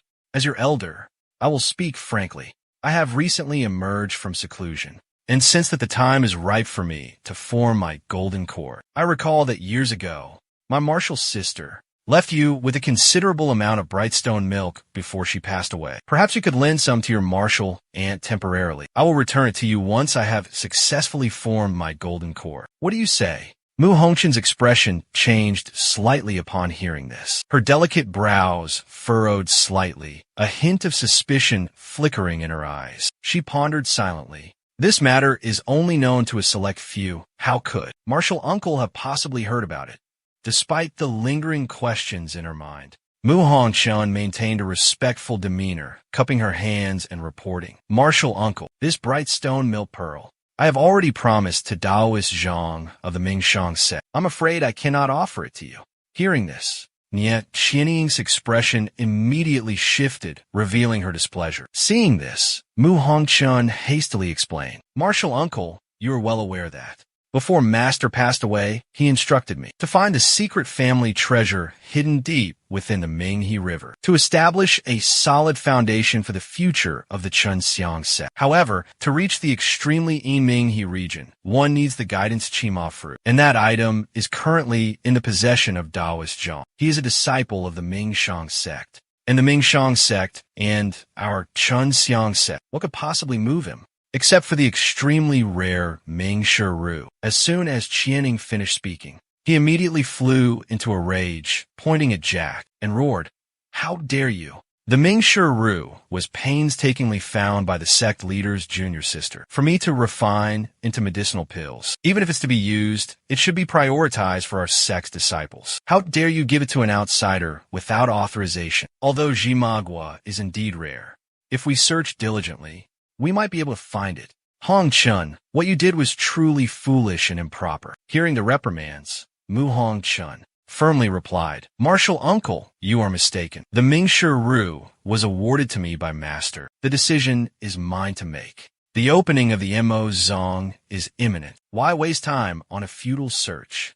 Hearing this, Qianying's fury ignited. Seeing his threats were ineffective, he pursed his lips, immediately changing his tone to a tempting one. All right, then how about this proposal? We possess a supreme, unparalleled, profound art, capable of guiding you directly onto the great path. I will impart this technique to you, and you can leisurely search for the MANHWA later. Wouldn't that be the best of both worlds? Later, return and properly receive the Taoist friend from the Mingshang sect. In a few days, cleverly find a way to see him off. Mu Hongchun remained unmoved, firmly holding his ground, resolutely refusing his martial uncle's generous offer. About this, I apologize, but I cannot comply. Hearing this, Wei Qianying angrily clenched her fists and asked in a harsh tone, What? You dare to disregard even your martial uncle's words? Mu Hongchun was undeterred, boldly replying, I wouldn't dare, but I hope martial uncle remembers. Before passing away, Master instructed me to take charge of the Chunxiang sect in his stead. All matters, big or small, are to be decided by you. These words left Nie Qingying speechless, utterly stunned. She scoffed, her voice dripping with mockery. Then, Martial Uncle, don't forget that junior sister Lin Zhong also instructed that if you haven't reached the core formation stage within 35 years, you must relinquish the position of sect leader. Indeed,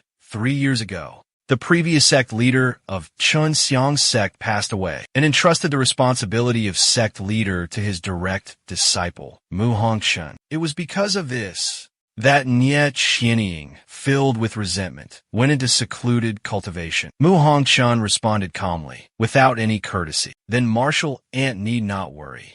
If Marshal Ant has nothing else, I have esteemed guests to attend to. I'll take my leave now. At this moment, Xiao Nyangzi appeared. She hurriedly asked, Marshal Ant, are you just going to let her leave like that? Nye Qianying said furiously. The path leading to the mysterious Ming He is only known to the sect leader's junior sister. We can't put too much pressure on her. Let's wait until she finds the demonic treasure, then we'll make our plans. I also don't want the treasure to fall into the wrong hands. Xiao Nyangzi hesitantly spoke.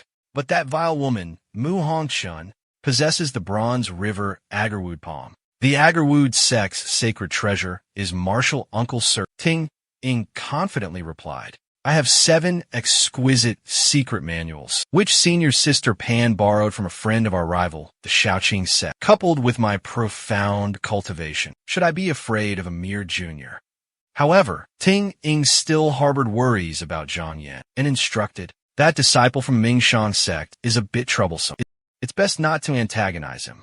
Today I used words to probe him, and realized that the relationship between him and Hongchun is solely based on mutual benefit, nothing more than a superficial connection. When the time comes, we'll just need to offer a small amount of resources, and ask him to leave, that's all. At the back of the mountain, Zhang Yin was sitting quietly, focused on his cultivation. He diligently controlled the spiritual roots within his body, while Zhang Yin was immersed in cultivation. Mu Hongchun waited patiently beside him. At the same time, Hu Jiao was also sitting and waiting. Qi Yelan then curiously asked Mu Hongchun, eldest senior sister, how much longer does that Taoist Zhang intend to make us wait? Are we actually going to search for the demonic treasure or not? Hearing this, Mu Hongchun urged Qi Yelan to be patient. We've already waited for 3 days. Should we be concerned about waiting a few more days? Even junior sister, who can maintain her composure? Why is junior sister Qi so impatient? Isn't Zhang Yin already awake, having recovered his spiritual root? The spiritual root instantly shattered, releasing the primordial spirit within. Immediately after, the entire primordial spirit merged into Zhang Yan's consciousness. Once everything was complete, Zhang Yin withdrew his spiritual power, turned to Mu Hongchun, and politely said, fellow Taoist, you've waited long. Mu Hongchun solemnly returned the courtesy. Not at all. Congratulations on obtaining such a precious magical treasure, fellow Taoist. May I inquire about the origins of this treasure? Zhang Yin shook his head, feigning reluctance to reveal the information. Mu Hongchun didn't press the matter further, but introduced his 2 junior sisters. Junior sisters, come and greet fellow Taoist Zhang. Qi Yelan promptly stepped forward and bowed. Qi Yelan greets senior brother Zhang. Hu Jiao had a carefree personality, unconcerned with formalities, and directly grabbed Zhang Yan's robe, her voice filled with excitement. It's finally time to depart. Let's set off. Mu Hongchun smiled in response, hastily explaining. Junior sister Hu Jiao comes from the Roku tribe of the man race. She's unfamiliar with worldly customs. I asked for Taoist Zhang's generous forgiveness. A pang of guilt struck Zhang Yan's heart. He sincerely replied, I've kept you fellow Taoists waiting for many days. Those words should have come from me. No need for formalities. Let's be on our way. The 4 stood before the entrance to Yu Ming He. Mu Hongchun gestured forward. Say, fellow Taoist, please observe. This is the entrance to Yu Ming He.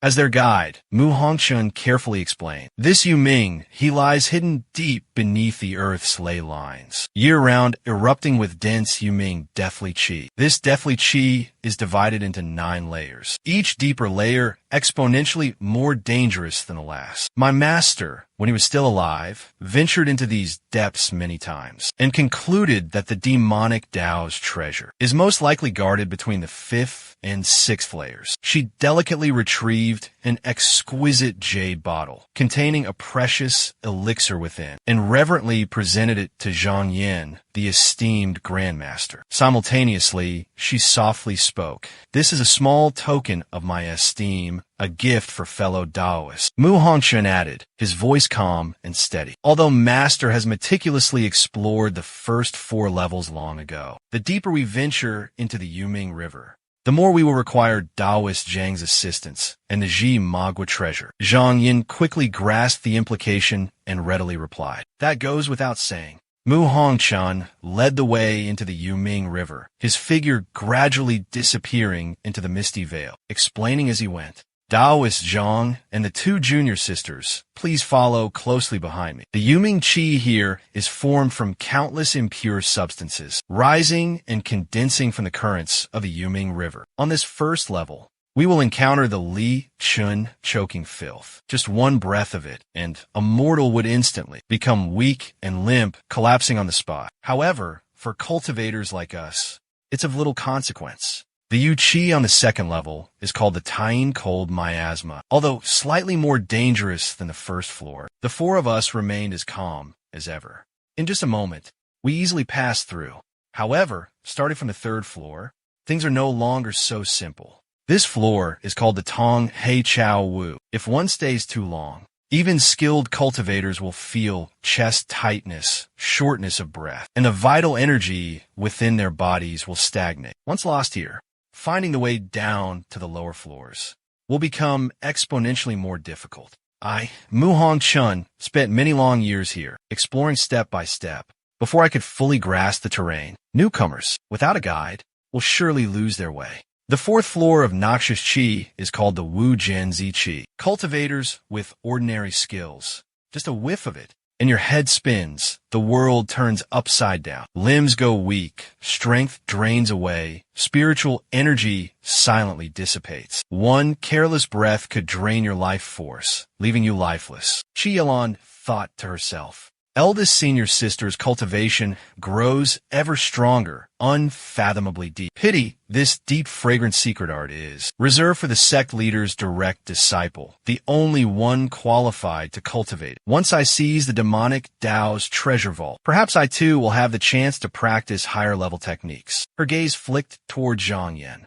assessing the Ming Shang Tao sect's techniques, searching for anything remarkable. Turns out, it's nothing special after all. The group halted in a vast open space. Mu Hongchun stepped forward, his voice a warning. Ahead lies the fifth level, the aperture ceiling Yin Death Zone. Be on your guard. This aperture ceiling death qi is far more potent than the yin qi of the first four levels. It can seal your 7 apertures, sever your meridians, and stagnate your vital energy. Once infected, it's like a demon clinging to your very bones, plunging your eyes into eternal darkness, deafening your ears, and stealing your sense of smell. If a cultivator of the Ming Qi realm were to set foot here, without a spirit treasure for protection, their soul would be shattered in an instant, reduced to nothingness. Mu Hongchun had already erected a powerful barrier, shielding her entire body from the encroaching evil energy. She softly explained, "This heart-protecting spirit lantern was painstakingly refined by my master years ago, capable of dispelling dense energy and suppressing ferocious evil.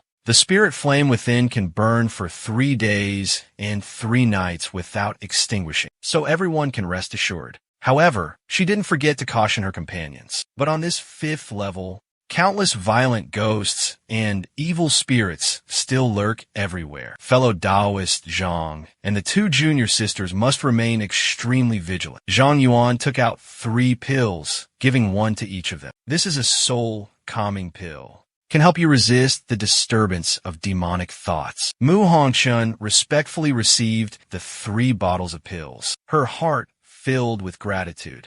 "Thank you, fellow Taoist Zhang." She thought to herself, "I've definitely found the right person. This soul-calming pill has the effect of suppressing inner demons and calming the mind and spirit. With this treasure in hand, I won't need to be distracted by looking after him anymore." This soul-calming pill was a rare and precious treasure. Even ordinary cultivators would cherish a single pill like a jewel, reluctant to use it. Unexpectedly, this fellow Taoist, Zhang, generously gifted her 3 whole bottles. His reputation truly preceded him. He was indeed worthy of being a disciple of a great sect. In reality, these bottles of soul-calming pills weren't intentionally prepared by Zhang Yan, but were leftovers from his previous exploration of the Devil's Tomb. To Zhang Yan, these were just meager spoils from weak wraiths, something he naturally didn't take seriously. If it were a devil with slightly higher cultivation, even the soul-stabilizing elixir is useless. Therefore, I shall use it to grant a small favor. Mu Hongchun stopped before a mysterious barrier, hidden deep within the recesses of the steep cliff face. If I'm not mistaken, the family crest is here. Last time, I saw demonic energy flickering within the gloomy mist. Immediately after,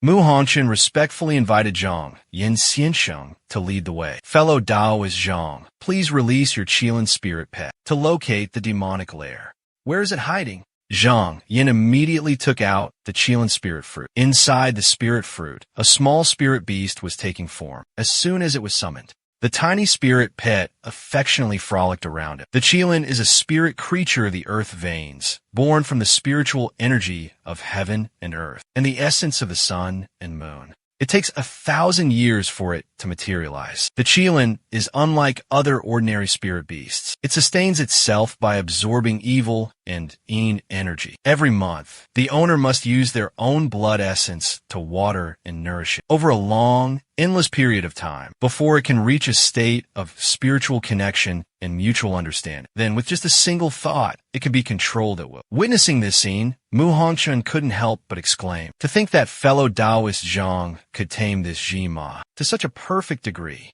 However, Zhang Yin merely humbly replied, it was just a fortunate coincidence.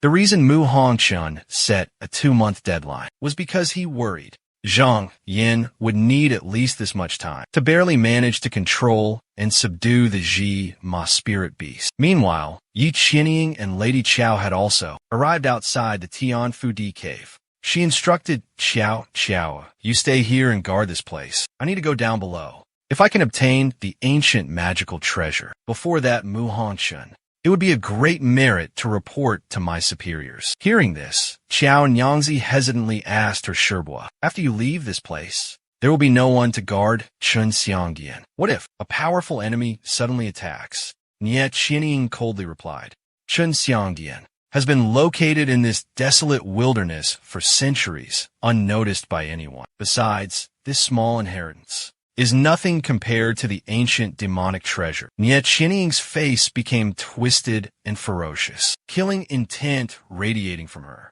She gritted her teeth and said, once I obtain the demonic treasure in return, if that woman obediently relinquishes her position as Grand Sect leader, I will spare her life. Otherwise, I will eliminate her without hesitation. She continued, moreover, this 5th layer of Yuming is close to the Jiao Yuming River. The cultivation of those Xianguang realm cultivators below is too weak. They won't be able to resist for long, if not for the protection of that defensive treasure. Aside from Zhang Yin and Mu Hongchun, the 2 remaining junior disciples of the Chun Xiang sect would likely find it hard to endure for much longer. On the 6th floor of the lonely soul reaping abyss, the resentful energy was even more perilous. Just a single breath, and it could invade the meridians, bone marrow, and even the internal organs of a profound radiance realm cultivator. With a protective Dharma treasure, one could extend their stay somewhat, perhaps even reaching the 7th floor. But the boundless hatred there was no place for a profound radiance realm cultivator to tread. It far surpassed their capabilities. The demonic treasure drifted along the currents of the 9 Nether Yellow Springs River, its whereabouts uncertain, though they previously surmised. It spent most of its time lurking on the 5th and 6th floors. If by chance it ventured to the 7th floor, even Mu Hongchun wouldn't know what to do. They could only wait for the demonic treasure to return to the 6th. Ji Yalan saw that Zhang Yin was still in secluded meditation. Doubt filled his heart. Taoist Zhang was still nowhere to be seen. Could it be that his Qilin spirit pet had gotten lost? At that moment, Zhang Yin opened his eyes and said with a serious expression, I've found it. Mu Hongchun, hearing this, hastily asked, where? Zhang Yin replied, that demonic treasure is currently on the 6th floor. Based on its drifting direction, if we wait for it to reach the 5th floor, I'm afraid it will take another 2 days. But if we fly directly there now, it will still take about a day and a half. Taoist Hongchun, what should we do? Decide for yourself. Logically speaking, waiting for the demonic treasure to drift to the 5th floor will be the most ideal strategy. But who can guarantee that will happen? Within this 9 Nether River, Mu has set foot here many times. And it's clear this place doesn't just have returning Yu Qi. Furthermore, there's the dreaded earth vein Yin Wen. Within this eerie earth vein Yin Wen, a chilling and gloomy current of Ming, He nether water constantly swirls. Her esteemed master, the former sect leader of the Chun Xiang sect, underestimated the power of this Yin Wen, and his golden core was tainted and corroded by the toxic Ming He nether water. This cause his already weakened body, like a flickering candle flame, to suffer a severe loss of lifespan. Ultimately, he passed away in the ancestral hall shortly after returning. Mu Hongqun clearly understood that the treasure was right before her eyes, yet she couldn't grasp it firmly, because ultimately, it didn't truly belong to her. She resolutely made a decision. My protective light can only last for 2 more days. Fellow Taoist Zhang's spiritual power, along with our 2 junior martial sisters, if we increase our speed together, we can still make it in time to subdue the demonic treasure and return. Hearing this, Ji Yelon hesitated and spoke up. Senior martial sister, my cultivation is shallow. Perhaps it would be better if I stayed here. Just providing support is enough. Mu Hongqun furrowed his brows slightly and advised, Junior sister, I've been to this place no less than 20 times, 7 of which I've reached this very spot. Each time, I was repelled by a demonic creature with a cultivation level, at least to the Shuangguang stage. If I leave you here alone and you encounter this fearsome creature, how will you handle it? Hu Jia agreed with Mu Hongqun's opinion and chimed in with his own advice. That's right, Senior Sister Qi. We fellow disciples should stick together so we can ensure our safety. Following Senior Sister is the best course of action. Qi Yelon reluctantly agreed. All right then. Zhang Yin listened quietly to their conversation, then stepped forward to lead the way. He instructed, everyone the path ahead has been thoroughly scouted by Jima.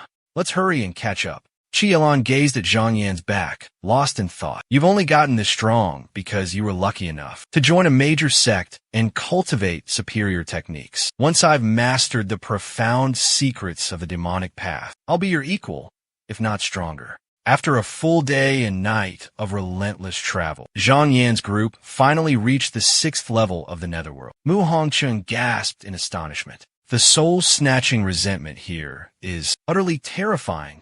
In just a single day, the number of spirits in the soul-guiding lantern has been reduced by half. She anxiously asked Zhang Yan, how much further must we go? At this rate, suddenly, the thousandly horse spirit beast turned and flew back toward Zhang Yan. Witnessing this, Zhang Yan immediately surmised, our luck has changed. The demonic treasure must be drifting nearby. He then pointed towards the distance and said, fellow Taoist Mu, look inside that shrine. That's the demonic treasure we've been searching for. Mu Hongqun exclaimed with delight. The demonic treasure? Truly, inside the quiet and gloomy devil's vault, a white-haired old man calmly fished from small boat. Suddenly, the fishing rod twitched, the line vibrating wildly as if a colossal creature struggled below. The old man slowly sighed, remarking, it's been a long time since a big fish took the bait. A cold, knowing smile crept across his lips. Dealing with those 3 women was child's play. But the remaining young Taoist seems to be a sword cultivator. He narrowed his eyes in contemplation. Could he be a disciple of Shaoqing Shan? Let's put him to the test. 8 spirit talismans materialized in the old man's hand. They instantly transformed into streaks of light, flying towards their intended destination. Meanwhile, in the spatial pagoda, an eerie silence prevailed. Approaching footsteps broke the unsettling quiet. Mu Hongqun stopped, recalling his master's teachings from years past. This devil's vault has drifted along the Ming River for countless years. Because the Binghui sect's barrier collapsed, those 7 secret manuals have just been scattered, giving our sect a chance to obtain one of them.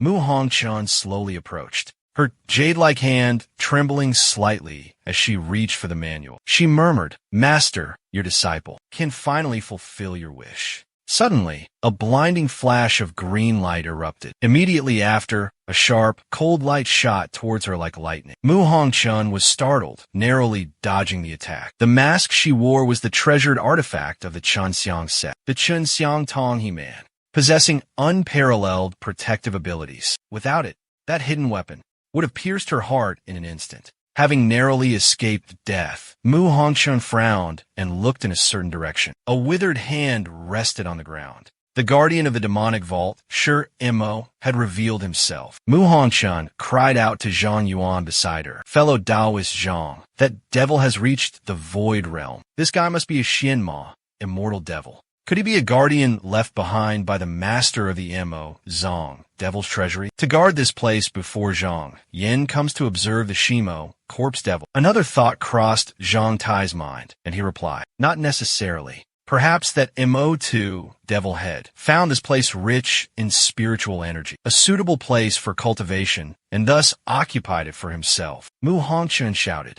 the red lantern in her hand radiating a brilliant light. She raised the lantern high, illuminating the Shimo's form, and earnestly pleaded with Zhang Yin, fellow Taoist Zhang Yin, with your profound cultivation. Could you assist us sisters in maintaining a defensive formation? I will go with my 2 junior sisters to probe this Shimo. Mu Hongchun immediately ordered her 2 junior sisters. Follow me. We will surround him. She gathered her spiritual power, casting a spell to attack the Shimo. But the Shimo seemed indifferent to the attack, acting like he was deaf and fearless. A terrifying wave of Yin energy gathered in his hand. The Shimo waved his hand, easily dispelling Mu Hongchun's attack. A surge of fierce resistance shocked her. Qi Yelan also struck simultaneously, above the corpse demon's head. A gigantic red lotus suddenly materialized. The earth-shattering evil spear in his hand abruptly moved. The corpse demon seized the opportunity to counterattack, striking at Qi Yelan. They endured the agonizing backlash. Ai Tan and Hu Jiao focused their minds, raising their guard. Wielding their magical weapons, spiritual energy transformed into countless beams of light aimed directly at the corpse demon. But the spear in the corpse demon's hand easily deflected them, swinging the spear in a wide arc, knocking away all the magical weapons. Hu Jiao cried out in pain. My magical weapon, Shuangzu. The corpse demon stomped hard on the ground, using the force to launch himself at Hu Jiao. She cried out in terror, Senior sister, save me. Mu Hongchun rushed to her aid, seeing the spearhead approaching. Mu Hongchun gritted her teeth, using his own body to shield Hu Jiao. Both figures fell to the ground simultaneously, weightless. The Tima continued to sow devastation. A fatal attack was unleashed. Zhang Yan's sword ring also launched an attack at the same time. Intercepting the blow, a myriad of golden lights exploded, violently colliding, creating a small explosion in midair. Lu Geji's 6th talisman shocked Qi Yelan. The talisman rapidly changed shape, invading Qi Yelan's consciousness like lightning. Mu Hongchun coughed up a trace of blood, saying, fellow Taoist Zhang, could you lend my sister a hand? This time, her plea was utterly sincere. Hearing this, Zhang Yin replied, since fellow Taoist Mu has requested it, how could Zhang Mao refuse? He carefully observed the battlefield, thinking to himself, besides the injury on that devil's left arm and that strange black chi, there's nothing to be concerned about. Zhang Yin furrowed his brow in thought. With his current cultivation level, must possess enough power to handle this. A sudden turn of events. A group of bandits materialized in midair. A brilliant golden light swiftly enveloped all directions, and a long-sealed ancient text suddenly appeared, opening a new chapter in Mu Hongchun's life. Simultaneously, he retreated to evade the incoming attack. Mu Hongchun struggled to withstand the wrath of the Tima, who roared in frustration. A fierce attack pierced through the Tima's barrier, leaving him unable to defend and forced to endure the full force of the blow. The Tima vanished in a burst of golden light, his soul scattered. At that very moment, a surge of true essence transformed into a ray of light, tearing through the wind. Nye Qining also rapidly approached the demonic treasure. Terror gripped Mu Hongchun as he exclaimed, Martial Ant Nye. Hearing this, Nye Qining let out a cold, mocking smirk. Mu Hongchun, are you surprised? With those words, she slowly walked towards the demonic treasure, her tone laced with a hint of Anton. Your master and disciple poured your hearts and souls into this. Countless schemes and treacherous plots were laid out, hanging by a thread, every detail meticulously planned. Yet in the end, it was all for naught, like water off a duck's back. This demonic treasure must belong to me. Qin Ying's voice dripped with smug satisfaction, her face alight with glee. Listen, she didn't forget to taunt Mu Hongchun. Your master and disciple have plotted for so long, scheming endlessly, but in the end, your efforts were futile, a mere drop in the ocean. Witnessing the scene, Mu Hongchun felt a surge of rage, his fury igniting within him. "Martial uncle, how dare you?" Qing Ying scoffed, waving her hand to summon the demonic treasure into her grasp, a wicked glint in her eyes. "The demonic treasure is now in my possession. From this day forward, I will be the supreme ruler, unmatched by all." As soon as the words left her lips, her entire body began to pulsate with power, preparing to refine the demonic treasure. But in an instant, Qing Ying's face contorted in sheer terror as she found herself bound, unable to move. A chilling, eerie, and sinister demonic aura had silently invaded his body. Demonic energy swirled like a tornado in the blink of an eye, dragging Nie Qianying into a dark abyss. A terrifying scream echoed through the space. Then the demonic energy gradually dissipated. Everything fell into an eerie silence. At this moment, before Zhang Yan and the others, the demonic energy suddenly intensified, like a beast escaping its cage, roaring and tearing through the night. The demonic energy converged into a single stream, and Lu Ge calmly appeared. He nonchalantly accepted the demonic treasure and stored it in his Chinquan bag. Mu Hongchun was stunned by the scene unfolding before his eyes. Astonished, he asked where this Taoist came from. The spirit boat slowly docked. Mu Hongchun coldly questioned Taoist Lu Ge. "You there?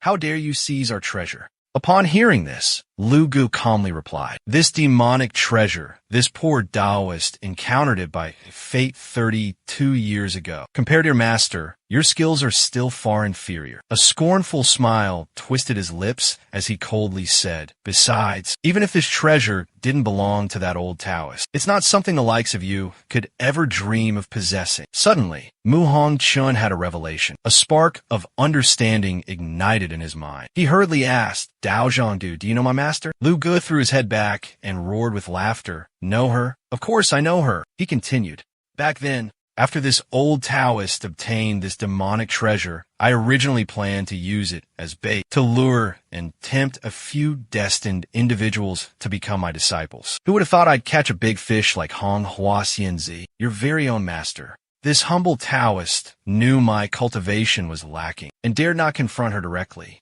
fearing she would ruin my grand plan. I had no choice but to resort to ruthless measures and secretly poison her." Mu Hongchun's eyes widened in utter horror as he listened. You're saying you murder my master?"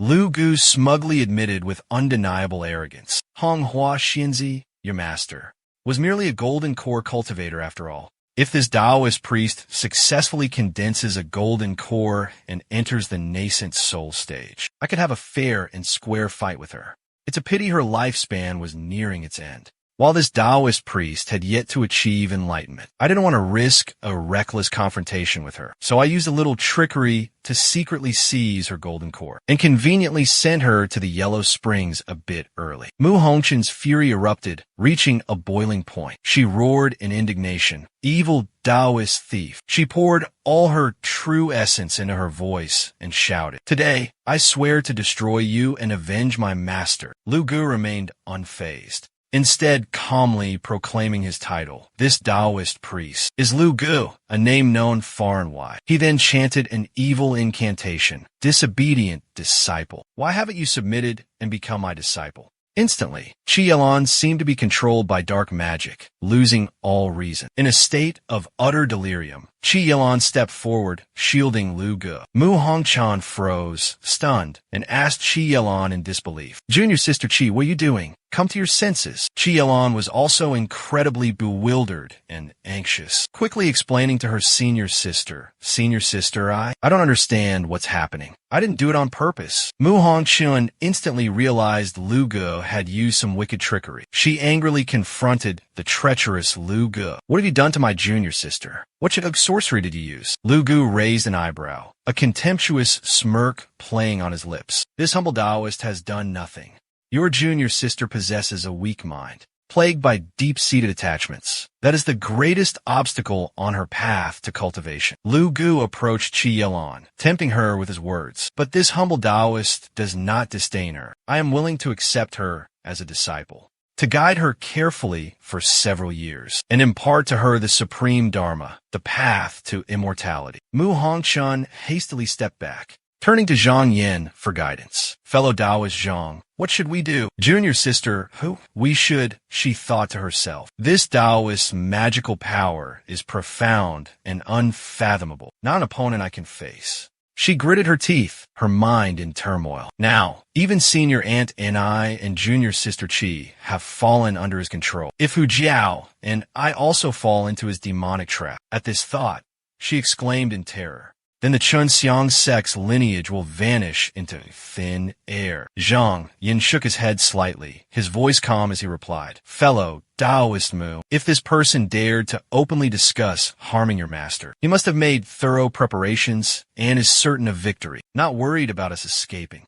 Hearing this, Lu Ge couldn't help but praise inwardly. This fellow Taoist is truly insightful and perceptive. On this 6th floor, the old Taoist has long laid out the beckoning dragon formation. Without the old Taoist activating the formation, even if you possess extraordinary talent and comprehension and understand how to break the formation within half a month, you absolutely cannot escape. Mu Hongchun was horrified by the 7 eerie auras emanating from a Taoist. You, what in the world are you trying to do? But Lu Ji's next words made Zhang Yin suspicious. He arrogantly declared, as long as you are willing to submit yourselves to this old man and cultivate under this old man's cultivation method, this old man will not make things difficult for you. Lu Ge continued, if you agree to let this old man place a restriction on your primordial spirits, this old man can spare your lives and let you return. Such generous terms, you should consider them carefully. Mu Hongchun rose on her toes, channeled her energy, and stomped her foot on the ground, focusing all her true essence and charging straight towards Lu Ge, roaring, You want to be my master? Let's see if you even have the ability. 2 earth-shattering forces erupted simultaneously, their momentum like roaring waves crashing fiercely towards Lu Ge. Lu Ge merely smirked coldly, his heart brimming with excitement. He flicked his sleeve, brandishing his Dharma wheel, unleashing a surge of spiritual power as devastating as a falling meteor. It effortlessly shattered Mu Hongchun's attack. Mu Hongchun was utterly horrified, staggering backward in defeat. Lu Ge let out a triumphant laugh, exclaiming, This old master won't rush to subdue you. Stay here for a while. Calm your mind and reflect carefully. He finished speaking, and another ferocious Dharma seal fiercely struck out. Mu Hongchun was completely defenseless, utterly drained of strength to resist. A blood-curdling scream echoed throughout the area. Witnessing her senior sister in mortal peril, Hu Jiao gritted her teeth in utter indignation. Zhang Yin, understanding her feelings, reached out to stop her. Fellow Taoist Hu, leave this to me. Quickly go and tend to your senior sister. At this moment, Zhang Yin activated his sword ring, silently channeling his inner energy deep in thought. The Taoist merely twitched. Yet Xian Guang possessed enough power to suppress the mortal realm's cultivation. His cultivation level must have at least reached the Xian Guang triple layer, the realm of spiritual illumination, perhaps even more profound and erudite. A moment later, he spoke with a voice full of determination. If the Taoist priest wishes to take me as a disciple, then he must first see if the sword in my hand agrees. As soon as he finished speaking, a powerful sword intent erupted. Lu Ge also drew his staff, responding heartily, This humble Taoist would be honored to witness your esteemed techniques. Sharp sword intents aimed straight for Lu Ge, but he effortlessly neutralized them. Zhang Yin, witnessing this, furrowed his brows and immediately executed the separation sword scripture. Zhang Yin gripped the hilt of his sword tightly, his aura surging as he roared. Divide light, separate and combine. Lu Ji's expression turned serious, his stance becoming more guarded. Zhang Yin focused his mind, chanting an incantation. The moment Zhang Yuan let out a shout, the sword ring suddenly split apart.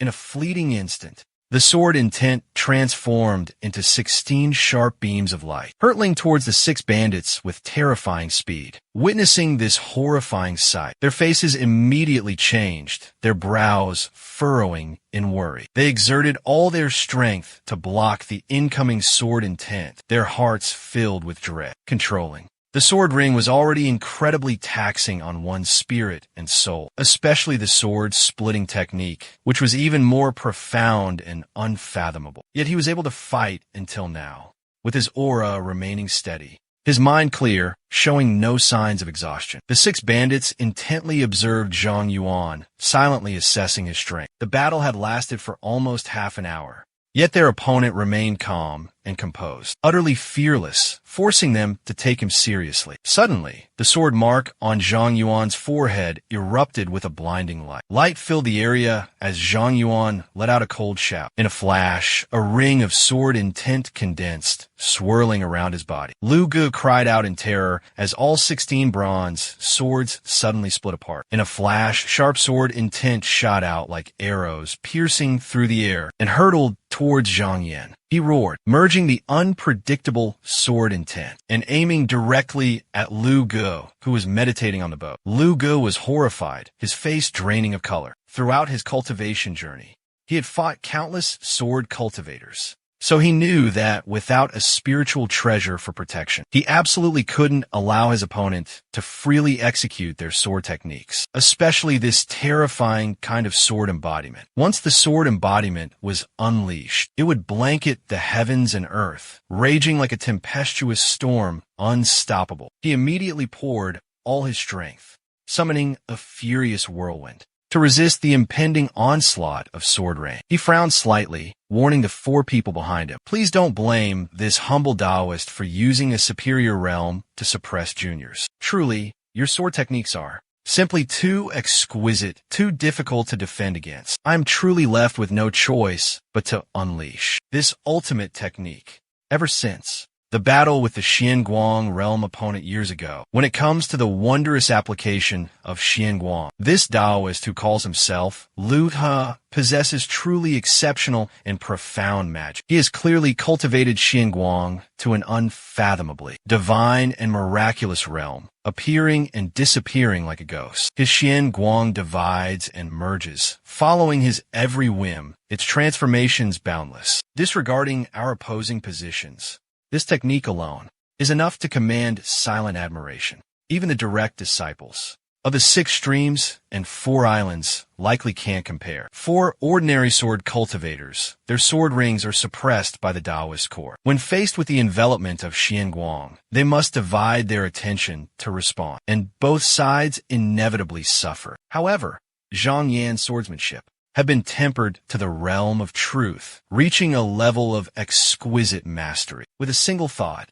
it would function automatically with practiced ease, without needing much conscious effort. He only needed to maintain a steady spirit and focus on urging it forward. The Xianguang golden fire blazed fiercely, like a metal-smelting inferno consuming all in its path. Zhang Yan instantly soared into the air, his figure a blur of motion. 2 earth-shattering forces collided, creating a cataclysmic explosion. The power of Xianguang radiating from Zhang Yan gradually gained the upper hand, overwhelming his opponent. Lu Ge had to admit, Xianguang was truly formidable, its power absolute. A mighty roar reverberated through the air as Xianguang relentlessly pierced the vortex, attempting to tear open a hole within the swirling tempest. Zhang Yan thought to himself, since he began cultivating the Tai golden fire Xianguang, he had yet to encounter an opponent worthy of a truly earth-shattering battle. Atop Xianguang Peak, he finally met a worthy opponent.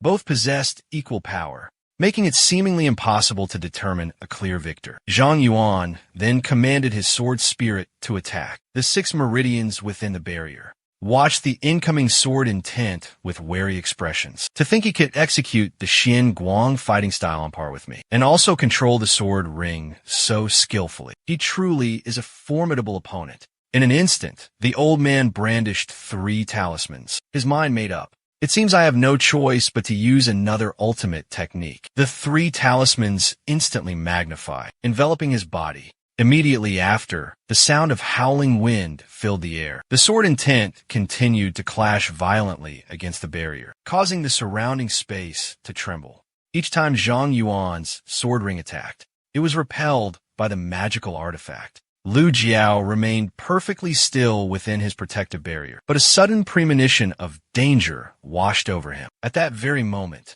Alarming cracks began to appear in his sturdy defense. The terrifying pressure emanating from the clashing energies sent shivers down the spines of both Mu Hongchun and Hu Jiao. Both of them couldn't help but feel apprehensive in the face of this earth-shattering power. Lu Jiao thought to himself, "This dazzling duel seems evenly matched at first glance, but I have cultivated for many years.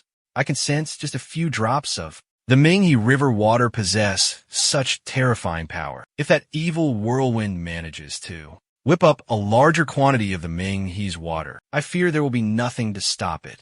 Lu Jiao mused. The Xian-Guang battle. On the surface, it appears to be a balanced fight, difficult to determine a victor. But I have diligently trained for hundreds of years, and have long since condensed a solid golden core within my lower dantian. Could it be that I'm apprehensive of a mere early-stage Xian-Guang sect cultivator? No matter how cunning and devious you are, just wait a moment longer. Once I exert my boundless and profound power to suppress you, you will surely vanish into thin air. Zhang Yuan immediately took out a spirit pill. He quickly calculated. He still had plenty of spirit pills left. No need to worry about depletion. But the other man clearly saw him swallow the spirit pill, yet remained calm and composed, neither hurried nor delayed. Perhaps he had exhausted all his tricks and could only rely on a war of attrition to win. Or perhaps, deep down, he was harboring another scheme. From the moment he engaged Zhang Yuan in combat, every move he made struck at a weakness,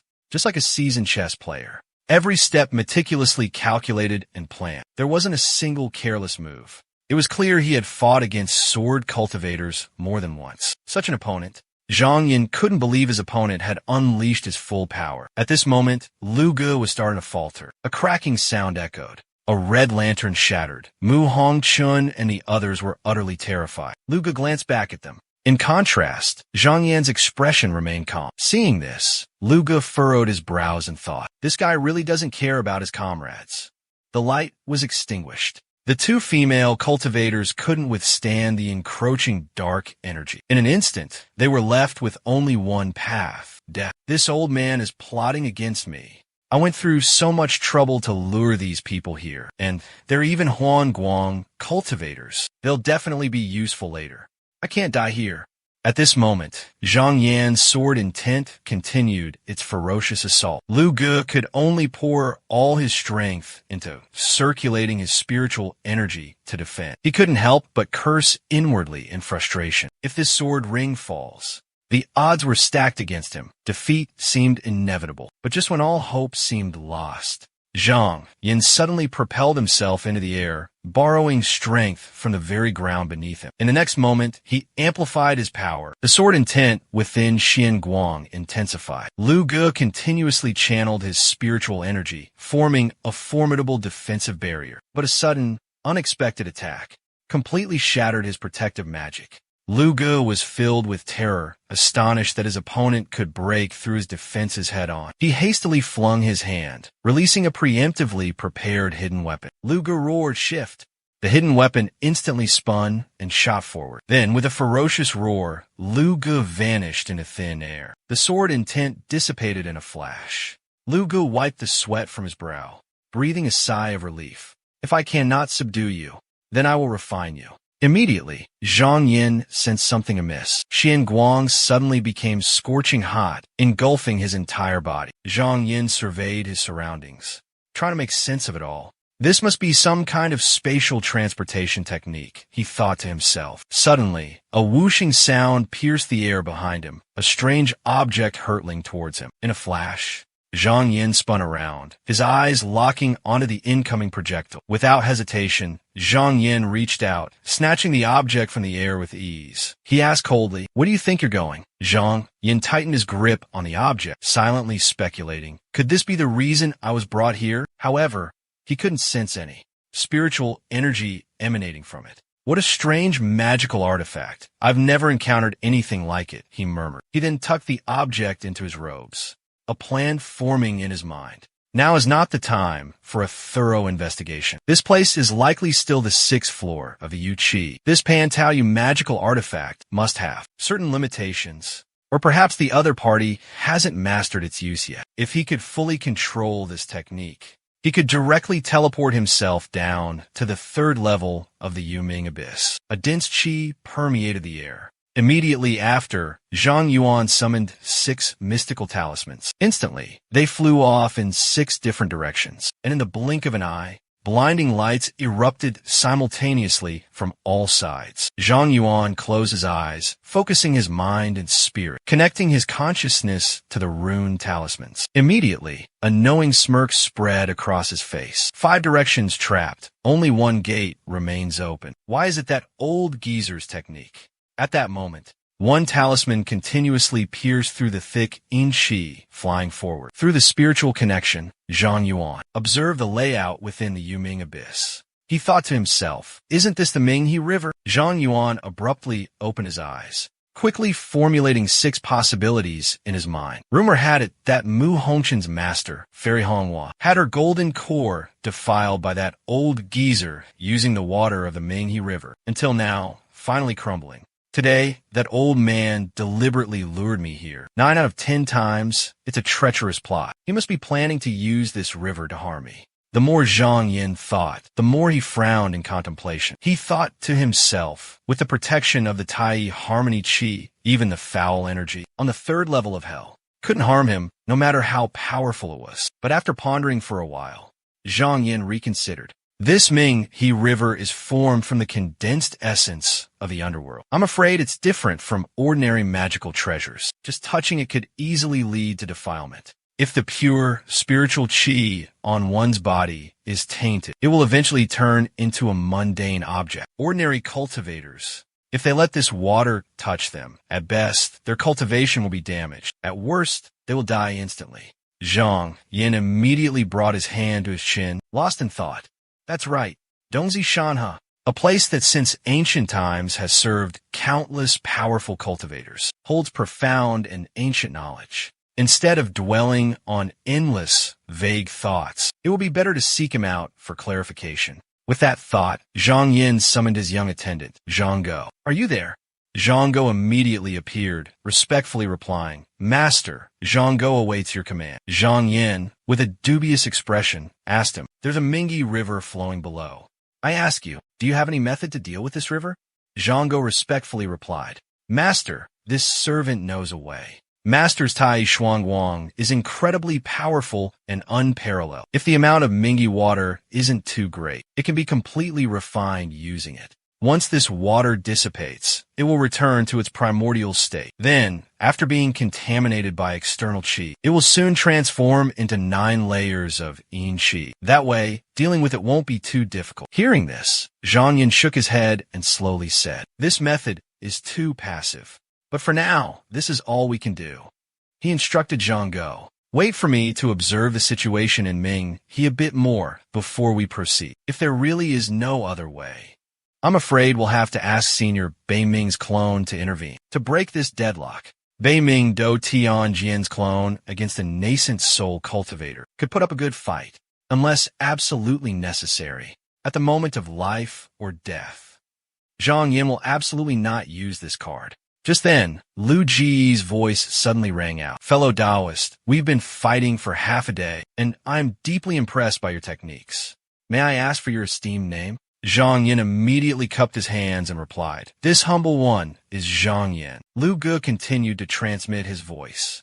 So it's fellow cultivator Zhang. Just now, I boasted about taking you as my disciple, but with your extraordinary abilities, it seems my previous words were quite boastful. However, I absolutely cannot let you escape and reveal the secrets of this place. This time, I will bury you alive here. Hearing this, Zhang Yin chuckled softly. In my heart, you already knew everything. So why bother with these unnecessary words? At this moment, 6 magical artifacts appeared. The old man couldn't help but say smugly, It's all this poor Taoist's fault for talking too much. Alright, then please, fellow cultivator, experience my 7 absolute yin devouring formation. This 7 absolute yin devouring formation has a total of 7 sealing gates, with only 1 exit below. But this gate, every hour, will draw in the netherworld's yin qi from the 7th layer, surging endlessly into the formation. But that's not the most terrifying part. If the yin qi can't harm the imprisoned person, the formation will automatically absorb and transform it. Just as the yin qi dissipated within the Minghe River, a bizarre, evil wind arose. This wicked wind will cause the Minghe's currents to surge violently, even if you possess protective treasures. Sooner or later, the Minghe's waters will corrode them, turning you into a weak mortal. Once a magical treasure loses its spiritual power, unable to offer any more protection, that person can only meet their demise within this formation. Zhang Yin immediately utilized his Xian Guang spiritual qi, directing it towards the Minghe River. He naturally knew that this layer of yin qi couldn't harm him. Zhang Yin continuously urged it on, forcing the formation to trigger the eruption of the 8th layer of residual soul severing qi. This is a type of invisible qi that doesn't affect the physical body but directly attacks the soul. Even the slightest touch will instantly drive a person to madness, causing them to lose all reason. After many years will degenerate into a true demon, only knowing how to tear apart fresh flesh and devour foul qi to survive. Zhang Yin slowly raised his hand, beginning to condense his true yuan energy. In a blink of an eye, a powerful barrier was formed, enveloping him and Zhang Go within. Both remained silent, hidden within the protective barrier. Dense streams of foul qi had now surrounded them. These streams of foul qi seemed to possess a life of their own, eerie swirling around Zhang Yin. Inside the barrier, Zhang Go anxiously called out, "Master, allow this humble servant to assist you." As he finished speaking, the T2 painting in his hand unfolded, glowing and absorbing the surrounding foul qi. The terrifying streams of foul qi were gradually sucked into the painting. Witnessing this scene, Lu Gu exclaimed in admiration for Zhang Yin. "Fellow Taoist Zhang,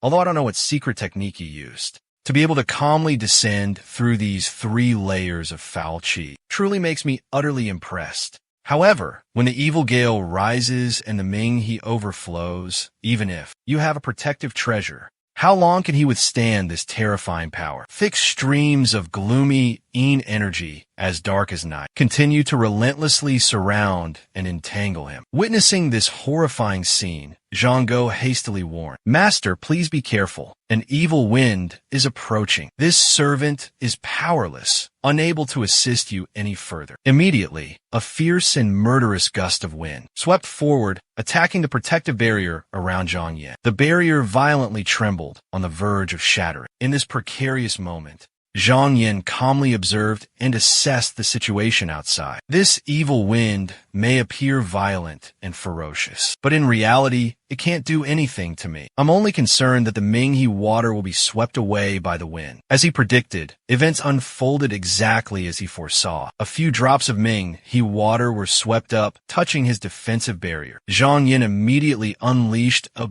brilliant Xian Guang, quickly repelling the yin energy of the Tai Yi Xian foam. The powerful Xian Guang light forced the surrounding deathly energy to cower in fear. Realizing his opponent's weakness, Zhang Yin increased his spiritual awareness, trying to investigate, but the wisp of deathly energy gradually dissipated before his eyes. This baleful energy is formed from the yin qi of the earth veins. Its specialty is to taint and pollute other types of spiritual energy. Even the copper child of mountains and rivers wouldn't dare absorb it, for fear that once absorbed, it would defile its own pure spiritual qi. I can only wait for it to be contaminated by impure qi and transform into one of the 9 types of baleful qi. Only then can it be absorbed. Zhang Yin looked at the pill in his hand, lost in deep thought. Just a few drops of Minghe River water are this potent. If the evil wind were to carry a large amount of Minghe water to the mortal realm, I fear there would be no way to stop it. Suddenly, Zhang Yin remembered something. The Yuan heavy water within his qi sea. He immediately released 3 drops of Yuan heavy water. In an instant, the 3 drops of Yuan Zhong Shui seemed to be revived, their vitality restored, and they began to absorb and devour the surrounding yin qi. Immediately after, Zhang Yin retrieved the 3 drops of Yuan Zhong Shui, thinking to himself, according to the records in the Lan Yun secret manual, if this Yuan Zhong Shui can advance further, it will transform into Xian Ming Zhong Shui, an extremely rare divine water. These 3 drops currently haven't reached that realm yet, but a peculiar transformation seems to have occurred. Just then, Zhang suddenly woke up, his eyes shining brightly as he stared at what Zhang Yin held in his hand. His face filled with joy as he exclaimed, "Master, the Yuan Zhong Shui you just released can indeed absorb Yin Qi. If that's the case, what's so fearsome about the Ming He Yu Shui?" As soon as he finished speaking, Zhang expression turned to one of frustration, and he said regretfully, "Unfortunately, there are only 3 drops of this Zhong Shui. If we had 300 drops, perhaps we could seize this opportunity. Refining the Ming He, 2 birds with 1 stone. It'll break the formation and create a path to survival." Hearing this, Zhang Yin calmly replied, "My Yuan Zhong Shui was originally formed from Yin earth veins, condensed from ghostly Yin Qi, sharing the same origin as this Ming He. Being able to absorb Yin Qi is only natural." Zhang suddenly remembered something and hurriedly offered a suggestion. "Master saying 100 drops can refine the Ming He, I'm afraid, is a bit of an exaggeration." He gesticulated, his expression indignant, and continued, "Master, absolutely do not let the name Ming He intimidate you. Although this Ming He bears the name of a great river." From Zhang's observation, compared to the true Jiu Ming He, it's a far cry. The Yin Qi here is scattered, thin, and weak. At best, it's just a stagnant pond. Zhang added, "There are no demonic acupoints here, nor any spirit eyes. This Ming He definitely didn't form naturally. I'm afraid it's the legacy of some powerful cultivator, moved from another place." Hearing this, Zhang Yin furrowed his brows slightly and asked suspiciously, "You mean this Ming He was relocated here by a powerful cultivator? Then why is its inner essence so depleted?" Zhang confidently replied, 9 out of 10 times that's the case. Surely that senior, when moving Ming He here, didn't just bring this small amount. It's just that Ming He has lost its source, and over time, has been severely damaged and depleted, leading to its current weakened state. Zhang Yin pondered thoughtfully. Previously, I spent a considerable amount of effort trying to condense the Yin heavy water, but I was worried I couldn't penetrate the earth's veins, and the Yin Qi was insufficient for cultivation. So far, I've only managed to condense 3 drops. This time, it's truly a fortunate coincidence. Although according to Tong Sishan He's account, the Ming He was actually just a small swamp. But he also understood that once the western wind rose, the Ming He would surge and become incredibly ferocious. I'm afraid that with my current cultivation at the Xian Guang stage, it would be difficult to withstand it, let alone condense Zhong Shui from it, unless I can break through before the calamity descends. If I reach the 2nd level of Tai Yi Xian Guang, the Xian Guang true Qi will transform freely and unpredictably, with just a few mystical transformations of Xian Guang. Perhaps I can refine the Ming He at a speed many times faster than before. Si Zhang Yan's thoughts cleared, and he laughed heartily. "Good, a gift from the heavens. Why refuse it? This is a rare opportunity. I want to see, in the end, will I refine the Ming He first, or will the Ming He devour me first?" To succeed on the path of cultivation, one must give their all. He couldn't afford any distractions. The Long flying boat's protective layer of pure Jinqi, though strong enough to temporarily withstand the 9 terrifying wisps of baleful energy, was being steadily eroded by the dense Yin Qi. In less than half a month, it would be rendered useless. But Zhang Dayin sought the path of immortality and longevity. These ephemeral, external possessions held no significance for him. If spirit stones could prevent the baleful energy from encroaching, even if it meant emptying his entire fortune, he wouldn't hesitate for a moment. Zhang Dayin sat serenely within his mind sea, commanding Zhang to unleash all the golden fire Sha Qi contained within the Shan He too, to aid his cultivation progress. Time passed silently. 7 quiet days slowly drifted by. The Long flying boat remained suspended amidst the pitch-black, somber darkness. From a distance, a voice echoed, calling out, "Fellow Taoist Zhang, have you been well these past few days?" Zhang Yin was in secluded cultivation, focusing on his training. Suddenly, he heard a call from afar. He slowly replied, "I am enjoying the beautiful scenery, the company of fair maidens, and the carefree joy here. Compared to you, my friend, I dare say I'm not lacking in the slightest." The words carried a profound and hidden meaning. Hearing this, Lu Ge let out a haughty laugh. "Is that so? Then my 7 absolute sound-devouring formation is about to welcome you, fellow Taoist. Luga knew full well that with Zhang Yan's cultivation level, relying solely on that trifling formation, he wouldn't be able to escape this predicament. He was incredibly patient, determined to trap Zhang Yan here, waiting for the opportune moment. If once wasn't enough, he'd try 2, 3 times. He was confident that even if Zhang Yan possessed heaven-defying abilities, he would eventually be trapped and wither away in this place. At this moment, Zhang Yan soared through the air, gliding on the wind, his figure appearing outside the Dragon Tooth airship. The ominous, gloomy aura beneath the ground, which he had fought against 7 days prior, was no longer unfamiliar to him.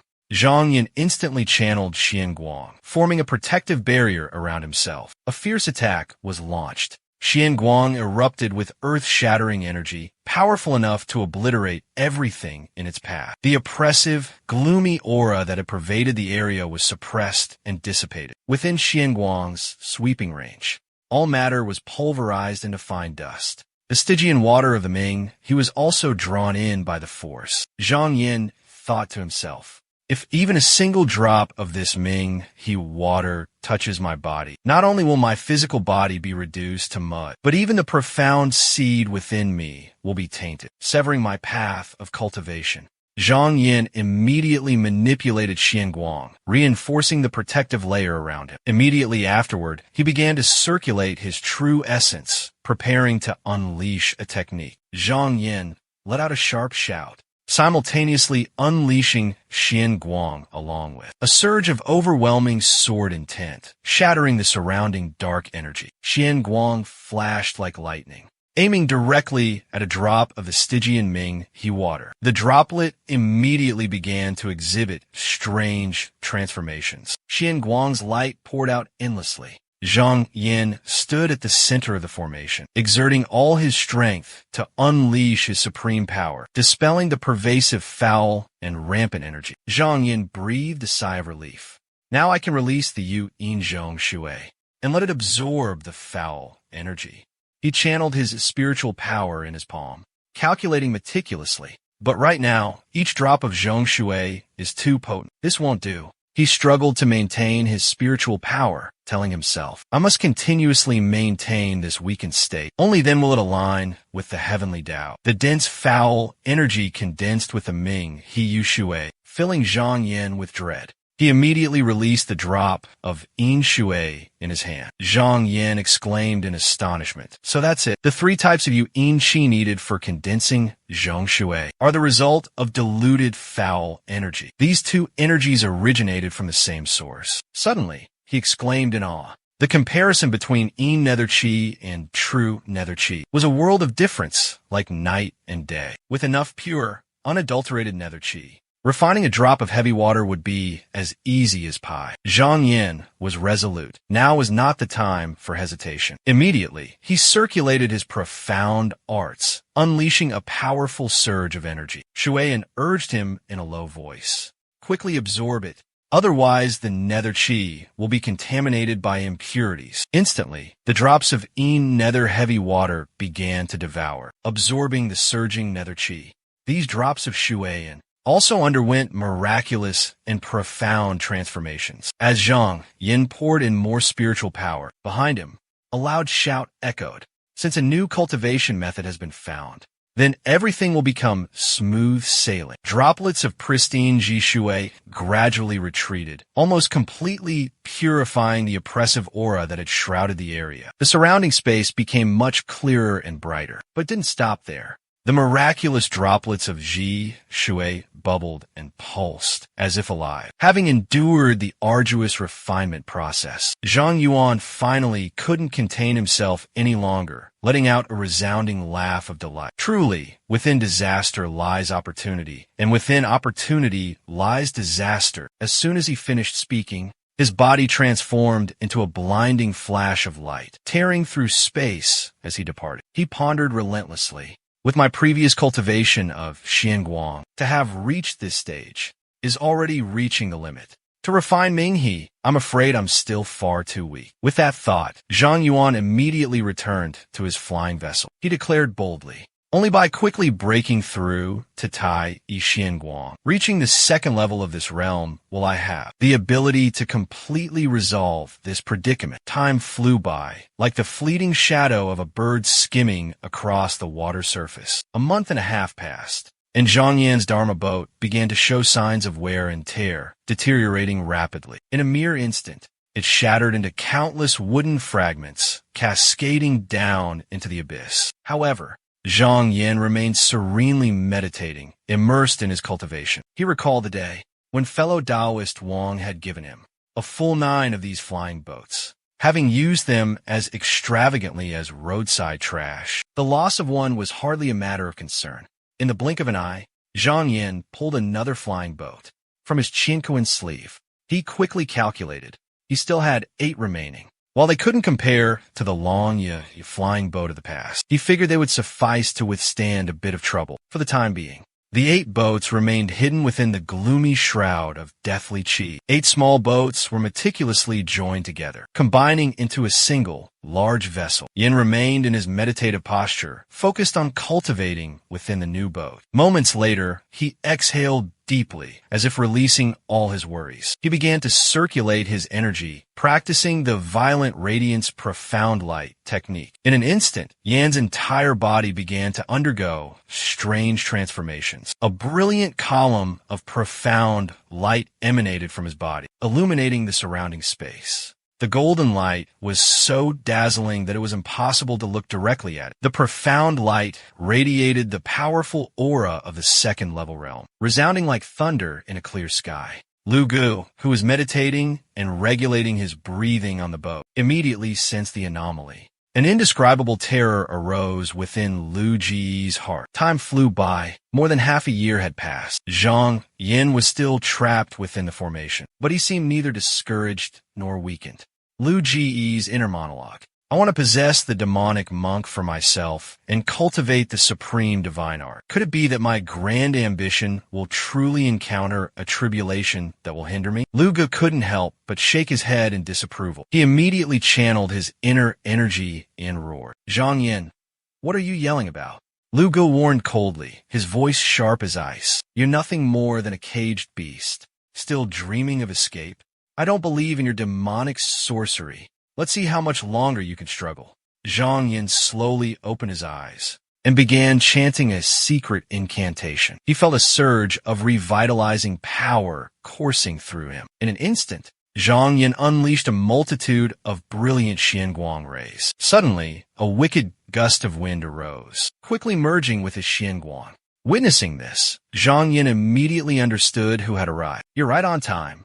He immediately amplified the sword light formation, reaching the second level of Xianguang. Xianguang continuously accumulated within Zhang Yan's mind sea. Not only had his power increased, exponentially compared to before, but it now harmonized strength and flexibility, becoming incredibly adaptable. With just a thought, he could control the application of the Xianguang technique, perfectly blending hardness and softness. Every ounce, every strand of energy would be utilized to its fullest potential. Compared to his previous method of direct confrontation, this was profoundly more sophisticated. At this moment, Zhang Yan employed the Xianguang technique, beginning to refine the Ming He Shui Styx water. After consuming 10 drops of Ming He Shui, Zhang Yan spent the past few days refining 40 drops of heavy water. He then released them, allowing them to freely absorb the baleful energy before retrieving them and extracting their essence, transforming it with his cultivation. After countless cycles of this process,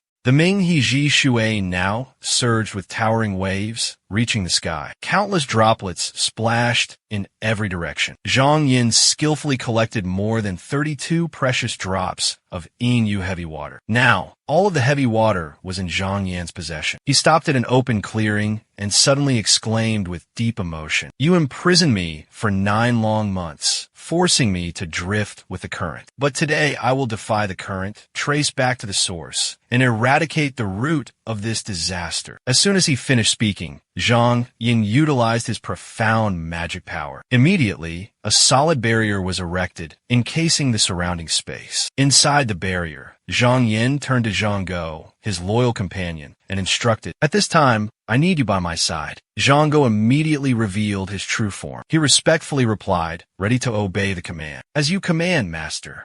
Together, they descended into the depths within the protective barrier. Zhang Yin furrowed his brow, concentrating on casting his spell. A brilliant beam of Xianguang was instantly released, shooting straight in one direction, probing everything around. Zhang Yin thought to himself, just as I suspected, this cliff is saturated with MANHWA water. This is a hidden earth vein, and the dark stone must be formed by a senior who channeled the MANHWA water here, leaving behind two magical treasures of common origin, supporting each other, the only way for them to endure through time. Zhang Yin called Zhang Go, who immediately exclaimed in surprise. When the aquamarine converges in one place, it's definitely not something a faint Xinguang of mind can easily shake. After a moment of contemplation, Zhang Yin ordered Zhang Go, "Absorb all the foul qi here with me. I won't allow you to stop until I say so." Once the foul qi here is completely eliminated, a wicked wind will suddenly rise fiercely, causing a portion of the MANHWA water to be blown out of the dark stone.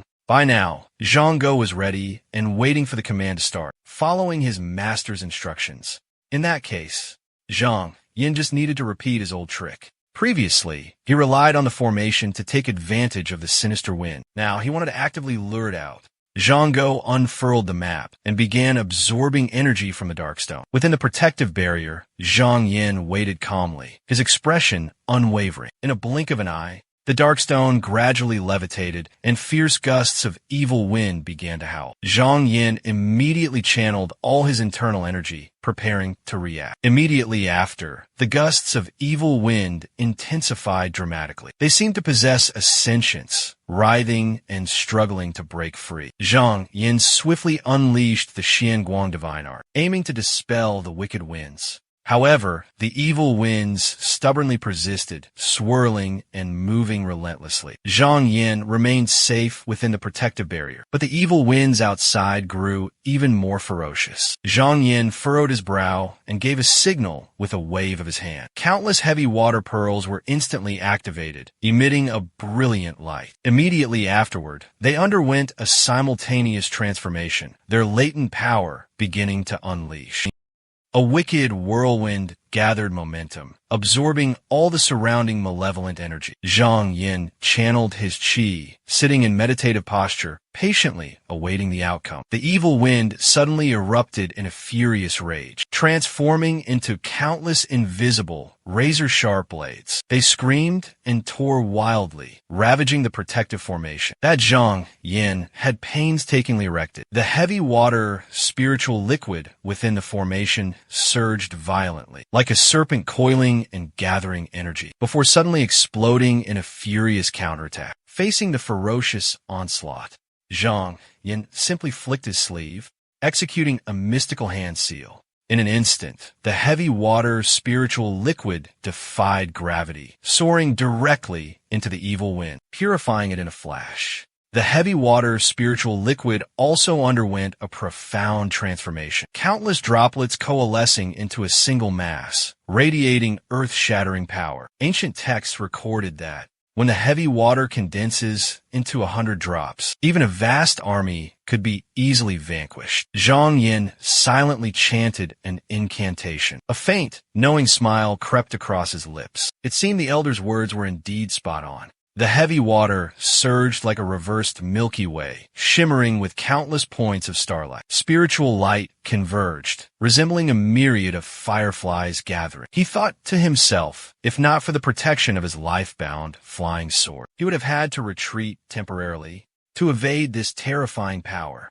Zhang Yuan focused his mind and spirit, chanting ancient incantations, stirring the power of the heavy water. In an instant, countless spiritual liquids surged violently like a rising tide, converging towards a single point. Zhang Yuan channeled the river, overturning profound art. Heavenly might descended like thunder. He acted decisively, without hesitation. The power of the heavy water rained down like a furious storm. The earth-shattering force caused the entire area to tremble violently. Rocks cracked. The world seemed on the verge of collapse. Outside the cave, Lu Ji's expression suddenly changed. A premonition of disaster washed over him. He furrowed his brows, exclaiming in terror, This is impossible." The old man launched himself into the air, riding the wind, falling from the teetering airship. 6 arms, with ferocious power, slammed into the ground. A furious gale erupted, howling fiercely. Terrifying cracks suddenly appeared in the cave's bedrock, spreading like a spiderweb. Heavy water, spiritual liquid, violently erupted before him. His 6 arms roared in furious indignation. "Damn it, that brat has actually escaped." A sharp sword chi burst from the rocky wall, its terrifying pressure making anyone falter. He hastily retrieved a spiritual treasure from his sleeve, its power far greater than before. Knowing a direct confrontation was unwise, he offered a stone suppression talisman.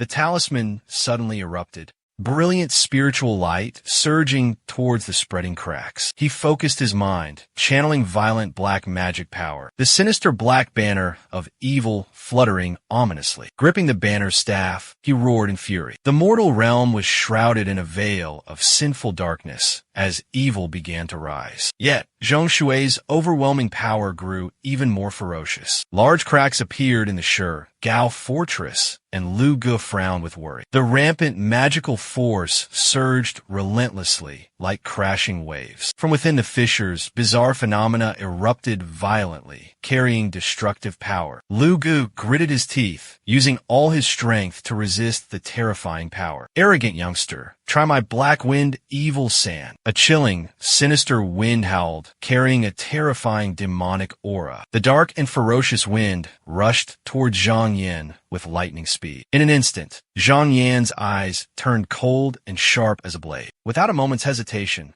Zhang Yan unleashed a powerful counterattack with all his might. Xian Guang's true qi converged, forming a sharp arrow that radiated a brilliant light. The arrow pierced through the air, tearing through space. The 2 earth-shattering forces collided, creating a cataclysmic explosion. The fierce confrontation was like a dragon battling a tiger, causing the surrounding space to tremble violently. Lu Ji's black wind evil sand, in the blink of an eye, was completely neutralized by Zhang Yan's Xianguang power. Lu Ji's face drastically changed, filled with utter terror. Lu Ge assessed that Zhang Yan's Xianguang was still only at the level of their previous encounter, believing his strength was merely brute force, lacking true prowess. He was overconfident, confident that by striking with the black wind divine script, Zhang Yan would surely struggle to defend, forced to rely on protective treasures, or summoning a flying sword for defense. If that were the case, his earth-shattering attack could turn the tide of the battle, securing victory. But Lu Ge hadn't anticipated that Zhang Yan's cultivation had made a significant leap, reaching the 2nd level of Xianguang. This arrogance had exposed a fatal flaw. Lu Ge hastily retracted the wind divine script, mustering all his strength to meet the attack. Sword light flashed, brilliant as a rainbow piercing the sky, obliterating everything in its path. Lu Ge coughed up a mouthful of blood, his internal organs reeling, utterly shocked. "This is bad," he thought. "If this continues, I won't be able to hold on much longer." The old man abruptly spat a mouthful of blood essence towards the Xianmen formation. Countless Xianmen runes piled upon each other, layer upon layer, condensing into an impenetrable wall of bronze and iron. However, an astonishingly sharp sword intent easily sliced through a layer of the Xianmen formation's defense. Yet, Zhang Yan had anticipated that his first strike might be blocked. Lu Ge still had many tricks up his sleeve. He wouldn't be defeated so easily. Zhang Yan withdrew his sword force and shouted, scattering dust. The situation remained under Zhang Yan's control. Once unleashed, his swordsmanship was relentless and unstoppable. Every strike finding its mark, nothing could stand in its way. Sword cultivators were notoriously difficult to defend against. Only magical treasures could offer a meager defense. The slightest slip-up would result in a torrent of sword light raining down upon Lu Ge. A sword cultivator's strength lay in their unparalleled speed, making them nearly impossible to outrun or escape. Once trapped within the barrage of sword light, defeat was only a matter of time. 6 methods to master the might of the sword ring at Fengmang Village. Power lies in sharpness, advantage in speed, and agility in thunder. If one's cultivation is profound enough, only then can a sword cultivator use demonic power to force the sword ring's oscillation. Lu Ke furrowed his brows, focused his inner energy, and let out a roar. The Tai Xian magical artifact transformed unpredictably, protective qi swirling around him.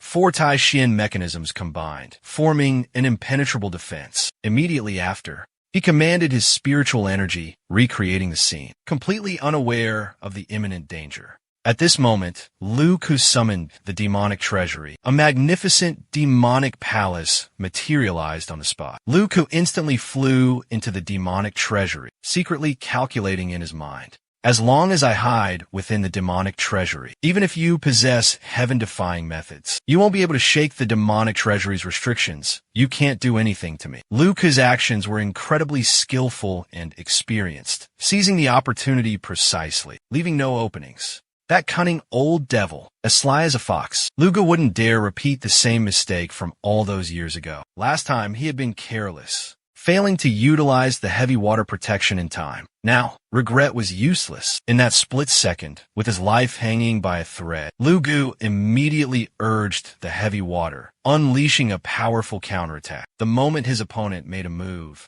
Lu Ke was filled with dread and hastily retreated. He witnessed a terrifying surge of energy, a fusion of 3 formidable true essences come crashing down upon him. Lu Ke was terrified, desperately dodging the attack. Zhang Yin pressed his advantage, his mystic light flashing like thunder. Overwhelmed by the sheer power, Lu Ke was forced to dodge again. Lu Ke realized with a jolt that he had miscalculated, stepping right into the jaws of death.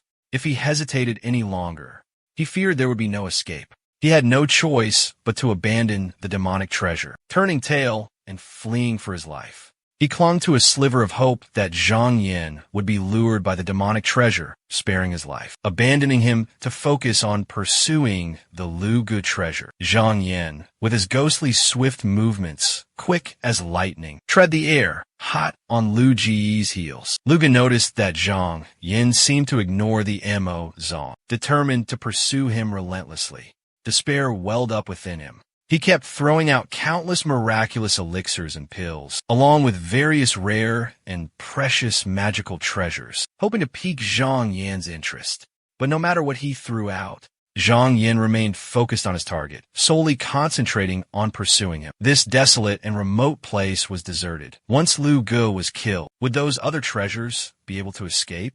Cornered, Lu Ke frantically pleaded with Zhang Yin, "Fellow Taoist, spare my life. Taoist Zhang, please spare me. I have a secret of utmost importance to offer you." Zhang Yin continued his relentless pursuit, completely unmoved. Earlier, Lu Ke and Wang had unleashed the Dan Shaji Qi, and now his vital essence showed signs of depletion. Despite his desperate flight to the 5th level of the Youqi Hell, according to his calculations, he could only make it to the 3rd level before Zhang Yuan caught up. His only option was to continuously use words to beguile, trying to distract his pursuer. Finally, cornered, he spoke with a trembling voice. "Fellow Taoist Zhang, do you know why I've been hiding here? Years ago, I was harmed by a villain from the Shaoqing sect. My foundation was severely damaged, and I failed to condense a gold core 7 times. I only managed to barely form a lesser gold core, considered to be useless. Even the extinction true grass couldn't heal it. I thought I'd have to abandon the path of cultivation for the rest of my life. But fortunately, I heard an earth-shattering secret. Within this demonic tomb lies a unique core formation method." He hastily continued, "I know fellow Taoist Zhang must hail from a prestigious sect. To cultivate a supreme, profound art, But this miraculous method of condensing a golden core within the magic repository uses Tao power to condense into a golden core, resulting in an unparalleled cultivation speed and rapid progress. And moreover, it contains countless other miraculous uses. If fellow Taoist cultivates this technique as a supplement, when the time comes to condense the Tao core, you can certainly ensure that the Tao core reaches the 4th rank or higher. I've spent countless efforts and painstakingly prepared for over 35 years to cultivate this technique. I'm willing to offer all the items prepared for this cultivation with both hands, only begging fellow Taoists to show mercy and spare my life. Zhang Yin heard this, the corner of his mouth curled into a cold smile, and he coldly replied, "You speak of fulfilling my needs, but wouldn't you be forever severing your own hopes of immortality?" Core formation. Lu Ge, as if struck in his vital point, shouted, "A core formation method can be found again, but life is only given once." He raged, his roar shaking the heavens and earth. "I still have 100 years of lifespan left. There's still a chance to defy fate and turn the tables. Even if I fail, I can still live a leisurely life, enjoying peace and freedom. It's better than perishing in this gloomy place." Lu Ji's pleas turned into threats, his tone hardening. "If fellow Taoist insists on forcing me into a corner, we'll both suffer like a fish dying and the net breaking. And don't even think about destroying my body and seizing my primordial spirit. This place is filled with Yin Sha Qi. Once my soul is scattered, my primordial spirit will instantly vanish. You won't gain anything from it." Zhang Yin raised an eyebrow, a scornful smile playing on his lips. "If fellow Taoist is so stubborn, then I shall send you on your way."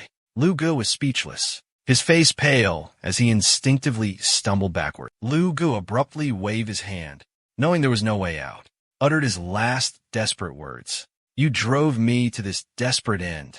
I will never let you succeed." With that, he mustered all his remaining strength and shattered his own Tianling Gai, ending his life. Lu Ge had chosen the perilous path of primordial spirit possession. Evil Yin Qi began to scream wildly, devouring his soul.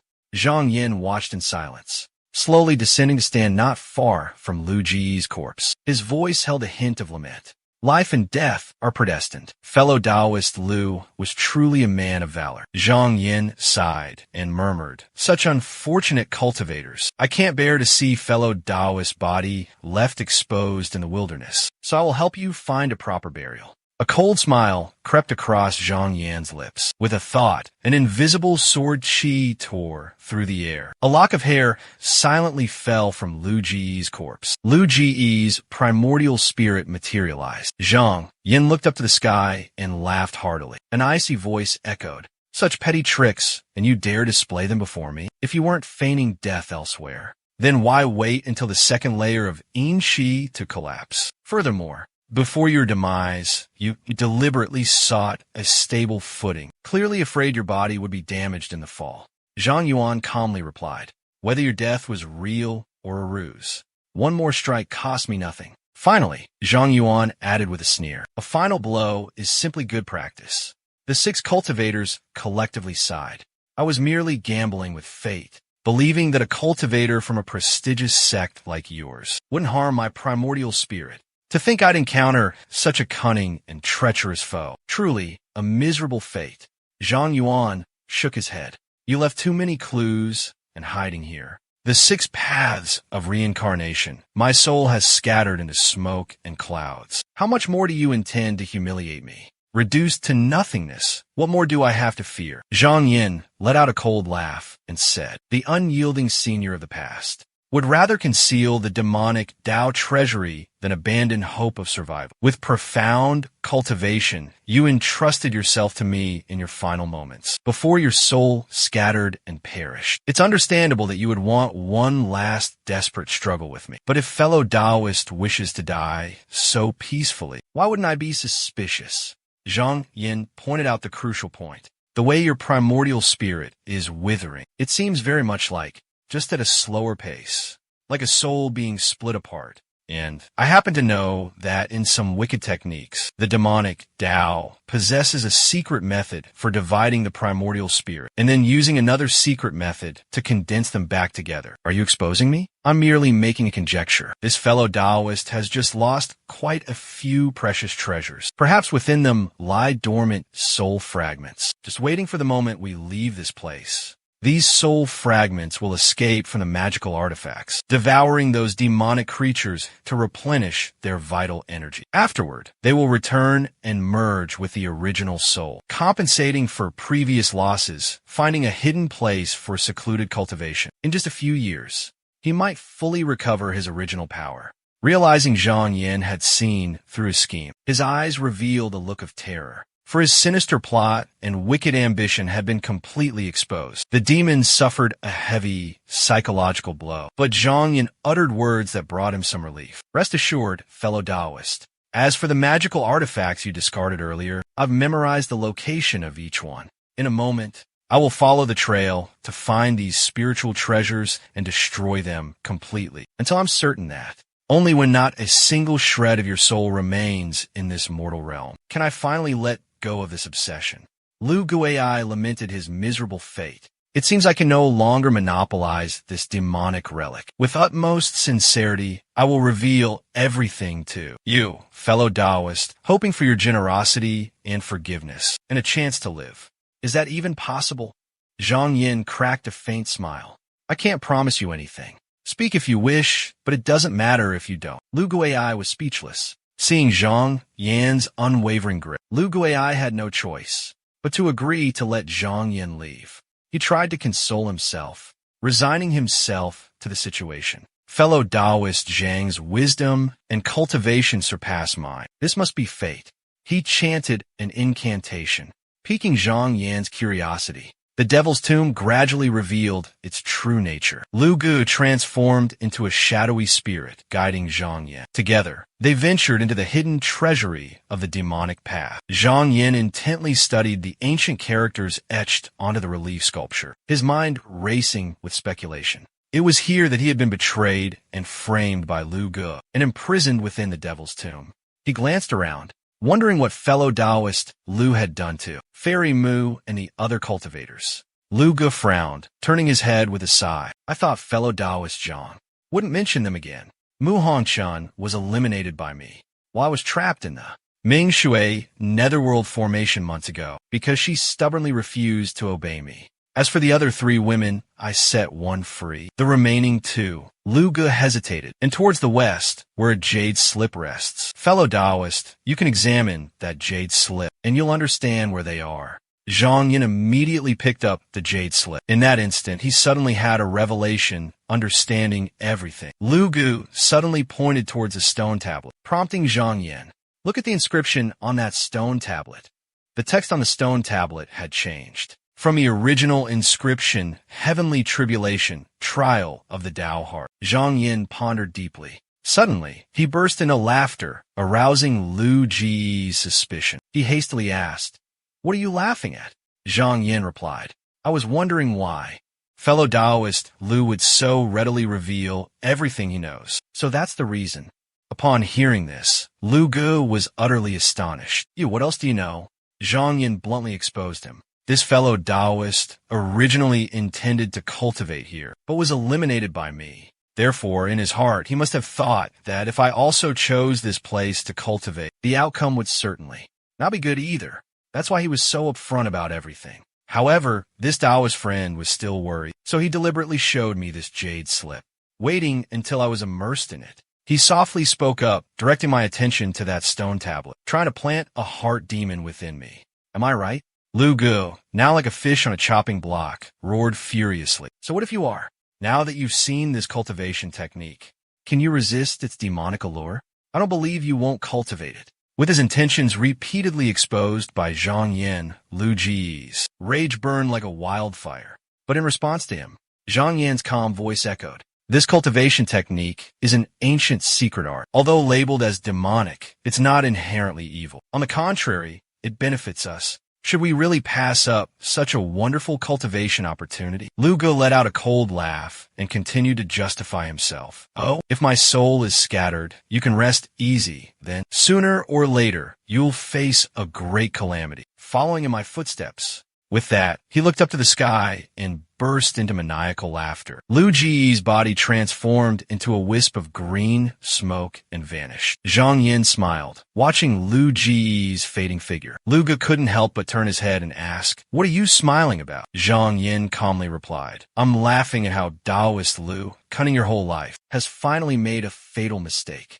He didn't hold back, exposing a flaw in Lu Ji's reasoning. Taoist Lu, search your conscience. If you already know that cultivating this technique will lead to self-destruction, would they be foolish enough to carve it on a stone tablet as a warning for future generations? Lu Ge, still not grasping the meaning, laughed loudly in reply. Of course, I wouldn't be so stupid as to do that. But in that moment, he suddenly had a revelation, as if enlightened. Before leaving, he gently stroked the stone tablet and sighed. The mindset of the ancient demonic cultivators is truly profound and unfathomable. This so-called heavenly Tao tribulation, how can we be certain it only descends upon cultivators? Perhaps for this world, those who cultivate these techniques are the ones truly defying the heavens and inviting tribulation. Zhang Yin, ever since he embarked on the path of cultivation, had faced countless hardships and dangers, never experiencing a single day of peace. What peril had he not encountered?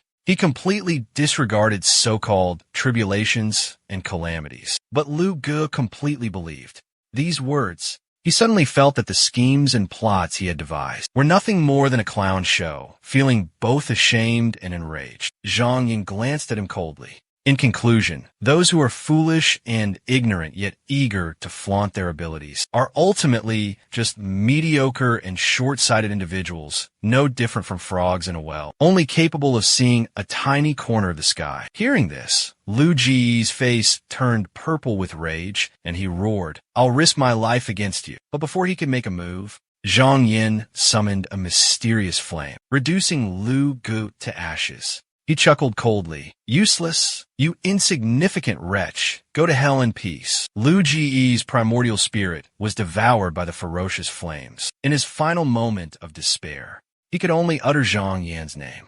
Zhang Yin pondered deeply. Qi cultivators refine their Tao through Qi, and to condense a golden core, one needs untainted true Qi. This substance is formless and invisible, naturally generated during core formation. If one cannot retain it, the grade of the golden core will undoubtedly be lowered. But Qi cultivators have weak bodies, mortal shells. How can they possibly contain it? The untainted true Qi is beginning to form. It will escape from every acupoint on the body. No matter how profound the cultivation technique, no matter how extraordinary the foundation, it's difficult to contain. Only a cultivator possessing a great destiny, with unparalleled luck, has the ability to bind it. Zhang Yin naturally didn't want to place his hopes on such ethereal luck, to vanish like that. The jade slip he obtained from the demonic Tao Museum recorded the cultivation method called the Bright Path Divine Soul Binding. This was a supreme body refining technique. Once mastered, the body would become as hard as diamond. Even divine weapons would find it difficult to inflict harm. Just by cultivating to the second level of the realm, the entire body would be like a single cast. There would be an 80 to 90% chance of imprisoning the untainted true Qi. Zhang Yin glanced around, thinking to himself, such a rare opportunity. How can I let it slip away? Zhang Yin meticulously observed the inscriptions on the jade. The writing on this jade tablet could very well be the original, authentic version of the Ming Dao Shun Kin Covenant cultivation technique. Compared to the previous jade slip, it's far more complete and comprehensive. To cultivate this peerless technique, one must first refine the 9 firmament demon tablet and subdue the Zhan Mo. He furrowed his brow in deep thought, weighing the pros and cons. But with a cunning and scheming person like Lu Ge, if this secret fell into his hands, he would surely commit it to memory, and then find every way to destroy it.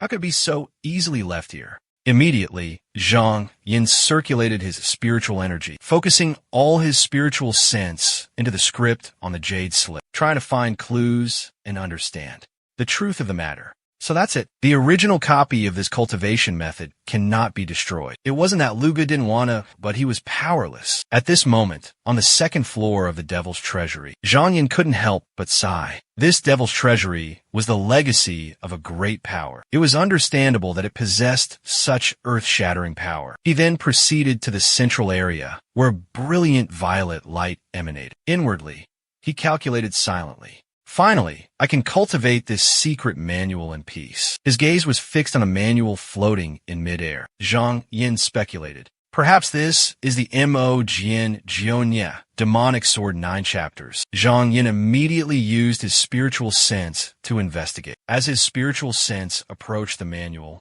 Zhang Yin detected something unusual. Doubt arose in his heart. Could this be a lingering soul fragment, a remnant obsession of Lu Ge? The moment Zhang Yin poured his spiritual energy into the Mo Jian, a stream of consciousness flowed into him, touching his spiritual awareness. Zhang Yin suddenly saw Lu Ji's memories of refining the Mo Jian. That year, the Mo Jian contained 33 restrictive seals, and Lu Ge had painstakingly cultivated for 32 years, day and night. He used the third layer of the Ming, his Yin Qi, to nourish the Mo Jian. Although he couldn't break the final seal, he could utilize the Mo Jian in a rudimentary manner, according to the records on Lu Ji's jade slip. With the fortunate possession of the Mo Jian, in the midst of a fierce battle with an enemy, if the opponent is no longer capable of fighting back, just a slight absorption is enough to devour their soul and vital essence. From this moment on,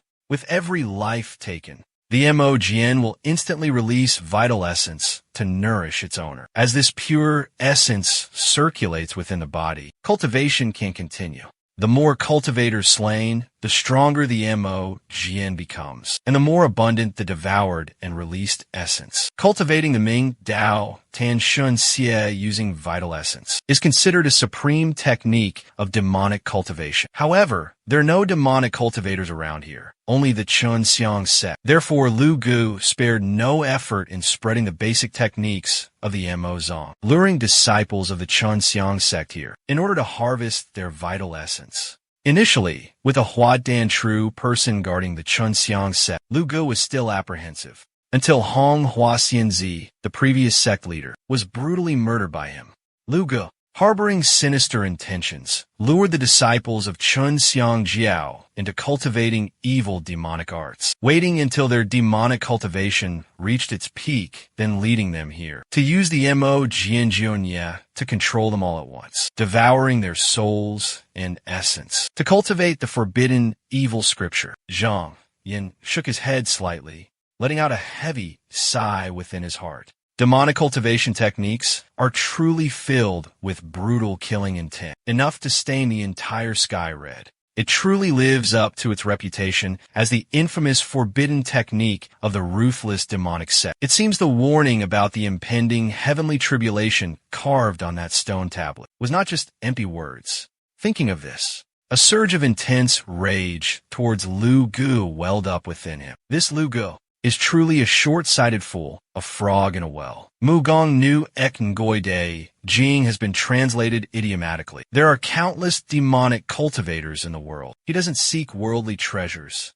but only focuses on a few hundred insignificant lives of this mediocre Chun Xiang sect, truly unworthy of bearing the noble title of doom. Zhang Yin furrowed his brows, continuing to mutter to himself. The sword light of that Shaoqing sect disciple from years past not only severed my path to immortality, but also paralyzed and extinguished the heroic spirit within my heart. Before his words could fade, Zhang Yin closed his eyes slightly, beginning to circulate the potent qi within his dantian. If this demonic treasure repository fell into my hands, how could I be confined and trapped in such a small corner? Immediately, above the ancient book, two powerful spiritual auras appeared, colliding and clashing with each other. Seeing the book stubbornly refusing to budge, Zhang Yin couldn't help but sigh. Unsatisfied with little, consumed by endless greed, in an instant a thought flickered in his mind, summoning the Tu Shan child from the depths of his consciousness. Gladly. Consider it done. This deity shall generously lend you a hand today. Zhang Ge, appear. As soon as the words were spoken, Zhang Go respectfully emerged. He bowed respectfully to Zhang Yin, his voice gentle and warm. "What are your orders, master?" Zhang Yin commanded coldly. "Release the baleful energy you have gathered and assist me. Spare no expense." Zhang Go immediately understood and responded reverently. "As you command." In a mere moment, the ancient scripture began to tremble violently. The remaining souls of the 6 hidden experts within showed signs of disintegration. Soon after, the scripture was completely cleansed, returning to its original state. Zhang Yin waved his hand, utilizing invisible magic, drawing the scripture into his palm. He clutched the scripture tightly.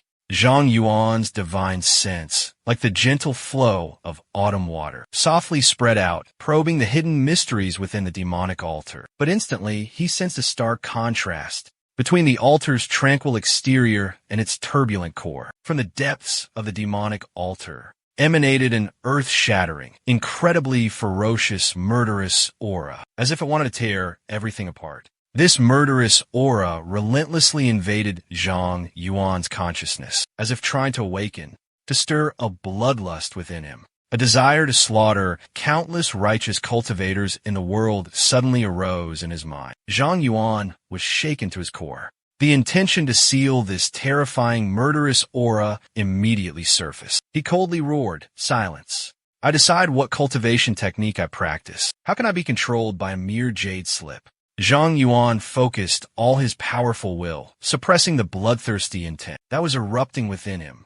He thought to himself, although this technique advocates survival of the fittest, killing for cultivation, but if one only comprehends it superficially and shallowly, acting recklessly and arrogantly, I'm afraid one would invite self-destruction before even grasping the essence of the technique. With that thought, he instantly transformed into a streak of light, tearing through space and vanishing. Amidst the vast expanse of the sky, Zhang Yan's voice echoed, carrying a hint of gunta. "I was once resented and besieged by righteous cultivators, and this technique is merely at the initial stage of the 3rd level. Perhaps there are even more profound techniques awaiting my discovery on the higher levels of the Devil's Repository. Now is not the time to be unrestrained." Zhang Yin furrowed his brows, a firm resolve hardening in his heart. At this moment, Zhang Yin had arrived at the 3rd level of the Devil's Repository. His eyes swept across his surroundings, observing and assessing the environment. "This layout, I feel like I've seen it somewhere before." A flicker of doubt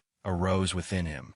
Zhang Yin pondered quietly. This thing, could it be used for teleportation? The relocation even involved this entire enormous devil's vault, a fact Zhang Yin was completely unaware of. What Lu Gu poured all his heart and soul into in this devil's vault. He had only just set foot on the 2nd floor. At this moment, Zhang Yin experimented with manipulating the spiritual power within Qiu Qi, a hint of indescribable astonishment rising within him. But why didn't Lu Gu refine it? He spent nearly 18 years restoring his Yuan Qi, and then spent another 14 years just to reach the 3rd floor. By the time Zhang Yin and Mu Hongxin stepped into this place, Lu Ge had only discovered this fish scale for a few days. Such a short time was simply not enough for refinement. If this devil's vault truly possessed the ability to travel through the void, Zhang Yin wouldn't stand on ceremony. He immediately sat down cross-legged and began the refining process. This thing looked like a piece of profound armament, but it didn't contain any true knowledge within. The refining process seems to be less demanding than anticipated. Perhaps this matter will be resolved swiftly and efficiently. The fish scale was enveloped layer upon layer, as Zhang Yuan's pure spiritual energy began to surge and emanate, triggering wondrous transformations akin to a miraculous phenomenon. It was as if it had been granted life, brimming with vitality, freely roaming the air, moving gracefully like a fish in water. Zhang Yuan condensed spiritual energy in his palm and softly bellowed, "Rise."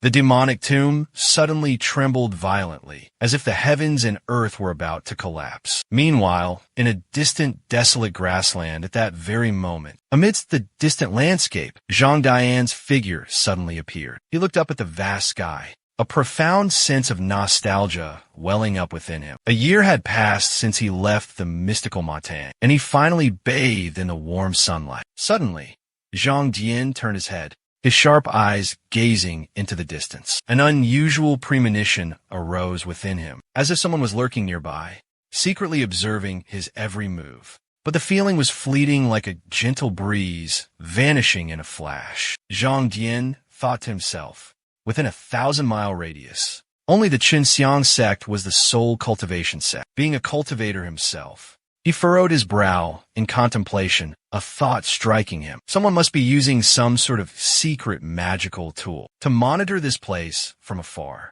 Now that Mu Hongchun has been killed by Lu Ge, he admitted to releasing a woman, with the goal of seizing complete control of the Qinxiang sect. He paused in thought for a moment, then continued.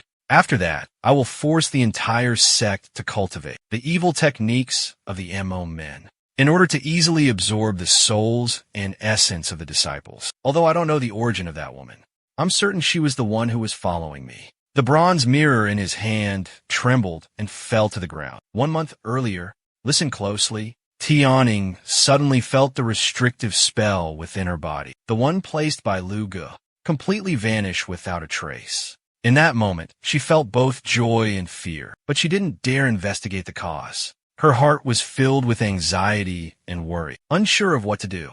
It just so happened that when Lu Ge took her away, he had given her a Baili Yin Qinjing. This treasure had the ability to observe scenes within a 100-mile radius. Therefore, every day, she gazed longingly towards the exit of the mystical Ming He realm.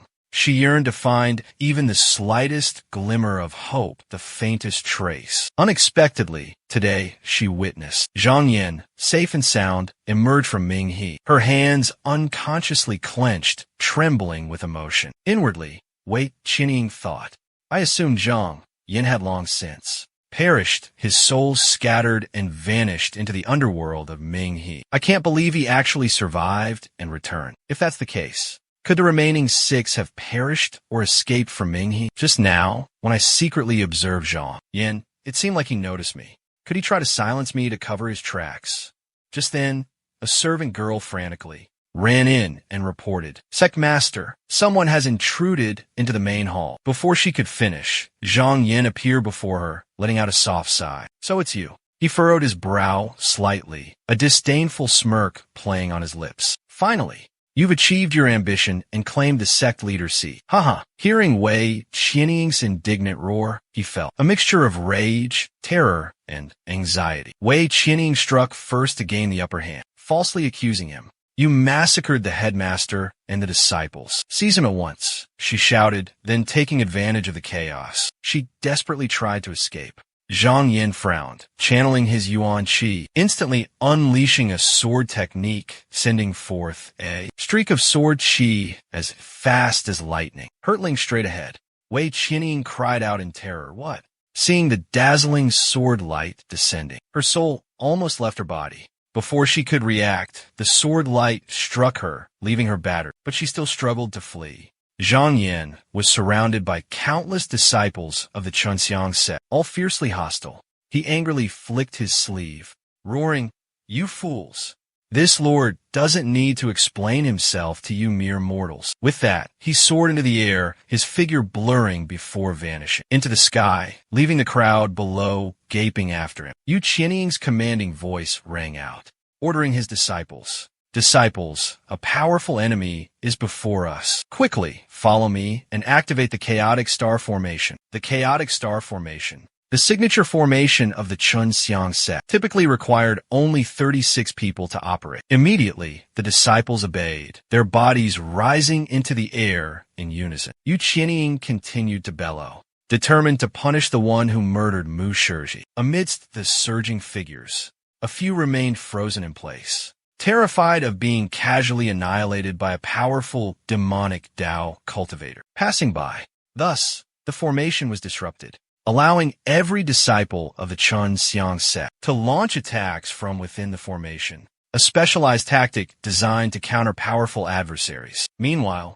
the enemy they faced was the imposing Zhang Yin. With a majestic and awe-inspiring presence, Zhang Yin calmly glanced around, noticing that the disciples had completely vanished. A lotus-shaped formation suddenly materialized, bearing its fangs and claws, directly targeting him. Seeing Wei Qianying taking the initiative to attack, he roared, "You rebellious witch, prepare to pay with your life." Instantly, countless streams of ferocious spiritual energy surged towards Zhang Yin like a tempest. Zhang Yin simply smiled, offering no response. In the blink of an eye, he unleashed a profound radiance, easily shattering the illusionary formation before him. Then a mystical sword intent quickly materialized. Witnessing this, Wei Qianying furrowed her brows in worry. Still stubbornly resisting, despite death looming, she instantly unleashed an extremely vicious killer move. Zhang Yin carefully observed Wei Qianying's attack, suspicion rising in his heart. Isn't this a magical tool of the Hu Jiao, a disciple of the Chunxiang sect? Zhang Yin remained silent, but a deep suspicion was brewing in his mind. To think this treasure fell into Wei Qianying's hands. Immediately, Zhang Yin used his sword intent to neutralize her powerful attack. Wei Qianying had just activated the silver ring, not wishing to cause casualties, only hoping to buy time, to seize a slim chance. She triumphantly shouted, "Chaotic Star, great technique!" The pursuing disciples caught up, automatically taking their designated positions. Wei Qianying then directly issued the command. Zhang Yin had also activated his sword eye. The moment the chaotic star great law was unleashed, anyone caught within the formation would only see countless shimmering starlight shooting out in all directions like a dazzling meteor shower. Zhang Yin was no exception. Before his eyes, everything became hazy and chaotic, making it difficult to distinguish between reality and illusion. Strength and weakness blurred together, but hidden within the beautiful rain of light was a deadly, killing move. Moreover, this formation also possessed the ability to erode an opponent's cultivation. No matter how profound a cultivator's cultivation base was, the slightest carelessness could lead to severe injury. A thought suddenly flashed through Zhang Yan's mind. Although this formation might not necessarily harm him, once it was fully operational, dismantling it step by step would make it difficult to determine the victor. With that thought, in the blink of an eye, he immediately released a magical treasure. Instantly, a solid barrier formed, enveloping him, blocking all attacks from the formation. Zhang Yin thought to himself, "Looks like I'll have to borrow the wind to break the bamboo today and take a page from those six." Zhang Yin remained calmly seated within the barrier, planning to use sheer force to break through the formation. In an instant, Zhang Yin summoned the heavy water, letting out a powerful roar. "You heavy water!" Then, with a commanding wave of his hand and a voice filled with authority, Zhang Yin issued his command. Countless droplets of heavy water surged forward like a cascading waterfall, their momentum overwhelming. This Inu heavy water. Each drop weighed 1,000 pounds, imbued with terrifying power. Even a single drop would be difficult for an ordinary cultivator to withstand. Now, with hundreds of drops converging, the destructive power was immense, like a charging army of thousands, sweeping away all in its path. Nothing could stop this terrifying force. Just like that, the droplets of heavy water coalesced into a devastating whirlwind, fiercely destroying everything in its path. Witnessing this, Qing Tian was utterly terrified. She hastily retreated, desperately trying to evade the terrifying onslaught of the raging water. However, her shoulder was still struck by the torrent. Seeing Zhang Yin relentlessly closing in, his killing intent palpable, she collapsed to the ground in terror, desperately trying to explain herself. "I and the disciples of the Shaoqing sect have a close relationship," but her body quickly went numb, unable to move. Hearing this, Qianying furiously roared, "If you dare kill me, they will surely..." But before she could finish, Zhang Yin sent her to meet her maker. The scene before them was nothing but devastation and ruin. Lady Qiao was lucky to have escaped death, with Xian Chanzhan behind her. Witnessing the tragic scene, Lady Qiao sobbed in agony, covering her face. "I was only gone for 2 months. So why is the Qinxiang temple in such ruins?" Seeing this, Xian Chanzhan comforted junior sister Qiao. "I see the temples on the other mountain peaks are still intact. How about we go find your fellow disciples and ask what happened?" Hearing this, Lady Qiao wiped her tears and replied. Senior sister Xian Chan's words truly hit the mark. Just then, a clear voice echoed from afar. "Senior sister Qiao, you're back." The other person landed in an open space. Lady Qiao hurriedly approached the newcomer and asked, "Junior Sister Qi, quickly tell me, what happened here?" Hearing this, she couldn't hold back her tears, bursting into sobs. Senior Sister Qiao. Today, a stranger broke into the main hall. According to Granduncle, he is the murderer, the one who killed Senior Sister Hong Chun. Then, for some unknown reason, he chased us all the way to the mountaintop. Grandmaster instructed us disciples, along with the senior and junior sisters, to join forces and fight against that villain. But unfortunately, he was too powerful, too ferocious. We combined our powers to execute the chaotic star formation, but we still couldn't withstand his might. Hearing this, Xian Chan exclaimed in astonishment, "Wait, you said there was only him?" She asserted confidently. This senior sister likely hasn't met that Taoist. With a mere flick of his wrist, he summoned a surging tide of inky black jade waves, instantly collapsing that towering sky-supporting pillar, truly ferocious and overbearing to the extreme. The other person couldn't help but furrow their brows in deep thought. Looking at the devastation, it truly didn't seem like it was caused by a magical treasure, relying solely on the strength of a mortal. To be able to level such a magnificent and imposing palace, could it be some sort of divine power? Just then, Lady Qiao collapsed to her knees, crying out in anguish. Martial Uncle Xian Chanjun wanted to learn more from this junior sister. "Do you know the origins of that person?" She honestly reported, "We don't know much. Rumor has it junior sister once saw him chatting, laughing and talking quite happily with senior sister Hong Chun. He must be an acquaintance." But the senior sisters who were privy to the inner workings perished in that horrific battle. She continued to inquire about the resting place of the deceased. The younger female disciple honestly reported, "Although many bodies of our fellow disciples were buried beneath the rubble in the past few days, we have exhausted all our efforts to search for and bury them. Even if their bodies have perished, their souls can still be reincarnated. It's only a pity for senior martial uncle and I. Even his primordial spirit couldn't escape." Hearing this, senior martial sister Xian Chan grew even more suspicious. "Do you know where that person came from? Did you clearly see his face?" The surviving younger female disciple dared not hide anything at this moment. "It seems he came from the east." As for his appearance, when Zhang Yinzhi's face was mentioned, the younger disciple no longer hesitated as before, but described it in meticulous detail. Even the clothes he wore were recounted in detail. She gritted her teeth and continued, filled with hatred. "But as senior sister has witnessed, our sect is currently incredibly weak. I'm afraid our hearts are willing, but our strength is lacking. If by any chance a powerful enemy were to invade, I truly don't know how we would defend ourselves." Xian Chanjun, standing beside her, offered a few words of comfort. "Junior sister, please don't grieve too much. If you don't mind, I can gift you a protective talisman. You can bring along any junior sisters who agree to join and become disciples under my Yuan Yang sect." Lady Qiao was utterly astonished. "What?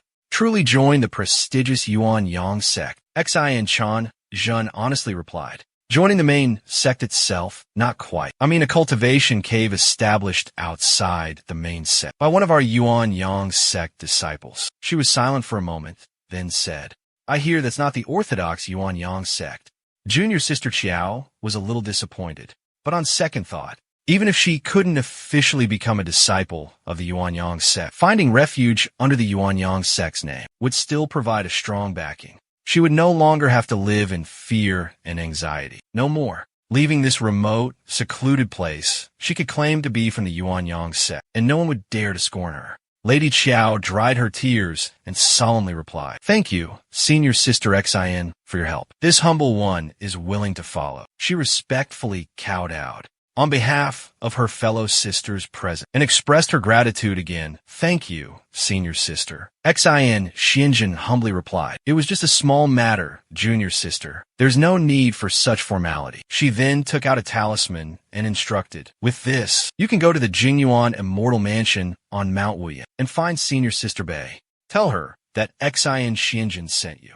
Lady Qiao accepted the talisman and asked in surprise, "Where are you going, Senior Sister? Why don't you return to the sect?"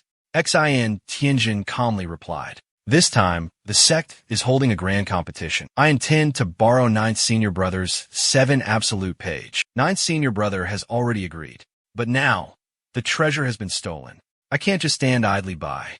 Therefore, I will personally go find him and retrieve it. Lady Qiao watched Xin Tianjin's figure gradually disappear into the distance and spoke with worry. Senior sister, Xin. That person seems incredibly dangerous. You must be extremely careful. She turned her head back, silent. Immediately after, Xin Tianjin soared away using her light body technique. Now, at a lake as still as a mirror, a golden toad swam leisurely. Chichong Lu, a bustling and lively auction house. Customers still streamed in and out. Zhang Yin leisurely sipped his tea, calmly observing the boisterous scene below. At that moment, Jun Linger couldn't help but exclaim in surprise. I thought it was some distinguished immortal guest visiting, suddenly requesting an audience. But to my surprise, it's an old friend, immortal Elder Zhang, gracing us with his presence. I wonder, which treasure on my humble boat has caught your eye this time? Allow me to make some preparations. I will certainly ensure your satisfaction. Zhang Yin smiled warmly and replied, since we're old friends, let's not beat around the bush. This time, I wish to journey across the vast ocean, and I need to purchase a large ship to set sail. Do you perhaps have a solution? Jun Linger honestly replied, to be frank, immortal guest, trading sea vessels has never been done here before. However, you've asked the right person. There's a powerful clan in the East Sea, the Yin clan, renowned shipbuilders. The clan leader is a close friend of mine. With my master, I implore you, master, to write a letter of introduction to them. It will surely save this honored guest a wasted journey. Zhang Yin placed a box of jewels on the table and said slowly, that will be wonderful. Jun Linger immediately understood, accepting the box of jewels and promising him, please wait a moment, honored guest. I will go and ask master to write the letter right away. Meanwhile, on the shores of the East China Sea, at the Sanyang Temple, within the magnificent estate of the Yin clan, fellow Taoist, you require an ocean-faring vessel with such urgency. Yin Ji, a trusted subordinate of the Yin clan leader, the one receiving Zhang Yin, said in a booming voice, I have a few designs here, which I can show you. If you find one to your liking, we can begin construction immediately. Zhang Yin glanced over the blueprints, his brow furrowing. Why do these seafaring vessels appear so simplistic? Yin Jisho smiled as he explained. Fellow Taoist, you must have never experienced the harshness of the open sea. That vast ocean harbors countless ferocious demonic beasts, and even more numerous demonic cultivators. Seafaring vessels prioritize durability and sturdiness above all else. Avoiding unnecessary attention is the best strategy. Those extravagant and luxurious ships are reserved solely for the merchant fleets under the command of the Demon Kings. Typically, when they embark on a journey, they mobilize thousands of powerful warships, setting sail simultaneously, forming a mighty armada. That's why they don't fear harassment from those demonic beasts. Dain suddenly understood. He returned the blueprints to Yin Jisho and exclaimed, so that's how it is. But how long does it take to build such a seafaring vessel? Yin Jisho replied, not long. At most half a year, at least 3 months.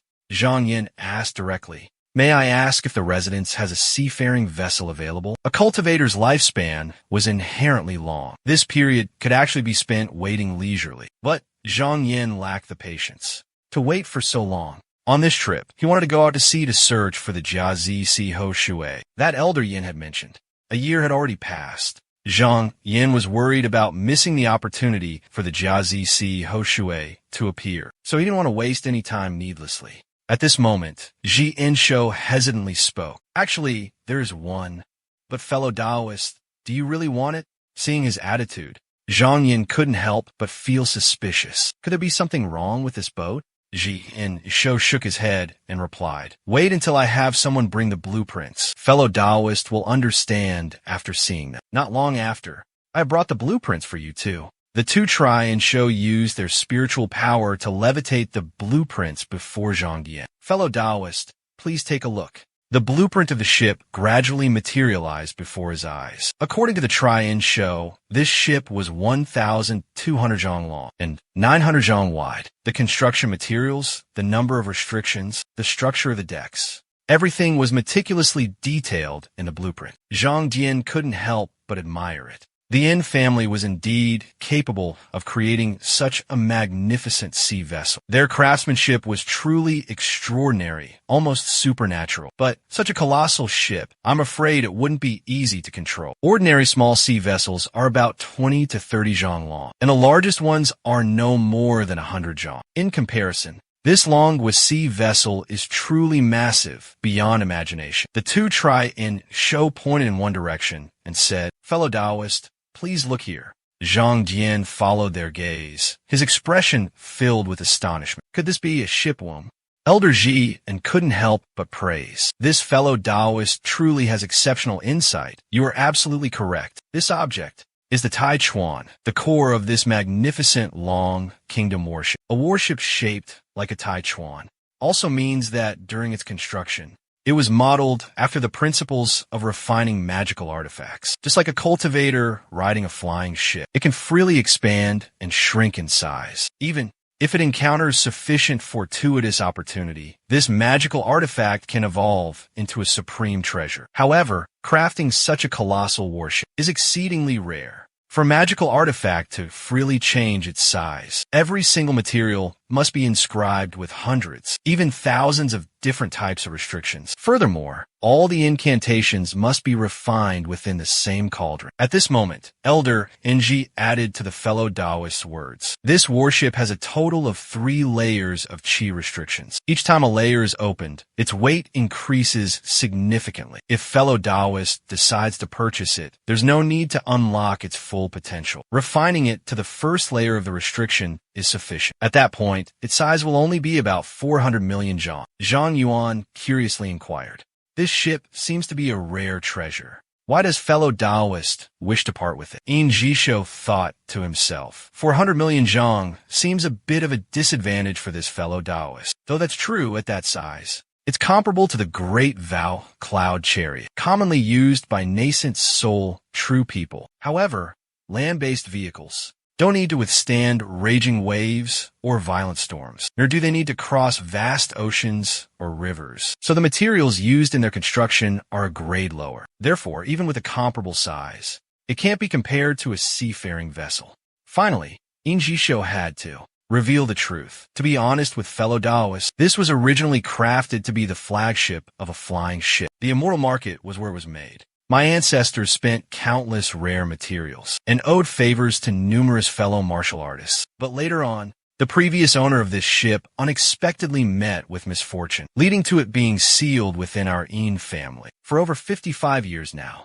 This isn't exactly a secret. Anyone who's interested can find out with a little digging. So, there's no need for me to hide anything. Ever since the previous owner of this ship passed away, our Yin family has been willing to sell it at a loss. But the cost of crafting it was so high that even selling it cheap wouldn't lower the price enough. And those who can afford it are hesitant. Because its previous owner perished, they're a bit superstitious and would rather commission a new one than buy this one. Zhang Yin then directly inquired about the price. Zhang Yin wasn't overly concerned. If the ship was still here, it proved that no one else had refined it yet. Yin Jisho extended both hands, implying that if fellow Taoist Zhang was interested, 10,000 spirit stones could take it away immediately, and he would even personally decide to gift him 2 small boats. Although not as convenient as a large ship, nor capable of long-distance travel, they could easily withstand ordinary storms. Initially, crafting this boat had consumed 20,000 spirit stones and even countless precious materials from the Yin clan. But to let this boat gather dust here will be a true waste. It would be better to find a buyer and sell it soon. Yin Jisho worried the high price would deter Zhang Yin, so he gritted his teeth and reduced it by half. Zhang Yin immediately agreed. However, this boat was truly massive, and refining it would be somewhat troublesome. Do you have any methods, fellow Taoist? Yin Jisho then asked fellow Taoist Zhang. Actually, I have a small proposal. Please, feel free to elaborate. Let me consider it. The final decision rests entirely with you, fellow Taoist. Zhang Yin generously replied, please, speak your mind. He then offered a solution. Large seafaring vessels are not suitable for navigating coastal waters. If you wish to venture into the open sea, it will take at least half a month. The coastal areas are a complex network of various powers, big and small. Moreover, demonic creatures and pirates run rampant. Without a proper talisman or banner, recklessly approaching the shore will undoubtedly lead to countless troubles. He continued, the Yin family has a few smaller boats under its command, which regularly transport goods along the coast. We can arrange for one to take you on your way. This won't delay your journey and will allow you time to refine your own seafaring vessel. Once your fleet reaches the open sea, you will find a vast and boundless expanse of ocean and sky awaiting you. Isn't this the perfect solution? Zhang Yin now placed his complete trust in Yin Jisho. He solemnly said, if that's the case, then I'll have to trouble fellow cultivator Yin. But I can't delay any longer.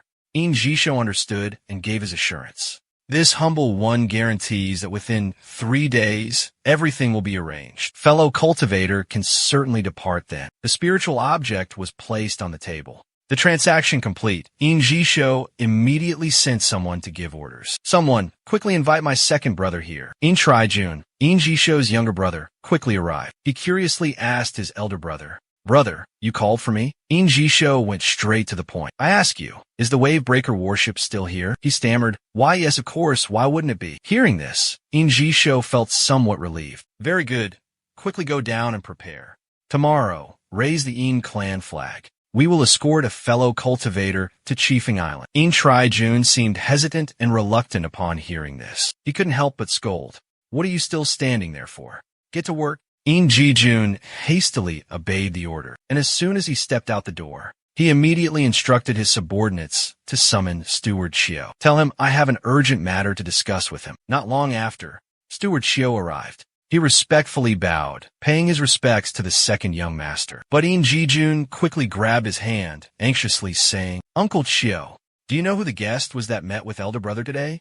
Seeing Yin Jijun's demeanor, he responded with confusion, second young master. It seemed to be an acquaintance of the head of the Xian Merchant Guild. The master himself even went out to greet him personally. Yin Jijun paced back and forth restlessly inside the pavilion, his mind in turmoil.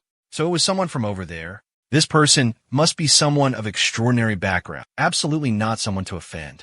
This is bad, this is really bad. Steward Xiao, seeing his fearful demeanor, curiously inquired regarding the first young master's arrangements. This old servant has also heard about them. I wonder if the second young master has any concerns that you could share with this old servant. He had to confess everything, not daring to hide anything from Uncle Xiao. A few days ago at the Lantern Festival, Lady Shan expressed her desire to visit Chi Gue Palace on the sea, to see a friend. I foolishly boasted about owning a seafaring vessel, and she expressed her interest in borrowing it.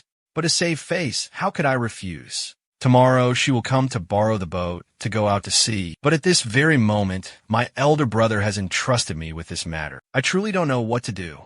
Steward Xiao then suggested, how about asking Lady Shan to postpone her trip? Yin Jijun immediately voiced his strong objection. You're talking nonsense. Shan Yangzi is a celestial maiden descended from heaven, and this time I've worked so hard to have this chance to show off my skills in front of her. How could I possibly ruin this great opportunity myself? Let those people laugh at me? Absolutely not. Steward Xiao hurriedly replied, Second young master, don't be hasty. There's actually still a way to resolve this. Hearing this, Yin Jijun brightened up and quickly asked, Uncle Xiao, what brilliant idea do you have? He then said, just have them all travel together on the same boat. Upon hearing this, Yin Jijun waved his hands repeatedly. No.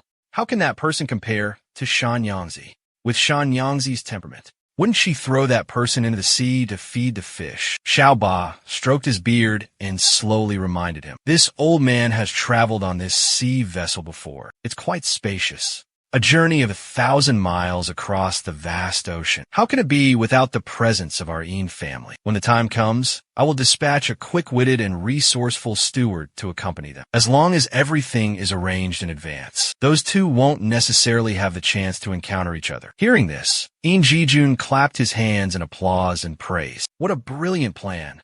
2 days later, at Donghai Chiefing Yin, a large ship set sail. Zhang Yin stood silently at the bow of the ship, gazing out at the boundless ocean. At this moment, the ship's steward approached, respectfully addressing the honored guest. Honored guest, what are your orders? Zhang Yan was a little puzzled, unsure why the ship had stopped here. The steward hurriedly replied, "Honored guests, there are some descendants of the old madam's deceased acquaintances in the residence, who also wish to embark on a sea voyage. They wish to hitch a ride on this ship. We ask for your kind understanding and patience while you wait for a short while." Earlier, Steward Chiu had given this person meticulous instructions, simply using the old madam as an excuse. Even if the other party realized something was amiss, they wouldn't easily change their attitude.